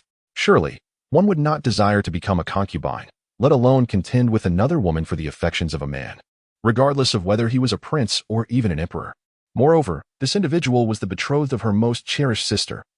She could never allow herself to develop feelings for him, nor would she compete for his favor, even if Mingzhao had indeed aided her. It was ultimately her own desire to depart. The numerous words she had spoken before their grandmother undoubtedly stemmed from some unavoidable hardship or perhaps a strategic delay. "Tell me, dear father, who has caused our Sooner such distress?" In that instant, tears cascaded down Wei Nanxun's cheeks. In her past life, those around her had pressured her in secrecy, employing both coercive and gentle tactics to compel her into marriage. Even when her father later inquired if she had consented, she could only swallow her anguish in silence. Before encountering her father, she had been apprehensive that he might be swayed by their grandmother's words and insist on her union with Pei Yuyan. Throughout her journey, she had contemplated numerous ways to convince her father, even considering renouncing the world and taking vows to demonstrate her unwillingness to marry. To her astonishment, her father understood her far better than she had anticipated and loved her even more deeply. She was not alone. Her father and brother would forever be her steadfast pillars of support. The grievances accumulated over 2 lifetimes erupted at that moment, and she resembled a child who had never grown up, ultimately unable to restrain herself as she collapsed into her father's embrace, weeping inconsolably. She need not feign strength, nor concern herself with the aesthetics of her tears. She is free to be herself without reservation. Witnessing this, Wei Ronda felt as though his heart was shattering. He had never beheld his daughter in such profound sorrow and distress, and in that instant, he found his years of so-called efforts to be utterly ludicrous. He could not stand by her side, nor could he shield her from harm. What, then, was the significance of accumulating wealth? My dear child, do not cry. Do not weep. Father is here. Whatever grievances you bear, speak them, for I am here to support you in all matters. I do not like Pei Yuyan. Not in the slightest. He is nothing but a consummate hypocrite, Wei Nanxun finally confessed, having suppressed her feelings for a lifetime. Her father understood her. Had she not been coerced, how could she possibly have contended with her cousin for a man, or found herself in such a predicament? I also harbor no affection for Wei Mingzhao, nor for anyone in the Wei family. They are all a facade of propriety, mere pretenders. Father, let us leave the Wei family. Let us depart from here, shall we? Wei Nanxun lifted her head, her eyes swollen and red from weeping. Gazing at her father with a pitiful expression, she had been contemplating how to persuade him, for he must possess a sense of belonging to the Wei family. Such a decision would be cruel for him. Yet now, through her tears, she laid bare her grievances and intentions. Although Wei Ronda was unaware of the specifics that had incited his daughter's disdain for the Wei family, the gravity of her expression suggested much. Instinctively, his primary concern became to soothe her, and without a second thought, he uttered, "Very well, we shall proceed as you wish, my dear Sun-er." Having penned a multitude of drafts, she contemplated a myriad of persuasive words to address her father, yet her weeping came to an abrupt halt. She blinked her swollen, tear-stained eyes in disbelief as she gazed at her father before her. How long had it been since she had scrutinized him from such proximity? Though merely in his mid-30s, he appeared more aged than the elder relatives in their household. Not only were fine lines beginning to appear at the corners of his eyes, but strands of silver were also interspersed within his hair. Her father was aging rapidly. He had devoted nearly everything to the Wei family and his children, only to find himself abandoned and cast aside in the end. As his child, how could she not feel sorrow? Is what you said true, father? Indeed, it is true. Have I ever deceived you, sinner? What if I do not wish to marry? Then do not marry. Your father possesses ample wealth, and we have numerous shops and estates. It would suffice to support you and your brother for a lifetime. If necessary, we can even find a son-in-law, under my watchful eye. No one shall dare to mistreat you again. Wei Nanxun felt tears welling up again. She deemed her past self foolish for having missed the opportunity to escape that prison. Yet, she felt an immense sense of gratitude for being granted a second chance, knowing that the tragedies of her previous life would not befall her again. In this rare moment of liberation, she cried wholeheartedly for an extended period. Once her emotions calmed, Wei Ronda handed her a handkerchief, jesting. You are just like when you were a child. When you cry, there is no end in sight. Now, can we discuss what exactly is happening? Wei Nanxun, feeling a bit embarrassed, wiped away the tears from her face. As she pondered where to begin her narrative, a cough from outside the door interrupted her thoughts. Sister, may I come in? It turned out that Wei Heyu, having learned of their father's and sister's return, disregarded his own need for recuperation and insisted on getting out of bed. Upon arriving, he overheard the sounds of weeping from within the room. As her younger brother, he felt it inappropriate to intrude at such a moment, especially to witness his sister in tears, which would undoubtedly be more embarrassing for her. Adhering to the principle of being a considerate and thoughtful brother, he waited outside. However, to his dismay, he found himself waiting for a quarter of an hour. The servants outside had been dismissed by him, leaving no one to assist him, and he was beginning to lose his balance. Thus, he reluctantly interrupted his sister's discourse. Wei Nanxuan's face flushed with embarrassment, but the reunion between father and son was filled with endless conversation, allowing no one to dwell on her minor emotional turmoil. If you cannot articulate your thoughts, allow me to speak with father, she suggested. Although Wei Heyu was not fully aware of the situation, he understood that Wei Nanxun had been imprisoned and that their grandmother and aunt intended to force her into an unwanted marriage with the crown prince. Wei Ronda, initially able to maintain a smile, furrowed his brow deeper with each new revelation. Eventually, he could no longer contain his emotions and slammed his fist onto the table. His frustration palpable. Like a caged beast, he began to pace the room in agitation. It was utterly heartless. Their actions were no different from those of gamblers who sell their own children. This was an egregious affront. Sinner, do not be afraid. As long as I am here, they will never dare to coerce you into marriage again. Witnessing her father's distress, Wei Nanxun felt a pang of sympathy. His emotions at this moment were akin to her own realization of being deceived and exploited by Wei Mingzhao. It was his esteemed biological mother and elder sister-in-law who had taken advantage of his absence to torment his children. How could her mother still be contemplating ways to deceive her, intending to marry her off? No, I must confront them. I cannot endure this vile place for another moment. Gather your belongings, father, and let us depart. Wei Ronda struggled to contain his emotions, teetering on the brink of an eruption. Fortunately, Wei Nanxun and Wei Heyu were quick to soothe him. Father, this matter requires careful deliberation. If you confront them now, won't that merely alert them? You have numerous business dealings intertwined with the Wei family. If you were to leave abruptly, would that not work to their advantage? Wei Ronda's face flushed crimson with indignation. He gasped for breath, unwilling to accept. Must we then endure this humiliation? No. Now that you have returned, there is no need to endure it any longer. We can separate our household. Chapter 107. Resolution separation? In Wei Ronda's perspective, leaving was the only option. His earlier words were merely a desire to take his 2 children away from the Wei family, to escape to the capital, without ever considering the possibility of a division of the family. Perhaps this was due to his upbringing under the care of the old matriarch of the Wei family. Regardless of her views towards him, he had always sincerely treated her as his own mother. The Wei family was his home. Moreover, when the venerable elder passed away, he was merely in his early teens. Had the family been divided then, he would have received nothing but a modest share of silver and some properties, leaving him with nothing of substantial value. His current standing is a testament to the nurturing provided by the matriarch and the Wei family. Is it not rather ungrateful to consider a division of the family now? There is no need to take such drastic measures, is there? If you wish to leave the Wei household, there are numerous residences in the capital for you to choose from.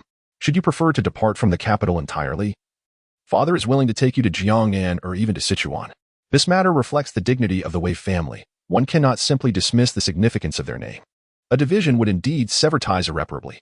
Wei Nanxun understood that his father was reluctant, not out of attachment to the title of duke, but due to a sense of nostalgia. He is a man of gratitude, believing his success is entirely due to the Wei family's support, and he yearns to repay that debt. Father, if we do not separate, such circumstances will only persist. My younger brother's education and my marriage are at stake. If they continue to wield the authority of our elders, what is to become of you? Wei Ronda wished to argue, to assert that by then they would be scattered far and wide, free from the Wei family's influence. Yet the truth remains that the Wei family is of noble status, while he is merely a merchant. Even if they were to leave the capital, as long as they are associated with the Wei family, the mark of that lineage is indelibly inscribed upon them. They are currently engaged in rational discourse with him. However, should they choose to abandon reason in the future, they could easily fabricate a justification to compel his family back. No one would dare criticize them. Instead, he, as a son, would be expected to honor his parents and heed his mother's wishes. Wei Ronda hesitated, but then heard his daughter continue. Father, to put it another way, if we truly sever ties with the Wei family, will you turn a blind eye if something happens to them? Naturally, he would not. Upon uttering those words, he instantly understood. Their departure from the Wei family was for self-preservation, yet it did not signify a complete cessation of their relationship. Should calamity befall the Wei family, or should the matriarch encounter misfortune, he would exert every effort to assist. If that were the case, what difference would it make whether they remained united or divided? Father, my sister speaks wisely. My education is not paramount. I can always accompany you on your journeys across the land. My sister's marriage is what truly matters. Nonsense. You must focus on your studies. If one is not destined for scholarly pursuits, who would willingly venture into the world of commerce? You possess great potential. Do not squander it as I have. Wei Ronda recalled that his son's tutor had remarked on his exceptional intelligence, even surpassing that of other young men in the household. Yet, he was compelled to conceal his talents. Whether in writing or answering his mentor's inquiries, he had to feign ignorance, lest he become a target for his brothers. Should a similar opportunity present itself in the future, he knew his mother would sacrifice her own child to benefit others. If he continued down this path of cowardice and folly, he would only bring misfortune upon his own children. Father, while we may have relied on the Wei family's protection for many years, all the expenses of the household have been borne by your hard-earned money, which you have long repaid. Consider those shops. They were once part of the Wei family before you took over. Why did they incur losses year after year until they came into your hands and began to turn a profit? You rely solely on yourself, rather than taking advantage of the Wei family. His children, standing beside him, meticulously enumerated the various events of the years, and he gradually began to waver. After a prolonged silence, as if he had made an exceedingly significant decision, he rose. Separation, we shall divide the family. Wei Nanxuan's eyes sparkled with hope. Although the division had not yet occurred, she felt as if she glimpsed the dawn. Father, this matter is not so simple. Just the business is in your hands. They will undoubtedly fight to claim them.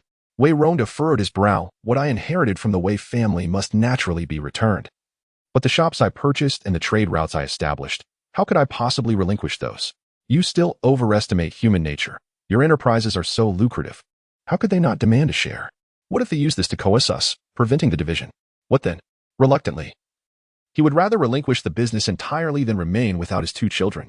Wei Rongda did not even realize that he was seeking his daughter's counsel. Wei Nanxun had long been contemplating the division. Given the temperaments of their grandmother and aunt, they would certainly not allow such a separation without ample benefits. However, she was unwilling to see her father's businesses handed over without compensation. A mysterious smile graced her lips. "Father, do not worry. I have already devised a plan." Meanwhile, within the palace, Pei Yuyan had not stepped out of his study for several days, indulging himself in excessive drinking each night. Several of the attendants by his side had already perished, leaving an atmosphere of trepidation throughout the Eastern Palace. No one dared to approach him. Only Wei retained a semblance of dignity, as she relied on her resemblance to Wei Nanxun, allowing her to navigate the study with ease. Although she appeared to bask in a certain glory, the servants treated her with more reverence than they did the crown princess. Yet, she alone was aware of the torment Pei Yuyan inflicted upon her each night in bed. His methods were inexplicably varied, leaving her body marred with bruises and welts. Especially after he had been drinking, she dared not express her anger or grievances, for her continued comfort in the Eastern Palace depended on her servitude to him. In recent days, however, she had been afflicted by her monthly cycle, rendering her less inclined to enter the study, and she spent considerable time fidgeting in her small chamber. She incessantly criticized the palace maids, finding fault with their hairstyles one moment and complaining about the tea being too hot the next. As dusk descended, she could no longer delay her duty and reluctantly carried a meal to knock on the study door. To her surprise, after several attempts, there was no response from within. The crown prince had been in a peculiar mood lately, and no one dared approach within 100 paces of the study, which now stood eerily silent. Instinctively, she pushed the door, and it creaked open. "Your Highness, I am entering." The room appeared vacant. She approached the writing desk illuminated by candlelight. A sheet of paper lay unfurled upon the surface, inscribed with some text. However, her limited literacy allowed her only to decipher references to a certain prince of the Northwest. Beyond that, the content eluded her understanding, and she began to think that the crown prince might have gone out, feeling a sense of relief wash over her. A faint murmur seemed to emanate from the hidden chamber behind the bookshelf. Though she initially intended to depart, curiosity compelled her to approach discreetly. Holding her breath to listen intently, she overheard a stranger's voice, a man who said, "Your Highness, you have already perceived our second son's sincerity. Now, if you merely nod in agreement, we can work in concert, eliminating the stars of the galaxy and the valley. Once our son acquires military power, you will be able to counterbalance that Pei. The surrounding silence was suddenly pierced by the clattering of a bronze incense burner that had toppled to the ground. Who is there? Chapter 108. Protecting the fetus. Wei had always been aware of the concealed chamber, yet during her time serving in the study, Pei Yuyan never entertained the presence of ministers. Preferring to drown his sorrows in solitary drinking or express his emotions through calligraphy, she felt an overwhelming sense of insecurity as her life rested precariously in his hands. Akin to a blade suspended above her head, threatening to descend at any moment. Driven by the hope of uncovering some of Pei Yuyan's secrets, she had ventured closer. Little did she know, she would stumble upon a staggering revelation, one far beyond her capacity to bear. Wei instinctively wished to flee, but in her panic, she inadvertently knocked over the incense burner. There was no time to retrieve it. Her survival instincts urged her to escape. However, before she could even exit the inner room, as she rounded the screen, a hand mercilessly seized her by the nape of her neck. The man behind her displayed no hint of compassion. His fingers tightened their grip, yanking her forcefully backward, causing her to crash heavily to the ground. Memories of the corpse dragged out from the study the previous day flooded her mind. It was the same servant who had recently been assigned to attend to the crown prince. And all it took was a careless splash of water on the prince's calligraphy to seal their fate. The young eunuch, barely in his teens and possessing a delicate visage, was brutally silenced, having secretly delivered pine nut candy to her on 2 occasions, knowing her fondness for it. Such a vibrant life extinguished before her very eyes. That night, Wei was plagued by nightmares, the tragic image of the young eunuch haunting her. She disregarded her torn hair and the wounds upon her skin, prostrating herself with utmost urgency, pleading, "Your Highness, spare my life. I heard nothing. I know nothing." Her teeth chattered incessantly, and her voice quivered in fear. Pei Yuyan approached her slowly, kneeling down to grasp her chin, compelling her to look up at him. Such a beautiful face, yet so defiant. Ever since Pei Ji had humiliated him, Pei Yuyan experienced a fleeting sense of despair, seeking solace in alcohol. Yet, upon awakening the following day, he was met with the sight of the bright yellow imperial robes hanging on the rack, prompting him to rise once more. He was indeed the regent, wielding immense power. Yet upon the emperor's demise, he would become the legitimate heir, unless Pei Ji conspired to usurp the throne. As long as he remained the crown prince of Dian, Pei Ji would merely be considered a traitorous rebel. He felt no regret over his previous day's drunken lamentations. Instead, he regarded them as a clever guise. He must convince everyone of his despondency. Only through his growing malevolence and madness would Pei Ji lower his guard. The second son of the king of the Northwest had not just recently sought him out, prior to the arrival of Man Xinghe in the capital. He had dispatched trusted aides to present grand gifts, with a simple desire. He wished for Man Xinghe's demise. However, at that time, Pei Yuyan still wielded considerable power and was indifferent to who would take charge of the Northwest Wangfu. He regarded the throne as his own possession. Once he ascended to the throne and stabilized the court, it was inevitable that he would reclaim the Northwest Wangfu for himself.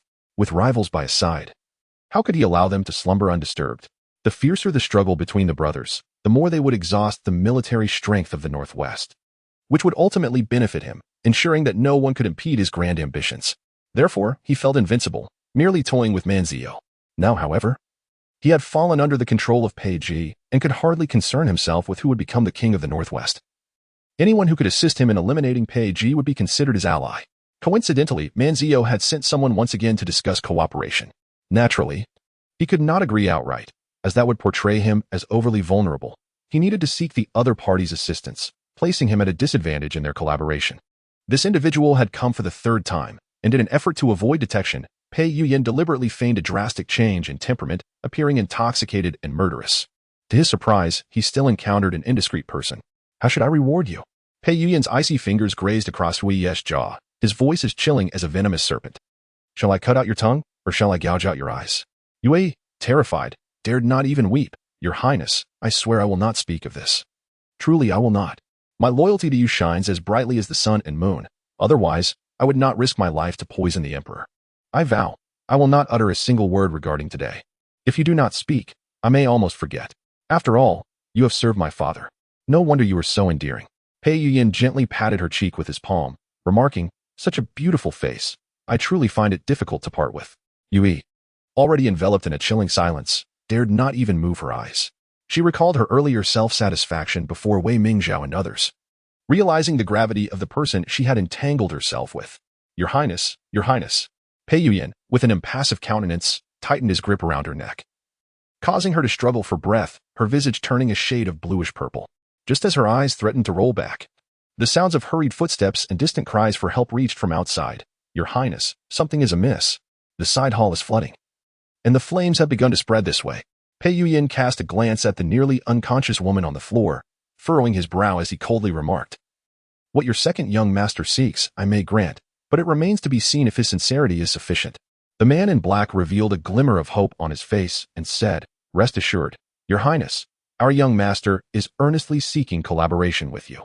This is the jade token of the Wang residence, capable of commanding all the Northwest soldiers in the vicinity of the capital.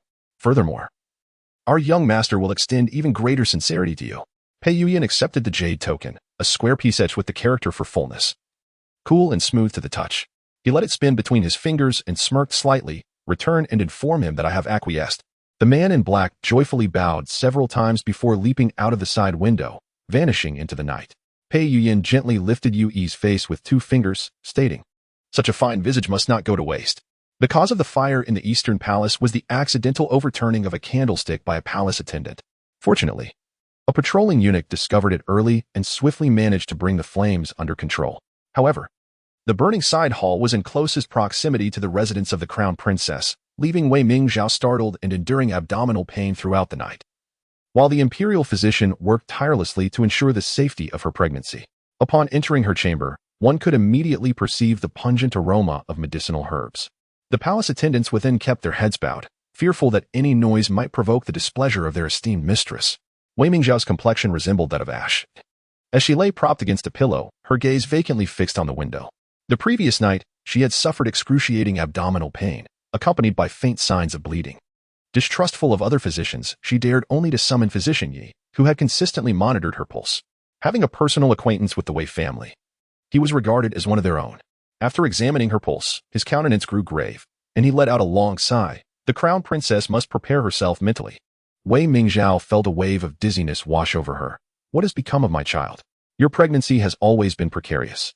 It has relied solely on your willpower to sustain it.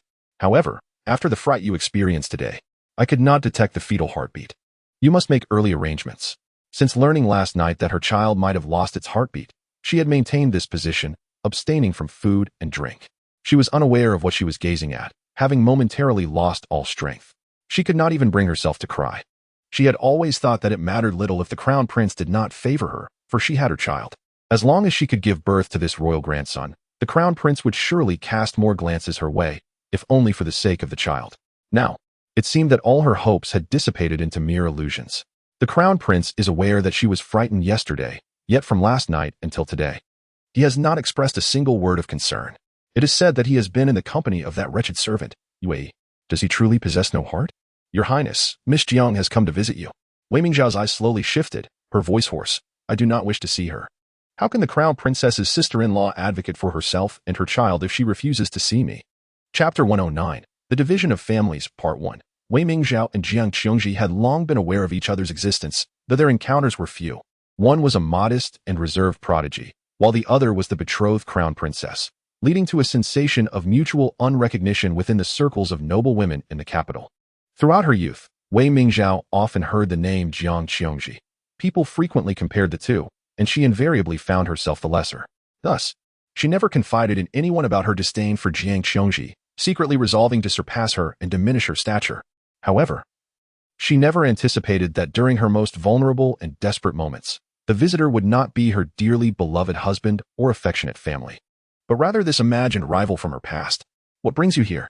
I have come to alleviate my sister-in-law's troubles. Wei Mingzhao forced a smile that was more sorrowful than tears. In my current state, there is little difference between living and dying. What troubles remain to be alleviated? Jiang Qiongji, however, maintained her usual flawless demeanor, her eyes devoid of pity or mockery, calm and composed as though she were an outsider. Such a gaze, instead of causing discomfort, brought a sense of ease to Wei Mingzhao. What she detested most was the pity of others. She gracefully settled beside the bed, tucking her cascading hair behind her ear. Leaning in closely, she spoke in a voice only they could hear. Sister-in-law, do you not desire vengeance? Are you truly willing to remain in this eastern palace, watching helplessly as your child meets an untimely end? Wei Mingzhao's pupils widened in shock, a look of astonishment returning to her previously numb face. How could you possibly know? The manner in which I know is of little significance. What truly matters is whether you are willing to accept this fate. A chill ran through Wei Mingzhao. The loss of her child was a secret known only to her and physician Yi. Despite her heart's desolation, she had no intention of revealing it so soon. She intended to keep it hidden a while longer, for otherwise, her situation would only worsen with the sudden absence of her child. Yet, this secret was now known to an outsider, someone she had always regarded as a rival. She dismissed the others in the room, her gaze turning icy as she fixed it upon the porcelain-like woman before her. What do you want? Jiang Qiongji straightened, her smile remaining charmingly gentle. As I mentioned upon my arrival, I am here to assist you. Just as you stated, the child is already lost. How can you truly assist me? While I am powerless to reverse the loss of your child, I can aid you in regaining your former favor and eliminate those who cause you distress. Wei Mingzhao's perception of the woman before her shifted entirely. She found her utterly terrifying, for how could she know so much? She no longer questioned how the other party would act to earn her affection or to eliminate those she despised. Her sole curiosity lay in the cost. What do you desire? Jiang Qiongji smiled, her eyes curving like crescent moons. I desire nothing at all. In the astonished gaze of Wei Mingzhao, her smile blossomed like a flower. We share a common enemy. Since Wei Rongda's return, the atmosphere at the Wei residence had shifted. Firstly, the old matriarch had taken an unusually warm interest in the second branch, hosting grand welcoming feasts and showering them with gifts, prioritizing their needs for food, clothing, and other necessities. Even Wanshi felt neglected, prompting her to voice her concerns to her husband. What has come over your mother these past few days? This is not the first time my second brother has returned. She has never shown such care before. It seems even more favorable than when our own son returns. You are simply too suspicious. It is only natural for a mother to be kinder to her son after he has been away for half a year. Wanshi thought her husband's mind was clouded, unable to grasp her concerns. She scrutinized the situation herself, still sensing something amiss. She knew her mother-in-law's nature all too well. No one rises early without a benefit to gain. But what could the second branch possibly offer? Could it be that the old woman truly believes they are out of favor, now placing all her hopes on Wei Nanxun? What a foolish old woman. Wei Nanxun would rather leave home than enter the palace. Such a person, even if she were to become a concubine of the crown prince, would inevitably bring trouble. And in the end, it would be the first branch that suffers.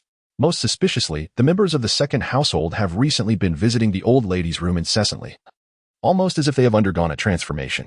Could it be that they have truly reached some sort of understanding? Long, tossing and turning, abruptly sat up, startling the sleeping Wei Nanxun beside her. "What is the matter with you now?"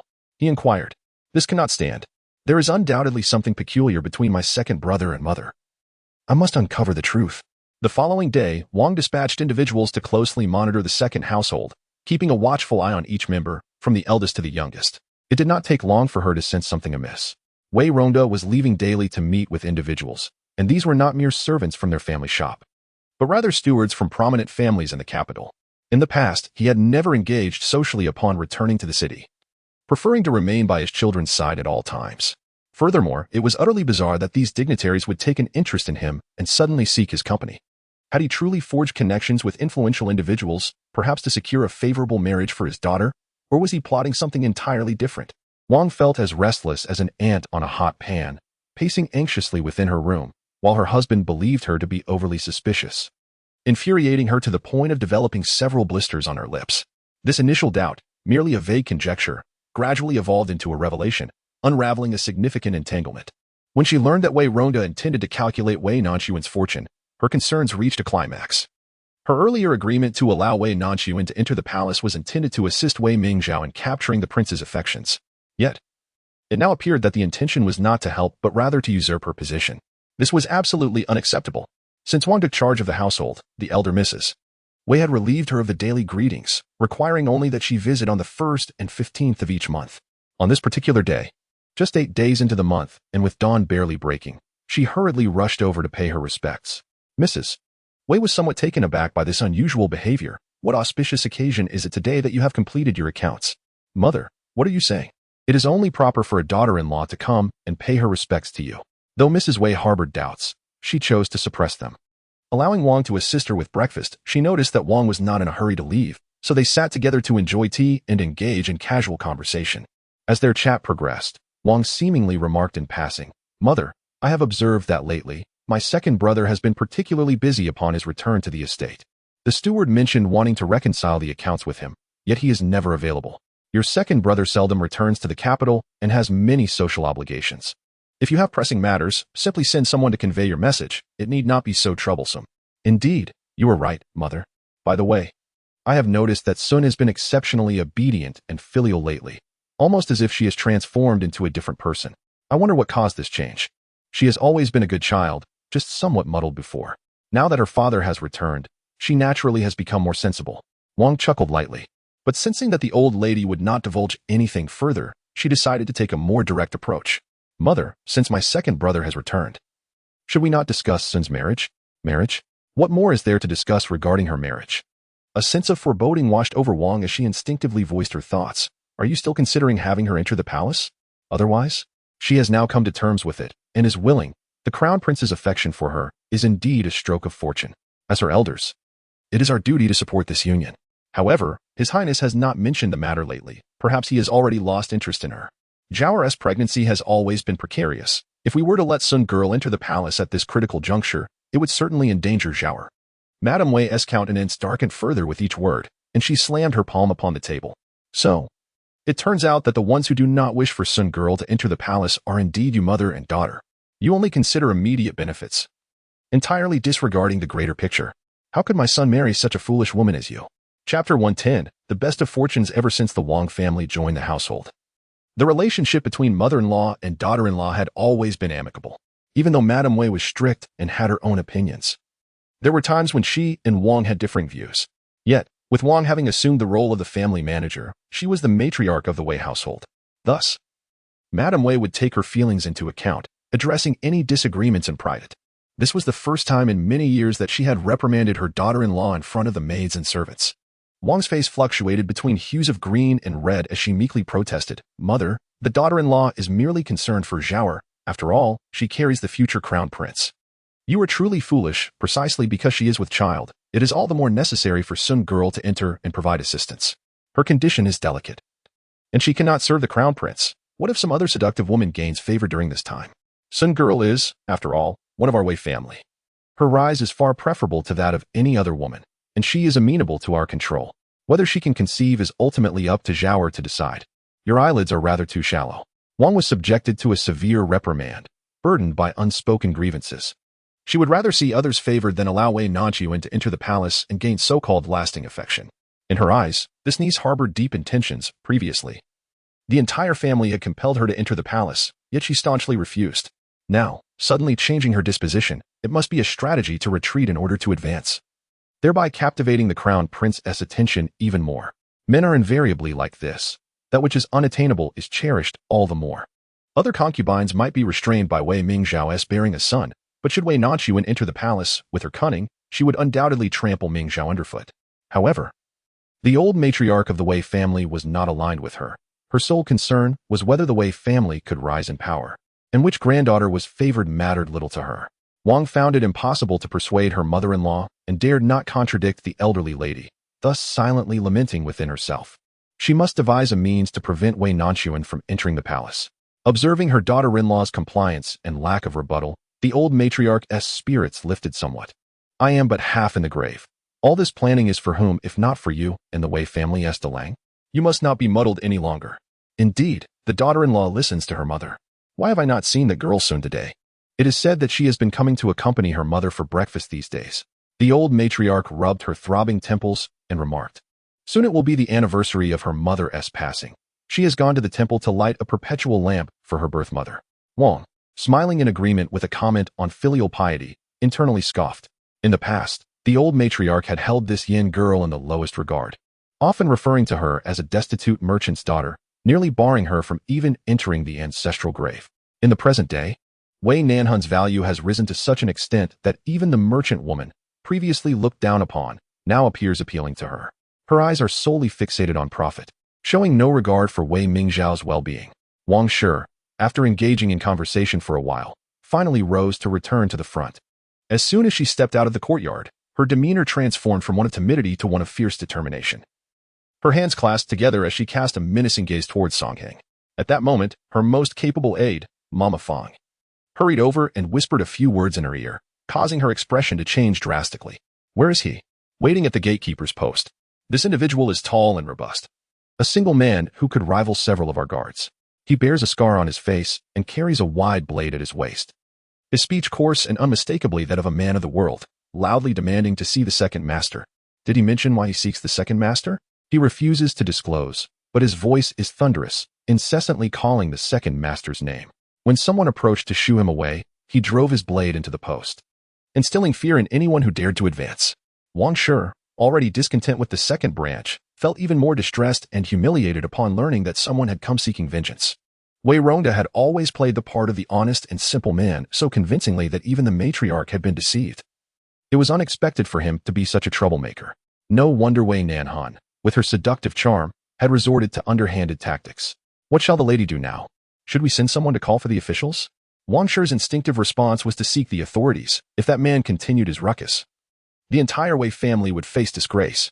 Just as she was about to speak, she suddenly recalled the matriarch's earlier words, mentioning that the family had gone to the temple to offer lamps. She has only just come to realize that this is not merely a matter of lighting offerings. It is clearly an attempt to evade debts. They are confident that she will intervene to resolve the issue, allowing them to reap the benefits effortlessly. Their calculations are astutely devised. Moreover, there is another matter. A servant who previously accompanied the second master mentioned that he visited the pawn shop yesterday, seemingly pawning several land deeds and shop titles for unknown purposes. Wang's brow furrowed deeply at this revelation. The household has enjoyed such comfort over the years, presenting a facade of elegance and luxury, with their needs met no less than those of other distinguished officials, all thanks to the silver that Wei Rongda brings home annually. She has long heard that Wei Rongda's business is thriving, yet the amount he returns with diminishes year by year. She has harbored suspicions that he might be falsifying accounts, secretly pocketing funds to acquire properties. In truth, even if he were to misappropriate a small amount, she could turn a blind eye. However, this is no trifling sum, but rather a considerable fortune that could rival that of the imperial merchants. Regardless of his intentions, the wealth and connections he has amassed stem from the Wei family's endeavors, and everything he pawns belongs to the Wei family. This cannot be allowed. He must not be permitted to claim the family assets for himself. I must inform the matriarch of this situation. My lady, we must not act in haste. We need to devise a well-thought-out strategy. We require concrete evidence, for otherwise, the matriarch's affections may be swayed in his favor.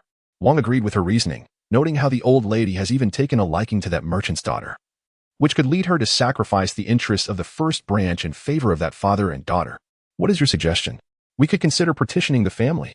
Wang instinctively shook her head. When her father-in-law passed away, the family had not been divided, and now that her mother was still alive, she would never permit such a division. Furthermore, with Wei Nanxun, this golden asset, still around, her mother would be even less inclined to agree. What if the second master and the seventh young lady were to do something detrimental to the Wei family? Wang suddenly thought that this scar-faced man was indeed suitable for her to utilize. As for Wei Nanxun, the old lady wanted her to marry into the Eastern Palace. She intended to thoroughly extinguish that notion, unlike those in the capital who were caught in a web of anxiety and restlessness. As soon as Wei Nanxun stepped beyond the city gates, she felt as if she had been released from a cage, experiencing an unparalleled sense of freedom and ease. She genuinely wished to visit the temple to pray for her mother, but equally sought to escape from that stifling and suffocating environment. This time, she aimed to go to the Royal Enlightenment Temple, a round trip of 1 day from the capital. The choice of location was deliberate. It was sufficiently distant to evade the troublesome matters of the capital, allowing her and her younger brother to relax completely. Additionally, she had her eye on the horse ranch at the foot of the temple. Ever since Pei Ji had taught her to ride, she had been longing to ride again. Fortunately, her father was not an inflexible man. He also believed that it was beneficial for women to learn horseback riding. For this journey, she had specially brought along riding attire and selected the most skilled horseman from her father's entourage, intending for him to teach her and her brother. They were among the first to set out as soon as the city gates opened, reaching the Royal Enlightenment Temple just in time for lunch. The mountain path was steep, and the temple was situated halfway up the mountain. Initially stubborn, she insisted on walking up with her father and brother. However, having traversed less than half the distance, she found herself panting heavily and had no choice but to take a sedan chair, carried up the mountain by others. Upon their arrival at the temple, they were greeted by a young monk who had been awaiting their presence. Wei Nanxun presumed that her father had dispatched someone in advance to inform them, considering that their family had been offering perpetual lamps here annually, and the incense contributions were substantial enough to fund the reconstruction of a Guanyin hall. Please, Master Wei. The young monk gestured for them to follow him to the guest quarters to deposit their luggage. Her father and younger brother's room was adjacent, separated by a mere wall, allowing for audible conversation between the two sides, secure and suitable. The only aspect that piqued Wei Nanxuan's curiosity was the presence of another guest room adjacent to hers. Although the doors and windows were tightly shut, a thin piece of paper was wedged in the door. This was a method she had learned during her previous escapade from home. Placing an item in the door would reveal if someone had entered her quarters if it fell or went missing. The occupant of this room was undoubtedly a meticulous individual. She mused. Setting aside her luggage, she followed the young monk to the dining hall for lunch.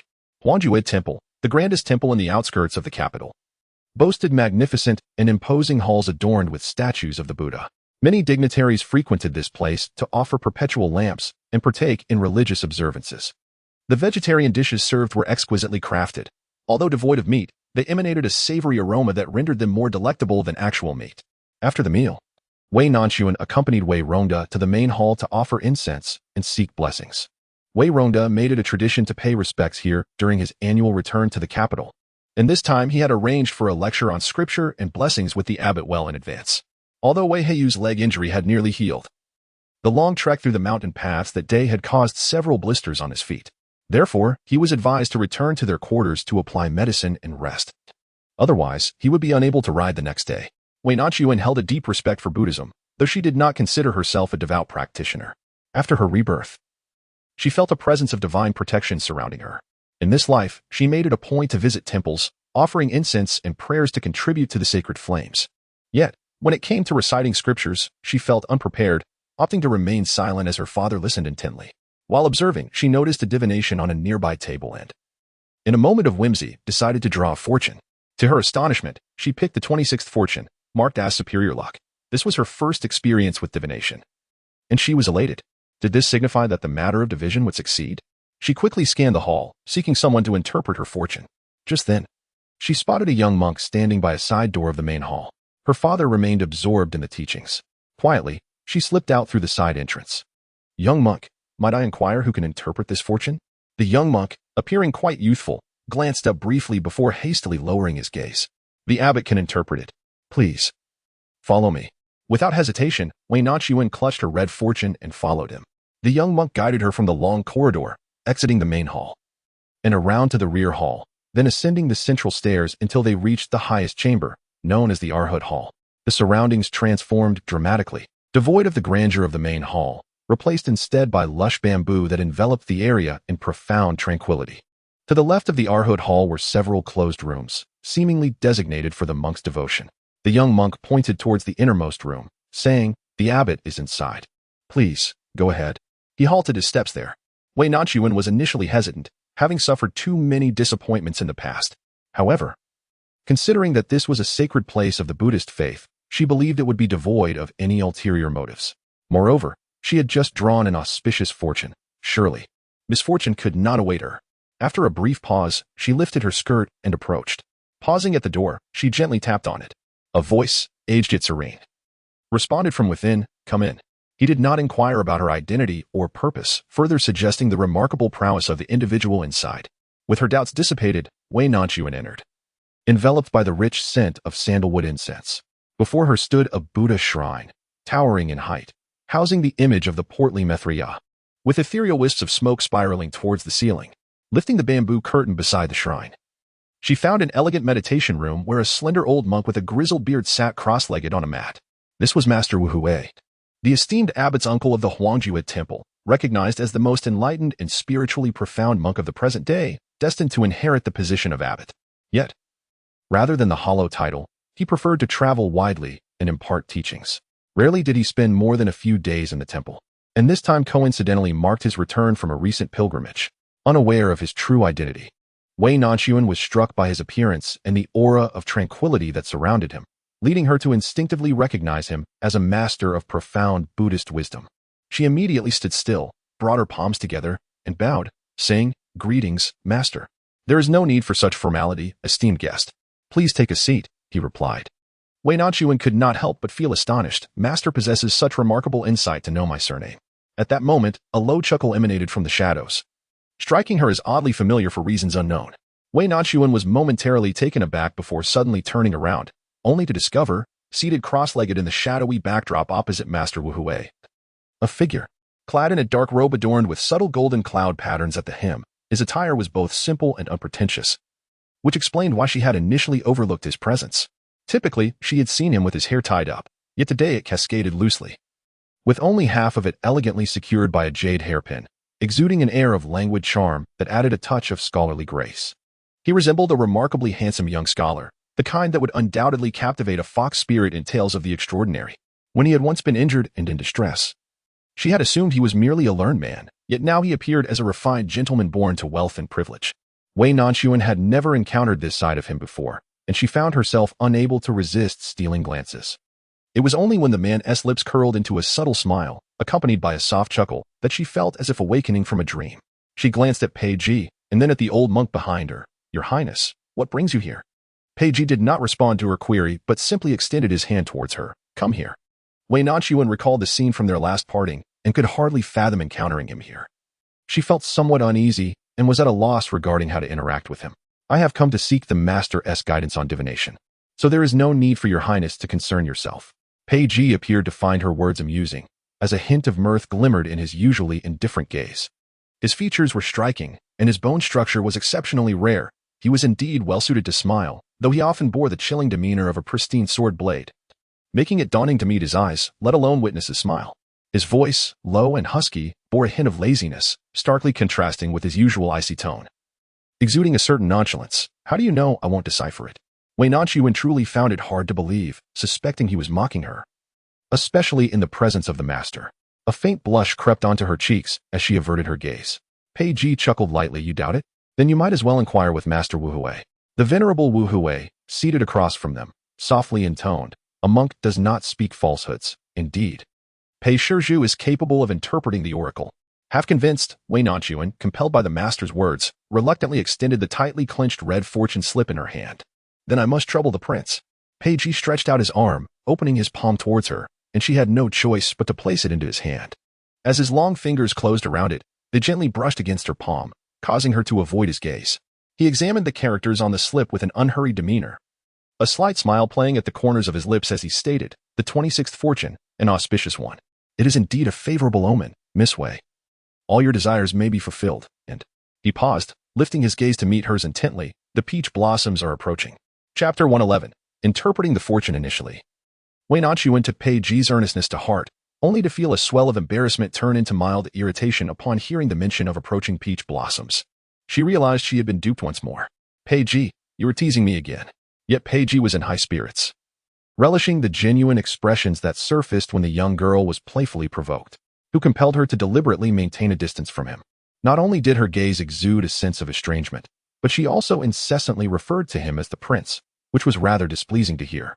Wei Nanxun, with her youthful complexion, felt increasingly uncomfortable and wished to depart. However, before she could bid farewell like Master Wu Huai, she heard that low, husky voice, articulating each word with deliberate precision. From adversity comes fortune, a gentleman emerges from the mountains, should one encounter a tiger or a rabbit. Ambition amidst chaos makes the task not insurmountable. This oracle was not difficult to comprehend. It spoke of the challenges and predicaments she would face, yet ultimately, she would transform misfortune into fortune, perhaps even gain blessings from calamity. The final line suggested that if she sought assistance, she would find a benefactor. Instinctively, Wei Nanxun raised her gaze towards Pei Ji, only to be ensnared by the depths of his eyes. She had always been aware of Pei Ji's elongated, phoenix-like eyes, dark as ink, which emanated a formidable sense of pressure whenever he regarded others. Yet this time, she perceived a profound abyss within his gaze, akin to a whirlpool, drawing her in, ensnaring her utterly. They exchanged silent glances. No words were spoken, but an invisible aura intertwined between them, seemingly impervious to the presence of others. It was only when Master Wu Huai murmured "Umaba" that Wei Nanxun abruptly regained her senses, feeling a flush rise to her cheeks, inwardly cursing that charming rogue for his beguiling ways. It was all too easy to be ensnared by him, a constant source of caution. Yet, she had not anticipated that Pei Ji, well-versed in a myriad of subjects including military strategy, would also possess a genuine understanding of Buddhist teachings. Was there truly anything in this world he did not comprehend? Old monk, you are not merely here to observe. Fulfill your purpose. Pei Ji had always spoken in such a manner, yet she had not anticipated that he would be equally forthright with the master. And what was he implying by watching the play and handling affairs? Master Wu Huai, accustomed to his demeanor, exhibited no irritation. Instead, he retained a serene countenance, embodying a true transcendence of the mundane, with an ethereal grace. Young benefactor, please take a seat here. The master indicated a nearby mat, which, though close to Pei Ji, seemed to invite her in a gentle manner. Wei Nanxun, uncertain of the master's intentions, adhered to the principle of respecting him, joining her palms in reverence before settling down cross-legged. It was Pei Ji who spoke next. She sensed he must have made some arrangement with the master that pertained to her. Her fate had already been unraveled, and she truly could not fathom how she could trouble the master. Although the reason for extending her hand eluded her, instinctively, she complied and offered her palm.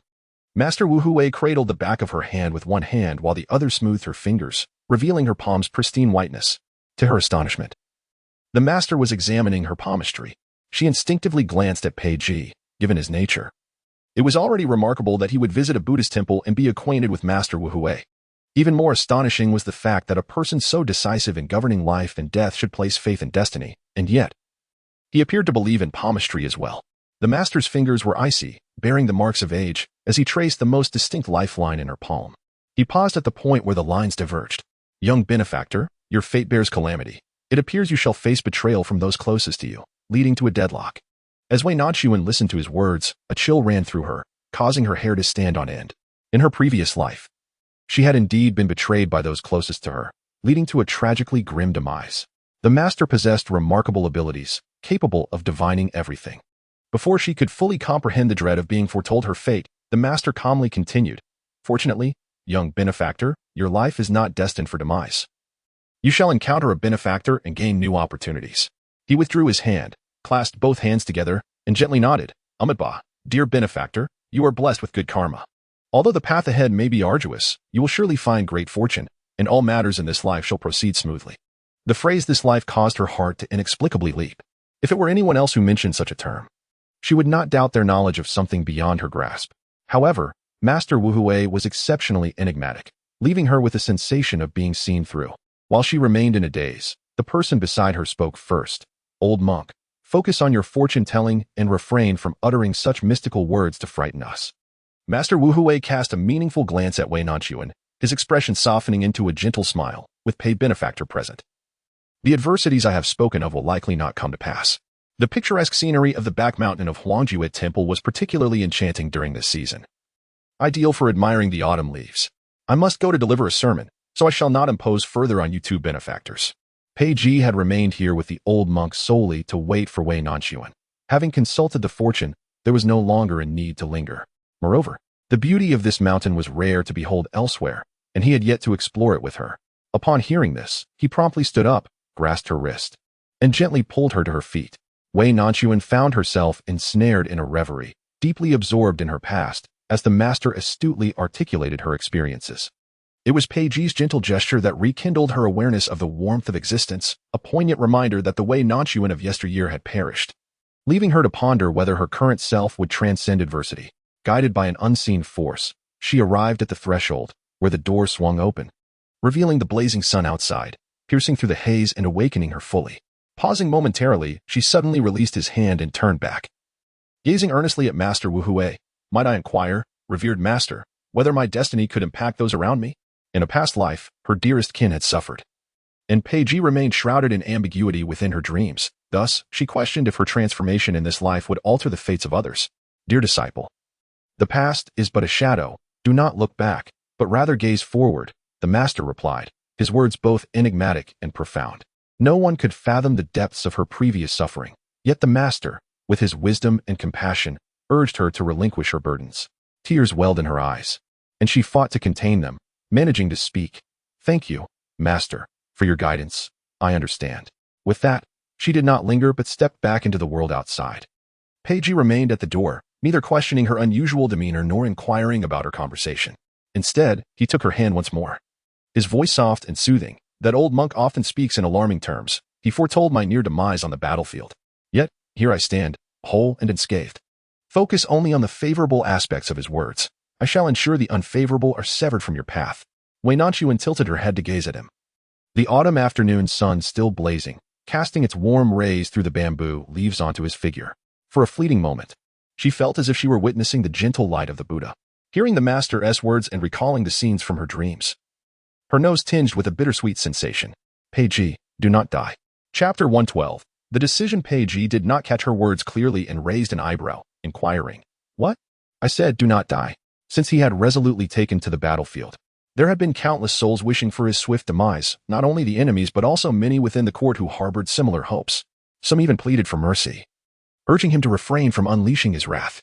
It had been long since he heard anyone implore him to stay alive, even when concern was occasionally expressed. It was always couched in lofty rhetoric, never so direct and fervent as this. He discerned from her words and gaze that her concern was genuine, and that sufficed. He tightened his grip on her hand. It's merely a prophecy. Why take it to heart? No, it is not merely a prophecy. If the course of our past lives were to persist, then it is indeed true. Recently, I had a dream. One in which you would encounter an ambush in a valley years hence, with 5,000 soldiers perishing without a single survivor, and your fate unknown. Wei Nanxun had been grappling with how to reveal the events of their past lives to him. Today, as conversation had unfolded fortuitously, presenting the perfect opportunity. Pei Ji appeared dismissive of the so-called dream, his focus rather on her. He lowered his gaze slightly, a smile unfurling across his face. You are worried about me. It was not posed as a question, but rather asserted as a certainty. Wei Nanxun was uncertain whether she was disturbed by his indifferent demeanor or felt guilty for being seen through, but she shot him a fierce glare. When he showed no reaction, she found herself momentarily stunned. When had she become so audacious towards him?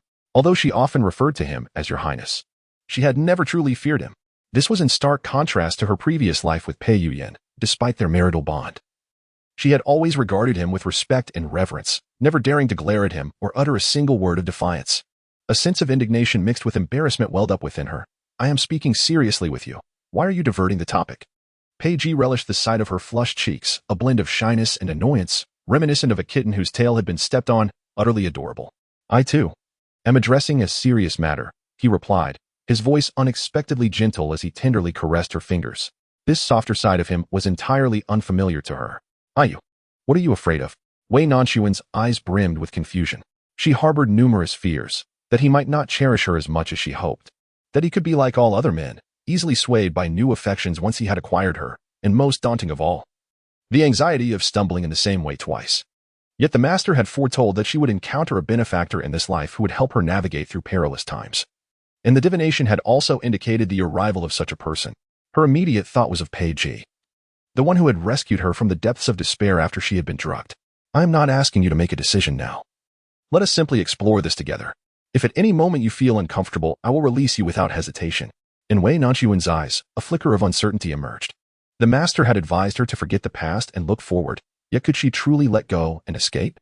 He grasped her wrist, unyieldingly pulling her into his embrace. If you are still unwilling, you may push me away at this moment. Wei Nanxun's heart became tumultuous, as if two voices were conversing within her mind. One urged her to push him away, to sever their paths and never entangle again, ensuring that no one would disturb her heart. Yet another voice whispered, "Can you really bear to do so?" This push would mean never seeing him again. Her palm rested against his chest, allowing her to hear his heartbeat, rapid and powerful. Was he anxious? It seemed he too could feel unease and uncertainty, and all because of her. Just as her thoughts swirled in confusion, a warm breath brushed against her ear. There is no more chance." Wei Nanxun felt as though she had awakened from a dream. Pushing against his chest with all her strength, yet he remained unmoved. His arms enveloped her slender back with a force that felt as if he intended to merge her into himself. He chuckled softly, causing his chest to vibrate, and she trembled in response. It was too late. He held her firmly, refraining from any other inappropriate gestures. Yet this simple act instilled in her a sense of security and tranquility. It was enough, should he choose to lower himself to deceive her in this manner. She would accept it, even if it meant falling once more. At the very least, she was no longer the same as in her past life. She relied on herself, no longer placing all her hopes upon a man. He was merely someone she cherished. At worst, if marriage does not materialize, the princess could keep a paramour. It would not be unreasonable for her to maintain a regent as a consort. The two embraced, lost in each other's warmth for an indeterminate time, until the distant sound of chanting broke the spell. It dawned on her that they were in this tranquil sanctuary of Buddhism. Engaging in such tender affections seemed rather irreverent towards the divine. Gently, she attempted to extricate herself, and this time, Pei Ji willingly loosened his grip. Yet, his hand effortlessly glided to her side, his fingers intertwining with hers, securing their connection. His hold was perfectly calibrated, not too tight to cause discomfort, yet firm enough to render her unable to escape. Wei Nanxun cast a furtive glance at their joined fingers, perfectly aligned, leaving no room for any intrusion. Her heart raced in response. The last time their fingers had intertwined was in Pingshan, when she was unaware of his true identity, merely perceiving him as a romantic companion. Filled with joy and delight. That had been in the privacy of her room, with no one else present. Yet now, beneath the bright sun, amidst the throngs of pilgrims and monks, was it truly appropriate? Wei Nanxun hesitated, but Pei Ji had already taken her hand, leading her outward, leaving her no opportunity for doubt. Fortunately, it was the time for sermons, and most of the temple-goers had congregated in the main hall. Thus they encountered few people along the way. Nevertheless, her hand remained tense and clammy, yearning to withdraw, yet his grip was unyielding. Exiting through the western gate, a narrow mountain path ascended, winding upward until it reached the summit. The scenery at Huangjuid Temple was enchanting. Not only pilgrims, but also scholars and poets often visited to compose verses and paint. The path was adorned with green stone steps, which reminded her of the rear mountains of Bema Temple, causing her to smile unconsciously. What was she smiling about? Wei Nanxun considered herself merely a fleeting smile, silent and motionless, yet he did not overlook even the slightest detail. I am not one to venture outdoors often. My excursions to the mountains are few and far between, with the last being at Bema Temple, to evade others. I ascended the mountain alone, which ultimately led to my tumble down the valley. It was then that I encountered him. Pei Ji had only known that she had fallen into the abyss, yet remained oblivious to the reasons behind it. He was an exceptionally astute individual. Upon arriving from Pei Yuyan, he quickly deduced the identity of the person she sought to evade. A glimmer of coldness flashed in his eyes. He had long harbored disdain for his nephew, particularly for using Wei Nanxun's innocence as a means to provoke him, a notion he found utterly intolerable. Now, upon realizing that he had coerced her to this extent, his fury became increasingly difficult to contain. Initially, Wei Nanxun felt a sense of embarrassment that rendered her silent. But as the conversation unfolded, she found the absence of words to be even more awkward. She steeled herself to continue the dialogue. What about you? Why did you not bring your subordinates? And how did you sustain such grave injuries? Someone wishes me dead. His intent was not to conceal the truth from her. The political landscape in the capital was intricately woven, and he feared that divulging too much would only embroil her further in peril. Wei Nanxun did not perceive his response as dismissive or evasive. Rather, she found his words to be disconcertingly light. If there were numerous individuals relentlessly pursuing her life, she would undoubtedly feel a constant state of trepidation. Comparatively, his predicament appeared even more arduous. Otherwise, in her previous life, she would not have been so thoroughly ensnared. Instinctively, Wei Nanxun tightened her grip on his hand, as if offering a wordless solace. What if I had truly pushed you? Pei Ji felt the warmth between his fingers, and the indifference in his eyes melted away in an instant. The corners of his mouth lifted slightly as he remarked, "Silly girl, it cannot be pushed away." His notion of letting go was merely a gamble on his standing in her heart. Even if he lost, he would never release her. Fortunately, he emerged victorious. Chapter 113. Restraint. After the double ninth festival, winter would soon descend, and the weather grew increasingly chilly day by day. Yet, the Huangjue temple lingered in the embrace of late autumn. Its rear mountain was adorned with maple trees, their leaves having transitioned from green to crimson. Traces of footsteps were scattered throughout, suggesting that scholars and poets had long since come to admire the autumnal beauty. At a particularly steep bend, Wei Nanxun sought to grasp the nearby rock for support as she ascended. However, before she could release her hold, she felt a tightening at her waist. Pei Ji, with one arm wrapped around her slender form, effortlessly lifted her, allowing her to stand steadily on the stone steps without a sound escaping her lips. Could you possibly give a warning next time? It's rather startling. Pei Ji's narrow, phoenix-like eyes crinkled in a half-smile, revealing his delight as he unusually replied. I've grown accustomed to it. Just be mindful in the future. The mention of in the future sent Wei Nanxuan's heart racing and her cheeks flushing, as if they were truly embarking on a journey together. Whenever she felt nervous or shy, she would incessantly blink, her gaze flitting about. Now, she found herself blinking repeatedly, hastily diverting the conversation. How do you know Master Wu Hui? What a coincidence for you to be here today. And, do you truly possess the ability to interpret fortunes? She had countless questions, yet in the past, she would have swallowed them back down. Yet at this moment, whether it was the enchanting scenery that instilled a sense of relaxation within her or the notion that she had begun to acclimate to the presence of the person beside her, she found herself brimming with curiosity and a desire for exploration regarding him. Pei Ji was seldom inclined to share the narratives of his past. Firstly, there was no one he deemed worthy of his trust, and secondly, it seemed unnecessary. Only the weak would incessantly dwell on the paths they had traversed. However, Wei Nanxun was different. She was the one he envisioned accompanying him for the rest of his life. Sharing his experiences with her was not mere reminiscence, but rather a mutual understanding between lovers. 2 years prior, Wu Hui had not been at Huangjue Temple, but rather at Beima Temple. I had once been injured and found by him. He brought me back to Beima Temple to recuperate. Thereafter, whenever I returned to the capital, I would visit Beima Temple alone for solitude and healing. He spoke of it casually, yet the injuries he endured were undoubtedly more severe than the one she had witnessed. The mere thought of the multitude of scars adorning his body filled her with an involuntary pang of sympathy. Thus, on that day, he was also in search of Master Wu Hui, only to be ambushed along the way, which explained his understated appearance that led her to mistakenly perceive him as a scholar caught in a robbery. It seemed a thought struck her suddenly, and she inquired, "Is that courtyard behind the mountain of Beima Temple yours?" Pei Ji lifted his eyelids slightly and nodded with a smile. No wonder she had been stopped by the young monk when she attempted to go to the back mountain. He was indeed an extraordinary individual. Your presence here today is no mere coincidence. Initially, when Wei Nanxun had entered and spotted Pei Ji, her first reaction was one of surprise at the serendipity of the encounter. Reflecting upon it now, it was indeed peculiar that Master Wu Hui was aware of her identity. It appeared that they had anticipated her arrival even before she set foot here, having already arranged for the divination. How did you know I would come? She inquired. I was unaware of your impending visit, but the moment you entered this mountainous realm, I sensed your presence, he replied. Initially, orchestrating her arrival was no simple feat. He had even enlisted the assistance of many monks from the temple, devising several methods to ensure her arrival went unnoticed. To his astonishment, none of his plans were necessary, as she arrived of her own volition. As for deciphering the oracle, I must confess my ignorance. So your eloquence earlier was merely a ruse to deceive me? She retorted, incredulous. Surely, the master would not conspire with you to mislead me. It was amusing that she believed his words to be genuine. That cannot be. I must return to the master for an explanation of the oracle. This was crucial to the success of her forthcoming endeavors. However, before she could take even a single step away, he caught her by the waist with his long arm. I cannot interpret it. Yet I have drawn this very oracle myself. It was the sole occasion in his life when he had overturned the divination container, resulting in this identical slip. He was disinclined to interpret it, yet the old monk insisted on whispering in his ear. Wei Nanxun paused, her beautiful almond-shaped eyes widening in surprise, as she gazed at him in disbelief. Could such a coincidence truly exist? Pei Ji found her dazed expression utterly endearing and gently tapped her forehead. Are you finished with your inquiries? For the moment, it seemed she had no further questions. Still in a daze, She instinctively nodded. Shall we proceed? She nodded again obediently. Then, may I kiss you? Wei Nanxun could hardly comprehend his words, her head nodding like a chick pecking at grains.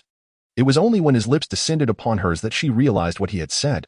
By then, it was too late to shake her head in refusal. Damn it. How had she fallen for his ploy again? Behind Wei Nanxun stood a massive rock, flanked by a towering tree that had likely witnessed centuries pass. Her back pressed against the stone wall, the dense foliage cast a shadow that enveloped her petite figure entirely. Despite its seemingly smooth surface, the rock was uneven, with protrusions that were less than forgiving. In the early autumn of the capital, she wore merely a single-layered skirt, her skin softer and more sensitive than that of other women. The moment she bumped against the stone, a soft hiss escaped her lips. It stung a bit. Yet she was not particularly delicate. It was simply the abruptness of the moment that caught her off guard.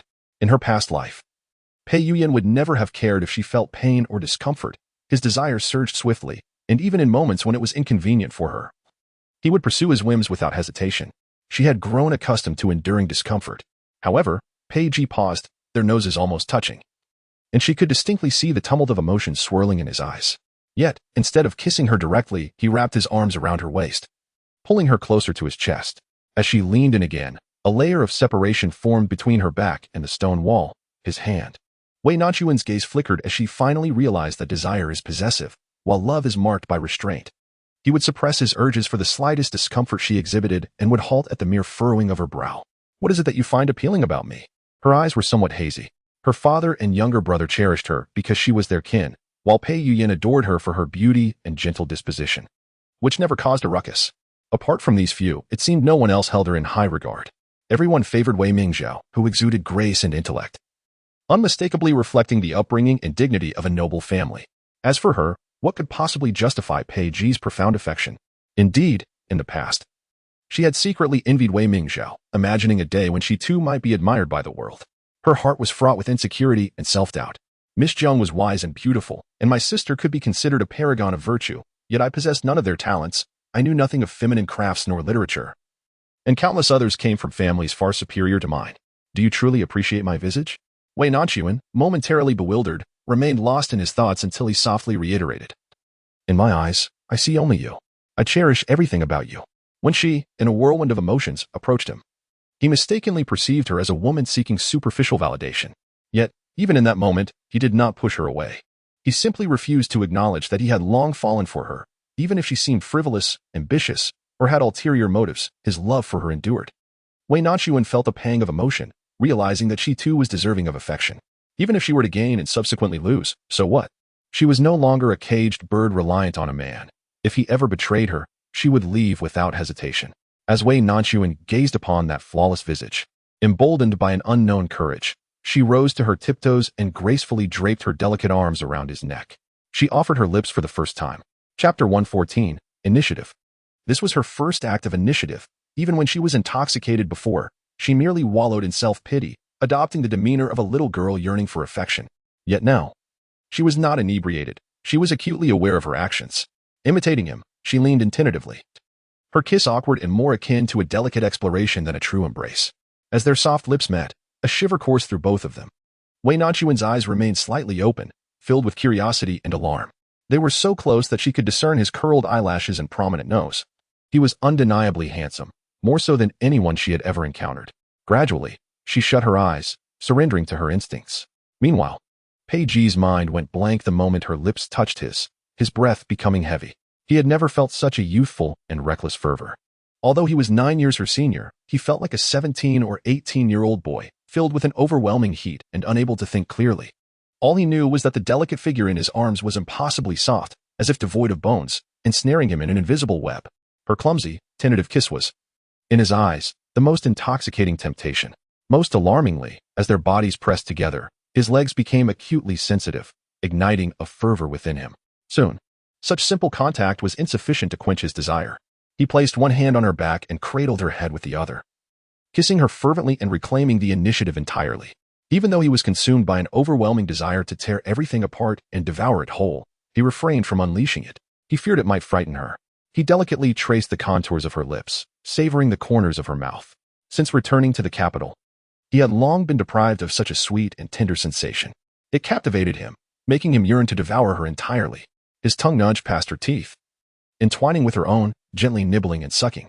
The connection between their tongues seemed to tether to his heart and soul. With each kiss and breath, she melted into him. Had she not clung to his neck, she would have collapsed in surrender. Such fervent passion threatened to overflow, causing tears to glisten at the corners of her eyes, igniting her entire being. They were like two parched travelers who had stumbled upon an oasis in the desert, their gazes locked solely on each other, oblivious to the world around them. They kissed for what felt like an eternity until she could no longer breathe, her delicate fist weakly pounding against his chest, prompting him to reluctantly release her. Wei Nanxun collapsed entirely into his embrace, her eyes shut tight, lashes fluttering as she gasped for air, her chest rising and falling rhythmically. The sight deepened Pei Ji's gaze as he struggled to suppress the turmoil within him, holding her tightly as if to restrain his unmanageable self-control.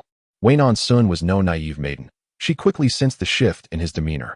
Clinging to him was akin to grasping a solid iron pillar, one that radiated warmth. Her face, already flushed from the lack of breath, turned an even deeper shade of crimson. She bit her slightly swollen lips, now gripped by a sudden fear that her boldness might be misconstrued as frivolity. If he wishes to advance further, how should she decline? For the man, it is of little consequence. He is the exalted regent, and to him, it is merely a delectable morsel served on a platter, an anecdote to share. Yet for her, it would spell disaster. Fortunately, she has not misjudged him. Pei Ji lowered his head, burying his face in the crook of her neck, inhaling deeply, his breath scorching enough to nearly incinerate. But he halted there. They remained entwined for a quarter of an hour, words unspoken. Only the sound of autumn breezes rustling through the leaves and their labored breaths filling the silence. When he finally lifted his head, clarity had returned to his gaze.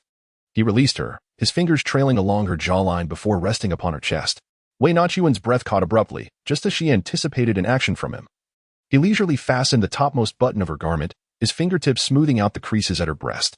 The gesture was gentle and refined, resembling the act of crafting exquisite jade rather than merely fastening a woman's clothing. It was truly peculiar, no matter the action. He executed it with such grace that it was visually pleasing, exuding a unique aura. You. Her inquiry lingered on the precipice of her lips before being stifled. However, Pei Ji discerned her thoughts instantly. She was simply too transparent, her emotions laid bare upon her countenance. His gaze softened, a hint of amusement glimmering in his eyes. It is not yet the time. But if you continue to regard me with such eyes, I shall be unable to restrain myself. Wei Nanxun found herself in an embarrassing predicament, momentarily forgetting her own notion of timing, entirely preoccupied with deciphering the expression in his eyes. Unbeknownst to her, her own visage was a picture of blooming beauty, her cheeks flushed, and her eyes sparkling with allure. Even celestial beings would be tempted to descend into the mortal realm for her sake. Let us proceed. There are splendid sights ahead, Pei Ji said, gently lowering her before seamlessly intertwining his fingers with hers, the motion appearing as if it had been rehearsed 1,000 times. Wei Nanxun couldn't help but suppress a smile, her lips curving in delight. She cherished this softer side of Pei Ji, who had shed his previously imposing demeanor, now resembling an ordinary couple enjoying the simple pleasures of life together, exploring the mountains and appreciating nature, a life she had long yearned for. As he held her hand throughout their journey, she felt an unexpected lightness, as if they could walk hand in hand indefinitely. They ascended the path, and soon they reached the summit. The dense trees that flanked the trail began to thin, revealing a breathtaking panorama. At the peak stood a stone pavilion, surrounded by lower mountains. Although Wei Nanxun harbored a slight fear of heights, the moment she glanced down from the pavilion, dizziness washed over her, prompting her to retreat a few steps with her eyes tightly shut. Accustomed to flat terrain, she had never ventured into higher places, making the experience overwhelming. Do not fear. I am right here with you. If anyone were to fall, it would be me first, Pei Ji reassured her, his grip on her hand firm and his voice imbued with a comforting steadiness. Wei Nanxun's eyelashes fluttered as she cautiously opened her eyes a fraction. Do not look down, focus on the horizon. She obediently refrained from glancing down the mountain, instead emulating his demeanor by gazing into the distance. From this vantage point, not only could she see the official road they had taken, but also the imperial city. Here, the majestic and grand capital appeared diminutive, rendering the location of the palace almost indiscernible. The prison that had long confined her was not as towering and fearsome as she had imagined. It was only by stepping beyond its confines that she realized the shackles were self-imposed. Standing atop the mountain, she felt the refreshing breeze of the valley, experiencing for the first time a sense of freedom and lightness, as if something binding her had been severed. After acclimating, Wei Nanxun no longer harbored a fear of heights, eagerly pulling Pei Ji to identify the distant palaces and pavilions. The moments spent together seemed to pass in a blink, and before she knew it, several hours had elapsed. Suddenly, a realization struck her. She had ventured out with her father, and after such a lengthy absence, he must have noticed her absence. Hastily, she grasped Pei Ji's hand and descended the mountain. Just halfway down, she heard someone calling for her anxiously. "Sooner, where are you?" Wei Nanxun abruptly released the hand of the person beside her. Chapter 115. Hiding. Wei Rongda had initially intended to leave after the abbot finished his sermon, but unexpectedly found himself fortunate enough to encounter Master Wu Hui, who had been wandering for many years. He struggled internally, ultimately succumbing to the allure of listening to Master Wu Hui's teachings, and requested a nearby young monk to convey a message to his daughter. If she had already offered incense and prayed for blessings, she should return to their quarters to rest, without the need to wait for him. After this instruction, he continued to listen devoutly to the master's discourse. Half an hour ago, after expressing his profound gratitude to Master Wu Hui, he returned to the courtyard room. To his dismay, he soon realized that Wei Nanxun had not returned since she had gone out with him. Ji Xia and another maid had been tidying the bedding in the room, thus remaining behind to care for Wei Hayu, and did not accompany them. A wave of unwelcome thoughts surged in Wei Rongda's mind. His immediate reaction was that the crown prince had dispatched someone to apprehend them once more. This suspicion was not unfounded, as he had previously heard of his daughter's imprisonment, leading to an inherent aversion and wariness towards someone of such high stature as the crown prince. Yet, despite his doubts, he lacked evidence and determined that he must first locate someone within the temple. Upon finding the young monk he had previously entrusted with delivering messages, he learned that the monk had already searched the temple thoroughly, but to no avail, and thus had failed to convey his message. Upon hearing that no one could be found within the temple, Wei Rongda's anxiety intensified, and he disregarded the discomfort from the blister on his foot. He and his son, accompanied by their servants, promptly decided to descend the mountain in search of her. Fortunately, upon reaching the temple entrance, they encountered the same young monk who had initially escorted Wei Nanxun to meet Master Wu Hui. He informed them that Wei Nanxun had likely gone to the back mountain to admire the autumn leaves. Unbeknownst to Wei Rongda, his daughter had previously fallen into a ravine, prompting Ji Xia to immediately dash towards the back mountain. The group exited through a side gate and ascended the mountain path. When they encountered a fork in the road, they split into two groups to minimize the risk of acting alone. As night fell, even men could not venture alone on the mountain. Ultimately, only Wei Rongda and Ji Xia remained on the main path, with Wei Rongda anxiously calling out, fearing that his daughter might stray from the main route. As she approached the rock where the two had previously taken a respite, Wei Nanxun suddenly heard her father's voice. Instinctively, she wrenched her hand from Pei Ji's grasp and hurriedly pushed him behind a nearby tree. Pei Ji, nearly laughing in exasperation, could hardly believe that a man of his stature, the regent, seasoned in countless battles against formidable foes, was now reduced to hiding. Was she truly so ashamed of him? Wei Nanxun, in a state of panic, could scarcely process his words. Her sole focus was to conceal him. Just days prior, she had fervently declared to her father her intention to remain unmarried and become a nun. If he were to discover her clandestine meeting with a man, he would undoubtedly resort to violent measures, perhaps even breaking the legs of the intruder.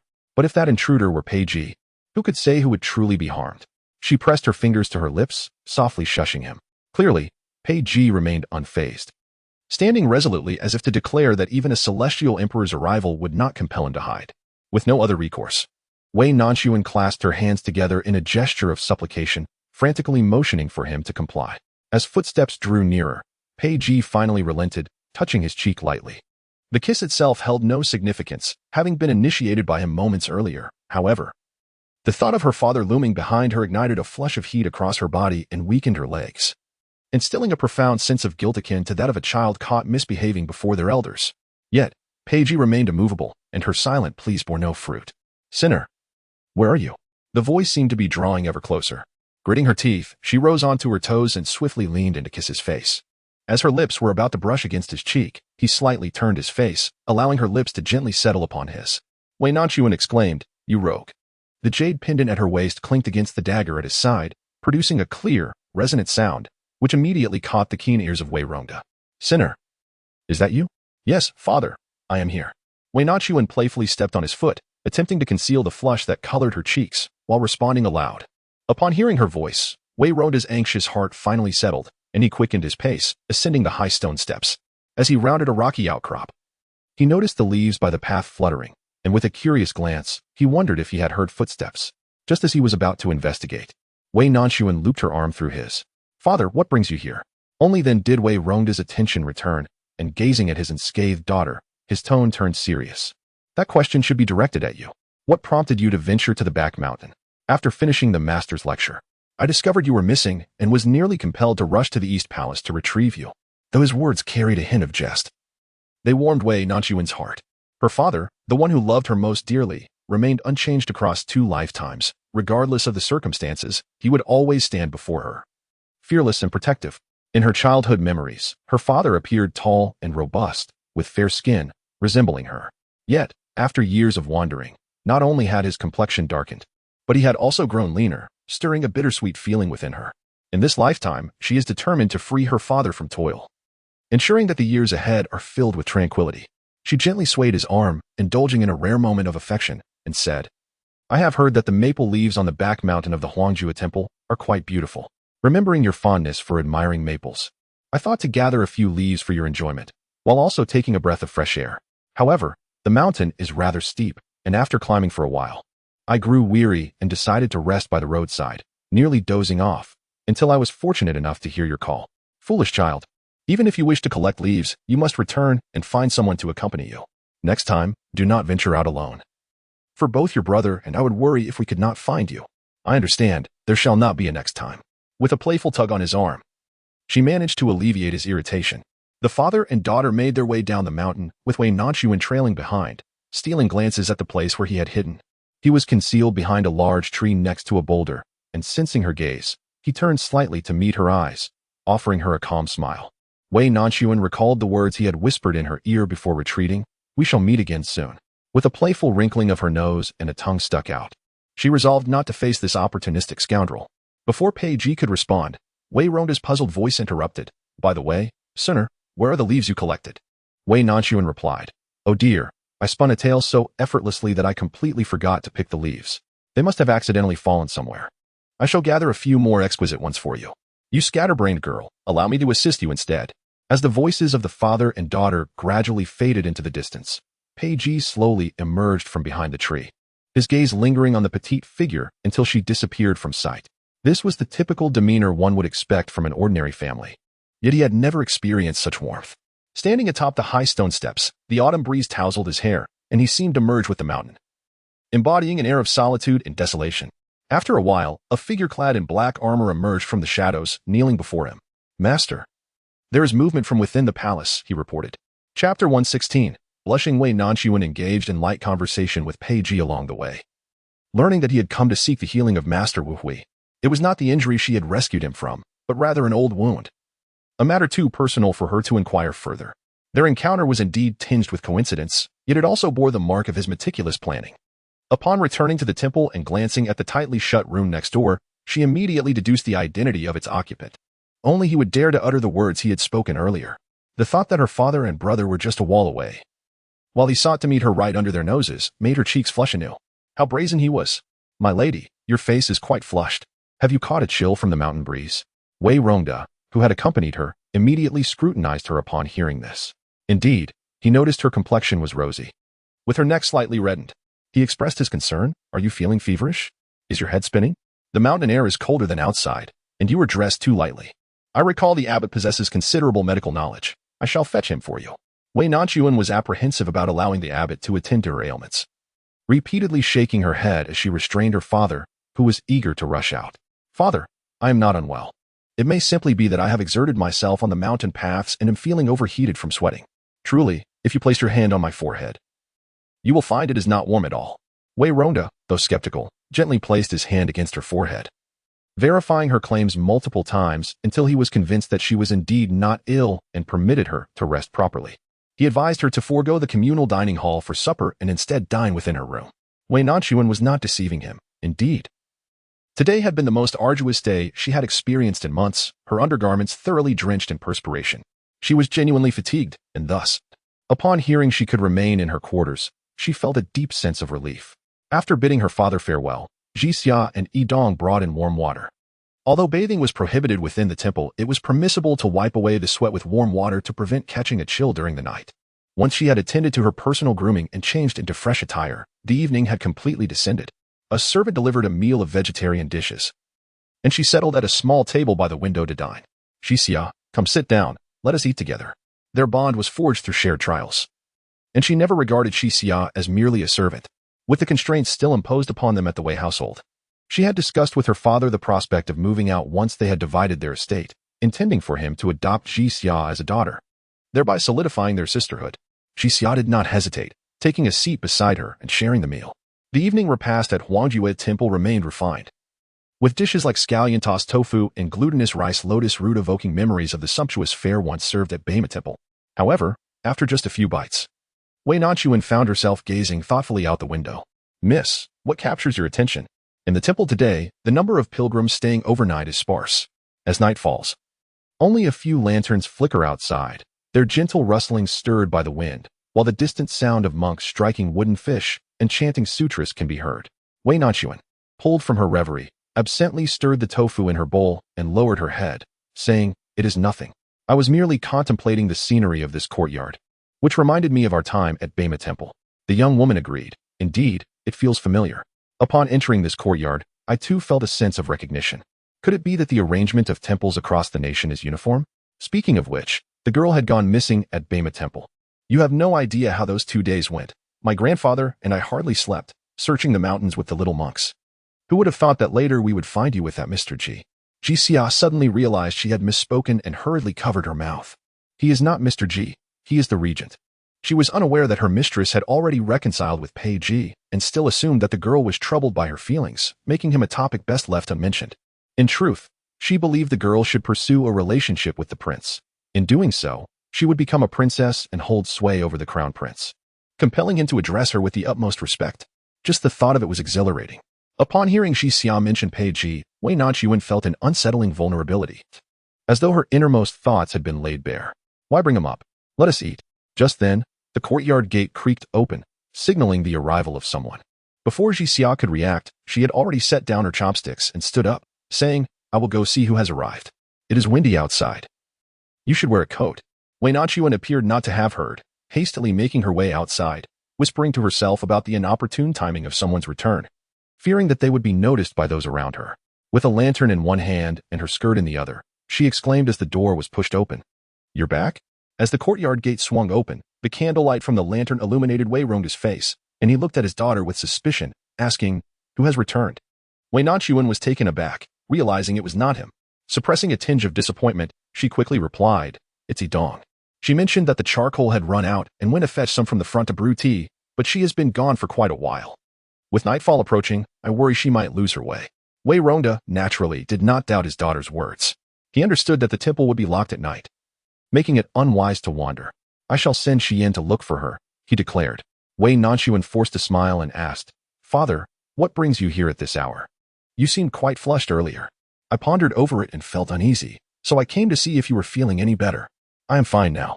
I merely worked up a sweat climbing the mountain, but after sitting for a while, I felt much improved." "That is good to hear." Wei Nanxun felt a warmth in her heart. "And what of Hiyu? Why has Tiyi come?" "He, unfortunately, did not rest well. This afternoon, he searched the entire mountain for you and has truly exhausted himself. He had a few bites of dinner and has since fallen asleep, already snoring. It is my fault for causing you and my brother such concern. We, as father and daughter, do not engage in formalities. As long as you and your brother are safe and sound, all is well with me." Wei Nanxun couldn't help but feel a twinge of guilt as she recalled the chessboard she had seen in the room earlier. "It has been quite some time since I last played chess with father. I wonder if he has lost his touch." Wei Rongda chuckled heartily. "Very well. Let us see if our Suner has improved her skills." Upon hearing this, Ji Xia promptly set up the chessboard, bringing out cushions and a low table. The father and daughter settled cross-legged. The crisp sound of the chess pieces being placed on the board infused the quiet autumn night with warmth. They played 3 games in succession, with Wei Nanxun triumphing in 2 and narrowly losing 1.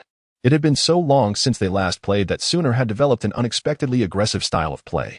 Wei Nanxun was momentarily taken aback. Her usual approach was rather carefree, playing as the game unfolded, yet somehow she had adopted a flavor reminiscent of Pei Ji. Perhaps it was the long absence from playing with her father that ignited her competitive spirit. "I suppose it is my hands that have grown unaccustomed," she remarked. "By the way, it is rather dull on the mountain. I have already informed the owner of the horse ranch. Tomorrow I shall take you both to ride." "Very well. I shall follow father's lead." Wei Nanxun accompanied Wei Rongda to the courtyard gate, and as she returned indoors, her peripheral vision glanced at the adjacent room, confirming that the doors and windows were securely shut, with no signs of anyone having come or gone. Biting her lip, She swiftly turned and made her way back inside. She had no desire to see him at all. That night, Wei Nanxun found it difficult to sleep, whether it was the unfamiliar surroundings or the disruptive night breeze. She could hear the rustling leaves in her half-conscious state. Rubbing her eyes, she sat up, intending to call Xia for a glass of warm water, only to feel a cool object beside her. Looking down, she discovered a vibrant red maple leaf lying next to her pillow. It was precisely yesterday that she had strolled through the maple forest with Pei Ji. Had he been here?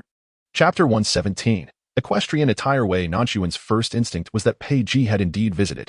She hastily threw off her bedding, slipped into her shoes, and rushed to the window, peering into the adjacent chamber.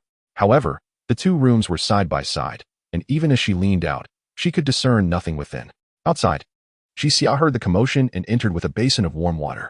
Noticing that her young mistress had not yet donned her garments, she promptly set down the wooden basin and exclaimed, "Miss, the morning breeze is quite brisk.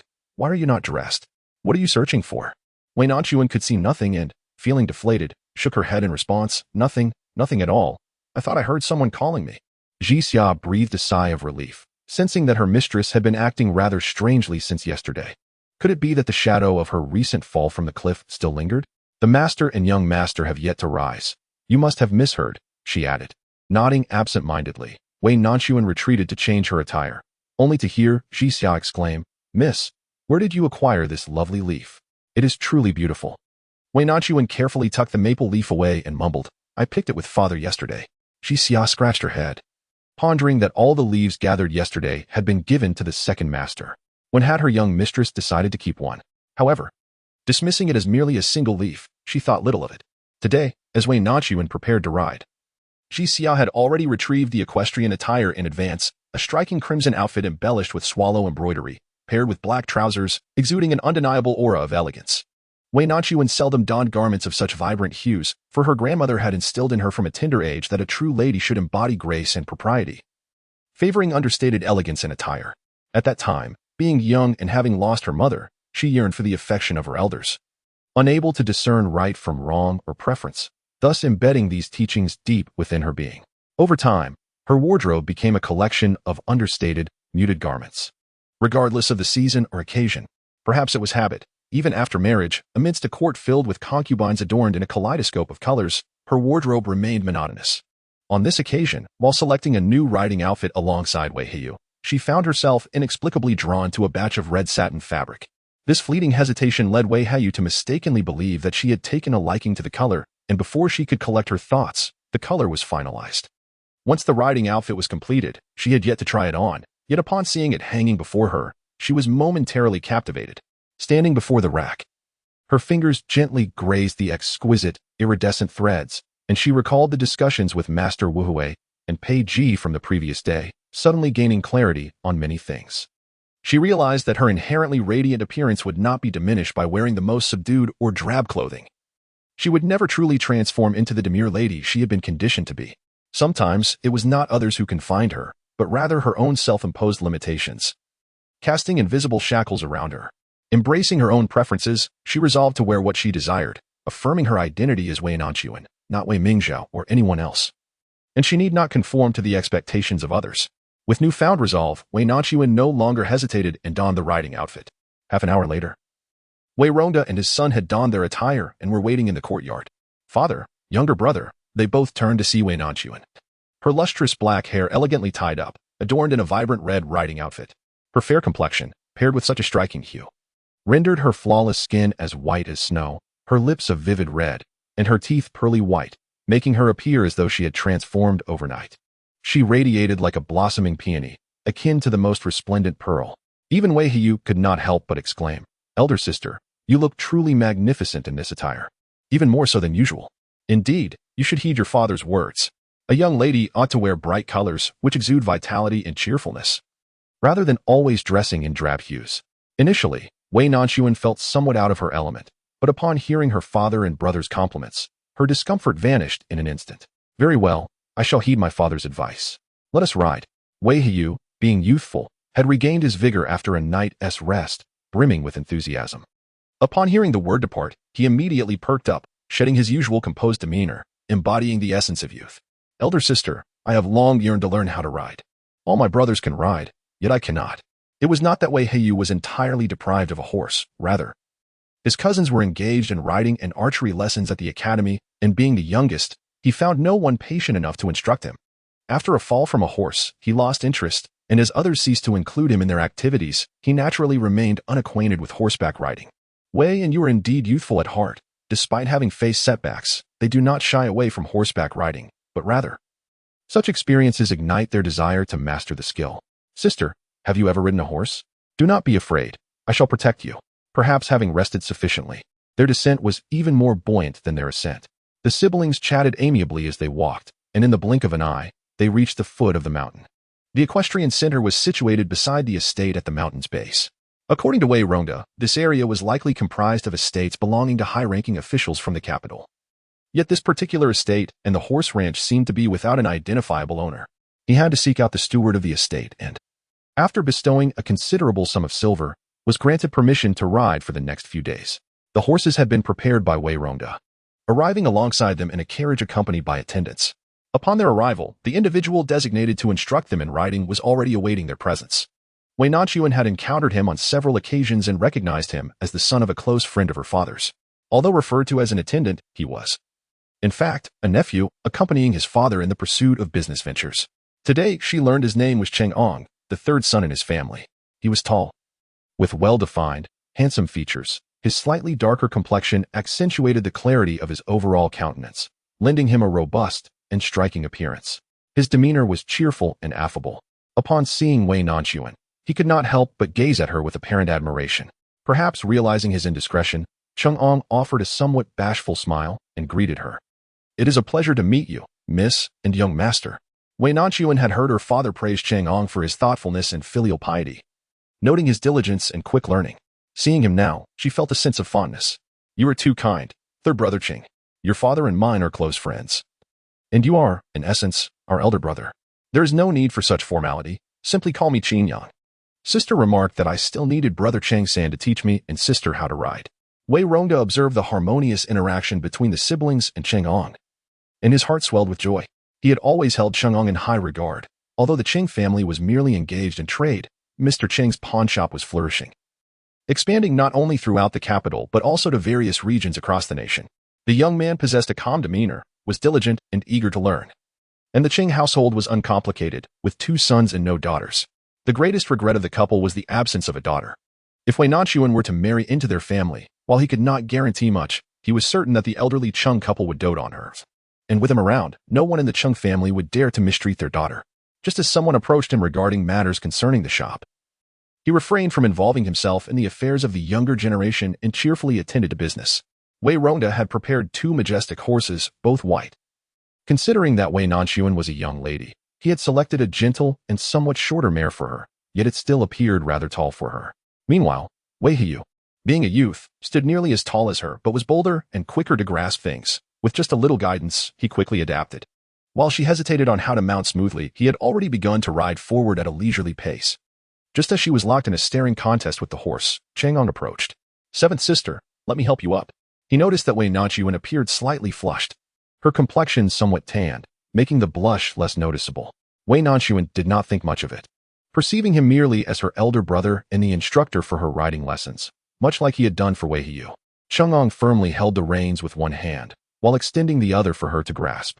Wei Nanxun carefully mounted the saddle, her heart racing as she found herself atop the steed.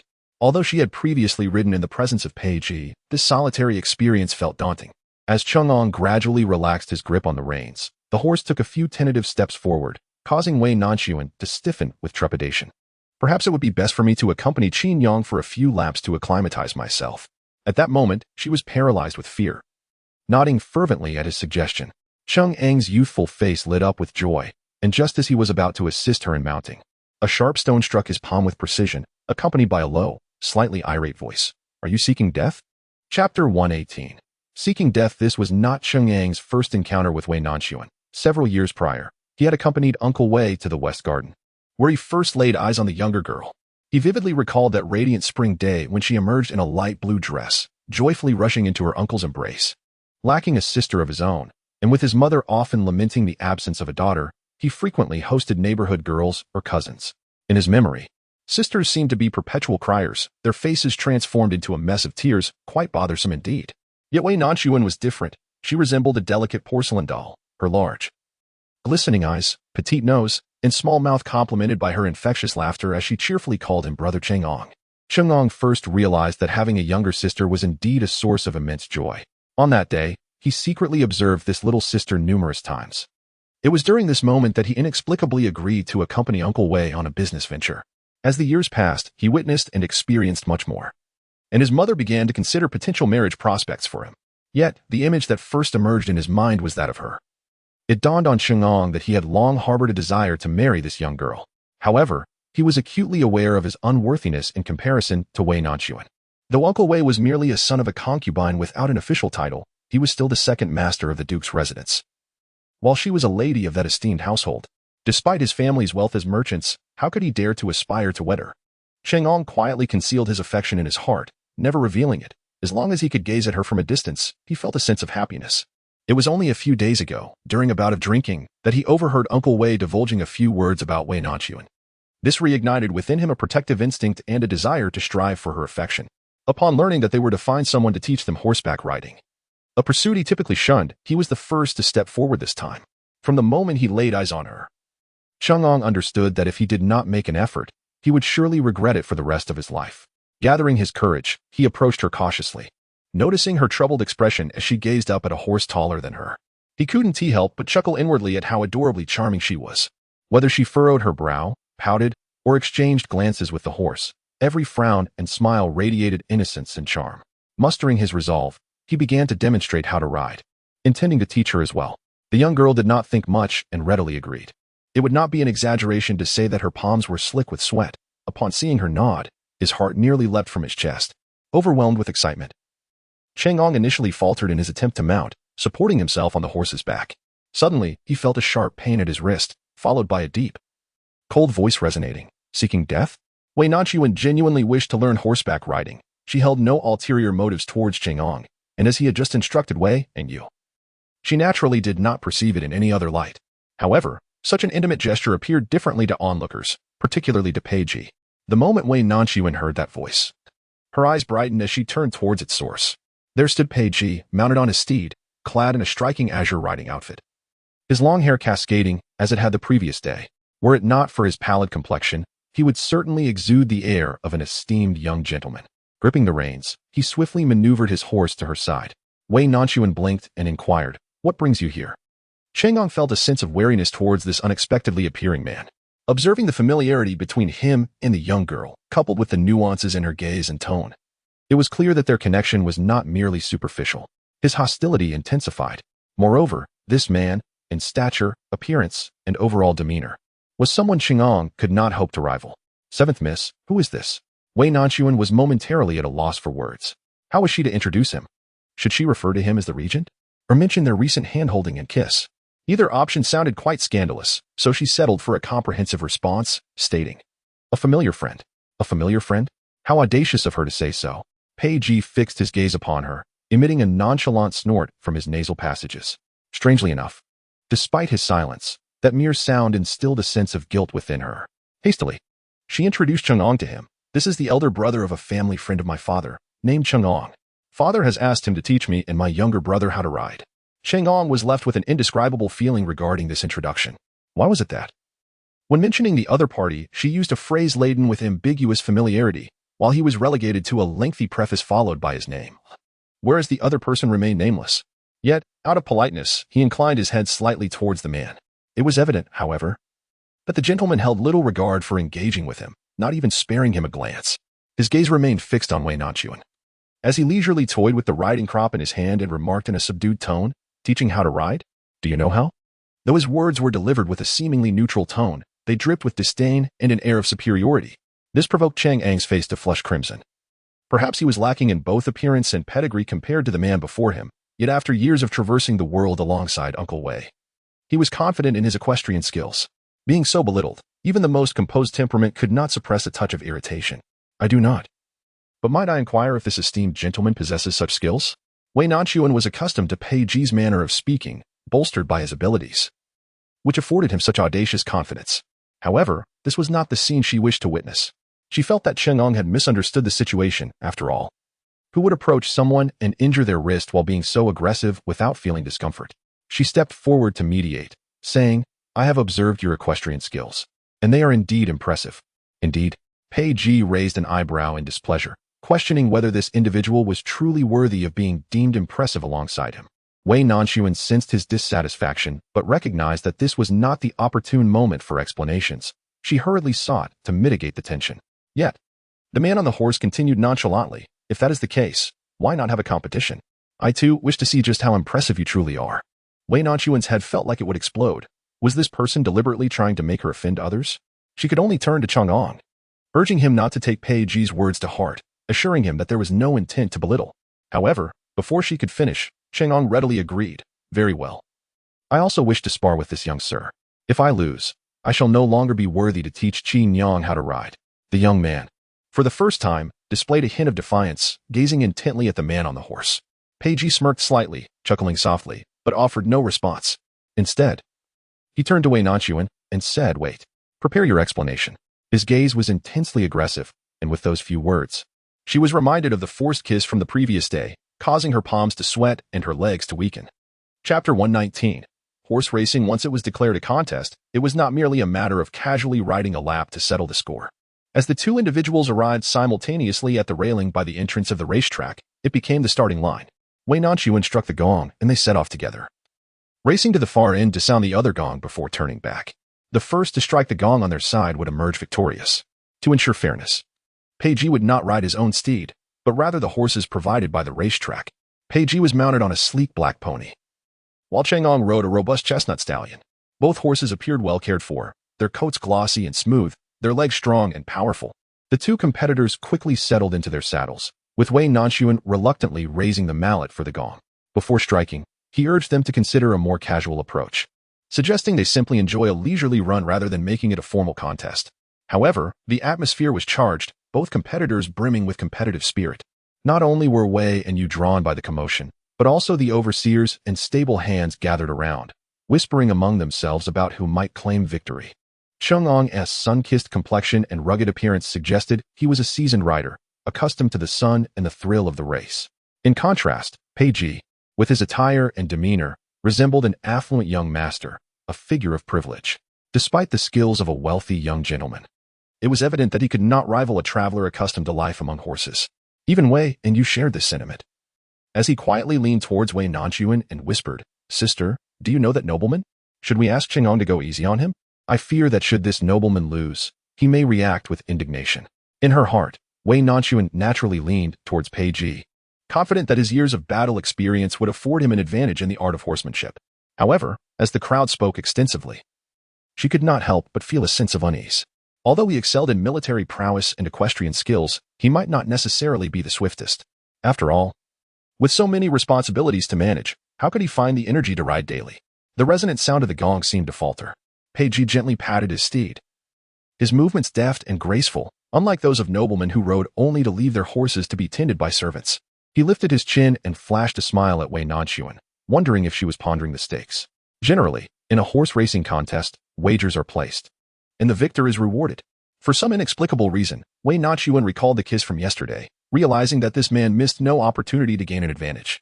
She set aside her concerns for him and struck the gong with a decisive force. The sharp, resonant sound shattered the silence, and two horses, one black and one brown, surged forth like arrows released from a bow. The racetrack was expansive, so vast that even from horseback, the end was not in sight.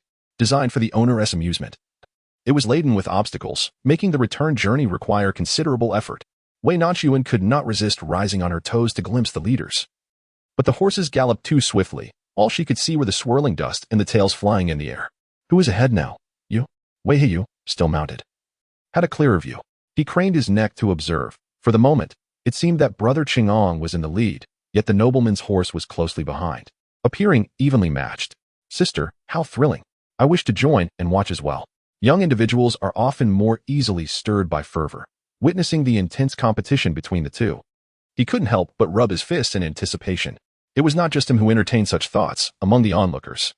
Some could not resist the urge to mount their horses for a closer look, only to find themselves unable to keep pace with the two competitors and had to turn back in defeat. When asked who was faster, The bystander could not discern the truth and merely blurted out, "Isn't it obvious? The chestnut horse is surely the swifter one, judging by both riding skill and experience." The black horse falls slightly short. Upon hearing this, Wei Nanxun tightened his grip even further. If he were to truly lose, how would she be consoled? Even Chang'an himself believed victory was assured. He hesitated to boast. But he had once ridden tirelessly for a day and night to secure a business deal for Uncle Wei, exhausting 2 horses in the process, and arriving an hour early. This was his forte, and with Wei Nanxun watching, it felt as though he had drawn upon an extra reserve of strength. His mind harbored a singular thought. He must not lose. He must earn her respect. However, as he raced ahead, he soon sensed something amiss. The opponent, whom he had envisioned leaving behind, was now keeping pace with him, and his horse's head was consistently angled forward, hinting at an impending overtaking. Initially, Chang'an refrained from exerting his full strength, believing that defeating his rival would be a mere formality. He intended to conserve energy and observe. But upon realizing this unexpected challenge, a chill ran down his spine, and he could no longer afford to be complacent. With renewed focus, he gritted his teeth, pressing his legs tightly against the horse's flank, urging it onward. In an instant, his chestnut horse surged ahead of the competitor, and a slight smile crept onto his lips, his eyes sparkling with exhilaration. Yet, before he could revel in his fleeting joy, the silhouette of a sleek black mane reappeared before him, shadowing him closely. No. A shadow should never surpass its master, yet it was evident that the other was poised to do just that. Chang'an's heart faltered momentarily. For from the corner of his eye, he caught a glimpse of the opponent's relaxed demeanor, devoid of any strain or clenched teeth. Instead, he appeared utterly at ease, as if not racing but sauntering leisurely through a garden. For a brief moment, Chang'an lost his focus. But as he noticed the dark horse's head drawing ahead of him, he hastily refocused his thoughts. This must be a ploy on the opponent's part. He could not afford to be distracted. Ahead lay a railing of half his height and a slight incline, his forte, where his adaptability would surely surpass that of his rival.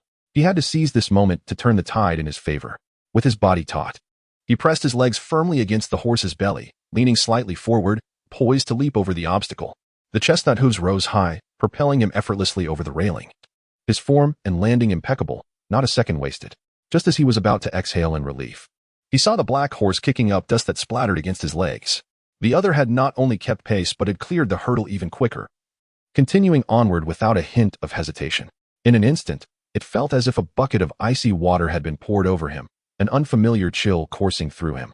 He sensed, with a disquieting certainty, that he could not catch up to that individual, not merely in this race, but perhaps never in his lifetime, including Wei Nanxun. Yet such despondency was but a fleeting thought. Until the competition was decided, he would never concede defeat. Chang'an gritted his teeth, gripping the reins so tightly that his palms ached, yet he felt almost numb to the pain. He pressed his legs against the horse's sides and surged forward once more. At the starting point, Wei Nanxun stood on tiptoe, eagerly anticipating the race, when the resounding sound of a gong reverberated through the air. Her eyes widened slightly, and her heart began to race. Wei Yu chimed in beside her. "Sister, it must be Chang'an striking the gong. I'll go ahead to greet him." She thought to herself, "It can't be. He won't lose," though she did not voice it. A persistent voice within her insisted that it was indeed Pei Ji who struck the gong.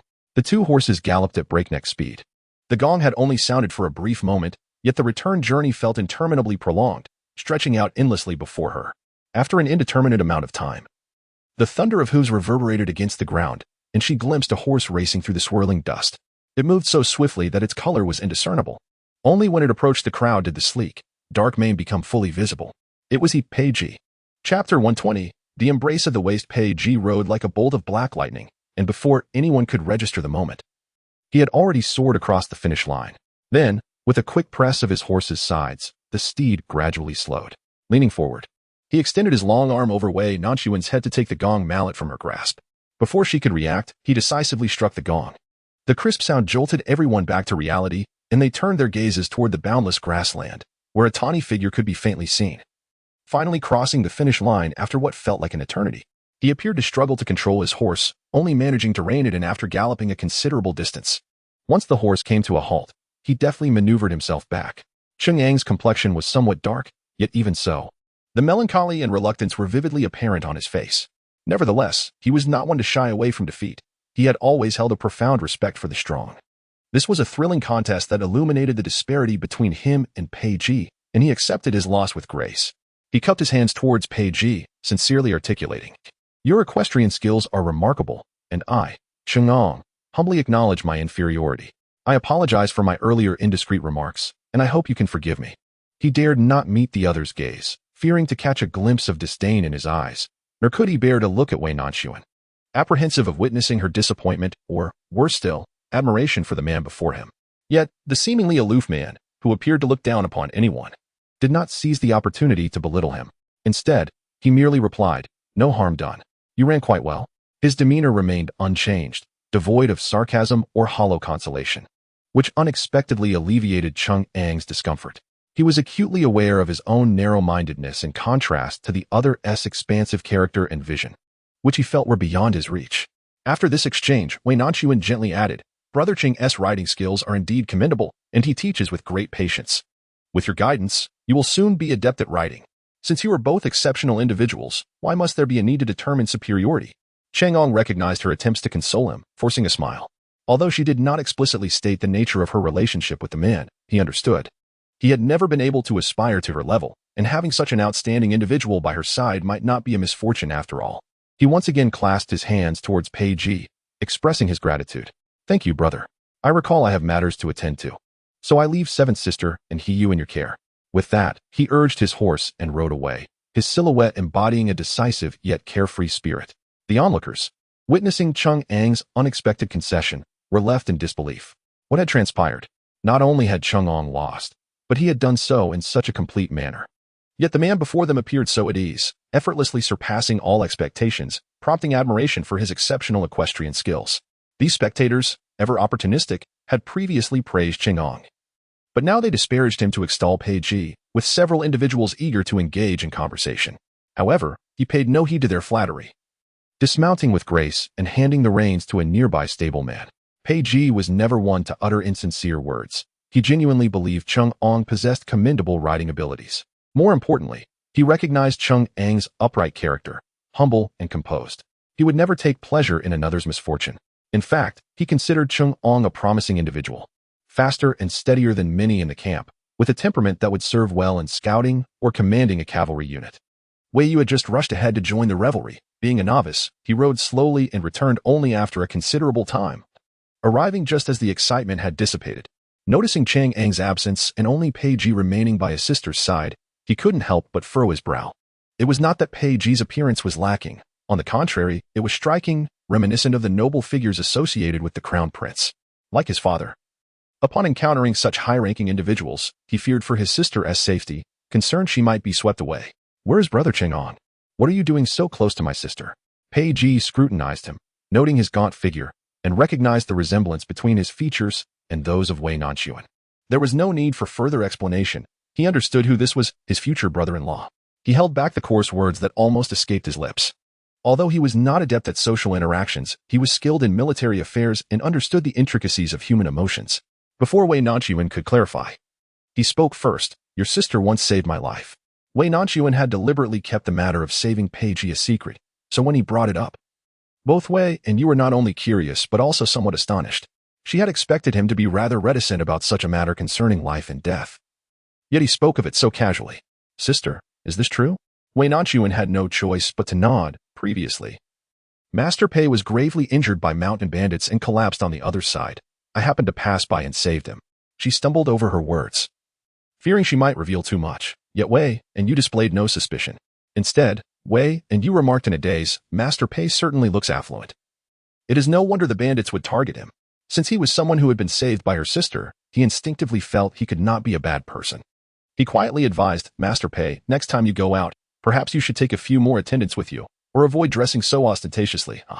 It might attract the attention of thieves." Pei Ji remained silent. Upon hearing his brother's earnest advice and witnessing Pei Ji's speechless expression, Wei Nanxun had to stifle a laugh to avoid causing herself harm. Pei Ji maintained his usual demeanor, but unexpectedly, his right hand, which hung at his side, suddenly pinched her waist. Wei Nanxun immediately stood upright, her ears subtly tinged with crimson. How could this person be so brazen, especially with others present? She dared not move, her expression taut with anxiety, fearful that her brother might discern something amiss. Meanwhile, Pei Ji, with a mischievous intent, incessantly conversed with Wei Yu, expressing gratitude for the young lord's guidance. Pei Ji had mounted another horse for the competition, leaving Li Yong by Wei Nanxun's side. Upon the return of its owner, Li Yong persistently nudged his head against Pei Ji's back, displaying a demeanor of neglected grievance. In this equestrian arena, all present were connoisseurs of horses.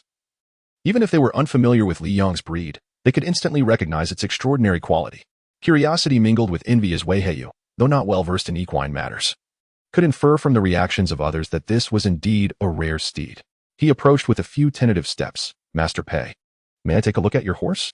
His brother was merely a few paces away, while Pei Ji's hand lingered on her waist. He even audaciously caressed her midsection, an act that made her acutely aware of her sensitivity to ticklishness, compounded by the embarrassment of flirting in front of her brother, evoking a sensation of unprecedented vulnerability. Her legs felt unsteady. Pei Ji, however, smiled knowingly and nodded. The young lord is the brother of Lord Wei, so it is certainly permissible. The affectionate emphasis on the term lord sent a shiver down Wei Nanxun's spine, igniting an overwhelming warmth throughout her being. Wei Yu's attention was wholly captivated by the blazing sun. Upon hearing the news of the horse's willingness to show itself, he nodded repeatedly, abandoning the formal address of young master. Forget young lord, I am Wei Yu, the 13th in my family. You may call me Wei 13 or Yu. I shall address you as Pei. I will call you Pei Ergu. Pei Ergu. How novel. No one has ever referred to him in such a manner. Pei Ji raised his eyebrows, finding this future brother-in-law suddenly much more agreeable. The son's temperament is wild, making it difficult for others to approach. Caution is advised. Wei Yu expressed his surprise with a soft exclamation. Why is it that the son is so affectionate towards my sister, appearing not fierce at all? Pei Ji cast a meaningful glance at Wei Nanxun, who was discreetly stepping aside, and replied, perhaps it is because your sister carries a trace of my essence. Chapter 121. Pei Ergu Wei Nanxun, already on edge, nearly leapt at the implication of possessing his essence, a rather ambiguous statement. Was this person out of his mind? Wei Yu observed in silence. Even the slowest of youths could sense the oddity of the remark, his bewildered gaze flitting between the two.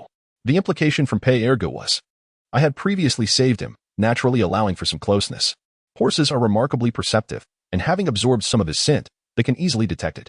Wei Nanxun strained his mind, finally concocting a rationale.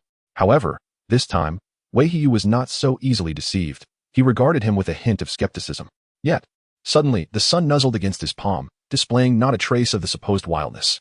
You see, you have just exchanged a few words with Brother Pei, and even the spirited steed has grown fond of you. What more can be said of my act of rescue? Although Wei Yu harbored suspicions, he was, after all, a still maturing youth.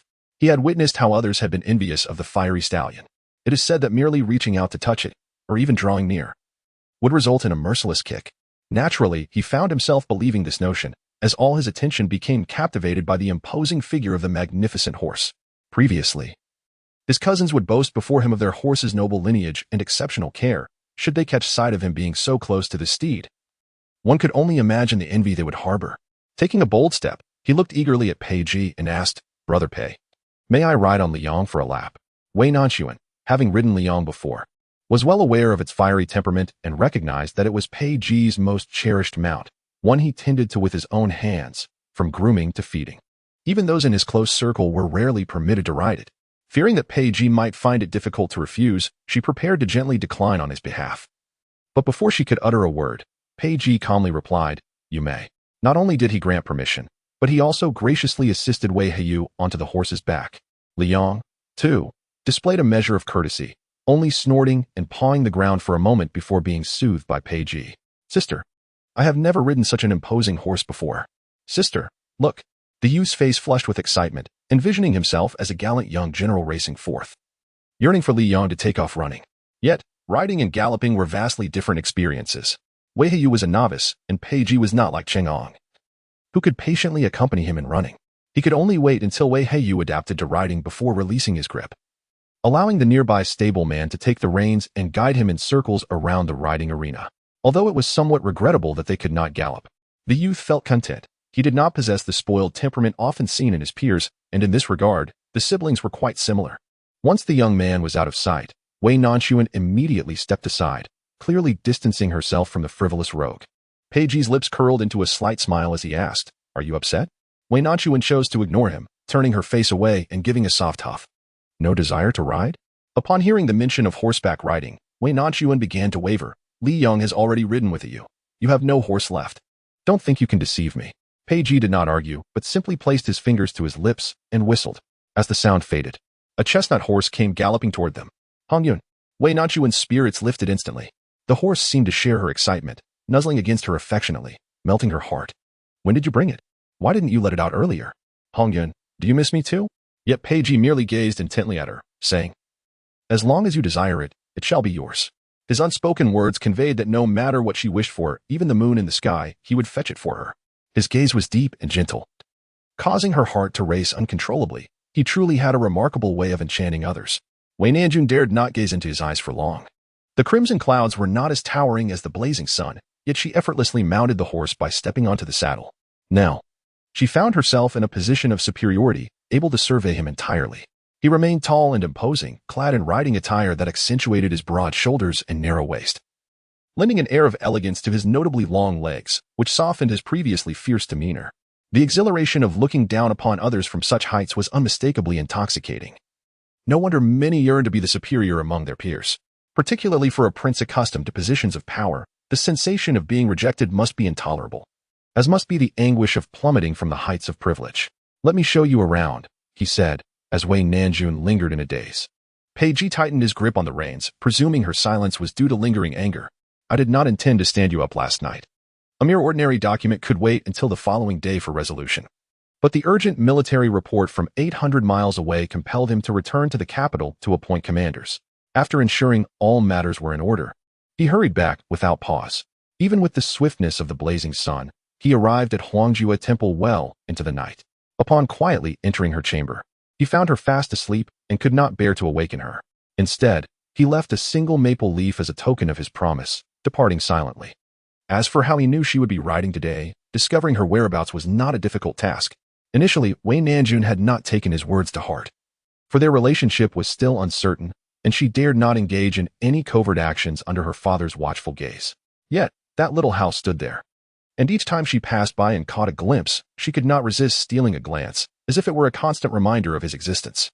If he were to arrive, she would feel either troubled or embarrassed. However, he had not come, leaving her anticipation heightened only to suddenly dissipate, resulting in a palpable sense of loss that settled in her heart like a lump. Fortunately, he had appeared today, smoothing over that little knot.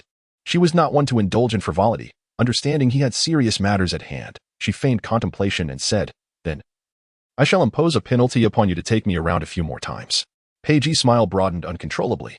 Very well. This was markedly different from that night at the palace stables, where the silence of the deep night enveloped only the two of them. Now, however, they were surrounded by people, all observing him leading her horse, leisurely circling the perimeter of the riding ground. If any of Peiji's subordinates were to witness this, the esteemed regent, commander of countless troops, leading a young lady's horse, they would surely be left aghast.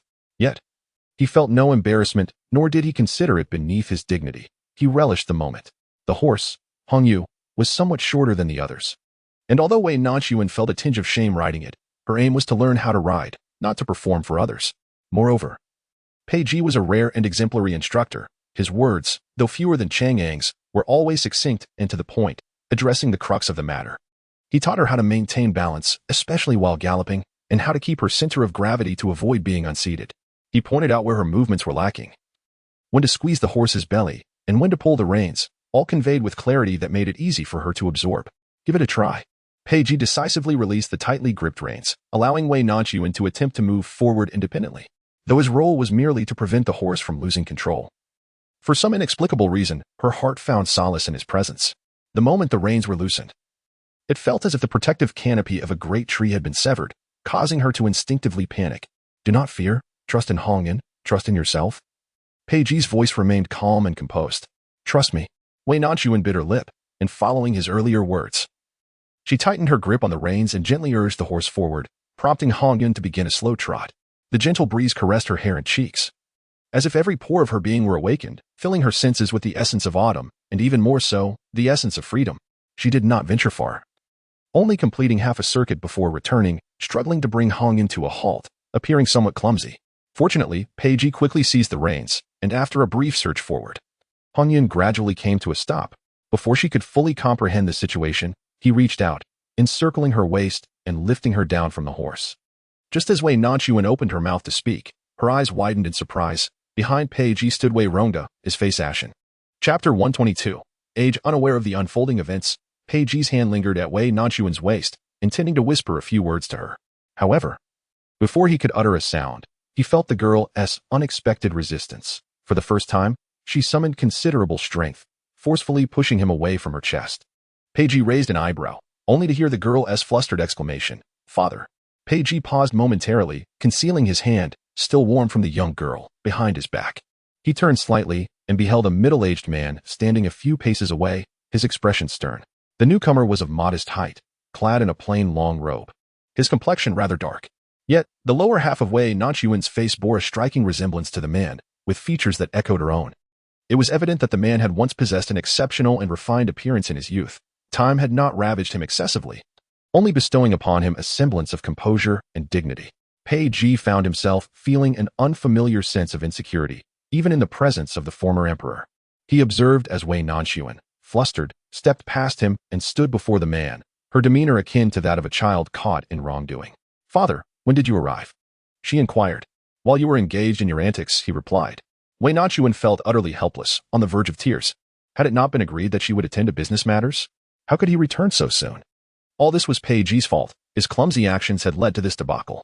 She hurriedly attempted to clarify. "Father, you misunderstand." "Misunderstand? I witnessed it with my own eyes. Where is the misunderstanding?" Wei Rongda was nearly beside himself with anger. He had hoped to enjoy a rare outing with his two children, yet now it seemed their spirits were dampened by his affairs. Having rushed back after hastily resolving a troublesome matter in the capital, he had not anticipated the sight of his daughter galloping towards him on a small red pony. Clad in a fiery crimson riding outfit, she looked remarkably gallant. She was indeed his precious daughter, equally as poised as those raised among the nobility. He smiled broadly, his lips stretching to the very edges of his ears, just as he was about to step forward to praise his daughter. However, he noticed a tall figure gripping the reins of the little red horse. At first glance, he assumed it was Chang'an, given that he was teaching the children to ride. Yet, upon closer inspection, it did not appear to be him. Although Chang'an was quite tall, he was rather slender, while the man before him had broad shoulders and a narrow waist, with long, powerful legs. Even without seeing his face, one could easily envision his imposing stature. It was one thing to hold the reins. Perhaps he was merely assisting with Wei Nanxun's horse that refused to stop. But what transpired next left him utterly astounded. The man actually embraced his daughter's slender waist and lifted her down from the horse. His daughter was still unmarried, a situation that was simply intolerable. Wei Rongda maintained a composed expression as he swiftly pulled the young girl behind him, his demeanor akin to that of a protective guardian. "Did he bully you?" he inquired. "Speak up. I would risk my very life to teach him a lesson." As he spoke, he raised his clenched fist, but Wei Nanxun quickly pressed his arm down. She was not afraid of her father truly retaliating. Rather, she feared for his safety. While she restrained her overzealous father, she cast a glance at Peiji, silently urging him to leave. What was he doing, lingering there? Yet, he seemed oblivious to Wei Nanxun's hints and instead strode over with long strides. He halted before Wei Rongda and said, "Greetings, Uncle Wei." "Uncle," Wei Rongda exclaimed. "Who do you think you are to call me uncle? And how old are you to dare address me in such a manner?" Peiji's expression darkened instantly.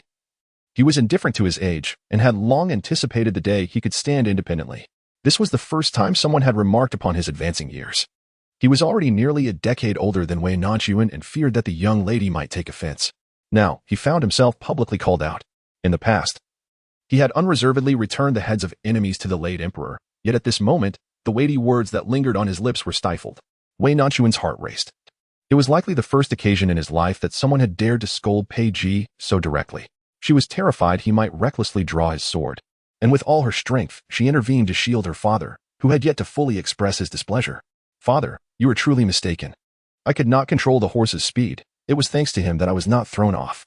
Even if he assisted you with the horse, why resort to violence? It's simply, oh, how frivolous and disrespectful. Father, you were too far away to see clearly. I was so frightened that my limbs went weak, nearly falling off the saddle. He merely offered me a hand, with no hint of impropriety at all."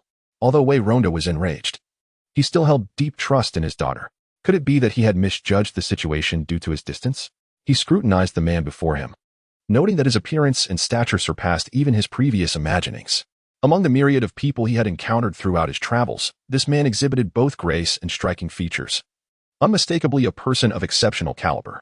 Yet, this did not allay his wariness. After all, the crown prince had also appeared quite respectable, leaving one to ponder the darkness that might lurk beneath such an exterior.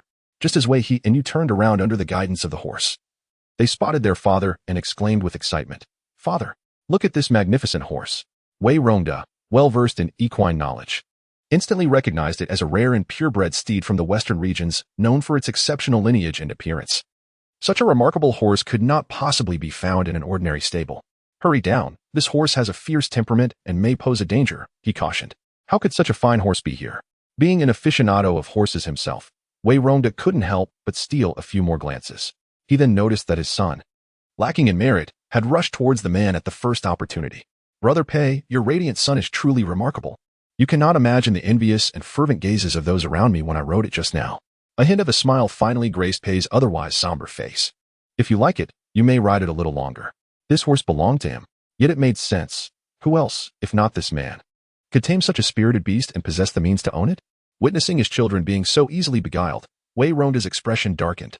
"He and you, do not be insatiable. It is getting late, and we must return to the temple." With that, he offered no further glance and firmly grasped their hands, leading them away. Wei Nanxun managed only to blink at Pei Ji before being pulled away by their father. On the way back, Wei Rongda maintained a stern silence, and the siblings dared not utter a word. They returned to the temple in silence, and when Wei Nanxun attempted to slip away, she was called back by her father. "Stop. We need to discuss who this person truly is." Wei Nanxun swallowed nervously, her mind racing as she pondered how to fabricate a suitable response. Beside her, Wei Hiyu had already revealed everything he knew. Father, that is brother Pei. He was injured by mountain bandits, and it was sister who saved him. Wei Rongda, however, was entirely captivated by the name, disregarding the notion of rescue. "Wait, did you say his surname is Pei?" In Chapter 123, The Heavenly Family, Wei Hiyu, being young and often marginalized by his cousins at the academy, had few close friends and was not well informed about the affairs of the capital. Upon hearing the surname Pei, he did not perceive any underlying issues.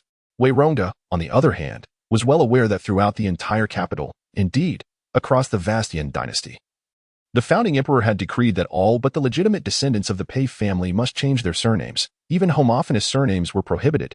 In the entirety of Yan, aside from the royal family, who else could bear the surname Pei? His expression transformed from serious to one of profound gravity and disappointment. "Ayu, you should go soak your feet and rest. Sinner, come with me." Wei Nanxun had never witnessed her father in such a solemn demeanor, causing her heart to flutter anxiously. She gently patted her brother's shoulder, urging him to rest before entering the room, as if walking towards a sentence of punishment. Once inside, she obediently closed the door.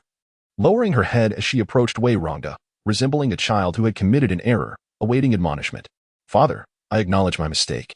And where do you believe you have erred? I should not have engaged in such frivolities with a young man in public. It is improper and reflects poorly on the Wei family." She quickly admitted her mistake, a trait shared by both siblings.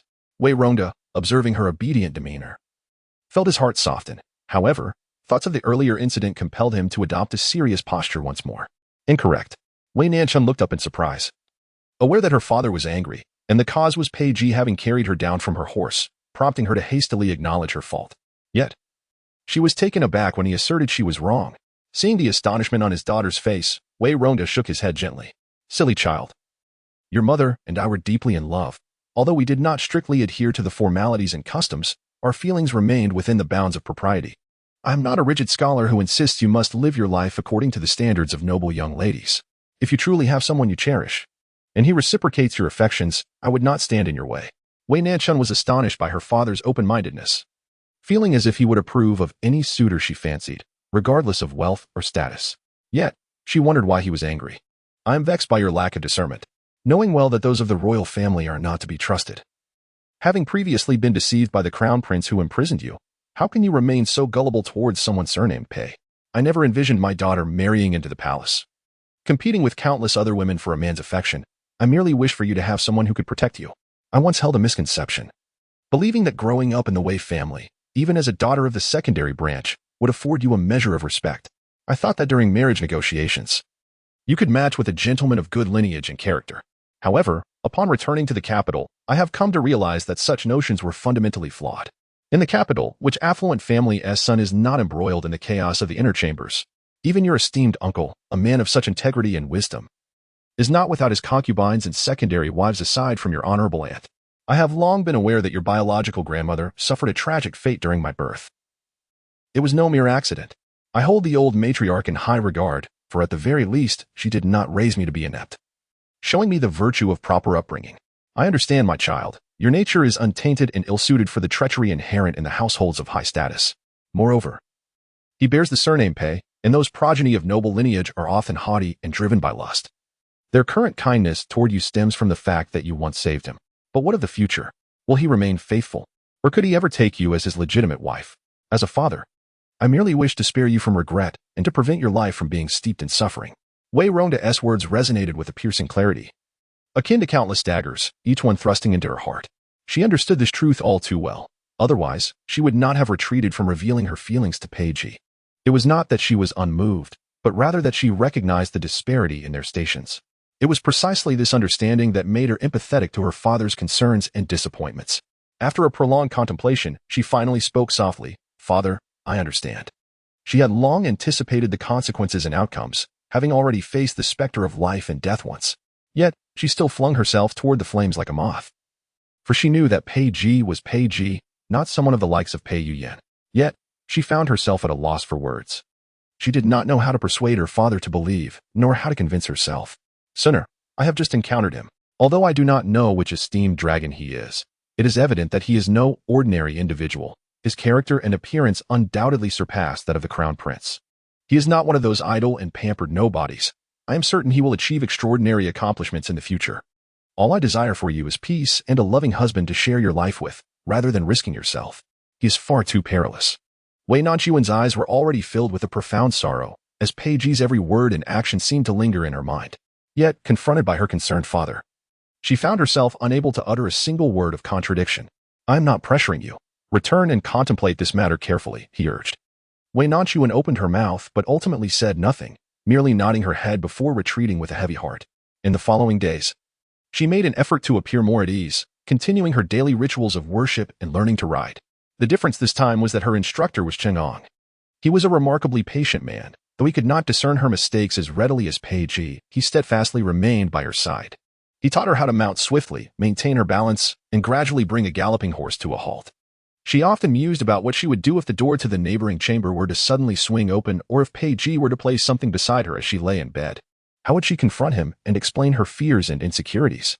Yet, as the days passed, that door remained steadfastly closed. It was as if he had vanished into thin air. Was it her father's words that had caused him discomfort? Had they wounded his dignity as the regent? Or was it possible that he had, once again, returned to the capital to attend to matters of state? Regardless of the reasons, his absence, coupled with his silence, has afforded her a sense of ease. She no longer finds herself ensnared in indecision between her father and him, nor must she confront the tumult within her own heart.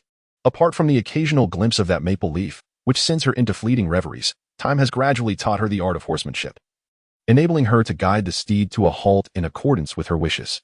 Look, even in his absence, she has mastered the skill of riding. The days in the mountains pass swiftly, and before long, they have spent several days at Huangjued Temple.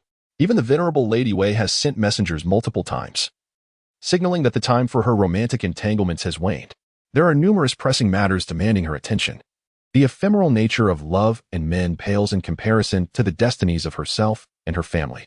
"Father, I wish to ride back on horseback with the carriage." "How can that be? It takes at least 2 or 3 hours to reach the city gate, and you have just learned to ride. It is far too perilous." "Brother Cheng-san will accompany me. I shall be exceedingly cautious. Please, allow me to try. Eventually, I must journey alongside you through all corners of the world." "How can I do that without riding?" Wei Rongda remains hesitant, yet Wei Nanxun has already nimbly mounted the horse. Recalling their heartfelt conversation, he laments the infrequency of his daughter's smiles since that day. Witnessing the fervor in her gaze, he finds himself unable to utter a word of refusal. "Very well, but ride slowly and be careful. You are the best, father." Wei Hiu, eager to ride back as well, sees his sister persuade their father and, with bright, hopeful eyes, exclaims, "Father, what about me?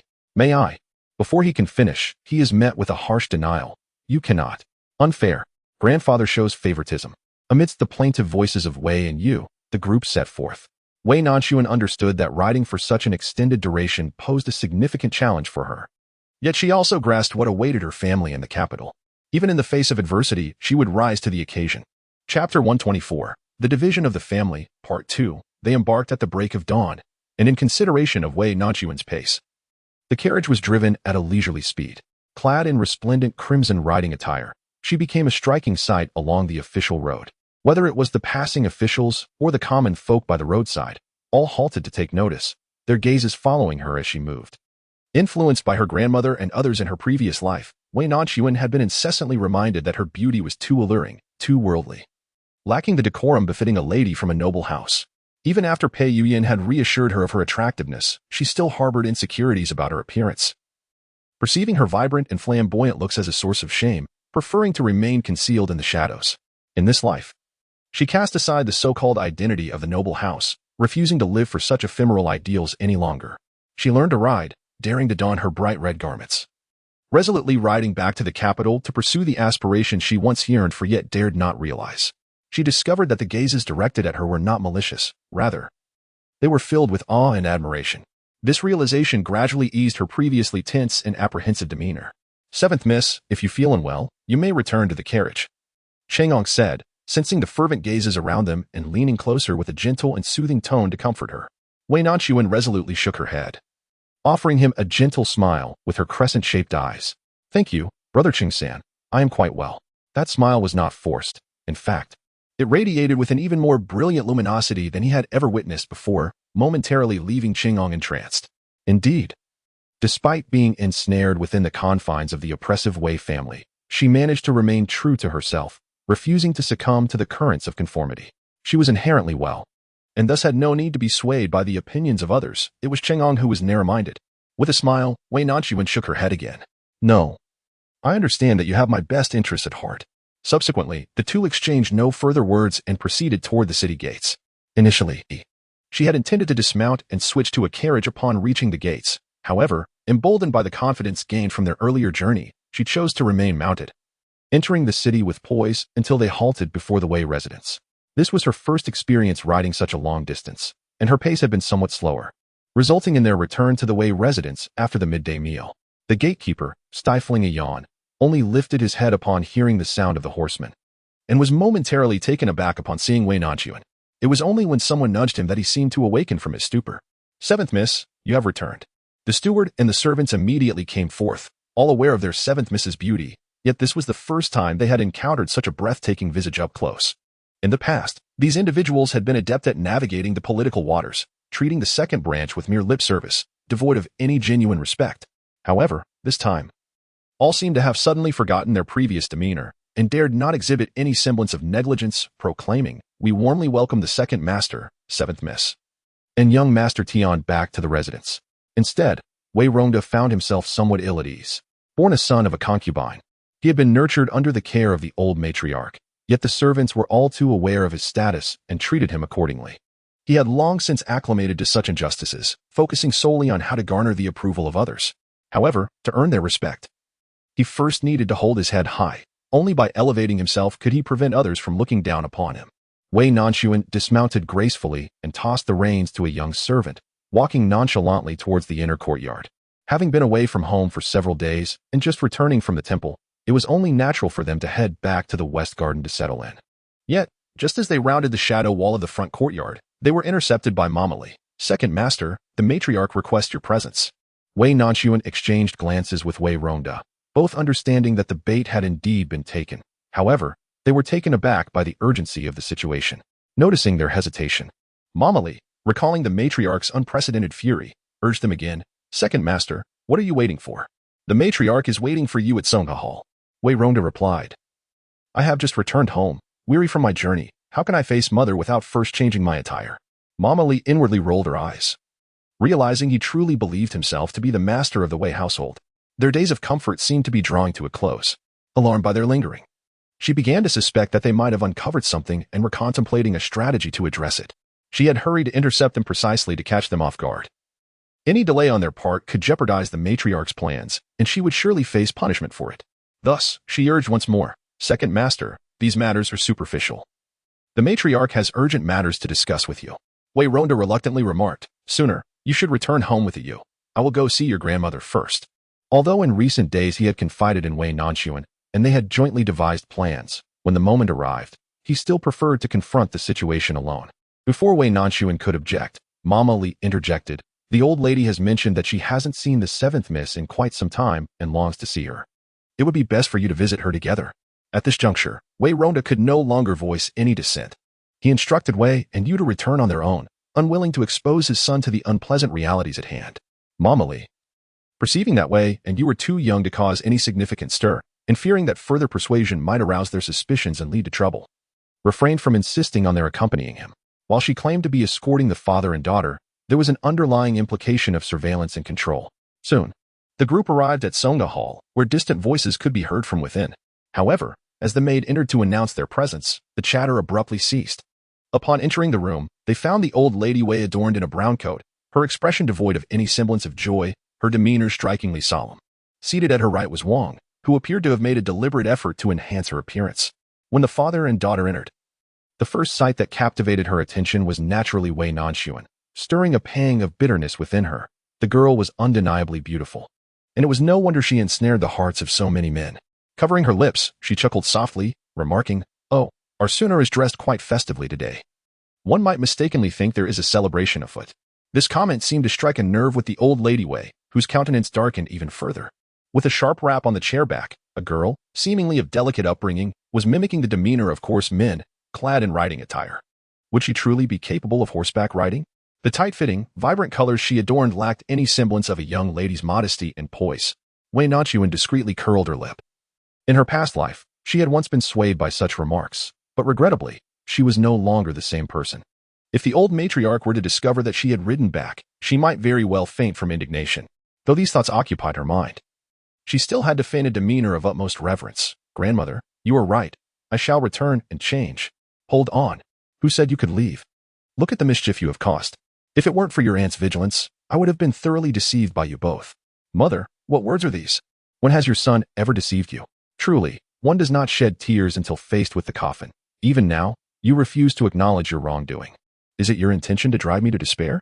Wei Rongda appeared equally flustered, exclaiming, "Mother, I do not comprehend." "Very well. You have been granted an opportunity, yet you squander it. Do not blame me for lacking maternal compassion." Chapter 125. Confrontation. This time, the old matriarch spoke without a hint of jest. Her countenance was grave, wielding a palpable sense of intimidation. The weight of her presence caused Wei Rongda's knees to buckle, and he fell to the ground in supplication. This reaction was not feigned. It was a manifestation of the deep-seated fear instilled in him from years of oppression by his stepmother, etched into the very marrow of his being. "Mother, your son has never concealed anything from you. Over the years, he has toiled diligently, never once forgetting your teachings." Silence. "Do you dare to mention those years spent away? Do you truly believe that I, an old woman, have become so senile and deaf that I am unaware of your sordid deeds?" A fine sheen of sweat broke upon Wei Rongda's forehead. He recalled his childhood, a time when he yearned for his mother's affection and attention. He envied his elder brother, who could always remain by their mother's side. He thought that through hard work and academic excellence, he could earn her gaze and admiration. In his early days of learning to write, while others his age could hardly sit still, he was able to write grand characters for several hours without pause. Elated, he presented his finest work to his mother, but she merely glanced at it dismissively, begrudgingly handing him a piece of sweet cake. Despite this, he considered it the most delightful treat he had ever tasted. Had he not forgotten his fragrant sachet and stealthily returned to retrieve it, he would not have witnessed her ordering the destruction of his heartfelt efforts. That night, he wept for a long time, succumbing to feverish distress, questioning his nurse whether he had erred in some way that led to his mother's apparent disdain. The nurse, with a sympathetic touch to his head, replied, "Erlang, only if you are utterly incapable and inept will Madam be pleased." He finally comprehended the bitter truth. He was not truly the son of his mother. His biological mother was but a maidservant in the lady's entourage. It was during the lady's pregnancy that she attended to his father, resulting in his birth. The harder he strove, the more exceptional he became, which only heightened the lady's wariness of him. He realized that only by failing at everything and rendering himself useless could he earn the lady's favor and be allowed to grow up properly. It was from that moment onward that he began to fear his stepmother, holding her and his elder brother in the highest regard for every matter. Initially, it was his stepmother who urged him to venture into commerce. He questioned himself, pondering if he had ever wronged the Wei family in any way over the years. He believed that human hearts are inherently compassionate, even though she did not give him life. After years of calling each other mother and son, there should be some semblance of affection. He devoted himself tirelessly to repaying the Wei family, hoping that one day he would gain their acknowledgement. Yet, it was apparent that within the Wei household, financial matters could be discussed, but emotions were strictly off limits. Seeing the elderly matriarch of the Wei family so agitated, Wang promptly chimed in, "Second brother, do not feign ignorance. Be cautious lest mother disown you as her son. Everyone makes mistakes, and as long as one recognizes and corrects them, it is never too late." I do not comprehend what my elder sister-in-law refers to as a mistake, he replied. Noticing his stubbornness, Wang offered a mocking smile. Second brother, the person has already come to your doorstep. Do you still wish to paint a facade of tranquility? Wei Ronda's eyes widened in confusion. Who? What person? Still playing coy, are you? It's Gung Laosan from the cargo shipping docks. Please do not tell me you do not recognize him. Upon hearing that name, Wei Ronda appeared even more astonished. Gung Laosan? How could he possibly come to the capital? He should have. Realizing he had misspoken, he quickly fell silent. Elder sister-in-law, I indeed know Gung Laosan, but there must be some misunderstanding. Misunderstanding? What misunderstanding could there be? You deliberately avoided the Huangjiue temple. Did you not wish to confront him? He specifically requested to meet you and mentioned settling accounts. I went to the temple solely to pray for Yin Yang. There was absolutely no intention of evasion. He spoke, casting another glance at the elderly matriarch, his eyes glistening with unshed tears. Mother, do you not believe your son? The truth lies plainly before us. How else am I to convince you? Or perhaps you could enlighten me as to why Gung Laosan sought you out with a broad knife. Wei Ronda's gaze faltered, and after a prolonged hesitation, he finally replied. I have promised him, and I shall not speak of it. The elderly matriarch's expression revealed her certainty, while Wang Shi bluntly stated, Second brother. You need not conceal any longer. I have already dispatched someone to investigate. You have a ship laden with goods, which Gung Laosan took northward, only to encounter pirates. Both the crew and cargo were seized, resulting in not just your significant loss, but also the capture of Gung Laosan's men. They seek ransom for their release. Yet you have chosen to ignore their plight, so it is no wonder they have come to demand their due. Wei Ronda seemed on the verge of offering an explanation, but he opened his mouth and ultimately refrained from uttering a word. I will find a way to handle Gung Laosan's affairs and the lost cargo, dear sister-in-law. Rest assured it will not implicate our family. Such words may sound comforting, yet that man loiters daily with a knife before our Wei residence. Rumors abound in the capital, even suggesting our involvement in a homicide. Your nephews and nieces dare not step outside, and it may tarnish your elder brother's reputation. Sensing their father struggling against the relentless scrutiny of mother and daughter-in-law, Wei Nanxun seized the moment to interject. And why not have the guards drive him away? Or seek assistance from the authorities? Wang was taken aback and cast her an irritated glance. How could you expect to see the Wei family drenched in blood? Or is it that you take delight in our disgrace? Do you wish to expose all of your father's misdeeds to the authorities? My father often says that one cannot write two Wei characters with a single brush. We are family. Since Gung Laosan seeks fortune, let my mother provide some assistance. After all, most of the wealth my father earns annually goes to the household, and he cannot readily muster such a substantial sum. Son, your audacity is remarkable. Let us not even speak of the countless discrepancies in your father's accounts, nor of the unknown purposes for the money he has embezzled. Consider his business ventures. Are they not all under the Wei name? He has profited by leveraging our family's reputation, yet when he encounters trouble and legal issues, you expect us all to bear the burden. How many mountains of gold and silver does the Wei family possess to satiate the insatiable greed of those marauders? Listening to Wang's utter distortion of the truth, Wei Ronda felt a genuine chill of disappointment. Although he had previously resolved to separate from the family, he still harbored a sense of attachment. After all, they were his home and kin. Now, he comprehended the harsh reality that all his efforts were regarded by them as worthless, and worse, as mere means for personal gain. How utterly absurd. As for my sister-in-law, your intentions are clear to me. I shall handle the matter of Gung Laosan myself. Regarding the discrepancies in accounts and the embezzled silver you mentioned, I shall not acknowledge what I did not commit. Handle it? Have you not yet utilized the funds from our Wei family for your dealings? Wei Ronda truly found himself amused, angered by the shamelessness of the Wang family. He had indeed taken over the affairs of the Wei family, yet by the time they fell into his hands, they were in a state of severe losses. The Wei family prided themselves on being a noble house, a stream of purity, and all their shops were merely scholarly establishments, none of which yielded profit, requiring substantial annual subsidies. Upon his acceptance of the role, he transformed the businesses into those dealing with rice, flour, grains, oils, and spices. From having no knowledge at all, he learned to distinguish each type of spice, traversing the vast deserts to the western regions to import inexpensive spices, gradually turning losses into profits. Yet now, all the gains belonged to the Wei family. Initially, when Wei Nanxun warned him that the members of the Wei family would scheme against his enterprises, he had been skeptical. Now, he was utterly convinced. Suppressing his discomfort, he said, Elder sister-in-law, rest assured, I shall not use the funds from the shops of the manor. I have my own methods to resolve this matter. Sun Er and you are innocent. I implore you and mother to take good care of them in my absence. After all, the arrangement of Sun Er's marriage to the crown prince must be decided by mother. It would have been better had he not mentioned this. As soon as he did, the old matriarch of the Wei family grew even more incensed. So this is your cunning plan. No wonder you act with such confidence. The girl Sun has suddenly changed her disposition to submit to the crown prince. You and your father are truly shameless and cunning. Sun is hardly innocent. Chapter 126. Confrontation. Wei Nanxun displayed a hint of astonishment. How was she involved in this matter? Grandmother, what do you mean by this? Initially, it was your intention to have me marry the crown prince as a concubine, even going so far as to conspire with him to confine me within the estate. Was this not your design? Everything has proceeded according to your wishes, yet somehow we are deemed the shameless ones? Ah.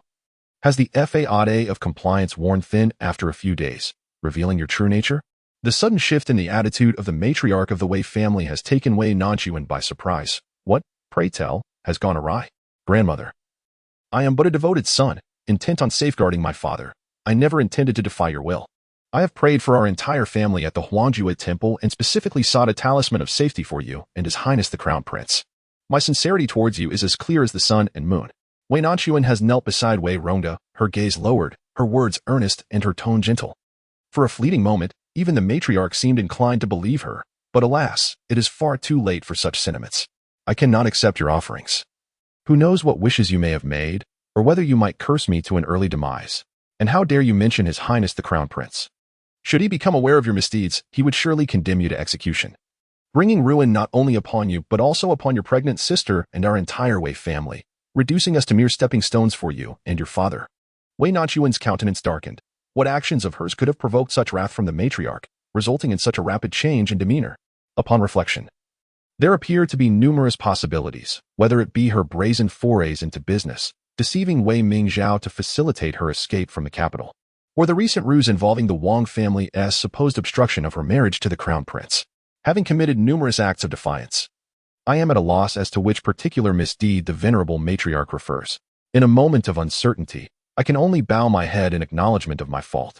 Grandmother, your grandson has never wronged the Wei family or the crown prince, regardless of the malicious gossip that has reached your ears, inciting such ire within you.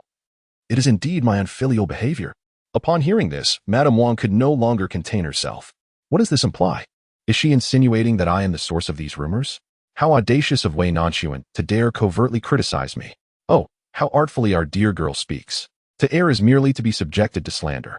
Surely, you must believe that I am infallible? Aunt, I am innocent, having committed no wrongdoing. Please do not cast baseless accusations. As she spoke, tears welled at the corners of her eyes, and she began to sob softly. I understand your fear that I might usurp the affection of the crown prince from my elder sister, prompting your relentless opposition. Yet, my sister and I share a bond as the closest of friends. My only desire is to support her in securing the crown prince's favor. We are both members of the Wei family. Why should there be such a stark division between us? Her voice quivered with emotion, and accompanied by the delicate beauty of her flower-like visage, even a man would find it difficult to remain unmoved, let alone a woman. The old matriarch hesitated for a moment, her gaze towards Madame Wang wavering. After all, there was merit in her words. Madame Wang had meticulously scrutinized the flaws of the second daughter and her father, ultimately to prevent her from entering the palace. On one side stood a devoted daughter-in-law who had served her for many years, while on the other was a granddaughter, as radiant as a peony, sure to capture the crown prince's affection, whose words are truly trustworthy. Witnessing the hesitation on the countenance of the elder Madame Wei, Wang felt a sense of foreboding. This old crone was undeniably greedy and suspicious, making her a formidable opponent. Fortunately, she had a backup plan. Otherwise, she would have found it exceedingly difficult to deal with that little vixen today. Mother, I had no intention of making this situation so awkward. After all, as Sun remarked, one cannot write two-way characters with a single stroke. We are, after all, of the same family. However, Sun remains obstinately unrepentant. If this continues, she will only lead our Wei family to ruin alongside her. As her aunt and the Duchess of the Wei family, I must clarify matters today. All eyes turned toward her as Wang clapped her hands, commanding, "Bring the person forth." As her words echoed, Mama Li entered, accompanied by a man dressed as a servant. I have met the elder madam and the Duchess, the youth greeted. The elder Madame Wei, having only heard a snippet from Wang, was unfamiliar with this so-called witness and raised her hand, inquiring, "From where do you serve? Speak up." "Respectfully reporting to you, elder madam.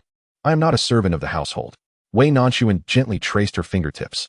Finding the servant somewhat familiar yet unable to recall any significant details about him or his potential as a witness, she interjected, If he is neither a servant of our Wei family, what business does he have meddling in our affairs? Grandmother, you must open your eyes to this.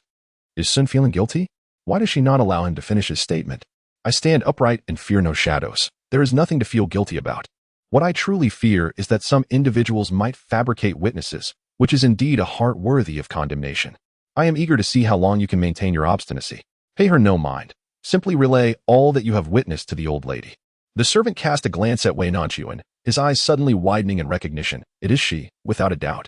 I cannot be mistaken.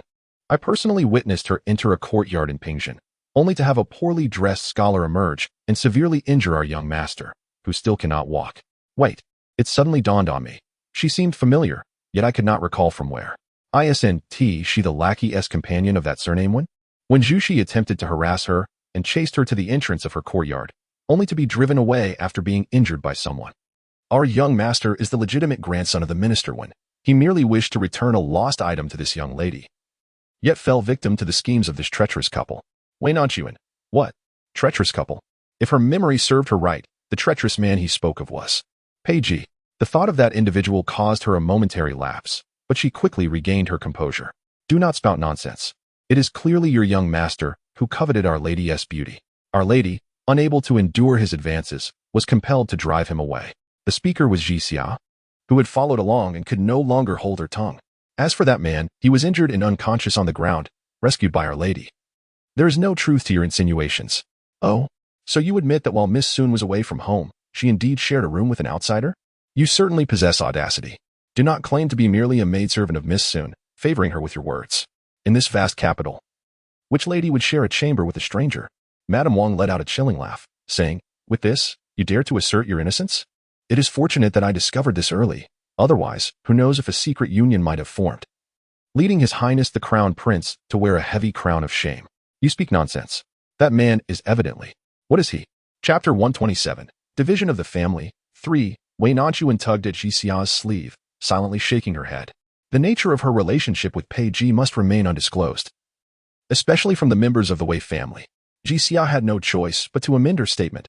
He is clearly a scholar. Scholars uphold propriety and decorum. So how could he possibly engage in such indecorous behavior? Madame Wang awaited further elaboration, expecting them to concoct an elaborate tale. To her surprise, this was all they offered. She scoffed. Mother, did you hear that? This is precisely what they have stated. Lest Miss Sun later use her sharp tongue to accuse me of fabricating rumors to tarnish her reputation. The expression of the old matriarch of the Wei family had turned ashen. Initially, she had been skeptical upon hearing this news, even just moments ago. She had still harbored doubts. Now, there was nothing left to say. Truly, it was a misfortune for the family. How could the Wei family have produced such an unashamed individual? Seeing this, Madame Wang coldly remarked, Miss Sun, could it be that you have already entered into a clandestine union with someone? Which is why you have changed your mind about marrying the crown prince upon your return to the capital. Madame Wei and the Wang family have evidently reached a point of irreconcilable conflict, and Wei Nanxun finds herself unencumbered by any semblance of dignity she might have wished to uphold. In a manner reminiscent of Wang, she chuckled lightly. I merely saved a life, yet in the eyes of grandmother and aunt, I am deemed shameless. And what of my elder sister? She finds herself with child before even entering the marriage chamber. If I am indeed shameless, it is but a reflection of her own conduct. One can only say that aunt has taught her well. You little wretch. Zhao and the crown prince are betrothed. How dare you even compare yourself to her?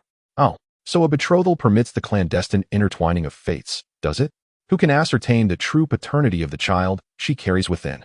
Wang could scarcely endure the mention of her daughter, particularly regarding the unborn infant, for that child was her lifeblood. You. I shall not let this pass. I will tear your tongue from your mouth. Her agitation grew palpable as she advanced towards Wei Nanxun, her hand instinctively raised to strike. Yet, just as her palm approached the intended target, her wrist was seized with such force that it elicited a wince. Lifting her gaze, she discovered Wei Rongda, who had knelt beside her, now standing with an unexpected display of strength. This younger brother, typically so malleable, dared to confront her with such audacity. Until this moment, Wei Rongda had harbored a glimmer of hope that perhaps their mother sought merely to distance herself from the entire Wei family to avoid entanglements. However, Wei Nanxun was different. She was of the Wei bloodline, and blood runs deeper than water. One ought not only to protect her but must also refrain from subjecting her to humiliation and slander. Until this moment, he had come to the stark realization that these individuals had never regarded their second branch as family at their core. If that were the case, Why should he treat them as kin? Brother, your daughter is lacking in guidance. I am merely fulfilling my duty as an elder to teach her what ought to be said and what ought not. Yet, Wei Rongda forcefully shook her hand away, nearly causing her to lose her balance. Just as she was about to reprimand him, he interjected. I do not believe there is anything wrong with what Sooner has said. Her kind heart saved a life, yet she is vilified. As an elder, instead of defending her, you choose to cast blame. He then pointedly remarked on the daughter that his sister-in-law had raised, a legitimate daughter of the Duke's residence, who shamelessly engaged in a clandestine affair with her fiancé, and yet this was deemed acceptable. Is there truly any fairness left in this world? Wang, accustomed to a life of luxury and adoration, had never been treated with such rudeness. Upon hearing this, she rubbed her aching wrist and let out a cold laugh. A father who has brought about a life lost and is now confronted by creditors, no wonder he has produced such an uncultured daughter. I see no point in further discourse with you. The old matriarch of the Wei family was suffering from a headache due to their quarrel. She had given up on the idea of sending Wei Nanxun into the palace, now pinning her hopes solely on Wei Mingzhao within the court. Even she felt that Wang had acted with excessive impropriety as the head matriarch today, yet it was imperative to stabilize the situation. The father and daughter, with nothing to lose, could speak freely, and if their words spread, Wei Mingzhao's child would become the subject of gossip. She had no desire for the Wei family's crown prince to face even a hint of doubt. He must remain without blemish. Enough of the clamor, have you? The noise resembles chaos, and should it be overheard, others might assume that the Wei family embodies such a tumultuous lineage. After listening for so long, I have come to a clear understanding. The second son and the girl's son have indeed erred. What remains paramount now is to resolve the issue. Squabbling serves no purpose.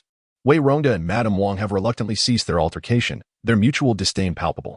Yet, Wei Nanxun observes from the sidelines, her heart warmed. It has been a considerable time since she felt the comforting embrace of protection. Especially witnessing her father stand resolutely against the oppressive mountains that have loomed over him for years brings her immense joy. She is striving to break free from the shadows and nightmares of her past life, just as her father endeavors to liberate himself from the constraints and oppression imposed upon him by the old lady Wei throughout his upbringing. The journey of resistance is undoubtedly arduous, yet what awaits them is rebirth. Mother, while my matters may be set aside, Soon is innocent. She has committed no wrong. Are you then opposing me? A son speaks on the matter at hand. As long as son's affairs are not mentioned, I acquiesce to your judgment on all else. Very well, that is your assertion. The old lady Wei pondered how best to arrange for the father and daughter. She had previously contemplated several options. The simplest would be to have Wei Rongda and Wei Nanxun leave the capital and never return, yet that would be beyond her control. Should Wei Nanxun employ any cunning to secretly engage with the crown prince, he would certainly be unable to resist such a beauty scheme, rendering the situation quite unfavorable. Just as she hesitated on how to proceed, Madame Wang interjected, "Let us separate the families." Separate the families? Madame Wei was momentarily stunned. For this was an answer she had never contemplated. When her husband passed away, the thought of dividing the family had never crossed her mind. After all, this illegitimate son had been obedient and manageable for a decade, making his presence a potential support for her son. Upon hearing the sudden proposal of separation, she found herself momentarily disoriented. Wei Rongda, with a stern expression, gravely declared, "Separate the family? I do not consent. With our mother still alive. How can my sister-in-law speak of such a division? Does she wish to curse our mother?" Wang glanced coldly at him, retorting, "Do not attempt to twist the truth. Your second household is steeped in moral decay. If this continues, the entire capital will mock the Wei family. How can we expect Zhao to maintain her dignity within the palace? Do you wish for the imperial grandson, once born, to be the subject of gossip due to your actions as an uncle? I have already stated that there is a misunderstanding regarding Gung Laosan, and Sooner is innocent. Why must my sister-in-law be so confrontational? Am I the one being aggressive, or is it you from the second household who is leeching off the first? Our mother worked tirelessly to raise you, yet you squander the Wei family's legacy. I feel it is a disservice to her. Is my sister-in-law truly advocating for our mother? Or does she harbor ulterior motives, seeking to drive us away?" As the two continued their heated argument, Madame Wei's expression hardened, and she slowly rose from her chair. "The eldest daughter-in-law speaks with reason. I agree to the separation." Though her voice was soft, it carried a weight that silenced everyone in the room. After a brief silence, it was Wei Rongda who first reacted, gazing incredulously at the old matriarch. "Mother, do you truly not trust your son?" He crawled towards her, reaching out to grasp her sleeve. In truth, the old lady Wei harbored a modicum of maternal affection for this illegitimate son, having witnessed his growth from infancy to adulthood. Now a father himself. After all, who among us, being human, can remain devoid of emotion? Yet, upon beholding his countenance, she was inevitably reminded of his birth mother. During her pregnancy, unable to attend to her husband, she had sought to secure a favored companion, yet fate had led her to the wrong choice. It was that very individual who, during a drunken stupor, had ascended into her husband's bed. This woman, favored beyond measure, had not only failed to solidify the husband's affections for her, but had instead usurped all of his attention. How could it be that a lowly maidservant could so effortlessly snatch away her spouse, while several concubines in the household had languished for years without conceiving? This wretched servant had managed to become pregnant, and the physician proclaimed it would be a son. Observing her husband's ecstatic demeanor, she felt an overwhelming jealousy, recognizing that he bestowed upon their own son far less affection. At that time, she was already 6 or 7 months along. The emotional turmoil nearly jeopardized her own child. There was no way she would allow that woman to safely deliver her offspring. She feigned grace and generosity, continuously sending nourishing supplements to the inner quarters. No one questioned her intentions, and her husband was all the more drawn to her during those days. Subsequently, she watched with cold detachment as that wretched maid perished during a difficult labor due to the size of the fetus. Originally, in her plans, the child was not meant to survive, yet that woman summoned every ounce of strength to bring forth the child, only to meet a tragic end amidst a pool of blood. She harbored an intense disdain for that man and an even greater aversion towards the child. Yet her husband languished in despondency for an extended period, cradling the child in his arms and engaging in conversation with him daily. Consequently, she proposed to take responsibility for Wei Rongda, intending to record him under her name. Although he was considered an illegitimate son, he would still be able to enjoy the privileges akin to that of a legitimate heir. This so-called maternal bond was merely a figment of his imagination, as fragile as paper, easily pierced with the slightest touch. Initially, she had not contemplated the notion of separation, but upon the suggestion from the Wang family, she increasingly perceived this approach as advantageous. Regardless of how the father and daughter trio may tumultuously unfold in the future, they would no longer be of concern to the Wei family. Without her, he would scarcely survive. It was already a stroke of fortune for an illegitimate son to be recognized for so long as the second master of a duke's residence.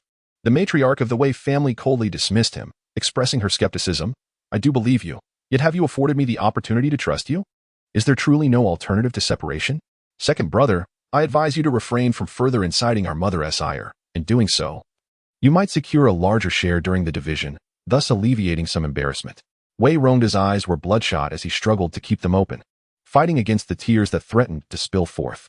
All his attempts at argument became mere folly in light of the matriarch's demeanor, and he found himself devoid of words. Wei Nanxun seemed to sense his turmoil and knelt beside her father. Before she could utter a word, the matriarch interjected, "I have no desire to hear your words. Nothing you say can alter this outcome." However, Wei Nanxun disregarded her, bowing thrice in gratitude. "Granddaughter seeks not to implore you to rescind your decree. These 3 bows are to express my heartfelt thanks for your years of care towards my father and my younger brother." Wei Rongda slowly kowtowed 3 times, expressing gratitude to his mother. Subsequently, the father and daughter assisted each other in rising to their feet.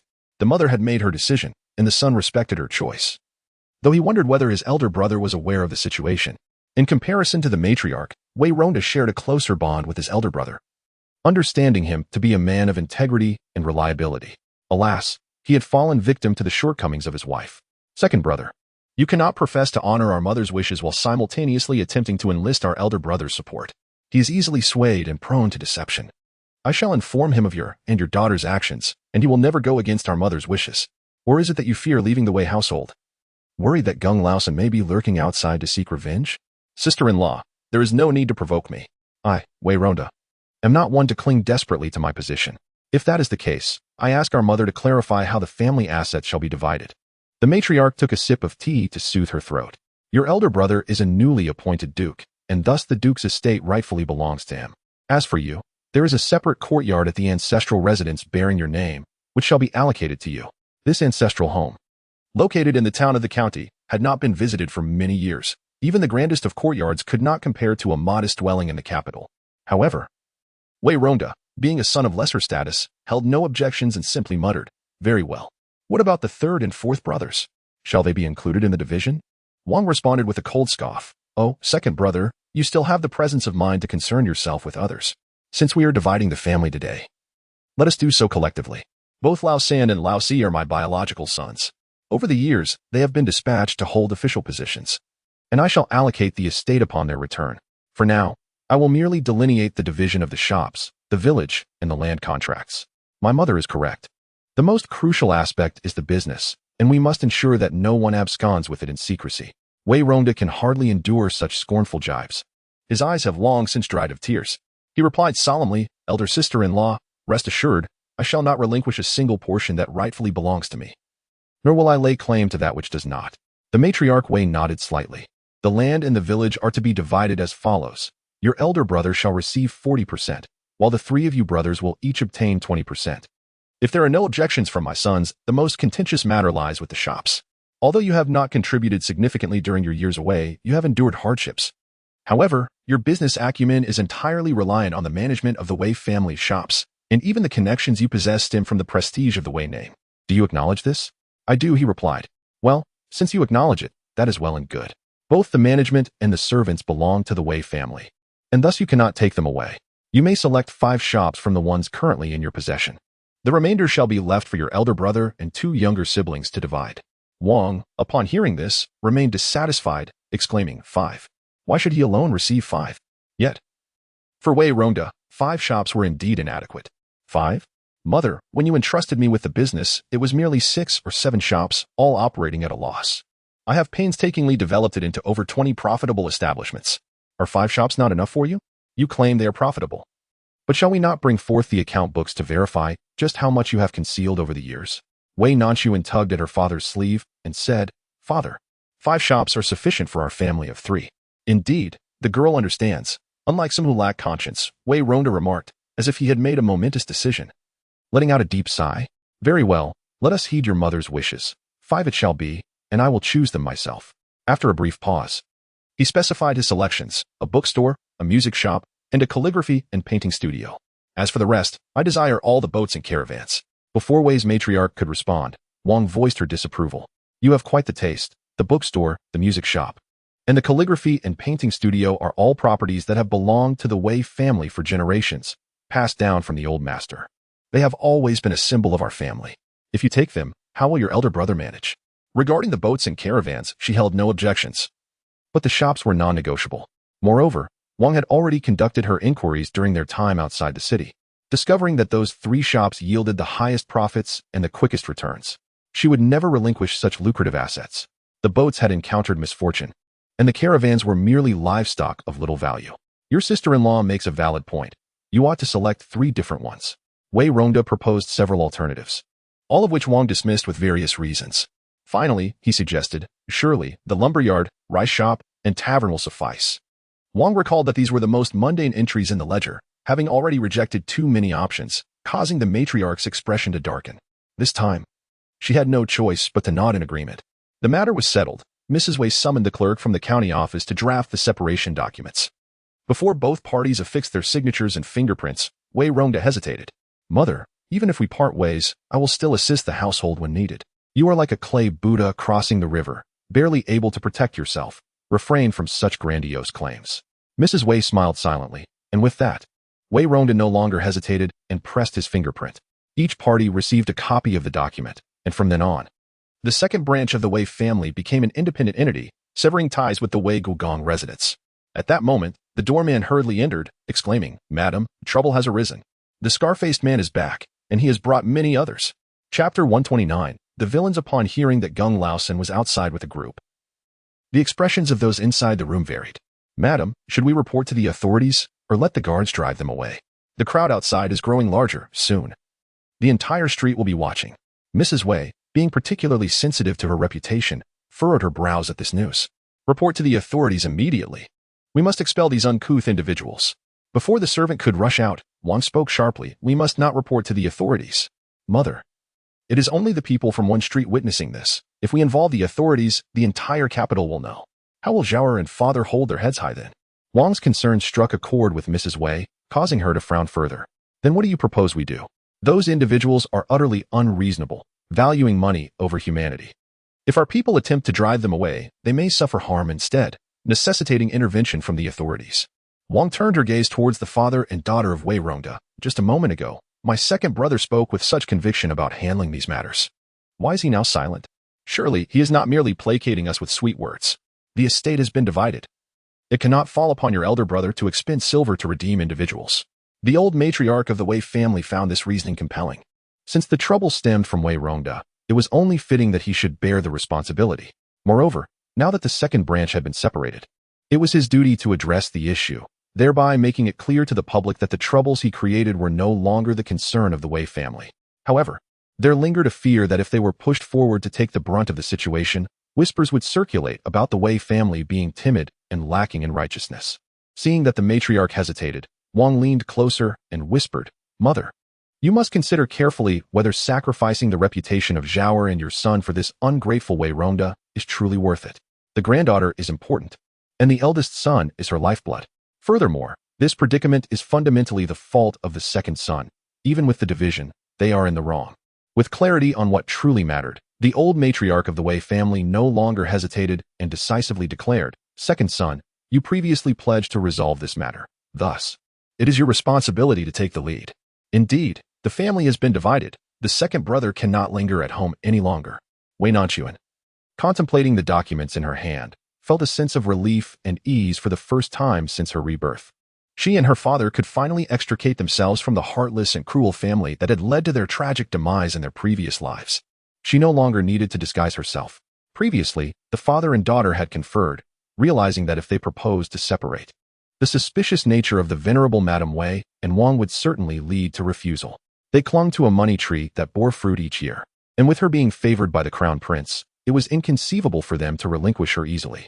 This was the reason for the prior charade, refusing to separate and performing acts of kneeling and pleading merely to lower their guard, leading them to genuinely believe that they were unwilling to part ways, thus prompting them to propose the separation themselves. Now that everything was settled, she no longer needed to engage in pretense with them. "Father, we do not rely on them. We shall resolve this ourselves." "Oh, son girl, you are quite resolute now." "Very well, those are your own words. Do not come crying to us for help later. There is no need for Aunt to concern herself. Instead of expending energy here, you might as well focus on your precious daughter and see if she can bear that golden grandchild." Wang was infuriated by her provocation, wishing to tear apart the delicate visage that bloomed like a rose.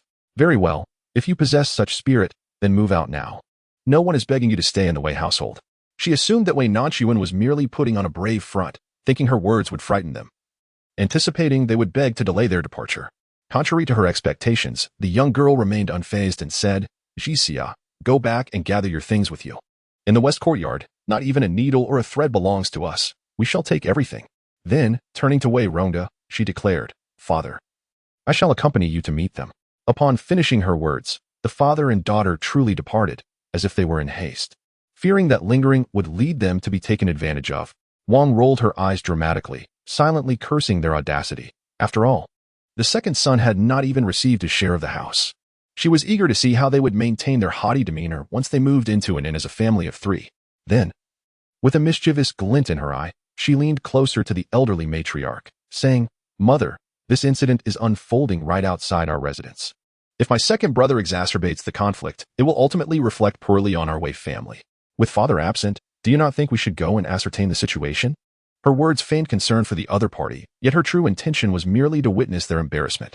Initially reluctant to intervene, the elderly matriarch found some merit in Wang's argument. After all, the dignity of the Wei family must be preserved.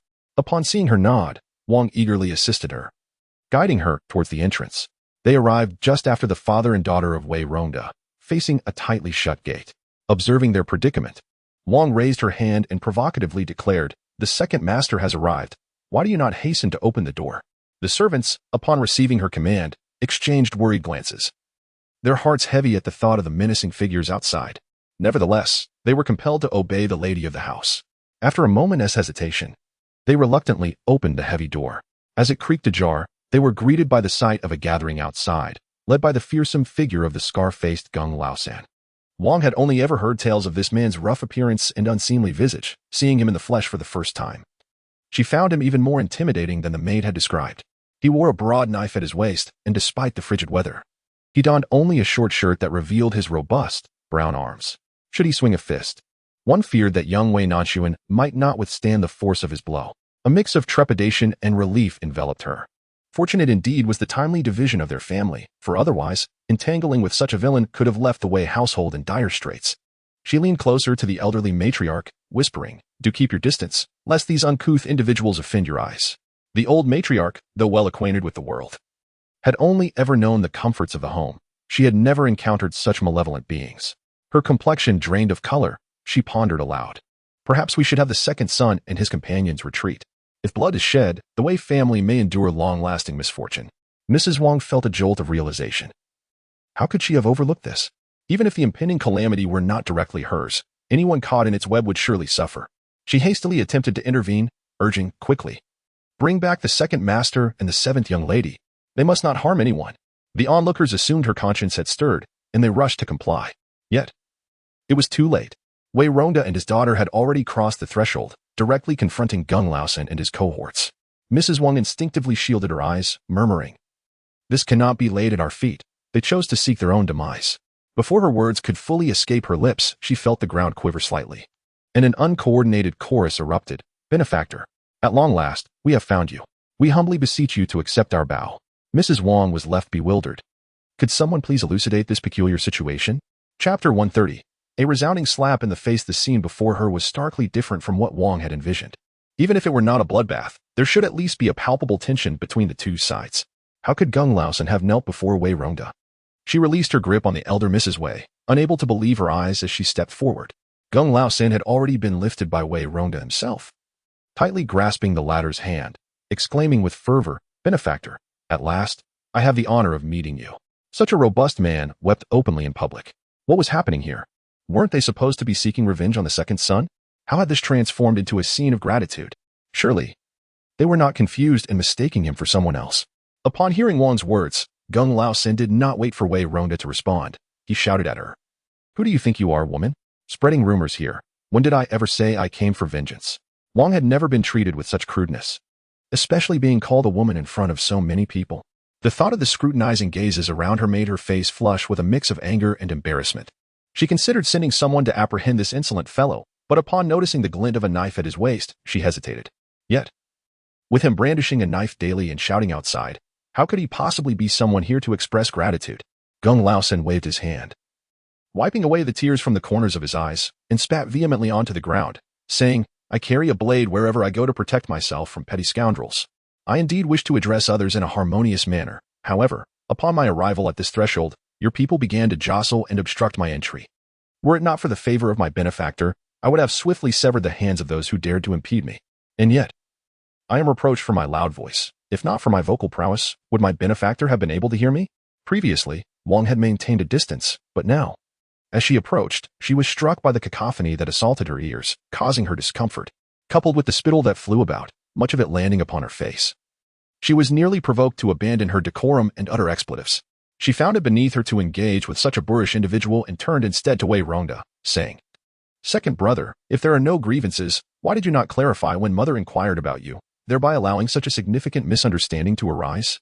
Wei Ronda, equally exasperated, replied, "Elder sister-in-law, I have mentioned that there is a misunderstanding, not as you assume, yet both you and mother refuse to believe me. Ha, you wretched woman. Have you bullied my benefactor? How dare you claim we are family?" His voice boomed, resonating so loudly that it drew the attention of all around them. Their gazes filled with curiosity directed towards Wang, some even whispering and pointing at her. Facing such an onslaught of accusations and the ensuing scrutiny, Wang trembled with fury, her complexion turning a deep shade of anger. If we are indeed family, then what misunderstandings cannot be resolved? Why hide such matters? Unless second brother seeks to deceive both me and mother, why not reveal the misunderstood truth now? Wei Ronda appeared somewhat hesitant, struggling to articulate his thoughts. Just as Wang believed she had gained the upper hand and sought to further embarrass Wei Ronda, Gung Laosen interjected, "If the benefactor is unwilling to speak, allow this rough man to do so. Recently, while transporting goods northward, our people fell victim to sea bandits. Both the crew and cargo were entirely lost." This echoed what Wei Ronda had stated, prompting a cold laugh from Wang. "He caused you to suffer the loss of both men and goods. Yet you still regard him as a benefactor? My dear lady, has no one taught you not to interrupt when others are speaking?"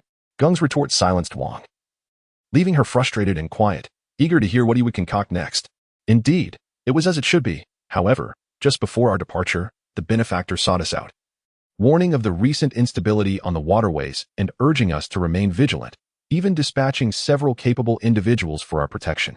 Those of us who traverse these waters have endured long enough under the oppression of these bandits, with countless loved ones lost at their hands, suffering both personal and financial ruin.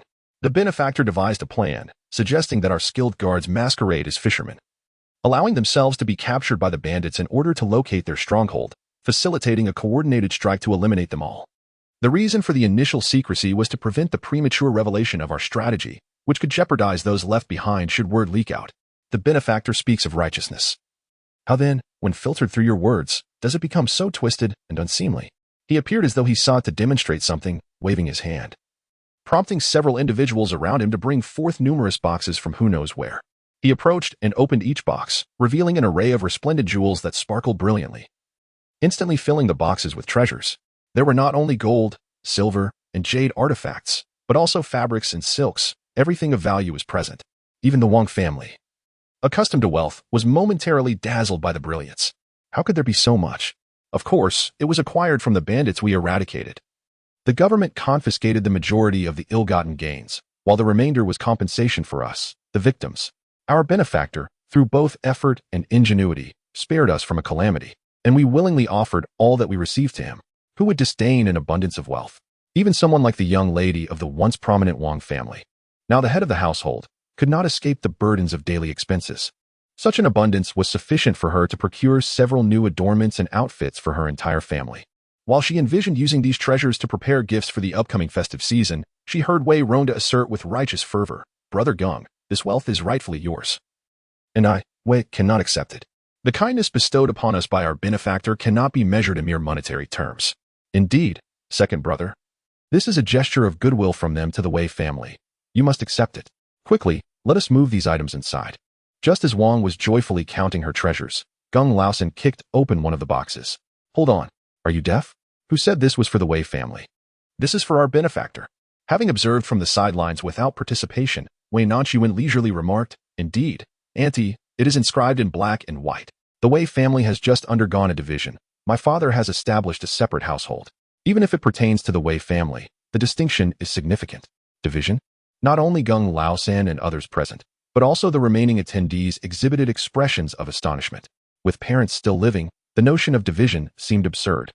Could it be that the Wei family, perceiving Wei Ronda as an adversary, deliberately chose this moment to separate? While the philosophy of self-preservation holds little merit in discussion, the behavior of such a prominent family in times of crisis, casting out their kin rather than providing support, seems remarkably lacking in grace. As murmurs of speculation arose, Wang Shi suddenly realized the gravity of the situation, feeling as if she had been outmaneuvered. Perhaps Wei Ronda had foreseen such developments and, unwilling to share the wealth of the main branch, feigned enmity to coax her into proposing a division.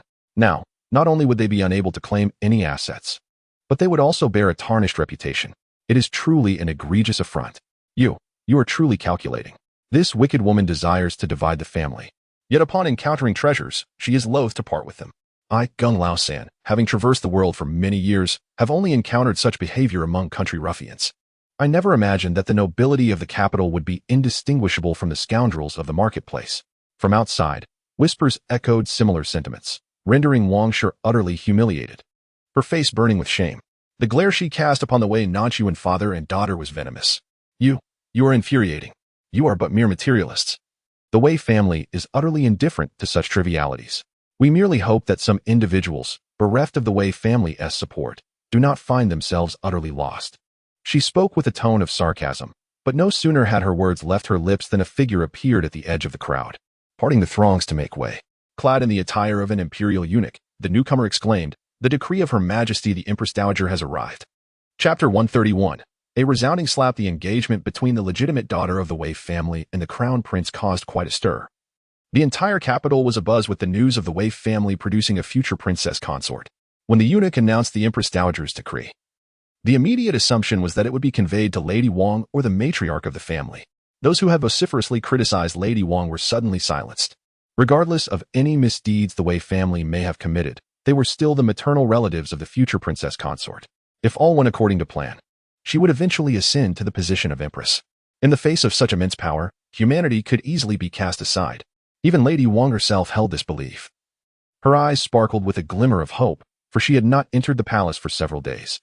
She yearned to see Wei Mingzhao, but her daughter had cautioned her against it, mentioning that the crown prince had been in a foul mood lately and that it would be unwise for her to wander into the palace. Now, upon hearing of the Empress Dowager's decree, she assumed that Wei Mingzhao must have successfully persuaded the Empress Dowager, allowing for a long-awaited reunion between mother and daughter. As she felt the gazes of those nearby shift from whispers and gestures of disdain to expressions of envy, Lady Wang straightened her posture and lifted her chin.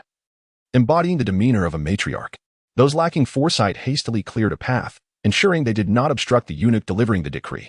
Her words were intentionally directed at Wei Nanxun and her father, as well as the third son of the Gung family, dripping with disdain and pride, radiating an inexplicable sense of superiority. The third son of the Gung family, known for his fiery temper, contemplated stepping forward to engage in a few heated words with Lady Wang. Just as Wei Rongda tugged at his arm, he remarked, "Brother Gung, it is a rare occasion for us to meet. Let us swiftly find a place to reminisce, lest we disturb others' delightful affairs." Wang, adjusting the hairpin nestled in her locks and twirling the jade bracelet around her wrist, which was as wide as a chive leaf, replied lightly, "It is indeed my second brother who possesses discernment. Let us return quickly to tidy up, so as not to be an eyesore here." Following this, she flashed a radiant smile and approached the eunuch bearing the imperial edict, addressing him in an overly familiar tone, "Esteemed eunuch, I am present. You may proceed with the proclamation." However, upon her words, the young eunuch remained unperturbed, his gaze resolutely forward, stating, "I have seen the Duchess of the State. But Her Majesty the Empress Dowager does not intend to issue a decree to you." In an instant, Wang's smile froze upon her visage. She awkwardly tugged at the corners of her mouth, managing a strained grin. She hastily added, "It must be for our matriarch, for she is indeed here." Just as she was about to turn and locate the elderly matron, the young eunuch's shrill voice pierced the air once more. "Might I inquire as to the whereabouts of the seventh miss of the household? I have come to convey a decree from Her Majesty the Empress Dowager." At this moment, Wang was utterly bereft of her smile. As if she had been doused with a bucket of icy water on the coldest of days, leaving her both physically and emotionally chilled. The arrogant words she had previously directed at Wei Nanxun and her father echoed in her mind. It felt as though she had been dealt several stinging slaps to the face, leaving her cheeks ablaze. Particularly, Gung Laosan exclaimed loudly, "So it turns out the Empress Dowager is issuing a decree for the daughter of our benefactor. It seems the true obstruction lies elsewhere." In the crowd, a laugh erupted, followed by a chorus of mocking jeers. In the midst of laughter, Wei Nanxun approached the young eunuch with an air of composure, introducing herself as Wei Qinyang. Until now, the attention of the crowd had been captivated by Wang and Wei Rongda, engrossed in the performance. So much so that they had overlooked the presence of a silent woman standing nearby. Now stepping forward, clad in a neat riding outfit that accentuated her slender waist and graceful figure, she revealed a face of exquisite beauty that left the onlookers in awe. This was indeed the seventh miss of the Wei family, a beauty whose allure eclipsed even the most renowned courtesans of the capital. It was surprising that her splendor had not been previously acknowledged. Indeed, in comparison, the allure of the eldest Miss Wei seemed rather diminished.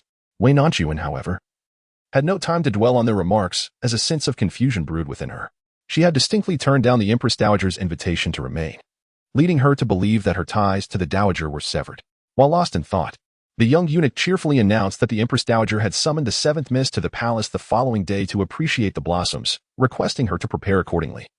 With a carriage set to arrive at dawn, Wei Nanxun was momentarily taken aback. She had assumed that the Dowager would no longer call for her. Could it be due to Pei Ji? However, since their parting, he had neither sent word nor made any effort to reach out. She had thought their paths would diverge indefinitely, yet here she was, back in the capital for only a short while, and already summoned to the palace once more. The timing of the decree, neither too early nor too late, sparked a flurry of thoughts within her, regardless of who summoned her to the palace. The Empress Dowager's decree was not to be defied. After a brief moment of distraction, she gracefully curtsied and said, "Seventh Miss receives the decree. I appreciate your hard work." "Sir, it is no trouble at all. To convey a message to the young lady is indeed a blessing for our humble household." While they continued the polite exchanges, the Wang family member found herself at a loss for words. Never had she felt so mortified. She glared at Wei Nanxun with loathing, wishing to reveal to everyone that she had shared a room with a man for days and perhaps was no longer virtuous. Yet, Wei Nanxun held a secret over her, preventing her from speaking out. She could only watch as Wei Nanxun reveled in her triumph, leaving her feeling like a fool as she turned and walked away, her face covered in shame. To her dismay, despite her efforts to diminish her presence, the persistent third master Gung continued to watch her. As she attempted to leave, he called out loudly, "What is this? Does Madame Wei realize she is unwelcome and is in such a hurry to depart?" All eyes turned to her once more, and Wang wished for nothing more than to vanish into the ground. Clenching her fists, she feigned ignorance and hurried through the gates, hastily instructing someone to shut them. Yet, the laughter from outside could not be silenced. Madame Wei is fleeing so swiftly, one might think her behind is on fire. "Oh, please don't close the door." Your second master's belongings are still inside. This provoked a chorus of laughter from the crowd outside. Wang was already humiliated enough. She remained silent, eager to retreat and avoid all company. However, just a few steps later, she collided with the displeased visage of the old matriarch Wei. With a resounding slap, she exclaimed, "Fool! You have brought disgrace upon the Wei family." Wang's entire body trembled, and she slumped down. Just moments ago, everything had been perfectly orchestrated. How had it all devolved into such a disarray? After this ordeal, how could she ever face the world again? Meanwhile, as Wang departed, the onlookers gradually dispersed.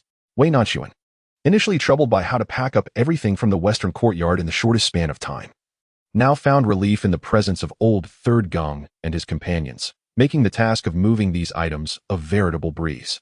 Although the gatekeeper contemplated shutting the door, a mere flourish of old Third Gong's blade at his waist compelled the man to obediently unlock the entrance.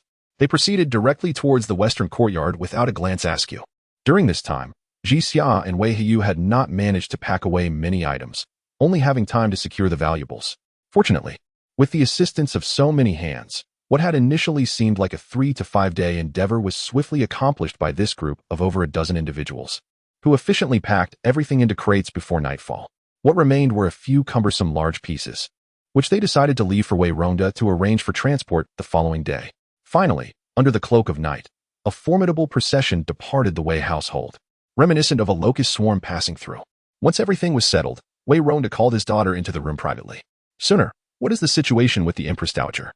Chapter 132. A new beginning. Wei Nanxun and the others hastily vacated the Wei residence under the cover of night, heading towards a residence located in Furong Lane in the western part of the city.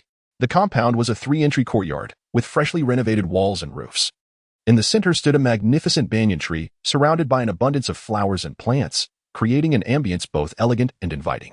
The main residence belongs to Wei Ronda, flanked on either side by the abodes of his siblings, evoking a sense of nostalgia for the West Garden.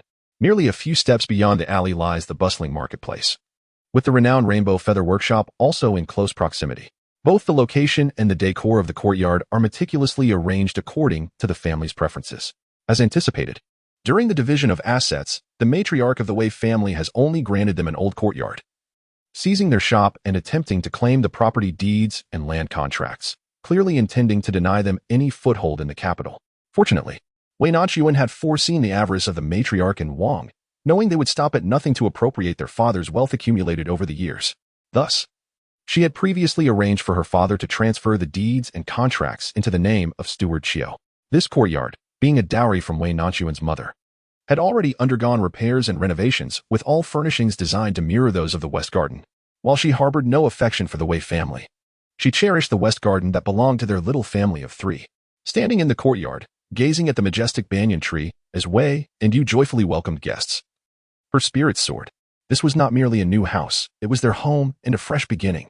At this moment, as the dust settled, she felt as if she had truly been reborn. Among those serving in the West Garden were some of the Wei family servants, bound by contracts held tightly by Wang. Their entourage was modest, consisting only of Steward Chiu and a few others like Ji Xia, who had long since been emancipated from their contracts, 7 men and 5 women. Wei Ronda treated everyone equally and had informed all that those who wished to remain in the Wei family could do so without hesitation, and those who desired to accompany them could seize this opportunity to regain their freedom. Yet, the majority of the servants, lacking any contracts of servitude, voluntarily chose to stay. The atmosphere was bustling with activity as everyone diligently packed their belongings and prepared meals, everything proceeding in an orderly fashion. Just as Wei Nanxun was filled with joy, Wei Ronda summoned her to the main house. With a grave expression, he inquired, "Sooner, pray tell me, what is the meaning behind the Empress Dowager's summons to you?" Wei Nanxun replied with utmost sincerity, "Father, the Empress Dowager's decree came rather unexpectedly. It is not that I am withholding the truth, but rather that I truly do not comprehend the reasons behind it." Not only she, but Wei Ronda also recalled the man who had appeared that day. Then, "Speak candidly with your father. Do you still have any connection with that man from that day?" Without hesitation, Wei Nanxun shook her head, which slightly improved Wei Ronda's demeanor. However, the decree had indeed delayed their return to the capital, which was rather peculiar. "Father, do not frighten yourself. The last time the Empress Dowager summoned me was due to Wei Mingzhao's influence. Perhaps she seeks something from me again. If it is indeed her, we must exercise caution. She has long harbored intentions towards you, and she is no longer the Wei Mingzhao we once knew." Wei Nanxun gently shook her head. "Father, you are mistaken. Perhaps she has always been this way. It is merely that we have never seen her true nature. Reflecting on the events of the day, Wei Ronda let out a soft sigh, realizing that it was not a matter of failing to see through Wei Mingzhou. Rather, he had not seen through any of the members of the Wei family. You are indeed correct. Fortunately, henceforth, we shall have no further dealings with them. However, you must enter the palace tomorrow. Father, do not fret. I have previously had an audience with Her Majesty the Empress. She is a kind and understanding person. As long as I remain by her side, I trust that no harm shall befall me. Wei Ronda nodded in agreement, for had it not been for the imperial decree, he would never have permitted his daughter to enter the palace alone. During their conversation, the kitchen had prepared a sumptuous feast. Present were also Gung Laosan and others. And Wei Heyu, concerned that there might not be enough food and drink, had sent someone to the nearby tavern to procure additional dishes. The banquet was set with 4 tables, accommodating not only the 3 of them, but also all the servants accompanying them. Initially, the servants hesitated, feeling it improper to dine at the same table as their masters. It was Wei Ronda who reassured them, I am no longer the second master of the Duke's residence. I have established my own household and am now merely an ordinary merchant. Your willingness to stay by my side is indeed my fortune. I have long returned your contracts of servitude. From this day forth, we are family. For those who wish to return home, I shall provide the means to do so. For those who wish to accompany me in business, I am willing to share all that I possess. And for those seeking marriage, I shall gladly provide a dowry. His heartfelt words captured the loyalty of all present, igniting a fervor within the men. Until now, they had resigned themselves to a life as mere servants, with aspirations limited to managing affairs. However, following Wei Ronda, they might yet carve out their own destinies. The women, with tears glistening in their eyes, were predominantly those sold into servitude at the Wei Manor by their own families, long forsaken by kin. Now, with someone willing to treat them as family and provide for their dowries, how could they not be moved? We are willing to stay and voluntarily follow our master. Very well, from now on, you shall all adopt the surname Wei. In my home, there are no masters or servants, only members of the Wei family. Within the Wei household, they had long been stripped of their surnames, now merely bearing assumed names. Everything had changed, if it were not for my responsibilities at home. With both elders and children to care for, I too would gladly follow our benefactor. Old Man Gung's heartfelt words provoked laughter among the crowd, and the atmosphere at the table became particularly jovial. Come, let us raise our cups. All rose simultaneously. Even the young Wei Heyu was permitted a splash of wine in his bowl. The porcelain bowls clinked melodiously, and then everyone tilted their heads back to drink. Wei Nanxun gazed at the lively and affectionate scene before her, her eyes involuntarily warming with emotion. How wonderful! This was the life she had always envisioned. Outside, the autumn winds whispered, and the moon's shadow was hazy, while inside, figures mingled amidst laughter and revelry, casting a gentle glow upon the otherwise quiet and desolate autumn night. Meanwhile, at the palace gates, Pei Ji, draped in a silver foxcloak, sat astride his horse. Upon recognizing his face, the guards outside dared not impede his passage and swiftly opened the heavy gates. Pei Ji did not linger but hastily rode into the palace, making his way to the imperial study. He had ridden tirelessly for 2 days to return, and the pile of memorials awaiting him in the capital had reached mountainous heights. Upon reaching the outer sanctum of the imperial study, he deftly dismounted, tossing the reins to a nearby young eunuch before striding into the hall. The candles within flickered throughout the night. As dawn approached, he pinched the bridge of his nose, finally sensing a hint of fatigue, with his palm resting on his forehead. He yearned to steal a moment of slumber. However, scarcely had he closed his eyes when he heard the sound of the door creaking open. The newcomer approached him quietly and stood still, seemingly assessing whether he was asleep. Just as the figure reached out toward him, Pei Ji abruptly opened his eyes and firmly seized her wrist. A reckless move. Chapter 133. Departing having spent years in military campaigns, Pei Ji had honed his acute senses and maintained a particularly light sleep to ensure he could awaken at the slightest hint of an enemy attack. Thus, he was extraordinarily sensitive to any disturbances. He had awakened the instant the door was pushed open. Yet, he refrained from hastily opening his eyes, choosing instead to await the approach of the intruder, eager to discern their identity and intentions. The visitor appeared to be a woman, her steps light and measured. Was she a palace maid? If so, why the clandestine approach? He had been in the palace for over a month, and those around him were well acquainted with his habits. He had never required the services of a maid, and while he was engaged in reviewing documents in the imperial study, he permitted no interruptions unless he summoned someone himself. If she were not a palace maid, then who could she be? Considering the recent surge in military conflicts and the unfortunate mishaps that had led to devastating losses for his forces, even his longtime deputy had perished in the turmoil. He was so preoccupied that he neglected to inform Wei Nanxun, hastily making his way to the front lines day and night, reorganizing the troops. Once everything in the camp returned to normal, he quietly returned. Recently, his movements were shrouded in secrecy. Even his most trusted subordinates were left in the dark, all in an effort to uncover the identity of the person scheming behind the scenes. Pei Ji furrowed his brow slightly, pondering whether it was an assassin or a mere ruse. A figure approached him stealthily, having exercised great caution, holding her breath to avoid making a sound. After a brief moment of silence, she fixed her gaze upon him. Was she waiting for an opportune moment to strike, or seeking the secrets he held? After a short while, she raised her hand towards his face, and just as her fingers were about to make contact, he suddenly opened his dark eyes and seized her wrist with force. Seeking death? Then came the soft voice of a woman. "Uncle, it's me, Jiangji." The room, devoid of windows, appeared dim, illuminated only by candlelight, allowing him to discern her features. Indeed, the woman before him was Jiang Qiongji. Even upon recognizing her, Pei Ji did not release his grip. Rather, he tightened his hold as if intent on crushing her delicate bones. "It hurts, uncle." Today, she wore a light purple dress, evidently dressed up for the occasion. Her face adorned with makeup. The pain caused her eyes to well with tears, rendering her particularly pitiable. Yet, Pei Ji seemed oblivious to her distress. His gaze as sharp as a blade, coldly fixed upon her. "What brings you here?" "It is Grandan who is aware of your exhaustion, and she has sent Qiongji to pay you a visit." Pei Ji stared at her coldly, his grip tightening slightly. To be frank, he had hastened back to the military camp under the pretext of seeking solitude, and everyone believed he was still at the temple. Even the Empress Dowager remained oblivious to his whereabouts. How could anyone be sent to visit him? Furthermore, who would come to pay a morning visit in such a stealthy manner, as if they were thieves? Jiang Qiongji bit her lip, tears brimming in her eyes. She spoke in a voice laden with sorrow. "Upon your return to the palace last night, a guard informed my great-aunt.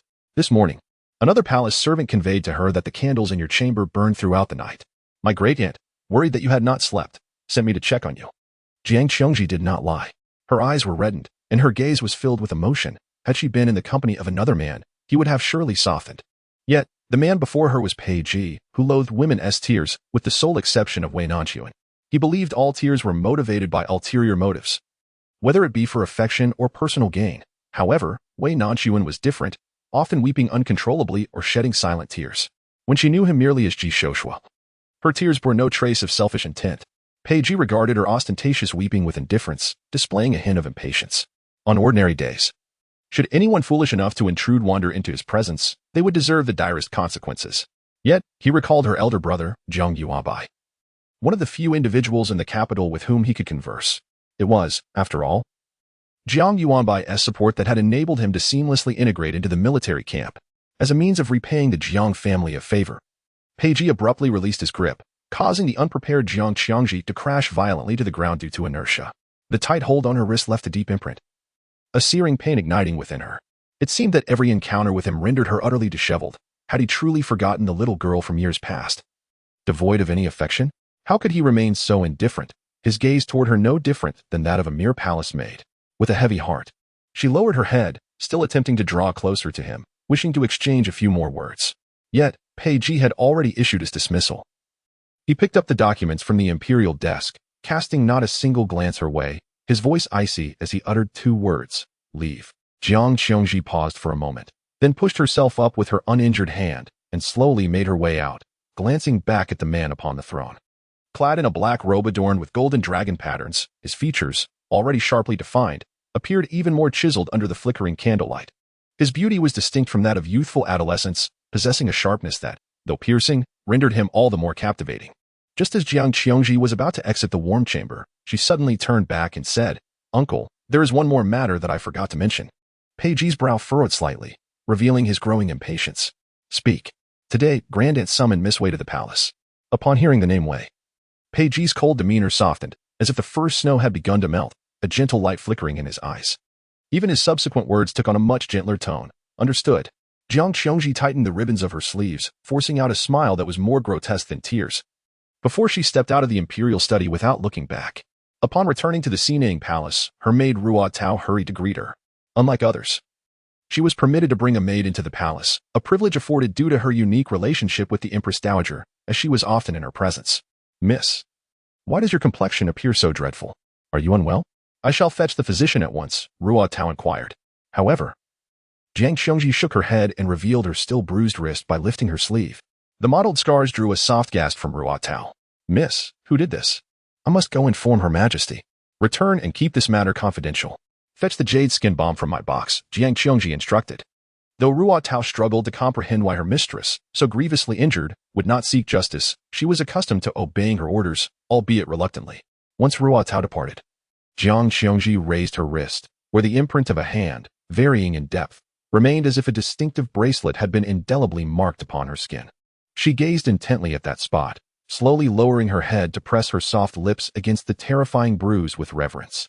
Even in his anger, he remained strikingly handsome, evoking neither fear nor disinterest within her. On the contrary, she perceived Pei Ji as possessing even greater resolve and masculinity. It mattered not that he might not see her. She yearned for him to inflict pain upon her. She reveled in the torment, becoming increasingly enmeshed in her infatuation with him. What should be done?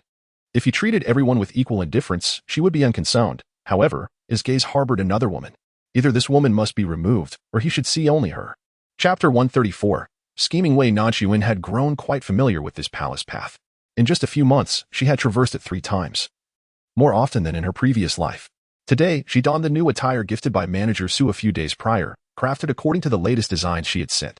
The fabric was a delicate light pink, perfectly suited to her, and upon wearing it, Ji Xiao praised her profusely. Wei Nanxun had initially hesitated to wear such a striking color, yet she had long grown weary of the plain garments buttoned up to her chin. Reflecting on it, she thought, having worn a vibrant red riding outfit, why should she limit her own preferences? Thus, she decided to wear the new dress, whose multi-layered sleeves enveloped her slender wrists, creating an enchanting effect akin to a lotus dancing on the water. Embroidered with blossoming peach flowers, she appeared both charming and sweet. Before her stood a young eunuch serving as her guide. She recalled him faintly, as someone favored by the Empress Dowager. The fact that the Empress Dowager held her in such regard did not instill feelings of privilege or joy. Rather, it sent a chill down her spine, evoking a sense of being watched by a serpent lurking in the shadows. This was decidedly unusual. If it were Pei Ji, he would not resort to summoning someone from the Empress Dowager's circle, nor would the Empress Dowager herself, as they were not on such intimate terms. She would never call upon her unexpectedly. Thus, it must be that someone else wished to bring her into the palace, even going so far as to manipulate the Empress Dowager. Who could it be? It is said that Pei Yuyan has become engrossed in indulgence, having not stepped out of the East Palace for quite some time. She cannot believe that Pei Yuyan would succumb to despair simply because Pei Ji has usurped his position of power. Although she did not completely understand this man in her past life, one thing she could discern was his profound sense of pride and insatiable thirst for authority. He could rise at dawn to work diligently in the imperial study for a decade, yet could abruptly withdraw during moments of intimacy. In his perspective, nothing surpasses the allure of power. Thus, his so-called despondency must merely be a fade, regardless of his motives, whether cloaking his true intentions or pursuing ulterior goals. He could not possibly jeopardize his plans for her sake at this juncture. If not for Pei Yuyan, could it be Wei Mingzhao? The mere thought of this possibility stoked her irritation, nearly overflowing her composure. How could this person remain so obstinate? With such scheming, it would be better to focus on nurturing her pregnancy. The thought of the fetus. Wei Nanxun suddenly recalled something significant in her previous life. The reason for her fall from grace and confinement was due to a scheme she had orchestrated, bearing the blame for causing her miscarriage and conspiring against the imperial heir. Memories she thought had faded surged forth like a torrent. That day, she had been in her chambers, as usual, sewing garments for Pei Yuyan. He was a man who cherished cleanliness, changing his clothes daily, sometimes multiple times a day if he perspired, particularly discarding undergarments. At that time, in her folly, she had taken to sewing incessantly, believing his praise of her craftsmanship to be genuine. Following her loss, she found herself disinclined to venture outside, especially since Wei Mingzhao had also become pregnant. Even though the two sisters resided in the same courtyard, they seldom crossed paths, as one claimed to fear that the other would be reminded of the past, thus remaining ensnared in the shadows of her previous miscarriage. Foolishly, she believed this, genuinely thinking that Wei Mingzhao had her best interests at heart, and she endeavored to suppress the faint pang of jealousy she felt upon learning of her sister's pregnancy. One day, Wei Mingzhao's stewardess visited her, bearing news of several exquisite flower pots recently bestowed by the crown prince, which were in full bloom. Knowing her fondness for flowers, she extended an invitation for her to come and admire them. Wei Nanxun, unsuspecting of any ulterior motive, felt a warmth in her heart. Interpreting it as her elder sister's concern, she quickly tidied herself and made her way over. Indeed, the garden was graced with numerous rare blossoms. many of which were out of season, the result of countless hours of labor by the gardener. After admiring the flowers, the two proceeded to a pavilion to brew tea by the fire. It was during this unexpected moment that calamity struck. She had scarcely brushed against Wei Mingzhao when, before the eyes of all present, her sister tumbled down the stairs. Gasps filled the air as everyone rushed to her aid. Clutching her abdomen, she found herself surrounded by a pool of blood, yet she weakly gazed at Wei Nanxun, uttering, "Seventh sister, I have always regarded you as my own sister. Why?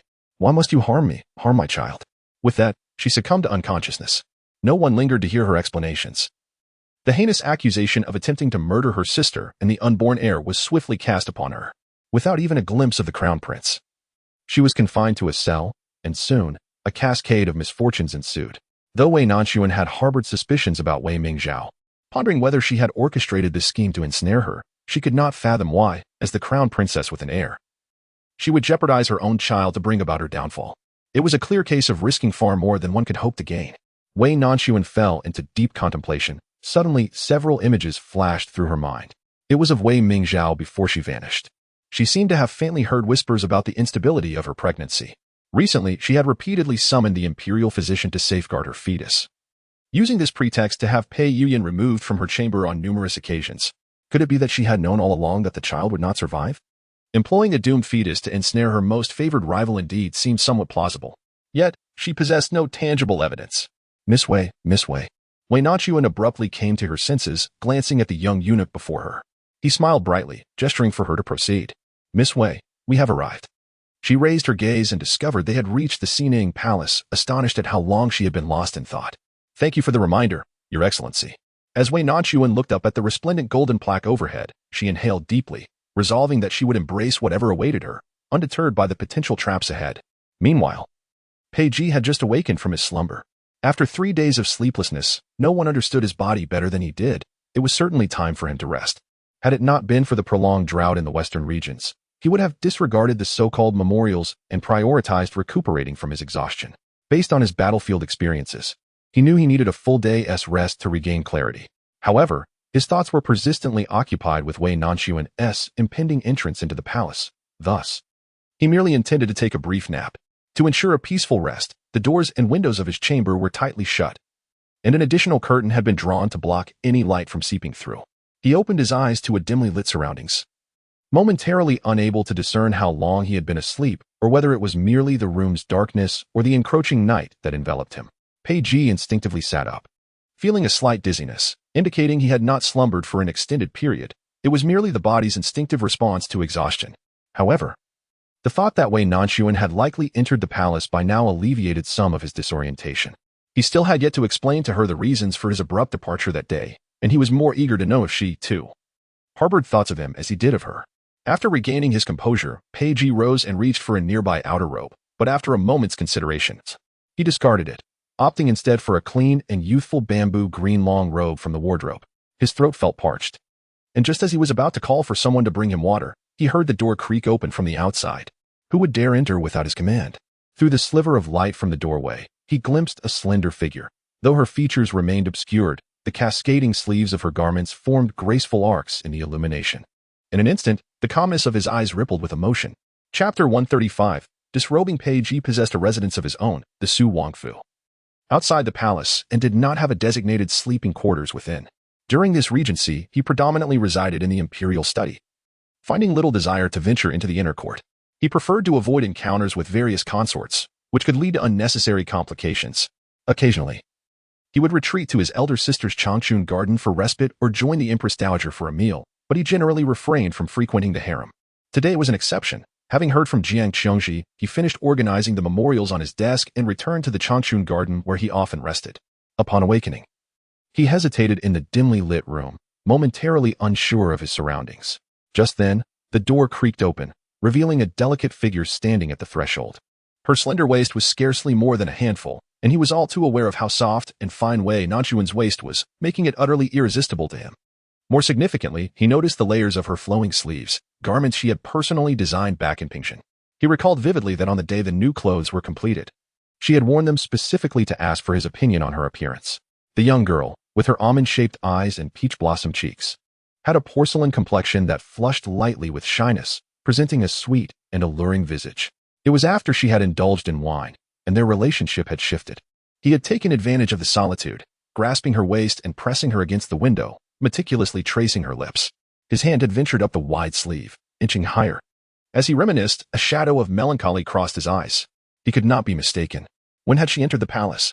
Peiji had just awoken. His voice still laced with sleep, a husky allure that was particularly captivating. In that moment, his spirit soared and his tone softened. For to open his eyes and behold the one he cherished was a bliss beyond measure. Even deities would smile at such fortune. The figure before him paused, silent. As she turned her back and slowly closed the door, watching the last sliver of light vanish, Peiji felt a tremor in his throat. How dare she? Within him, a beast lay dormant, an insatiable desire that he could scarcely control, unleashed the moment he laid eyes on her. He remained seated, allowing the woman to approach. Her movements deliberate and slow, perhaps hindered by the dimness of the room. Yet he was inherently perceptive, especially towards her. He could distinctly hear the sound of each step she took and sense the gentle rustle of the jewels in her hair. The presence of such sound implied that there was more than just a couple of hairpins. Peiji's brow furrowed slightly. Wei Nanxun was not one to adorn herself with jewelry. During the days when they met frequently, they exchanged countless words. He had contemplated compensating her for her birthday gift, intending to add some hairpins to the jade pendant he had already chosen, but she had resolutely shaken her head. I have no affection for such things. They are both expensive and cumbersome, often leaving my neck in pain. Why then had she chosen to dress so elaborately today? When she had entered the palace last time, without even a touch of powder, appearing refreshingly natural, before Peiji could unravel his thoughts, she was already before him. Although a layer of curtains obscured them, it was still daylight, allowing a few rays of light to filter through, enough for him to vaguely discern the lower half of her face. She remained silent, yet her actions were unequivocal. Her fingers delicately curled around his sleeve. And she leaned closer towards him. Just as she was about to press against his chest, a large hand suddenly grasped her neck. Who sent you? In the next moment, a sharp dagger flew forth, severing the curtain that hung above, flooding the space with light. The one whose throat was gripped was not Wei Nanxun, but rather a stranger. Doubts had begun to creep into Peiji's mind. Under normal circumstances, he would have acted immediately. Yet the slim chance that it could be her held him back, fearing that any action might inadvertently harm her.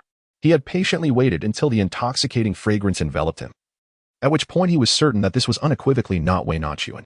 It is inconceivable for her to indulge in such nauseating incense. Within less than half a day, being incessantly disturbed, Peiji suddenly wondered if her recent good temper had emboldened so many reckless souls. The woman, with her throat constricted, felt a bluish hue spreading across her heavily powdered face, struggling to breathe. She yearned to speak, to fight back, yet found herself utterly immobilized. Pain coursing through her to the point of near unconsciousness. Help, save me. Yue sensed that this person truly wished for her demise.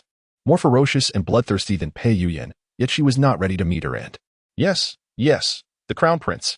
A wave of dizziness overwhelmed her as Yue crashed heavily to the ground, teetering on the brink of death, almost destined to meet her ancestors. She lay on the floor, coughing incessantly, her face still pale with fear.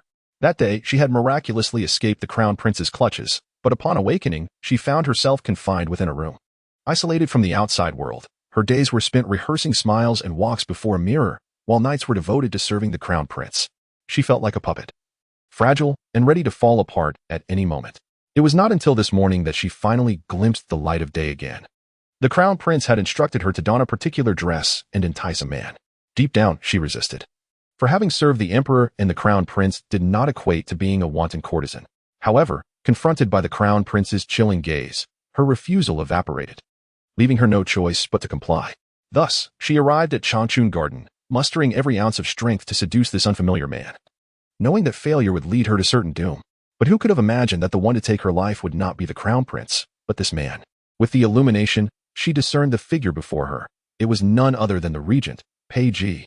On the day Peiji made his ostentatious entrance into the palace, she had glimpsed him from afar, aware of his ruthless methods and his swift execution of death. While Pei Yuyan was still concerned about his reputation and had his reservations, Peiji cared not for anyone's opinion. He would kill without a second thought. Her teeth chattered as she momentarily forgot the pain, her head striking the ground repeatedly. Peiji, however, fixated on her attire, coldly inquired, "Where did you obtain that clothing?" "Please spare me, my lord. It was the Crown Prince who forced me to wear it. The garments were provided by him. I know nothing." "You dare to wear such clothes?" Peiji's patience had already reached its limit upon realizing the visitor was not Wei Nanxun. Yet he could not allow bloodshed here. The sight would surely terrify her. He suppressed the urge to draw his blade. Fixing a lifeless gaze upon Yue, return and inform Pei Yuyin that if there is a next time, his head shall be forfeit. Such audacity. Even if he was an uncle and elder, Pei Yuyin was still the crown prince of Dian. To directly threaten his life was tantamount to treason. Yue dared not relay the message, nor could she defy his command, fearing that her own head would roll first. She could only bow repeatedly in acquiescence. Begone. Without daring to hesitate, she scrambled away, and just as she reached the door, that icy voice rang out once more. Change your clothing. Yue could hardly dare to don that attire any longer, as though the very fabric of her clothing might bite her. Were it not for the inappropriateness of the situation, she would have torn the life-threatening garment to shreds. Without a moment's hesitation, she stumbled and rushed towards the exit.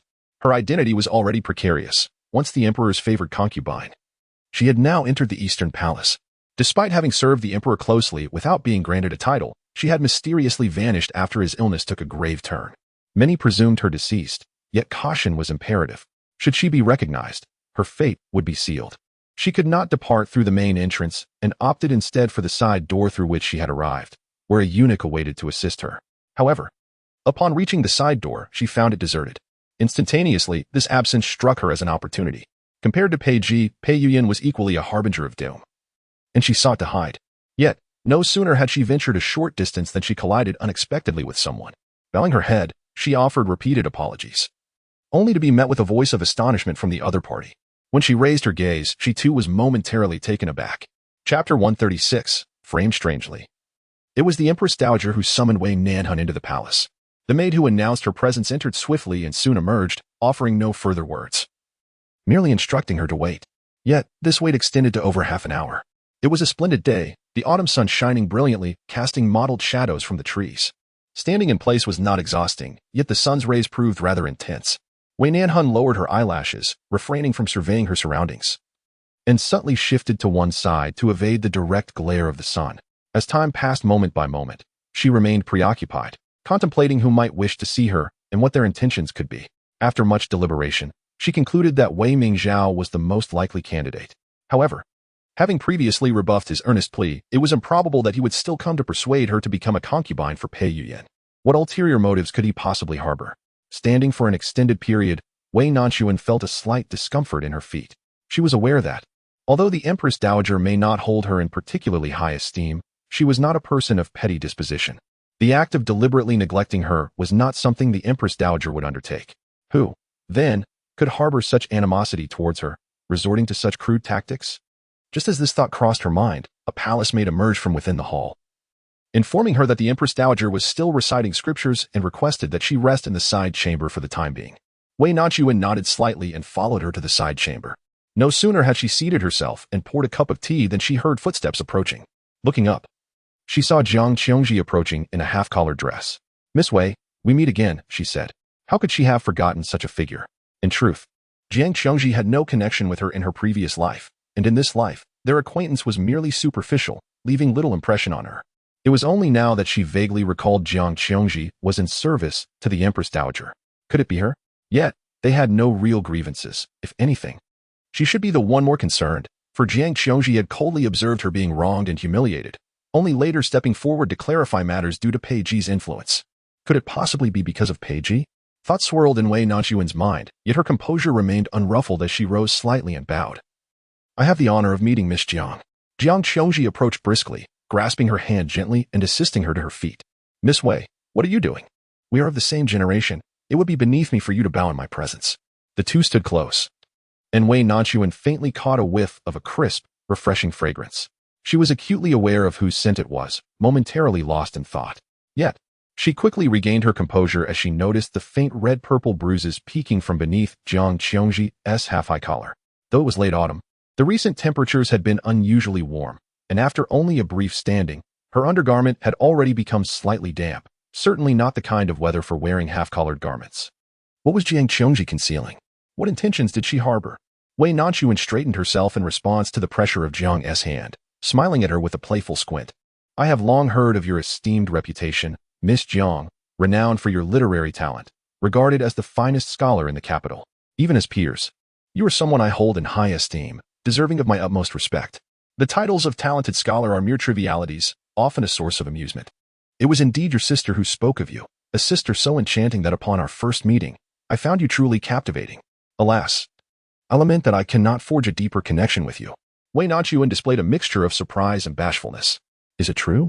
Has my sister truly praised me so? I hardly feel worthy. In truth, she inwardly scoffed, her eyes rolling in disbelief. Wei Mingyao could extol her? It would be a feat if she did not belittle her instead. And as for Jiang Qiongji, professing a desire to befriend her while merely observing her being wronged from the sidelines? Such words were nothing more than a ruse for the gullible. How could one possibly bear this?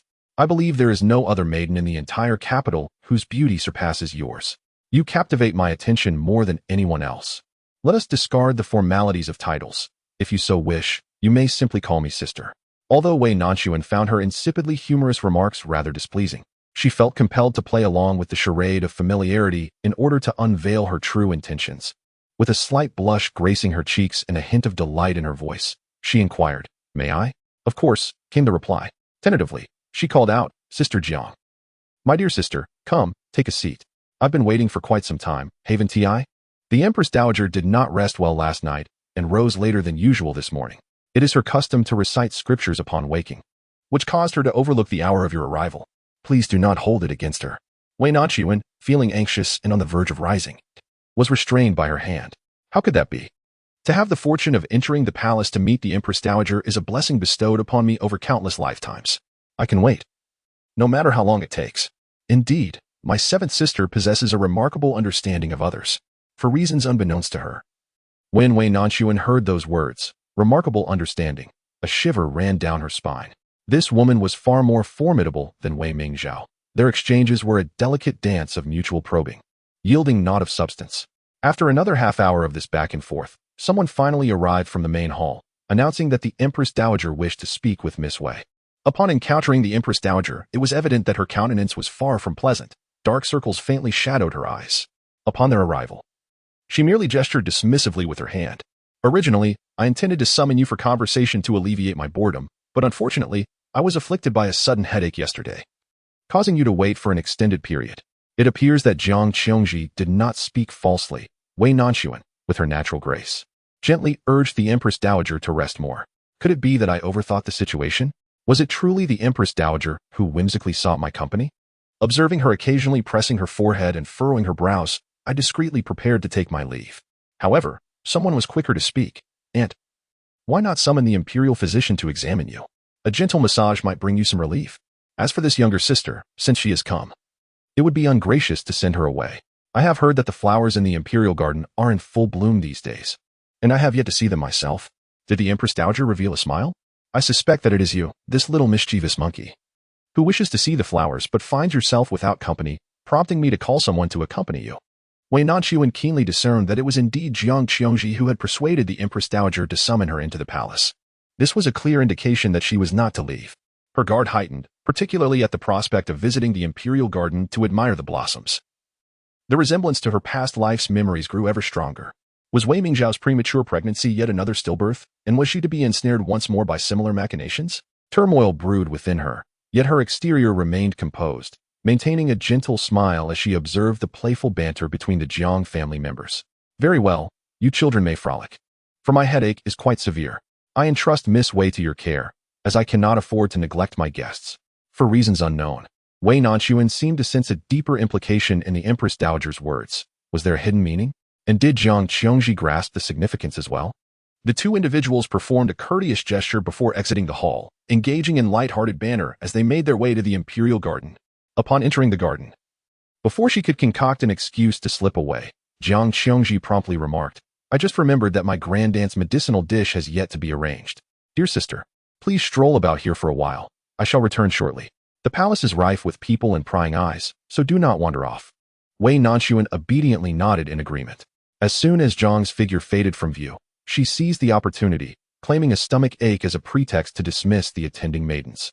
Only a fool would remain idle, waiting for them to conspire against her. Though she was unaware of their intentions, it was certain she would not fall into their trap. Just as she evaded everyone, she unexpectedly collided with a hurried woman. At first, she was taken aback, but upon noticing the matching sleeves of the woman's attire, she instinctively exclaimed, "Who are you?" The other woman raised her gaze, scrutinizing her face for a prolonged moment before suddenly exclaiming, "So that's how it is. I understand now. I finally comprehend. In another scene, Wei Mingzhao, her belly prominent, continually cast her gaze towards the end of the path. Since conceiving at the end of May. It was now nearly October, and her pregnancy had become unmistakable. Previously, due to her lack of favor and low standing in the Eastern Palace, she had feared that others might discern her condition before marriage, thus opting for loose garments and taking great care to conceal her growing belly. However, with the passage of time, no amount of disguise could alter her state, and she had grown weary of pretense. Now, having traversed the most arduous initial months, when the fetus is typically most stable, little did she anticipate that misfortune would soon befall her. Upon learning that her womb harbored a stillborn, rendering any hope of childbirth impossible, Wei Mingzhao found herself weeping nearly every night. She dared not let anyone discover her sorrow. Only when the lights were extinguished and all had retired would she turn towards her bed, silently shedding tears. She resented the heavens for their unfairness, granting her an engagement to Pei Yuyan yet allowing him to be enamored with her sister. To conceive a child only to lose it felt more agonizing than death itself. How could she endure this torment alone? She felt compelled to drag others into her despair, ensuring that those who inflicted her suffering experienced the taste of this hellish existence. Aware that her attempt to summon Wei Nanxun would be met with skepticism and caution, she sought the assistance of Jiang Qiongji. Though inscrutable, they shared a common goal, to see Wei Nanxun perish. The enemy of my enemy is my friend, after all. Go and check why Miss Jiang has not yet arrived, she instructed. A palace maid, responding affirmatively, soon returned with news. Miss Jiang is already seated in the loft, as reported by Ruotao. A smile of relief finally graced Wei Nanxuan's lips as her hand slowly descended to her abdomen, which still retained its fullness, warm to the touch despite its stillness. Gently, she caressed it, murmuring, "Child, do not blame your mother." Then, with the aid of the palace maid, she rose and ambled towards the loft, feigning ignorance, as if merely visiting the garden. Now that her condition had progressed, she had become a figure of great importance, accompanied by a retinue wherever she went. Before long, they reached the entrance of the loft, where Ruotao and another unfamiliar palace maid stood guard. "We have met the royal consort," they acknowledged. "Rise, is it Qiongji upstairs? I, too, have grown somewhat weary and fortuitously. I can share a cup of tea with her to rest my feet." If I recall correctly, Tao's gaze flickered as she replied, in response to the crown princess, "It is not our young lady within, but rather, it is Madame Wei Qingyang." Soon? When did she enter the palace? I am unaware. Surely, she must still harbor resentment towards me for the previous incident, to the extent that she does not even come to see me upon entering the palace. The crown princess, you act solely for the benefit of Miss Qi, yet she fails to comprehend your sincere intentions. Moreover, you are her elder sister. As the younger sibling, how could she bear a grievance against you? Wei Mingzhao sighed. Very well, if she does not wish to see me, then I shall seek her out and offer my apologies. Naturally, the palace maidens were to assist her up the stairs, for her mobility was somewhat hindered. Previously, she had endured several instances of pregnancy complications, and it was only due to her insistence on leaving her chambers that the imperial physician permitted her to venture out. It matters not. Sun is quite sensitive. Should you happen to overhear our conversation, she would surely be vexed. I shall go to her myself. To all present, she appeared to be a considerate and empathetic sister, truly thinking of her younger sibling. Yet, even with her reassurances, the maidens remained wary of her safety on the stairs and escorted her to the threshold before retreating. Wei Mingzhao took small, labored breaths, her hand resting upon her abdomen, trembling slightly. After a brief pause, her gaze became resolute, and without further hesitation, she pushed open the door. Son, it is your elder sister. Are you still upset with me? Please open the door. It has been ages since we had a proper conversation. The maidens below exchanged glances, astonished by the humble tone of the crown princess. Is it Lady Wei Qi inside? Certainly not. Miss Jiang had instructed her not to wander about, yet she insisted on stepping out for a moment, and we searched for her for quite some time. With such petite feet, she moved with surprising swiftness, lacking any semblance of a refined noblewoman. You may not be aware, but Lady Wei Qi is indeed the offspring of a concubine, and cannot be regarded as a legitimate noble lady.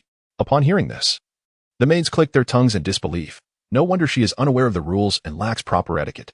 Yet, this illegitimate daughter appears more poised than our crown princess, making it difficult to discern who is the elder sister and who is the younger. Ruotao had just escorted Jiang Qiongji back and hurriedly returned, observing the other two maidens as they delivered Wei Nanxun to the upper chamber.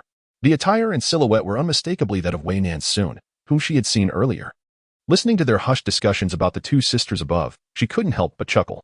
Only Ruotao knew what was about to unfold. This was truly going to be a splendid performance. After what felt like an eternity, the creaking sound of the door finally echoed from above, silencing the maids outside, who eagerly strained their ears to uncover the tale behind the crown princess's supposed anger. A frail voice softly implored, "Ah Sun, please do not be angry. It was not my intention." Immediately following was a piercing scream that startled everyone downstairs, prompting them to look up in astonishment. They beheld a figure tumbling down the narrow wooden staircase. Initially, they assumed it was Wei Nanxun, but upon closer inspection of the attire, they realized it was Wei Mingzhao who had fallen. A chill of dread coursed through them. After all, the crown princess was with child, and should anything happen to the baby, their lives would hang in the balance. Given the crown prince's recent volatility, they rushed towards the fallen figure. "Crown princess, are you all right? So much blood. Quickly, summon the physician." Amidst the chaos, only Ruatao remained composed, her gaze directed towards the top of the staircase, where a woman clad in a peach-pink dress stood. Although a distance separated them, it was unmistakably Wei Nanxun.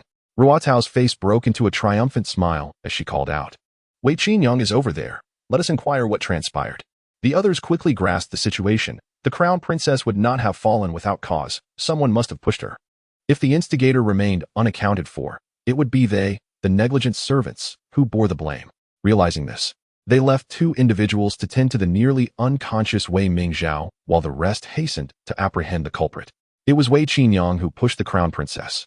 "Seize her before she escapes." Wei Mingzhao's complexion was ashen, and she continued to murmur softly, "Do not blame seventh sister. It is my own fault.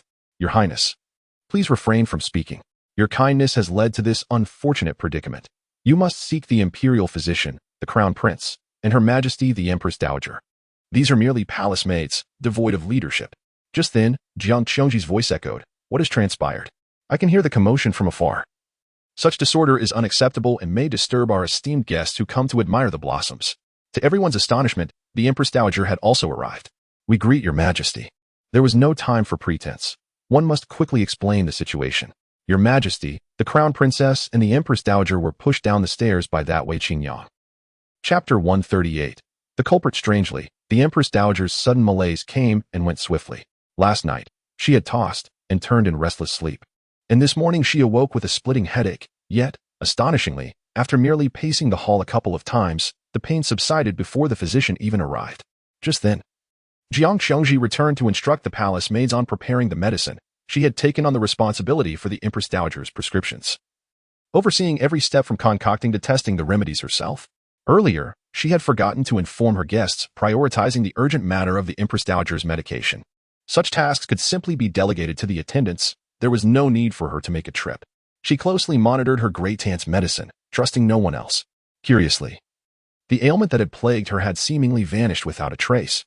Jiang Qiongji assisted her in taking a seat and pondered for a moment, then remarked, "Perhaps your recent devoutness and worship has taken its toll. You have been either sitting cross-legged or kneeling in prayer, neglecting to rise and move about, which may have led to some stagnation in your circulation." As a talented woman of vast knowledge, she often delved into medical texts and spoke with great conviction. The Empress Dowager, upon hearing these words, found them to hold some merit. "Indeed, that must be the cause. Very well, I am no longer in distress, so I shall not hinder your youthful endeavors. And you are still in your prime. Now that your head no longer aches, why not accompany us for a stroll? It may prove more beneficial than medicine or massage." The old servant had also heard that the flowers were in full bloom, and not to witness such beauty would be a missed opportunity. The Empress Dowager, swayed by their words, hesitated for a moment, casting a glance at the bright sunlight outside.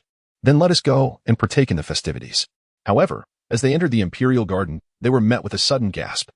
The two hastened their steps towards the source of the commotion, only to discover Wei Mingzhao lying in a pool of blood, her body stained with vibrant crimson.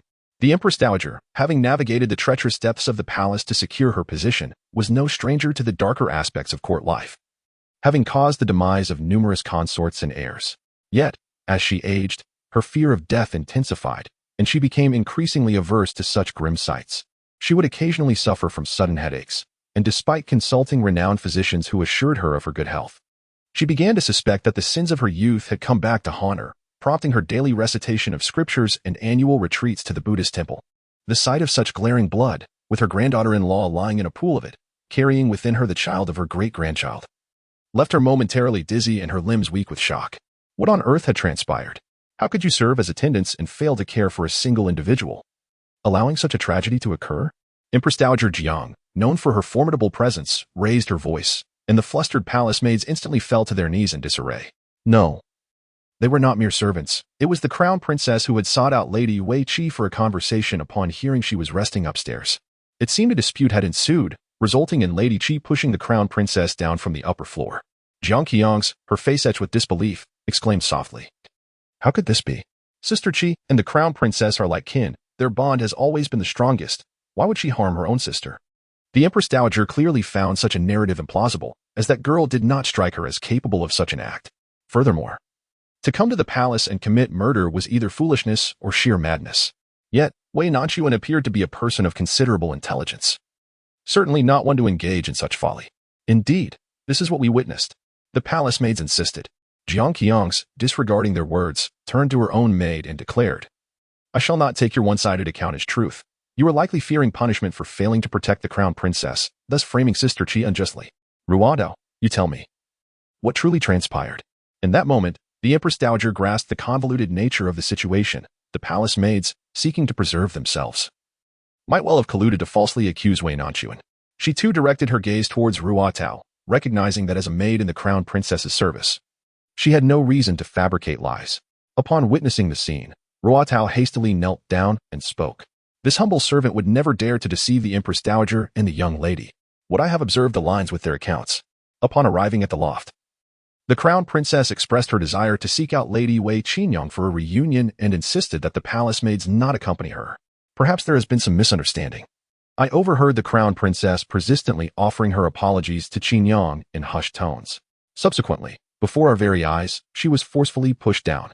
It is my fault for not rushing to her aid in time. Just before the crown princess lost consciousness, she still thought of Qingyang, saying she bore no ill will towards her. The expression of Empress Dowager Jiang turned grave, for the situation reeked of the uncanny. What could possibly motivate Wei Nanxun to act thusly? To push the crown princess in front of everyone within the palace? Was that not akin to courting death? Yet, she found herself unable to dwell on these thoughts for too long. The emperor remained in a state of unconsciousness, and a plethora of rumors swirled around both the court and the harem.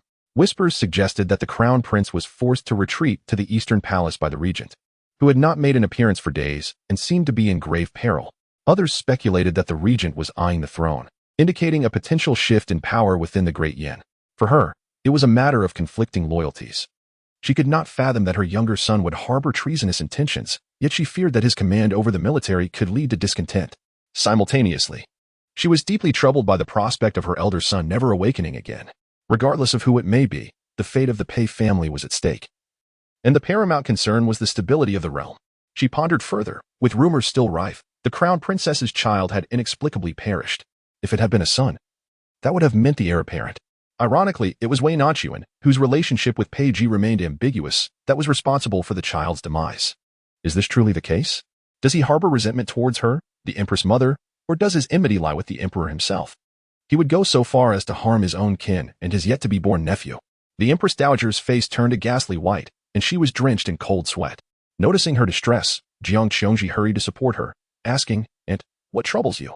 Having weathered many storms, the Empress Dowager slowly raised her arm and commanded, "Go. Seize the perpetrator who seeks to harm the royal heir." The capable palace maids and matrons at her side, upon hearing her words, rolled up their sleeves and resolutely replied, "Yes." They then strode purposefully towards the upper floors, where the door was tightly shut. Outside, the assailants pounded on the door with great force, yet to no avail. No one inside was willing to open it. Determined, they decided to break it down. Having received their orders, they exchanged glances before collectively charging at the rather flimsy door. "Who are you? Let me go." The Empress Dowager recognized the high-pitched voice of the woman inside, and for a moment, she felt dizzy. "Have you notified the Crown Prince and the Regent?" "Yes, someone has already gone to inform them." "How shall we deal with this Miss Wei?" "Drag her out and execute her," the Empress Dowager replied sharply, then called for a halt. "Wait, let us decide what to do once the Crown Prince arrives." Unbeknownst to anyone, Jiang Xiongji stood at the back of the crowd, unblemished and utterly unfazed by the surrounding panic and terror. A faint smile lingered in her eyes. Just as everything seemed poised to settle, a timid voice rang out from behind the crowd, inquiring, "What is happening here?" The sound echoed. Jiang Xiongji abruptly turned her head, only to behold Wei Nanxun, who should have been captured by the palace attendants, standing vivaciously before her, with her innocent apricot eyes blinking. She appeared harmless, yet an unsettling shock coursed through Zhang's heart. How are you here?" Wei Nanxun tilted her head in confusion, responding, "If I am not here, where else should I be?" Chapter 139, A Fatal Blow. "You are here. Then who is the person upstairs? The crowd turned towards the staircase in response to the piercing cries, and indeed, a slender woman stood at the top, dressed and adorned identically to Wei Nanxun. Among the most astonished was Ruotao, who glanced up and down, incredulously exclaiming, "No, it cannot be. I witnessed the seventh daughter of the Wei family ascending the stairs. She was the one who pushed the crown princess down." Wei Nanxun was momentarily stunned, as if realizing the commotion was due to a grave incident. She forcefully parted the crowd before her, only to see Wei Mingzhao lying in a pool of blood, with the physician yet to arrive. Not a soul dared to approach her, fearing the child might suffer dire consequences, thus sharing in the misfortune with those who had touched her. Upon seeing the vast expanse of blood, Wei Nanxun's mind buzzed with chaos. Memories from her previous life surged forth, identical to the present moment. The sole difference was that she had once been unjustly accused as the perpetrator. It was indeed true, Wei Mingzhao had chosen the same treacherous path, intent on bringing about her demise. Did she harbor such deep-seated hatred for her?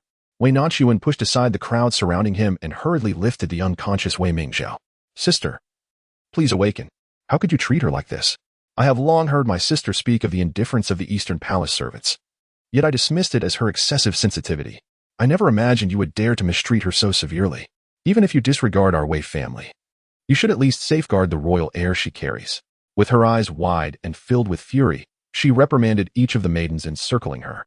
Upon catching sight of the Empress Dowager Jiang, her eyes reddened even further. "Your Majesty, you must take a stand for my sister and her unborn child. You, rise at once. The child within Zhao's womb is also my great-grandson. I am more distressed than you can imagine, and I shall not let those who harm her go unpunished." With a commanding tone, she ordered, "Seize the culprit from upstairs at once." Though the woman appeared frail, she possessed an indomitable spirit. It is true that when faced with life and death, one can unleash their latent potential. Yet, ultimately, two fists cannot contend with four hands. And she was subdued by two matrons. As they dragged her down the stairs, she seemed somewhat deranged, her chin forcibly lifted by a matron beside her. When her face was revealed, the maidens of the Eastern Palace recognized her. "Isn't this Wei from His Highness's study?" The Empress Dowager furrowed her brow slightly. "You say she is one of the Crown Prince's attendants? Indeed, I would not dare deceive your Majesty. This woman has been serving in His Highness's study and occasionally." The maid hesitated, lowering her voice, "also attends to this bedchamber." The Crown Prince's affection for several palace maids may be deemed somewhat unseemly. Yet it cannot be considered an egregious transgression. However, this Wei, emboldened by the prince's favor, has shown little regard for our Crown Princess, having spoken disrespectfully on multiple occasions. If her actions were solely motivated by the desire for favor, one might excuse her behavior. As the gaze of Empress Jiang lingered upon Wei, Jiang Chongji remarked, seemingly without intention, "Aunt Grandmother, does this Wei not bear an uncanny resemblance to Miss Wei in terms of attire?" Only then did the assembly turn their attention to the two, noting that while their garments were not identical, the sleeves bore a striking similarity. However, Wei Nanxun had donned pink upon entering the palace, whereas her current attire had transformed into a soft yellow, with the pink gown now adorning Wei. It was she indeed. She who had brought misfortune upon my elder sister. Earlier, I had encountered this individual while seeking a moment of respite. She appeared flustered, her hands carrying a bowl of tea, which she inadvertently spilled all over me. At that moment, I was in disarray, unable to present myself to anyone, fearing repercussions. She offered to exchange her clean garments for mine. Initially, I declined her offer, yet upon noticing the slight resemblance between her attire and mine, I reasoned that it would be preferable to appear before the Empress in something clean rather than in soiled garments. Intending to borrow something from a Jiang family sister upon our meeting, who could have anticipated that she would be the cause of my sister's plight? Wei Nanxun spoke with fluidity, devoid of hesitation, her expression earnest and devoid of artifice. Even Empress Jiang found her words credible, yet only Jiang Qiongji perceived the extraordinary coincidence. How could it be that someone so remarkably similar in attire would conveniently appear to serve as a scapegoat? "You were called Wei? Please, enlighten us. Is it truly as Miss Wei has claimed?" The hairpin of Wei had long since come undone in her struggles, leaving her disheveled and dirty. Yet, the terror in her eyes was unmistakable. Her gaze, momentarily vacant, flitted between the three of them before finally settling on Wei Nanxun. She stood there, momentarily stunned, before suddenly bursting into laughter. "Yes, my tea was spilled on her," she exclaimed, upon hearing her claim to be Lady Wei and the sister of the Crown Princess. "I deceived her by donning her attire to get closer to the Crown Princess. After all, she carries the Crown Prince's child. She must die." Her laughter grew louder and more manic, culminating in her convulsing on the ground. In that instant, her sharp cackle echoed in everyone's ears, prompting Empress Jian to disdainfully raise her hand. "Take her away." No need to consult the crown prince, simply beat her to death. Wei Nanxun watched as Wei was dragged away, a desire to speak rising within her, yet she ultimately clenched her trembling hands. Had she not collided with that woman earlier and glimpsed the striking resemblance in her features and attire, it would have been her facing death now. Initially, she was perplexed by Wei's words. So it is, but upon hearing that she served the crown prince, everything became clear. The abhorrence of Pei Yuyan for seeking out someone who resembled her, dressing her in a similar manner, was truly revolting.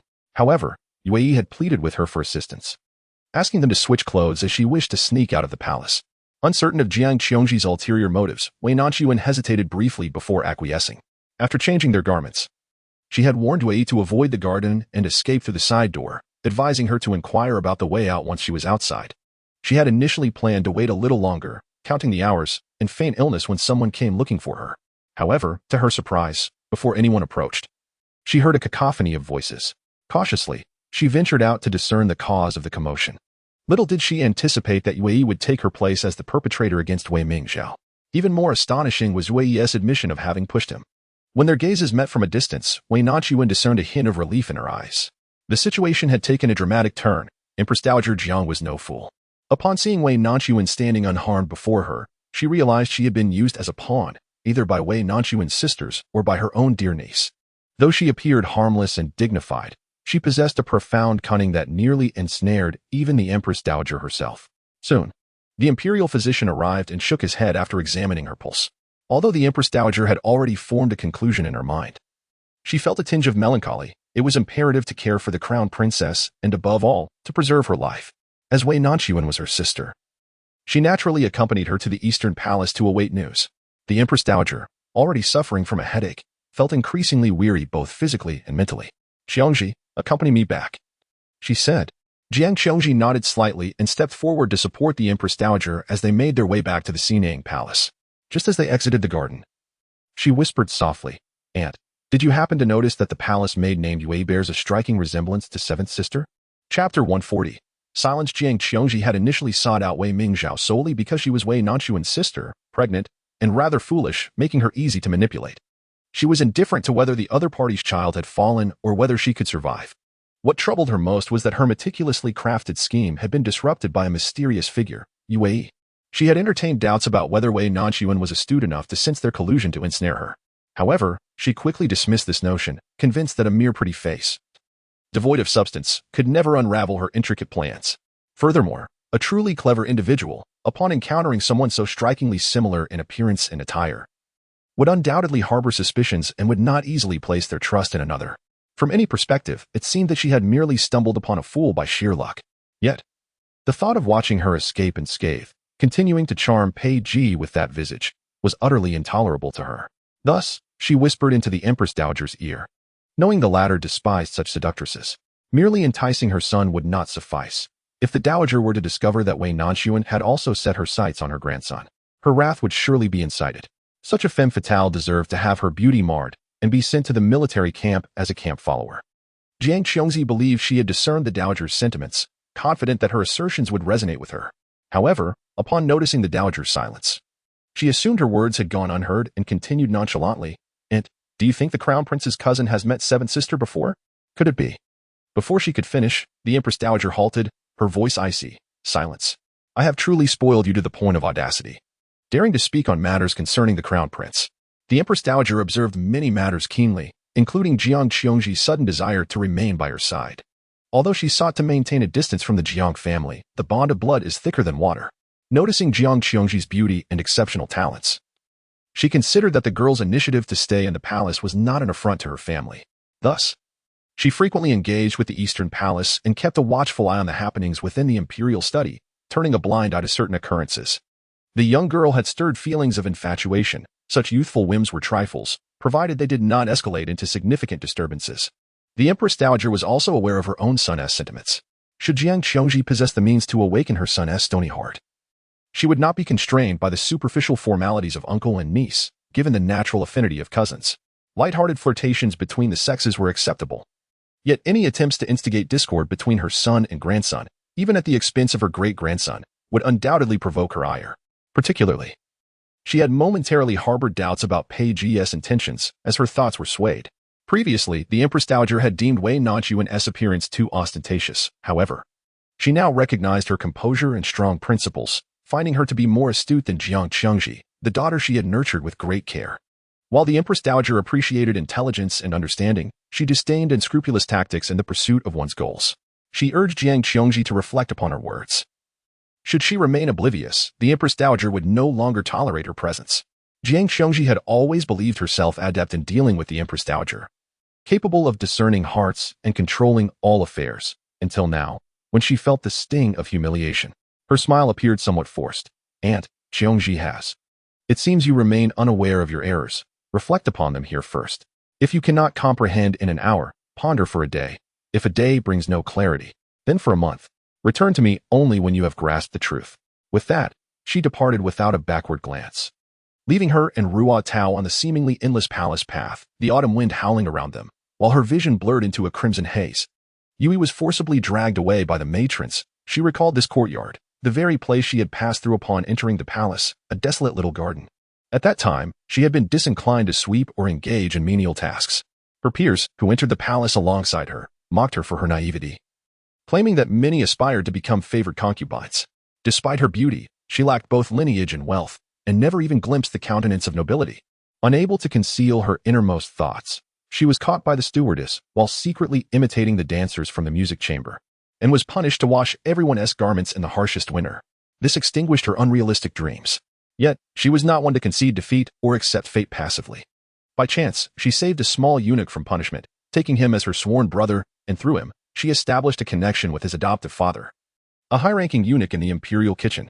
This eunuch, with his shifty eyes and stout figure, surprisingly took a liking to her, wishing to share meals together. She suppressed her revulsion, gaining his trust, and by stepping on his back, she met numerous influential individuals, including the chief eunuch beside the crown prince, who, upon casting a glance at her, offered to help her ascend to greatness. Without hesitation, she acquiesced, even though the emperor was nearly old enough to be her grandfather. While serving him tea, she accidentally fell into his embrace. Everything unfolded as if in a dream. She transformed from a lowly palace maid to the emperor's most favored concubine. Though she held no official rank, the palace attendants praised her openly while mocking her behind her back. Unfazed, she took pleasure in tormenting those who had once bullied her, including the matron and the eunuch, until they met their demise. She relished the taste of power, even if it was obtained through her own body. By chance, she encountered the crown prince, who had come to pay respects to the emperor. Despite her lowly status as a mere concubine, he gently advised her to be cautious. He resembled a pure and noble flower, youthful and handsome, which only accentuated her own dirtiness and ugliness. That fleeting glance left an indelible mark on her heart, haunting her dreams. Little did she know that the very person who had placed her on the emperor's bed was none other than the crown prince himself. He harbored intentions of regicide, and she willingly accepted the peril of being implicated in his treachery. She sought nothing more than to serve him. After the emperor fell into a coma, she employed every means at her disposal to reach him, pleading for his salvation, convinced that her efforts would be in vain. Yet, astonishingly, he chose to keep her by his side, not only arranging a position for her through the crown princess but also allowing her to serve him in the study. Those days became the happiest of her life. She was willing to serve him, whether through her body or otherwise, even if it caused her pain. For she found joy in her devotion. She believed there was always a flicker of affection for her, whether genuine or merely a fleeting romantic entanglement, and she cherished it. Even when he urged her to entice other men, she gritted her teeth and complied. However, upon seeing Wei Nanxun's face, she could no longer deceive herself. It turned out that whenever he gazed at her, he was actually seeing someone else. The lament he expressed about her face being a pity was merely because she bore a slight resemblance to Wei Nanxun. How utterly ridiculous this was. She believed she could escape the ignoble identity of a palace maid and ascend to the status of a favored concubine, yet in the end, she found herself no different from those servants. Perhaps the gravest mistake of her life was entering the palace, nurturing an obsession that should never have existed. When she pushed open the door and beheld Wei Mingzhao, who, upon realizing she had not touched her, tumbled down, she suddenly found it all laughable. All the women in this harem were so absurd, attempting to garner a modicum of sympathy and affection from men through clumsy schemes. When the heavy wooden board crashed down, she laughed. At last, she had the privilege to determine her own fate, no longer reliant on anyone. Chapter 141. Schemes and calculations. Having played the role of a devoted sister, Wei Nanxun was destined to see this performance through to the end. As she gazed upon the pallid and unconscious Wei Mingzhao, an indescribable emotion welled up within her, witnessing the other's failure. She felt a surge of satisfaction at the prospect of revenge. Yet, there lingered a hint of pity. What would Wei Mingzhao feel if she were to awaken and realize that all her machinations had led to the loss of her unborn child without bringing any punishment upon her? Upon entering the Eastern Palace, Wei Nanxun experienced a fleeting moment of disorientation. Even more surprising was the fact that Wei Mingzhao, as the crown princess, did not reside in the main hall, but rather in the side chamber to the east. That was the chamber where she had resided in her previous life. It was well lit, warm in winter and cool in summer, and the sleeping quarters were spacious, specifically chosen by Pei Yuyan for her. Standing once more in this room, she felt as though she had traversed time. Every tile and each layer of the gauzy curtains were etched vividly in her memory. During the countless nights spent awaiting Pei Yuyan, she had counted the bricks more than once. To her surprise, it was Wei Mingzhao who now occupied this space. She had resolved that even if she encountered Pei Yuyan, she would not falter. She had entered the palace by the decree of the Empress Dowager. And if she could not leave the Eastern Palace intact, he would owe her an explanation. Wei Nanxun continued to scrutinize the chamber, while the court physician administered treatment to Wei Mingzhao. After a moment, she murmured softly, gradually awakening. It seemed she too was trying to ascertain her whereabouts, staring blankly for a while until the pain in her body reminded her of her plight. Instinctively, she reached to touch her abdomen, only to find it damp with blood. It appeared that Wei Mingzhao had finally grasped the reality of her lost child, yet resolving to confront the truth was a different matter altogether. No one could fathom the depth of her investment in this unborn child. She had nearly staked her future and fate upon him. The physician had surmised that there was a 90% chance it was a baby boy. Had he been born, he would have been the crown prince. The crown prince would have granted her greater attention because of this child, securing her position as crown princess or even as empress. Yet all of this had been shattered. The child was gone. Wei Mingzhao wept silently, believing she had exhausted all her tears in recent days, convinced that she had become numb to sorrow. However, upon truly realizing that the child had departed from her, she found her tears flowing uncontrollably. My child, do not cast blame upon your mother. If blame must be assigned, let it be directed towards that woman. When Jiang Qiongji first proposed this plan to her, she scoffed, even slamming her hand upon the table and commanding her to leave. It was the other party who, in a calm and gentle tone, replied, "Cousin, no one within the palace can plot for you as I can. I also hold compassion for the child within you. Yet, you know better than I that he is fated not to be born. He may not even move. You lie, you lie. My child will move. He is not dead." Perhaps the cousin was aware that the crown prince is not the emperor's firstborn. The former imperial concubine had birthed another male infant. Yet he was stillborn. Upon his arrival, the child was entirely purple, unable even to cry. The emperor merely glanced at him and declared him a monster. Not only was that infant buried without ceremony, but the concubine herself was also cast into the cold palace. Jiang Qiongji's voice was soft, yet it carried a chilling undertone that sent shivers down her spine. Could it be that the cousin wishes to repeat that tragic fate? As long as the child remains within your womb, unfallen, he still holds significance. Should you delay further, other physicians will discern that your fetus has ceased to move. Even if you wish to use this to your advantage, it will be of no consequence. Consider this child as a token of gratitude for the bond between mother and son. Wei Mingzhao felt immobilized by her words. Her mind flooded with the image of a child born in hues of purple, unable to cry, a monstrous apparition. The crown prince had merely been swayed by Wei Nanxun. If she were to harm his own flesh and blood, would the crown prince still cast a glance in her direction? Even if he remains ensnared by his own delusions, the Empress Dowager would never permit such an event to transpire. Ultimately, she would leave it to her sister-in-law's discretion. Wei Mingzhao appeared as if bewitched by demons, genuinely captivated. Her life was destined to flow smoothly and peacefully towards becoming the crown princess, yet it was Wei Nanxun who had thrown her existence into disarray. Under this veil of temptation, she slowly nodded her head.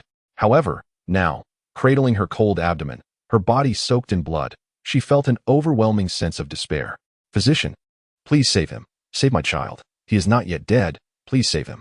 Physician Yi, with a pained expression, gently shook his head and consoled her. "You have fallen from such a great height. The child cannot be saved. I implore you to grieve with composure. You are still quite young. Once you recover, you will soon conceive again." "That is not true. Even if I were to conceive again, it would not be this child."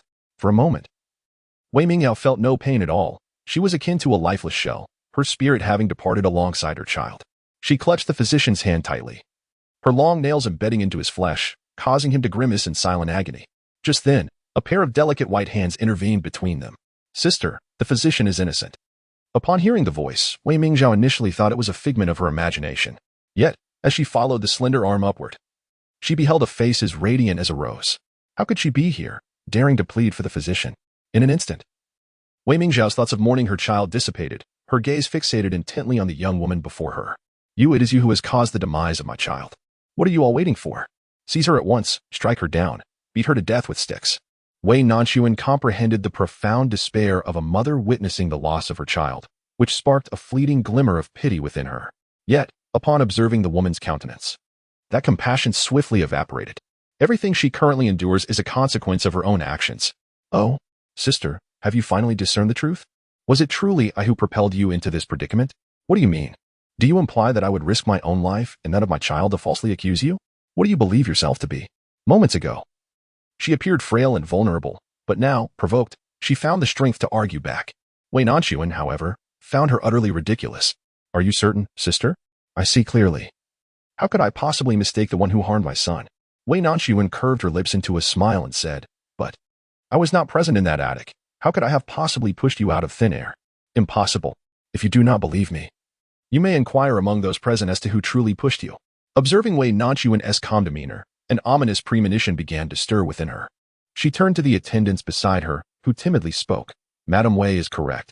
The one who pushed you has been apprehended. It was you. It was Madame Wei who first rushed over to protect you. We were too far away to see clearly. Being so close, do you truly not recognize Madame Wei? Struck as if by lightning, she stood in stunned silence, absorbing their words. It was not Wei Nanxun who had pushed her, but Yui. After scheming for so long, sacrificing both her child and herself, she found herself with nothing. Wei Mingzhao suddenly felt an overwhelming sense of foolishness and absurdity, her shoulders trembling as she could not help but laugh lightly. Her entire life had been ruined. Chapter 142. Accompany me. Wei Mingzhao surveyed the chamber. Aside from the palace maids and eunuchs who were preoccupied with their own safety, Pei Yuyan was absent, the Empress Dowager was not present, and even Jiang Qiongji, who had deceived her into agreeing to this situation, was nowhere to be found. While their absence could be interpreted in various ways, she was acutely aware that her so-called husband was merely a wall away in the Eastern Palace. She understood that even in death, Pei Yuyan would not spare her a glance. Yet, she could not comprehend how he could remain indifferent to the existence of his own flesh and blood within her womb. Did he truly care so little? Ironically, in her moment of utter vulnerability, the only one by her side was Wei Nanxun, the very person she had wished to harm. Physician Yi had already departed, leaving the maid to accompany him in procuring medicine, and the others had wisely retreated, leaving the space for the sisters. As if they were fleeing. Seeing her in such a state, do you feel a sense of triumph? She laughed with such intensity that tears began to cascade down her cheeks, blurring the line between laughter and sorrow. Wei Nanxun, however, remained impassive, her gaze akin to that of a stranger. After what felt like an eternity, she finally, devoid of any emotion, posed the question that lingered in her heart. Sister, do you regret it? Regret what? Regret using her own child as a pawn against her? Regret heeding Jiang Qiongji's words? Or perhaps regret not accepting Pei Yuyan's proposal to annul the engagement when it was first offered? Her expression appeared somewhat dazed, and after a moment, her voice emerged, hoarse and laden with regret. I only lament that I did not expel you from the Wei family when you were still a child. As she reminisced about the years gone by, it became evident that all her misfortunes stemmed from her own actions. If Pei Yuyan had never encountered her, would things have unfolded differently? Do you still believe that Pei Yuyan's indifference towards you is my doing? Even in my absence, there would be others like Jiang Nanxun or Su Nanxun who would treat you similarly. Was there truly no one else in your world besides this man? Your parents? Your family? And even yourself? Wei Nanxun is not a saint, nor does she harbor sympathy for her. She merely finds her pitiable. The legitimate daughter of the Duke's residence. Well-versed in literature and arts, she ought to have lived a life of unrestrained joy. Yet, she has squandered a winning hand. Wei Mingzhao involuntarily recalled scenes from her childhood, when Wei Nanxun was like a little shadow, following closely behind her, calling her elder sister with sparkling eyes and offering her all the good things. They had been so close, even surpassing the bond of biological sisters. How had it come to this? I am destined to become the crown princess. No one can thwart my path to that role. She shook her head, smiling foolishly, gradually becoming oblivious to the voices around her, hearing only the cries of an infant. No, mother did not intend to harm you. No, it was she who forced my hand, not me, not me. Her nearly deranged murmurs were a stark contrast to the image of her remembered by Wei Nanxun, even though Wei Mingzhao had experienced a miscarriage in her previous life. Perhaps she had been unjustly wronged, and miraculously, her guilt regarding the child had been erased. However, this time was different. She had lost her child and gained nothing in return, plunging her into a state of self-reproach. I am the crown princess of Dian. No one can usurp my position, no one at all. As she spoke, a mouthful of blood suddenly erupted from her lips. Wei Nanxun coldly observed her reaping the consequences of her actions, momentarily taken aback and nearly splattered by the blood. At that moment, a pair of hands tightly encircled her waist, spinning her around, creating the most solid barrier with his side. Wei Nanxun caught a whiff of the familiar, faint cold fragrance and instinctively looked up, finding the sharp line of his jaw. Her heart raced uncontrollably. How was he here? More importantly, why did he always seem to appear precisely when she needed him? Pei Ji's expression was icy, having been delayed by military reports after waking. He had hurriedly made his way to Sinang Palace. Not wishing to arrive simultaneously with the Empress Dowager and others, he found the palace empty upon his arrival. After inquiring, he learned that Wei Nanxun and others were in the imperial garden. However, despite his haste, he arrived to find only a puddle of blood, causing his gaze to turn frigid instantly. Although he was confident that it was not Wei Nanxun's blood, his heart still stopped for a long moment. Fortunately, he soon asked a palace maid and discovered that it was Wei Mingzhao's blood, and she was perfectly fine in the Eastern Palace. Upon hearing Eastern Palace, he could no longer remain calm, especially with the watchful Pei Yuyan lurking nearby, and thus he strode over with a cold expression. He remained as cold as frost throughout. And every court servant who made eye contact with him was terrified, kneeling and bowing their heads. However, upon seeing her unscathed, his pervasive aura of menace and murderous intent seemed to wane somewhat. He lowered his head and softly inquired, "Are you frightened?" Pei Ji was accustomed to scenes of bloodshed. To him, it was merely child's play. Yet, Wei Nanxun was different. Had it been another lady in her place witnessing such a bloody spectacle, especially with the injured being her kin, she would undoubtedly have been reduced to tears. Strangely, she appeared rather composed. Wei Nanxun slowly shook her head, declaring, "I am not afraid. Do you wish to assist her?" Although Pei Ji harbored no fondness for Wei Mingzhao, he was willing to seek aid for her sake. Yet, she shook her head once more, stating, "She brought this upon herself. No one can assist her. Even if they could, I would not wish to help." Observing her fierce words and the tension in her demeanor, Pei Ji gently ruffled her hair with his hand. "Then let us depart. Rather than remain alone with Wei Mingzhao." She preferred to face Pei Ji. Wei Nanxun did not resist as he released his hold around her waist, allowing his hand to glide down her arm until he naturally clasped her hand in his. She hesitated momentarily but ultimately did not break free. Walking hand in hand with him as they exited. Outside the hall, the sun shone brightly, seemingly dispelling all the gloom that had shrouded the interior. The two of them strolled forth, one tall and imposing, the other delicate and graceful, creating an unexpectedly harmonious sight together. Unbeknownst to anyone, a man stood in the shadows of the corridor, his gaze sinister, akin to a silver-ringed serpent that lurks in darkness. His eyes poisoned with a deadly intent as they fixated on the couple in the distance. After dispatching Yui, Pei Yuyan remained in his study. Recently, he had paid little attention to matters within the harem, feeling that he had squandered too much time on romantic entanglements. Those destined for greatness must sever all emotional ties. When he heard that Yui had pushed Wei Mingzhao down the stairs, he exhibited no reaction. There would be many who wished to bear him children in the future, and he was not in a hurry to have offspring, especially not from this woman. However, upon learning that Wei Nanxun was in the Eastern Palace, he abruptly abandoned his council of strategists. What greeted him was the sight of the two, inseparable and intimate, a vision both glaring and repugnant. "Your Highness, they inquire when we shall take action," came a voice. Pei Yuyan, his eyes unwavering, replied coldly, "At once." Meanwhile, Pei Ji held Wei Nanxun's hand, and they traversed in silence. She did not question him about their destination. As the surroundings grew increasingly familiar, she recognized the unforgettable pavilion. He led her upstairs, and she hesitated momentarily at the door. "What have you brought me here for?" "To keep me company while I sleep." Chapter 143. Sleeping. How could Wei Nanxun forget this place? Perhaps upon entering the garden, she was still unsure of her destination. But once led up the pavilion by Pei Ji, the memories surged back. Initially, she had unwittingly consumed an aphrodisiac-laced wine, escaping from Jingren Palace and, in her disoriented state, stumbled into Changchun Garden. It was there that she hid within a cabinet spacious enough to conceal her, marking the beginning of her encounter with Pei Ji. At that moment, she was unable to discern his features, entirely consumed and controlled by the intoxicating desires brought forth by the substances. She lunged towards him recklessly. Reflecting on it now, she feels a sense of confusion. Had she known that the person she would entangle with was Pei Ji, would she have dared to act so impulsively? Wei Nanxun was led up to the attic on the second floor, instinctively surveying the decor of the room.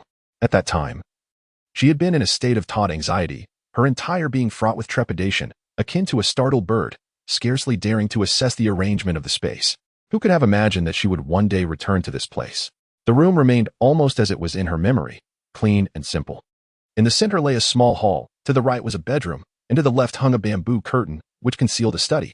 The curtain offered excellent privacy. Appearing as mere wall decoration, no wonder she had mistakenly believed it was a closed-off area in her initial nervousness. Upon seeing the curtain, she tugged at the hand he was holding, feeling a twinge of embarrassment. "You were watching from behind when Lingxi was applying the medicine for me, weren't you?" Peiji recalled their first encounter. He was always on high alert, and upon entering the attic, he sensed that someone had been there, initially. He thought an assassin might be hiding in the cupboard. Who could have predicted that upon opening the cupboard door, he would find a young girl with flushed cheeks, faintly scented with alcohol? Peiji was momentarily taken aback. It was only a fleeting daze, yet that young girl unexpectedly lunged at him. It was the first time he had been so close to a woman. He had never realized how soft a woman's body could be, as if devoid of bones. Her sleeves had awkwardly brushed against his bicep, and her smooth, delicate arms entwined tightly around his neck. Her fragrance was not overpowering, yet it permeated every inch of his skin, distant yet jarring, rendering him momentarily entranced, as if he were under a spell. He allowed her to hold him tightly. Perhaps out of frustration, or perhaps out of disdain for his wavering resolve, he swiftly regained his composure. Mistakenly perceiving her as one of those beguiling courtesans who lure their masters into bed, he seized her slender neck without mercy, demanding to know her identity and intentions. A single erroneous reply would result in him ruthlessly snapping her delicate throat. Yet, she pleaded, "Please, save me, help me." Her eyes were clouded and helpless, her voice quivering with the tremors of impending tears, which finally drew Peiji's attention to her distress. This was not merely a solicitation for intimacy. Her exposed arms were riddled with puncture wounds, blood still oozing and dripping onto his garments, blooming into crimson flowers. No one would resort to self-harm as a means of seduction. It seemed she had fallen victim to some sort of intoxicating drug. A fleeting hesitation caused his grip to loosen ever so slightly, and in that moment, she clung to him as if he were her lifeline. Peiji had never realized that a woman's body could not only be supple but also imbued with the essence of opium, making it irresistible to the touch. Her feverish fingers grazed his Adam's apple, his chin, his lips, and cheek, igniting a warmth wherever she lingered. Then, her soft lips brushed against his, igniting a conflagration that consumed him entirely. It was the first time Peiji lost control. The self-discipline he had always prided himself on crumbled before her. He quickly reclaimed his composure, gently parting their bodies, absorbing all of her softness. Fortunately, his reason remained intact. When she whimpered in pain, he instantly regained his composure. Observing the marks left by his fingers on her skin, his gaze darkened, and he hastily wrapped her in his robe, before retreating to take a shower. The icy water cascaded over him, suppressing the tumultuous and unfamiliar emotions stirring within. Clutching the military report in his hand, he settled behind the bamboo curtain, believing he could act as if nothing had transpired. Yet, since she awakened and uttered her first words, he had been unable to focus on a single line. Despite her grievous injuries and the multitude of wounds that would have evoked pity even from Lingxi, she so calmly declared that she could simply choose not to marry. In the countless dreams that subsequently tormented his mind, he now realized that perhaps, from the very first encounter, the exception he made for her had already stirred his heart. Though he was reluctant to acknowledge it, Peiji gazed at the girl before him, who tilted her head slightly, her eyes resolute and clear, and a faint smile tugged at the corners of his mouth. He did not respond to her inquiry. Instead, he tightened his grip on her hand, leading her into the inner chamber. The window stood wide open, revealing a Zetonwood bed adorned with an embroidered dragon-patterned quilt, calligraphy hanging on the walls, along with a clothes rack and a writing desk. It was not her intention to fixate on the bed, but its sheer size dominated the room, leaving little space for any other furnishings. The events of that day had been overwhelming, the potency of the medicine rendering her unconscious almost immediately. As for whether it transpired on that bed or elsewhere, she could only recall having engaged in numerous bold and audacious acts, which, even in her previous life, she had never approached with such shamelessness. Peiji sensed her gaze and, without hesitation, sat down on the couch, pulling her towards the bed. Wei Nanxun's eyes widened slightly, and her entire body stiffened. What are you doing? I wish to sleep with you." Sleep? He must be mad. She was not one to be so frivolous. Peiji watched as her face flushed, her neck and ears turning a similar shade of red, reminiscent of ripe fruit hanging from autumn branches, and his spirits soared. The fatigue from days of travel and the gloom from this morning's disturbances dissipated in an instant. Just sleep? Where was her mind wandering? He tightened his grip and pulled her into his embrace. Wei Nanxun attempted to struggle, but he already had her in his arms, falling onto the bedding without disturbing the covers, merely lying there fully clothed. Her cheek pressed against his chest, she could hear the steady, powerful rhythm of his heartbeat. "You." As she began to speak, Peiji's finger gently pressed against her lips. "Shoo." It was then that Wei Nanxun realized that his notion of sleeping was merely a call for rest, devoid of any ulterior motives. Her face began to heat up. But she couldn't be blamed. After all, he had rendered the idea of resting so ambiguous that it seemed as though they were on the verge of something else. Silence enveloped the room, the only sound being the rustling of leaves stirred by the autumn breeze. Wei Nanxun could hear his breath, long yet somewhat labored. She had indeed noticed the fatigue etched beneath his eyes, tinged with a faint gray. What had he been preoccupied with during their days apart? Yesterday, she moved into a new home, and not only did she have to tidy up the place, but she was also overwhelmed with an exhilarating sense of excitement that kept her awake. She conversed with Xia until the late hours, and this morning, despite needing to rise early, she had hardly managed to shake off her drowsiness. Beside him, there was a comforting illusion of safety, as fatigue gradually enveloped her. Wei Nanxun unknowingly closed her eyes. Pei Ji, on the other hand, enjoyed a remarkably restful slumber after several days of travel. The thought of the casualty list awaiting him kept him restless. With Wei Nanxun beside him, he could finally lower his guard and allow himself a proper sleep. However, upon awakening, he realized that something else had stirred as well. Naturally, with the object of his affection so near, enveloped in warmth and softness, even a sage would find it challenging to remain unaffected. Moreover, he was hardly a paragon of virtue. The young girl, unbeknownst to her, had fallen asleep. Managing to do so even in such a position, was it not uncomfortable to rest her head in this manner? Pei Ji propped himself up on one arm, studying her intently. She appeared to sleep soundly and peacefully, her half-face nestled against his chest, revealing a delicate visage. Perhaps the warmth from his embrace had rendered her cheeks flushed. Her soft lips were equally rosy, akin to the allure of wine, captivating in their charm. Pei Ji's gaze darkened, and he felt a tremor in his throat. She was indeed completely unguarded. She believed him when he simply claimed to be sleeping. Surrendering to slumber so deeply, the young girl seemed to be dreaming of something, her brow suddenly furrowing, her nose twitching, reminiscent of a child feeling wronged. Pei Ji couldn't help but chuckle softly. After all, she was still quite young, not yet 16 even after the new year. Though in Dian, one would typically be of marrying age at this stage, to him, she remained merely a child. He couldn't help but gently rub her brows with his finger, hoping to alleviate her slight sorrow. How could someone so young learn to frown like an adult? A deeper crease would only mar her beauty. The one who had been peacefully slumbering was abruptly disturbed from her pleasant dreams, shaking her head in discomfort as if to rid herself of the bothersome hand. Occasionally, she emitted soft whimpers. Wei Nanxuan's voice, inherently soft, carried an unconscious charm laced with sleepiness, rendering the one before her utterly defenseless. He swallowed hard, his eyes darkening with a hint of crimson. Yet, the one in question remained blissfully unaware, restlessly shifting from side to side. What was this hard object that radiated warmth and exhaled heat? Wei Nanxun, still in a daze, half opened her eyes and vaguely discerned a familiar silhouette, a figure that frequently graced her dreams. Mistaking her state for one of slumber, she abruptly swatted away the hand that had brushed her cheek. The sound rang clear, causing a twinge of pain in her palm. However, the allure of sleep proved too strong. Despite the bed's firmness, it was delightfully warm, and she found comfort in the thought that no one could disturb her slumber. Wei Nanxun grasped the restless hand, instinctively resting her face against it. With a tone akin to soothing a child, she murmured, "Be good, stay still, and sleep well." Pei Ji watched in disbelief as she swatted his hand away, only to nuzzle against it once more, effortlessly drifting back into sleep. For a moment, he could not discern whether she had truly awakened. What a vexing creature she was, yet he could not bring himself to wake her. He could only gaze at her as she slept soundly. Who, in truth, was keeping whom company in sleep? As for the neglected little creature, it could only resign itself to solitude. Pei Ji, accustomed from a young age to rise promptly with the dawn, rarely indulged in lingering in bed. However, today marked an exception. Not only did he remain in slumber after awakening, but he also found himself sharing the warmth of the young girl nestled in his arms. Unknowingly drifting back into sleep, he was roused from this peaceful state by a commotion. The girl in his embrace suddenly sat up, her lips moving in a flurry of anxious murmurs. How did I fall asleep? And so late? Oh no, father is surely going to be angry. He could envision, without even opening his eyes, the adorable expression on her face, drooping with worry as she fretted over the consequences. Wei Nanxun, completely oblivious to the impending danger, anxiously peered out at the darkening sky, her mind racing with thoughts of whether the palace gates had closed and if she could still manage to leave. Just as she attempted to rise, pressing against his chest, a large hand clasped the back of her head while the other gently grasped her waist. In an instant, she was lifted slightly, and before she could register her astonishment, his warm, moist lips descended upon hers. The world spun around her, and before she knew it, She found herself lying back on the bed, his flawless visage looming closer. Her eyes widened in disbelief. This man, such disregard for decorum.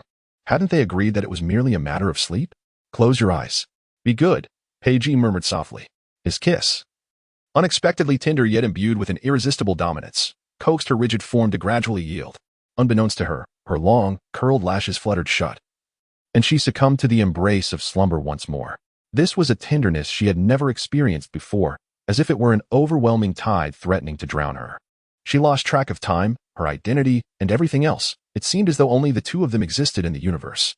The sound of water whispered in her ears, and tears brimmed at the corners of her eyes, as though she were deeply cherished, until she found herself gasping for breath. That hand gradually became more audacious, gently loosening the ties at her waist. When that calloused palm pressed against her delicate skin, she shuddered, her eyes snapping open. And she forcefully pushed away the person draped over her, hastily retreating to the farthest corner from him. Her eyes were slightly reddened as she muttered a low curse. Scoundrel. It was the first time Peiji had been scolded by someone. He was not angered, but rather found her scolding demeanor quite charming, wishing she would berate him a few more times. I want to go back. Do not worry, someone has already been sent to your home. Wei Nanxun's immediate response was, I am no longer at the Wei residence. I know, it is your home, even if Peiji had been unaware before. Upon returning to the capital, he would be informed of all her matters without delay. Wei Nanxun did not doubt his capabilities and paused before asking, What did you say at my house? Her father had already suspected who had facilitated her entry into the palace. And if he were to learn that she was returning late, he would surely be furious at home. Peiji tugged at the corner of his mouth, revealing a faint smile. Come closer, and I will tell you. Wei Nanxun hesitated for a moment. If you won't say it, then I shall go out myself. The palace gates are locked. Do you think you can escape? Wei Nanxun had never witnessed such a scoundrel side of Peiji. No. It would be more apt to say he was behaving like a rogue, exuding a demeanor of invincibility that was utterly infuriating. Scoundrel. Having said that, if I do not take some action, would it not be in vain to endure such insults? Peiji lounged languidly, embodying the essence of a carefree air, perhaps a refreshing change from his usual decisive and ruthless demeanor. He raised an eyebrow and beckoned, Come here. The palace gates were indeed locked, without a token. She could not venture outside. This place might be one of the safest in existence. Wei Nanxun bit her lip and gradually inched closer. Just as she approached him, his long arm swept her back into his embrace. She attempted to struggle, only to feel the man's chin resting against her neck as he inhaled deeply. In a low, husky voice, he articulated each word with deliberation. Wei, I miss you. I think of you incessantly. Do not move. Just allow me to hold you for a moment. Chapter 144. Pearl Wei Nanxun's rigid body and resisting emotions softened upon hearing Peiji's declaration of longing. The people around her were generally reserved, even after long separations. It was rare for a father or brother to express such sentiments. In his previous life, Pei Yuyan was frequently dispatched by the emperor to distant lands for months at a time. Yet, to him, she was merely a concubine. Even if he felt a sense of yearning, he would never voice it. At most, he would bring her a token gift, considering it a gesture of kindness. It seems that longing and affection, for men like them, are not only difficult to articulate, but also a matter that could tarnish their dignity. It appears that once expressed, such sentiments would place them in a subordinate position within the relationship. It is not only the lofty prince who refrains from such admissions. Even a more ordinary man finds it challenging to voice such feelings. In her childhood memories, she scarcely recalls her father expressing his yearning for her mother. Yet, Peiji spoke of his feelings with an ease that was striking. He declared that he missed her, that he thought of her incessantly. He understood everything. And the deeper implication was that he held her in higher regard than anything else, willing to forsake his own pride to reveal his vulnerability to her. This alone is a feat that many men cannot accomplish. Wei Nanxun insisted that indifference was a facade, yet the obstacles before them were numerous. She yearned for more. But her timidity rendered her incapable of exerting herself fully to seize the moment. She felt utterly unable to reciprocate his longing. Peiji sensed the young woman's rigid form gradually soften, and he gently nuzzled his chin against the nape of her neck. There had been a mole within the camp, several consecutive defeats, and the deputy commander had perished. His departure was not intended to be abrupt. Wei Nanxun had surmised that he was occupied with significant matters recently, which explained his weary demeanor, yet she believed such matters were understood without the need for words. Just as Pei Yuyan would never discuss his official duties with her, even she, as the crown princess, was unaware of his whereabouts. Women of the inner chambers had no right to inquire. Yet, he not only confided in her but also elaborated on the reasons behind his actions. It is no longer merely a matter of fearing her anger, but rather an unwavering trust in her. Wei Nanxun was overwhelmed by an indescribable sense of emotion. You need not say these things to me, truly, I have never doubted you. He was a man of his word, a true warrior of Dian. And she had never questioned his affection or the veracity of his words. Peiji sensed the young lady trembling slightly and held her even closer. I do not wish to deceive you. Anything I can share will be the truth. To him, this was fundamental, no concealment from the one he cherished. Before their departure, he had concealed matters from her, not out of malice, but due to time constraints and a desire to shield her from entanglement. Now that the ordeal was behind them, there was nothing left to obscure. That deputy general has been with me for 10 years. We entered the camp together and faced the battlefield side by side. He pulled me from the heaps of the fallen and carried me back, while I could only retrieve his remains. This was the first time Wei Nanxun had heard him speak of the battlefield, recounting tales both of himself and his comrades. He shared extensively, his voice low and devoid of emotion, yet she could discern the profound sorrow woven within. This made her forget the passage of time, the place they were in, and the fact that they lay entwined in bed. It felt as though, within this realm, only the two of them existed. From the moment she learned of Peiji, he was the legendary King Su, invincible in battle. Wherever he went, enemies trembled at the sound of his name. She had always believed Peiji to be omnipotent, capable of overcoming any challenge. Even after truly getting to know him, that perception remained unchanged. Even though he is covered in wounds, he can swiftly heal. Whenever she finds herself in peril, he descends from the heavens. This makes her forget that he, too, is human, flesh and blood, capable of suffering and pain. Just like now, when he has shed his blood-stained battle attire for a robe adorned with golden dragon patterns, exuding an air of unparalleled nobility that causes one to overlook his fierce struggles on the battlefield. No one is born a military genius, destined to lead armies into battle. Every step he takes is forged from a sea of corpses, and behind him lies a mound of fallen comrades. A single misstep could have led to his own eternal resting place beneath the earth. Wei Nanxun finds it hard to breathe, her heart aching for this man who bears his injuries in silence. She holds him tightly, whispering, "It is not your fault. You have done remarkably well. I have long since grown accustomed to it." This sense of familiarity has been earned through countless encounters with life and death.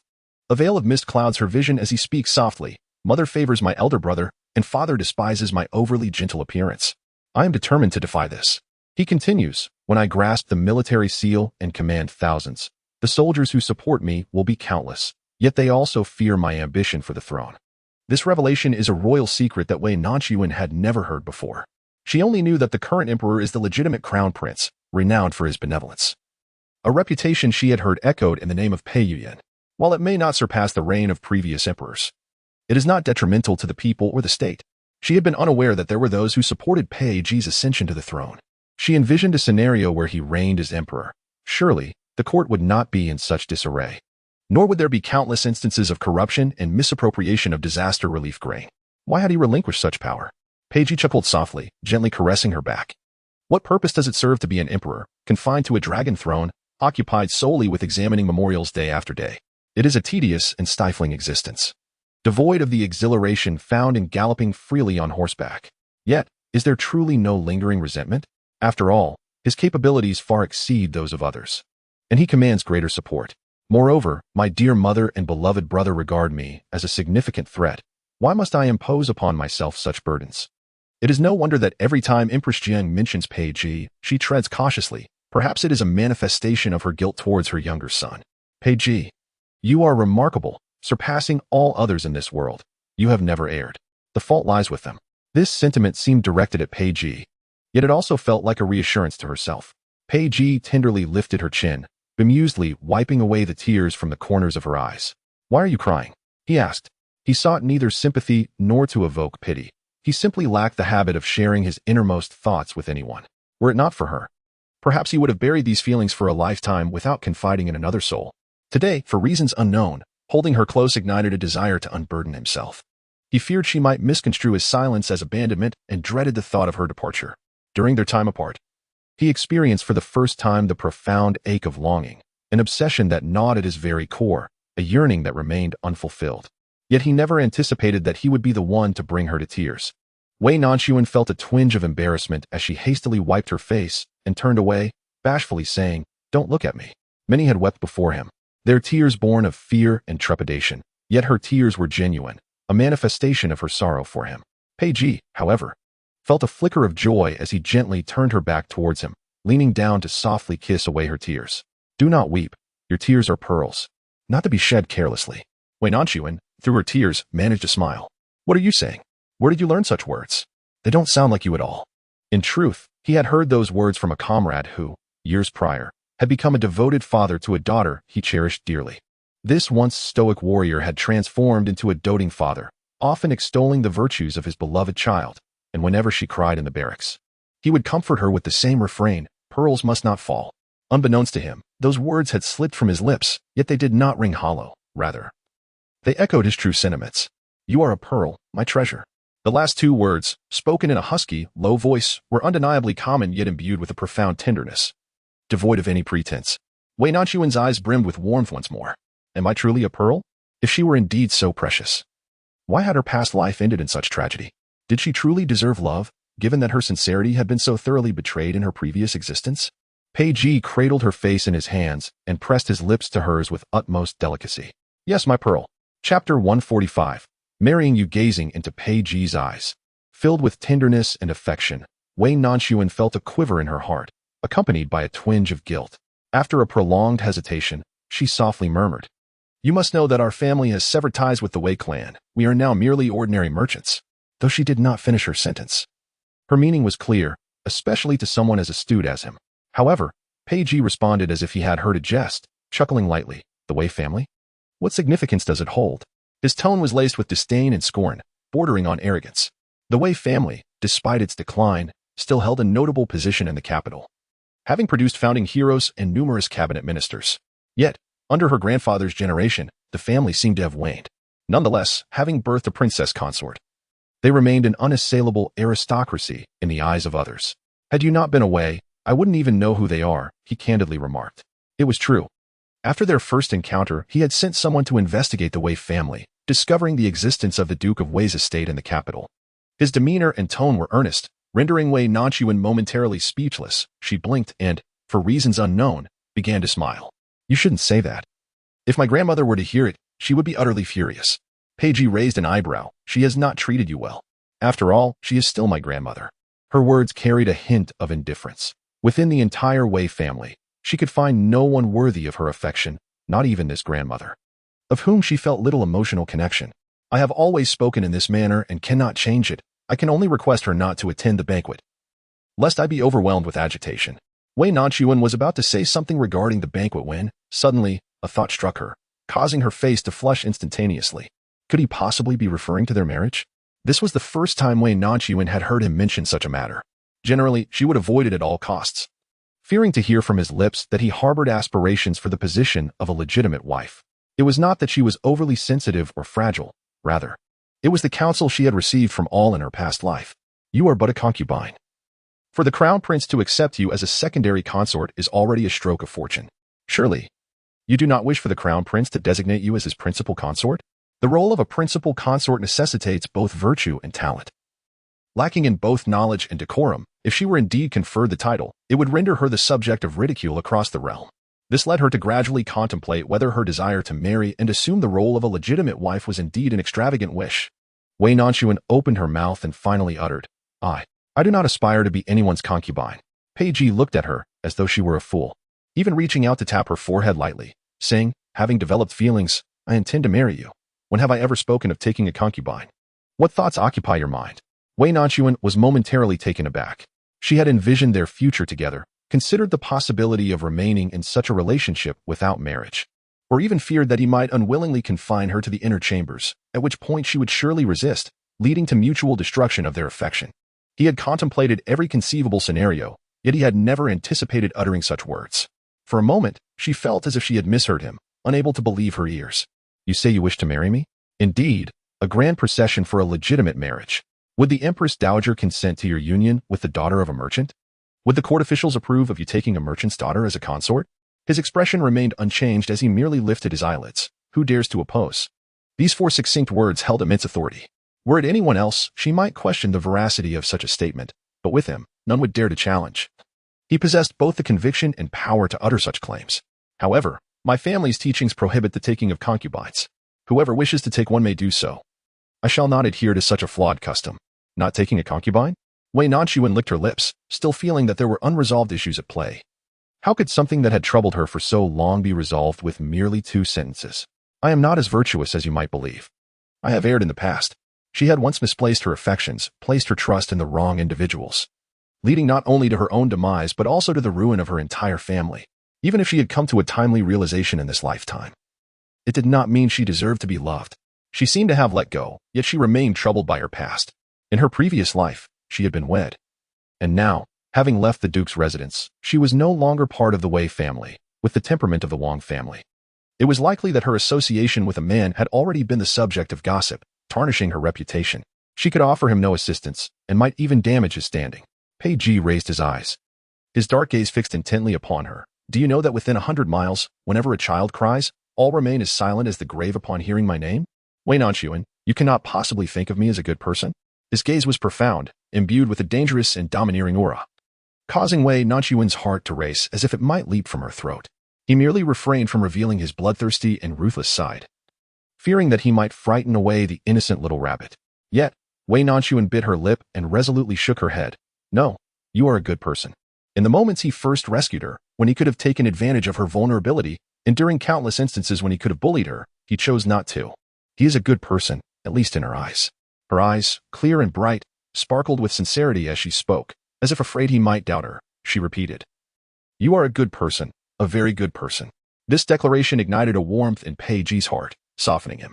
Silly girl, in this entire world, you are the only one unafraid of me, who believes in my goodness. For her sake, he would willingly give everything he had. Until today. Wei Nanxun had been unaware of his lack of love from his parents and siblings. Although she did not come from a privileged background and faced disdain at home, she at least had parents and a brother who loved her and would risk everything for her. Yet he had nothing. He had forged his path through mountains of corpses and seas of blood, even after winning numerous battles, safeguarding his homeland and reclaiming lost territories. He earned nothing but the fear of the populace and the suspicion of his family. This sentiment, upon her ears, carried a hint of bitterness. Am I not the same? Only you find me precious, deeming me worthy of all the goodness in the world. We are indeed a match made in heaven. Once the Emperor awakens, I shall take you back to the frontier, where the constraints of etiquette are far less stringent. Pei Ji spoke at length about life on the frontier. The vast, boundless deserts and the freedom of galloping horses were enough to captivate her. This was Wei Nanxun's first time hearing Pei Ji express himself so eloquently. His concise yet melodious voice resonated more profoundly than any symphony she had ever encountered. Moreover, all his musings were intertwined with their shared experiences, leading her to unwittingly yearn for the days spent away from the capital. They lay together, engaging in little more than the occasional fleeting brush of their lips when their eyes met, as if such simple contact sufficed. Yet, before indulging in these tender moments, there remained matters and individuals that required resolution. You mean? Chapter 146, is this what they call intimacy? Pei Ji was, of course, referring to the comatose emperor. A nation cannot thrive without its ruler, and he could not remain as regent indefinitely. He must devise a means to awaken the emperor. Otherwise, entrusting the realm to Pei Yuyan was a prospect that filled him with unease. It was not that he cared much about who occupied the dragon throne. To utter a heretical thought, the change of dynasty in Dian would not concern him, no matter who claimed the title of emperor. He could confidently maintain his position as the Prince of Su. The issue lay with Pei Yuyan's lack of reliability, and he was disinclined to involve himself in the complexities of succession disputes. He needed to find a way to rouse his younger brother from slumber. They conversed for quite some time until Wei Nanxun's stomach let out an undeniable growl. Instinctively, she reached to cover her abdomen, but alas, it was too late to conceal the sound. Since their conversation had begun, an intricate shift had occurred in their relationship. Although they had harbored mutual affection previously, an invisible barrier had always lingered between them. After their recent conversation, it seemed that the barriers had dissolved, allowing Pei Ji to abandon his previous restraint. His gaze upon her was direct and fervent. Wei Nanxun felt her cheeks flush under his scrutiny and indignantly exclaimed, "Do not laugh." Pei Ji had not intended to laugh, but seeing her flustered and furious, akin to a small kitten whose tail had been stepped on, was utterly charming. And he could not help but let out a soft chuckle. He reached out, ruffling her hair gently, and said, "Get up, it's time for a meal." It was only then that Wei Nanxun realized his loft held a hidden world. Although it appeared modest, there was a space beyond the study that was even larger than the bedroom itself, housing 3 towering bookshelves. Each shelf was filled to the brim with various tomes, including military texts, medical treatises, and even manuals on chess and botanical illustrations. There were also travelogues and local chronicles. As she perused a thick travelogue, she was greeted with maps depicting mountains and rivers. This was perfect for her. although she had never formally studied literature under a teacher and was not as well-versed as her sisters. She found solace in the simplicity of the travelogue's illustrations accompanied by minimal text. The sight of classical Chinese literature often gave her a headache. Yet this travelogue resonated with her, as it was primarily pictorial with just a sprinkle of words, instantly appealing to her. After flipping through several pages, she stumbled upon his bookmark, suggesting it was one he had previously read. When Peiji returned after instructing Zhou Fuhai to prepare the meal, he found her engrossed in a book. "Do you enjoy it?" he inquired. Wei Nanxun nodded vigorously. "How do you possess so many books? Have you read them all?" Peiji also selected a volume to peruse, a smile playing at the corners of his mouth. "These are from my collection, and I have read most of them." In his tender years, he believed that as long as he excelled in his studies like his elder brother, his parents would shower him with affection. Thus, he immersed himself in the vast ocean of books, eagerly absorbing every commendation from his teacher. His reading speed was remarkable, and he tirelessly perused the majority of the library's collection, collecting those volumes that captivated him. Were the illustrations therein truly reflective of reality? Did the waterfall appear as magnificent in the real world? Wei Nanxuan's eyes sparkled with admiration, akin to beholding a figure of utmost reverence. The mere gaze was profoundly gratifying. He began to comprehend the delightful sensation of being lauded and flattered. Peiji approached, one hand resting gently on her waist while the other reached for her book. "Curious?" She obediently nodded, recalling the incident at the Huangjue temple, when her father nearly uncovered their relationship and how he had coerced her. A faint blush crept upon Wei Nanxuan's cheeks, and without needing a prompt, she instinctively rose on her toes and swiftly placed a kiss upon his cheek. The quickness of the act rendered the sound resoundingly clear in the stillness of the night. The recipient of the kiss was momentarily taken aback, while the giver felt her face flush with embarrassment, even though Peiji had not intended such a moment. He found himself irresistibly drawn in. Is this what one called a kiss? He grasped her chin and pressed her against the bookshelf, leaning down to kiss her lips.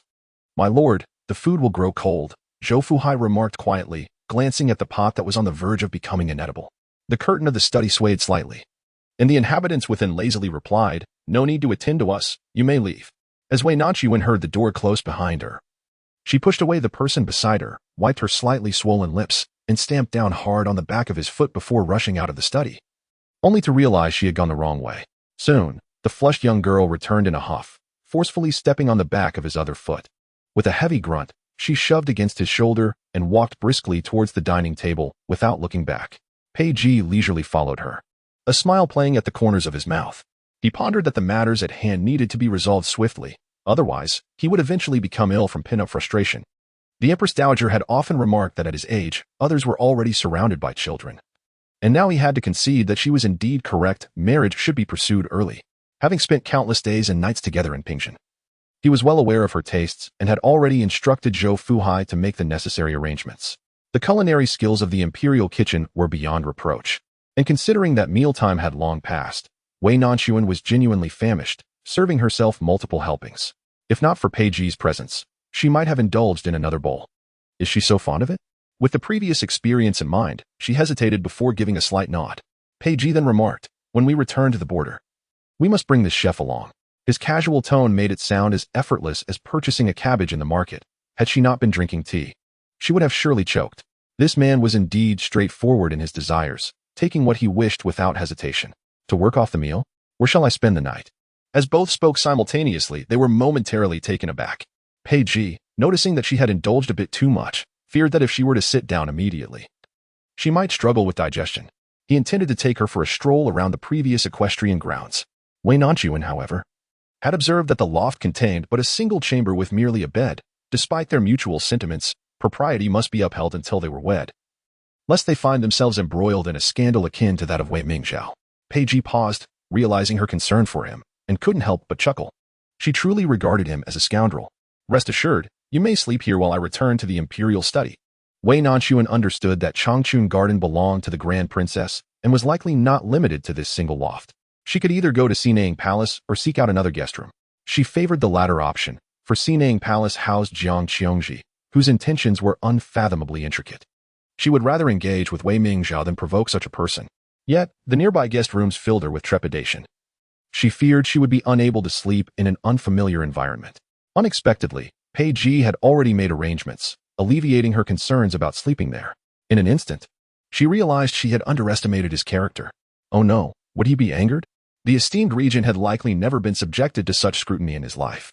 Momentarily lost in her thoughts, she nervously tugged at the edge of her sleeve, uncertain of how to proceed. What should she do to apologize for her unjust assumptions? Before she could pull a hole in her sleeve, Peiji had already grasped her hand. Enough, I'm not angry. Let us go for a walk to aid your digestion. They arrived once more at the equestrian grounds, which was now even closer from Changchun Garden. In her past life, she had resided in the Eastern Palace for such an extended period, yet had never heard of a horse ranch in this vicinity, even when Pei Yuyan rode. He frequented the stables at the four-horse courtyard. Sensing her confusion, Peiji explained, "This belongs to my sister. It has remained unutilized since her marriage." It turned out that the horse ranch was specifically established for the Princess Chang, which elucidated why even Pei Yuyan lacked the privilege to enter, let alone anyone else. "If you wish to ride, you are welcome to come at any time," he added. Wei Nanxun softly muttered, "But I do not reside in the palace. Who would travel all the way here just to ride?" At that moment, neither of them anticipated that her offhand remark would soon become a reality. Chapter 147. Nightmare to the Spirited Horse. Li Yang was resting in the stable with its eyes closed. Upon hearing familiar footsteps, it perked up, wagging its tail excitedly as it approached. It seemed to recall Wei Nanxuan's scent, nuzzling affectionately against her, completely devoid of any wildness associated with its noble lineage. Curiously, it ignored its true owner, Peiji, entirely. Observing this, he couldn't help but smirk. He had heard tales of humans being lecherous, but had never encountered a horse displaying such tendencies. He playfully tapped the horse's rear, indifferent to competing with an animal, and turned to Wei Nanxun. "Shall we take a few laps?" Wei Nanxun, already fond of horseback riding, wouldn't he have insisted on returning from Huangjua Temple on horseback otherwise? Additionally, she was eager to showcase her skills before him. After all, when they had parted ways, she had not even known how to command a horse to halt. Nodding in agreement, Peiji was about to assist her in mounting when he noticed she had already stepped onto the stirrup. Gripping the reins with one hand and steadying herself on the saddle with the other, effortlessly vaulting onto the horse's back. Long before the two ascended to the attic, Wei Nanxun had privately confided her desire to change her attire. Such a trivial matter hardly constituted a request, and Zhou Fuhai promptly delivered 7 or 8 garments tailored to her measurements, showcasing a variety of colors and styles. The scene resembled that of a favored concubine selecting auspicious robes, leaving Wei Nanxun both astonished and flattered. Simultaneously, Peiji noted the garments bore a familiar resemblance, and it was only when the two exchanged glances that they realized the underlying issue of Pei Yuyan's coercion of Yue. Previously, Wei Nanxun had regarded Pei Yuyan as merely a victim of unfulfilled desires. However, upon witnessing Yue's countenance, she felt a jolt of shock and revulsion. The knowledge that he had compelled Yue to seduce Peiji sent a chilling shiver down her spine. She had shared a bed with this man for an entire lifetime, yet had never truly perceived his nature. Fortunately, Peiji clasped her icy hand, reassuring her that there was no cause for fear, for Pei Yuyan's time was limited. At that moment, Wei Nanxun was adorned in a delicate rose-hued dress, crafted by the imperial tailor, inherently opulent and resplendent, particularly in such a striking shade. Yet, as she sat astride the jet-black steed, her complexion, fair and radiant, was not overshadowed by the garment. Rather, it accentuated her vibrant allure. Once mounted, she slightly lifted her chin towards him before gripping the reins and urging the horse forward towards the lantern-laden path. For a fleeting instant, Peiji's heart skipped a beat.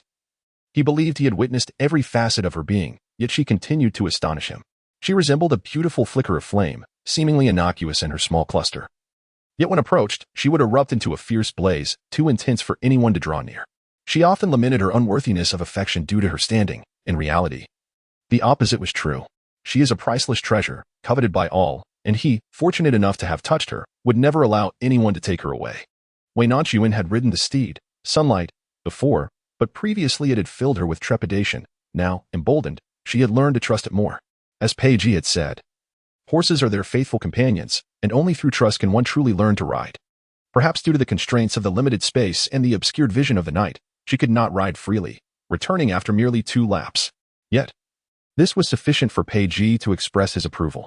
Satisfied, she dismounted and, hand in hand with him, leisurely walked around the riding arena before returning to Changchun Garden. Peiji kept vigil at her bedside until she had closed her eyes in slumber, after which he rose and returned to the imperial study. They had agreed that he would escort her out of the palace the following day to personally meet Wei Rongda and discuss their marriage. However, no one anticipated that as Peiji stepped out of the chamber, a figure silently knelt before him, proclaiming, "Master, urgent military dispatch from 800 miles away." In the dim, enclosed space, One could faintly hear the sound of water dripping onto the stones, an oppressive darkness that seemed to suffocate. It was not until a flicker of deep blue flame ignited the candlewick that the light expanded, finally illuminating the confines of the secret chamber. What could be called a room had no doors or windows, no tables or chairs, yet, as a secret chamber, it housed a Zeatonwood bed large enough to accommodate 3 or 5 individuals. Before the bed stood an incense burner, from which tendrils of fragrant smoke wafted. Time became indistinct as the piercing clanking of iron chains escalated from a whisper to a deafening clamor, violently clashing against one another. With a sudden sound, I beheld a figure upon the bed. No, it could not merely be described as lying there, for the individual was bound to the bed by iron chains. Their limbs were securely shackled, and a chain of considerable girth encircled their waist, rendering them utterly immobile. The person lay bare from the waist up, revealing wounds marred by blood, their long hair cascading down, obscuring their features as they writhed in futile struggle. It was then that someone pushed open the dark door of the chamber and stepped inside. The newcomer held a candlestick, advancing slowly into view. Her lustrous black hair flowed like a waterfall down her back, entirely devoid of adornments, accentuating her slender waist and graceful form. The room remained dimly lit. Even with the flickering candlelight, her visage was shrouded in shadows. All that could be discerned was her approach towards the bed, halting before the bound figure. She set down the candlestick and leaned forward, her fingertips gliding gently over the person's arm. Her lips moved as if uttering words, yet the distance rendered them inaudible. Only the robust chains clanked violently, producing a chilling sound as they struck the wooden bed frame. The flame danced higher, casting shadows that enveloped much of the wall. In a shocking turn, the woman, holding the candlestick, allowed the molten wax to drip unhesitatingly onto the person's arm, chest, and even into the open wounds. Regardless of her torment, the figure on the bed remained silent. It appeared that the woman had entirely lost her patience. She abruptly rose, hurling the candlestick to the ground, where the flame instantly devoured a corner of the bedding, soon engulfing the entire room in a tempest of fire. Wei Nanxun abruptly opened her eyes, sitting up in bed, clutching the covers and gasping for air. As if recalling something, she suddenly surveyed her surroundings, realizing that it had all merely been a dream. And her taut nerves relaxed slightly. Thank goodness, it was just a dream. Just before waking, she had finally discerned the identities of the 2 figures. The one bound to the bed, covered in wounds and unable to move, was none other than Pei Ji. And the one holding a candlestick, seemingly the captor, was Jiang Qiongji. This was utterly bewildering. How could she have dreamt such an absurd scene? If there were to be a dream, it would be Pei Ji binding someone else, not the other way around, especially not by a frail woman like Jiang Qiongji. She shook her head with a wry smile, thinking she must have been muddled in her sleep, and then she tossed aside the covers to rise and change her clothes. Hearing her movements, a maid outside softly inquired, "Madam Wei, are you getting up?" She responded affirmatively, and 2 delicate-looking maids entered to assist her in dressing and grooming. "Breakfast is ready. Where would you like to dine? Is the regent still in the study?" At this hour, he should have risen as well, and Wei Nanxun naturally wished to share the meal with him. However, the maid hesitated before replying, "The regent has left the capital overnight." Chapter 148. Imprisonment. Wei Nanxun was taken aback by this revelation. Pei Ji had clearly said just yesterday that he would escort her home, and they had even envisioned what her father's reaction would be upon meeting him. How could it have happened so suddenly, without even a moment to bid her farewell? He had departed in the night. Wei Nanxun was not the type of sheltered woman who could not live without a man, nor was she unreasonable. She understood that if Pei Ji was urgently summoned, it must be due to a matter of great significance, especially after their emotional exchange yesterday, which shattered the barriers that had long existed between them. At a time when trust and intimacy flourished, any secret he withheld from her must be perilous. Moreover, the unsettling dream she had last night only heightened her anxiety and concern. Did the regent leave any messages or items for me? The palace maid, known as Qi Yue, hastened to retrieve a box from the Baidout pavilion. "Yes, the regent instructed me to deliver this to you, my lady." Inside was a palm-sized wooden box, which upon opening revealed a jade pendant engraved with the character G. Previously, she had possessed 2 jade pendants that she intended to return to him, but he had refused to accept them. Noticing that the protective cord on the pendant had become loose, Wei Nanxun took it upon herself to weave a new one. Even crafting a safety knot, fearing he might decline it, she entrusted it to the princess. To her surprise, he had kept it tucked away in the box all along. Instinctively, Wei Nanxun reached out to touch the jade pendant. The moment her fingertips made contact with the stone, an inexplicable pang shot through her heart. As if pricked by a needle, she observed that the character G etched into the jade had developed fine fissures. When she first discovered this pendant, she cherished it as a precious memento of her benefactor, memorizing every intricate detail of its texture, vowing never to forget. She recalled Pei Ji mentioning that he had carved this piece himself, and that the jade possessed an extraordinary quality rarely seen in the world. He is also human, not a cold-blooded beast. Whether slaying enemies or witnessing comrades fall, years of bloodshed and companionship with corpses inevitably erode one's spirit, instilling a sense of bitterness and hostility. This jade, having been consecrated by Master Wu Wei, possesses the power to calm him in times of emotional turmoil. Yet, astonishingly, he had not worn it this time. Wei Nanxun's already restless heart grew increasingly anxious, her eyelids twitching incessantly. Indeed, the regent had advised her to remain at ease within the palace until his return. But where had he gone? Could it be that Pei Ji was merely venturing to a nearby location, one from which he could swiftly return? Had she overthought the matter? July shook her head, stating, "How could a mere servant know the whereabouts of the regent? He instructed me to relay his words to you. It seems he must not be traveling far." Wei Nanxun's furrowed brow began to relax somewhat. It was surely her own unfounded worries that had led her astray. How could she allow a mere dream to provoke such wild imaginings? Moreover, no matter how formidable Jiang Qiongji might be, she was still but a frail woman. What power did she possess to confine Pei Ji? "The servant will attend to the mistress's meal," she added, with her mind eased. Wei Nanxun changed into simpler attire and styled her hair into a modest bun, following July to partake in breakfast. Throughout the morning, she immersed herself in reading within the study. It was a rare occasion to indulge in such leisure, allowing her not only to peruse books of interest, but also to glean insights into Pei Ji's preferences. It was during this opportunity that she discovered Pei Ji's meticulous nature.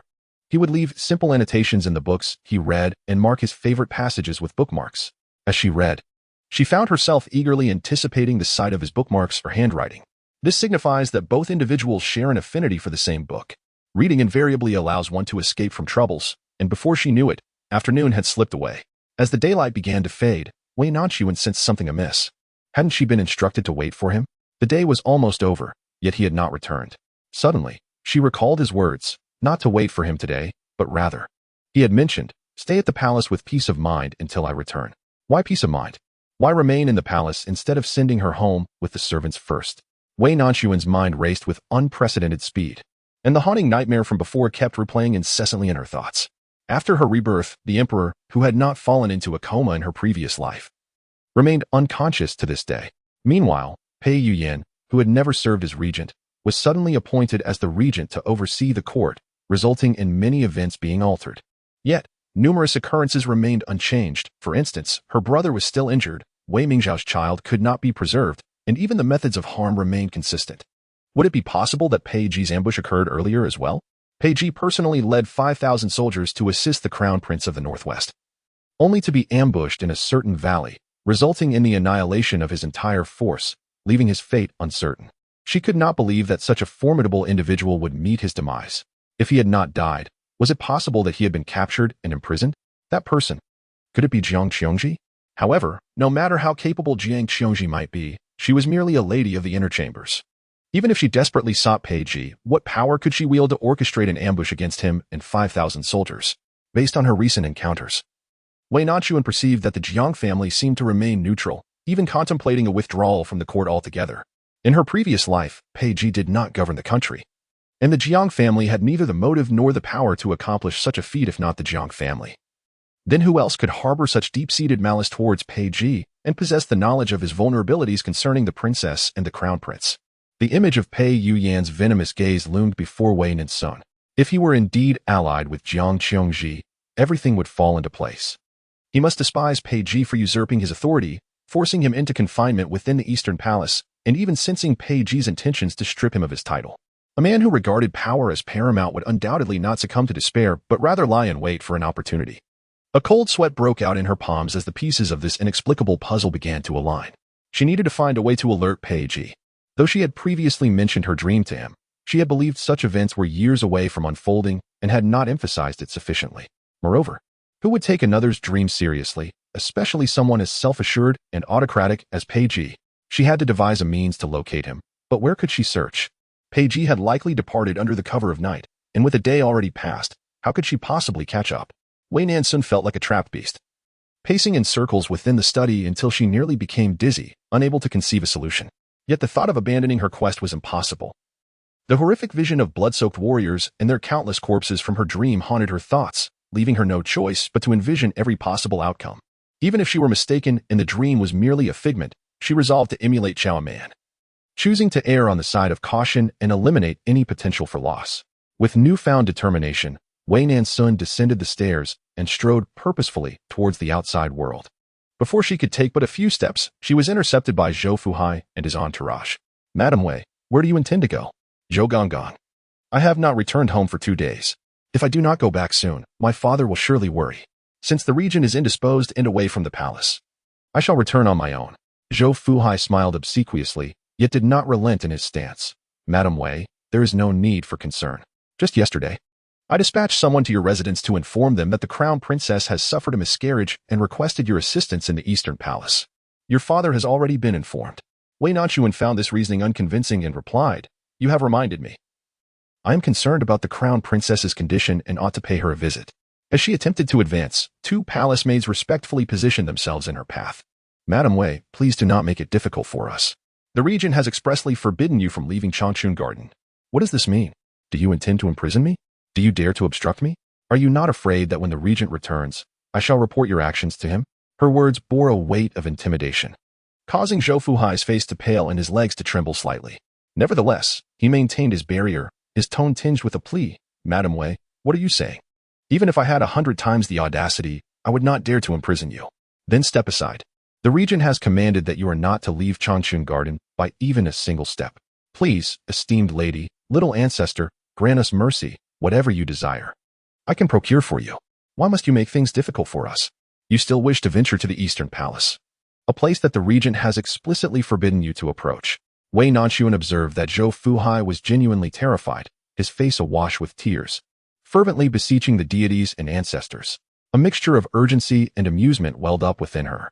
She instructed him to dismiss the other palace attendants, drawing him aside to whisper, "I do not wish to complicate your situation. I genuinely have an urgent matter that requires my departure from the palace. Zhou Gongong, you must assist me." At that moment, Zhou Fuhai regarded her as if she were his own revered ancestor. Upon hearing her plea, he nearly fell to his knees, exclaiming, "Madam Wei, it is not that I am unwilling to facilitate your request. It is simply that the regent has entrusted me with your safety, which is far more precious than my own life." Suddenly, Wei Nanxun comprehended the significance of the phrase "wait for his return," with the essence of reassurance being paramount. He may be unaware of the collusion between Pei Yuyan and Jiang Qiangji, but he certainly understands that Pei Yuyan could pose a threat to her. Thus, he forbids her from returning home, confining her to Changchun Garden. While she appreciates his protective intentions, she is neither a caged bird nor a parasitic vine clinging to a grand tree. She is an eagle capable of soaring high. If Zhou Fuhai cannot assist her, who else within the palace could? Who permitted you to approach her? Pei Yuyan's icy gaze fixated on the woman standing before the desk, his tone tinged with impatience and disdain. The retort came from a similarly discontented voice. "Did you not also neglect to consult me regarding your scheme to seduce Pei Ji? Do you truly believe that such a person could entice Pei Ji? That would be an egregious underestimation of him." The speaker is Jiang Qiangji, who is wrapped in a dark hooded cloak, enveloping herself in shadows. Their collaboration was initiated by Jiang Qiangji, who sought Wei Mingzhao after Pei Ji repeatedly rejected her. She could endure his indifference and neglect, even relishing in the torment, but she could not bear the thought of his gaze being directed at another. Since she could not possess his complete affection, she resolved that he should see only her. To achieve this, she was willing to ally with someone like Pei Yuyan. The outcome of their rivalry mattered little to her, and she was indifferent to the loss of life involved. Her sole desire was Pei Ji. Man Ziyou had previously traveled to the capital this year and had a brief encounter with her. Since then, he had frequently sent her letters, positioning himself as her admirer. She had facilitated a connection between Pei Yuyan and the second son of the Northwest King, and naturally, she was the architect of the plan to lure Pei Ji out of the capital. However, the scheme to ensnare Wei Nanxun using a child was a plan devised solely between her and Wei Mingzhao, unbeknownst to Pei Yuyan. Similarly, Jiang Qiangji was unaware of Pei Yuyan's private attempts to seduce Pei Ji using Yue. Ironically, their individual schemes led to mutual destruction, resulting in neither plan succeeding while inadvertently aiding Wei Nanxun. Wei Nanxun remained unharmed, which pleased Pei Yuyan, who was unconcerned about the well-being of the child, Wei Mingzhao. "Or Yue, you have yet to respond to Gu's words. Who permitted you to interfere with her?" Jiang Qiangji curled her lips in disdain, managing a scornful smile. "Your Highness's profound affections are likely to go unappreciated." She looked down upon Pei Yuyan, viewing him as a feeble individual. If he truly desired a woman, he possessed abundant means and strategies. Despite sharing the same unsavory past, he still pretended to be a paragon of romantic virtue. However, Before she could finish her retort, her throat was seized with a vice-like grip. Pei Yuyan's countenance was devoid of expression. His eyes clouded with darkness as he leaned closer to her, his voice oozing from the shadows. What are you? Do not presume that having heard your schemes grants you the right to admonish me. Were it not for my intervention, you would have already been expelled from the palace. Jiang Qiongji's face flushed crimson. She had mistakenly believed that Pei Yuyan's tenderness towards Wei Nanxun indicated indecisiveness. To her astonishment, he was indeed prepared to resort to violence. She was compelled to tug at his arm, and just as she felt herself on the brink of losing consciousness, he finally relented. Should you dare to act independently again? Attempting to harm us, I will ensure that Pei Ji meets a fate devoid of a resting place. Jiang Qiongji, struggling to support herself against the table, coughed incessantly, her nails digging into the wood. The last time she endured such torment was at Pei Ji's hands. Rather than feeling humiliated, she experienced a subtle thrill. Yet, with Pei Yuyan, it was altogether different. Regrettably, she still needed his assistance, forcing her to swallow her indignation. Your Highness, you have made your point. There shall be no next time. I also request that you fulfill our agreement and deliver the individual to me intact. Pei Yuyan certainly harbored a desire for Pei Ji's demise. The indignities he had suffered at his hands were sufficient to warrant 100 deaths. Yet he was unwilling to accept that death would come so easily. The thought of Pei Ji being subjected to the cruel fate of having his tendons severed, rendered unable to seek life or death, existing like a living corpse, filled him with a perverse delight. You had better follow through on your words. Jiang Qiongji managed to force a smile, her mind already plotting how she would drag this person before her into the depths of hell once she had secured Pei Ji. Meanwhile, Wei Nanxun remained oblivious to the clandestine dealings transpiring between the two. Dressed in the attire of a palace maid, she accompanied Zhou Fuhai to Xining Palace. The Empress Dowager had been bedridden since returning from the Imperial Garden the previous day, claiming a recurrence of her chronic ailment, refusing to see anyone. Only Zhou Fuhai, who had been in her service, was permitted to attend her. Had it been anyone else, they would not have even been allowed within the palace chambers.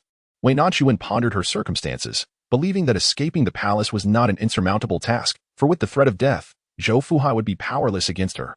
Yet, merely escaping the palace would be futile. She needed to ascertain Pei Ji's whereabouts and pursue him beyond the capital. Thus, she had to ensure that Pei Yuyan and his associates remained unaware of her movements, lest they alter their plans due to her actions. She required assistance in stealthily departing the capital while simultaneously obtaining information about Pei Ji's location. In this regard, the only ally within the palace who could assist her was the Empress Dowager. Jiang Tao reclined on her bed, her head adorned with a headband. Appearing utterly devoid of vitality, Wei Nanxun approached with a bowl of medicinal concoction, and their eyes met. A change flickered across Jiang Tao's expression as she instructed the matron to dismiss the palace maids from the room. Wei family girl, why have you come here instead of remaining in Changchun Garden? Wei Nanxun knelt down resolutely, bowing repeatedly before the Empress Dowager, as if having made a momentous decision.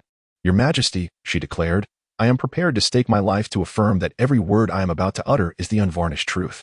It is you who must hear this. Crown Prince Pei Yuyan has conspired to poison His Majesty and now seeks to harm the regent. Old Wei family. To slander the Crown Prince is a crime deserving of death. Chapter 150. Revelation. Since the Empress Dowager had embraced Buddhism, a statue of the Buddha adorned the hall. Its golden figure's eyes closed, exuding an expression of compassion. The incense in the altar burned halfway, with ashes drifting down like gentle whispers. Time trickled by. As Wei Nanxun remained prostrate before the couch, her back rigid and upright. Every word I speak is true. This is a blood letter left by Yuer. On that fateful day, she had encountered Yuer in the Imperial Garden, who had stared intently at her, pleading for her life. Wei Nanxun was not one to be swayed by excessive compassion. She was akin to a clay idol crossing a river, unable to ensure her own safety. It was only when Yuer promised to reveal a secret that she agreed to exchange clothes with her, allowing her to evade the crowd and escape the palace. This secret was that Pei Yuyan intended to poison his own father, plotting regicide and usurpation.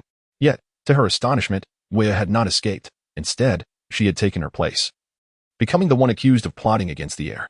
What evidence do you possess? The Empress Dowager's voice became low and hoarse, her expression grave and solemn. This did not indicate disbelief. Rather, within her heart, a flicker of doubt had begun to take root. Wei Nanxun hesitated for a moment, rising as she leaned closer to the Empress Dowager to speak. Beside her, Zhou Fuhai was poised to intervene. Although he now served Pei Ji, his years of devoted service to the Empress Dowager had instilled in him a resolute stance against anyone who might threaten her safety. To his surprise, however, the Empress Dowager waved her hand, signaling for the girl to approach. It was not that she harbored an unwavering trust in Wei Nanxun, rather, she was loath to doubt her youngest son. If Pei Ji truly harbored malicious intent, he could easily disregard public opinion and storm into the imperial city. His capabilities were, without question, contingent solely on his willingness. In this instance, she chose her son over her grandson. Besides, what turmoil could a mere girl possibly unleash?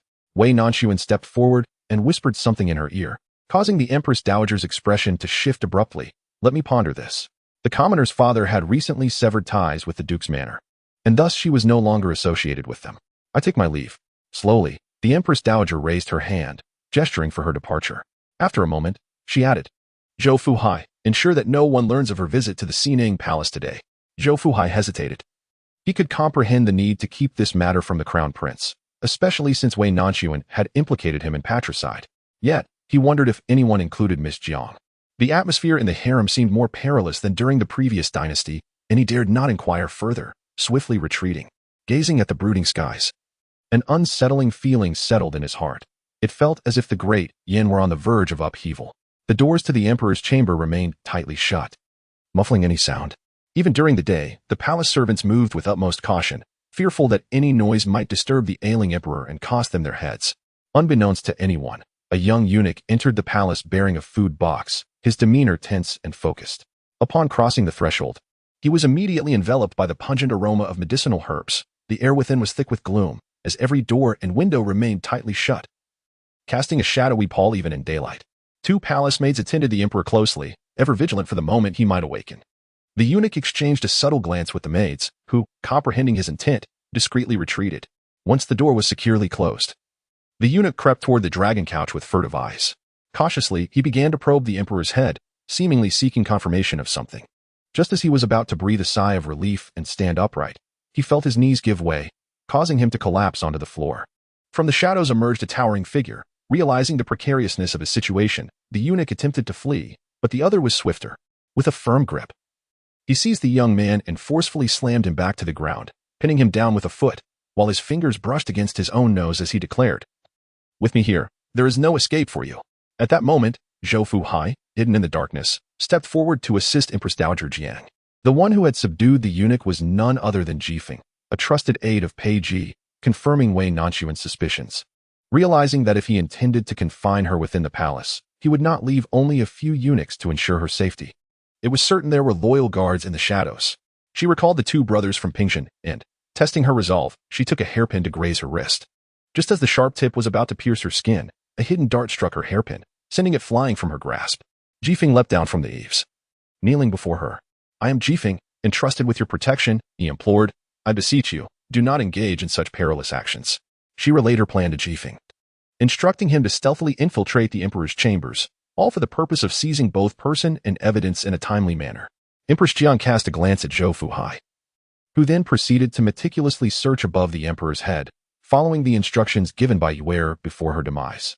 The atmosphere in the hall became almost palpable, so silent that one could hear a pin drop. After a brief moment, Zhou Fuhai breathed softly. I've found it. There, embedded in the emperor's skull, was a silver needle as slender as a hair, explaining why the renowned physicians of the capital had been unable to diagnose the emperor's ailment for so long, leaving him in a state of perpetual slumber. It was indeed a malicious act, reflecting the wickedness and cunning of the perpetrator. A flicker of anger crossed Empress Jiang's face as she snapped the toxic needle that Zhou Fuhai had presented. Well, very well. Having spent half her life as empress, she had meticulously safeguarded the Phoenix Seal to ensure her son retained the throne, believing that her later years would be spent in tranquility as the Empress Dowager. Little did she anticipate that as she approached her final days, her grandson would plot patricide and treachery, and now even conspire against his own uncle. The thought of Wei Nanxun's words struck her with alarm, that Pei Ji might already be ensnared in a trap. Overwhelmed by fury, she hastily instructed, forget about matters here. Go pursue Shoshua, and be sure to stop him. Even if they had pinpointed the root of the emperor's affliction, restoring him to health would not be an easy task. The second prince, still so young, lacked sufficient support, especially after the recent downfall of the virtuous consort, who had been confined to the cold palace. Although the second prince had been released, the trauma had left him somewhat dazed, making it unrealistic to expect him to contend with Pei Yuyan. The only individual capable of restraining Pei Yuyan was Pei Ji. If he were to be captured, the great Yin would truly fall into the hands of that unfilial grandson, Pei Yuyan. Whether out of concern for his younger son's safety or hopes for the future of the great Yin, rescuing Pei Ji is imperative. He kicked aside the eunuch whose features were twisted in pain and handed him over to other guards, then respectfully acknowledged Empress Dowager Jiang before preparing to withdraw. However, before he could hasten away, the palace doors swung open from the outside. A dim, pallid light poured in, revealing Pei Yuyan standing amidst a retinue of imperial guards. He squinted, his eyes clouded with a brooding intensity. "Grandmother, why are you not resting in the Xinang Palace but here instead?" The Empress Dowager's countenance darkened instantly, her form faltering slightly. "The Emperor has been unconscious for many days. I came to inquire after him. Must I seek your permission for this?" "Of course not. But given your advanced age, it is not prudent for you to wander about. If, heaven forbid, you were to stumble or injure yourself, it would reflect poorly on me as your grandson." Taking a deep breath, the Empress Dowager realized she had underestimated him. She could not conceal her intentions from his keen perception. Regardless of her reluctance to accept it, she must acknowledge that all within the Xinang Palace were her loyal confidants, with the sole exception being Jiang Xiongji, the true bane of the Jiang family. "You shall reap what you sow. How could you dare to conspire against your own father? Are you even human?" Pei Yuyan revealed a sinister smile. "The grandson has merely learned from the emperor. Someone, please escort the Empress Dowager back to the Xinang Palace with utmost care. There must be no room for error. The emperor may perish, but it is not yet time for the Empress Dowager to depart. Someone must witness his ascension." Empress Jiang was so infuriated that she nearly fainted. Yet she mustered her strength to curse Pei Yuyan relentlessly. Meanwhile, Jifeng was entangled with a group of imperial guards. Despite his formidable martial prowess, he found himself struggling against the overwhelming numbers. Just as it seemed he would be captured, someone anxiously whispered something in Pei Yuyan's ear, causing his expression to darken abruptly. "Fool, unable to keep watch over a mere woman, and I must pursue her myself." At that moment, Jifeng broke through the encirclement and dashed towards an area with fewer adversaries. Chapter 151. Must not perish simultaneously. A young eunuch dressed as a stable hand opened the large gate of the stable. Several magnificent steeds, including the fiery stallion, seemed to sense a call and bolted out of the stable in a frenzy. The eunuchs guarding the garden were caught off guard and could not restrain these wild ancestors. Unbeknownst to anyone, a slender young eunuch mounted the sleek black horse, clenching his legs around its belly as he took advantage of the chaos to flee the stable. As winter approached, the capital had been shrouded in incessant rain, with the days growing shorter. Just as dawn broke, a cart laden with night soil was preparing to exit through the side gate of the palace. The gatekeeper, yawning and shaking off raindrops, had barely opened half of the city gate when a figure sped past like a flash of lightning. The speed was so astonishing that it seemed to blur the very fabric of reality. He paused for a moment, rubbed his eyes, and nudged the person beside him. Did someone just leave? In the palace, entry and exit required a jade token, and the guards exchanged glances, hesitant to speak. They feared that if Commander Gong learned of their negligence in allowing someone to escape, they would face dire consequences. It is not merely a matter of losing an official position. Just then, someone inquired if any women had recently exited the palace. Uncertain of the source, a voice declared emphatically, "No, absolutely not." Consequently, they all echoed the same sentiment, for none could ascertain whether their eyes were deceiving them. Even if someone had indeed galloped away, it would surely have been a man, never a woman. Moreover, those who could ride within the inner sanctum of the palace were far from ordinary individuals. They could hardly forget the foolish soul who had attempted to stop a horse and subsequently met a gruesome fate, having his eyes gouged and tongue severed, leaving him without a proper burial. Thus, it was only a day later that Pei Yuyan learned of Wei Nanxun's possible absence from the palace. A petite and fragile figure sat astride a horse, her long hair tied back, clad in a simple brown garment, galloping swiftly. Occasionally, she might inadvertently collide with a vendor, who would hastily drop a few coins before vanishing into the throng. She had lost track of the distance she had covered and was unaware of her current whereabouts. Desperately racing toward the main road, the insides of her thighs were already chafed, the skin pressed painfully against her trousers, yet she seemed oblivious to the pain and exhaustion, continuing her relentless dash. Only when she found herself uncertain of her direction would she pause to retrieve a tattered piece of sheepskin parchment from her bosom, struggling to discern her bearings. This individual was, of course, Wei Nanxun. She understood that as long as she remained hidden within the Changchun garden, no matter how capable Pei Yuyan might be, he would be powerless against her. Yet, what good was it to hide within those walls? Should Pei Ji encounter misfortune and the great Yin fall into Pei Yuyan's grasp, there would be no refuge for her or her family. At that point, it would make no difference where she was. The reason for not allowing Jifeng to pursue Pei Ji is quite straightforward. His ambitions are too immense. Whenever he departs the palace or leaves the capital, Pei Yuyan would undoubtedly become aware of it. The only way to divert Pei Yuyan's attention is for her to create a diversion, enabling her to discreetly convey a message to Pei Ji. Although she had previously experienced a horse ride back to the capital, this occasion is entirely different. The last journey took merely half a day, accompanied by numerous family members who ensured her safety by allowing her to ride at a leisurely pace. This time, however, she must ride alone, racing against time, stepping beyond the city walls to confront the myriad uncertainties and perils that lie ahead. Before mounting her steed, she felt a surge of anxiety and fear. But visions of the blood-soaked scenes from her dreams and the image of Pei Ji engulfed in flames assailed her thoughts. If that moment were to arrive, perhaps death would await her as well. Thus, she found herself unafraid. "Li Yang, take me to find Pei Ji. Once we locate him, we shall rescue him." Pei Ji had once confided in her that horses possess a remarkable sensitivity. On the battlefield, they are steadfast companions, and when lost or disoriented, they can guide their riders home. She chose to place her faith in Pei Ji and Li Yang. In the past, he had always appeared just in time to save her from peril. Now, it was her turn to seek him out. Although Wei Nanxun had expressed this sentiment, Jifeng was unaware of Pei Ji's precise whereabouts, only knowing that he had headed west. Reports indicated unusual movements at the northwestern border, with the northern king gravely ill and the marshal of the Starry River mobilizing troops, suggesting a shift in the tides of war. While this information was troubling, the mention of the Starry River further corroborated the details Wei Nanxun had heard in her past life, solidifying her conviction that the treachery might have been hastened by her rebirth, occurring years earlier than anticipated. Regardless of the tales of defeat from her past life or the ambush encountered in the valley of her dreams, she remained in a state of confusion, relying solely on the rudimentary topographical map sketched by the wind and her faith in the blazing sun. Initially, she managed to persevere. Yet the sun raced ahead with a swiftness surpassing that of an ordinary steed. With winter approaching and a persistent drizzle falling, the wind lashed at her face like a blade, while icy raindrops cascaded down her neck. After donning a raincoat and equipping herself with gloves and knee pads, she wrapped a scarf around herself, leaving only her eyes exposed, which afforded her a modicum of relief. However, twilight soon descended, and the last rays of the setting sun were on the verge of vanishing at the end of the road. She dared not squander a moment to eat, pondering whether to wait for dawn before pressing onward. Yet, sleep eluded her. It was not that her body was fragile or that the harsh environment rendered her sleepless. Rather, the instant she shut her eyes, gruesome images flooded her mind, particularly the sight of him, drenched in blood. This torment rendered Wei Nanxun unable to close her eyes. Since slumber was unattainable, she resolved to forge ahead. Yet, the darkness enveloped her, and her unfamiliarity with the terrain posed a challenge. As the sun led her along a steep mountain path, she lost her balance and plummeted from her horse. Fortuitously, the ruggedness of the trail slowed her descent, allowing her to land amidst a thicket of grass, sparing her from a broken leg.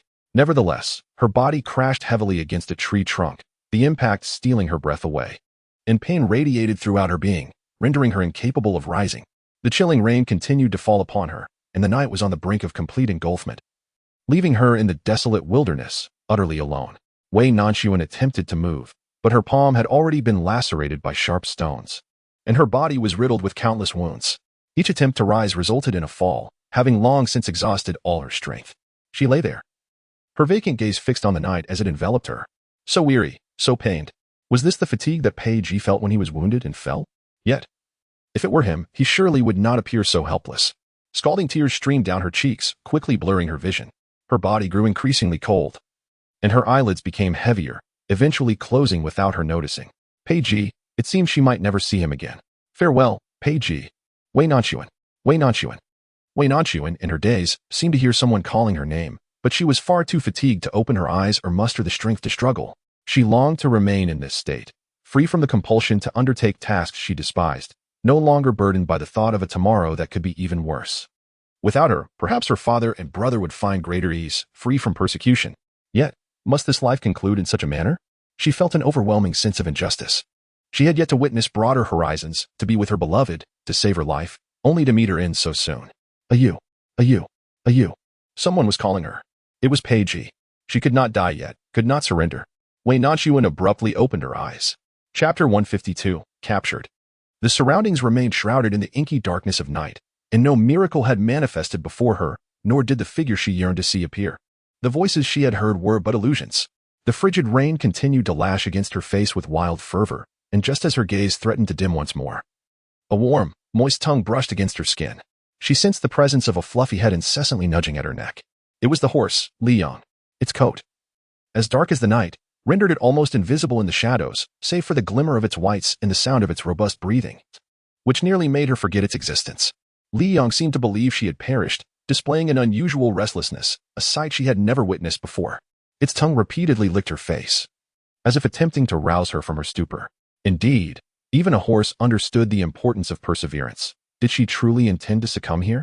As Li Yang tugged at her shoulder with its teeth, she finally expelled the rainwater and dirt from her mouth, weakly patting the heavy equine head. No, don't bite, Li Yang. You need to let Pei Ji brush your teeth. Merely brushing its coat would not suffice. The odor was rather overpowering, whether Li Yang comprehended her words or not. It responded with a disgruntled stomp of its front hoof, biting her shoulder once more before unceremoniously dragging her a few paces away. With half of her body pressed against the ground, she winced as the stones beneath her jutted painfully into her skin. Yet, fortunately, she had finally distanced herself from the hollow where she had fallen. Her entire being ached, but the pain had dulled to a numbness. Now, enveloped by the encroaching night, she found herself in a forsaken place, devoid of any options. She could not afford to halt. The only entity she could rely upon was Li Yang. With great difficulty, she grasped the reins, wrapping them around her wrists several times, summoning all her strength to hoist herself onto the horse's back.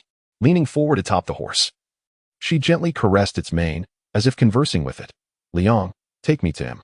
It was uncertain whether Li Yang comprehended her words, for it restlessly paced in place before suddenly throwing back its neck and letting out a piercing whinny, then galloping into the curtain of rain. Wei Nanxun clung to the horse's head, striving to maintain her balance and prevent herself from being jolted off. Unbeknownst to her, her body had begun to heat up, and her eyelids grew heavy once more, gradually closing. She awakened amidst the relentless jostling, realizing that dawn had broken, the rain had ceased at some point, and Li Yang had carried her through the night. Perhaps after a brief slumber, despite still feeling somewhat feverish, she had regained a semblance of vitality. Before her lay an entirely unfamiliar landscape. They had strayed from the main road and appeared to be deep within the wilderness. Given Li Yang's pace, it was reasonable to assume they had covered a significant distance in a day and a night. Her garments were thoroughly soaked, and her palms were a gruesome mess. The rains embedded in her flesh to the point where she no longer felt pain. With great difficulty, Wei Nanxun tightened her thighs, believing such a subtle movement would go unnoticed by Li Yang. Yet, to her surprise, the horse gradually came to a halt, displaying an extraordinary understanding. She retrieved the parchment from her bosom, seeking to ascertain her location. However, the map was rudimentary at best, and the surrounding scenery was all too similar, rendering her incapable of discerning her position, let alone recognizing where she was. Defeated, she folded the map away and murmured, Li Yang, where have you brought me? A bitter smile crossed her lips as she shook her head. She had truly lost her wits if she found herself asking a horse for directions, regardless of the circumstances. Aimlessly wandering in the mountains proves futile.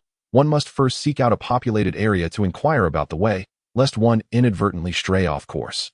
Fortunately, the rain from yesterday has left ample moisture on the mountains, with hoofprints evident upon the ground. The marks appear somewhat disordered, suggesting that numerous travelers have traversed this path. Could they be merchants on a journey? Thus, Wei Nanxun followed the direction of the hoofprints, riding onward for approximately 15 minutes, only to find that the tracks had vanished into thin air. She gazed at the surrounding wild grass and trees, which looked almost identical to what she had just passed. Lost in contemplation, the path ahead remained, yet the evidence of passage had disappeared. Surely such a multitude could not have simultaneously taken to the skies or vanished entirely. Wei Nanxun glanced back at the hoofprints she had followed, and then at the abruptly halted marks, suddenly struck by a thought. Could it be that those individuals were not far ahead, and upon noticing her, her eyes widened in alarm, and she grasped the reins, preparing to turn back. However, at that moment, a massive net descended from the heavens, ensnaring both her and the steed, Li Yang, in its grasp. Li Yang appeared to be struck on the foreleg and knelt forward, causing Wei Nanxun to tumble down alongside him. She clung tightly to Li Yang's neck, hearing rustling sounds emanating from the surrounding underbrush, as one imposing figure after another, clad in dark attire, emerged from the forest. Indeed, we were being followed. It was fortunate that the second brother was alert, otherwise, we would have faced grave peril. Upon closer inspection, she discerned a few individuals. At the mention of the term second brother, a sense of foreboding washed over Wei Nanxun. Were they mountain bandits? A torrent of ominous thoughts surged forth in her mind. If one is misunderstood as a stalker, it can be clarified. However, should she truly fall into the hands of bandits and be discovered as a woman, it would likely not end with merely the loss of her life. Wei Nanxun's hands clenched tightly, one hand brushing against the hairpin concealed within her sleeve, the very one she had previously used to threaten Jifeng. The pin's tip was sharp enough to pierce skin in an instant.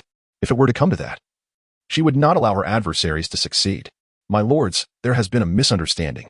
She had been feverish, having endured a sleepless night. Her voice, naturally hoarse and low, resembled that of a youth in the throes of voice change.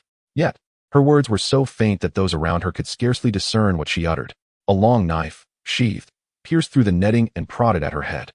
The first speaker expressed surprise. Something is amiss. Why is there only one person and one horse? Have they changed their tactics again? Do not let your guard down. Be wary of poisoned darts and hidden weapons. Wei Nanxun recognized their accents, which bore a hint of familiarity, perhaps even a trace of the capital's dialect. Could it be that after a whole day and night of fleeing, she had not yet escaped the city? Furthermore, their conversation was peculiar. Why were they still apprehensive of her? Wei Nanxun attempted to tilt her head to scrutinize their faces, but the sheath struck her head once more. Ah, just a mere brat, one remarked. Look at him. He hasn't even grown a full beard. What manner of people can become spies these days? Let us bind him and hand him over to the fifth for interrogation. Really, for such a person, what need is there for the fifth to intervene? I shall handle this myself. Rest assured, a couple of blows will make him confess everything. Wei Nanxun interjected. Wait, there is a misunderstanding here. The net was abruptly pulled away from her body, and before Wei Nanxun could even discern the figures around her, her arms were deftly twisted behind her back. Despite the excruciating pain that rendered her numb, she could not suppress a gasp of agony. Ah, so this is how fragile you are. It seems even 2 blows are unnecessary. At last, I can achieve merit in front of the master. Master? Merit? For some inexplicable reason. Wei Nanxun felt an uncanny familiarity with the voices of these individuals. She yearned to clarify that she was not a spy, nor had she intended to follow them. She merely sought directions, and it was all a misunderstanding. Yet, her voice was too feeble, drowned out by those surrounding her. Just as she was about to be dragged away for punishment, a familiar voice suddenly rang out. Wait, this horse looks somewhat familiar. Is this not the master's Liang? Alarmed, they quickly loosened her bindings. Chapter 153. The horse thief. Upon hearing the mention of Liang, all present turned in astonishment. They beheld the magnificent steed, previously ensnared by the net and now kneeling on the ground, had somehow freed itself and stood tall once more, shaking off the remnants of the net. Its coat was a deep, lustrous black, and as it tossed its head, the sleek mane appeared like a multitude of sharp, fine needles, its round, vigilant eyes fiercely surveying the crowd. Pei Ji's horse was as remarkable as its master, renowned not only among the soldiers in the camp, but also recognized by their adversaries. Pei Ji possessed a steed named Liang, capable of traversing 1,000 miles, treading across mountains and rivers, and galloping alongside him on the battlefield. The temper of the steed mirrored that of its master, renowned for its fierce demeanor. Not only the ordinary soldiers, but even the closest attendants of Pei Ji were compelled to consider its mood before attempting to touch or feed it. On days when it was in a foul disposition, it could easily injure a person or two, and that would be considered fortunate. Truly, what a magnificent creature it was. How could it find itself here? Could it be that thieves had grown so bold as to steal a horse right from under our Lord's nose? Their initial reaction was to assume that the fiery steed had been stolen, for the youth in question appeared far too unfamiliar and frail to belong to Pei Ji's entourage. One might ponder, do you think thieves would dare to infiltrate the palace to steal our Lord's horse? Upon realizing this, one individual slapped his forehead, exclaiming, ah, indeed. Furthermore, even if the horse had truly been taken, it was no ordinary beast. Even those who lived by the sword and rode into battle could not hope to master such a spirited creature. If anyone dared to steal a horse, they would likely perish before even getting close. Before they could contemplate how this timid figure could possibly ride such a fiery stallion or what connection it had to the prince, the steed began to impatiently paw at the ground beneath its hoofs. Suddenly, without warning, it charged towards the burly man who was grasping the youth. The man, caught off guard, felt an excruciating impact, as if his very organs had been rearranged in that moment. With no strength left to seize the boy, his grip slackened, causing the youth to tumble to the ground, while he himself clutched his abdomen, gasping in pain, unable to utter a sound. Oh dear ancestor! How could you even collide with your own? The individuals nearby yearned to step forward and assist their companion, yet they were forcefully repelled by the blazing sun. It stood resolutely before the youth, resembling a guardian beast, instilling fear in those who dared to approach. Once more, that familiar voice pierced through the crowd. Brow furrowed in concern. Step aside, for the blazing sun is here to save you. Should I discover that you have harmed this one, your head shall be in peril. Hey, Jiyun, can you clarify what you mean? This fellow is as thin as a monkey. What significance does he hold? Silence, if you wish for death. Do not drag me down with you. The first to recognize the blazing sun was Jiyun. The previous night, enemy forces had launched a surprise attack, which was thwarted by the vigilant guards.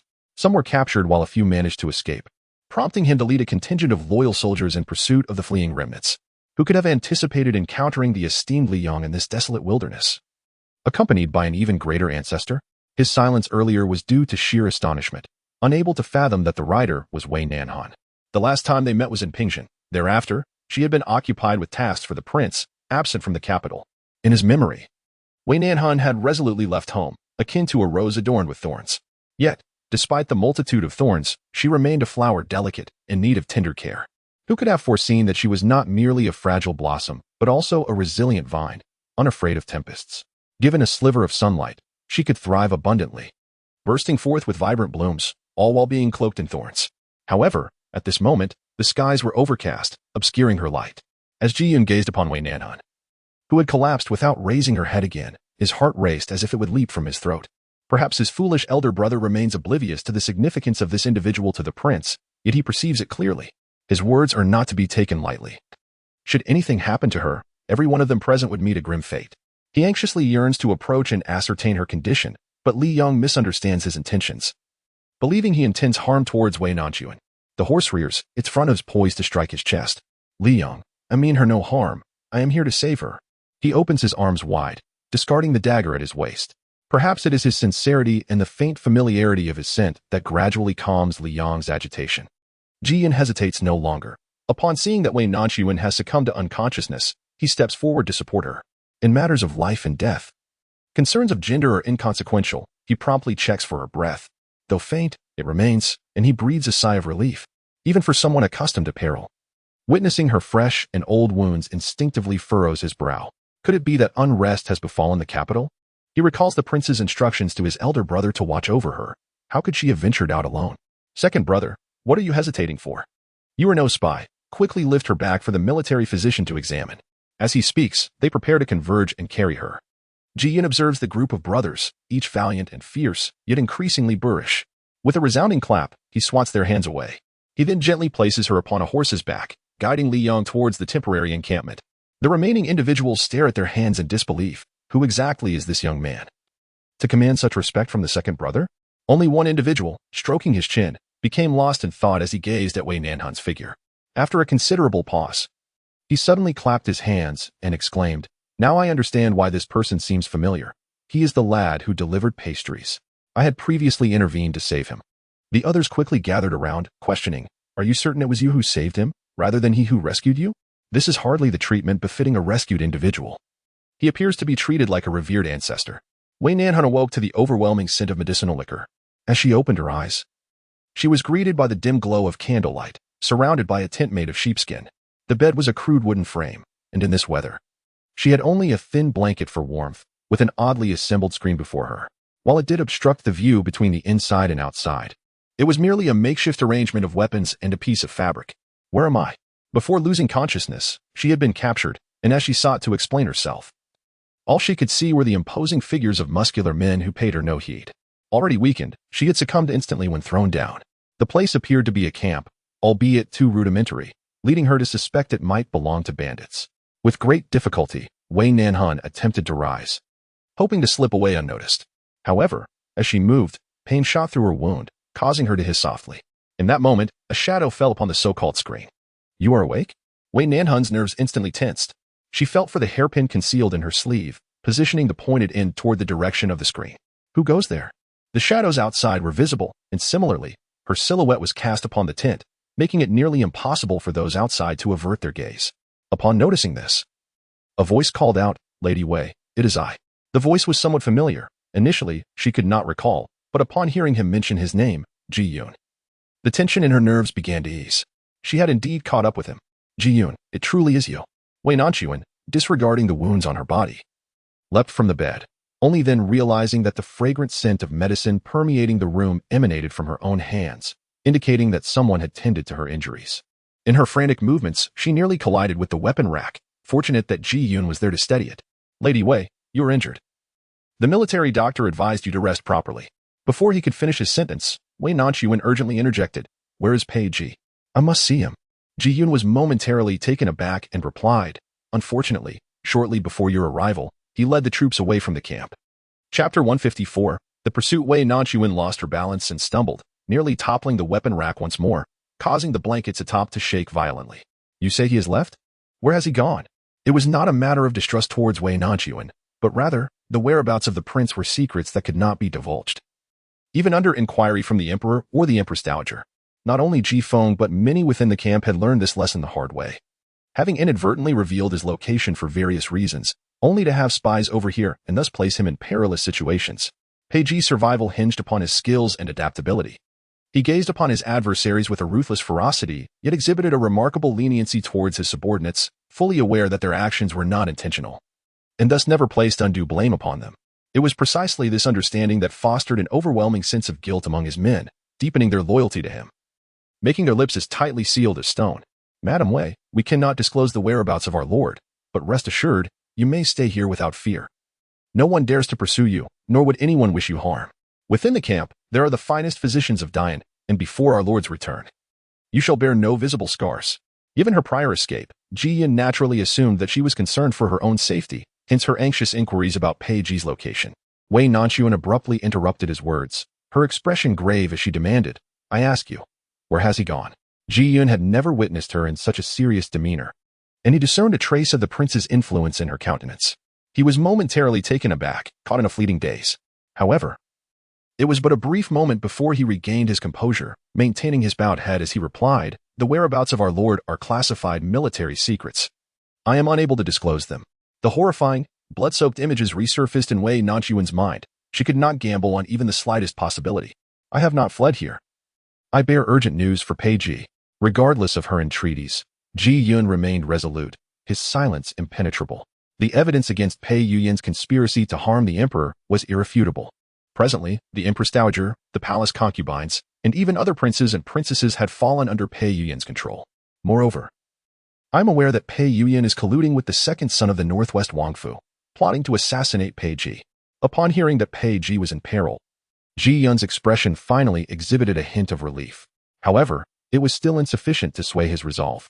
It was not until he heard Wei Nanxun assert categorically that Pei Ji had indeed taken 5,000 soldiers and was on a mission to rescue the starry expanse that his countenance abruptly shifted.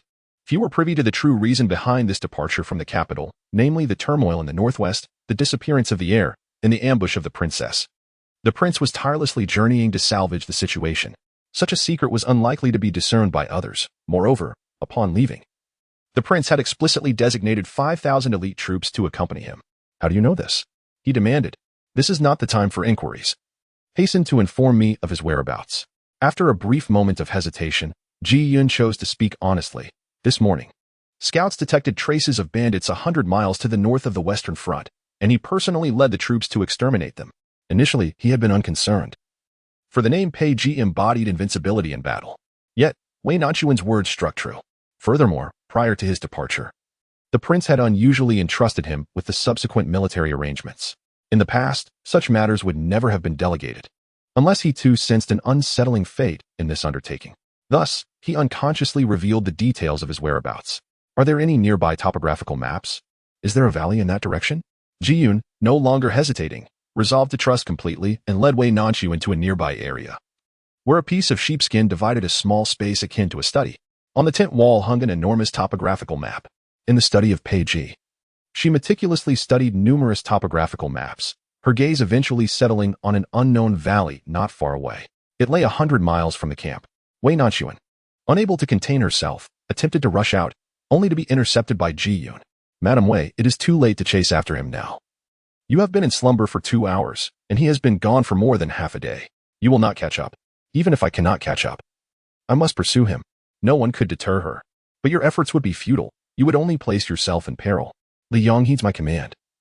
Are there any steeds in the camp swifter than it? Ji Yun slowly released her hand, observing her somewhat unsteady yet resolute figure as she spoke with a quivering voice. Moreover, if he encounters misfortune, I shall not survive either. With that, she turned her back and departed without a glance. Outside the tent, Li Yong was drinking water, appearing vigilant, with no one daring to approach. At the slightest rustle from the tent, it lifted its head. Upon spotting Wei Nanxun, it nuzzled towards her, causing the surrounding soldiers to stare in astonishment, their gazes akin to that of reverence towards a revered figure. Come, take me to find him. Pei Ji was right. Li Yong possessed an understanding of humanity. It could lead her to Ji Yun and others, thus enabling her to find him. Then, amidst the astonished stares of the crowd. She mounted the horse and galloped westward without a backward glance. "Commander G, who is that? What is happening?" He said little, merely raising his hand to signal. "Gather the troops, follow me to pursue the prince." No one uttered another word. A resounding chorus echoed, "Yes. We vow to follow the prince to the death." Wei Nanxun had been in a stupor for over 2 hours, and the already overcast sky grew even darker. The further she traveled westward, the stronger the wind became, transforming the landscape from lush forests into hills cloaked in swirling sands, devoid of any trees for shelter. The gale raged fiercely, creating the illusion that it might unseat her from her mount. She tightened her legs around the horse's belly and gripped the reins firmly, charging into the wind. From a distance, she appeared to merge with the blazing sun, like a streak of lightning racing through the tempest of dust. Her mind was consumed with a singular thought: to find him and intercept him. Nothing held greater significance than this. She fervently hoped that Pei Ji had not yet entered the valley, as that would leave room for maneuver. No, please, do not let it be so. Since the dawn of the previous day, she and her steed had been galloping relentlessly, while the fiery sun had scarcely paused for rest. The wind was so fierce that even the horse felt its strain, noticeably slowing its pace. In her dreams, the sky seemed equally grim, with boulders tumbling down the valley, and the earth shook with anguished cries that reverberated through the heavens. Blood flowed like rivers, and corpses lay strewn across the fields. It was no exaggeration to call it hell on earth. "Li Yang, hold on a little longer. We shall soon arrive." This sentiment echoed as though directed both at Li Yang and herself. She had run for an indeterminate time, observing as the daylight gradually waned, revealing 2 rugged peaks looming ahead, perfectly positioned at the horizon's end, with a natural valley nestled between them.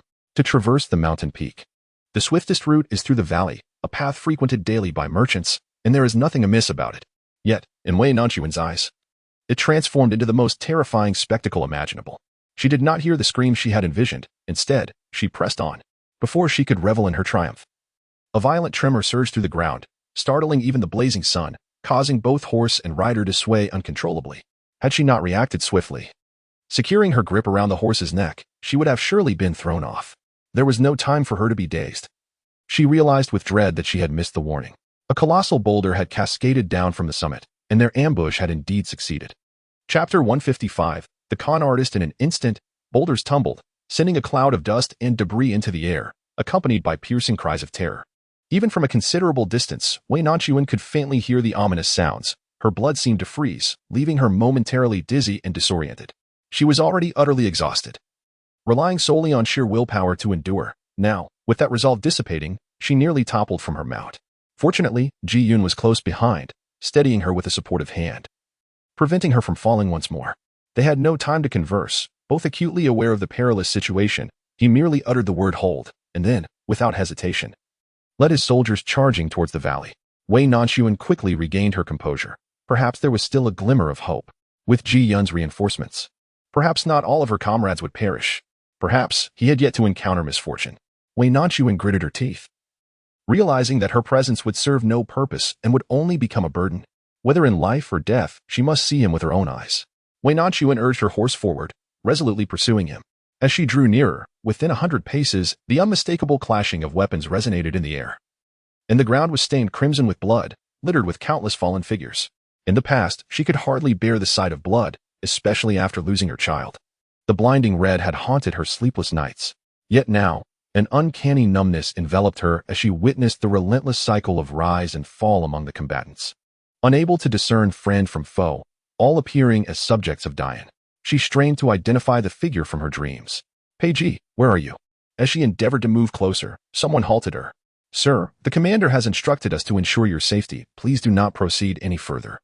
Aside from Ji Yun and the military doctor, no one was aware of her true identity as a woman, clad in disheveled attire resembling a youth. The guards addressed her with the respectful title of Sir out of uncertainty. Wei Nanxun understood that this was not solely Ji Yun's command but also Pei Ji's directive.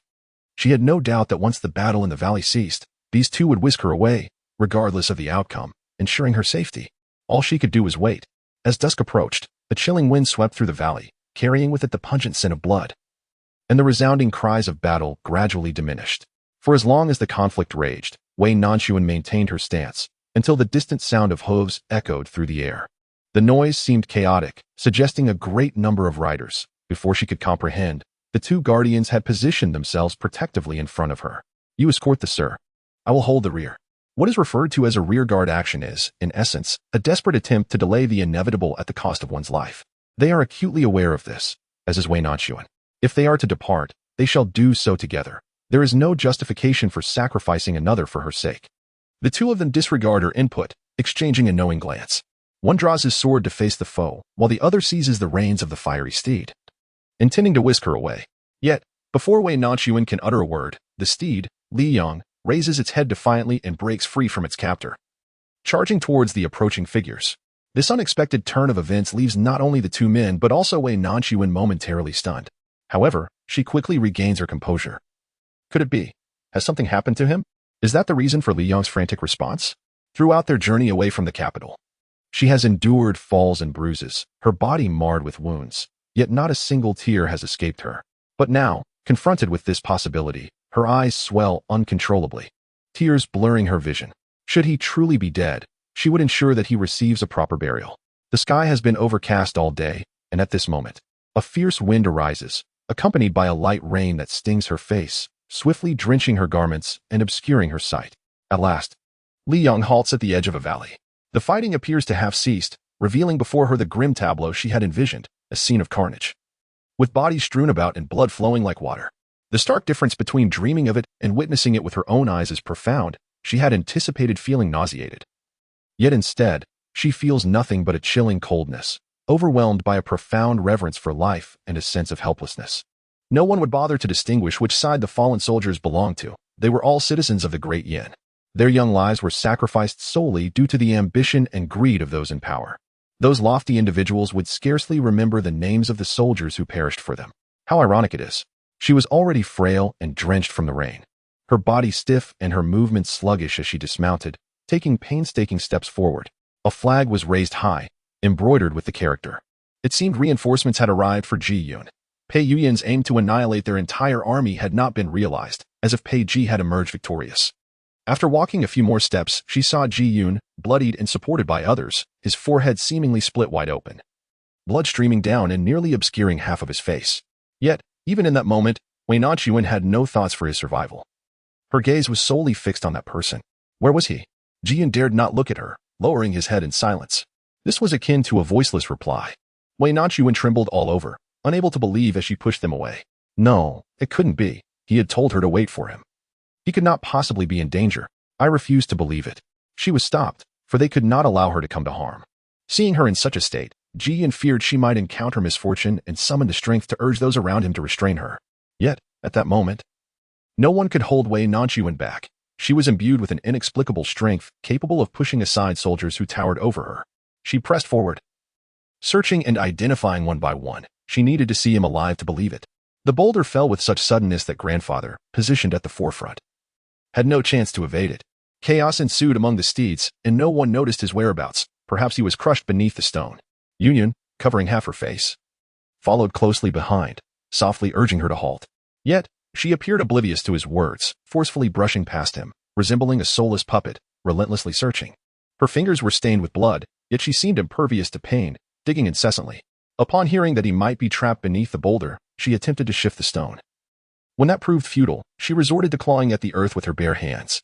At last, a segment of a belt emerged, one she had personally fastened for him just days prior, adorned with an intricately embroidered dragon motif, designs reserved solely for nobility. Disbelieving, she continued to excavate in that direction, uncovering a bloody jade pendant, marked with the character for. His pendant had been kept in a box, entrusted to her by a palace maid. And during the moment they vowed their affection, she had returned the pendant, inscribed with the character, as if it were a token of their commitment. He had promised never to lose the pendant. Yet now, while the pendant remained, he was gone. A deceiver, a colossal fraud. I shall never forgive you, nor wish to see you again.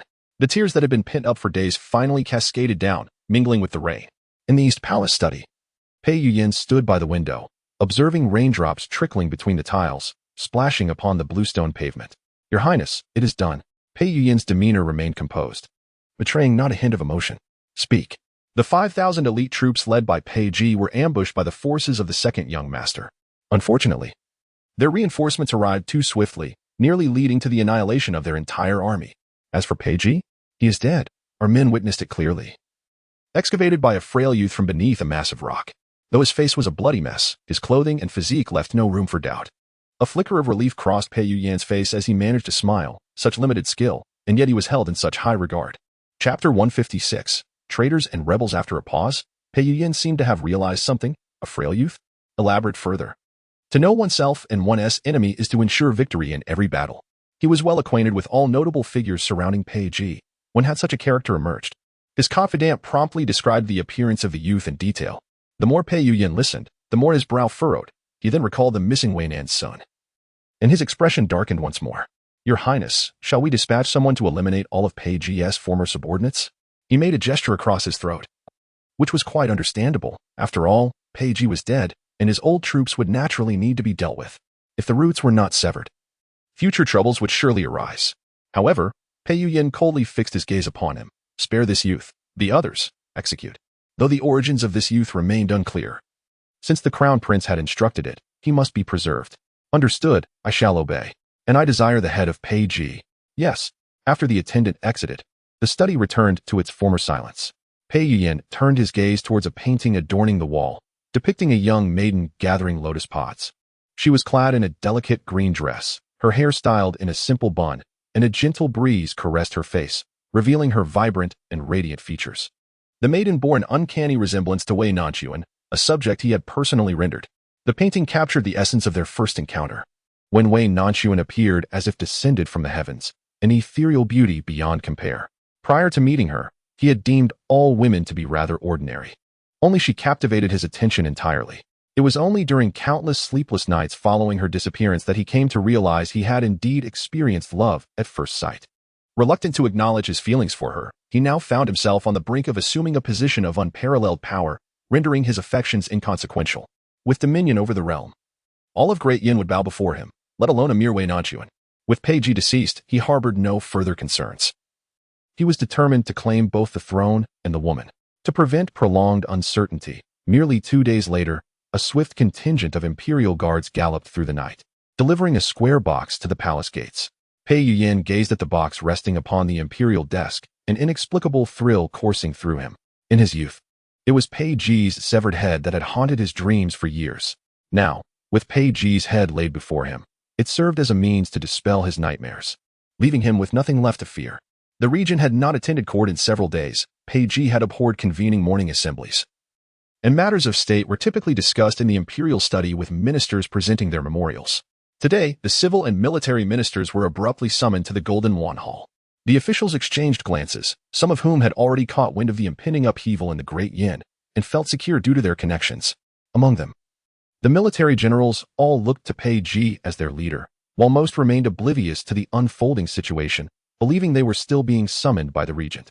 Unexpectedly, as the eunuch's sharp voice echoed, it was not the regent but the Crown Prince Pei Yuyan who emerged in his resplendent yellow robe. He had chosen not to don the dragon robe directly, but instead wore the ceremonial attire of a prince, an uncharacteristically grand display for an ordinary day. Exuding an air of inexplicable authority, Pei Yuyan strode gracefully to the dragon throne and turned to face the assembly, his wide sleeves unfurling to reveal sweeping arcs of bright yellow in the air. He had not appeared before the court for over a month, and rumors of his recent peculiar and absurd behavior had left many astonished upon seeing him. One perplexed official, after paying his respects, boldly inquired, Your Highness, may I ask where the regent is? What is the purpose of our summons today? The speaker was the general of Gansu, who had traveled to the capital a month prior for his official duties. He shared a close friendship with Pei Ji and held the regent in high esteem. His straightforward and blunt nature led him to voice his curiosity first. Little did he know, this inquiry struck at Pei Yuyan's sore spot. It was no wonder that the boarders recognized not the emperor, but the Su king. Not only the common folk, but even the ministers in court looked to him as their leader. The general of Gansu, oblivious to the undertones in Pei Yuyan's tone, continued with conviction, This is by the emperor's decree, under the regent's supervision. Surely the crown prince is aware of this? Moreover, the regent is the uncle of His Highness the Crown Prince. Addressing him by his name seems rather inappropriate. Pei Yuyan let out a cold laugh. Pei Ji has conspired with the heir of the Northwest King, Man Xinghe, against the state, and the evidence is irrefutable. What is wrong with me calling the traitor by his name? Upon uttering these words, the hall erupted in uproar. The most vehement reaction came from the general of Gansu, who shared a deep bond with Pei Ji and could not possibly believe that he would engage in treason. Your Highness must not speak lightly. The prince is loyal to the core, having repeatedly contributed to the recovery of lost territories for the Great Yin. If he had intentions of rebellion, he would have acted long ago. Why wait until now? The most crucial point he did not voice was that if rebellion were truly afoot, why was he unaware? He had long contemplated following Pei Ji should he rise in revolt, and it made no sense for him to abandon that loyalty to join forces with the mere child. Man Xinghe. Here are the documents proving the treachery of Pei Ji and Man Xinghe. These royal garments were seized from his camp, without needing further prompting from Pei Yuyan. One of his loyal attendants presented the items. Nonetheless, skepticism lingered. Impossible. I refuse to believe the regent would conspire against us. He must confess with his own lips. Pei Yuyan smirked, enunciating each word deliberately. The traitor Pei Ji has been executed by me. This cannot be. The regent is valiant and skilled in battle. The foremost warrior of our great yin. How could he possibly be dead? The matter of treason was another story altogether, after all. It appeared the regent employed far more ruthless tactics than the crown prince. Even in Pei Ji's absence, they dared not choose sides, remaining silent out of fear that a single misstep could cost them their heads. Yet with Pei Ji's demise, disbelief began to spread among the assembly. Over the years, Pei Ji has fought many battles, often facing 10 or even 100 adversaries alone, leading no one to believe that he could have met his demise so easily. He is a war god, a bloodthirsty demon. Who could possibly take his life? Pei Yuyan, disinterested in engaging in further discourse, merely raised his hand. A trembling eunuch approached, bearing a large, square box. This ebony wooden box was unveiled before the perplexed onlookers, revealing a severed head within. The visage was gruesome and nearly unrecognizable. Yet the distinctive crown atop it unmistakably identified it as Pei Ji's jade coronet. The governor of Gansu, taken aback, bellowed in outrage, "Your Highness! Your Highness! Was it you who orchestrated the death of His Highness? It is not the prince who plotted treason. Rather, it is you, Pei Yuyan, who seeks to usurp the throne and betray your own uncle. I shall avenge His Highness today." Naturally, he could not advance, for the eunuchs and the imperial guards swiftly shielded Pei Yuyan from harm. The palace doors slammed shut, and Gong Hui emerged from the shadows. "Gong Hui, you opportunistic traitor.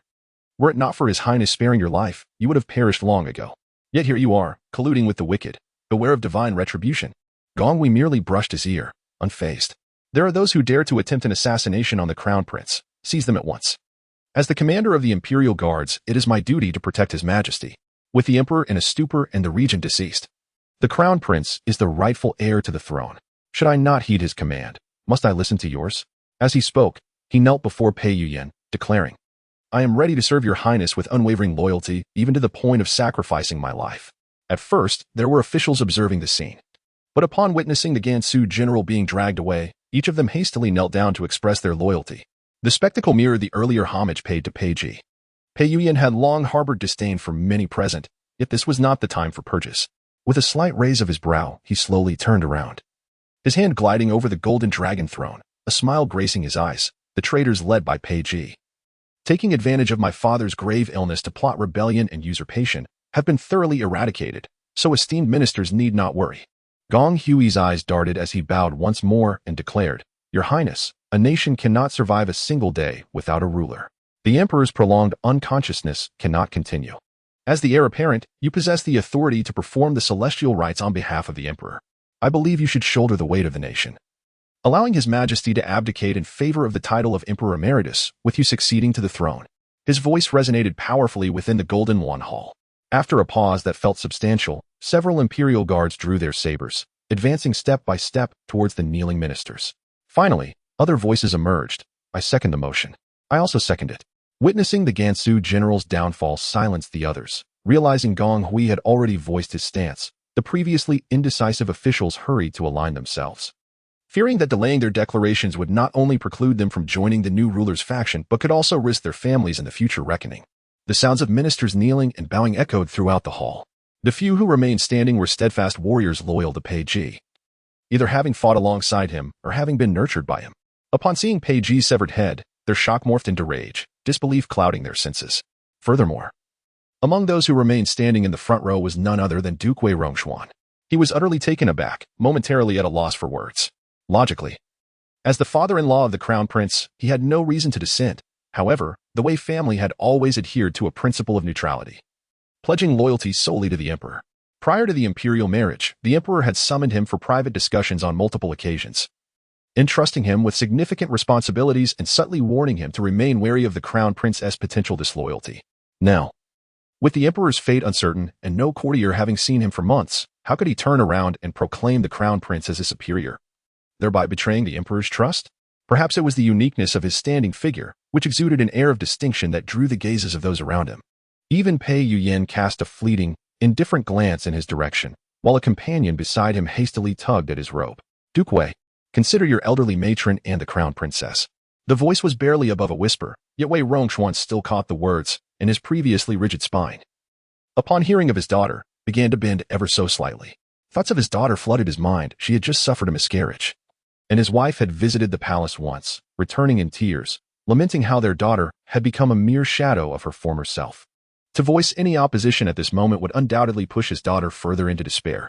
The gravest mistake of his life had been to yield to the pleas of his wife and daughter when the crown prince sought to annul the engagement, failing to respond decisively at that crucial juncture, which had led to the current dire consequences. As another voice called upon him, Duke Wei, he gradually lowered himself to one knee. I, your humble servant, concur. As the officials in the hall bowed their heads in submission, a clear and resonant voice spoke with righteous fervor. Your Majesty, the Empress Dowager is still present, even with the crown prince acting as regent. It is utterly illogical to suggest he would usurp her authority. How does this differ from treason? The assembly turned to the source of the voice, revealing a youthful figure with a strikingly handsome face, yet somewhat unfamiliar to them. Who are you to speak such audacious words?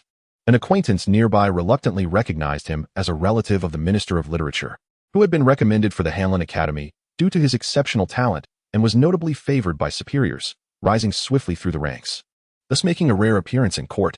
To their astonishment, this insignificant individual dared to utter such reckless proclamations. I may be but a lowly official, yet I can discern right from wrong. I cannot bow before a disloyal and unfilial rebel, he declared with unwavering resolve. Pei Yuyan had anticipated that today would not proceed without opposition. There would always be those courting their demise. However, amidst the myriad possibilities he had envisioned, he could never have expected such defiance from one so seemingly inconsequential. Pei Yuyan regarded the young man with keen interest and inquired, What is your name? Su Yanxiu. He replied, standing tall with a posture reminiscent of a newly sprouted bamboo in the forest, resilient and upright, a stark contrast to the sycophantic ministers around him. Notably, the Minister of Literature, who stood in front, was already bowing repeatedly, pleading for mercy. Your Highness, my nephew is still young and inexperienced. Please spare his life. Yanxiu, he interjected. Uncle, what I have said and done today bears no relation to the Wen family. These are solely my own words. I, Su Yanxiu, shall never bow in submission to traitors and usurpers. A kind word cannot sway a doomed soul. Having exhausted his arguments, Minister Wen finds himself powerless to plead further. Moreover, his intentions were never truly to risk his life for a mere nephew, but rather to avert the potential repercussions for the Wen family. Yet, Pei Yuyan finds the youth intriguing, possessing a certain competence that stands in stark contrast to those lacking resolve. He admires such individuals. I could spare your life, even elevate you to your uncle's position at this tender age. What say you? Minister Wen was taken aback, struggling to comprehend the prince's implication. Did he intend to replace the unassuming Su Yanxiu with someone of no notable lineage? Such a notion seemed absurd. Fortunately, Su Yanxiu remained unfazed by the tempting offer. Even if you grant me titles and titles, it would be an illegitimate elevation. I refuse to become a pawn of treachery. His words nearly condemned all the officials present, many silently cursing his lack of wisdom and sanity. Gonghui was the first to voice his discontent. Your Highness, allow me to discipline this insolent wretch, lest he tarnish your ears with his insolence. With a wave of his hand, the Imperial Guard advanced to seize Su Yanxiu. The sharp blades swiftly pierced flesh, blood gushing forth, sending a wave of pallor across the onlookers' faces. Particularly, Minister Wen appeared ghastly, feigning righteous indignation. I am in no way connected to this traitor. I beseech your Highness to enact justice forthwith. Pei Yuyan, being a connoisseur of talent, initially sought to cultivate this individual for his own purposes. However, witnessing his utter lack of tact, the prince's interest waned. It was imperative to establish authority at the onset of his reign. He raised his hand, signaling Gonghui to take the man away. How dare you, treacherous traitor? You deserve to be executed. Even if I die, I shall never bow to you. Under your command, the great Yin shall surely fall. Despite his delicate and slender appearance, his words carried a formidable weight. Pei Yuyan's face darkened at his words. Yet he did not order the man to be taken away. Instead, he descended from the hall and personally drew the dagger from Gonghui's waist. I wish to see whether your life is longer than my reign. As he spoke, he aimed to strike at the man's neck. However, just as the sharp blade was about to descend, the doors of the hall swung open, revealing a languid yet deep voice that resonated. I was unaware that the fate of the great yin had fallen into your hands. Chapter 157. The Golden Throne Hall. In recent days, the sky had been shrouded in rain, but today, the sun broke through, casting golden rays from the glazed tiles, a long-awaited omen of good fortune. Against the light, a tall and slender figure stood illuminated, resembling a celestial being descended from the heavens. All within the hall were awestruck by the newcomer. Even Pei Yuyan, typically unflappable, could not conceal his astonishment at the sight of one who should have perished, now reappearing before him. This man, whose head had been displayed, could not possibly return unscathed. His gaze fell upon the dark box, which indeed contained a gruesomely disfigured head, emanating a foul stench despite the cooling weather. Yet, the man stepped forth from the light, his familiar cold expression remaining impassive, devoid of any wounds, contradicting the rumors of his gruesome fate. Pei Ji, it truly is him. Pei Yuyan's first instinct was to believe he had been deceived by those beneath him. Yet those individuals shared his fortunes and misfortunes. There was no reason for them to betray him. Could it be that Man Zio was orchestrating some scheme? That seemed implausible. For Man Zio harbored an even greater disdain for Pei Ji, and the two would never conspire together. Pei Yuyan was perplexed, unable to discern where things had gone awry. His pent-up anger radiating outward, his expression becoming increasingly contorted as his eyes, like venom, fixated on the figure before him. He muttered to himself, "You are not." Before he could finish, Pei Ji seamlessly interjected, "What am I not? Already deceased?" His voice was a low, raspy timbre, reminiscent of an echo from the depths of hell, sending chills cascading down one's spine, cold sweat breaking forth. Pei Yuyan's fingers tightened, and though he remained silent, his expression conveyed everything. This was precisely his implication. How could a corpse return to life? If this head did not belong to him, whose could it possibly be? Pei Ji was clad in armor, tainted with blood. The once vivid crimson now turned a dark shade, yet the pungent odor of blood lingered in the air. With an imposing stature and long limbs, he advanced step by step toward the center of the grand hall. With each stride, the hearts of those present quaked in unison. In the hall, amidst so many, the Imperial Guard encircled him with weapons drawn, yet Pei Ji stood alone, and no one dared to impede his progress, watching as he traversed the space as if it were uninhabited. Upon reaching Pei Yuyan, he came to a halt, his phoenix-like eyes slightly raised. No one witnessed the swiftness of his movement. By the time they reacted, he had mercilessly grasped Pei Yuyan by the throat. His gaze hardened, and coldly, he declared, "How could this king allow you to have your way?" Pei Yuyan had trained in martial arts, yet his skills seemed as delicate as ornamental gestures before Pei Ji. Moreover, he found himself seized by the throat, leaving him devoid of any means to resist. Although he was of considerable height, he appeared before Pei Ji as a feeble scholar incapable of even lifting a chicken. Gripped by the neck, he was forcibly hoisted into the air. Pei Yuyan's face flushed a deep crimson, bordering on purple, as he struggled futilely, akin to an ant attempting to shake a tree. Just as he was on the verge of suffocation, Pei Ji abruptly released his grip, causing him to crash onto the golden bricks below. Before he could regain his bearings, he was yanked by his collar, and a cold slap landed sharply upon his face. "This slap is for the valiant soldiers of our great yin," Pei Ji declared. "As the crown prince, you show no compassion for the common folk, scheming against our military for your selfish desires."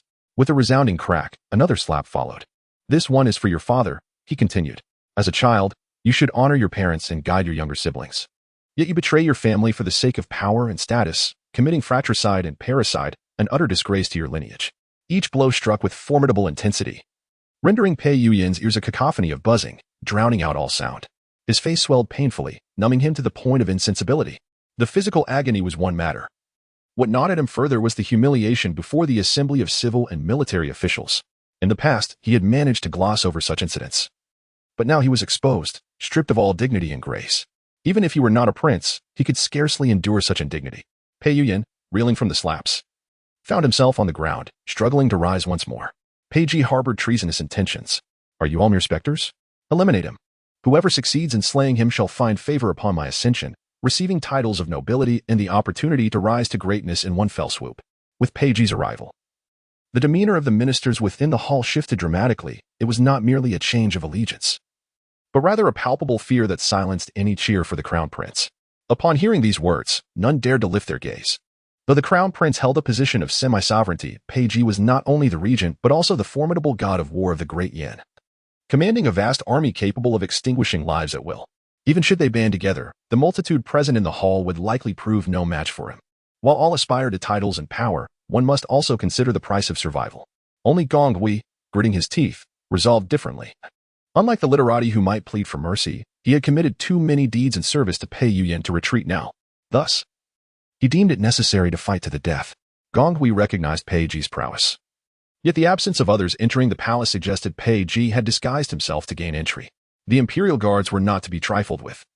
Regardless of Pei Ji's might, a single pair of fists could not contend against many. Even if it turned into a war of attrition, they could wear him down. Pei Ji conspired with the heir of the Northwest King, and the evidence was irrefutable. Now, armed and standing in the Golden Wan Hall, he effectively besieged the throne. Such a traitor must be executed, or I, Gong Hui, would be unworthy of his majesty, unworthy of the ancestors of the Gong family.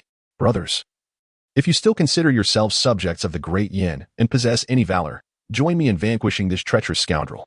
With that, he unsheathed his dagger and brandished it forward, knowing that most of the imperial guards had families in his grasp. Despite their inner trepidation and fear, they drew their swords for the sake of their families or in pursuit of a brighter future, holding the blades steadfastly against their chests. Rebel, you stand alone. Why not surrender? They taunted. If you kneel now and beg for mercy, perhaps the prince might spare your life. The civil officials had already retreated to the far corners of the palace, while the military officers clustered protectively around Pei Ji. Even though they had surrendered their weapons upon entering the palace and were left with only their fists, they shielded Pei Ji with their bodies. My lord, we will escort you out. You must go first. A flicker of warmth crossed Pei Ji's eyes. Yet his expression remained unchanged as he lightly pulled at the corners of his mouth and spoke softly, Stand back. My lord, withdraw. Pei Ji's tone was harsh, his gaze imbued with an unyielding authority that compelled obedience. Once everyone had retreated, he unsheathed his broad blade, a long, dark weapon, seemingly forged from mysterious iron, glinting coldly under the light that streamed through the roof. With a wave of his hand, Gong Hui signaled, and all at once, the soldiers charged at Pei Ji with their swords raised. In an instant, the hall was filled with the flickering light of blades, the air resonating with the sharp clashing of weapons that sent chills down one's spine. Although he faced dozens of guards with only a single sword, he gained the upper hand. As Gong Hui fell, struck by a blade, Pei Ji seized the advantage, prompting Pei Yuyan to decisively turn and retreat toward the inner palace. However, as he took a mere step forward, the obsidian long knife sliced through the air, striking precisely before him, its force so formidable that it pierced through solid gold bricks. Did I permit you to leave? In Chapter 158, The Defeat, Pei Yuyan found himself at an impasse, utterly cornered, and resolutely drew the dagger from the hands of a nearby guard, turning to face Pei Ji. Do you truly believe you have triumphed? Pei Ji, with a languid lift of his eyelids and a slight tilt of his head, displayed a glimmering disdain in his eyes. The outcome of their contest was glaringly evident. Yet, Pei Yuyan suddenly erupted into laughter. You are not like me. While you appear cold-blooded and ruthless, in truth, you are prone to weakness. Those with vulnerabilities are destined to never ascend to the throne. As he spoke, he clapped his hands, and the side door of the grand hall swung open, revealing guards escorting an individual into the chamber. To everyone's astonishment, the person held at knife point was none other than Empress Dowager Jiang. With a faint smile that quickly faded, Pei Ji's lips pressed into a thin line. His expression devoid of emotion, yet it was unmistakable that he was displeased. Pei Yuyan, have you lost your humanity? I am your own grandmother. Pei Yuyan wiped the blood from the corner of his mouth with his thumb and approached, gripping the Empress Dowager's arm tightly while snatching the dagger, pressing it forcefully against her neck. His movements were anything but gentle. The blade, sharp as it was, swiftly sliced through flesh, causing blood to flow and stain her collar. Despite her extensive experience and status as a victor within the harem, the Empress Dowager had been sheltered from suffering and could hardly endure such intimidation and pain. Letting out an involuntary gasp. You beast. Yet, Pei Yuyan remained unfazed by her vitriol. Instead, he listened to her tirade, laughing maniacally. A beast naturally begets another. What of a grandmother? He had even slain his own father, so what difference would a grandmother make? How could my son produce such a wretched offspring? If your mother were still alive, she would surely perish from rage. Pei Yuyan's laughter faltered, his expression darkening ominously. Mother? How dare you mention my mother? Do you not recall the circumstances of her demise? Should I remind you? Were it not for you, this old crone, pestering her for daily audience, she would not have succumbed to heat stroke during the sweltering summer, giving birth to me prematurely. Yet you exhibit no remorse, even hastily summoning her own sister to the palace to serve as a consort under the pretense of caring for the infant. Empress Jiang had not anticipated that he was privy to such past grievances. She wished to explain that it was never her intention to summon the empress for audience. It was merely that her ailment had flared up during that time, and the emperor was absent from the palace. The empress, out of filial piety, insisted on attending to her illness. After such a tragic incident, she felt immense guilt. Observing the swaddled crown prince and witnessing the emperor's unbearable anguish, she had suggested bringing in the empress's sister to provide companionship. Her intentions were noble, believing that a blood relative would show kindness towards the crown prince. Do you comprehend how the virtuous consort has treated me over the years? Were it not for my fortuitous survival, how could I have endured until now? However, the emperor has shown you kindness. Even while I was still in swaddling clothes, he conferred upon me the title of crown prince, initiated my education, and taught me to ride and shoot arrows. He had never devoted himself so attentively to any other child. Pei Yuyan let out a disdainful scoff. He does not genuinely care for me. Rather, he is burdened by guilt, fearing the vengeful spirit of my mother will come to haunt him. If he truly held me in esteem, why would he harbor suspicions about my motives? Even summoning Pei Ji to the capital in secrecy, all the while guarding against me? A tiger does not consume its own cubs. He is merely afraid of being tainted by the infamy of a patricide, for he lacks the ruthlessness that I possess. Which is why it is he who now lies in that state. Pei Ji observed the exchange between the two of them with a cold demeanor, appearing as an indifferent stranger, until the knife, trembling in Pei Yuyan's hand, sank deeper by an inch, blood gushing forth in an instant. For the first time, Empress Dowager Jiang confronted death, her eyes widened in terror, her voice quivering with fear and panic. Ah Yin, I am your grandmother. I have never wished you harm. Guard yourself. She cast another glance at Pei Ji, her eyes filled with helplessness, rendering her no different from the common folk who cower in the face of death. If you wish to save her, you must sever your own arm and surrender, thus sparing her life. Pei Ji coldly regarded him, a slight smirk curling at his lips, as he took a significant step back with arms outstretched. He even nonchalantly waved his hand towards him. Do as you wish. Pei Yuyan assumed he was merely performing. This man was exceedingly cunning, more so than anyone he had ever encountered. The dagger in his hand plunged another inch inward. Do you seek to provoke me? Do you believe I lack the courage? There is no one in this world worthy of my concern. The blood had already soaked the collar around the neck of Empress Jiang, rendering her lips visibly pale. Her eyes pleaded with Pei Ji, and she dared not utter a word. She felt guilt towards her youngest son. Now, Pei Yuyan was wagering her life for her sons. She could not bring herself to call out to him again. Regardless of his decisions, her heart would remain heavy with sorrow. Stay out of this. Do not concern yourself with me. This time, she spoke not as the Empress Dowager, but as a mother. Pei Yuyan, observing his indifference, began to doubt himself. Had he misjudged once more? While the world perceived Pei Ji as cold-blooded, he sensed a longing for kinship within him. Surely, the injury to Empress Jiang would rattle him. Yet, there was no reaction. Was he equally heartless? If Empress Jiang were to perish, losing this final card, how could he possibly escape? Pei Yuyan heard faint shouts from outside the palace, as if Pei Ji's forces had arrived. If this were prolonged, he would truly be trapped. However, in this fleeting moment of distraction, a chilling wind swept before him. By the time he realized something was amiss, a sharp pain shot through his wrist, as a bone was brutally snapped, and the dagger clattered to the ground. Empress Jiang, who had been confined by him, fell to the floor as well. But he had no time to concern himself with her. A sudden jolt of pain in his knee forced him to kneel heavily. He heard a low, indifferent voice resonate above him. Thus, we are even. These words were directed towards Empress Jiang, and his notion of two clears referred to the debt of gratitude she owed him for bringing him into this world, which he now repaid with his life. Empress Jiang seemed to grasp his intent. Her eyes glistened with tears, yet the significant loss of blood rendered her speechless, and she fell into unconsciousness after attempting to speak. Pei Yuyan had misjudged the situation. Pei Ji was indeed a person of frigid disposition. His yearning for familial bonds had long perished amidst the countless battles he had endured. He remained indifferent to the lives of others, be it the empress or the emperor. They were merely faceless entities in the vast sea of humanity, even less significant than those who accompanied him. The one who altered his perspective was Wei Nanxun. It was she who rekindled warmth and a heartbeat within his once icy heart. He longed to understand how she had managed to survive. Pei Yuyan knelt in humiliation, yet he defiantly raised his head, spitting blood and glaring at him with crimson eyes. He was unwilling to accept his defeat, driven by an insatiable desire to comprehend how he had lost. Pei Ji cast a cold glance downwards at him, perceiving him as both foolish and pitiable. Although the emperor harbored suspicions towards him, he had never contemplated his demise. The young princes were still learning and could not match his capabilities. If he could continue his charade, the dominion of Dian would eventually belong to him. Alas, he had failed to withstand the trials and had driven himself to the brink of death. Yet, it was also thanks to him.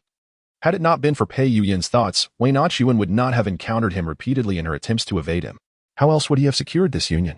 As he pondered Wei Nanxun, a rare warmth flickered in Pei Ji's eyes. He deftly extricated the other's arm, observing the individual struggle and agony like an insect. From a lofty height, he spoke softly, "The deceased have no right to know." Chapter 159. The task completed. Pei Ji observed with cold eyes as Pei Yuyin was taken away, alongside the arrival of Zhou Fuhai and others, who surrounded the Empress Dowager as she departed. He unfastened his blood-stained cloak and stepped out of the Golden Wan Hall. Pausing before the Hall of Supreme Harmony to glance back, the midday sun streamed through the gaps in the glazed tiles, casting a brilliant glow upon the golden dragon throne, which shimmered with strands of golden light.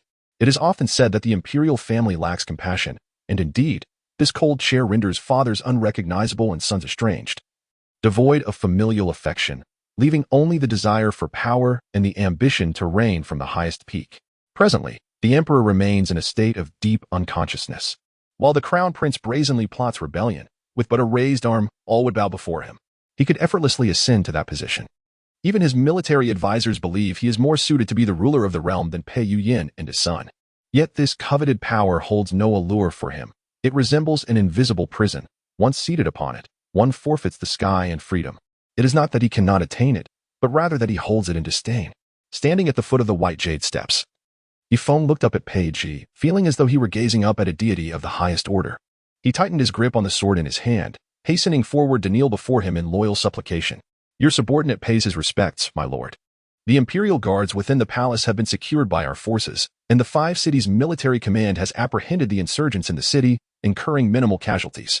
As for the civil and military officials, each has been confined to a separate chamber, awaiting interrogation by the Court of Judicial Review to ascertain if any conspired with the rebels." Pei Ji remarked, "Hold on, there's no need for the Dali Temple. Let Su Yinxiu conduct the examination. But he is from the Hanlin Academy. Let him go." "Yes." Ji Feng, bending his knees and ready to withdraw, suddenly found Pei Ji's tone softened, inquiring, "Where is she?" Ji Feng paused, momentarily taken aback before realizing the prince was asking about whom. "Madame Wei and the military physician have already arrived at the camp outside the city this morning." Upon hearing news of her, the ominous aura surrounding Pei Ji dissipated. He gazed at the throngs moving about the plaza of Taya Hall, recalling the day they had met. Wei Nanxun held the blood-soaked silver helmet, her eyes hollow, silent and unweeping, clutching the helmet and jade pendant as she trudged onward, seemingly oblivious to the calls directed at her. The ground was littered with corpses. She averted her gaze, fixed solely ahead, and even when she stumbled, it appeared she felt no pain, rising again to press on. Countless falls left her covered in filth, her noble demeanor utterly obscured. Stumbling and swaying, she made her way to the blazing sun. It seemed to sense her sorrow, extending its tongue to gently lick her wounded hand, offering silent solace. Wei Nanxun forced her swollen, tear-stained eyes open, resisting the urge to cry. To weep would be to concede that he was truly gone, a notion she could not accept. Thus, she withheld her tears. Her hands bore numerous wounds. The bloodstain in her palm, once treated, had reopened, the blood blurring her entire hand. Yet, she felt no pain, numbly gripping the reins as she mounted her steed. "Let us return, I shall heed his words and await him with a tranquil heart." As if nothing had transpired, we return to the starting point, where she will comply with his wishes, waiting for his return in serene anticipation. The wind cuts like a blade against her face, and despite her resolve not to cry, it reddens her eyes. She strives to lift her chin, wishing to prevent her tears from cascading down. Yet, she lacks the courage and strength to accept a life devoid of him. They had just affirmed their bond, envisioned a future replete with beauty. Why grant her a chance at rebirth only to cast her back into the depths of despair? Wei Nanxuan's eyes brimmed with tears, her vision clouded by a veil of sorrow, rendering the path ahead indistinct. She was already hanging by a thread, and upon confronting reality, it felt as though her very essence had been suddenly severed, leaving her unable to remain seated upon her steed. A gust of wind swept through, and she was like a kite with its string cut, teetering dangerously towards the ground. The last time she fell from her horse, it was in a pitch-black night, where nothing was visible and fear was absent.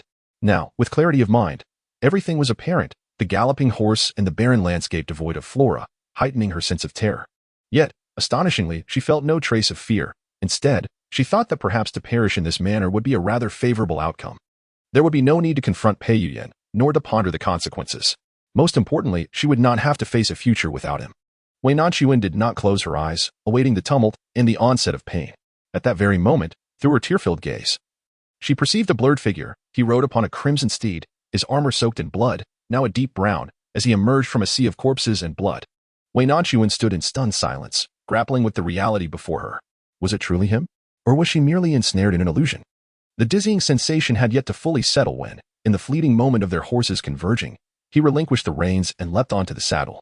Before she could gather her thoughts, she felt a weight behind her. He had firmly seated himself behind her, rescuing her from the precipice of descent. The pungent scent of blood and the strong arms encircling her waist vividly reassured her that this was no figment of her imagination, no mere dream. He was alive, he had survived. Joy surged through her, overwhelming her senses, and tears cascaded down as a wave of relief washed over her. He had not perished. This was indeed a moment of unbridled happiness. Yet, why was he chastising her? The warmth of his breath brushed against her ear, his voice low and laden with unspoken emotions. The magnitude of her joy nearly rendered her senseless, leaving her momentarily bewildered by his words. Meanwhile, Pei Ji had wrapped his arms around her waist, his broad hand seizing the reins, urging the horse deeper into the forest. Didn't I tell you to wait for me? Why did you come? His voice, husky and trembling, revealed a fear she had never associated with him. Could it be that he, this fearless man accustomed to life and death, felt fear too? She had assumed he was impervious to such emotions, having braved countless perils. Yet, in this moment, she understood him. A flicker of irritation sparked within her. After enduring countless hardships to rescue him, pain that eclipsed a lifetime, he offered no soothing words of affection, instead scolding her for her disobedience. If she truly obeyed and never had the chance to see him, she would indeed be destined to live a life steeped in regret. Wei Nanxun felt a pang of frustration and, in a fit of pique, retorted, "Naturally, I have come to collect your remains." Pei Ji paused for a moment, then burst into hearty laughter. Though he occasionally smiled and experienced moments of joy, his laughter was typically subtle. With only a glimmer in his eyes and little variation in expression, it was rare for him to reveal such unguarded emotion. Even as she pressed against his chest, she could feel the resonance of his laughter reverberating through her. "I lack someone to gather my remains." She could curse him for such morbid thoughts. Yet hearing the words of life and death from his lips felt ominous. She playfully nudged him with her elbow, forgetting he was clad in armor. Her force barely registered with him, while she winced in pain. Nonetheless, she feigned indifference, adopting a stern expression as she chastised him. "Who allowed you to speak so carelessly? Don't you know some things should not be uttered lightly?" Pei Ji observed the girl before him, who had lost her usual elegance, clad in ill-fitting male attire. Her hair disheveled, and her face marked with bruises and dust. Yet, at that moment, she appeared more beautiful than ever. Does it hurt? No one could know that just moments ago, she had been astride her horse, surrounded by ominous clouds, yet racing toward him. The heartbeat experienced in that fleeting instant was ineffable. Pei Ji could no longer contain the longing that had consumed him in recent days. He embraced her tightly, relishing the tangible presence of this young woman by his side, resting his chin on her shoulder, feeling for the first time that living was indeed quite splendid. Before this moment, he had never feared death. Life felt exceedingly mundane to him, and everything about family and friends seemed insipid. Only the thrill and exhilaration of vanquishing foes occasionally made him feel alive. Yet, when the massive stone tumbled down, an unexpected thought of Wei Nanxun crossed his mind. Would the young girl weep if she learned of his demise? If he were gone, who would comfort her and keep her tears at bay? Contemplating this, he found himself reluctant to embrace death. When he heard Yun mention her arrival, a fleeting moment of disbelief washed over him, followed by an intense longing. He had never desired to see someone so profoundly. Throughout both his past and present lives, Wei Nanxun had always excelled at endurance. She bore with her family and with Pei Yuyan, but at this moment, before Pei Ji, she no longer wished to endure or feign pretense. She gently nodded her head. It hurt terribly. Yet here she was, not waiting idly. "But I wish to see you." Pei Ji turned her body towards him, leaning in to kiss her, devouring all her longing and worries into his very being. Wei Nanxun, unknowing when she had turned to face him, wrapped her arms around his waist. After all, they were not within the confines of a room. There were many people behind them, and even from a distance. The sensation of being observed was uncomfortable. Yet, she had forgotten her shame, tilting her head and no longer shying away, willingly meeting his lips. This kiss was more fervent than any prior encounter, purer and devoid of any other desires. It was the most primal connection between a man and a woman.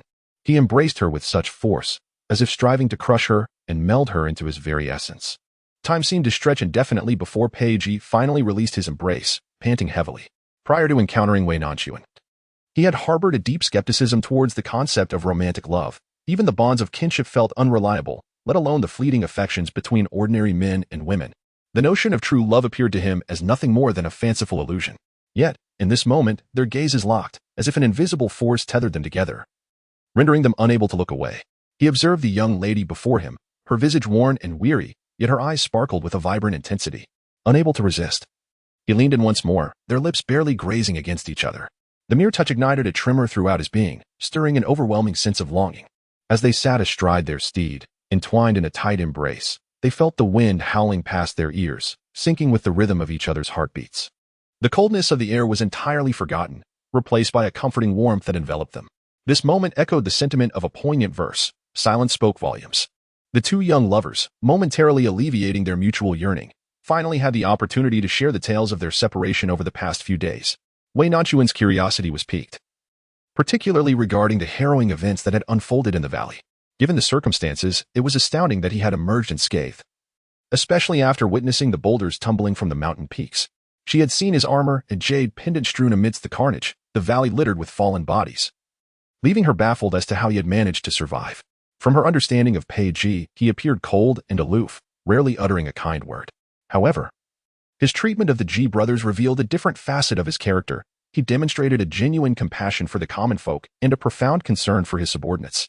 When faced with peril, he would willingly face death himself rather than allow his soldiers to come to harm.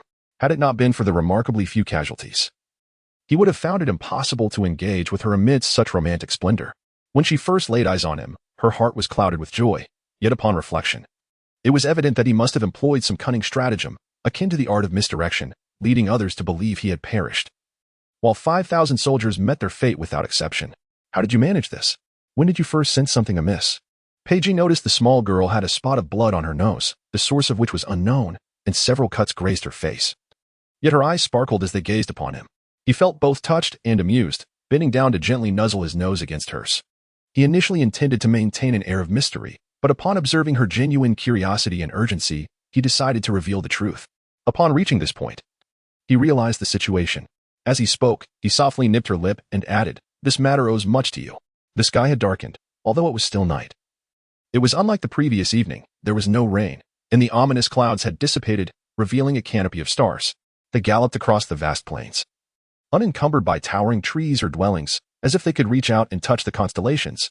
With him by her side, she felt neither the chill of the night nor the pangs of solitude. Wei Nanxun expressed her surprise with a soft exclamation. How could this involve her again, when she had not been present? Throughout this journey, her greatest frustration lay in the time she had squandered. Had she discovered the anomaly sooner and departed a day earlier, perhaps many losses could have been averted. The lives of so many soldiers might have been spared. Amidst the starry expanse, Pei Ji's voice seemed to soften. About that dream of yours, Pei Ji was the least inclined to believe in the supernatural or the ominous whispers of dreams. He tended to dismiss such notions as mere trifles. Had it not been for the fact that the dreamer was Wei Nanxun, he might have scoffed outright. Moreover, having passed a few days since her mention of the dream, he had quickly relegated it to the recesses of his mind. Prior to departing, he had not perceived any issues, given the gravity of the situation concerning the safety of the galaxy and his elder sister. He decisively assembled his troops and left the capital without hesitation. The journey proceeded smoothly, and soon they located the whereabouts of Manzio. Upon setting up camp, when the scouts returned with reports of the enemy's movements and an examination of the terrain map, he sensed something amiss. At that moment, he had not even recalled the dream. He merely felt an unsettling danger emanating from the valley, which seemed an ideal location for an ambush. How could there be no hidden soldiers nearby? He scrutinized the terrain map for a full half-hour, and even ventured out under the cover of night to inspect it personally. Suddenly, the valley that Wei Nanxun had mentioned came to mind, along with the chilling prophecy of 5,000 soldiers perishing without a single survivor. Why was it so eerily accurate? He had indeed mobilized 5,000 elite troops, the optimal number for a swift assault, discreet enough to avoid drawing undue attention while maximizing coordination. Not only was the number correct, but her predictions from the northwest turmoil to the valley were utterly precise, and his own instincts regarding the valley's peculiarities coincided with hers. In military affairs, hesitation and indecision are the gravest of sins. Thus, he promptly ordered a search within a 100-mile radius. Indeed, they captured incoming spies, and through rigorous interrogation, they uncovered the exact location of Manzio. Truly worthy of being the second son of the king of the Northwest, he had the audacity to personally lead his troops to confront him. Little did Pei Ji know, Manzio had come with the intent of severing his head to present as a trophy to Pei Yuyan. Upon ascertaining the location, Pei Ji stealthily infiltrated the enemy camp, capturing his target. Thus, the corpse belonged to the second son? Were those bodies in the valley also his subordinates? The true orchestrators of the boulder movement on the mountain were indeed your men. Pei Ji leisurely nodded, offering rare praise. Clever. But what are the injuries on Yun's body just now? When fishing, one must seek the grand catch. Merely eliminating Manzio serves little purpose. It is Pei Yuyan behind him who is the real prize. If the objective was solely to rescue Man Xinghe, such elaborate efforts would be unnecessary. His strategy aimed to avoid alarming the enemy, allowing Pei Yuyan to lower his guard for a decisive strike. Fortunately, everything remained within his control. The only unforeseen factor was Wei Nanxun, who, out of concern for him, disregarded her own safety and ventured out alone to find him. Pei Ji playfully tapped her nose. "And you, my little koi." Chapter 160, the beginning and the end. Upon seeing Pei Ji and confirming his safety, Wei Nanxun finally released the tension that had gripped her, her entire being deflating as she leaned into his embrace, drifting into an unbidden slumber, free from worry. She slept deeply and peacefully. When she awakened, she found herself still within the familiar confines of the tent, the flickering candlelight suggesting the night had not yet waned. The atmosphere was dim and tranquil, punctuated only by the rhythmic footsteps of the patrolling soldiers and the crackling of wood consumed by the flames. She stared at the tent ceiling for quite some time before realizing that she was in Pei Ji's military camp. The sounds outside were likely those of the vigilant guards on duty. How could she be here? Was it merely a delightful dream to see Pei Ji embracing her so intimately? She abruptly sat up, feeling a hand resting upon her bedding. Bathed in the warm glow of the yellow candlelight at the foot of the bed, she beheld the man's sharply defined profile. He was clad only in his undergarments, exposing his bare torso to the chill of the air, resting his arm on the edge of the bed. Fortunately, a brazier burned beside the bed, the crackling wood providing a modicum of warmth to the frigid night.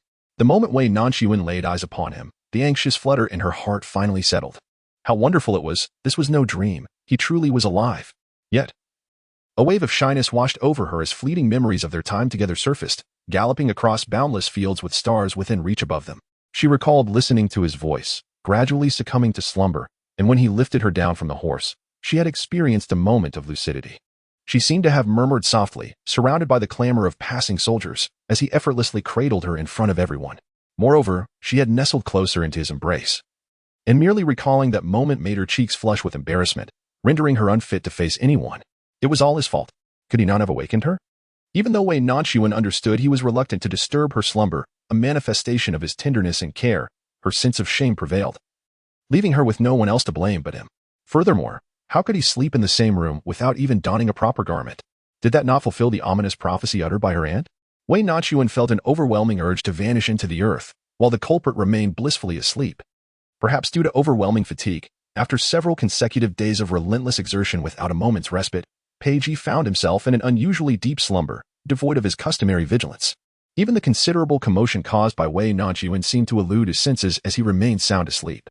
She contemplated rousing him, yet as she approached, she noticed the dark circles under his eyes and the weariness etched on his face. Even in repose, his brow remained furrowed, betraying no sign of relief. Ultimately, she reasoned that it was his tent, and it would be rather unreasonable to evict him from his own bed. If he could not leave, perhaps she could. At the very least, seek refuge in another tent or a partitioned area to avoid any awkwardness.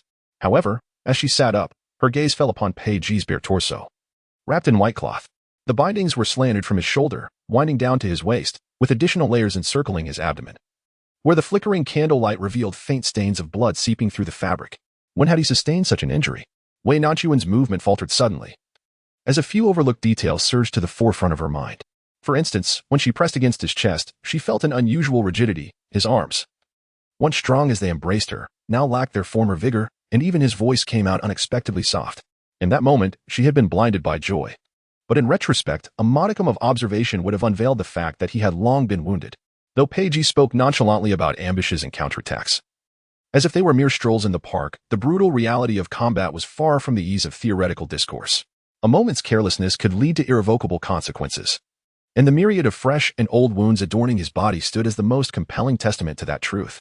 From the traces of the bandages, it appeared that the current injury overlapped with the one from the time she saved him. It was uncertain whether it was an old wound torn anew or a fresh injury altogether. Even without seeing the wound beneath the fabric, Wei Nanxun felt a pang of heartache. She dared not move recklessly, fearful of aggravating his injury or disturbing his rest. All notions of shame and decorum were cast aside. Both had faced the specter of death, so why should they remain shackled by such trivial formalities? She gingerly reclined back, half-turned, her gaze unwaveringly fixed upon him. It must be said that Pei Ji was indeed blessed with a visage favored by the heavens. Not only were his features striking, but even his lashes were thick and curled, and his lips, thin and exquisitely shaped, seemed inviting. Most importantly, he had professed his love for her, expressing a desire to marry her. Perhaps prior to this day, she might have felt hesitation or uncertainty, yet witnessing his miraculous revival filled her with a joy of rediscovery. imparting a profound understanding of cherishing what one has, even if loss loomed in the future. At least she had experienced it. Wei Nanxun continued to gaze at him, inhaling the faint scent of the medicinal ointment that clung to him, likely a result of the treatment he had received, reminiscent of the most primal essence of nature. The aroma was not unpleasant. Rather, it inspired a sense of reassurance. Though she had taken a nap, her exhaustion was not so easily vanquished, and before she knew it, her eyelids grew heavy once more, drifting into a hazy slumber. Unbeknownst to her, just as her eyes fluttered shut, the slumbering figure beside her tugged at the corners of his mouth, revealing a faint smile. His arm settled gently around her waist, drawing her closer with tender care. The wood in the brazier continued to crackle and pop, reminiscent of that day in the valley. He was battered and bruised, believing that he was destined to perish there. At the time, he felt neither regret nor resentment, thinking that quietly passing away seemed a fitting conclusion. Born into a royal family, he ought to have been cherished. Growing up without a care in the world, yet his father was unkind, his mother indifferent, and overshadowed by exceptional and formidable siblings, he was fated to remain inconspicuous. Nevertheless, he refused to accept this fate and was determined to carve out his own path without relying on anyone. In just over a decade, he managed to earn the respect and fear of all. Even those who had once disregarded him, his parents and siblings, no longer dared to underestimate him. Yet, in retrospect, he found himself surrounded by few who truly understood him. Only a great monk could exchange a few words with him. Perhaps, had he died, no one would care. And some might even feel relieved. Rather than being remembered as a martyr on the battlefield, he preferred to be buried beneath the grass and trees, his name fading into obscurity. And then she appeared. With his eyes closed, he merely lacked the will to open them. He sensed a feeble footstep, someone struggling to move, barely able to care for themselves. He assumed she was just a passerby. After all, anyone witnessing an injured person might feel superstitious and shy away. Yet she returned, exerting every effort to lift him. One could not help but find her earnestness endearingly clumsy. His senses were keen. He had an impeccable memory, recalling every sound he had ever heard. He recognized her voice as she promised to return, urging him to wait for her, so familiar, reminiscent of the one pleading for salvation in his ears. Finally, he cracked open his eyes just a sliver and beheld her, equally scarred and battered. Peiji's initial reaction was naturally one of wariness. He had never placed his faith in fate or coincidence. In his world, there existed only calculated approaches and ulterior motives. He found it hard to believe that she would return to save a stranger. As the sun gradually dipped in the west, he felt the wounds on his body fester slowly until he heard the sound of rustling. She had returned. She pushed a wooden cart, clumsily lifting him onto it, tending to his wounds and offering him water. She would never realize that she had saved not only his life but also his once indifferent heart. Chapter 161. Bathing. Wei Nanxun had been resting well these past few days. Peiji set off with his elite soldiers ahead of her, while she followed the military physician and others at a leisurely pace towards the capital. The physician, surnamed Yu, was 42 years old, slender, and possessing a refined demeanor, markedly different from the burly warriors in the camp. He preferred to don a long cotton robe, exuding an aura of a reclusive sage. It was said that he hailed from a family of medical practitioners, but alas, his clan had fallen victim to a bandit raid. His entire family of 10 had perished, leaving only him and his young son. It was Peiji and his soldiers who had avenged his family. He originally intended to wander the land, healing the people, but his son insisted on pursuing martial endeavors, particularly idolizing Peiji and yearning to join the army to fight alongside him. With only this kin left, he felt compelled to stay. In Peiji's camp, there were no idle hands. The fact that Dr. Yu was allowed to remain, along with his son, spoke volumes of the physician's exceptional skills. His expertise lay particularly in treating external injuries, especially those resulting from falls and trauma. From the very first glance at Wei Nanxun, he discerned that she was a young lady, regardless of how much her attire might suggest otherwise. Her prominent Adam's apple and earlobes unmistakably revealed her true nature. While administering to her wounds, he deliberately sought out a young maid from a nearby village to assist in changing her garments and cleaning her injuries. Doctor, you had been accompanying Peiji for 6 or 7 years, and under the strict military discipline enforced by the Prince of Su, there were no explicit regulations barring women from entering the camp. Nonetheless, it was an unspoken understanding that those wishing to see their wives or those with unmet needs had to leave the encampment. This was the first time he had witnessed a woman within the camp. Even someone as audacious as Yun would not dare to contravene the prince's orders unless she were seeking him, despite her disheveled appearance, tattered clothing, and myriad injuries. Her remarkable bone structure suggested she was far from a mere superficial beauty. Once the grime was washed away, revealing her true visage, he was astounded. He had believed the prince to be the most handsome man he had ever encountered, only to discover that this young lady possessed a beauty that could rival the heavens. Even more incredulous was the fact that such a pampered flower could endure such suffering for her prince. She bore 7 or 8 wounds the size of her fingers, not to mention countless bruises and scrapes. There was even a swelling at the back of her head, had fortune not favored her. Another in her place might have succumbed to unconsciousness. Her legs were raw and bloodied, and one could hardly imagine a man enduring such injuries without lamentation. Yet, she had persisted, following him all the way from the capital alone. This resilience filled Dr. Yu with profound admiration. And seeing her age akin to that of his own son, he could not help but feel a pang of compassion. The treatment was approached with utmost care, and the medication was generously administered. Even the exclusive remedy, the scar-free jade skin ointment, was brought forth. Yet, to the dismay of all, this delicate young maiden bore scars upon her body. In a fleeting moment, as the medication had barely taken effect, she fled once more. Upon being brought back by the prince, her wounds had reopened entirely. Were it another patient, such ingratitude would have warranted dismissal. However, upon seeing this young girl, who seemed willing to sacrifice everything for their prince, he could not bring himself to act with such cruelty. Resignedly, he administered the treatment anew.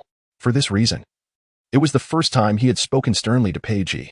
Your Highness, I do not know the nature of your relationship with this girl, but please do not let her sincere feelings go unacknowledged. Even Dr. Yu was unaware that it was his words that prompted Pei Ji to ponder deeply. A man who typically loathed to show vulnerability. For the first time, he bound his own wounds several times, merely to evoke a sense of compassion in the young girl. Wei Nanxun, of course, was oblivious to this subtlety and was easily swayed by his intentions. Typically, she remained confined within the tent, for the distinction between genders was respected. Her presence in the camp to recuperate was already a significant exception. When the time to depart arrived, she remained nestled within the carriage, emerging only upon reaching the encampment outside the capital. Their group disguised themselves as traveling merchants, with the soldiers acting as bodyguards, while she and Dr. Yu presented themselves as uncle and niece, with her maintaining a youthful appearance. They did not lodge in inns or relay stations. Instead, a discreet residence not far from the city gate was procured, claiming to be a temporary stay, yet it was, in truth, Pei Ji's private abode, shrouded in secrecy.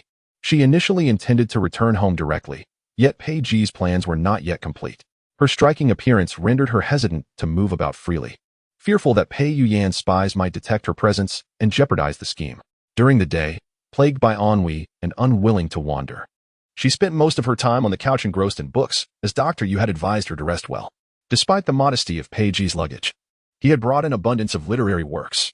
At first, upon discovering the books in the trunk, she presumed they were military treatises. However, upon closer inspection, she found that most were local chronicles and travelogues, along with the daily provincial gazettes delivered to her.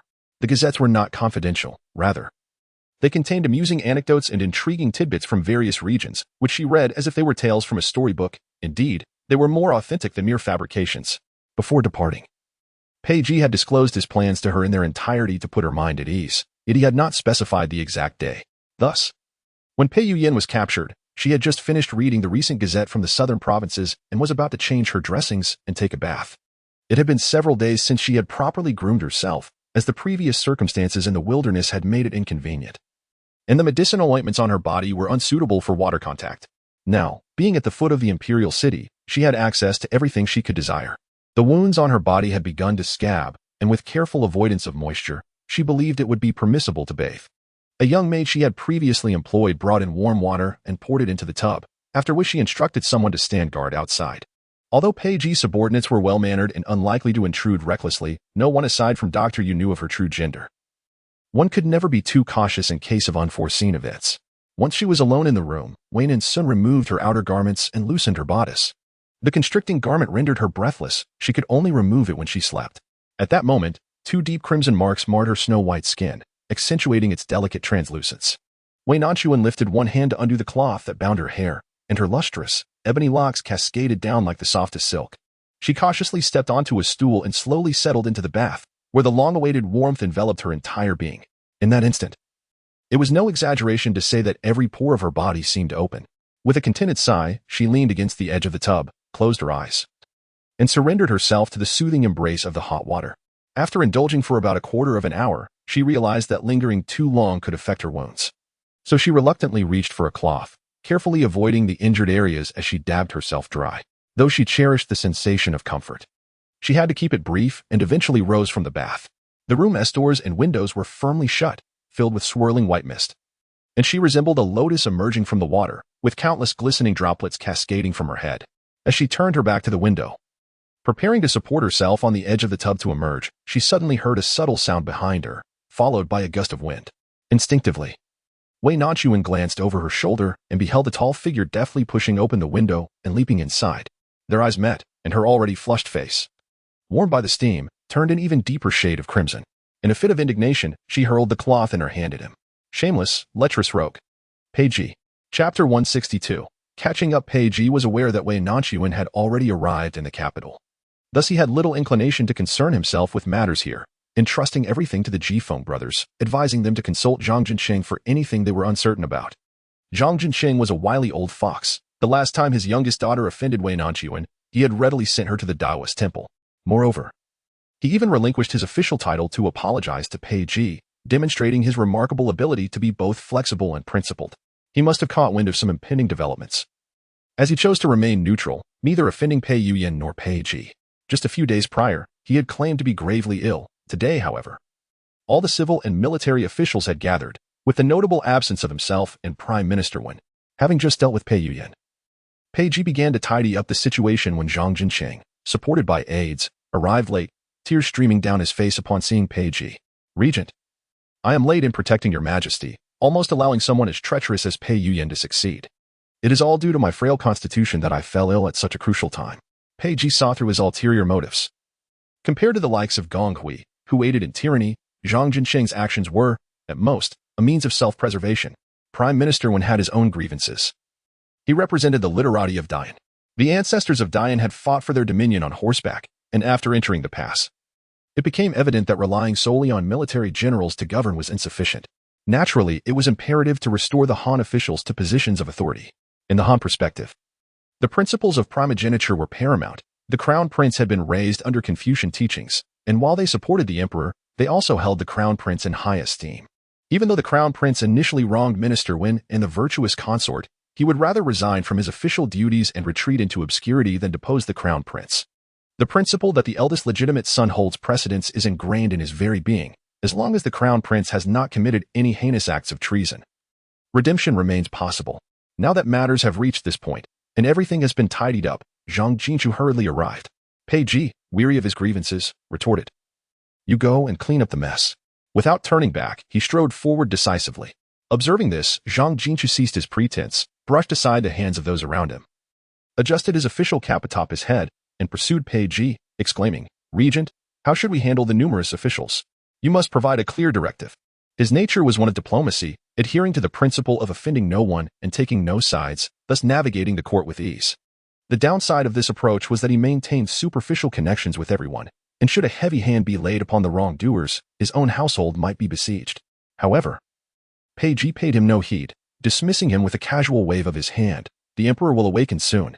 Do not inquire of me. Ponder it yourself." With his long strides, Pei Ji moved ahead, leaving Zhang Jinchu, with his shorter legs, to sprint several paces to keep up.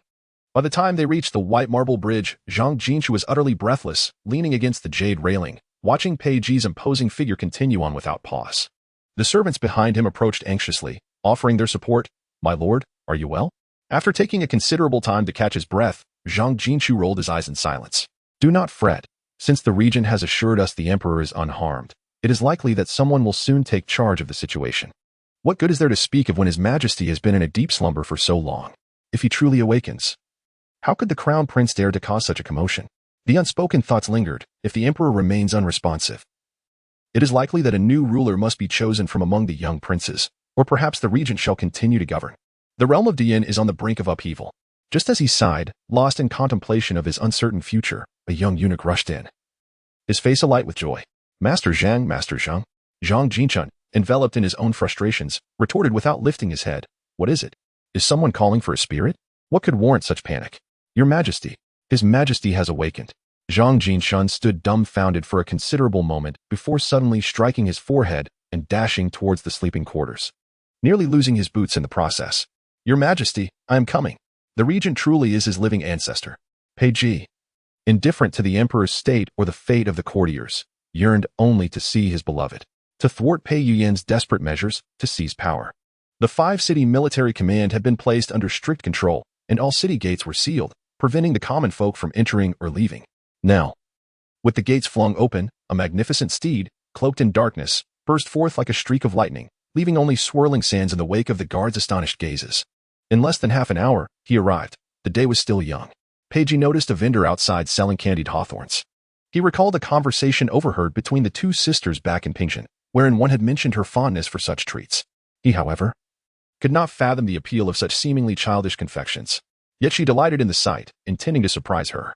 However, upon acquiring the candied hawthorn skewers, he furrowed his brow at the sticky treats in his hand. As the esteemed regent, it would be utterly embarrassing for him to be seen by his subordinates holding such items. After some contemplation, he casually tethered the spirited horse to the banyan tree outside the courtyard. Instead of entering through the main gate, he opted to vault over the courtyard wall. This was his private residence, a place he retreated to when he wished to avoid the confines of the official residence. He cherished solitude. The main chamber lay in a quiet corner to the west, offering him the tranquility he desired, conveniently allowing him to scale the wall unnoticed. Pagey did not ponder excessively, assuming that at this hour, she would either be meandering through the courtyard or engrossed in her studies within the study. Who could have anticipated that upon pushing the window open, a delicate mist would greet him? Before he could fully comprehend the scene, a vivid tableau unfolded before his eyes. Pagey was hardly a paragon of virtue, and one might even describe him as impulsive. He had always pursued what he desired, regardless of the means, without a hint of remorse. Yet, in the presence of Wei Nanxun, he exercised a restraint unparalleled in his lifetime. Even with her sleeping before him, he managed to maintain his silence and composure.